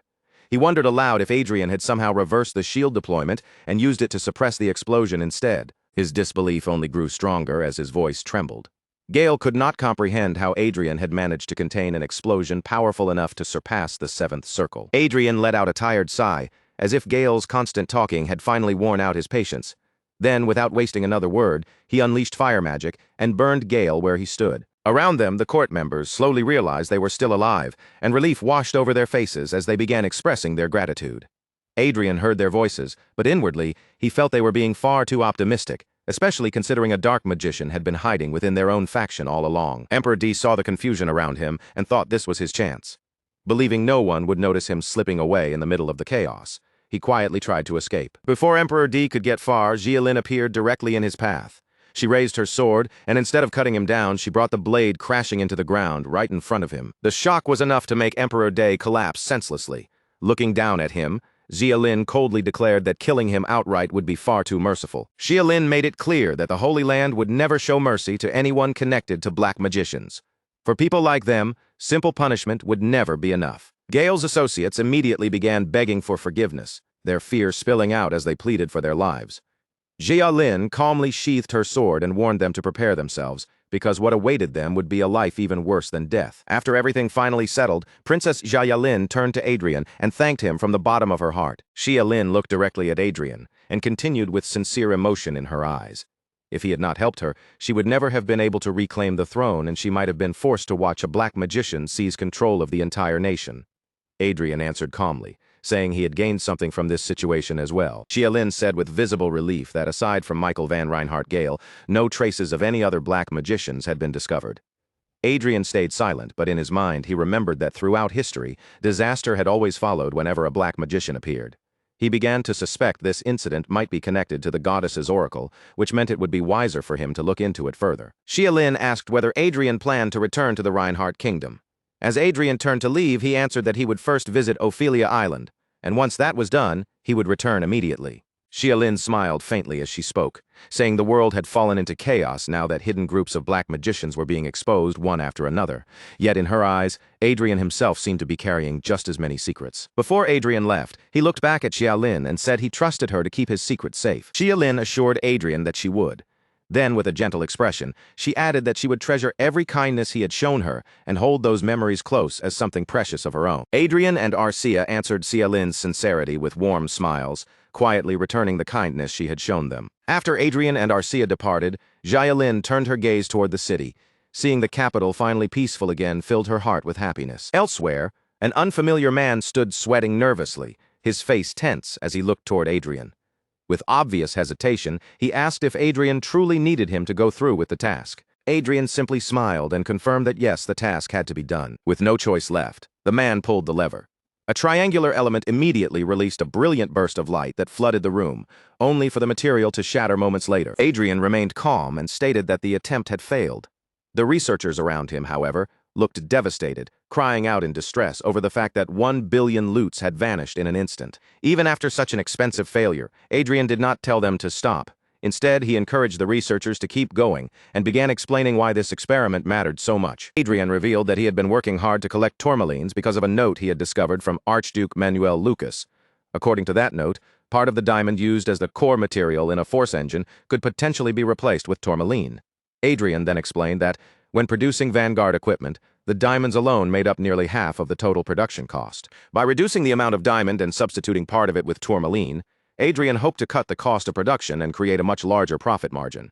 The key, however, was finding the exact balance between diamond and tourmaline, because the wrong ratio would make the whole experiment collapse. One of the researchers, still tugging anxiously at his own hair, nervously tried to speak to Adrien, but Adrien brushed aside his worries with complete confidence, urging the team to trust him and continue pushing forward with the experiments. The same process was repeated again and again, far too many times to count. As the failures piled up, the researchers became more and more stressed, until some of them were even losing hair from the pressure. After nearly burning through 2 trillion in resources, the team finally achieved success. In front of them was a triangular green material, proof that their endless trials had finally paid off. The researchers erupted in celebration, overwhelmed by relief and excitement. They confirmed that the finished product contained 210 carats of diamond and 852 carats of tourmaline. Adrien looked at the successful result with satisfaction. In his mind, he realized they had managed to reduce the production cost of the Force engine to only 20% of what it had originally been. Adrien then predicted that the newly improved Fencer 1.5 would perform even better in the market. Previous model, Fencer 1.0, had already become popular despite having lower output than its competitors, so Adrien expected Fencer 1.5 to sell even more strongly. Later, at the Royal Palace, the king suggested that the price of the newly released Fencer 1.5 should be raised. He pointed out that Adrien's company was already monopolizing the domestic vanguard industry and warned that monopolies could slow down progress rather than encourage it. Adrien sat there beside Arcia, casually munching on snacks as he listened.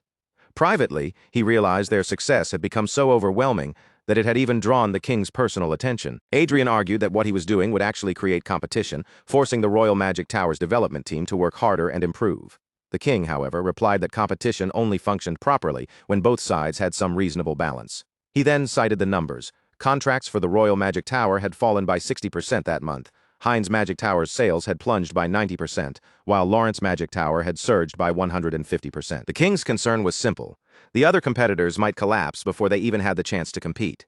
Adrien found the situation annoying, but even he could understand the logic behind the king's warning. In the end, Adrien reluctantly agreed to raise the price of Fencer 1.5 by 10%.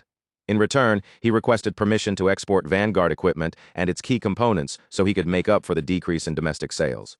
The king was satisfied with this compromise and approved Adrien's request. After Adrien and Arcia left the room, the king quietly remarked that he had been trying to resolve every major issue before handing over the throne. But even after all that preparation, Duke Lawrence still remained a serious troublemaker. The crown prince could not help but question the king's words. From his point of view, Duke Lawrence was not some ordinary noble causing trouble, but an important figure whose achievements had raised the kingdom's reputation and strengthened its standing among other nations. The king answered with a grave expression, explaining that the matter was not so simple. The more powerful the nobles became, the more difficult it would be for the royal family to keep control of the kingdom in their own hands. Michael van Reinhardt spoke calmly, saying that he wished to grow together with the people of the kingdom rather than block their advancement. But the king warned him that power had a way of changing people. Once someone tasted authority, they often began reaching for even more, and that desire could become dangerous in the future. He also reminded Michael that nobles naturally gathered around whoever held the strongest influence. Michael van Reinhardt remained composed as he replied that if others wanted power and authority, he did not mind giving it to them. The only condition was that their ambitions should not be aimed at him. The king narrowed his eyes in confusion and asked Michael to explain exactly what he meant. Michael van Reinhardt explained that there were plenty of other places for those ambitions to be directed, whether toward troublesome neighboring countries or the vast stretches of undeveloped land beyond the kingdom's reach. The king was visibly shaken by the idea and warned him not to underestimate the Croissant Empire. Even though the empire was struggling now, it had still preserved its imperial status for centuries. Michael van Reinhardt then suggested that the king should speed up his abdication. In his eyes, the Reinhardt kingdom was far stronger than the king himself seemed to believe. At that tense moment, the Grand Master finally stepped in. The Grand Master raised his sword and pointed the blade straight at Michael van Reinhardt, his gaze sharp as he accused him of going too far. Michael van Reinhardt did not flinch even with a sword aimed at him. Instead, he calmly acknowledged the Grand Master's presence and revealed that Duke Lawrence had already told him about the situation. The Grand Master questioned why Duke Lawrence seemed so cautious around Michael van Reinhardt, but before the conversation could go any further, the king cut in sharply and ordered both of them to stop. The king said he finally understood Michael van Reinhardt's intention. By quietly watching the second prince's faction rise without interfering, Michael had been preparing his own move all along. His goal was to remove internal opposition first, clearing away anyone who might stand in the way of the plans he intended to carry out. Michael van Reinhardt confirmed the king's conclusion without hesitation. He then requested that Duke Lawrence not be provoked any further, emphasizing that the kingdom's future should now be entrusted to the younger generation. And for the first time in the history of this manhwa, the slit-eyed prince opened his eyes wide, with his true ambition finally revealed. Michael van Reinhardt declared that he would raise the kingdom itself into an empire. Elsewhere, in an unknown place far from the palace, a man sprinted through a dense jungle.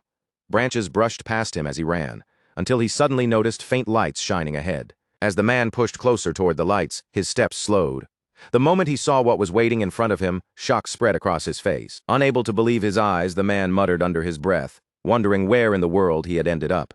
He hurriedly tried to call for emergency help, but the moment he checked his device, a notification appeared, telling him he was outside the service area. Back at the Lawrence Palace, Bug was alone, quietly absorbed in something she was doing by herself. Just then, Adrien and Arcia entered the room. Adrien casually suggested that they go out to eat that day, and Arcia answered with a bright reply, saying she would absolutely love to. Bug quickly tried to hide the object she had been playing with, but Adrien's eyes had already caught the suspicious movement. Curiosity immediately sparked in Adrien's expression as he walked toward Bug and asked what she had just hidden. Bug tried to act innocent, whistling as if nothing had happened, then claimed it was nothing at all while teasing him by asking if his eyes had gone bad from playing games for too long. Arcia wasted no time stepping in and using a special judo move on Bug. Trapped and unable to escape, Bug shouted for a timeout again and again before finally offering to hand over the item she had been hiding. The moment Adrien saw it, his eyes widened in surprise. He immediately recognized the object as a Sun smartphone. Bug explained that she had found the strange device in the market some time ago. She pointed out that the writing on the back was probably English, then admitted that she had planned to give it to Adrien eventually, but she had wanted to play with it just a little longer first. Adrien's tone suddenly turned intense as he pressed Bug for answers, demanding to know exactly where she had gotten the smartphone. Meanwhile, in the Otis Marquisate, a man sat quietly by the window, gazing outside, as if his thoughts had drifted far away. Michelle noticed his distant expression and gently asked whether he was thinking about his hometown. Miss Michelle then looked at him with concern and asked how he had been feeling lately. The man stood up politely and answered that, thanks to Michelle, he had been doing well. He expressed his gratitude for her taking in someone like him, a person whose identity was unclear and who could not even communicate properly at first. Michelle stepped closer and explained that she had accepted him because the unfamiliar language she heard from him had fascinated her. She added that it was truly fortunate the translation machine was working so well. A maid soon entered the room and informed Michelle that a guest had arrived. Michelle looked annoyed and asked who would come without an appointment, complaining about how troublesome it was. The maid then replied that the visitors were His Grace, Duke Adrien L. Lawrence, and Her Grace, Duchess Arcia Klein. The moment Michelle heard their names, her face flushed and she exclaimed that the maid should have started with that information. Later, inside the meeting room, Adrien apologized for arriving without prior notice. Arcia, however, remained visibly guarded, clearly displeased about meeting someone she saw as a rival in love. Michelle, on the other hand, could barely hide her excitement. She said it was an honor to welcome them and asked what had brought them there. Adrien answered that he had heard she had recently taken in a rather interesting person. Michelle glanced toward the stranger and asked if Adrien was referring to the person she had rescued. The man then introduced himself properly as Benjamin Theo. Adrien reached into his coat pocket and took out an item, then told Benjamin Theo that he had a question for him. Adrien showed Benjamin Theo the smartphone and asked whether it belonged to him. The moment Benjamin Theo saw it, recognition crossed his face, and he admitted that it was his. He explained that before Michelle took him in, he had been desperate enough to sell it to a street vendor. Satisfied with that answer, Adrien snapped his fingers. In an instant, everything within a certain radius froze completely, with only Arcia and Benjamin Theo remaining unaffected. Benjamin Theo looked toward Michelle in confusion, startled by the way she had suddenly stopped moving, and asked what was happening. Adrien explained that he had stopped the biological time of everyone in the area except the three of them. His expression turned serious as he added that what he was about to discuss was extremely important. Adrien then looked straight at Benjamin Theo and asked which country on earth he came from. The question struck Benjamin Theo like a bolt, and he immediately asked if Adrien knew about Earth. Adrien urged Benjamin Theo to answer first, and Benjamin Theo replied that he was from Singapore. Adrien then asked how he had ended up in Rondell. Benjamin Theo explained that his ship had sunk, and after he fell into the sea, he woke up in this world. Adrien continued by asking how much he knew about Rondell, and Benjamin Theo answered that nearly everything he knew had come from Michelle. She had told him this was a world where magical abilities existed. He added that he could communicate because of the translation artifact, but he still could not read the local writing. Listening to Benjamin Theo's explanation, Adrien quietly concluded that Benjamin Theo seemed to know nothing about magic or special abilities. Adrien wondered if Benjamin Theo might have been swept into Rondell because of a magical explosion, but the details did not seem to match, making the situation feel unrelated. Adrien then asked Benjamin Theo to tell him what had happened on Earth after 2020.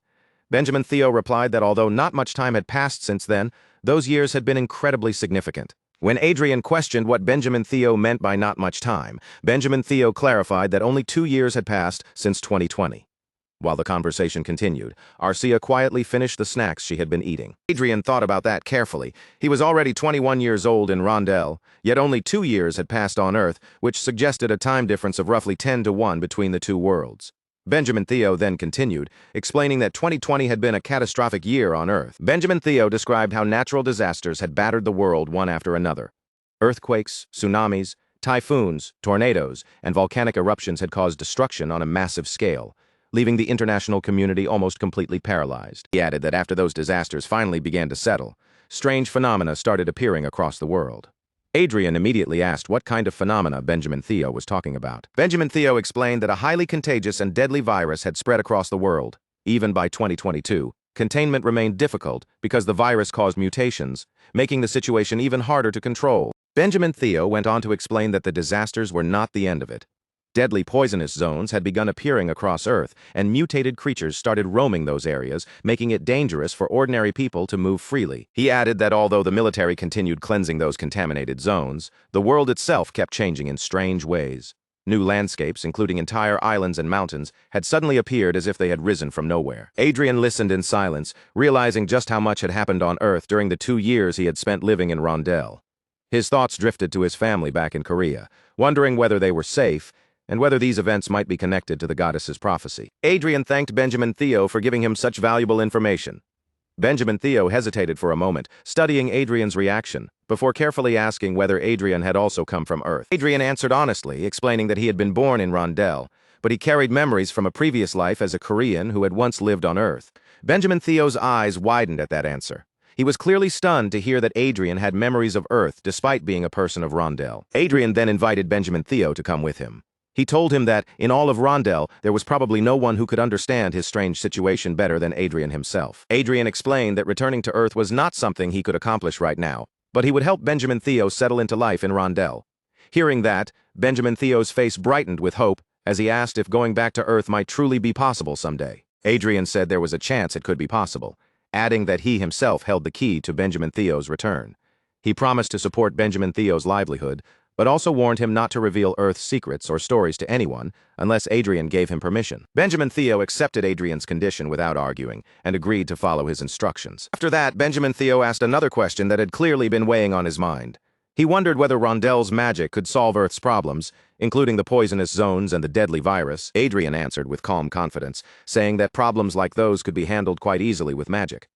Benjamin Theo then wondered aloud if perhaps he had been sent to Rondell so he could meet a savior.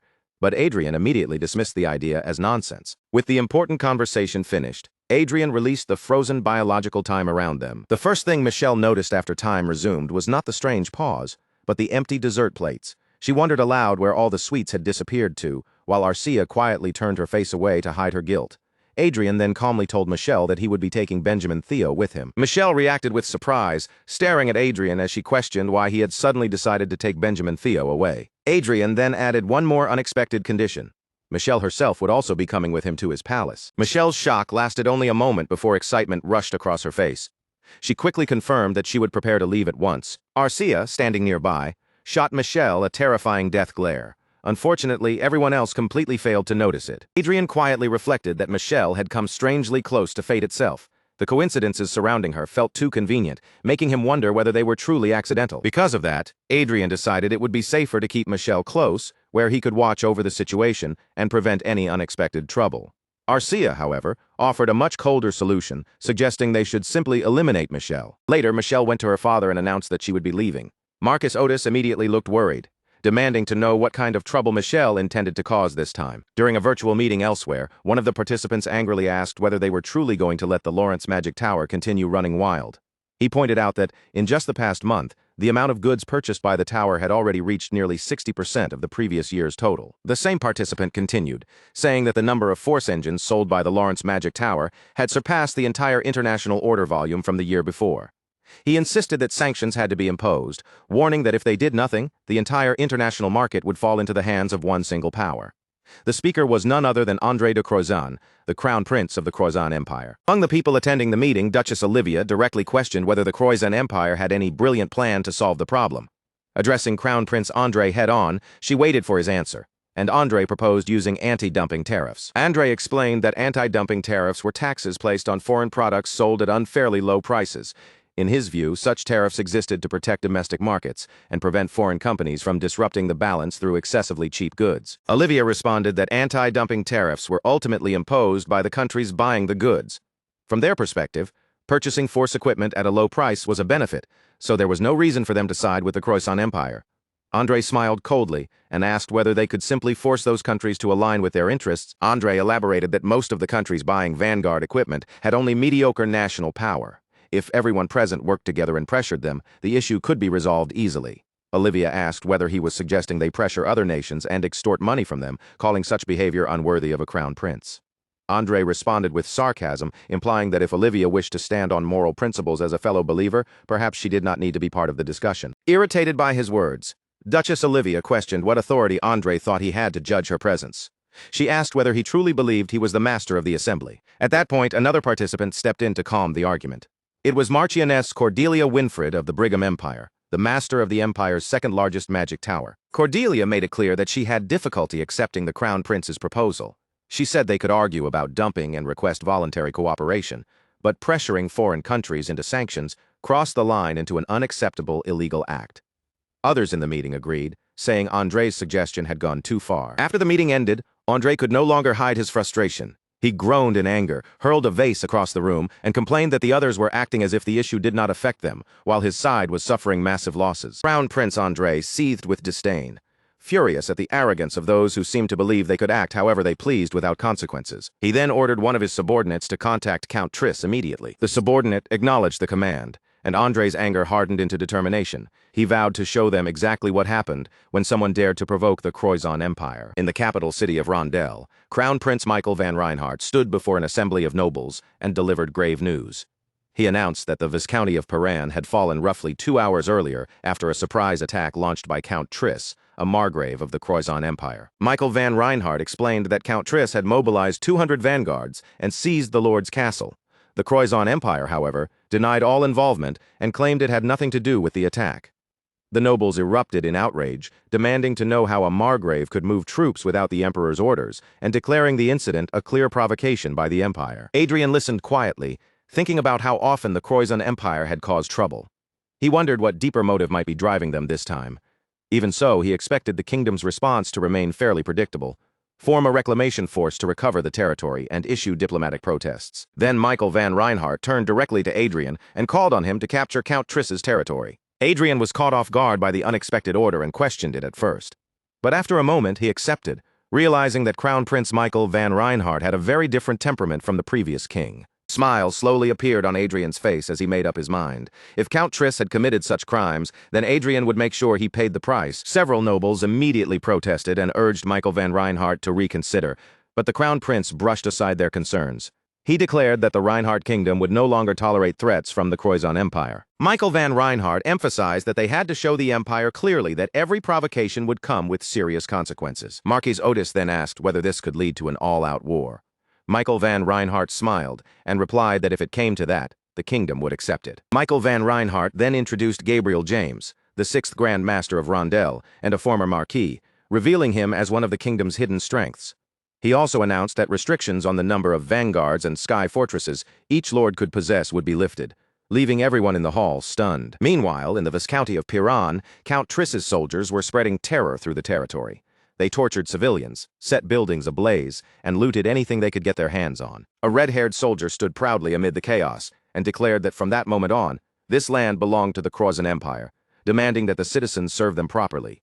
He laughed loudly, mocking the terrified people around him, then complained that it was not very entertaining because even after all the destruction they caused, the reaction was disappointingly weak.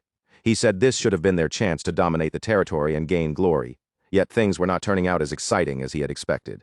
A pink-haired soldier joined in, sneering that this lack of resistance was typical of the Reinhardts, whom they saw as nothing but cowards. At that moment, a blond soldier noticed someone approaching from the distance. Squinting ahead, he wondered aloud if the figure walking toward them was just an old man. The red-haired and pink-haired soldiers burst into laughter the moment they saw the lone figure, ridiculing the situation without the slightest concern. They could hardly believe that the Reinhardt forces, no matter how short on talent they might be, would send only a single old man to stand against them. The soldiers kept laughing as they mocked the old man, telling Gabriel to turn around and leave before he got himself hurt. But while their ridicule filled the air, Gabriel said nothing at all. He simply reached for his sword and silently drew the blade from its sheath. Meanwhile, somewhere in the Croizon Empire, Count Triss's son could not hide his unease. He questioned whether it had really been wise to occupy Reinhardt territory without any clear provocation. Count Triss remained confident as he reassured his son. He explained that their actions followed the Crown Prince's orders, and he believed the Reinhardt kingdom would respond cautiously rather than escalate the situation. But before Count Triss could settle into that confidence, a guard rushed into the room with urgent news.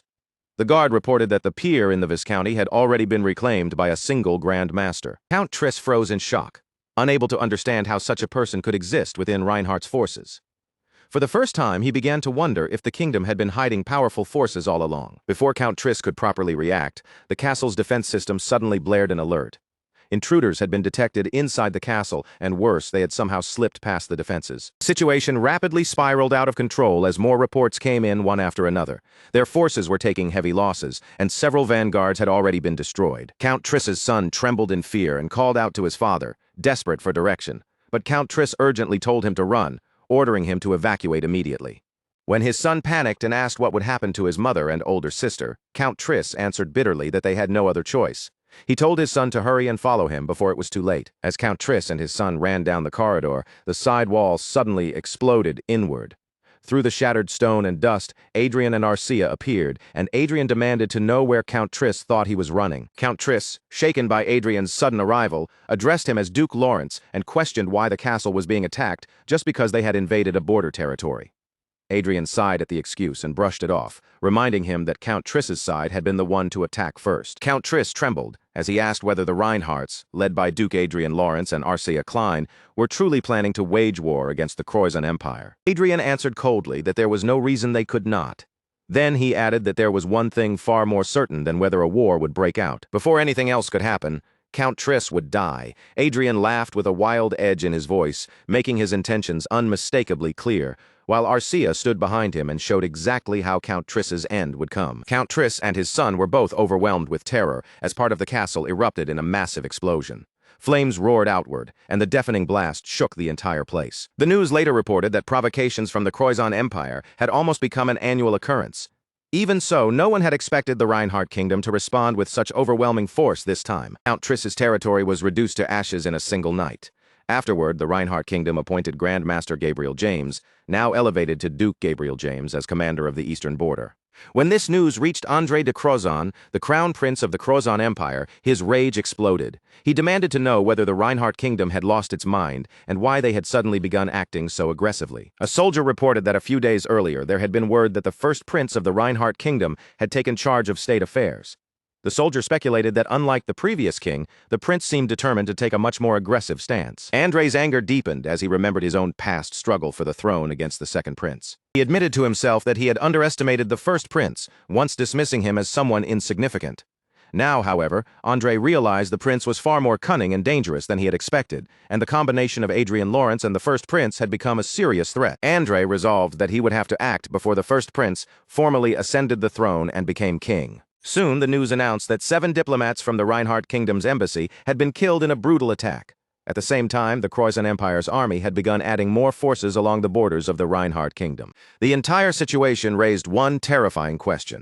Was this the beginning of a war between the two nations, pushing their already ruined relations into the worst possible state? Adrien was the one watching the reports unfold. As he observed the situation, Adrien remarked that the relationship with the Croizon Empire was becoming more strained with each passing day. Prince Michael van Reinhardt answered that it was probably because of the previous conflict with Margrave Triss. Michael van Reinhardt explained that the invasion of the Paran territory had officially been announced as Margrave Triss's unilateral decision, allowing both sides to close the matter without taking major action. But in truth, Michael believed the attack must have been ordered from above, which meant the Croizon Empire was likely boiling with anger behind the scenes. With a faint smile, Michael van Reinhardt said it seemed the other side had made a rather interesting move. Then he turned his attention back to Adrien and asked what had brought him to the royal palace that day. Adrien answered with a bright, almost cheerful tone, saying that he and Arcia were getting married. Michael van Reinhardt stared at the two of them in blank confusion, as if he needed a moment to process what Adrien had just said. After gathering himself, Michael van Reinhardt asked if they were truly getting married. He reminded Adrien that when the subject had come up before, Adrien had firmly insisted he had no plans for it. Embarrassed, Adrien cleared his throat and admitted that they now had a reason to go through with it. Adrien then used magic to lift all the cutlery from the table, making the pieces float in the air. He explained that, to be honest, Arcia had surpassed the wall not long ago. The moment Michael van Reinhardt saw the floating objects, he was completely stunned. He immediately exclaimed that this was the realm of telekinetic swordsmanship. Adrien smiled to himself, thinking that because of Manuel Lucas, he could not casually reveal that he had reached the 8th circle. But with Arcia, the situation was different. Deciding he should quickly secure what he needed, Adrien announced that once the dukedom was granted to Arcia, he intended to marry her right away. With a wicked smile, Adrien added that if they did not do it, ignorant fools everywhere would try to create discord between them. Michael van Reinhardt laughed along and agreed that it was indeed an excellent way to solidify power. Arcia, however, did not look happy listening to their conversation. Noticing the change in her expression, Adrien turned to her and asked what was wrong. Adrien became visibly troubled when Arcia quietly asked about the proposal. Confused, he asked why a proposal was necessary, arguing that the marriage was already part of the arrangement they had planned. But Adrien could not even finish his sentence once he saw Arcia's sad face. No one could look as heartbreakingly sad as she did in that moment. Adrien immediately changed his tone, quickly insisting that of course they had to do a proposal, and that the plan for it was already underway. Because all of this was happening right in front of the Crown Prince, Michael van Reinhardt heard every word. Amused, he commented that a proposal prepared with Duke Lawrence's grand ambition must be truly extravagant. Michael van Reinhardt then teased Adrien further, suggesting that when Adrien proposed he should call him over as well, so he could stand in a corner and clap. Hearing that, Arcia suddenly looked motivated by the idea of having someone there to support her, while Adrien, irritated, thought that this man was truly troublesome. But Michael van Reinhardt was not finished yet. Michael van Reinhardt continued, saying he would personally officiate the wedding ceremony. By then, he expected to have already inherited the throne, so his presence would bring honor to both of them. As for the blessings, he suggested it would be perfect if Lady Everil could give them. Arcia's eyes lit up with excitement the moment she heard that idea, while Adrien simply stared at the two of them in silence. Adrien only let out a huff before pointing out that His Highness would be busy preparing for the upcoming coronation. He asked whether it would really be all right for Michael van Reinhardt to involve himself in their wedding. Michael van Reinhardt assured Adrien that he would attend no matter how busy he was. After all, he asked with a teasing smile, how could he possibly miss such a wonderful spectacle? Adrien felt somewhat defeated, realizing that the prince had no intention of letting him have the final word. In his mind, Michael van Reinhardt was exactly the type of person who would somehow keep his mouth just above water, even after falling into a river. Adrien had truly wanted to hold the wedding quietly, but if the crown prince, the next king and likely future emperor, attended, then every noble in the country would show up whether they were invited or not. In the end, Adrien understood that the wedding would become the grandest event in the entire kingdom. While he was lost in those thoughts, a servant arrived to serve dessert. After placing the dessert down, the servant quietly left the room. Adrien watched the servant leave, then lowered his voice and asked when Michael van Reinhardt planned to deal with the filthy, infiltrating earthworms. The crown prince answered just as quietly, saying that for a clean eradication, he intended to observe them for the time being. If he interfered too rashly, the infiltrators would simply hide, and besides, it would be rude to ruin the surprise they had so carefully prepared for him. The slit-eyed prince merely watched the departing servant with a faint expression while calmly preparing his wine. Adrien smiled as well and remarked that he was looking forward to the coronation ceremony.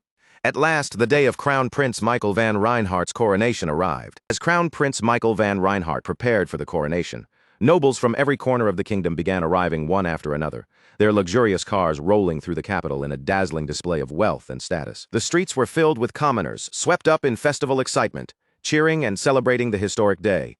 Under heavy guard, Crown Prince Michael van Reinhardt slowly made his way toward the stage where the ceremony would take place. But hidden among those guards was one man who did not belong there. Beneath the uniform and calm expression, he was actually a spy sent by the Croizon Empire. Before arriving at the ceremony, the spy captain had been asked a single critical question. What were the chances of successfully eliminating Crown Prince Michael van Reinhardt? The spy captain had answered that if he and his subordinates were willing to risk their lives, the success rate would be around 50%. The emperor judged that as good enough, saying success would be ideal, but even failure would still be useful if it planted fear in their enemies. The emperor made his position clear. Any provocation against the Croizon Empire was the same as an attack against him personally, and anything standing in his path would be removed. Without the slightest hesitation, he ordered the assassination to proceed. Back in the present, the spies disguised as guards finally revealed themselves. All at once, they launched their attack straight at Crown Prince Michael van Reinhardt. One of the assassins drove his spear toward Michael van Reinhardt's neck, fully prepared to end his life right there. In that instant, he was convinced there was no possible way this attack could fail. But just as the assassin was about to declare their success, he froze. Crown Prince Michael van Reinhardt simply looked back at him with a calm smile, as if he had seen everything coming from the start. In the next instant, two of the disguised spies were cut down by a female guard standing beside Michael van Reinhardt. At the same time, a male guard unleashed a telekinetic sword, swiftly defeating the remaining attackers. The spy captain stared in disbelief, his confidence collapsing as he struggled to understand how their carefully prepared ambush had fallen apart so quickly. Before the spy captain could even move, one of the guards used telekinetic force to slam him hard onto the floor. He was left alive, but his body could no longer obey him. Pinned helplessly to the ground, the spy captain looked up at the figure approaching him. The moment he recognized that face, his eyes widened in pure shock. It was Adrien Lawrence with a wicked smile on his face. Adrien stepped closer and finished the spy captain off. Back in the Croizon Empire, the report soon reached Crown Prince André de Croizon. The assassination attempt had failed. André was stunned, shouting at his assistant and demanding to know whether the spy captain had not claimed the success rate was 50%. The spy commander answered that Reinhardt seemed to have anticipated the infiltration in advance and that the entire unit had been wiped out by Duke Lawrence. Grabbing his head in frustration, Crown Prince André cursed under his breath. The talented students he had personally recruited had been discovered within half a day and completely eliminated, turning the entire operation into a disaster. The spy commander cautiously suggested that His Highness should remain inside the royal palace instead of staying at the magic tower, and that it would be wiser to keep a low profile for a while. André immediately narrowed his eyes and asked what he meant by that. With visible concern, the commander explained that based on everything they had seen from Duke Lawrence so far, there was no telling what Adrien might do next. Against someone so unpredictable, he warned, they had to be as careful as possible. But before the commander could finish, André cut him off in anger. He demanded to know whether the commander was truly suggesting that the crown prince of the Croizon Empire should hide just to avoid a mere noble from an insignificant kingdom. The commander fell silent. Crown Prince André then declared that one thing was now absolutely certain. In the coming war against Reinhardt, Duke Adrien Lawrence had to be killed. Suddenly, Crowe appeared outside the window. Through Crowe, Adrien's voice reached the room, calmly saying that he was sorry, but he had no intention of dying quietly. Crown Prince André turned back in shock, his eyes widening at the sudden appearance. At that very moment, the room was flooded with light, signaling that an attack had begun. The commander shouted urgently for His Highness. Without hesitation, he shoved André out of the way, sacrificing his own life to protect the crown prince. André could only stare in horror at the commander who had just thrown himself into danger in his place.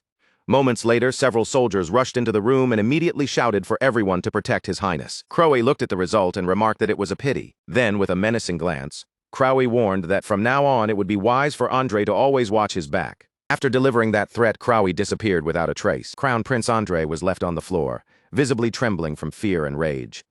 The soldiers rushed to his side, asking if he was unharmed and urging him to evacuate immediately. Overwhelmed by fury and humiliation, André could do nothing but shout. Meanwhile, far away in his mansion, Adrien sat comfortably and calmly sipped his tea, as if nothing unusual had happened. The scene then shifted to the Golden Palace, also known as the Dragon Palace, in the imperial capital of the Brigham Empire.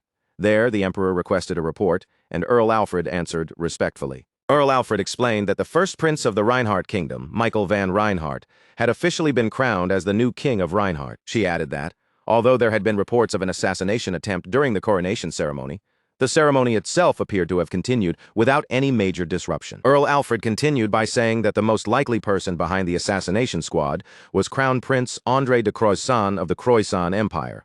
Then, in what seemed to be retaliation, a magical attack struck the magic tower operated by André on that very same day. Although Crown Prince André survived without injury, Count Petrito, the second captain of the Imperial Guard, was killed during the attack. Earl Alfred mentioned that Crown Prince André had pointed to Duke Lawrence as the culprit, but Duke Lawrence denied the accusation with words that were almost deliberately provocative. During the conference, when Crown Prince André accused Adrien, Adrien responded that the Crown Prince seemed to be in need of rest.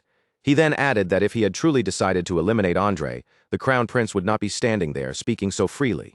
Earl Alfred observed that the already terrible relationship between the Croissant Empire and the Reinhardt Kingdom had now reached its absolute worst, making war seem unavoidable. The emperor replied that even without this incident, war had only been a matter of time, pointing out that the two countries had already fought large and small wars whenever they pleased for decades. Earl Alfred then reported that this coming war appeared different from the previous clashes. This time, it seemed both sides were preparing to fight in earnest. She added that the Prius Republic Revolution, the sudden divine oracle during the selection of saints and holy men, and Princess Yahelin's reclamation of royal authority were all expected to greatly affect the already unstable international situation. And standing at the center of many of the major events that had recently shaken Rondell, Earl Alfred emphasized, was the rising star of the Reinhardt Kingdom, Duke Adrien Lawrence. The emperor listened quietly and remarked that it would have been pleasant if they had succeeded in recruiting Adrien. Earl Alfred apologized, saying the failure was due to her own inadequacy, but the emperor reassured her that the fault was his, since he had only been able to offer Adrien the title of count. He then asked what she believed the Reinhardt Kingdom's chances were of winning the war. Earl Alfred estimated their chances at around 40%. The emperor's interest sharpened, and he repeated the number back to her, asking if she truly believed Reinhardt had a 40% chance. Earl Alfred clarified that she believed the real probability was more than 40%, but still less than 50%. The emperor commented that it sounded like a close call and said she was evaluating the Reinhardt Kingdom quite generously. Earl Alfred replied that Duke Adrien Lawrence and King Michael van Reinhardt were both extremely capable individuals, and she did not believe they would provoke the Croissant Empire without careful calculation. The emperor wondered aloud whether that was truly the case.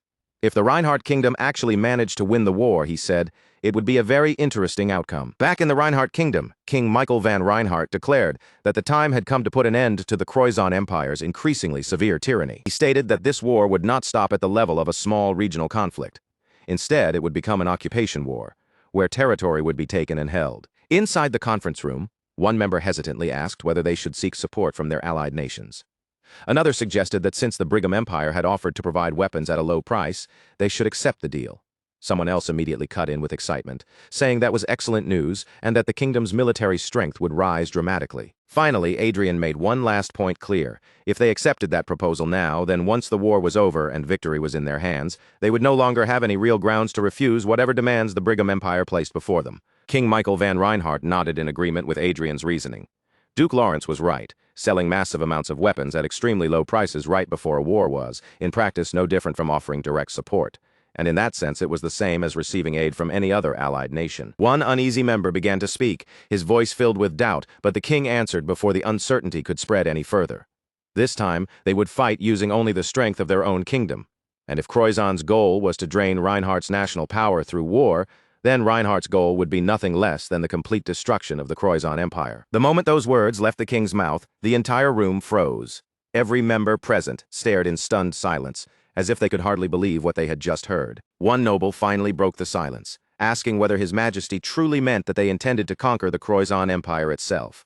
Another immediately followed, his expression tense, questioning whether such an unbelievable goal was even possible. The king did not waver. With absolute confidence, he declared that victory was possible, so long as Duke Adrien Lawrence was placed in command, as supreme commander of the entire army. A low wave of murmuring spread through the conference room. Some of the officials voiced their doubts, admitting that Duke Lawrence was undeniably talented, but arguing that this was a war with the fate of the entire nation hanging in the balance. In their eyes, the command baton should be placed in the hands of a seasoned professional commander with far more battlefield experience. Others quickly agreed, insisting that Duke Lawrence was still too young and that in war the experience gained with age could not simply be ignored. Adrien quietly folded his hands together, already expecting this reaction, while Archer's expression hardened beside him, her irritation becoming harder and harder to hide. Then, all of a sudden, someone spoke up in Adrien's defense. Duke Lawrence did, in fact, have real war command experience. It was Marcus Otis who explained that roughly a year earlier, Lawrence had served under him during the war with Croissant and had been the greatest contributor to the victory they achieved. Marcus Otis did not hesitate to speak boldly. He called Duke Lawrence a true genius of war and stated with conviction that if Lawrence were entrusted with command of the entire army, he would not only secure victory but also keep their casualties as low as possible. Hearing those words, Adrien was genuinely moved. He quietly remembered that when he first met Marcus Otis, his impression had been nothing more than that of a plump uncle shuttling back and forth from the battlefield. But from that moment on, the bond between the two of them became even stronger. The murmurs filling the conference room slowly died down. One of the members cleared his throat, then suggested that before judging any further, they should at least hear the strategy Adrien claimed would lead them to victory. Adrien lifted his gaze with calm confidence. his expression making it clear that he had been waiting for exactly that moment. Several days later, inside the war control room, reports began arriving one after another from the front lines. The vanguard unit heading toward Patel Fortress was ready. The vanguard unit advancing toward Corinto Fortress was also prepared. The vanguard unit assigned to the Prince Border Count's territory had completed its preparations as well. With every deployment finished, the soldiers relayed Supreme Commander Adrien's order. All units were to remain on standby until the operation began at 2400 hours. The reports continued in a tense rhythm. The vanguard forces and sky fortresses were all in position. At 2115, they were still waiting.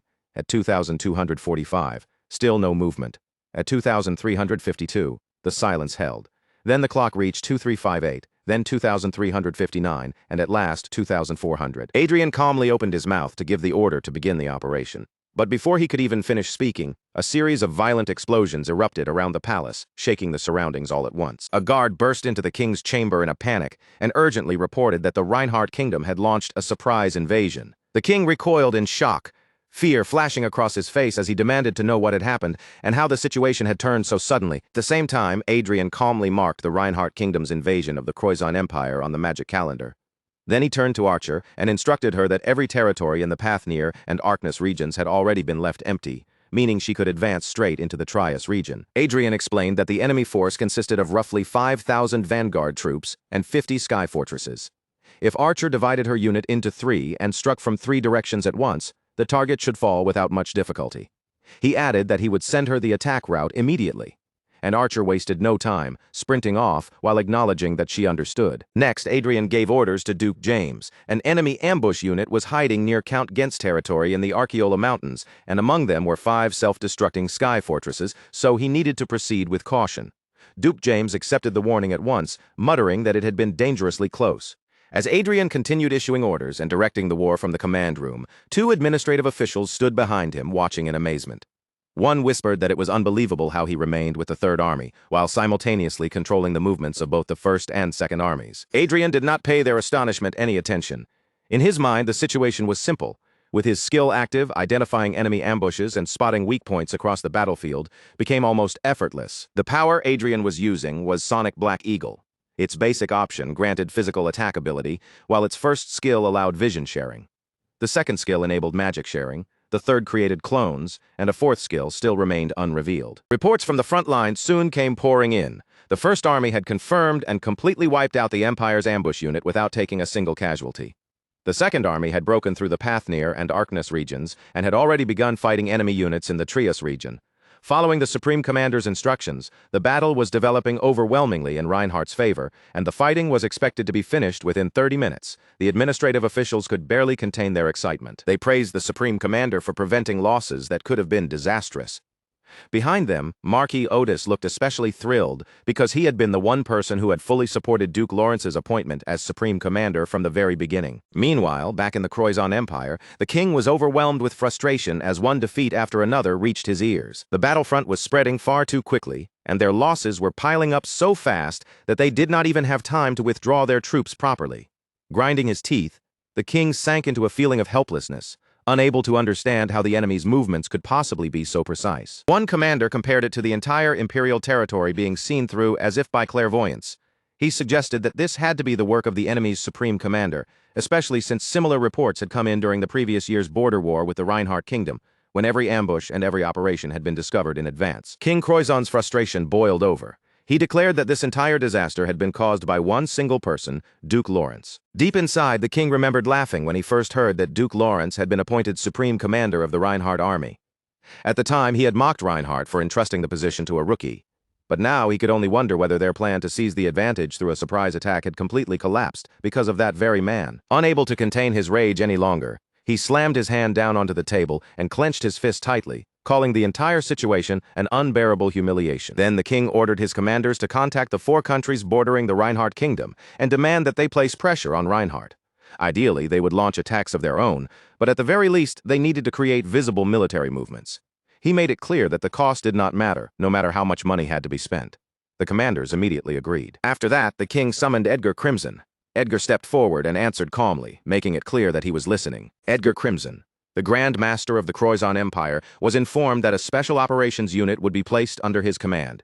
His mission was direct and dangerous: destroy the enemy's command structure. Edgar Crimson accepted the assignment without hesitation, his voice firm and confident as he promised that he would take care of it. Elsewhere, the king of the Paolo kingdom sat with a troubled expression, clearly worried over the situation. The king of the Ijaz kingdom was present as well, sharing the same tense atmosphere. The king of Ijaz mentioned that they had received a request from the Croizon Empire to put pressure on the Reinhardt kingdom. The king of Paolo answered that his kingdom had received the same request, and that the matter was troublesome. Even though they were allied with Reinhardt, they could not simply pretend the empire's demand did not exist. At that moment, someone entered and announced that an envoy from the Reinhardt kingdom had arrived. The king of Ijaz turned toward the visitor and greeted them, remarking that it had been a long time. Princess Diana answered gracefully, saying that it had indeed been a long time since she had last met both King Paolo and King Ijaz. The king of Paolo immediately understood the meaning behind her visit. For a member of Reinhardt's royal family to come in person during such a delicate time, it meant they had already learned of the Croizon Empire's approach, as well as the concerns troubling both kingdoms. Princess Diana calmly confirmed that this was exactly the case. The king of Paolo then looked straight at her and asked directly how she intended to ease their worries. Diana asked the two kings to look at something. Then she lightly tapped her wristwatch, and in the next instant, two glowing blue system windows appeared in front of the rulers. Both kings stared at the contents in shock, their eyes widening as they asked what exactly they were looking at. Princess Diana explained that it was a proposal for the establishment of a duchy. She continued, stating that the war would undoubtedly end with Reinhardt's victory. After that, the kingdom would be reborn as an empire.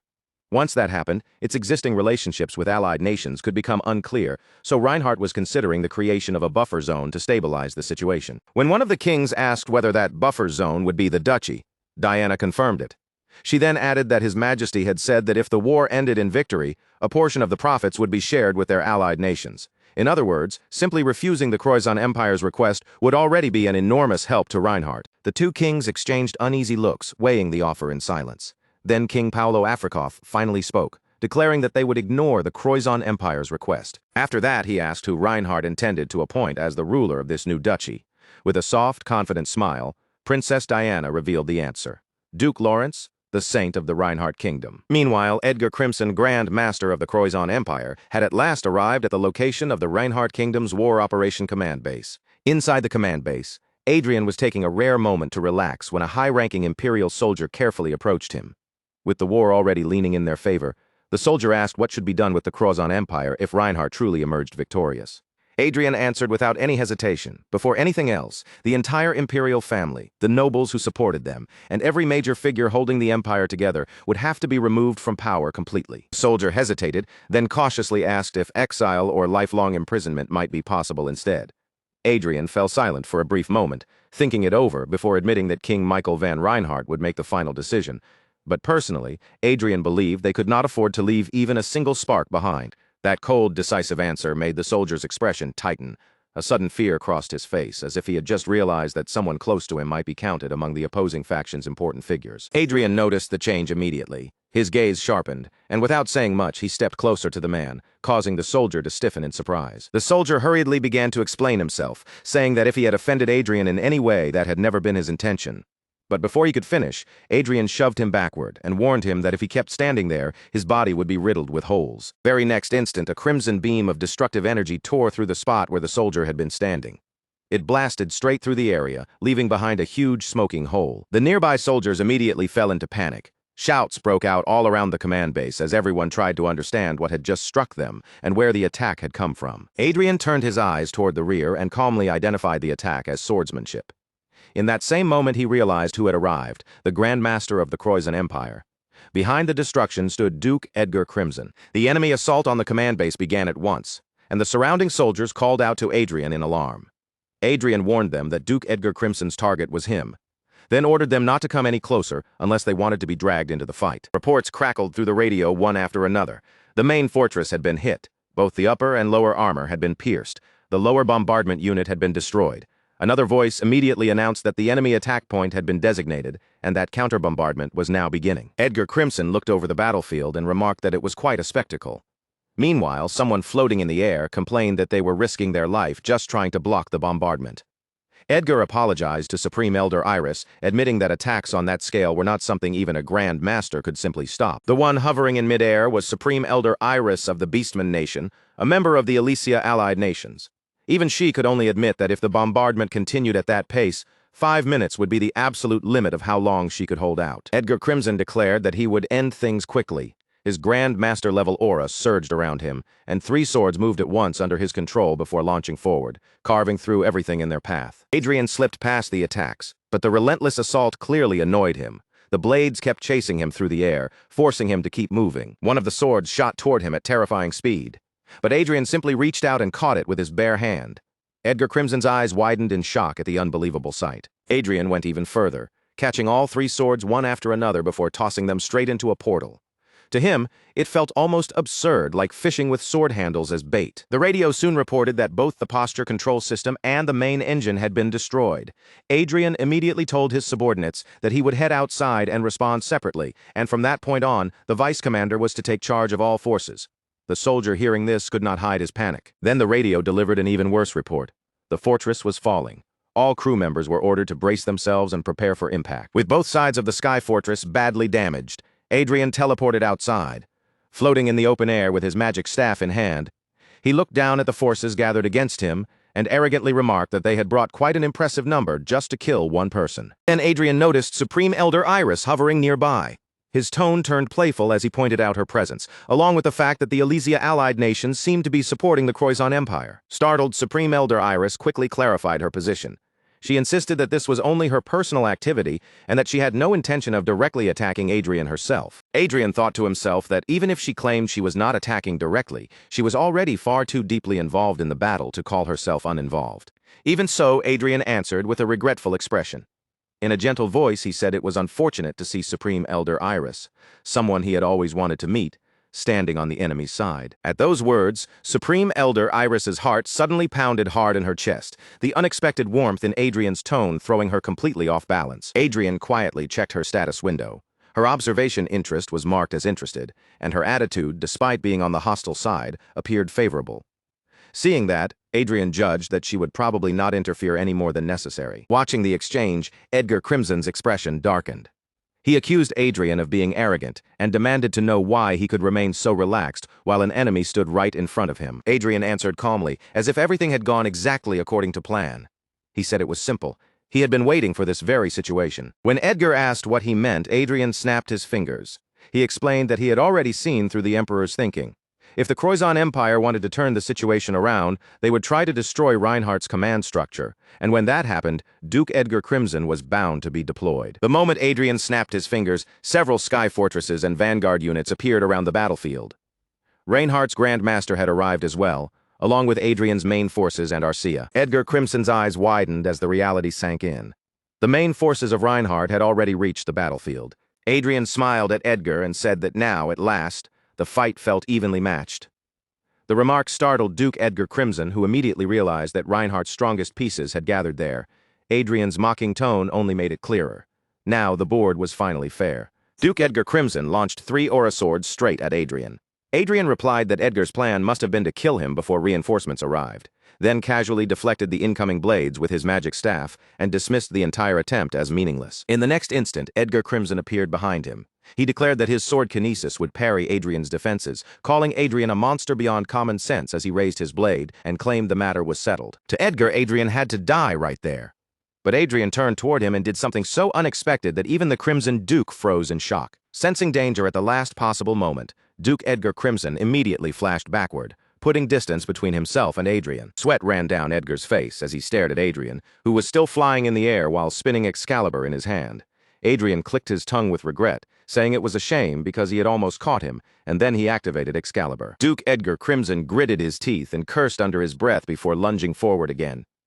Adrien only smiled at him and said it was too bad. His time was already up. At that exact moment, Arcia cut in between them and stopped Duke Edgar Crimson from landing his strike. Standing firmly between Adrien and the Crimson Duke, Arcia declared that she would be the one to protect him. Adrien remained behind her with a bright, confident smile, almost glowing with calm assurance. Arcia swung her sword with fierce precision, forcing Duke Edgar Crimson to retreat. He was knocked back, falling and skidding across the ground, while leaving a long trail behind him. Edgar Crimson managed to block the blow, but the situation had already turned against him. Adrien and Arcia were both pressing in on him at the same time, leaving him with no room to breathe. The 3 clashed with heavy, violent blows, each strike answered by another. They attacked and defended in rapid succession, the force of their exchanges shaking the air around them. To Duke Edgar Crimson, the whole situation felt like a deep humiliation. He could not believe he was being pushed this badly by a rookie who had only recently become a Grand Master, and even worse, by a mere 7th Circle mage as well. He admitted that the ambush had failed, but he could accept that much, since he had prioritized speed and made his opening attack too simple. He also realized that his vanguard units had been dealt with far too easily by Adrien's forces, while his airships were suffering serious damage. And yet, even after accounting for all of that, something about the situation still felt wrong. What disturbed him most was Adrien's unnatural calm. Even as Edgar blocked another sword strike from Arcia and a magic attack from Adrien, that strange composure never left Adrien's face. Arcia, gripping both sword and shield with practiced strength, slashed at the Duke in a sharp, powerful motion. The impact forced Edgar Crimson to lose his grip on his weapon, but Duke Edgar Crimson instantly seized the opportunity. Using his aura to control the sword from a distance, he turned the blade in midair and aimed it straight for Arcia's neck. Before the attack could land, however, Edgar suddenly felt it. His blades had stopped moving, as though invisible shackles had wrapped tightly around them. Sweat began to bead across Duke Edgar Crimson's face, the confidence he had carried into the fight finally cracking under the pressure. A chilling possibility crossed Edgar Crimson's mind. What if Adrien was not merely a 7th Circle mage after all? What if he was facing an 8th Circle mage who had simply been hiding his true level by using 7th Circle magic? As Adrien moved in for another attack, Edgar Crimson's eyes sharpened with alarm. Under his breath, he muttered that Adrien might truly be operating on the level of an 8th Circle mage. Before Adrien's slash could finish him completely, blood scattered through the air. Duke Edgar Crimson fought with bitter frustration, realizing that Adrien had been playing with them from the beginning of the battle all the way to the very end. As his consciousness faded, the last thing Duke Edgar Crimson saw was Adrien and Arcia standing there, both wearing calm, victorious smiles. Soon after, reports from the battlefield came in, announcing that the area had been cleared and that Supreme Elder Iris had finally been captured. Arcia held Supreme Elder Iris in her arms as if she were some adorable stuffed toy. With a playful look, she turned to Adrien and teasingly asked if they could keep Iris, since she was just that cute. Supreme Elder Iris exploded in anger, protesting that she was centuries older than both of them. She called them barbarians and demanded to know if this was really how they treated prisoners of war. Adrien calmly answered that since Iris herself had claimed she was not acting on behalf of the Elysia allied nations, she could not exactly be treated as a prisoner of war. That answer left Supreme Elder Iris completely speechless, while Arcia casually patted her on the head, as though soothing a small animal. Adrien then told Supreme Elder Iris that, at that moment, she was simply a criminal who had interfered with Reinhardt's war effort. He asked why she had chosen to side with the Croizon Empire in the first place, adding that if she had stayed out of the conflict, she would not have ended up in such an embarrassing position. When Supreme Elder Iris tried to explain herself, Adrien cut her off before she could get far. He accused her of attempting to play both sides, hoping to get what she wanted and slip away afterward. Then he pointed out that she had clearly never expected Duke Edgar Crimson to fall so easily. Caught completely off guard, Supreme Elder, Iris tried to deny it, but her words faltered. Meanwhile, Arcia continued to toy with her cheek. Adrien assured Iris that they had no intention of hurting her, as long as she stayed quiet until the war was over, and told her to keep playing with Arcia for the time being. Supreme Elder Iris froze, then shouted in disbelief, demanding to know if they seriously expected her to be treated like a doll. The masked man suggested that killing Supreme Elder Iris would be simpler, but Adrien only smiled. He called her a hostage, useful for preventing the Elysia allied nations from entering the war. Then he added that the only reason they had won so easily was because Supreme Elder Iris had been holding back. If Supreme Elder Iris had fought them seriously from the start, Reinhardt's forces would have suffered catastrophic losses. While Arcia kept squishing Supreme Elder Iris's cheek, and Iris yelled for them to let her go. The masked man turned to Adrien and asked whether their chances of winning the war had improved. Adrien answered with complete confidence, saying that their odds were now effectively 100%. The scene then shifted back to the Croizon Empire, where grim reports were being delivered to the Emperor one after another. The Zexus Duchy had fallen, slaves had taken advantage of the chaos to revolt, and Marcus Métis, who had been sent to negotiate with the Lucias and Geordie kingdoms, had gone completely silent. Emperor Croizon's patience finally snapped. Annoyed beyond measure, he shouted for the reports to stop. Everyone present immediately shrank back in fear, terrified of becoming the next target of the Emperor's rage. And the Emperor called for the Crown Prince, who answered in a trembling voice, clearly frightened by his father's fury. Emperor Croizon ordered the prince to take a detachment of the royal guard and leave at once to search for Dragonland. He told him that the Empire's final means of survival, their last resort, was hidden there. The Crown Prince was horrified. Dragonland was known as the most dangerous wasteland in the world, and the thought of entering such a place made him hesitate. With a strained expression, he asked whether there was any safe route. The Emperor answered coldly that no safe path existed. Then he produced a pendant and told the Crown Prince that if he succeeded in finding that place, the tide of the war would turn in an instant. With an unsteady hand, the Crown Prince accepted the pendant, his fingers trembling as the weight of the mission settled over him. The Emperor ordered him to find Dragonland and return or fail and die trying. He repeated that if the Crown Prince succeeded, the entire outcome of the war could change. The Crown Prince lowered his head, his voice shaking as he promised that he would do everything within his power to complete the task. After Duke Edgar Crimson and his special forces were crushed, the Croizon Empire, already being pushed back by Reinhardt's surprise invasion, began collapsing at a frightening speed. Every eastern territory of the empire bordering Reinhardt had fallen into enemy hands. Marquis Métis, who had been sent overseas to negotiate for military aid, had also been assassinated before he could return. The final blow came at the Battle of the Zexis Duchy, where a slave revolt erupted in the middle of the chaos, wiping out 30% of the imperial army and turning the battle into a complete defeat. In the end, Reinhardt's army advanced without resistance all the way to the gates of the capital. A masked man reported that new intelligence had arrived. The Crown Prince of the Croizon Empire had taken a detachment of the Royal Guard and set out for Dragonland. Adrien, who had been sitting down and resting, asked what the Crown Prince could possibly be trying to achieve in Dragonland. The masked man answered that they had not yet been able to determine his objective. Adrien only gave a quiet murmur in response. Then, from outside, a loud voice proclaimed the arrival of Marquis Urga Heidel, Grand Marshal of the Croizon Empire. Grand Marshal announced in a booming voice that, on the honor of his empire, he challenged Adrien L. Lawrence, the cowardly supreme commander of Reinhardt, to a duel. Burning with anger, Marquis Urga Heidel demanded that Duke Lawrence answer his challenge and vowed to make him pay for his treachery. Adrien wondered aloud whether the Grand Marshal was actually serious. A nearby commander scoffed at the idea, saying it was absurd for a knight to challenge a mage to a duel. The commander added that the Croizon Empire was already cornered, so the duel was obviously a trap. No reasonable person would ever accept such a blatant setup. Adrien simply responded with a calm smile, as if the danger did not bother him in the slightest. The confused commander asked if Adrien was truly planning to go. Without hesitation, Adrien leapt down from the sky fortress, declaring that if he died after falling for such a cheap trick, then he would deserve it. Still, he assured them that he would return. The commander called after him in concern, though his worried face was strangely mixed with a spark of excitement. As Adrien descended, he told them to capture good footage and send it to the press immediately. Marquis Urga Heidel continued roaring Adrien's name across the battlefield. Then Adrien suddenly appeared behind him and calmly announced that he was already there. Urga Heidel pointed a finger at Adrien and mocked him, saying he was surprised Adrien had actually shown up. Then he vowed that Adrien would die there that day, and that Reinhardt would pay dearly for his recklessness. Adrien, holding his magic staff with an almost bored expression, asked whether Urga Heidel had called him all the way there just to keep talking. Adrien then turned as if he were about to leave, casually saying that he was going back.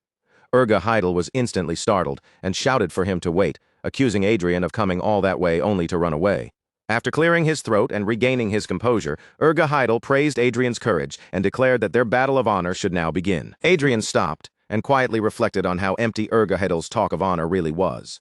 The Grand Marshal's vanguard gear had been rigged to self-destruct in order to avoid defeat, which made all his speeches about dying with honor sound utterly ridiculous. Then Adrien noticed a camera drone hovering in the sky. It belonged to the Croizon Empire, and from its presence Adrien could tell that the Empire was very interested in broadcasting or recording this duel. Urga Heidel drew his twin swords, the blades flashing as he declared that he had already analyzed Adrien's combat style. He claimed that others had been caught off guard by Adrien's unusual methods, but he would not make the same mistake. Adrien remained perfectly calm, and even invited Urga Heidel to make the first move, as if he were giving the Grand Marshal every possible advantage. Urga Heidel roared that the duel had begun and charged straight at Adrien. Using void steps, he closed the distance in an instant, trying to force Adrien into close combat where a mage would naturally be at a disadvantage. Adrien reacted immediately, raising a magic shield in front of himself. The moment Urga Heidel's assault slammed into it, Adrien cleanly deflected the attack without losing his composure. But Urga Heidel was no inexperienced fighter. He struck the ground hard, shattering the earth beneath Adrien's feet in an attempt to throw off his balance and stop him from holding a stable position. The ground cracked apart under the force of the blow, and Adrien quickly jumped backward, avoiding the collapsing stone before it could trap his footing. Using the chunks of floating rubble as cover, Urga Heidel hid his next movement and launched a deadly strike from the blind spot. But Adrien saw through it just in time and dodged at the very last moment. Then, to Urga Heidel's surprise, a magic circle suddenly appeared beneath his jaw. Before he could properly react, Adrien fired a magic beam upward at close range. Urga Heidel could not fully escape the attack, but he managed to twist his body and reduce the damage before the impact struck him head-on. He had been certain he understood Adrien's combat style. Yet now, after just a few exchanges, Yahello found himself wondering how large the gap between their abilities truly was. Adrien smiled with visible excitement, his eyes almost gleaming as he taunted Yahello and asked if that was really all the Grand Marshal had to show him. Yahello drove his twin swords into the ground to stop himself from being pushed farther back. Then, with a sharp movement, he activated something hidden near his wrist. Using his all-seeing eye, Adrien immediately noticed what had happened. A potion had been injected into Yahello's body, and it was none other than a berserker potion. The next instant, Yahello's body changed violently, his form twisting as he transformed into something closer to a beast than a man. The berserker potion was a dangerous drug that forcibly raised the user's power by an entire stage for a short time, but once its effect ended, the user's body would break apart, making it a true last resort measure. Yahello's aura erupted even more fiercely than before, turning into a threatening red force that pressed down on the battlefield. Adrien watched with interest and remarked that berserker potions were rare. He even wondered aloud where Yahello had managed to obtain something like that. Then Adrien teleported behind Yahello and calmly announced that the Grand Marshal had done more than enough. It was time to bring the duel to an end. The beast-like Yahello glanced over his shoulder, but before he could properly turn, a massive explosion erupted behind him. Adrien teleported directly in front of the camera drone, grabbed it, and looked straight into the lens. With absolute confidence, he declared that the duel was his victory. Then Adrien made a heart-shaped gesture toward the camera and told it to deliver a message to the Emperor. He was coming for him next. Inside the Croissant throne room, everyone watching the footage was left frozen in shock, unable to immediately process what they had just seen. Adrien returned to the Sky Fortress, where the worried commander admitted that he had been so tense he thought his heart was going to leap right out of his chest. Adrien walked past him without slowing down and gave his next order. The people he was about to name were to gather immediately and follow him without delay. When the commander asked who those people were, Adrien silently thought about the fact that this was already the 20th day of the war. Then he said it was time to end everything. Back in the Croissant Emperor's throne room, the Emperor demanded a report on the current status of the Reinhardt army. One subordinate answered fearfully that they were still holding position, only to immediately correct himself and say that Reinhardt's forces were advancing. The Emperor then asked about the Crown Prince. Another commander reported that after the Crown Prince entered the Grey Mountains, all communication and tracking signals had been completely lost. The Emperor considered this quietly. Since many areas of Dragonland were known for unstable mana, the loss of signals might actually mean the Crown Prince was moving along the correct path. He ordered the army to retreat slowly and buy as much time as possible. Then he instructed that if the capital itself became the battlefield, the throne would be moved to Endymion City. When one man nervously asked whether that meant abandoning the capital and fleeing, a guard suddenly burst in with an emergency report. The guard tried to announce that intruders had appeared, but the palace defense alert system cut him off.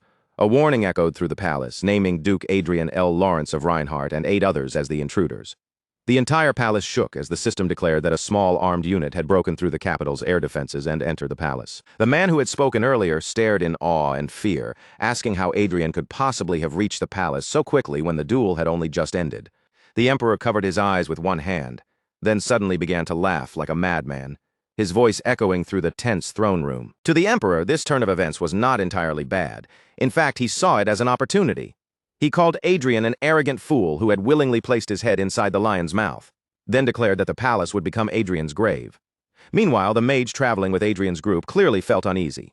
Staying near the back, he kept glancing around nervously and asked whether it was really all right to move so suddenly. Adrien answered that dragging things out would only work against them. Even if it was risky, they needed to end the war quickly, preserve as much strength as possible, and enjoy the victory afterward. The mage still worried that the plan felt far too impulsive, but Adrien ignored the concern. In truth, Adrien had originally intended to take a safer route, yet the intelligence reports had continued bothering him.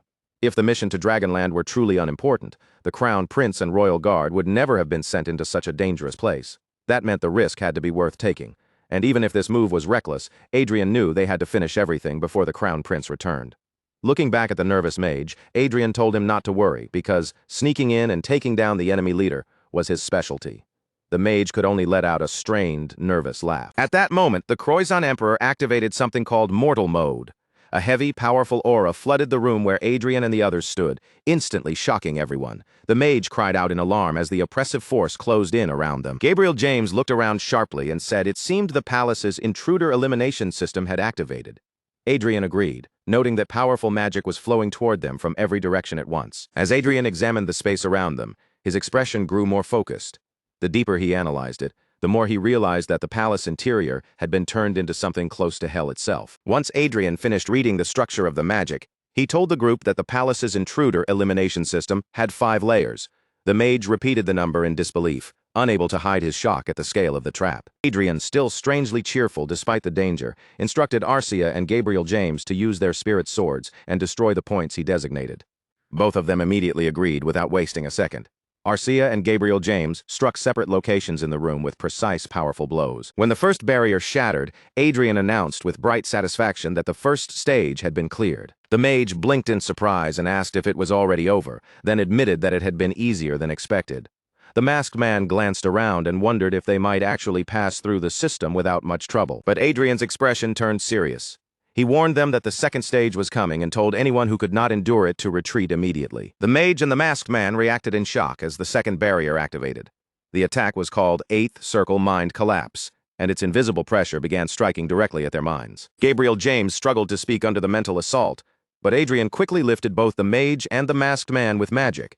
He explained that this stage was a mental attack, not a physical one. Adrien called out to Arcia, and she immediately picked up Gabriel James and Supreme Elder Iris. With both of them secured, Arcia answered that she was ready. The whole group rushed toward the exit, and Adrien urged them forward, saying they had to break through before anyone lost their sanity. After pushing through for a while, they finally reached the end of the path. They set down their collapsed companions, who slowly woke up gasping for breath, and Adrien announced that the second stage had been cleared. Still shaken, Gabriel James asked how Adrien and Arcia had managed to remain completely fine. Adrien only smirked and answered that it was a secret. Lying on the ground, the masked man remembered that Adrien and Arcia had also been unaffected by August's mental attack earlier. In that memory, when August tried to attack their minds, nothing happened at all. Arcia had simply said she was getting hungry and asked if they should finish off their enemies already, while Adrien told her to wait just a little longer. Later, they arrived at the starting point of the third trial, an 8th circle labyrinth filled with endless stairways and winding paths stretching in every direction. Adrien cheerfully announced that their next challenge was the labyrinth zone. He told everyone to rest for the moment while he prepared to teleport them again. Just like before, Arcia carried Gabriel James while Adrien took charge of the other two. As they moved through the maze, Adrien calmly thought that anyone without overwhelming attack power or sharp analytical ability would wander through this endless hell until they died. But to him, with the all-seeing eye guiding every step, the labyrinth was nothing more than a complicated pathway. Using magic to float the group along, Adrien ran forward with almost carefree excitement, calling out directions as if he were enjoying a game. He told them to keep going straight, then make a U-turn 20 meters ahead. Arcia, watching the scenery pass by, coldly remarked that there was certainly a lot to look at, and that it almost seemed like a pleasant place for a walk. 2 people Adrien was carrying looked absolutely miserable by the time they reached the end. At last, Adrien announced that Stage 3 had been cleared. Standing before the door, he told everyone they were nearly there and needed to prepare themselves. The mage, still dizzy from the trip, muttered that he could hardly believe they were breaking through the famous Croissant Palace this quickly. Adrien closed his eyes for a moment and reminded himself that they still could not afford to relax.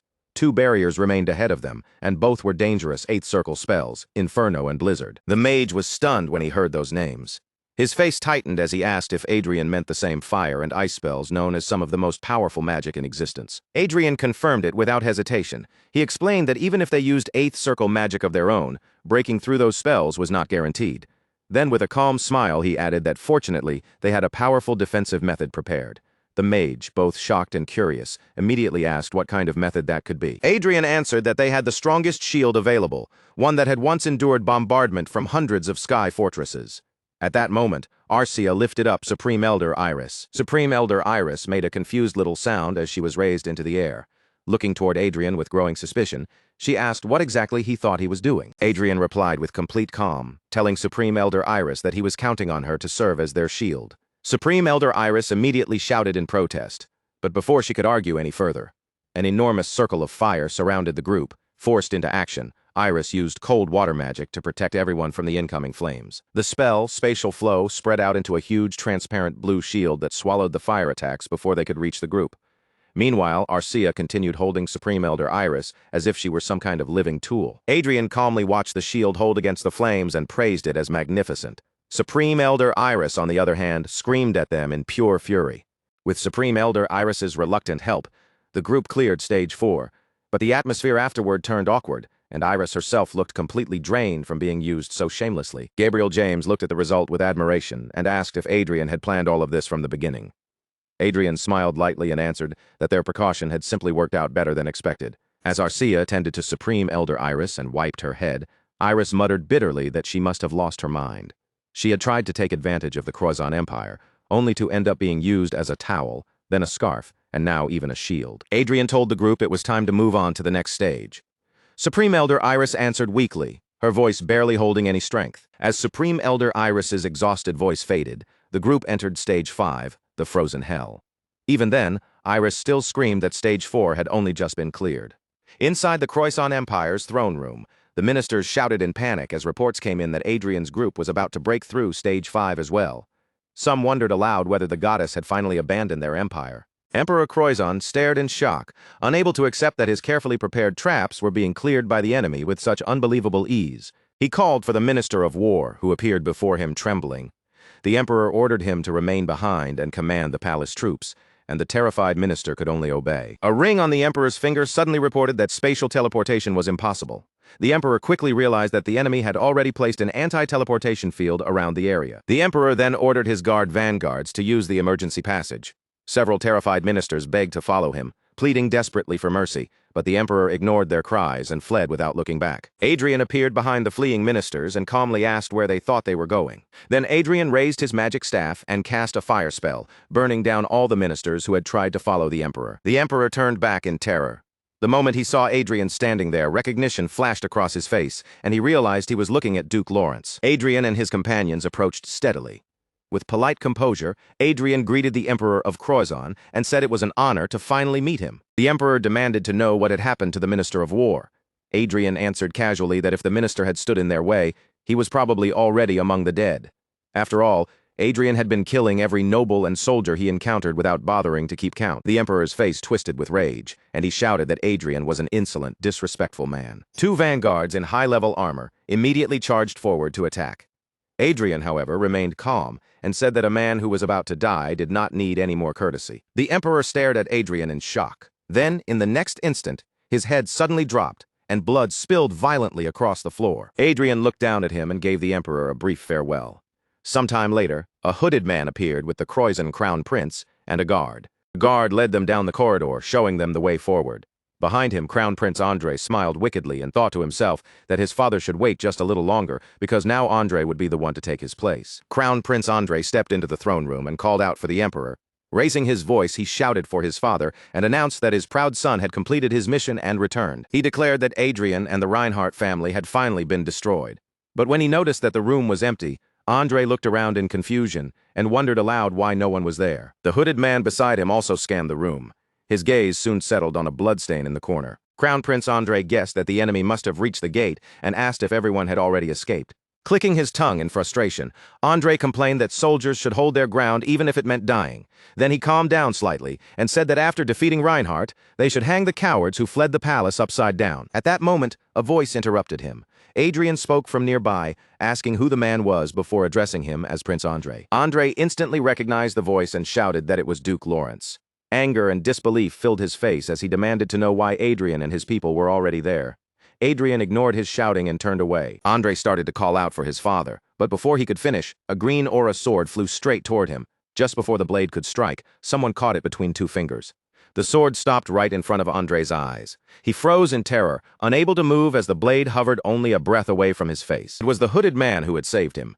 The man twirled the sword lightly with his finger and said that the war was basically already over. Andre, trembling in fear, collapsed to the floor and let out frightened sounds. Adrien's eyes widened slightly as he realized what had just happened.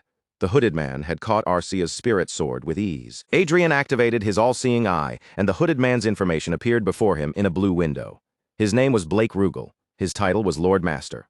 He was an 852-year-old dark elf from Dragonland's Grey Mountains, and he was the chief of the Blackwood tribe. His aura, physical ability, and learning ability were all top class, while his intelligence, command, and mana were mid-level. His traits included Heart Sword, Observational Eye, and Environmental Camouflage. His attitude was indifferent yet hostile, and his current state was annoyance. Adrien was astonished, but still introduced Blake Rugal as a Lord Master. His companions were shaken by the revelation, especially after seeing how easily Blake had blocked Arcia's attack. Gabriel James asked in disbelief if Blake was truly a Lord Master. Adrien confirmed it, explaining that Blake Rugal stood on the same level as Manuel Lucas, a ninth circle mage.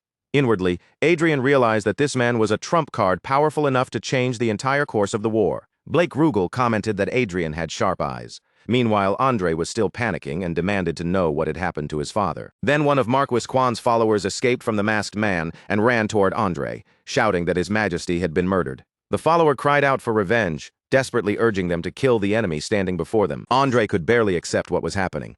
His face twisted in disbelief as he turned desperately toward Blake Rugal, calling him Duke Russell and begging him to wipe them all out. In response, Blake Rugal simply lifted his hand, drew a sword from empty air as if it had always been waiting there, and calmly agreed. With Elder Iris still carried on her back, Archer steadied herself and prepared to face him head-on. She said that a promise was still a promise, her voice firm despite the danger in front of them, while Elder Iris looked over her shoulder with clear worry in her eyes. Then Archer gently set Elder Iris down, freeing both of her hands for battle. The moment her feet shifted forward, she launched herself straight at Blake Rugal, and Adrien cried out her name in alarm as she rushed into danger. Their blades collided with a violent metallic crash. The impact did not stop at the swords alone. It burst outward in heavy shock waves, tearing through the surrounding air like invisible explosions. Archer clenched her teeth and tried to hold her ground, but Blake Rugal's strength pressed down on her like a crushing weight. Even with both hands on her sword, she was being forced back little by little. Blake Rugal looked at her with a composed expression, almost as if he were judging a student's form.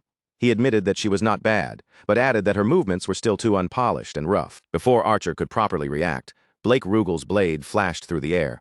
In the next instant, one of her arms was slashed, and shock spread across her face as blood burst from the wound. Adrien froze where he stood, staring at Archer in pure horror. As her strength began to leave her body, she turned her weakened gaze back toward him and faintly called out his name. One of the mages in their group shouted at Adrien to run, his voice sharp with panic. But Adrien could not move at all, only watching helplessly as Archer's bloodied body finally collapsed to the ground. Rage and fear surged through Adrien all at once, stealing the breath from his lungs, gripping his magic staff. He summoned several advanced magic circles around him, deciding in that moment that hiding his true power no longer mattered. Adrien unleashed Revive magic, pouring his power into Archer and dragging her back from the edge of death. Blake Rugal's eyes widened in surprise, and for the first time, he reached up and removed his mask. The moment Blake Rugal realized what Adrien had done, he rushed straight toward him. He said that choosing to act as a healer in the middle of a fight like this was practically begging to be killed first. Elder Iris, Gabriel James, and the others all shouted Adrien's name in shock. Their voices overlapped in the chaos, each one filled with the same terrible fear that they were about to watch him die. Archer screamed Adrien's name as well, her voice raw with desperation. For Adrien, everything seemed to slow down, as if the entire world had stretched into one unbearable instant. Blake Rugal's sword swept toward Adrien's neck, cold and merciless. As the blade came close enough for him to feel death itself, Adrien thought this was truly the moment his life would end. But just before the sword could cut him down, it stopped in place.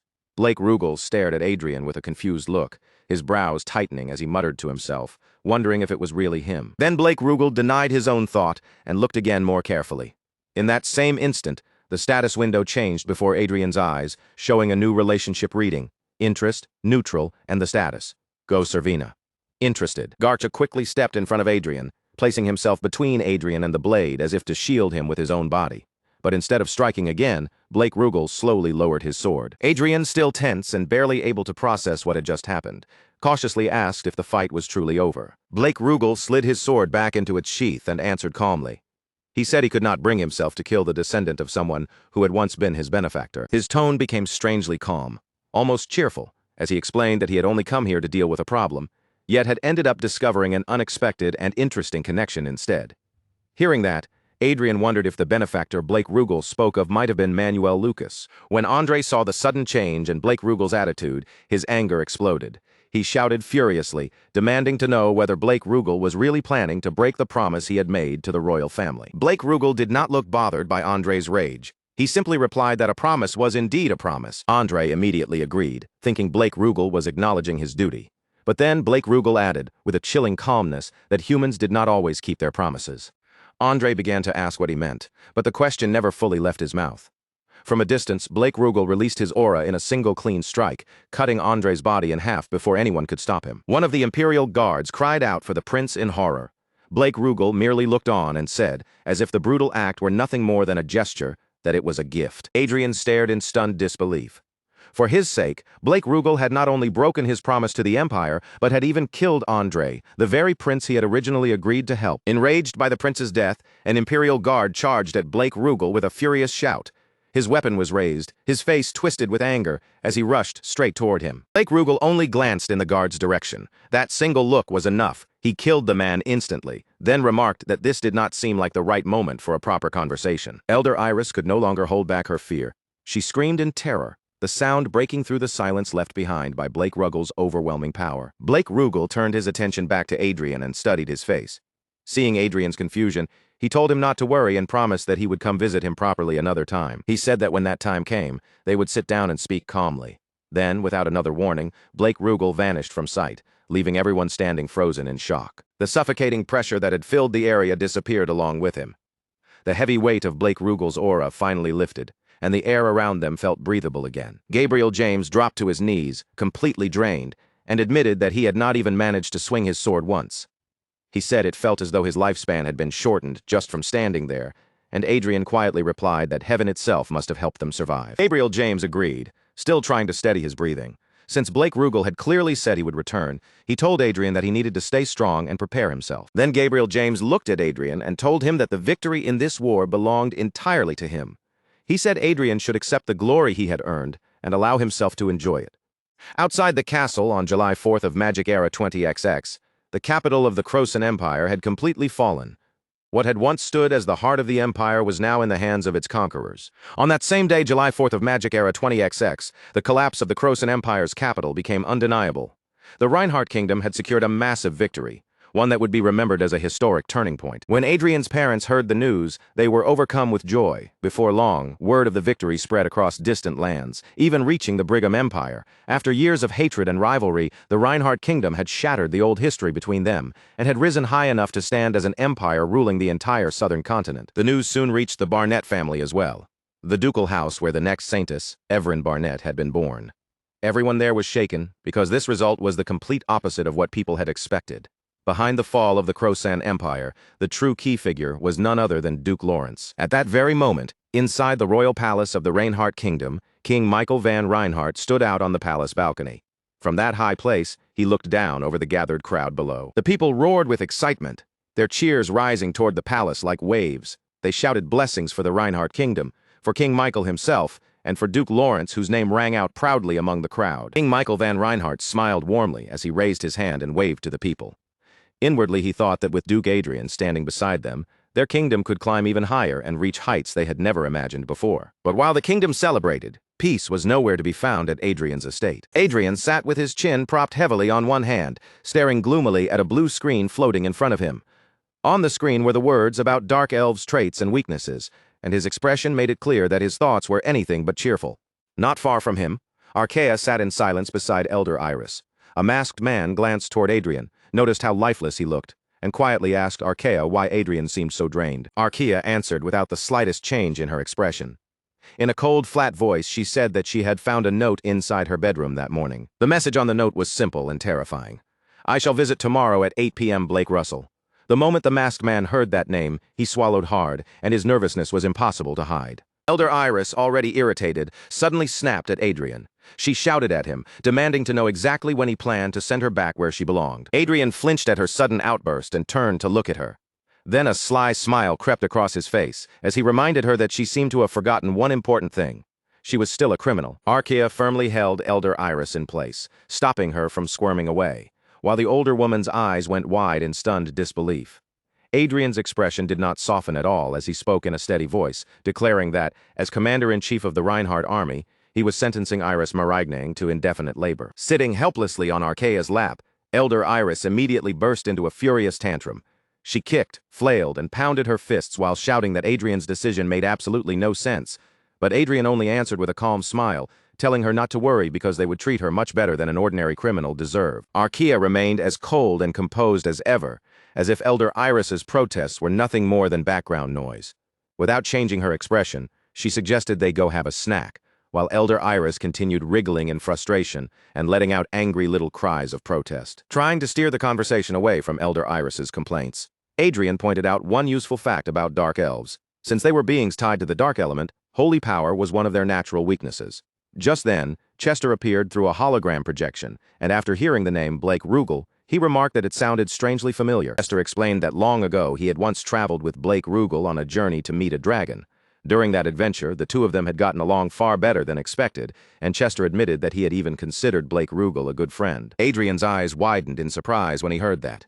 He asked Chester whether Blake Rugal would really harm the disciple of someone he had once been close to, and Chester folded his arms in thought before saying that, as far as he knew, Blake Rugal had not been pleased with what happened to Manuel Lucas and had never truly accepted Manuel's fate. The masked man tried to ease Adrien's worries, telling him that nothing terrible was likely to happen. But Adrien did not look reassured at all, and all he could manage in response was a stiff, awkward smile. The masked man then added, half joking and half serious, that even if Adrien somehow ended up being dragged all the way down to hell, he would probably still crawl back alive with a fistful of mind adamantium in his hand. With that strange mixture of worry, forced humor, and lingering tension, the long, uneasy day inside Adrien's mansion slowly slipped away into night. When the man finally entered the room, both Adrien and Arcia immediately rose from their seats. Their movements were polite, but the sudden stillness in the room made the atmosphere feel much heavier than before. Adrien could feel his nerves tightening, and small beads of sweat formed on his forehead as he looked at the newcomer. The moment his eyes landed on the man, Adrien knew without a doubt that Blake Rugal had finally arrived. Standing before him was Lord Master Blake Rugal, the close friend of Adrien's late master, Manuel Lucas. As a dark elf, Blake Rugal carried an overwhelming presence, and the air around him seemed to grow heavy with a mysterious, intimidating pressure. Adrien and Arcia greeted Blake Rugal with proper respect. Adrien welcomed him politely and said it was an honor to meet someone who had once been a friend of his master. Adrien then led Blake Rugal toward the prepared table and explained that, since he did not know exactly what kind of food his guest preferred, he had arranged many different dishes in the hope that at least a few would suit his taste.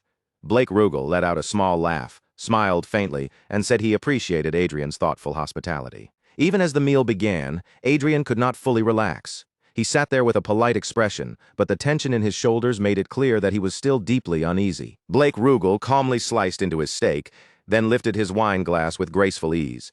While watching Adrien's careful behavior, he remarked that Adrien seemed to already know something about him, and Adrien answered with a nervous smile, saying Chester had told him that Blake Rugal was the final adventuring companion who had once traveled through Dragonland with Manuel Lucas, and that the two had been close, like-minded friends. Blake Rugal took a slow sip of wine before speaking again. He commented that Manuel had not only left behind property for his successor, and he admitted that, at first he had disliked hearing Adrien refer to Manuel as his master, but because Adrien carried Manuel's memories, Blake Rugal could at least understand why the situation was not so simple. Adrien gave a hesitant smile at Blake Rugal's words. He could not tell whether the remark was approval or discomfort, so he simply responded carefully and tried not to disturb the fragile calm between them. After Blake Rugal set his wine glass back onto the table, his expression became quieter and more serious. He then asked Adrien how Manuel Lucas had met his end. Adrien answered carefully, first saying that Blake Rugal already knew Manuel Lucas had originally come from another world. He watched Blake Rugal's reaction closely before continuing. When Blake Rugal nodded to confirm it, Adrien explained that Manuel Lucas's body had died here in this world, but his soul had returned to the homeland he had come from. Blake Rugal's expression shifted in shock, and he immediately asked whether that was really true. Adrien confirmed it, saying he believed his master's soul had been sent back by a sacred spell called Sen's Soul, allowing Manuel Lucas to return to the afterlife of his original world. Adrien added that, by now, Manuel had most likely been reborn there and was living once again in the homeland he had once lost. Blake Rugal looked genuinely surprised by the answer, but beneath that surprise was clear relief. After a quiet moment, he said that simply knowing this much was enough to bring him comfort. Adrien smiled softly, and Blake Rugal admitted that if there had been no clue at all about Manuel's homeland or final fate, it would have been much harder to accept. Adrien then revealed something deeply personal, explaining that he too had come from the same homeland as his master. Though unlike Manuel Lucas, he had not crossed dimensions while alive. He had arrived in this world through reincarnation after death. Blake Rugal studied Adrien with a thoughtful gaze and said that Adrien's circumstances were every bit as unusual as Manuel's had been. Curious about what Blake Rugal truly felt, Adrien quietly checked his status, and when he saw the relationship and status reading before him, he felt a small amount of relief settle in his chest. Adrien thought to himself that the atmosphere was calm enough for now, and at the very least, Blake Rugal did not seem ready to draw his sword without reason. Gathering his thoughts, Adrien said he owed everything to his master because Manuel Lucas had saved him from a miserable death and given him a chance to live a proper life. To Adrien, Manuel had been more than a teacher. He had been his savior. Blake Rugal suddenly shifted his attention to Adrien's glasses.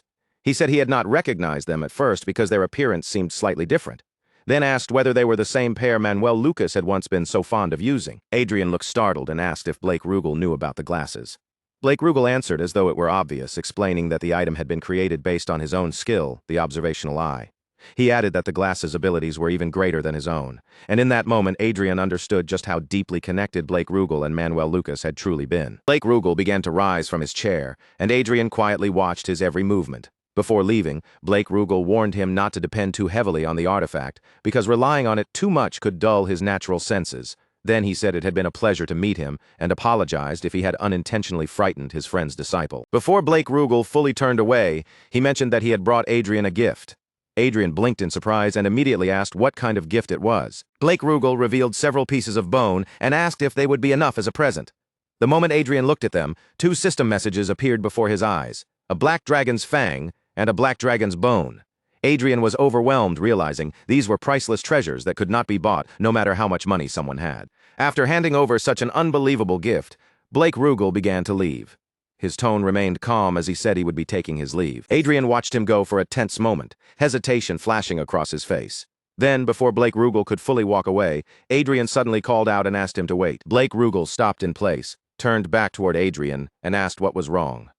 Adrien hesitated, then sincerely thanked him for giving him something so precious. But after a brief pause, he carefully asked whether he could request something else instead. Blake Rugal's expression sharpened slightly, and a trace of annoyance entered his voice.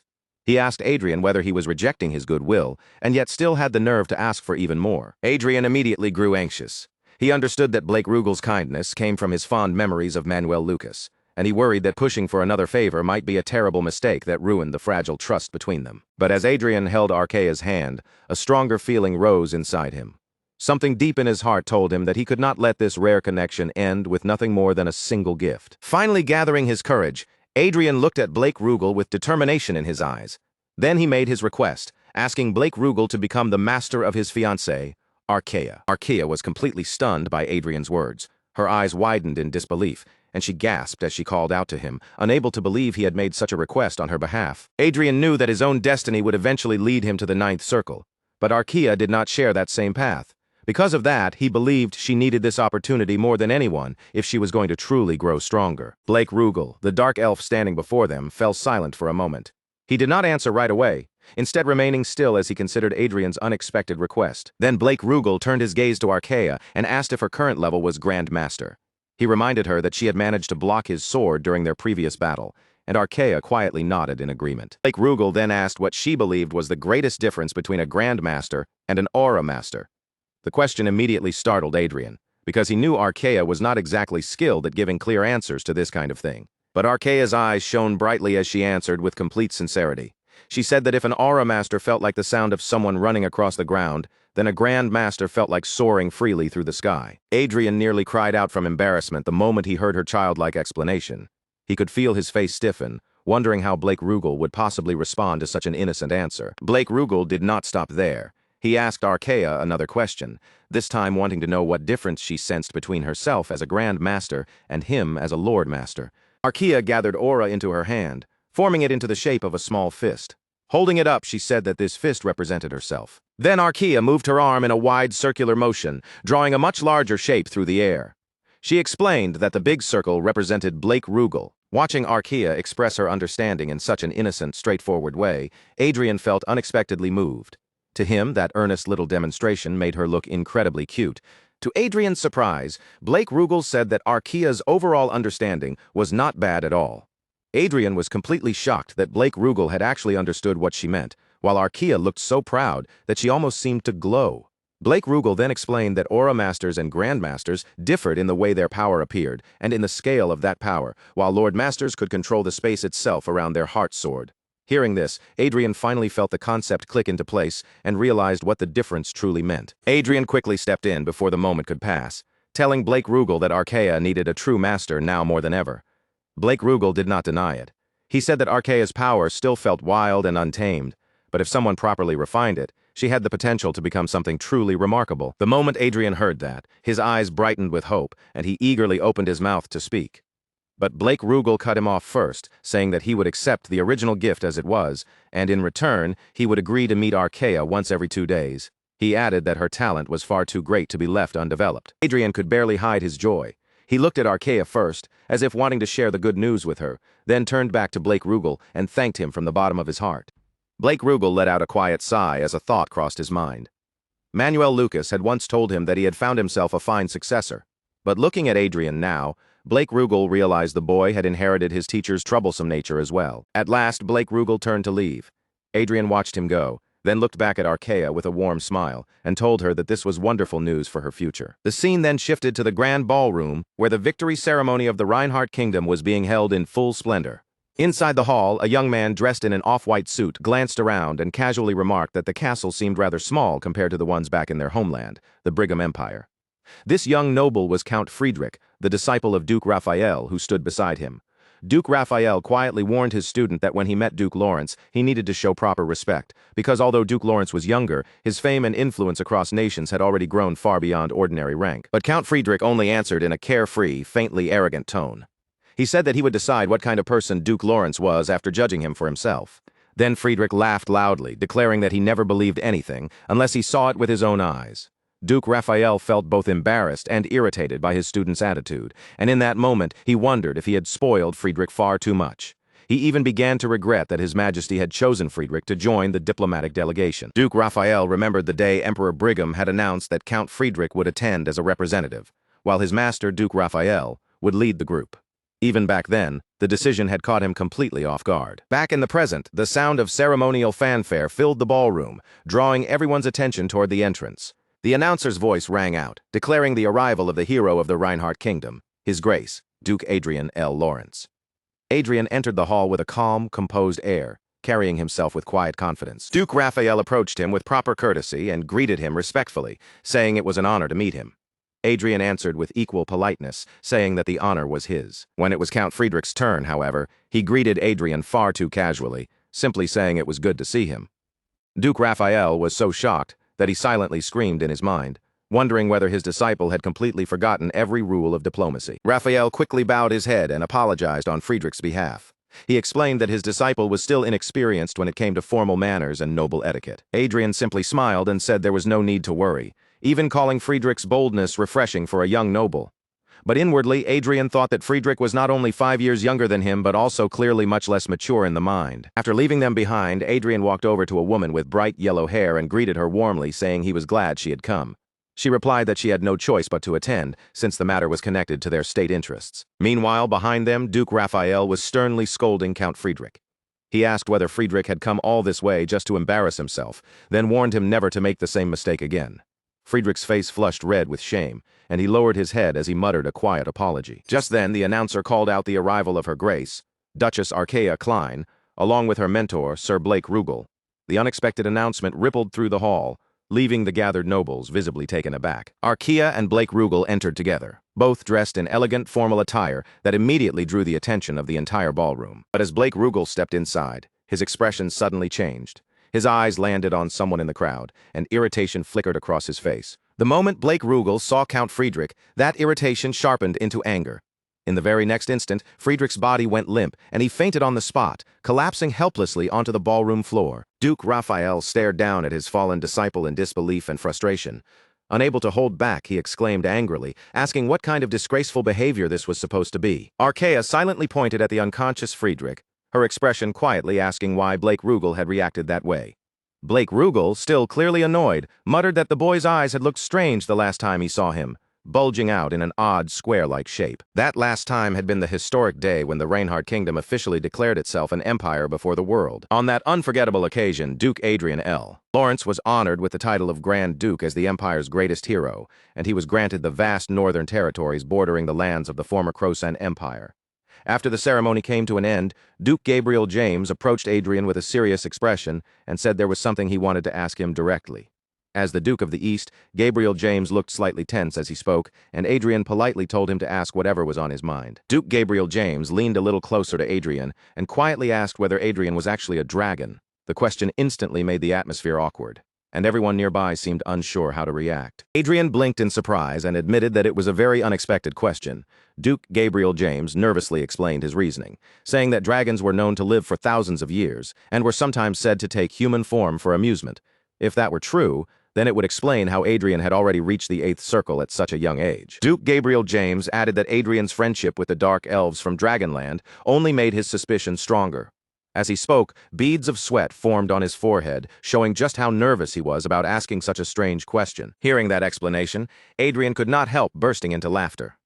Duke Gabriel James looked uncertain and asked if his guess had been wrong, and Adrien smiled as he assured him that he was absolutely human. Adrien added that both of the Lawrence Viscounts were truly his parents, then laughed again to ease the awkward mood.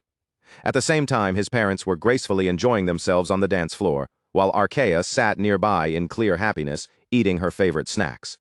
Little by little, the atmosphere softened again, and the long day finally ended in peace. A few days later, the focus shifted to Theo, the young man who had been transported from Earth into this unfamiliar new world. Theo was sitting inside Adrien's luxurious mansion, resting back against a soft sofa while gripping his mobile phone tightly in both hands. His face looked heavy with sadness as he stared at the screen, his thoughts clearly somewhere far away. On the phone were old photos of Theo and his younger sister. The sight of those familiar memories made his chest ache, and he quietly whispered his sister's name, as though hoping his voice might somehow reach her. Then Theo's gaze drifted to the top of the screen, where he noticed the battery was running low. Just as always, there was no network signal either, and he let out a disappointed sigh. Then, out of nowhere, the phone gave a soft beep. 2 bars of signal suddenly appeared on the screen, and Theo's eyes widened in complete disbelief. His mind raced as he realized the signal had actually returned, and with shock and excitement rising together, he wondered if he might finally be able to speak with his sister again. Theo's heart began pounding hard in his chest. Without wasting a second, he hurriedly pressed the call button. The ringing tone echoed through the quiet room while Theo waited anxiously, gripping the phone and hoping with everything he had that she would pick up. After a few seconds, a familiar voice answered, filled with shock and disbelief. It was his sister's voice, and she called out his old name, asking if it was really him. The moment Theo heard her, hope flooded his heart. He shouted that he was alive, desperate to tell her everything at once before the chance slipped away. But before Theo could say anything more, a robotic operator's voice suddenly cut in, saying something about the connection. Then the call ended without warning, and the screen fell silent again. Theo stared at the phone in disbelief, slowly realizing that the signal had vanished once more. The call had been cut off, leaving him frozen on the sofa with a heart full of both hope and sorrow, while the call duration on the screen showed only 3 seconds. Back in Adrien's office, Harris Walker asked Adrien whether he was trying to give him a heart attack from all the stress. Harris had recently been granted the title of Marquis under the Lawrence Duchy, taking over the former Feria Marquisate, and he had also been appointed as the Duchy's Chancellor. Adrien reminded Harris that he had once said he wanted to accomplish something great. He added that even if it was a Marquisate under a duchy, the rank itself was still officially recognized as a Marquis title within the Reinhardt Empire. Harris let out a tired sigh and said that whenever His Grace handed someone such an important position, it usually meant that person was about to be worked to death. He complained that he already felt exhausted and had even started noticing white hairs appearing. Adrien teased Harris by saying those were probably just gray strands. Then he told Harris to come closer so he could cast a recovery spell on his head. At that very moment, someone suddenly burst into the room in a panic. It was Benjamin Theo, breathing hard as if he had rushed there as fast as he could. Theo shouted that he had just picked up a smartphone signal in his room, and for a few seconds, he had actually managed to speak with his sister back on Earth. Adrien was stunned the instant he heard those words. Adrien immediately rose from his chair and turned to Baron Walker with an apologetic look. He said they would have to stop their conversation there for now. Adrien then took the phone, checked the call log himself, and confirmed that there really was a record of a 3-second connection from about 30 minutes earlier.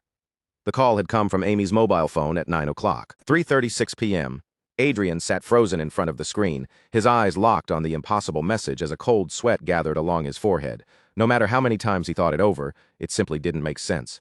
Manuel Lucas had spent decades researching a way to connect the two worlds, only to fail again and again. And even after death, his soul had only barely managed to cross the boundary. A true link between Earth and this world should have been nearly impossible.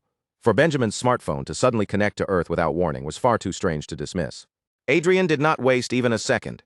He immediately contacted Chester, and moments later, Chester's figure appeared through the glow of the holographic projector.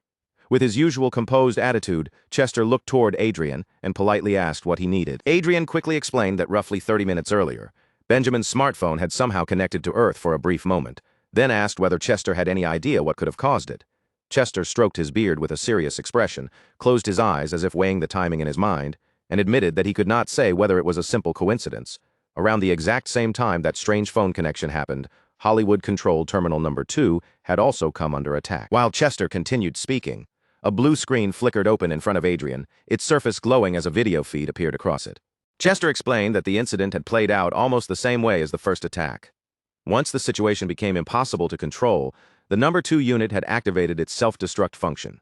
Because of that, the administrator rights for the entire system had automatically transferred over to the number 3 unit. Adrien slowly sat down, letting out a faint breath of relief.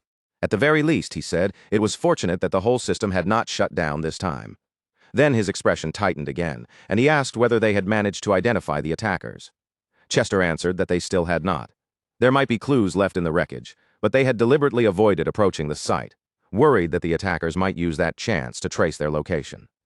Adrien murmured that it did not seem directly connected to Earth, but Chester reminded him that the timing was still much too close to ignore. Adrien's thoughts grew heavier. Their enemies were not ordinary people. Some among them were aura masters, while others were archmages, and if they were powerful enough to discover the control terminals, then they were far more dangerous than he had hoped. The only thin piece of reassurance was that a long stretch of time had passed between the destruction of the first unit and the second. Still, the situation had clearly entered a much more dangerous stage, and Adrien quietly realized that there was only one path left for him to take. After a long pause from the game, Adrien finally logged back into his account.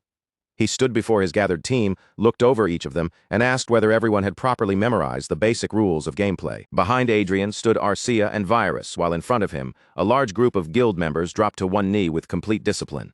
They answered respectfully that they had understood everything.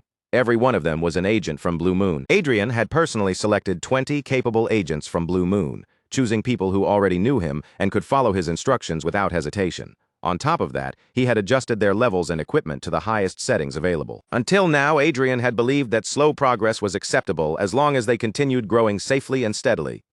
But the situation had changed. Meanwhile, Virus stood with her chest puffed out, clearly enjoying herself, and shouted at the newcomers to show proper respect to their senior. Virus pointed sharply at one of the agents and immediately began scolding them for failing to greet her properly. But before she could really build up momentum, Arcia stepped in without hesitation, gave her a light smack, and firmly told her to be quiet. Adrien then took control of the atmosphere with a calm, firm voice. They would begin by following the correct procedure. First, they needed to form 5-member parties, and each team had to include both an archer and a rogue. As for the sub-party members, their job was to continue playing, practice steadily, and get used to the rhythm of the game. The gathered agents answered all at once, their voices ringing out in perfect unison as they shouted that they understood. Adrien looked over them and officially announced the start of the mission, naming it Operation Level Booster. Adrien reminded them that they still had 35 levels remaining before they could reach the maximum level of 300. The obstacle waiting at the end of this stage was a corrupted statue, and defeating it would be their next target. Virus and another man rushed forward together, launching their attack at the same time. Arcia moved in right after them, her blade flashing as she cut into the monster and called out to Adrien for backup. Behind the group, Adrien raised his power and formed a large magic circle that spread out in the air. The glowing circle surged forward like a beam of condensed magic, piercing straight through the monster's body. The impact smashed into it with overwhelming force and knocked it down to the ground. Watching the attack land cleanly, Adrien felt a surge of confidence. With this method, they would be able to reach the maximum level at nearly twice the speed he had originally planned. A gloomy look settled over Adrien's face. In this world, enormous pieces of metal could soar through the sky, and warriors wearing special armor could fire deadly beams across the battlefield as if it were nothing unusual. Rondell was, at its core, a fantasy land overflowing with mysteries, strange creatures, and miracles that defied common sense. But if people were asked to name the most dangerous forbidden region, the place wrapped in more secrets than anywhere else, nearly everyone would give the same answer: Dragonland. Adrien stood in his usual clothes, gripping his magical staff as he looked out across the rocky open ground. Beside him, Arcia waited with her sword strapped securely to her back. Massive rocks surrounded the area like natural walls, and Lord Blake gazed into the distance with a calm expression before remarking that the weather was perfect for an expedition. Adrien looked nervous and deeply uneasy, as he answered that he was already a king now, and running off on adventures was hardly the kind of lifestyle someone in his position was supposed to have. Blake responded as casually as if they were discussing the weather, saying there was nothing to be done. Among every mage he knew, Adrien, his own disciple, was the most talented. Adrien and Arcia both immediately reminded him that their wedding was only 5 days away, making it very clear that this was hardly the best time to drag them into an expedition. As they spoke, a massive dragon passed overhead, its huge wings cutting across the bright sunny sky. Blake looked completely unbothered and said the expedition would probably be finished before the wedding. Then, as if that settled everything, He promised to prepare an incredible gift for them. Adrien forced himself to endure the situation, but inwardly his thoughts were already tense. He still needed to level up as well, and this sudden trip was the last thing he had expected. This sudden journey to Dragonland had started when Blake came to visit Adrien without warning. Adrien remembered Blake appearing at his mansion and announcing that they had discovered ruins that seemed to date back to the mythic era. According to Blake, the scale of the ruins was unlike anything he had ever seen, and if things went well, they might be able to collect a large number of artifacts from that ancient age. Adrien had been so shocked that he tried to speak up, but Blake did not even give him time to properly respond. He simply continued, saying that the rewards would be divided fairly, according to contribution, which meant Adrien had no choice but to come along. Then Blake made it even clearer that refusal was not an option. With a threatening tone and a dark, menacing stare, he said Adrien would surely want to stay on good terms with him in the future. The moment Adrien heard that, sweat broke out across his face, and he became completely flustered. Back in the present, Adrien forced an awkward smile onto his face, while thinking that Blake's invitation had never really been an invitation at all. It had been much closer to a threat. Meanwhile, Blake simply walked ahead of them, whistling as if nothing about this situation was strange. Adrien's expression suddenly changed when he noticed a small, cute snake nearby. Trying to brighten the mood, he pointed at it with an excited smile and said it had 3 heads, wondering aloud whether it might be a baby hydra. Blake glanced over and casually identified it as a Sumbek dewsaw, explaining that it was rare and that Adrien should quickly capture it. Then, without changing his tone, Blake warned that if the creature bit him, even 8th circle restoration magic might not be able to heal the wound in a single attempt. Adrien immediately abandoned the snake and changed the subject, pointing instead towards some small weeds with glowing leaves while forcing another cheerful reaction. He commented on how pretty they looked, but Blake once again answered far too casually. The plant was called radiant grass, another rare material worth gathering. However, if someone touched it with bare hands, they could be infected with a virus that even 7th circle restoration magic would struggle to cure. After hearing all of that, Adrien silently concluded that Dragonland was absolutely terrifying. Even tiny snakes and ordinary-looking weeds carried dangers on the level of 7th or 8th circle magic. Blake then pointed into the distance and said the ruins he had discovered lay in that direction. Behind them, Arcia calmly picked up the 3-headed snake, as though it were harmless, and started playing with it without a hint of fear. The 3 of them continued down toward a lower area, following Blake's lead. Adrien turned his gaze in the direction Blake was pointing, and what came into view made him pause. In front of them stood something enormous, and Adrien said it looked like a gigantic door. Blake looked up at the structure as well, and calmly noted that people believed Titans had existed during the mythic era. If that was true, then perhaps this door had been built for beings of that immense size. Adrien studied the massive structure in silence, noticing that it was made entirely from a white metal he had never seen before and had never even heard of. Blake stretched one hand toward the door, closed his eyes, and said that this was where the real problem began. The gigantic door slowly began to open, and a brilliant white light poured out from the widening gap as a heavy, echoing sound rumbled through the area. Adrien raised his hand to shield his eyes from the blinding brightness, while Blake used his power to force the enormous door open even further. But when Adrien finally tried to look inside, his entire body stiffened. What he saw beyond the door was so shocking that he could barely process it. Cars were moving along paved roads, people were walking around while talking on their phones, and a green pedestrian signal blinked in the middle of the busy street. A bustling city square stretched out around them, filled with movement, lights, and ordinary modern life, and somehow the 3 of them were standing right in the middle of it. Adrien stared at the familiar scenery and wondered whether this place could actually be Gangnam Boulevard. All 3 of them were visibly startled by the sudden change in surroundings, but Adrien was shaken more than anyone else. For him, this was not merely a strange illusion. It looked far too familiar. Blake looked around the area and explained that once someone passed through the door, they did not enter an ordinary room. Instead, all sorts of strange scenes appeared around them. That meant there had to be some device nearby canceling out the illusion magic, so he told them to search for it. Then Blake noticed Adrien's troubled expression. Seeing him standing there in silence, he frowned and asked what was wrong with him. Adrien stood blankly, sweat forming on his face as his mind struggled to catch up with what he was seeing. Arcia placed a hand on his shoulder and called his name, finally snapping him back to reality. Adrien quickly apologized, then explained that the scenery around them looked exactly like the world where he had lived before being reincarnated. Blake asked whether this was the homeland of Manhwa, Adrien's previous name. Adrien answered that it was, though he added that this place might be a different area from where he used to live. Then Adrien noticed something deeply unsettling. The enormous door they had come through had vanished without a trace. Blake assured him that during their previous exploration, they had been able to leave without any trouble, so he did not need to panic about being trapped. Still, Blake admitted that the real problem was how unbelievably real everything around them appeared. Adrien agreed, his eyes narrowing as he studied the people around them. Even with his mind's eye, Everything looked completely genuine. He activated the ability of his all-seeing glasses and began reading the information of the nearby pedestrians. Lee Min-young, a university sophomore, An So-kun, unemployed, Kim Hyung-tae, a manager at LI Display. Blake's patience quickly wore thin. With an annoyed expression, he drew his sword and asked whether he should simply kill everyone nearby to solve the problem. Adrien immediately stopped him before he could act.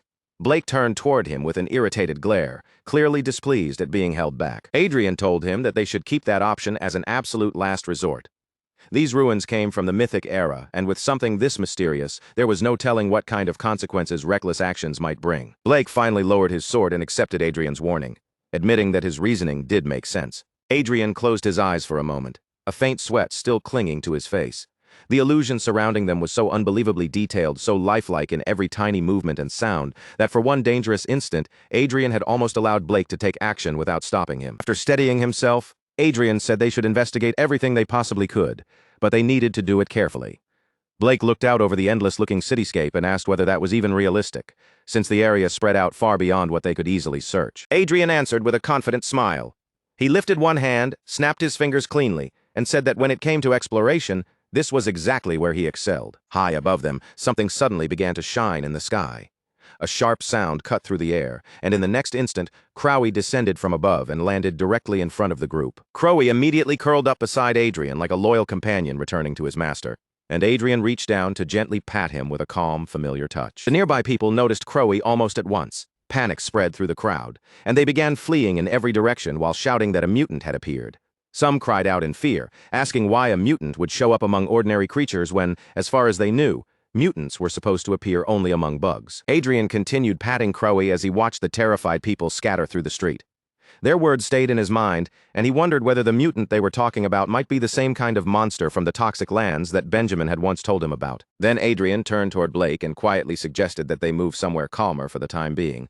Blake let out a tired sigh, clearly not thrilled by the trouble, but he still agreed. A moment later, all four of them teleported upward into the sky, leaving the chaos below as they floated high above the city in midair. Adrien looked toward Crowy and asked for his help. Crowy answered with a firm, eager cry, as if he understood exactly what Adrien wanted. Right after that, Crowy created 3 copies of himself. The clones split apart instantly, each one shooting off in a different direction, like a streak of light cutting across the sky. Through Crowy's shared vision, Adrien began seeing the surrounding area from multiple directions at once, taking in the city and everything beyond it from high above. Adrien observed the vast landscape and commented that this place was absurdly huge, far beyond the size of an ordinary metropolis. Blake, looking surprisingly relaxed, replied that the stranger a ruin was, the more likely it was to contain something valuable. As Adrien continued watching through Crowy's eyes, he realized that the illusion did not stop at the city. It stretched far beyond Gyeonggi Province, spreading into Gangwon, Chungcheong, and even reaching as far as Gyeongsang in North Korea. The sheer scale left Adrien stunned. He wondered whether someone had truly created an illusion large enough to cover the entire Korean peninsula. It should have been impossible, and yet the proof was unfolding right before his eyes. And a sudden thought struck him. Adrien turned to Blake and asked whether he could go somewhere for a little while. When Blake asked where he intended to go, Adrien answered that he wanted to visit the place where he had lived in his previous life. Before long, they arrived near a building marked with the number 104, with a South Korean flag fluttering nearby in the morning air. Dawn had just begun to break, and the rising sun painted the quiet surroundings in a faint red glow. Adrien, Blake, and Arcia soon stood inside the building, stopping right in front of an apartment door that felt painfully familiar to Adrien. Adrien lifted his hand and rang the bell. As the soft chime echoed through the still early morning, he closed his eyes and waited in silence. When Adrien opened his eyes again, a middle-aged woman had appeared at the door, standing before him in the entrance. The woman looked Adrien over with suspicion and immediately asked who he was. Then her wary gaze shifted across the unfamiliar visitors as she questioned why foreigners had come to her home at such an hour. Adrien hesitated, his voice catching slightly before he finally spoke. In a quiet tone, he told her that he was Minki. The woman froze in shock, her expression twisted with disbelief and pain as she demanded to know whether this was some kind of cruel joke. Adrien looked at the mother from his previous life with a warm, gentle gaze, his face softening as memories and longing rose inside him. Little by little, the anger in the woman's expression began to fade, replaced by uncertainty, fear, and a fragile hope she seemed almost afraid to believe. Her voice trembled as she asked whether he was telling the truth. Carefully, almost as if touching something that might vanish at any second, she raised her hand and placed it against Adrien's cheek. Adrien answered softly, telling her that he really was the same son who had come home during his last furlough, drank too much, and humiliated himself by wetting the bed, Tears welled up in his mother's eyes, but she hurriedly wiped them away, as if trying to hold herself together. Only then did she realize that she had left guests standing out in the hallway. Flustered, she apologized and invited them inside, holding tightly onto Adrien's arm, as though she was terrified he might disappear if she let go. With a shaky smile, she urged him to come in so they could finally say all the things they had never been able to say. Adrien smiled with genuine happiness, his heart overflowing as he stood there face to face with his mother again, after all this time. But just as they began to step forward, the entire scene suddenly shifted. The home that had felt so real became completely empty, and Adrien, Arcia, and Blake were left standing alone in the vacant space. The woman had vanished without a trace. Arcia looked around in confusion, unable to hide her surprise as she asked what had just happened. Blake, however, did not seem shocked at all. He said it looked as though they had escaped the illusion, then added that Adrien's memories must have become the key that allowed them to break free. Adrien gave no answer. A dark, shaken expression covered his face as he stood motionless, struggling to process the sudden disappearance and the emotional weight of what he had just experienced. Behind him, Blake continued speaking, saying again that they seemed to have escaped the illusion and that Adrien's memories had truly opened the way out, but Adrien remained frozen in place, stunned to his core, wondering whether everything they had just seen and felt had really been nothing more than an illusion. Blake moved ahead of the others and pointed towards something in the distance, saying that there was a device up ahead that looked like some kind of controller. Then Blake glanced back and called for Adrien to come over. Adrien slowly pulled himself back to reality, and both he and Arcia turned their attention toward where Blake was standing. Blake stared at the strange machine and asked what they thought it might be used for. Adrien activated his all-seeing eyes, and several blue screens appeared before him, filling the air with information. The object was identified as a relic, but no related data could be found in any online record, or even inside the Manuel Lucas library. According to the era analysis, it appeared to come from the Mythic era. Its listed materials included red maceral, orichalcum, tourmaline, mercury, and an unknown 4%. Adrien silently noted that this was the first time he had ever seen a question mark appear for a material type. They were standing inside a massive hall-like chamber, positioned near the very center. After studying the machine, Adrien explained that since it could absorb not only mana, but even holy power, it most likely belonged to the celestial race. Blake agreed, saying anyone could guess that much from the atmosphere alone, since the entire place was so bright and white that demons would probably feel sick just standing there. Suddenly, the device itself began to speak. It announced that its energy supply had been completely drained and that a full recharge would require 90 days. Because of deterioration, every 24 hours of charging would only allow 2 minutes and 8 seconds of operation. Adrien reacted with visible surprise. He could not understand why something would need 90 whole days of charging just to function for roughly 3 hours, a system that inefficient made no sense if it existed only to maintain illusion magic. As that thought crossed his mind, 2 glowing globes appeared in front of him. Shock ran through Adrien, and sweat gathered on his forehead as he stared at the 2 floating worlds. In a low, shaken voice, he whispered their names, Rondell and Earth. The device projected a holographic display showing 2 globe-like images linked together. Adrien studied Earth's image closely, noticing how detailed the terrain was, right down to the islands and countless geographical features. Even if the machine had scanned his memories, recreating Earth with such precision should have been nearly impossible. That left only one terrifying possibility.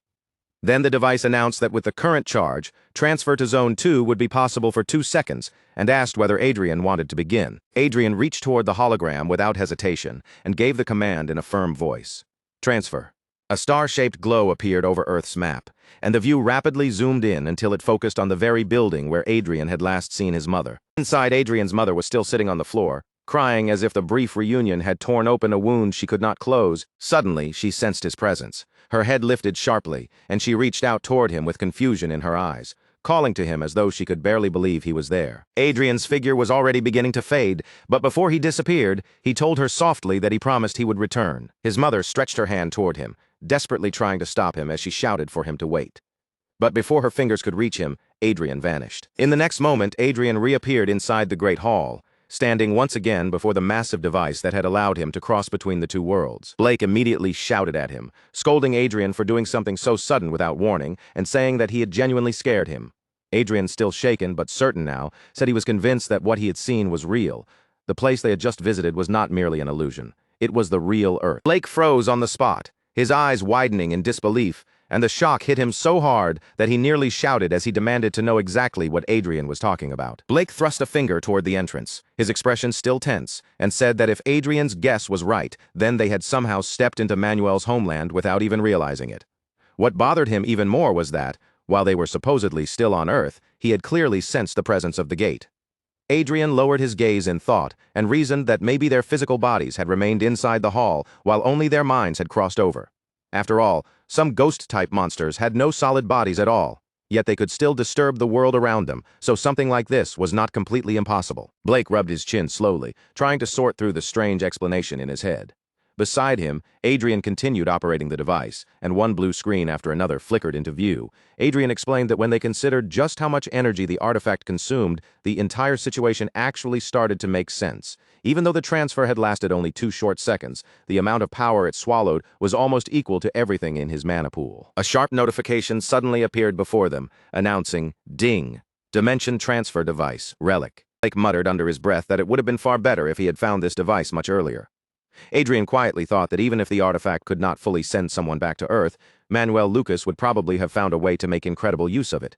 In the best case, it might even have become a path for him to finally return home. Blake remained silent for a while, caught deep in thought, before finally turning away from the device. He said they could leave the unanswered parts for later, because right now they needed to keep moving and investigate the door on the opposite side. Arcia and Adrien both followed the direction of his gaze. The next door opened with a heavy sound, and Blake gave a faint smile as he said things had been a little too peaceful up until now. Arcia's hand immediately moved toward the hilt of her sword, while Adrien raised his magic staff and prepared himself. Blake narrowed his eyes and remarked that something felt strange. Normally, a guardian protecting ancient ruins would appear near the entrance, which made him wonder if they had somehow come in through the back instead. At that exact moment, several massive robot-like creatures stepped out from beyond the enormous doorway. Seeing them emerge, Blake repeated that they must have entered from the wrong side after all.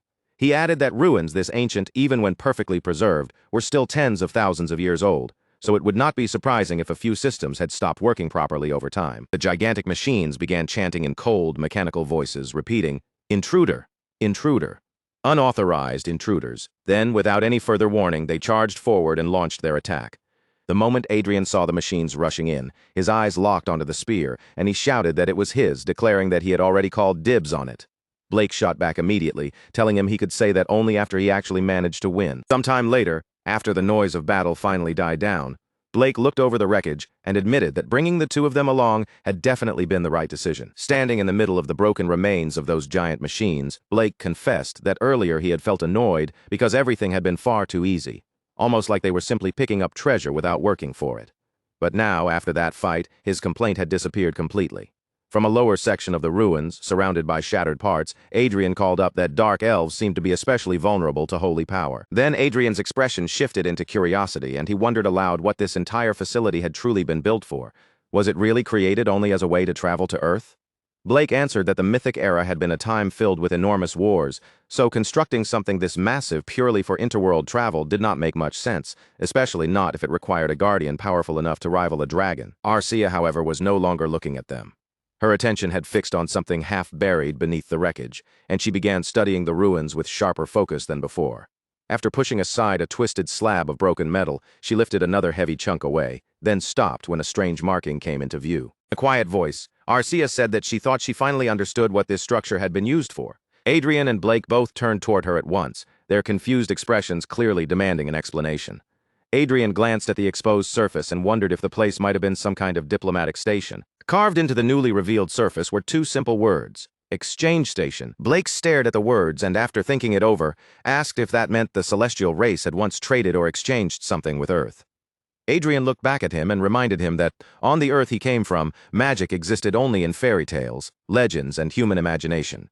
Because of that, he could not understand why the Celestials would have any reason to reach out to ordinary humans. Blake calmly pointed out that their exchange partner did not necessarily have to be humans in the first place. Adrien blinked, caught off guard by the idea, and asked what he meant. Blake explained that Adrien himself had talked about the countless myths and legends on Earth. And if even a small part of those old stories had been based on real events, then perhaps the Celestials had not been exchanging with humans, but with the beings who appeared in those myths. He quickly added that this was only a guess and not something they could prove. Still, Adrien began thinking about angels, demons, and the many other mythical beings that appeared throughout Earth's stories, and after a moment, he slowly admitted that the idea made sense. Earth's legends often portrayed angels and demons as ancient enemies, and if there was any truth behind that, then the connection between Earth and Rondell might be far deeper than they had first imagined. After searching deeper through the ruins, the three of them eventually divided the 8 holy relics they had discovered. Blake took 4 of them for himself: a sacred bow that could form arrows out of pure light, a canteen capable of removing both hunger and thirst, a celestial goblet that never ran dry, and a ring that could summon a 9th circle barrier once each day. Arcia chose 2 relics as her share, beginning with a pair of glasses that allowed the wearer to see 0.01 seconds into the future, along with a ring that could detect anyone with hostile intent within a 3-kilometer radius. Adrien then accepted the remaining 2 relics, a bracelet that strengthened holy power, mana, and aura, and a golden compass meant to repel dark magic. Holding the bracelet in one hand and the compass in the other, Adrien examined them closely, as if he was still not completely certain about his choice. Blake noticed Adrien's uncertain expression and commented that the bracelet made sense, but he could not really see the value of choosing a compass. He asked Adrien what he planned to do with it. Adrien admitted honestly that he did not feel especially confident about the decision either. He explained that although he had once encountered a dark mage, there was no guarantee he would ever run into that kind of situation again. Blake then asked why Adrien had picked the relic at all. Adrien lowered his eyes to the compass, watching its faint glow shimmer in the light, and said that he had simply decided to trust his intuition. Blake walked closer to the device, giving Adrien a sideways look as he remarked that Adrien really did sound just like his master. When Adrien asked if that was really true, Blake placed his hand on the compass and told both Adrien and Arcia that they should treat the device as something they all owned together. Blake said he would leave decisions about how to use it to Adrien, but he made one condition clear: whenever the device was used, he had to be brought along. Adrien gave him a gentle smile, nodded in agreement, and thanked him with sincere gratitude. Even as he smiled, Adrien was sweating nervously on the inside, thinking that after 90 full days of charging, the device would only allow them to stay on Earth for 3 hours. Still, what mattered most was not the short time limit. The important thing was that they now had a way to observe Earth whenever they needed to, and perhaps, someday, they might be able to do even more. Arcia gently reached out and took Adrien's hand, her voice soft as she said that next time, she hoped she would be able to properly greet the people on Earth. Adrien stared at her in surprise for a brief moment. Then his expression softened into a warm smile. He wrapped his hand around hers in return and suggested that they head back, since there were still preparations they needed to finish.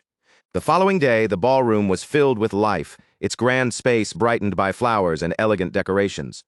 Music flowed through the hall as guests danced gracefully across the floor.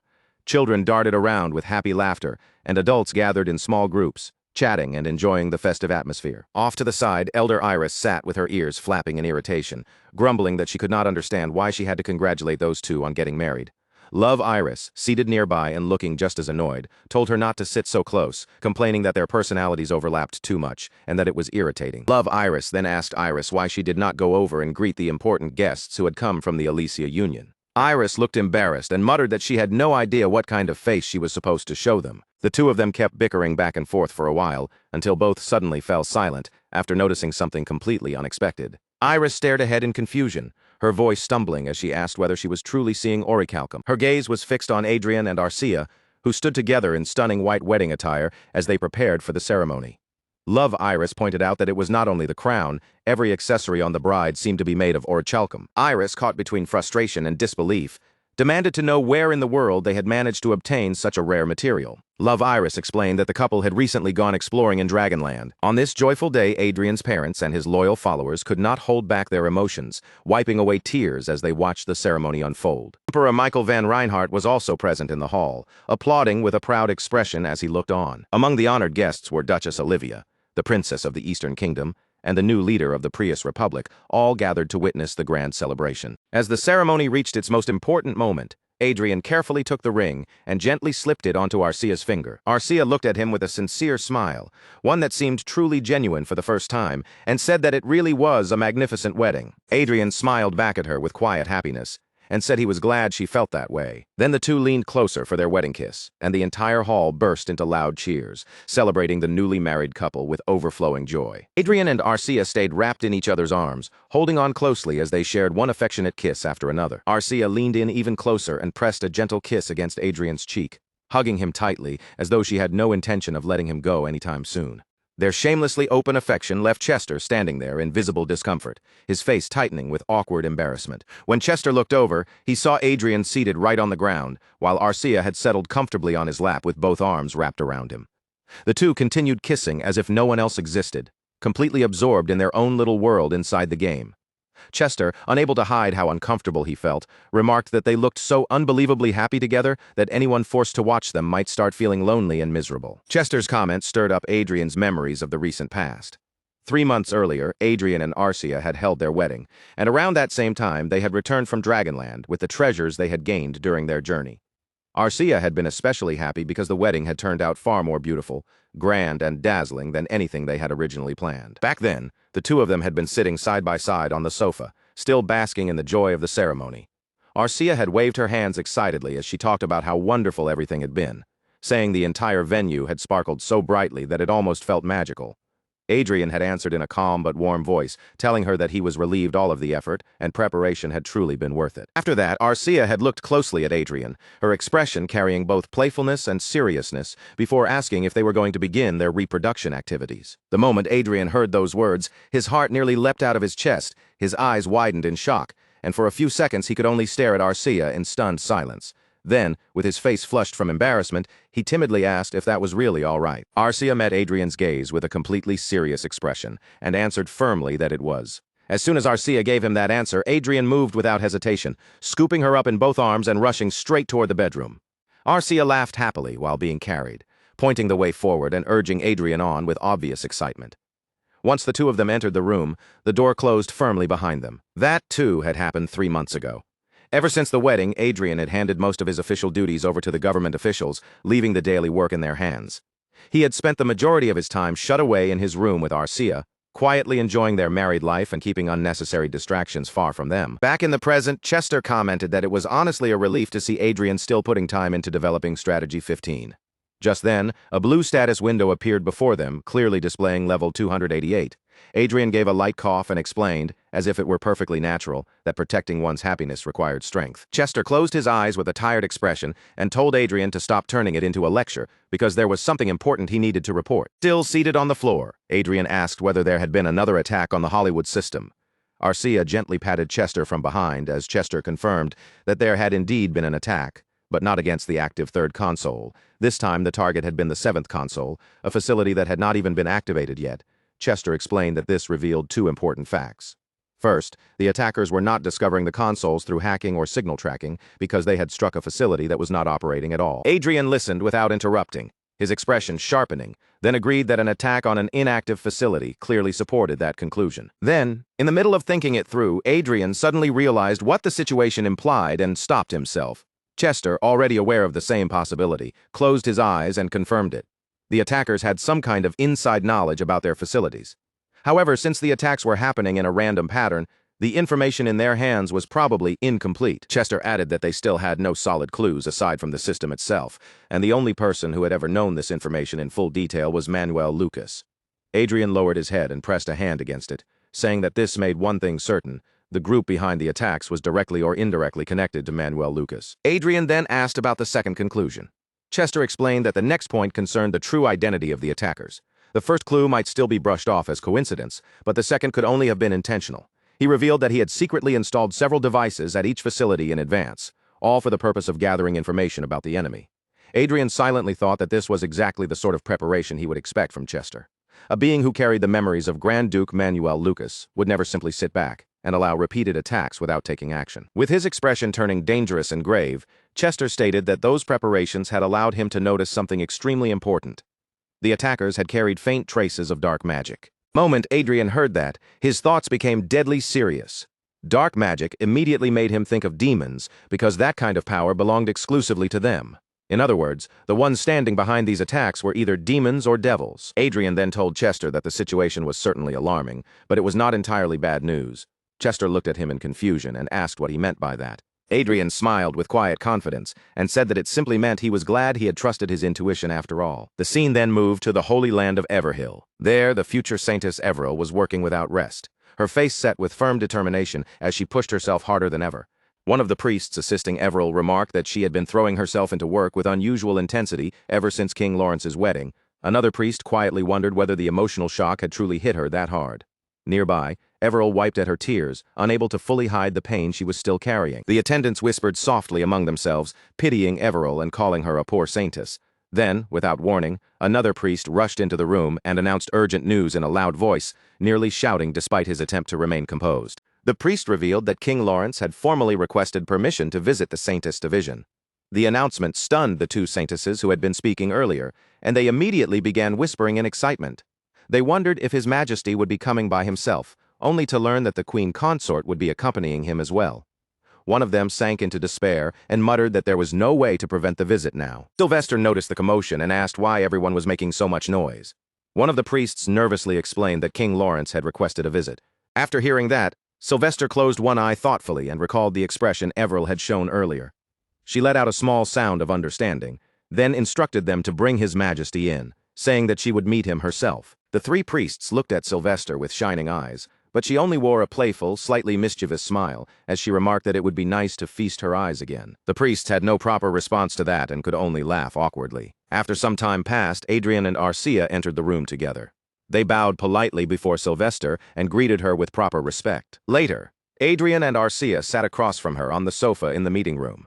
Saintess Sylvester teased them by asking whether they were disappointed that she was the one receiving them. Adrien answered with genuine sincerity that she was always welcome, and even added that if she ever wished to retire and settle in another country, she should consider either the Lawrence Duchy or the Reinhardt Empire. Clearly pleased by Adrien's words, Saintess Sylvester said that if the conditions were good enough, she would not refuse. Then her expression shifted slightly, and she asked what had brought them there. Adrien responded with a gentle smile, briefly closing his eyes as he reached into the inner pocket of his coat. He took out an item and placed it carefully on the table between them. Resting there in plain view was a compass, and Saintess Sylvester recognized it immediately, asking if it was a holy relic. Adrien explained that, with the help of a friend, he had explored ancient ruins in Dragonland, and this compass was one of the treasures they had obtained there. Adrien then added that he wished to donate the relic to the church. Saintess Sylvester's eyes widened in surprise, and she asked if he truly intended to hand over something so valuable. Adrien lifted his teacup calmly and explained that the sacred relic was known as the compass that pursues dark mana. Hearing the name, Sylvester was visibly shaken. She immediately asked whether that meant the relic could be used to locate demon worshippers. Adrien replied that it was probably possible. When Sylvester asked about the detection range, Adrien admitted that he did not know the exact limits. He added that if she accepted the relic, she would need to test it herself and learn its abilities properly through direct use. Sylvester still looked surprised, saying that she could not understand why Adrien would willingly give away something so extraordinary. Adrien nodded quietly. In his mind, he reflected that spending 50 years as a useless saint had not been meaningless after all. Setting his teacup back down on the table, he pointed out that the compass was already aiming somewhere even at that very moment. He explained that before coming here, the needle had kept shifting directions. For a short while, he had considered following it himself, but he had quickly abandoned the idea, believing that every field had its own experts and that this matter was better left to specialists. A faint, curved smile slowly appeared on Saintess Sylvester's face. She picked up the compass with visible satisfaction and said that Adrien's decision had been a wise one. Sylvester carried the title of Demon Exterminator. In Rondell, there was only one religion, the Sepia Church, which worshipped Sepia, the creator of the world. Even so, demon worshippers who directly opposed that faith still continued to exist in the shadows. They were born from deep resentment toward the world and from the kind of despair that could twist a person's soul. When those two emotions mixed together, demons were drawn toward the negative energy like predators sensing blood. They granted dark mana to the humans who summoned them, using that connection as a path to descend into the world.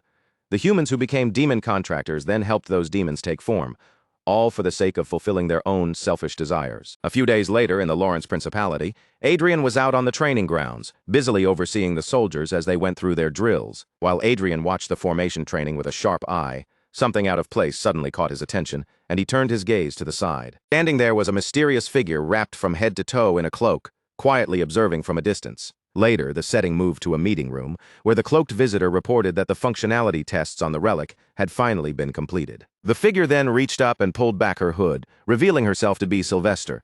She explained that the compass that pursues dark mana had truly lived up to its name.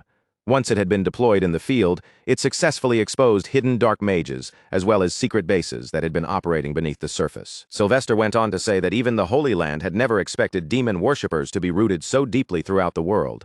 The scale of what they uncovered had been far greater than expected, and she admitted that it had honestly surprised them. Adrien gave her a gentle smile and said he was relieved to hear that the relic he had handed over had actually proven useful. Then Adrien's expression shifted slightly, and he asked what had brought Sylvester to visit him this time. Sylvester explained that the compass was now pointing strongly toward the Elysia Confederation. She noted that the Alesia Confederation was already known as the region with the weakest religious devotion, because many of its people valued Rondell itself more than Sepia, the creator who had made that world. She continued by explaining that the real problem was the Alesia Confederation's response. When the Holy Land sent an investigation team to search for demon worshippers, the Alesia side blocked their efforts. At this point, it was very unlikely that the relic was malfunctioning, which meant a deeper investigation could no longer be avoided. Sylvester added that while the Holy Land was troubled by the situation, its intelligence department had put forward an unexpected suggestion. According to them, the intelligence network of the Lawrence Principality might be strong enough to rival even that of the Holy Land. Adrien immediately understood the situation and summarized it by asking if they wanted his help, because infiltrating Alesia was difficult. Sylvester confirmed that Adrien had understood correctly.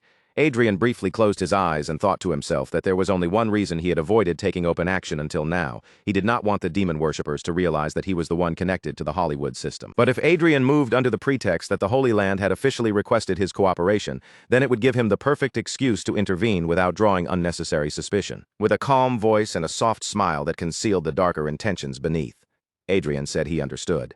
Then he added that, for the peace of Rondell, he would assist them to the best of his ability. Sanctus Sylvester looked genuinely delighted and said the Holy Land would not forget the choice Adrien had made for the sake of Rondell's peace. As she spoke, Adrien silently thought that this was exactly the chance he needed to find out how the enemy had been locating the system's control terminals. Elsewhere, a hooded person sat alone in a park, eating snacks while watching people pass by, and small children play happily nearby. The park around her was bright, lively, and noisy, but the hooded person only looked irritated. She clicked her tongue in frustration, clearly displeased by something, and acting as though she wanted to leave the place as soon as possible. After a short while, another hooded figure quietly approached and sat down behind her. In a low voice, he asked whether it had really been necessary for them to meet in such an obvious public place, where anyone could notice them. The first hooded person answered coldly, telling him to say whatever he needed to say, and then leave at once. The second hooded figure explained that the following evening, at around 7:20 p.m., the Sepia Order's airship was scheduled to pass roughly 20 kilometers offshore, flying just above a place called Rainbow Hill. Hearing that, the first hooded person asked if it was the same search vessel they had discussed before. The second figure confirmed that it was, and stated firmly that the airship was definitely carrying the artifact that had been tracking their movements. He then ordered her to gather her squad, ambush the airship, and steal the artifact, no matter what. The first hooded person lowered her gaze to her own hand, staring at it for a moment before commenting that this was a very heavy responsibility to carry. In response, the second hooded figure handed her a strange object shaped like binoculars.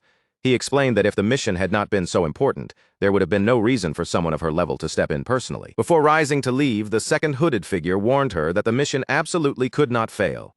He reminded her that the future of their entire faction depended on its success. The first hooded person answered respectfully that she understood, calling him sir. Just as the second hooded figure was about to walk away, he seemed to remember one more important matter. He added that recent reports said Sylvester and Grand Duke Lawrence had met in public.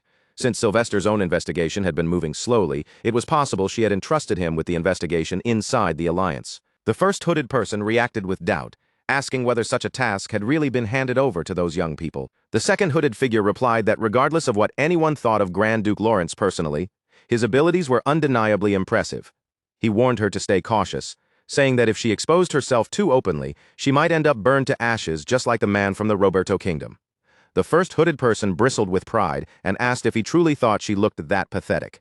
With absolute confidence, she declared that there was no way she would ever lose to a mere 7th Circle mage. The second hooded figure answered in a gloomy, exhausted voice that she never listened, no matter how much advice he gave her. After he said that, the first hooded person lowered her eyes and glanced at her watch. A small holographic image of Adrien appeared above the watch, glowing faintly in the air. Looking at Adrien's image, she murmured that Grand Duke Lawrence was exactly her type. At that moment, her face was finally revealed.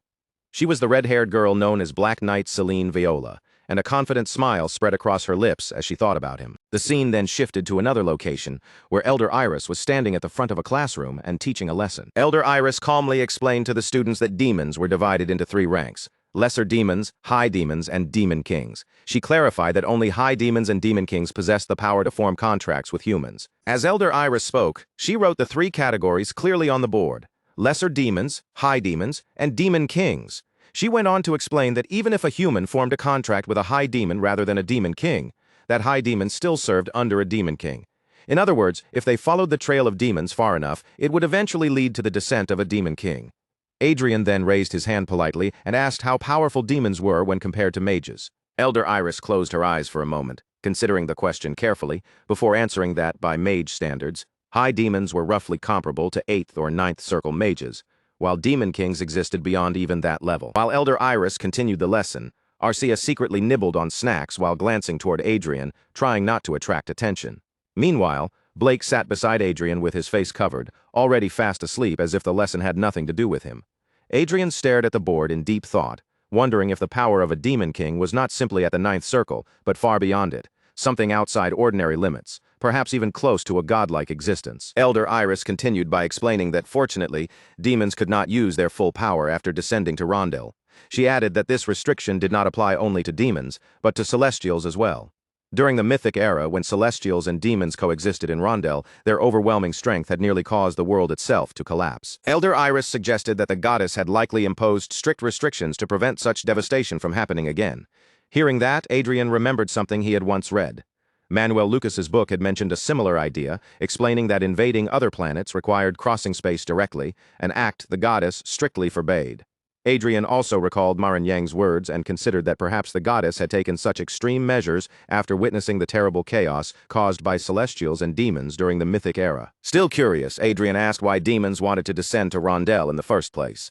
Elder Iris answered that unlike the loyal celestials, demons who denied the creator had inherited a barren, lifeless land. Because of that, they longed fiercely to expand into new realms filled with life, vitality, and energy. Adrien then wondered aloud whether it would not be better to simply erase demons from existence entirely, since the goddess Sepia should easily possess enough power to wipe them out. As Adrien asked that question, Arcia continued quietly munching on her snacks, and Blake remained asleep beside him without the slightest sign of waking up. Elder Iris gently remarked that whether one loved them or hated them, children were still children, implying that Adrien's question was more naive than he realized. She then continued her explanation, saying that even though demons lost nearly half of their power when they descended to Rondell, they were still terrifyingly strong. As an example, she brought up the calamity from 1200 years ago when the Crimson Demon King descended and countless nations were reduced to ashes. As Elder Iris recalled that dreadful era, the image of a demon burning and destroying everything in its path passed through her mind. She paused for a brief moment, then added in a quieter voice that even so, the matter was not so simple. Then the scene shifted once again. This time, someone shouted angrily, demanding to know whether they truly had to carry out such actions in her own home.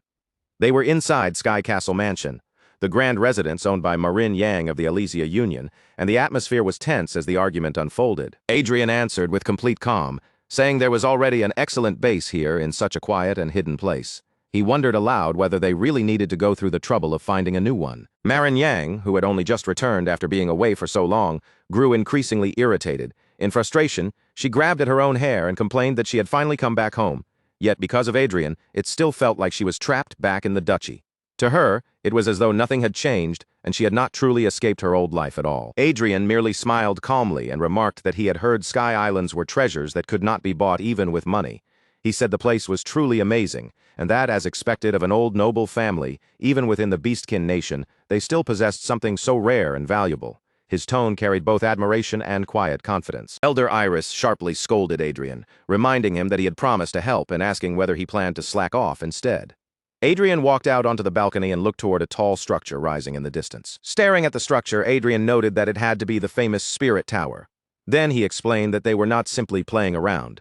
Even if it looked like they were doing nothing, he said they had already mobilized every informant under Blue Moon. Adrien then turned back toward Elder Iris and asked whether she had ever caught bugs before. Adrien explained that he had already thrown out the bait. All that remained was to wait until the insects took it, revealed themselves, and gave him the perfect moment to make his move. The scene then shifted back to Celine Viola. High above the ground, an airship drifted silently among the clouds, almost blending into the sky itself, while Viola watched it from a distance with careful, predatory focus. Viola raised a pair of binoculars to her eyes and studied the airship closely, remarking that its design was surprisingly convincing. She noted that the vessel's stealth function did more than hide its appearance. It also erased its sound and presence, making it nearly impossible to detect. Without a special detection artifact, she concluded no ordinary person would ever be able to find it. Behind her, 3 figures remained kneeling in fear and obedience, not daring to lift their heads. Viola snapped her fingers lightly and, with chilling calm, said that the first step was to cancel the airship's stealth. At that very instant, a massive explosion erupted across the airship, shaking the vessel violently in midair. A warning notification appeared, announcing that the main body had suffered a critical hit and that stealth mode had been forcibly disabled. Inside the airship, the priests staggered from the impact, their faces turning pale as the sudden attack threw everything into confusion. Viola then descended onto the deck of the ship, landing with the confidence of someone who had already claimed victory. With a wild, almost crazed look in her eyes, Viola summoned dozens of swords that hovered in the air around her like a deadly storm of blades. Then, in a tone so casual it felt mocking, she greeted the people before her. A cruel smile spread across Viola's face as she said goodbye to the fanatical fools, and the floating swords immediately shot forward at her command. Blades tore through the air and slashed into the priests and holy knights, throwing the deck into chaos as they desperately raised shields and struggled to defend themselves. One priest shouted in panic that their holy magic was not working. Another barely managed to block an incoming sword with his shield, his voice shaking in disbelief as he cried out that holy magic was losing to dark magic. By normal elemental affinity, he insisted, they should have been the ones with the advantage. Viola looked down on them coldly and mocked their confusion, explaining that affinity only mattered when both sides were close in strength. Around her, several glowing butterflies fluttered through the air, circling her as though they were being drawn toward her dark power. Viola then declared that the gap between her and those fanatics was as wide as heaven and earth, and without the slightest hesitation, she launched another attack with terrifying force. But before Viola's strike could land, it was suddenly neutralized by Saintess Sylvester. Sylvester appeared before them, anger burning in her eyes, and demanded to know if Viola was the one who had slaughtered their brothers and sisters. Viola's face twisted with irritation and fury after seeing her attack stopped, and she spat out the word Saintess with unmistakable hatred. At that moment, a demon worshipper appeared behind Viola and lowered his head, addressing her respectfully as his lord. Viola decided to retreat for the moment, but even then she smiled mockingly and apologized, saying she would have to postpone her fight with the old hag until later. Sylvester stood firm without moving an inch, and answered that no one had given Viola permission to leave. Then Sylvester raised a holy bow, drew back its radiant string, and fired a sacred arrow straight toward Viola. The attack was so powerful that it nearly killed Viola on the spot. Although Viola managed to dodge at the very last second, she could not escape unscathed, and one of her hands was severed in the process. Clutching at the pain with rage burning across her face, Viola cursed Sylvester and called her a damn old hag. A series of explosions then rocked the airship one after another, and the damaged vessel began to lose altitude, falling from the sky. Amid the chaos, Sylvester quickly asked if everyone was all right and used her healing power to treat the injured around her. One priest assured her that they were fine, but soon after, another priest rushed over in panic and urgently reported a serious problem. The compass had been stolen. Somewhere else, Viola clutched her wounded shoulder and cursed again and again, her voice shaking with fury as she swore she would never forgive such humiliation. One of Viola's aides looked at her anxiously and asked if she was all right. Without the slightest hesitation, Viola suddenly grabbed the aide's hand and activated a mysterious power, draining his life force directly from his body. The demon worshipper's face contorted in horror, but he had no time to resist before his strength vanished and his lifeless body collapsed to the ground. As Viola's lost hand slowly regenerated, she exhaled in relief and said that she could finally breathe again. Then Viola immediately demanded that the item be handed over. Another aide hurried forward, presented the artifact with both hands, and confirmed his obedience in a respectful voice. Viola picked up the object and examined it closely, turning it in her hand as she wondered aloud if this was truly the artifact. To her, it looked far less impressive than she had expected. But Viola had no idea that the artifact in her hand was actually bait planted by Adrien. Through it, Adrien was already tracking her every movement. In another location, Adrien stood together with Arcia, Elder Iris, and Blake, his expression filled with quiet confidence as he declared that he had finally caught Viola. The scene then shifted to Benicia in the Elysia allied nations, the only land city where fish people lived. It was an unusual and beautiful place where wide canals flowed through the streets instead of ordinary roads. Several fish people who resembled mermaids moved through the water, talking quietly among themselves as they went about their business, their shimmering tails catching the light beneath the clear surface. The canal eventually led toward a darker area where the entrance to a drainage tunnel opened beneath the city. Thick iron bars sealed the way forward, giving the place a cold, hidden, and secretive atmosphere. Beyond those iron bars lay a large underground hall. Water from the canal above poured down through the ceiling like a waterfall, filling the chamber with a constant echoing roar. In the center of the hall stood a round table surrounded by several chairs, and around it gathered 4 hooded figures, their faces mostly concealed in shadow. One man with a noticeable scar running across his face brightened when he saw someone approaching. The moment he recognized Viola entering the hall, he greeted her and praised her for successfully completing the mission. The scar-faced man mentioned that he had heard the Saintess had appeared during the operation, and seemed curious about what exactly had happened. Viola answered in a relaxed, almost carefree tone, explaining that it had felt as though the Saintess had been waiting there in case something went wrong. As Viola moved toward an empty chair and prepared to sit, she added confidently that the enemy had probably believed they had made careful preparations in their own way. However, a mission of that level was nothing difficult for her, and she claimed she had handled it with ease. One of the hooded individuals quietly remarked that Viola was always showing off. The scar-faced man replied that bold talk and showing off were simply part of Celine Viola's charm, implying that it suited her perfectly. Suddenly, another member slammed his hand hard against the table, the sharp sound echoing through the underground hall. He demanded to know whether they truly understood how serious their situation had become. The one who spoke was a fish person, and frustration was written clearly across his face. He warned them that the Holy Land would become even more aggressive after this and would come charging at them with greater force. If they were wiped out by the Holy Land before accomplishing anything meaningful, he said, his people would have no choice but to withdraw from the alliance. Another hooded figure let out a deep sigh and called that way of thinking foolish, arguing that abandoning the future of an entire race just to survive a little longer was nothing but cowardice. The fishmen snapped back angrily, saying those words meant nothing coming from demon worshippers, who spread destruction and chaos wherever they went. The previous speaker flared up in anger and insulted him harshly, mocking him as nothing more than a mere fish. The air around the round table quickly turned tense and hostile. At that moment, Viola handed over the compass she had seized during the mission. The scar-faced man took it carefully and asked if this was the holy relic she had stolen, tossing it lightly into the air as he examined it. But in the next instant, the scar-faced man's expression changed completely. Realizing something was wrong, he cursed under his breath and announced that the relic was fake. The fishman reacted in shock, staring at him as he demanded to know what he meant. Before anyone could fully grasp what was happening, the entire underground tunnel began to shake violently. A thunderous, explosion-like sound tore through the chamber, startling everyone gathered there. The scar-faced man shouted in alarm, questioning whether it had been an explosion. Another hooded figure commented that this sort of method did not seem like something the Holy Land would normally use, then angrily wondered if it was the work of Grand Duke Lawrence instead. Without wasting even a second, the fishman immediately dove into the canal water below. Just before vanishing beneath the surface, he shouted that he had no desire to get dragged into this disaster and was leaving at once. One of the hooded members watched him flee and mocked him, saying he looked more like a loach than a mermaid with how quickly he ran away alone. Realizing how dangerous the situation had become, the scar-faced man urgently ordered everyone to evacuate as fast as possible. The group rushed toward the exit in a hurry. One of them asked whether they should use spatial teleportation to escape, but another immediately answered that teleportation was being blocked. Even so, he added that their enemies should not be able to reach them quickly either. Another member suggested that while their pursuers were forced to struggle through the maze-like tunnels and the traps hidden inside them, they could slip away safely through the emergency exit. With that plan in mind, the group raced through the dark passageways and finally reached the way out. One of the members shouted that they had arrived at the exit, but the moment he looked ahead, his entire body froze in shock. The exit was already completely surrounded by an army of holy knights and priests, waiting for them with no path left to escape. At the front of the blocking force stood Sylvester, joined by Saint Avis and even several high-ranking cardinals, all waiting as if they had already known exactly where the enemy would appear. One of the men spoke in a trembling voice, his face draining of color as he realized they had been completely outplayed. Every step they had taken had unfolded exactly within Grand Duke Lawrence's plan, and he bitterly admitted that they had been manipulated from the very beginning. Among the forces cutting off their escape were Adrien and Arcia as well, both standing calmly with the others, showing no surprise at the enemy's arrival. A little earlier, Adrien had explained his strategy to his allies.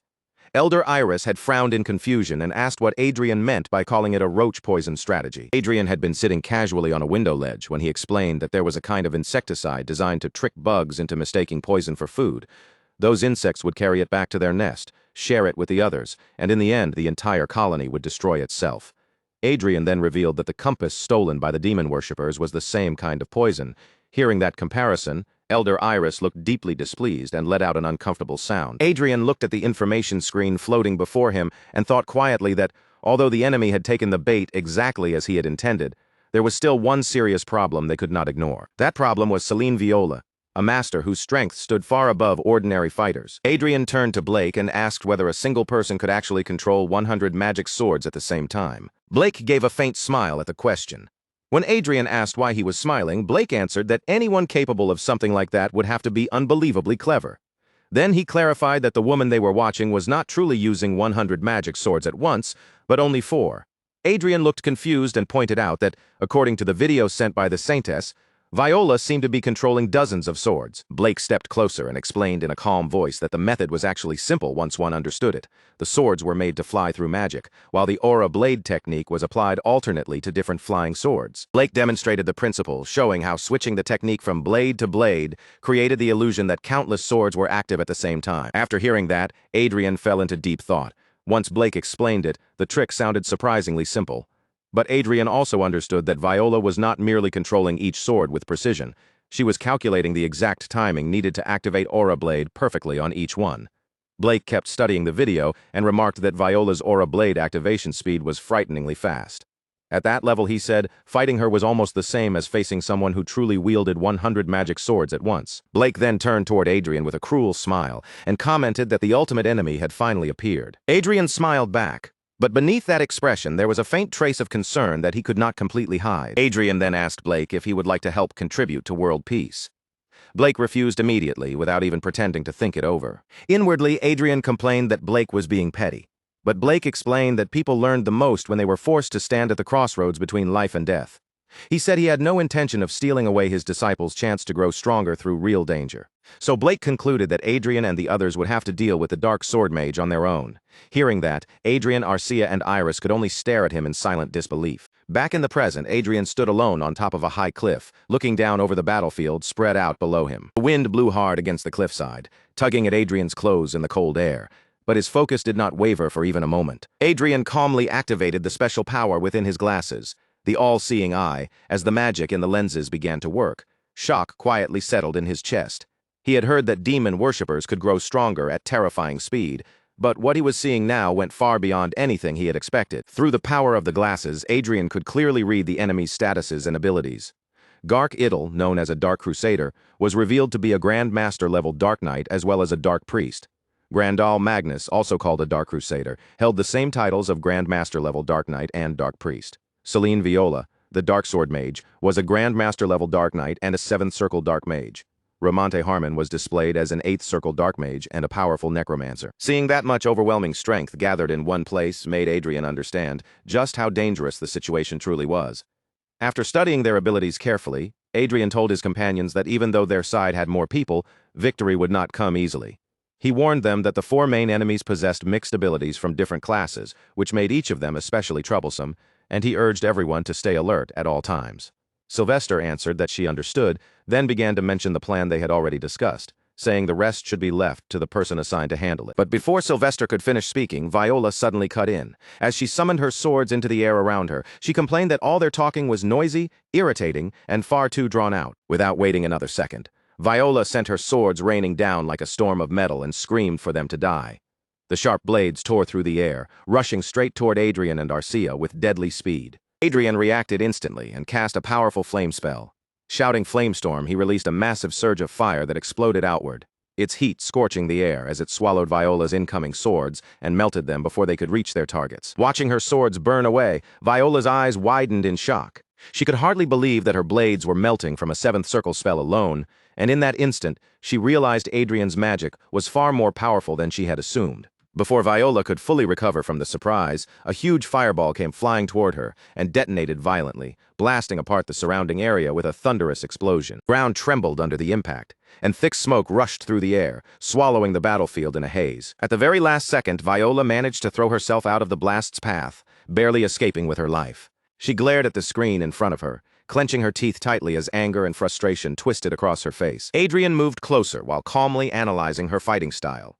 He explained that when dealing with 100 swords separately, landing real damage was difficult, so the key was to concentrate on the important attack points and use all 100 swords with proper efficiency. Then, with a calm voice carrying just a hint of teasing, Adrien invited Viola to continue, asking whether the red-haired lady wanted to play with them. Viola narrowed her eyes in annoyance and asked if they intended to make this a 2-against-1 fight. Adrien answered casually by asking if that seemed cowardly to her. In response, Viola summoned all 100 of her swords again. With a wicked smile spreading across her face, she said she was not worried about fighting 2 opponents at once and wondered whether just the 2 of them would even be enough to defeat her. The battle erupted again immediately. Adrien floated in the air, casting powerful spells one after another, while Arcia leapt high into the sky with her 4 aura swords ready to strike. This time, Adrien noticed something different. As his magic roared forward, the swords no longer melted in the flames the way they had before. Adrien quickly realized that Viola's blades might be made of mithril, a rare metal known for its high resistance. Even so, Adrien remained calm, thinking that there was still a way to handle them. At the same time, Arcia exchanged a series of fierce blows with Viola's flying swords, and sparks scattered through the air as metal clashed violently against metal. Arcia was now wearing a special holy relic in the form of glasses, a relic that allowed her to see 0.01 seconds into the future. That tiny glimpse gave Arcia a slight but crucial advantage in timing her movements, and with that edge, she charged straight toward Viola at incredible speed. Viola blocked Arcia's attack, and in that clash, she finally understood something important. Arcia's entire body was protected by orichalcum equipment, greatly increasing both her defense and her strength. Viola clicked her tongue and complained that relying on such powerful items felt like cheating. Right after Viola made that complaint, Adrien suddenly hurled his magic staff straight at her with unexpected force. Viola reacted quickly and dodged the flying staff. As Viola avoided the attack, Adrien calmly reminded her that the power of items was also a kind of ability. In real combat, anything that raised one's strength could not simply be dismissed. Then a fireball exploded in the air, and the blast hurled Viola backward, sending her crashing hard into the ground. The impact was so violent that her swords flew from her control and scattered in every direction. For one brief second, Viola looked genuinely stunned.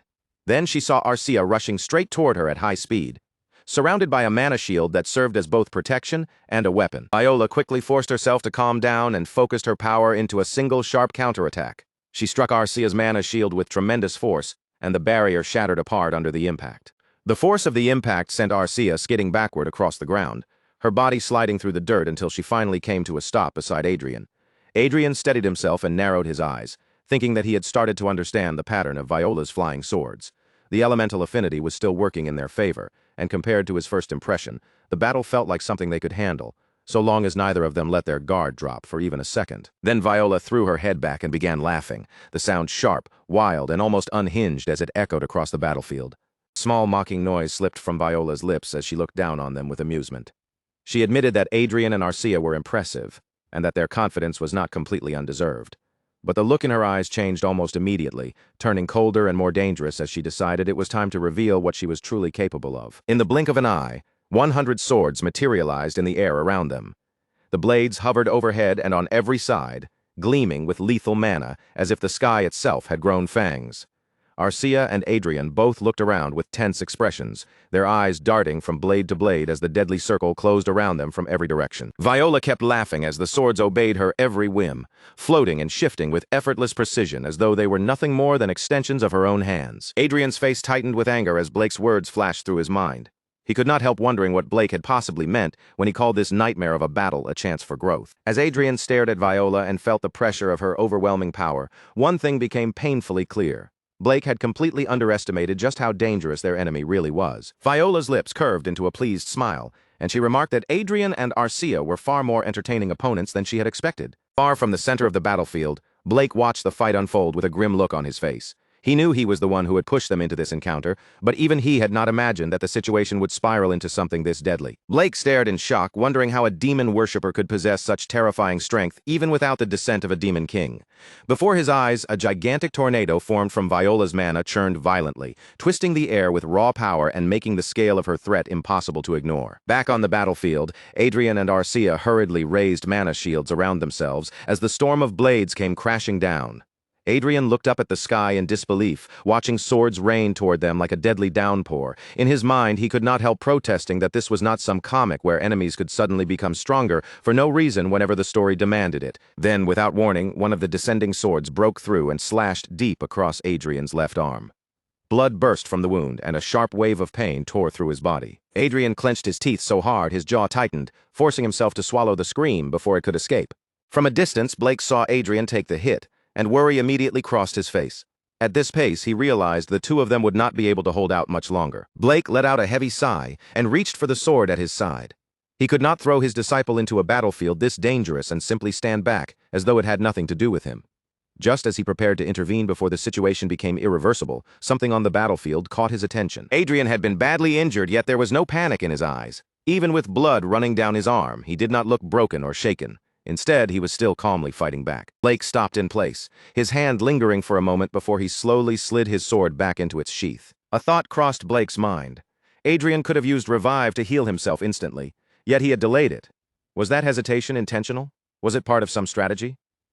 Blake studied the battlefield more carefully, wondering whether he should stay his hand and watch just a little longer. Meanwhile, Adrien finally activated Revive, and the deep wound on his arm began to close as his flesh mended under the spell's light. At the same time, Adrien cast Barrier Magic, spreading protection over both himself and Arcia. Beside him, Arcia displayed remarkable skill, using her aura swords to intercept every one of Viola's incoming flying blades. Adrien watched her movements for a brief moment and felt reassured. Arcia was holding up her side perfectly. All he had to do now was focus, stay calm, and fight the way he needed to. And Arcia made her move, hurling 3 of her swords straight toward Viola. Viola swatted the attacks aside with almost insulting ease and mocked Arcia, asking if that was truly all she could do. But the third sword had never been aimed at Viola's body in the first place. Instead, it slammed into the ground directly beneath her feet. The earth split and shifted beneath Viola, throwing off her footing in an instant. As her balance collapsed and her body began to drop, realization flashed across her face. The attack had been aimed at the ground she stood on, not at her directly. Adrien caught that tiny opening the moment it appeared, and he moved without hesitation. He unleashed a powerful strike, calling forth Heaven's Pillar with full force. The attack came crashing down on Viola, smashing into her with enough force to make her cry out in pain. But even while caught off guard, Viola still reacted with terrifying power. She forced her mana outward and shattered the attack into fragments before it could finish her. Her face twisted in irritation as she shouted in anger, and once again she used her power to heal the damage done to her body. Adrien noticed it immediately. Just like before, Viola had reached out toward some distant source and pulled strength from it to restore herself. Without wasting another second, Adrien gave Crowy a clear order to head north. Crowy responded at once, flying in that direction exactly as commanded. Viola turned back toward Adrien and Arcia, admitting with visible frustration that they were becoming difficult to deal with. Adrien studied her closely, taking in the strain in her expression and the heaviness in her breathing. Then he pointed out that she looked tired, suggesting that maybe no one had ever managed to keep fighting her for this long before. Those words struck Viola harder than she expected. Her expression shifted, confusion and irritation flickering across her face as Adrien's observation sank in. A faint smile touched Adrien's lips as he thought it through. No ability was flawless. Even if Viola's flight magic was incredibly advanced, controlling hundreds of swords at once, while constantly losing control of some of them had to come with limits. He pointed out that she was already running short of breath, and clearly wanted to finish the fight quickly. Unfortunately for her, dragging out long battles was exactly what Adrien and Arcia were good at. Adrien's calm words pushed Viola's anger to the breaking point. Viola lashed out wildly, unleashing attack after attack until explosions erupted all around them. Her voice cut through the chaos as she shouted at Adrien to shut his mouth. Then, in the middle of her furious assault, Viola suddenly noticed something wrong. Adrien and Arcia were no longer where they had been. Both of them had vanished completely from her sight. In the very next instant, Adrien descended from above and launched his attack. At the same time, Arcia spun through the air from the side, closing in with her own strike. Adrien warned Viola that being tired did not give her the luxury of fighting carelessly. Together, Adrien and Arcia struck from opposite directions, pressing her from the front and back at the same time with spear and sword. But Viola was not finished yet. She activated her power once more, forcing her ability into motion again. Through Crowy's shared vision, Adrien saw the truth in the distance. A cult member was being drained, his life force ripped away to feed Viola's recovery. Adrien smiled as the final piece clicked into place.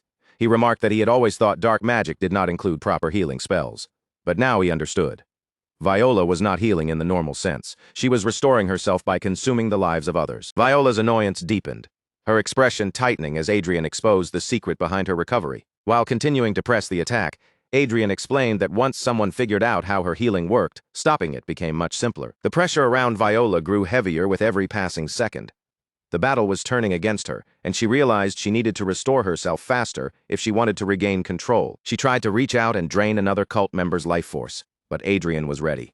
He used his power to block the connection before it could fully form. Viola's eyes widened in shock as she realized the path to her next source of recovery had been cut off. At that exact moment, Arcia appeared behind her and launched her attack. A massive explosion erupted across the battlefield, shaking the entire area with a thunderous blast.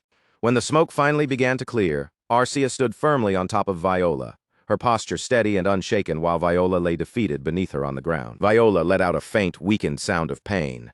Adrien looked down at her with calm eyes and said that they had finally caught her. Viola broke down completely, crying so loudly that her voice shook across the ground. Adrien stood nearby, watching her without rushing to speak, while Arcia looked down at Viola with an icy, unreadable expression, her face stripped of sympathy. Between broken sobs, Viola called out for her mother again and again, wailing that all she wanted was to see her mother one more time. The terror in her voice made it clear that her will had finally collapsed, leaving only fear and helpless desperation behind. Adrien looked at Viola calmly and asked what her grief had to do with anything now. Every grave had a story buried beneath it, and he reminded her that she had taken countless lives with her own hands as well. Arcia, still coldly looking down at her, added that it was absurd for Viola to cry like an innocent victim at this point.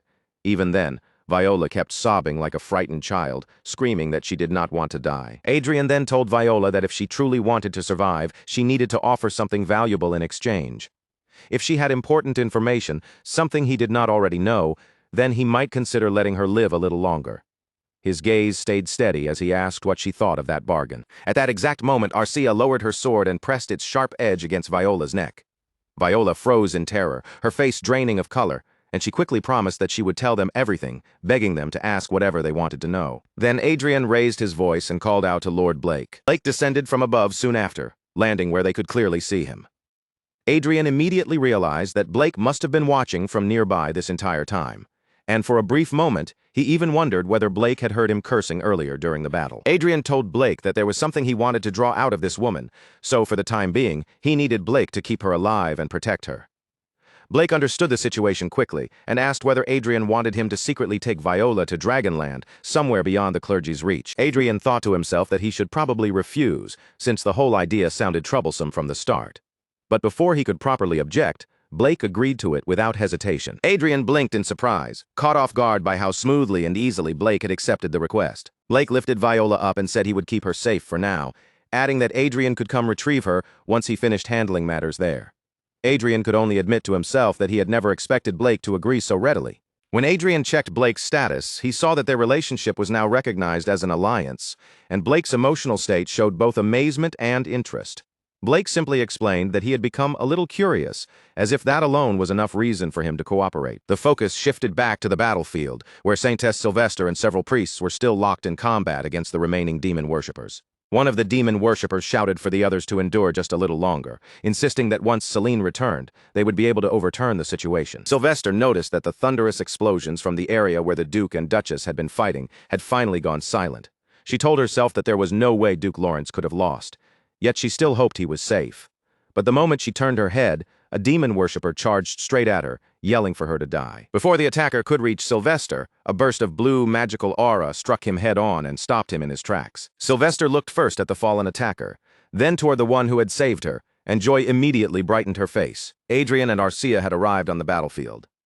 Adrien stepped forward and told Saint Sylvester that he would help her from here. After Saintess Sylvester defeated the last demon worshipper, Adrien wondered aloud whether it was truly fine to kill every single one of them without leaving even one alive. He suggested that keeping a few prisoners might be useful for questioning and gathering information, but Sylvester answered firmly that demon worshippers had to be executed on sight. There was no negotiation with them, no conversation, and not even one-sided interrogation for information. Adrien silently thought that her method was incredibly inefficient. At the same time, he felt relieved that he had secretly separated Celine earlier, before the clergy could deal with her the same way. Sylvester then brought out a special compass capable of detecting demon worshippers. After checking it carefully, she announced that there were no more of them nearby, though it seemed another one was still somewhere not too far away. Just then, a powerful gust of wind swept around them, whipping through the battlefield as several airships appeared in the sky overhead. A commanding voice rang out from one of the ships, ordering everyone to stop at once. They announced themselves as the Alicia Union Border Guard and warned that no one was to move. Sylvester calmly remarked that, unfortunately, the time limit had arrived.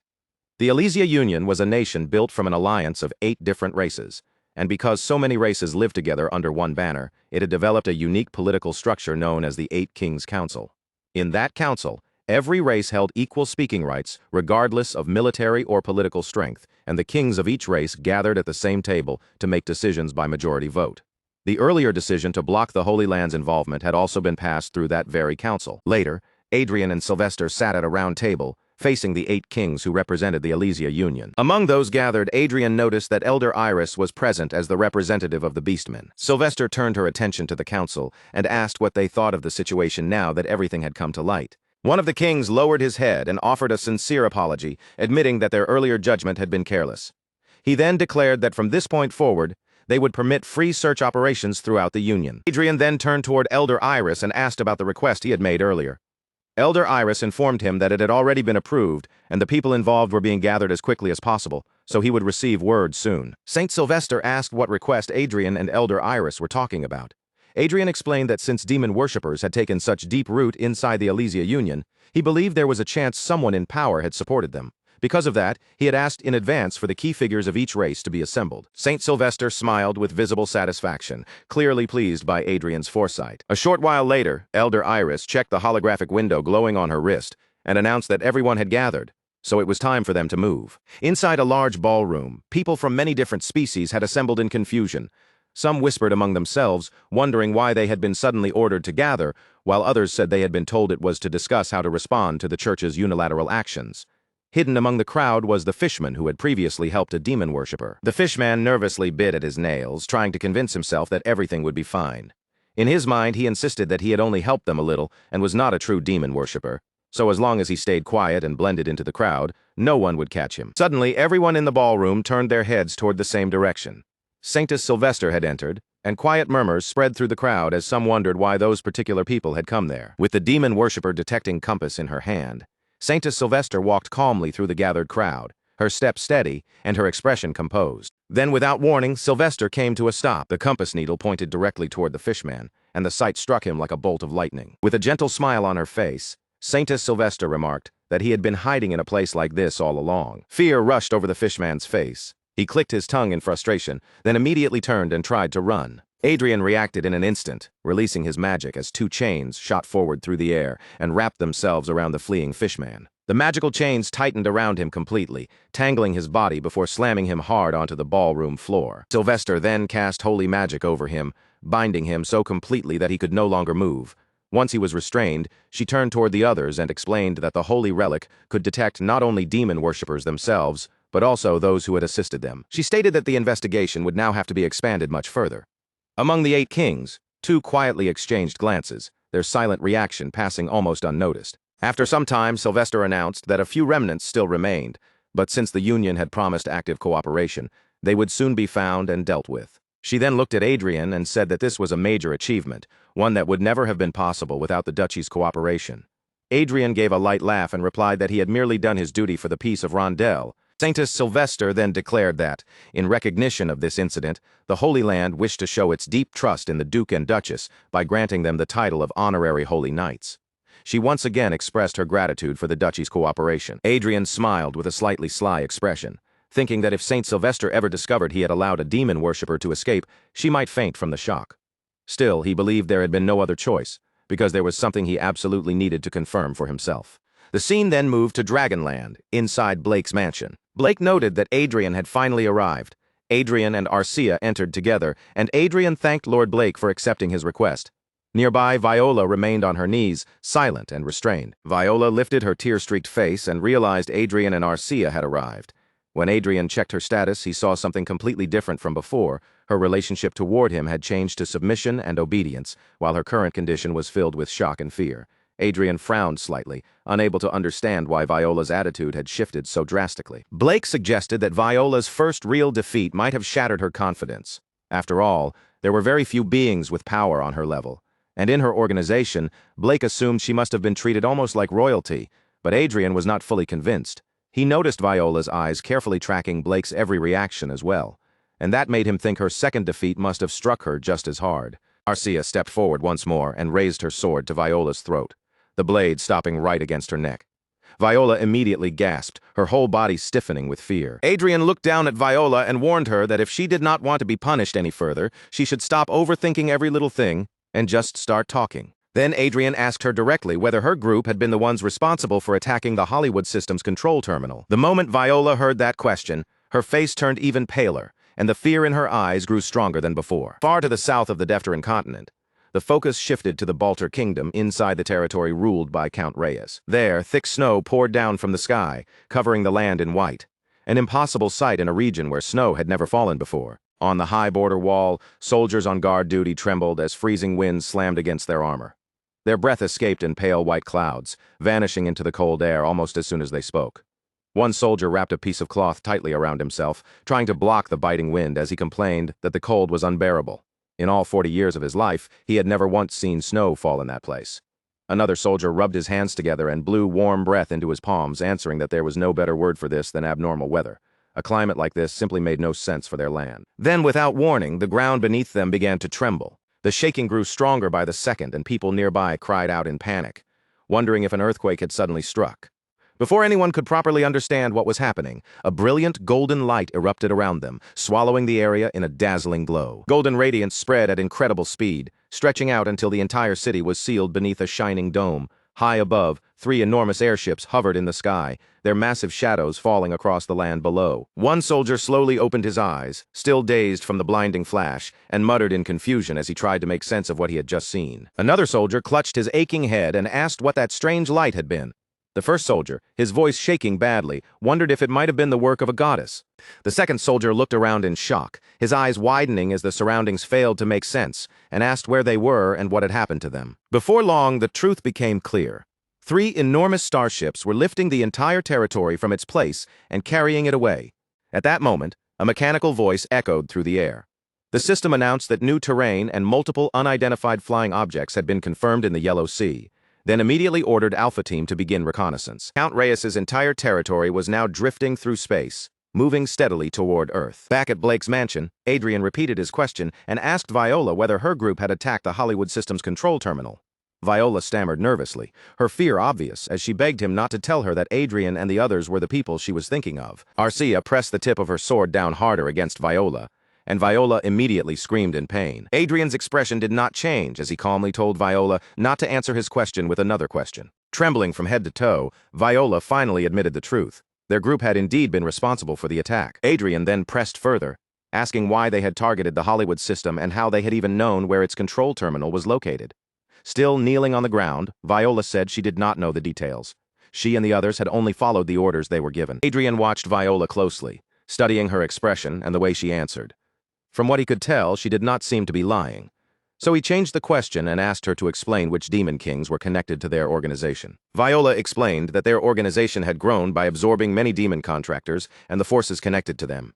Because of that, they did not serve only one demon king.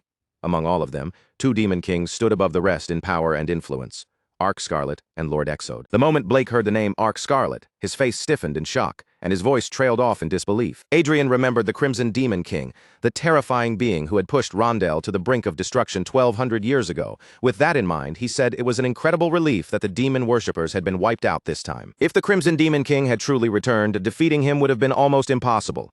Blake agreed, saying that even with Rondell's military strength greatly improved, such a battle would still have been extremely difficult.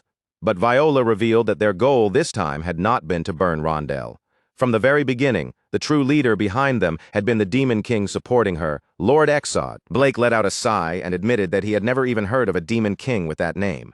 He could not understand how an unknown Demon King could possibly outrank the Crimson Demon King. Still frightened, Viola explained that it was only natural Blake had never heard of him. Lord Exode was not from Rondell at all. He was a Demon King from another world, a world known by a different name. Adrien's expression turned serious as he thought it over. Then he asked whether that other world was Earth. Viola looked confused for a moment, then confirmed that Adrien was correct. She asked, with visible uncertainty, whether he already knew about Earth. Adrien reacted sharply, demanding to know how a Demon King from another world could interfere with Rondell. To him, something like that should have been impossible. Viola trembled as she answered that she had only heard pieces of the truth. Supposedly, there was a device that allowed the Demon King's will to be projected into Rondell.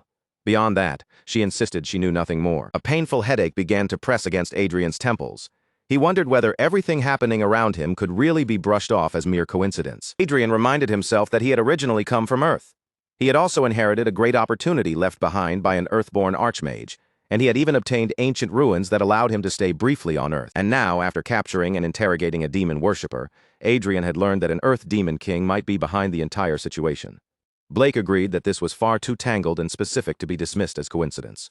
Adrien then asked Viola whether she knew why the Earth Demon King had taken an interest in Rondell. Viola lowered her head and said she did not know the reason. Viola explained that just as Rondell had its creator, goddess Sepia, Earth once had a creator god named Kaios. However, that god had already lost his power and perished. Adrien was shocked and asked whether a god could truly die. Viola answered that gods naturally lost their power when they were forgotten by the creations they had made. Chaos was eventually forgotten by humanity, and as time passed, that god disappeared.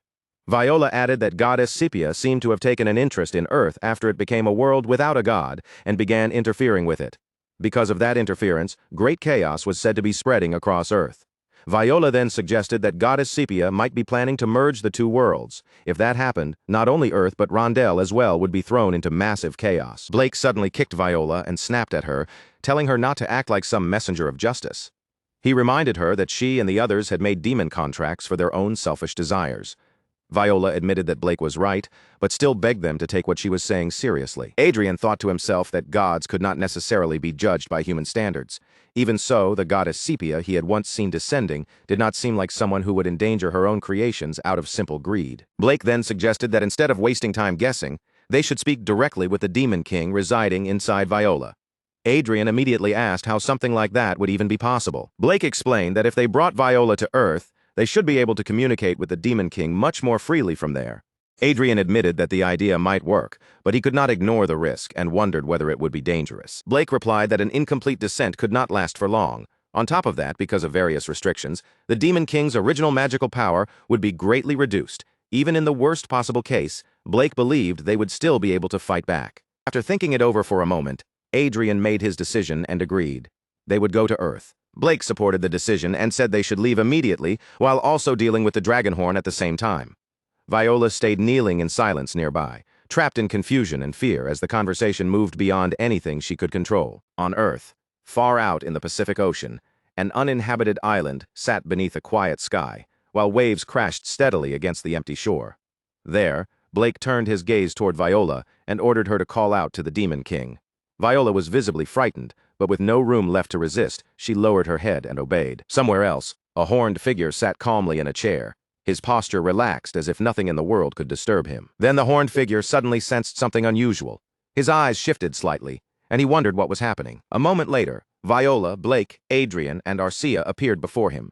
Viola immediately understood what had happened. The connection had been successfully established. Adrien stepped forward and greeted the Demon King politely, introducing himself as Adrien L. Lawrence. The Demon King looked at him with interest and asked if he meant Duke Lawrence. Adrien calmly confirmed that he was indeed that Duke Lawrence. Adrien explained that they had captured a demon worshipper named Celine, and she had told them that goddess Sepia was interfering with Earth. Because of that, they had brought Celine to Earth to confirm whether her words were true. Adrien then asked, with formal courtesy, whether the Demon King could descend even for a short time. The Demon King responded by asking why he should agree to such a request. Adrien knew that judging the Demon King's honesty through his voice alone would be impossible if he wanted to use his own perception ability properly, and if Blake was going to read the Demon King with his sharp eyes, then they needed to meet him face to face. So Adrien explained that they had traveled all the way from Rondell to Earth for one reason, to uncover the truth. If they could speak honestly in person, Adrien added, then they might even help Celine and assist with the Demon King's descent into Rondell. The Demon King let out a light laugh and agreed. He added casually that if he met them and decided he did not like them, he would simply blow their heads off. Adrien answered with equal confidence, saying that if the Demon King tried anything strange, he would run away immediately. In the next instant, the Demon King descended at lightning speed, appearing directly in front of Adrien, Blake, and Arcia. Blake studied the Demon King closely and observed that, at least in this descended state, he looked rather weak. The Demon King looked at Blake as though recognizing someone from long ago, then remarked that Blake had not changed at all. Blake's expression shifted with confusion as he stared back at him, unable to understand why the Demon King would say something like that. Adrien then activated his all-seeing eye, and what appeared before him made him feel a flicker of surprise. A system window unfolded in front of Adrien, revealing detailed information about Lord Exod. He was listed as a 9th-class black mage in an incomplete summoned state, a member of the demon race. His current existence was 3 years old, and he ruled the Exod sector of the Second Time Realm while holding the 7th seat among the 13 demon kings. His potential was ranked supreme, and among his traits were great prophet and reincarnator with memories of a past life. His relationship status showed interest and neutrality, while his emotional state reflected surprise and confession. Adrien's attention locked onto one detail above all else. The Demon King was a reincarnator who remembered his previous life. The Demon King then murmured that 3 years had passed, only to correct himself a moment later. Looking directly at Blake, he asked if, for Blake, it had been 30 years instead. A faint bead of sweat appeared on Blake's face as he warned the Demon King not to tell him that it was really him. The Demon King confirmed it without hesitation, saying that it truly was him then. With a calm voice, he greeted Blake as an old friend he had not seen in a long time. Adrien was stunned as the name Manuel Lucas flashed through his mind, and in that moment, he began to understand what the Demon King's reincarnation truly meant. Blake suddenly threw his head back and burst into loud laughter, the sound carrying across the empty island. Blake laughed with genuine amusement, saying it was absurd, almost hilarious, that Manuel Lucas had somehow become a Demon King. Lord Exod showed no anger at the remark. Instead, he smiled calmly, and a strange warmth appeared in his eyes, as he said he was simply glad to see Blake alive, healthy, and doing well. After that, Lord Exod glanced to the side and remarked that Grand Duke Lawrence was his successor. Adrien could hardly believe it. The Demon King of Earth was actually the reincarnation of Manuel Lucas. Still, Adrien composed himself, showed proper respect, and said it was an honor to meet Lord Exod as his master. Lord Exod replied that he felt relieved, glad that the treasures he had left behind had not fallen into the hands of a villain. Then he asked Adrien whether he too had drifted into Rondell the same way Lord Exod once had. Adrien shook his head and explained that he had died on Earth and was then reincarnated in Rondell. Lord Exod then turned his attention toward Arcia and began to speak, saying that she was the one who had done something, but before he could finish, he paused. His expression shifted subtly, and his eyes narrowed as if a deeper thought had suddenly crossed his mind. Adrien then cut in with a sudden question. He admitted it might seem out of place, but he wanted to know why Lord Exod had ordered an attack on the Hellwood Systems Management Terminal. Lord Exod leaned back slightly, looking a little amused by the question. He explained that he had simply been curious about his successor. He thought that if he attacked the Hellwood system, Adrien would be forced to react in some way. And in the end, things had worked out well for him. Not only had he managed to connect with his contractor, Obline, but he had also gained the chance to speak directly with his successor. Then Lord Exod asked Adrien whether he was familiar with a document he had written titled, "Why Rondell Cannot Advance into Space Despite Having High Technology." Adrien nodded at once and said he knew it. Lord Exod explained that Rondell and Earth existed within identical universes because both worlds had been created from the same foundation. He continued, saying that Rondell's creator, Sepia, had split her own power and created another half, and that other half became the creator of Earth, Kaios. Adrien's eyes widened slightly as realization struck him. He asked if that meant when the sun created his own world. He had used his mother's world as the model. Lord Exod confirmed that Adrien had understood it correctly. Then his tone grew more serious as he explained that the mother and son were completely different in nature. Kaios had never restricted Earth's ability to advance into space, and had allowed his creations to move freely according to their own will. Lord Exod looked up toward the sky and said that Kaios deeply respected and valued the beings he created. But because Kaios refused to interfere with them, humanity eventually forgot him. A brief silence followed before Lord Exod added that perhaps Kaios had accepted even that outcome as part of the natural flow of time. Then Lord Exod's expression darkened. He explained that the real problem began only after Earth's creator disappeared. Once Kaios was gone, Rondell's creator, Sepia, started interfering with Earth. According to Lord Exod, the celestials and demons of Earth had once lived freely under Kaios. But when Goddess Sepia began reaching into their world, they resisted together, refusing to become pawns under her control. A faint glow appeared in Lord Exod's eyes as he continued. In the process of resisting by every method available, Manuel Lucas, who had been waiting for reincarnation on Earth, ended up becoming a demon king himself. Adrien's voice turned colder as he responded that if he only listened to Lord Exod's side of the story, Goddess Sepia sounded unbelievably cruel. He questioned whether Lord Exod might be interpreting everything in a way that was too convenient for himself and his allies. Lord Exod merely shrugged, saying Adrien was free to believe whatever he wanted. Regardless of personal opinions, their goal remained the same: to obtain the power to intervene directly in Rondell. Lord Exod raised one hand slightly, speaking as though what he said was unavoidable.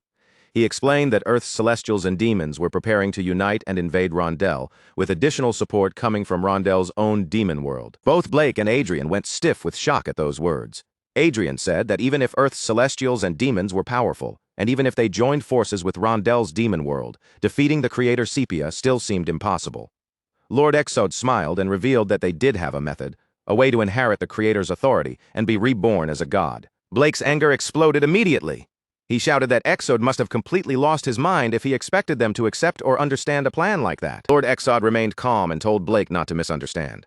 He explained that they were planning to occupy Rondell, not carry out mindless destruction across the world. Blake narrowed his eyes, anger still burning in his gaze, and said it sounded as though they intended to display their power just to prove they could destroy Rondell if things went wrong. Lord Exod replied that he understood why the word invasion sounded sensitive. However, he pointed out that Earth was already being invaded in real time. With a snap of his fingers, a round display of light appeared in the air, revealing a massive aerial fortress locked in battle. Adrien stared at the image, trying to understand what exactly the fortress was and who it was fighting against. Adrien's voice trembled as the truth began to settle over him, and he murmured that it could not possibly be what he was thinking. Lord Exod explained that an island had suddenly appeared in the sea between China and the Korean peninsula. While terrain changes caused by anomalies were not unheard of, he made it clear that this case was different. His tone grew heavier as he revealed the truth. An entire territory from Rondell had fallen into Earth. Lord Exod looked directly at them and asked if they understood now. Even at that very moment, the integration of the two worlds was still advancing. Then, without looking away, he said that he wanted both Adrien and Blake to help him. Adrien stayed silent for a moment, weighing everything he had just heard. Then he said that it was difficult to make a decision of that scale so quickly. Lord Exod told Adrien there was no need to answer immediately. He would give them time to think. Lord Exod then turned slightly to the left, his gaze lingering on them as he told Adrien and Blake to choose carefully whether they would stand with him or place themselves on the side of the goddess. Before leaving, Lord Exod glanced back one last time and asked whether they had checked every record Manuel Lucas had left behind, including the ones that had been rewritten or deleted. The glowing image flickered again, and this time it showed bombardments raining down mercilessly from above. Adrien stared at the screen, his expression tightening as he realized that if the attack continued at that rate, the entire transported territory would eventually sink. Adrien and Arcia quickly excused themselves, wasting no more time before teleporting away from that place. After they disappeared, Blake clenched his teeth and asked if this was truly all Lord Exod had accomplished after struggling so desperately to return. Lord Exod's voice softened as he answered that everyone had their own circumstances, and if there was a better plan available, he would carry it out without hesitation. Blake's expression changed, and he suddenly asked about Mary, demanding to know what had happened to her. A brief silence fell between them before Lord Exod quietly said that his time was up. Lord Exod's figure began to fade from sight. Before vanishing completely, he apologized and said he hoped Blake understood that they were no longer in a position where they could afford to be selective about their methods. Blake stared at the empty space where Lord Exod had been standing, then muttered that Lord Exod himself had just said everyone had their own circumstances. Back in Rondell, Adrien crouched low with his head lowered, his posture heavy as if the weight of everything he had learned had finally settled on his shoulders. Blake stood quietly beside Adrien with an unreadable expression, while Viola trembled nearby, too frightened to even lift her head properly. Then Adrien's smartwatch suddenly lit up, displaying urgent breaking news across its screen. The report stated that the Balter Kingdom had finally revealed the disappearance of Reyes County. Because they could not determine the cause, they had sent an SOS request to the Brigham Empire. The Imperial Magic Tower had already begun analyzing the data, and their warning was grim. The situation contained far too many anomalies, and it could become a threat to all of Rondell. Adrien slowly clenched his fist as the reality hit him. While they had only spent a short time on Earth, Rondell had already been thrown into chaos. The county transported to Earth could not be returned, and neither could the people who had been taken with it. Their desperate faces flashed through his mind, the man who had grabbed Adrien's leg, crying and begging not to be left behind, and the woman who had trembled in fear, asking where they were as she said she was scared. Adrien shut his eyes tightly, telling himself that under those circumstances, he had done everything he could before leaving. But now the problem had become far too serious to ignore. A single Demon King's descent was already enough to cause chaos, and if large numbers of Celestials and demons appeared together, Rondell would inevitably be dragged into a dark age. Adrien slowly rose to his feet, his thoughts sharpening. Accepting Lord Exod's offer was dangerous, but refusing it carried just as much danger. No matter which path they chose, they had to prepare for the worst possible outcome. Finally, Adrien turned to Blake and said that they needed at least one more powerful ally. Blake looked away for a moment, then mentioned a strange individual who collected items from other worlds. He explained that he had seen this person a few times but had never become personally acquainted with him. Even so, Blake thought this unusual collector might be interested in the current situation. Adrien looked at Blake and asked who exactly this person was. Blake gave a faint smirk before revealing the name. The Black Dragon, Brangashu. Adrien let out a slow breath and admitted that dealing with a dragon was extremely risky. If things went badly, they might end up becoming the dragon's prey instead of gaining its cooperation. But soon, Adrien's eyes hardened with resolve. He agreed that they should bring something valuable enough to catch the dragon's interest and go meet Brangashu immediately. Adrien then turned slightly and called out for Chester. A voice responded at once, asking whether Adrien had called. Adrien instructed Chester to examine all the rewritten and deleted content hidden within the records left behind by Manuel Lucas. Chester replied that the amount of data was enormous, so the process would take some time, and asked whether that would be acceptable. Adrien nodded and told Chester that it was fine, asking him to proceed. His gaze grew distant as he added that an important clue might be buried somewhere within those records. At that moment, it became painfully clear that the storm surrounding them had only just begun. The scene shifted as Adrien, Arcia, and Blake walked along a long road made of rough stone, stretching endlessly through a dry and empty land. Strange cliffs rose on both sides, twisting and bending in confusing patterns, until the whole place felt like a natural maze.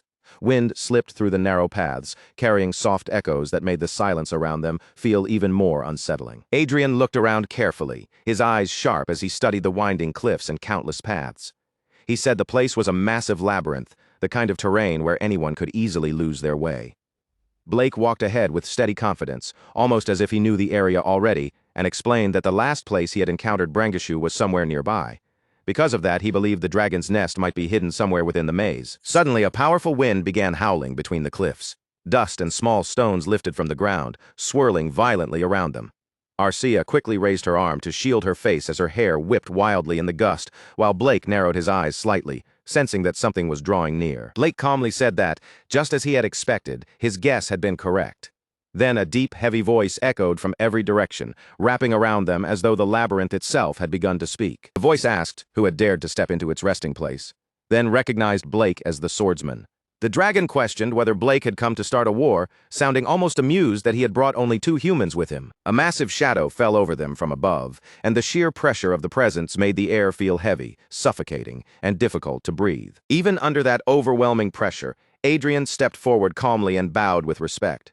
He greeted the great being politely, and acknowledged that the dragon was already familiar with Lord Blake Rugal. Adrien then introduced the woman standing beside him as Arcia L. Lawrence, Blake's disciple and his own wife. After that, he introduced himself as Adrien L. Lawrence, Archduke of the Lawrence Duchy. The dragon's eyes began to glow with a dangerous light. The dragon declared that it had no interest whatsoever in some small human country, then threatened to burn all of them to ashes on the spot. A terrifying killing intent flooded the space, turning the air sharp and deadly.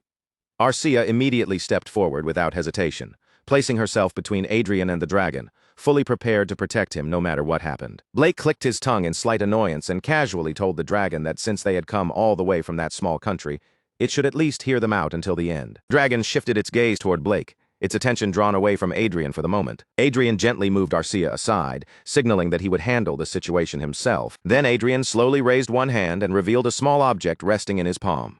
With controlled respect, he asked Lord Brangishu to take a look at it. The dragon's gaze sharpened instantly, locking onto the object with sudden intensity. In visible shock, Brangishu recognized it as a mechanical watch powered purely by the kinetic energy of a pendulum. The dragon immediately realized that such an item could not have come from Rondell, and urgently demanded to know where Adrien had obtained it. Adrien kept his voice calm and steady as he answered. He explained that the reason they had dared to come here today was because they had a story that might interest Lord Brangishu. Adrien then expressed his wish to become friends with the dragon. If Brangishu accepted that friendship, Adrien promised to take him to the place where he had obtained the mysterious item. For a brief moment, silence settled over the area, and the tension remained suspended in the air like a drawn blade. Then, all at once, the enormous black dragon began to shrink. Its massive body twisted and folded inward, reshaping itself before their eyes until it transformed into a tall man with sharp features and wild, curious eyes. The change was strange, mesmerizing, and impossible to look away from. After taking on a human form, the dragon looked Adrien over with clear amusement, his eyes shining as though he had just discovered a rare treasure. With a pleased grin, he called Adrien an unusually interesting human, and declared that this whole situation had turned out wonderfully. The dragon then turned toward Blake and asked where in the world he had managed to find someone as fascinating as Adrien. Blake only let a faint smirk tug at the corner of his mouth, then calmly agreed, saying that he also considered Adrien to be a rather intriguing individual. Arcia spoke with honest surprise, admitting that she had never expected the dragon to accept things so smoothly. Everything had gone far better than she imagined, almost to the point that it felt strange. Blake reminded her that he had already warned them this dragon was eccentric, then added that while every dragon enjoyed collecting things, this one took that habit to an entirely different level, like a true obsessive collector. Now completely settled into his human form, the dragon suddenly threw his head back and burst into booming laughter. Without a trace of hostility, he slung one arm around Adrien's shoulder like they were old companions, happily announcing that today marked their very first day as friends and greeting him with bright, shameless warmth. The surroundings changed, and the story moved to the Holy Land, where a radiant golden light poured down from above. The glow spread across the area like a divine blessing, filling the space with a solemn, sacred, and majestic atmosphere. A grand ceremony was underway, with priests and influential officials gathered in formal robes around the ceremonial grounds. At the center of it all, The former saint and saintess stood before two newly chosen figures, their presence drawing every eye in the hall. Following the great success of the massive purge against demon worshippers, it was announced that Sylvester and Saint Avis had formally stepped down from their sacred positions. Their era had come to an end in front of everyone gathered there. To take their place, two new figures were officially named before the Holy Land. The titles were passed on to Saintess Everil and Saint Jihad, marking the beginning of a new chapter. The crowd watched in heavy silence, unable to fully hide the mixture of hope and unease in their eyes. Everyone could feel that change was approaching, and in a world already shaken by instability and tension, Rondell quietly became a land filled with both expectation and concern. Once again, the scene changed. Inside the game world, a bright system window suddenly appeared before Adrien, hovering in the air with a soft glow. The message announced that he had finally reached Master Level 300. Adrien gazed at the notification with a calm expression, remarking that it had been quite some time since a message like this last appeared before him. Nearby, Arcia, Crowy, and two cloaked followers stood in readiness, quietly waiting for what would come next. One of the cloaked figures lowered their head with deep respect and offered a solemn wish for their lord's victory, their posture steady and reverent. Without warning, the space around them twisted and warped as if reality itself had been folded. In the next instant, their bodies vanished from where they stood, carried away by teleportation. They arrived at the final stage where the air itself felt heavy enough to press down on their shoulders. The ground beneath them was cracked and broken, while the sky above burned a deep, violent red, making the entire world look as though it were crying out in pain. Adrien narrowed his eyes and slowly scanned the surroundings, taking in every detail of the ruined battlefield before him. He muttered that this place looked like a final, spiteful farewell gift. Almost immediately after his words fell, a deafening roar tore through the air, shaking the entire world around them. A new system message flashed into view, announcing the arrival of a named boss monster, Red Dragon Kite. Adrien's lips curved into a faint smile as he looked ahead, calmly noting that the system apparently had no intention of handing over the reward so easily. The enormous dragon let out a fierce, rumbling growl that rolled across the shattered battlefield. Adrien, however, remained relaxed, and simply remarked that this was exactly the kind of thing he had expected. The scene shifted once more. Louis Fermat was trembling so badly that he could barely keep himself still. His face drained of color as cold sweat slid down his forehead. In front of him stood a man whose mere presence seemed to crush the air, filling the room with terrifying pressure. The man mocked Louis for his temper with a cutting tone. Louis immediately stammered in panic, insisting again and again that he was telling the truth, while his repeated apologies spilled out in a shaking voice full of fear. Nearby, a duchess watched the pathetic display with cold, unmoved eyes. The disgust on her face was impossible to miss. Inside the imperial hall, the emperor sat upon his throne with a sharp gaze fixed straight ahead. He questioned why suspicions still remained that Louis Fermat was a fake, even though the evidence suggested that Louis had discovered the fortuitous encounter. The emperor demanded to know what reason there was for such doubt. The duchess answered calmly that something about the matter felt strangely out of place. The emperor repeated the word back to her, pressing for a clearer explanation. She explained that while the materials in Louis Fermat's possession were undeniably connected to Manuel Lucas, the more deeply she investigated, the less the situation felt like something Archduke Manuel Lucas would have arranged.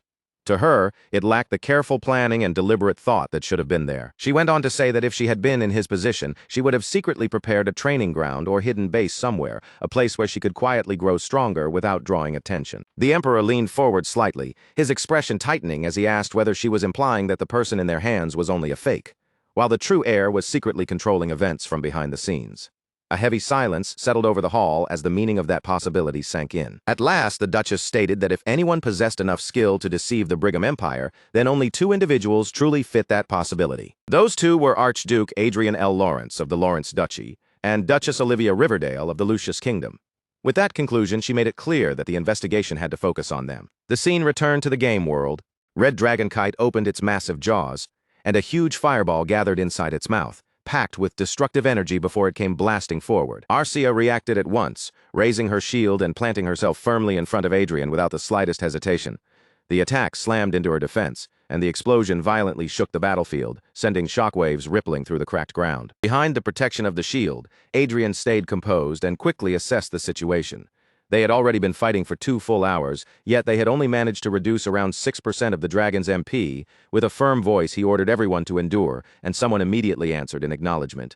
Even under that pressure, Adrien's thoughts remained sharp, realizing that while the battle was difficult, it was not hopeless. At the very least, this was a true fight where they could push themselves and test their limits. Crowy charged forward and launched an attack at the dragon, but Red Dragon Kite blocked the strike with almost effortless force. The impact sent powerful shockwaves bursting through the air around them. Then, without any warning at all, a gigantic block of crystal came crashing down from above. Adrien and Arcia reacted instantly, leaping backward just in time to avoid being crushed.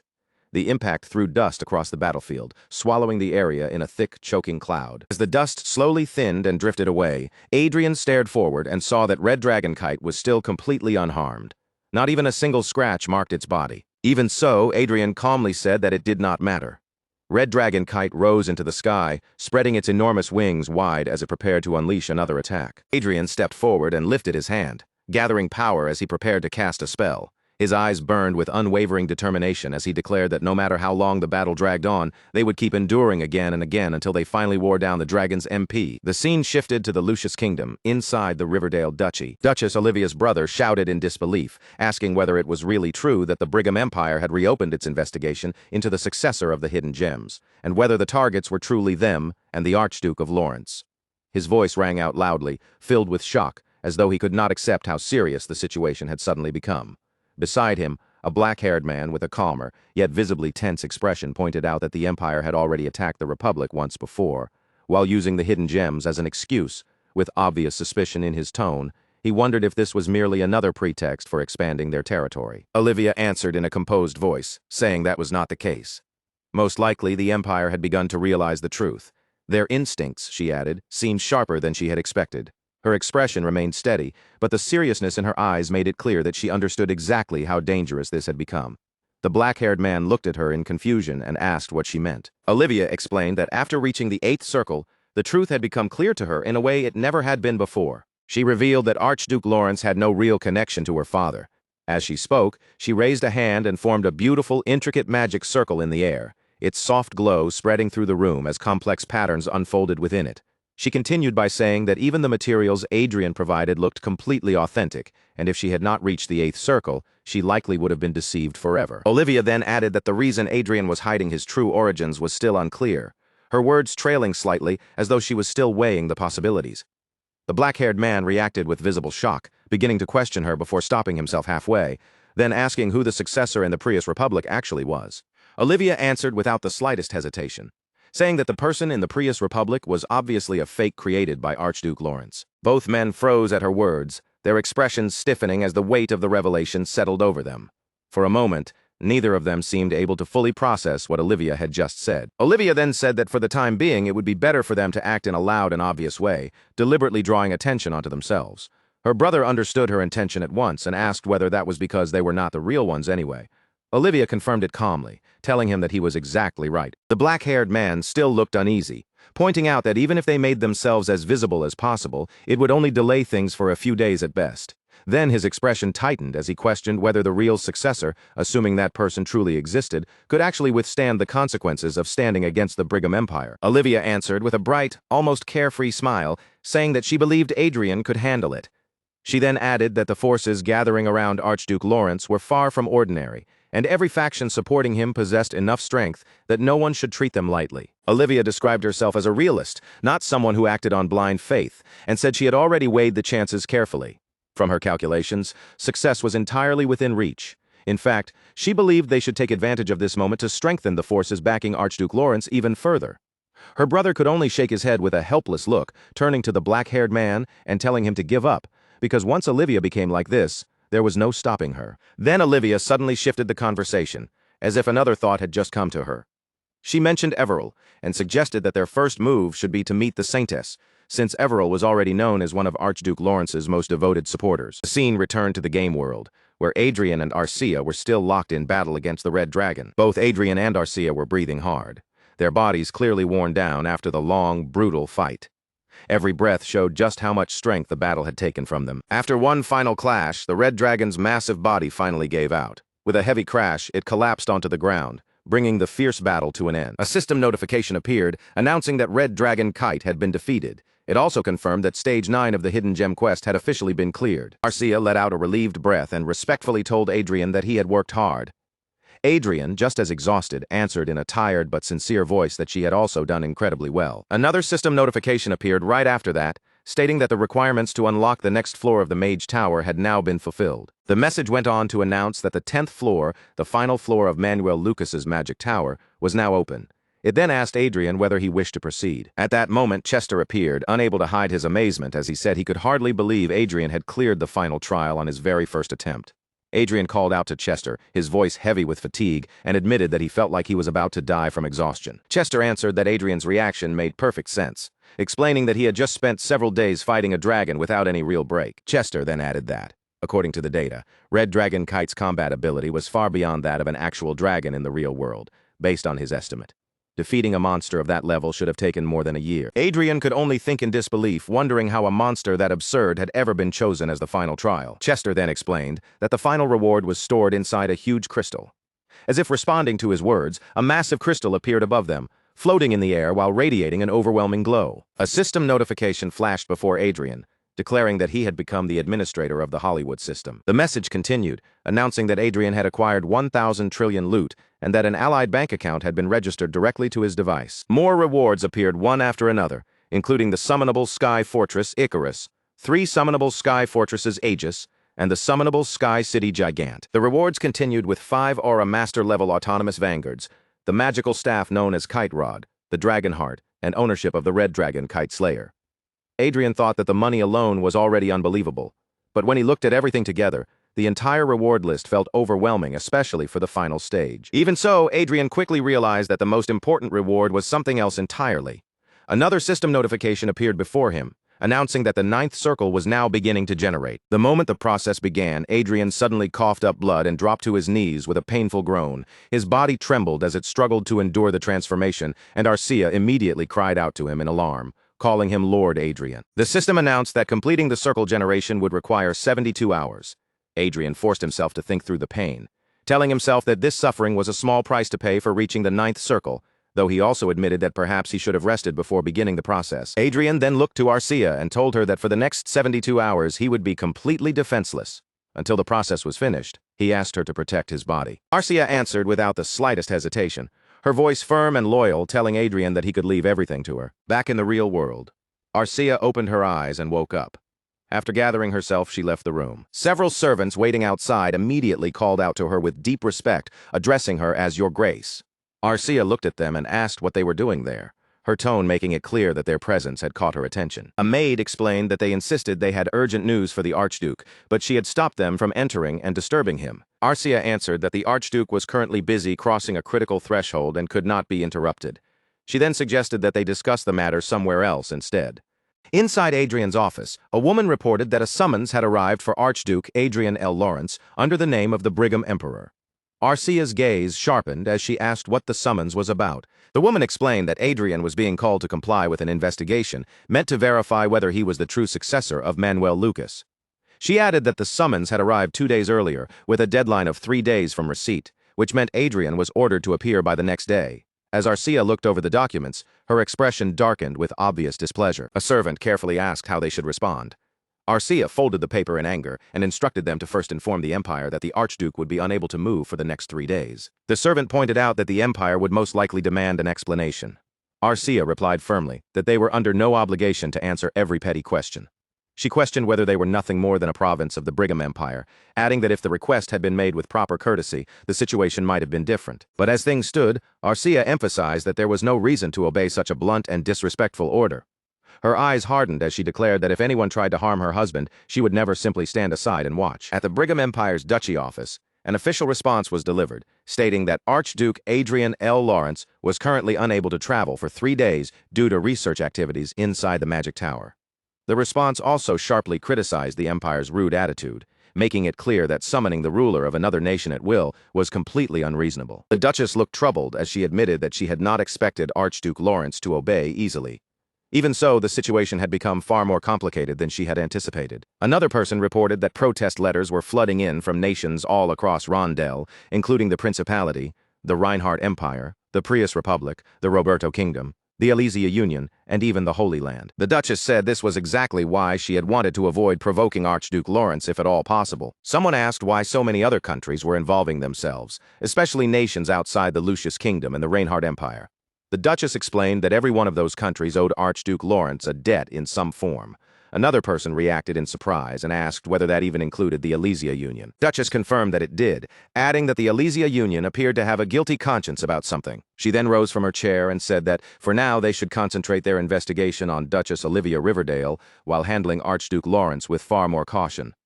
But before the matter could settle, another man stood up in anger and argued that such restraint was unacceptable. He insisted that the Great Brigham Empire never allowed public opinion to interfere with its plans.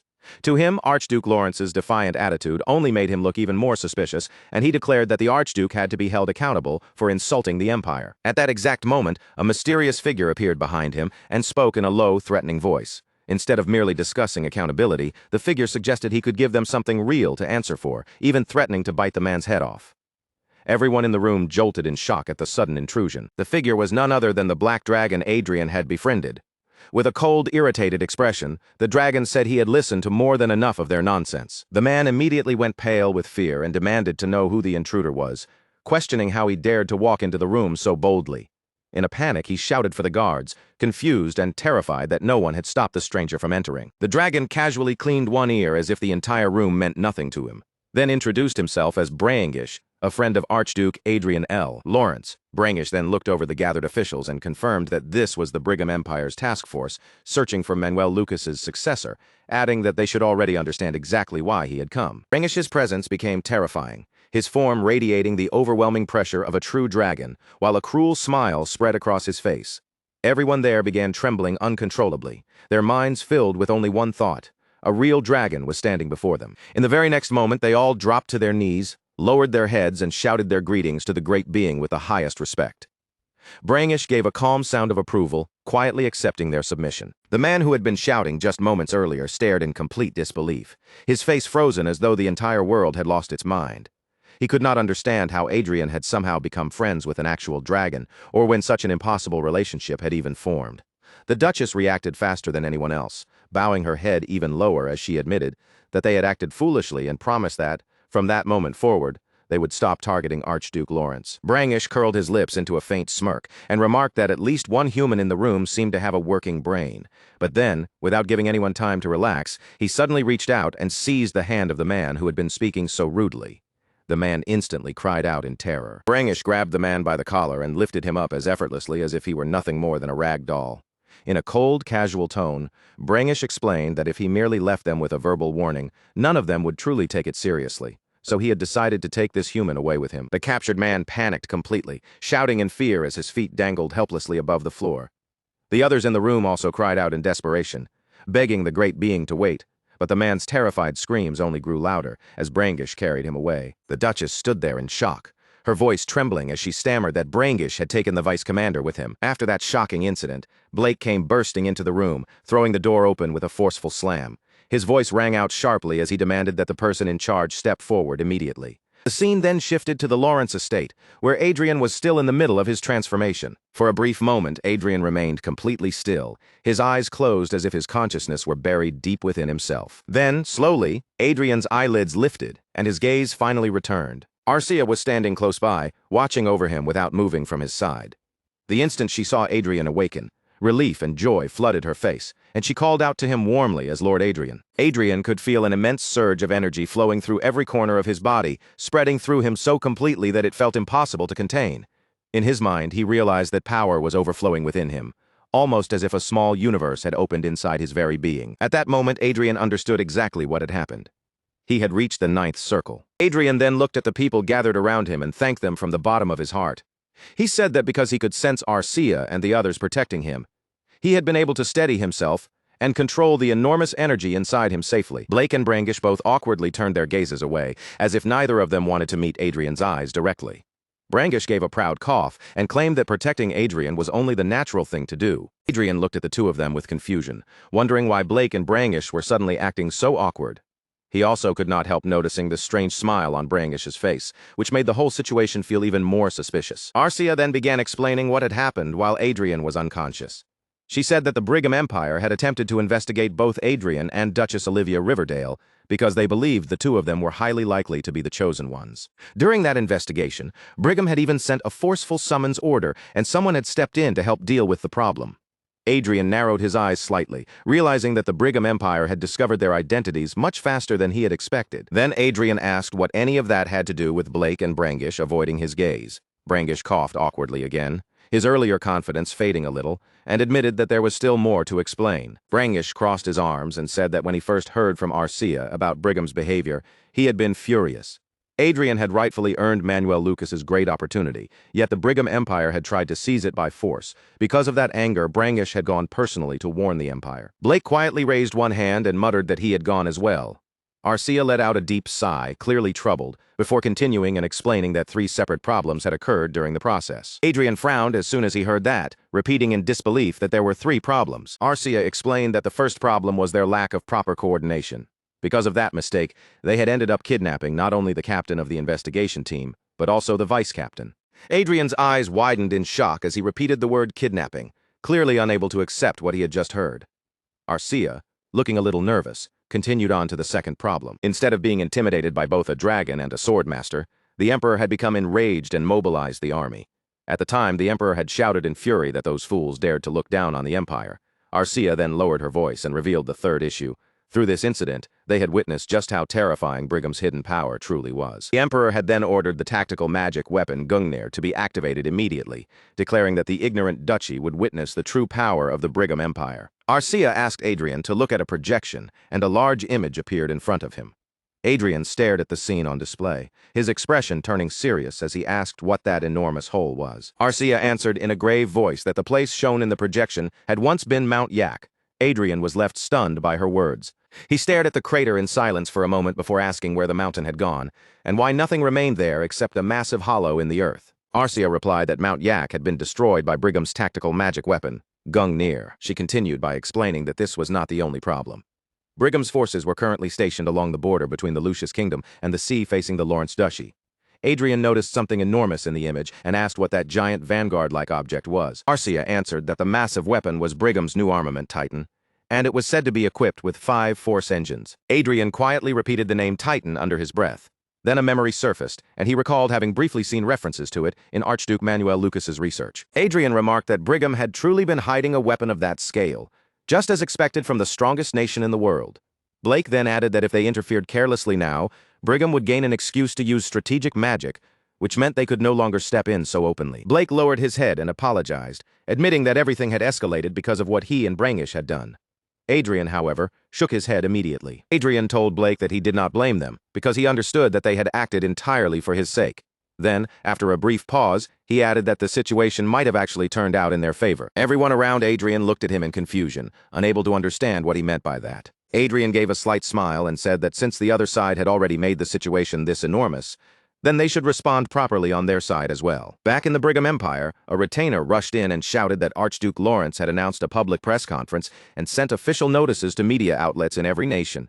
Hearing this, the Emperor raised an eyebrow. The Emperor remarked that Adrien had not appeared in public for several days, and now he was finally stepping forward. With a cold expression, the Emperor admitted that he was curious to hear what that brat would say in his own defense, then asked when the conference was scheduled. Before anyone could answer properly, a blue screen suddenly appeared in the air. On the screen, Adrien could already be seen standing before the world and giving his speech. The officials immediately panicked, realizing that this was not happening only inside the Emperor's hall. Across the entire world, every person wearing a smart watch suddenly saw the same blue screen appear on their device without warning. People cried out in confusion as their terminals activated on their own, asking why their devices had suddenly turned on without anyone touching them. Others began to fear that the entire system had been hacked, their voices rising with panic as they stared at the glowing screens. Murmurs spread everywhere as more and more people recognized the man on the screen as Archduke Lawrence. Adrien remained calm as he faced every screen in the world and introduced himself with steady composure. He greeted everyone and stated that his name was Adrien L. Lawrence. He declared that he was the ruler of the Lawrence Duchy and announced that he was also the successor of the great mage Manuel Lucas. In the Emperor's hall, the Emperor clenched his fists in anger, stunned that Adrien had revealed his identity so openly and so easily. The Emperor immediately ordered all troops facing the Lucius Kingdom to withdraw at once and redirect their focus toward the Lawrence Duchy. But a retainer, visibly panicked, reported that all communications were currently down. The Emperor's thoughts burned with fury as he realized that, in the end, even the Hollywood system had been created and developed by Archduke Manuel Lucas. Adrien continued speaking through every screen, his voice carrying across nations. He declared that he was the rightful successor who had inherited everything from Archduke Manuel Lucas, including his wealth, his knowledge, and even his level of mastery. At that very moment, high above a distant mountain range, an enormous magic circle began to spread across the sky. Its glowing patterns expanded like a vast net of light, drawing every eye upward. Adrien lifted one hand with calm confidence and said that he would now show everyone the proof. Then, with a simple flick of his fingers, he activated the spell. From the heart of the massive magic circle, a gigantic meteor took shape, burning with terrifying power. In the next instant, it tore downward through the sky and rushed straight toward the mountain range. The meteor slammed into the mountains with overwhelming force, unleashing an impact so violent that the entire area was swallowed by blinding light and roaring destruction. When the light finally faded and the dust began to clear, the mountain range that had once stood there was completely gone, erased from the landscape as though it had never existed. Adrien then explained in a calm voice that, for reference, the place where the meteor had fallen was a wasteland located 200 kilometers away. It was an abandoned land where neither people nor animals lived. He added that they planned to turn the massive crater left behind by the spell into a lake, then develop the area into a tourist site. With composed politeness, Adrien said they hoped everyone would support that future project. After a brief pause, Adrien's voice grew firmer. He declared that he did not want war, and that this was not only his personal wish, but also the desire shared by every nation in the world. If it could be avoided, Adrien believed cooperation and mutual growth were far more meaningful and future-focused than war. Watching Adrien speak so boldly before the world, Emperor Edward Noah Brigham's anger only burned hotter. Then Adrien looked straight ahead, his gaze steady through the screen, and formally proposed negotiations to Edward Noah Brigham, Emperor of the Brigham Empire. With complete confidence, Adrien brought the worldwide broadcast to a close. He calmly stated that he would await a positive response. The blue screen vanished as suddenly as it had appeared, leaving silence in its place. Emperor Edward Noah Brigham gripped the arms of his throne tightly, staring forward with eyes blazing in rage.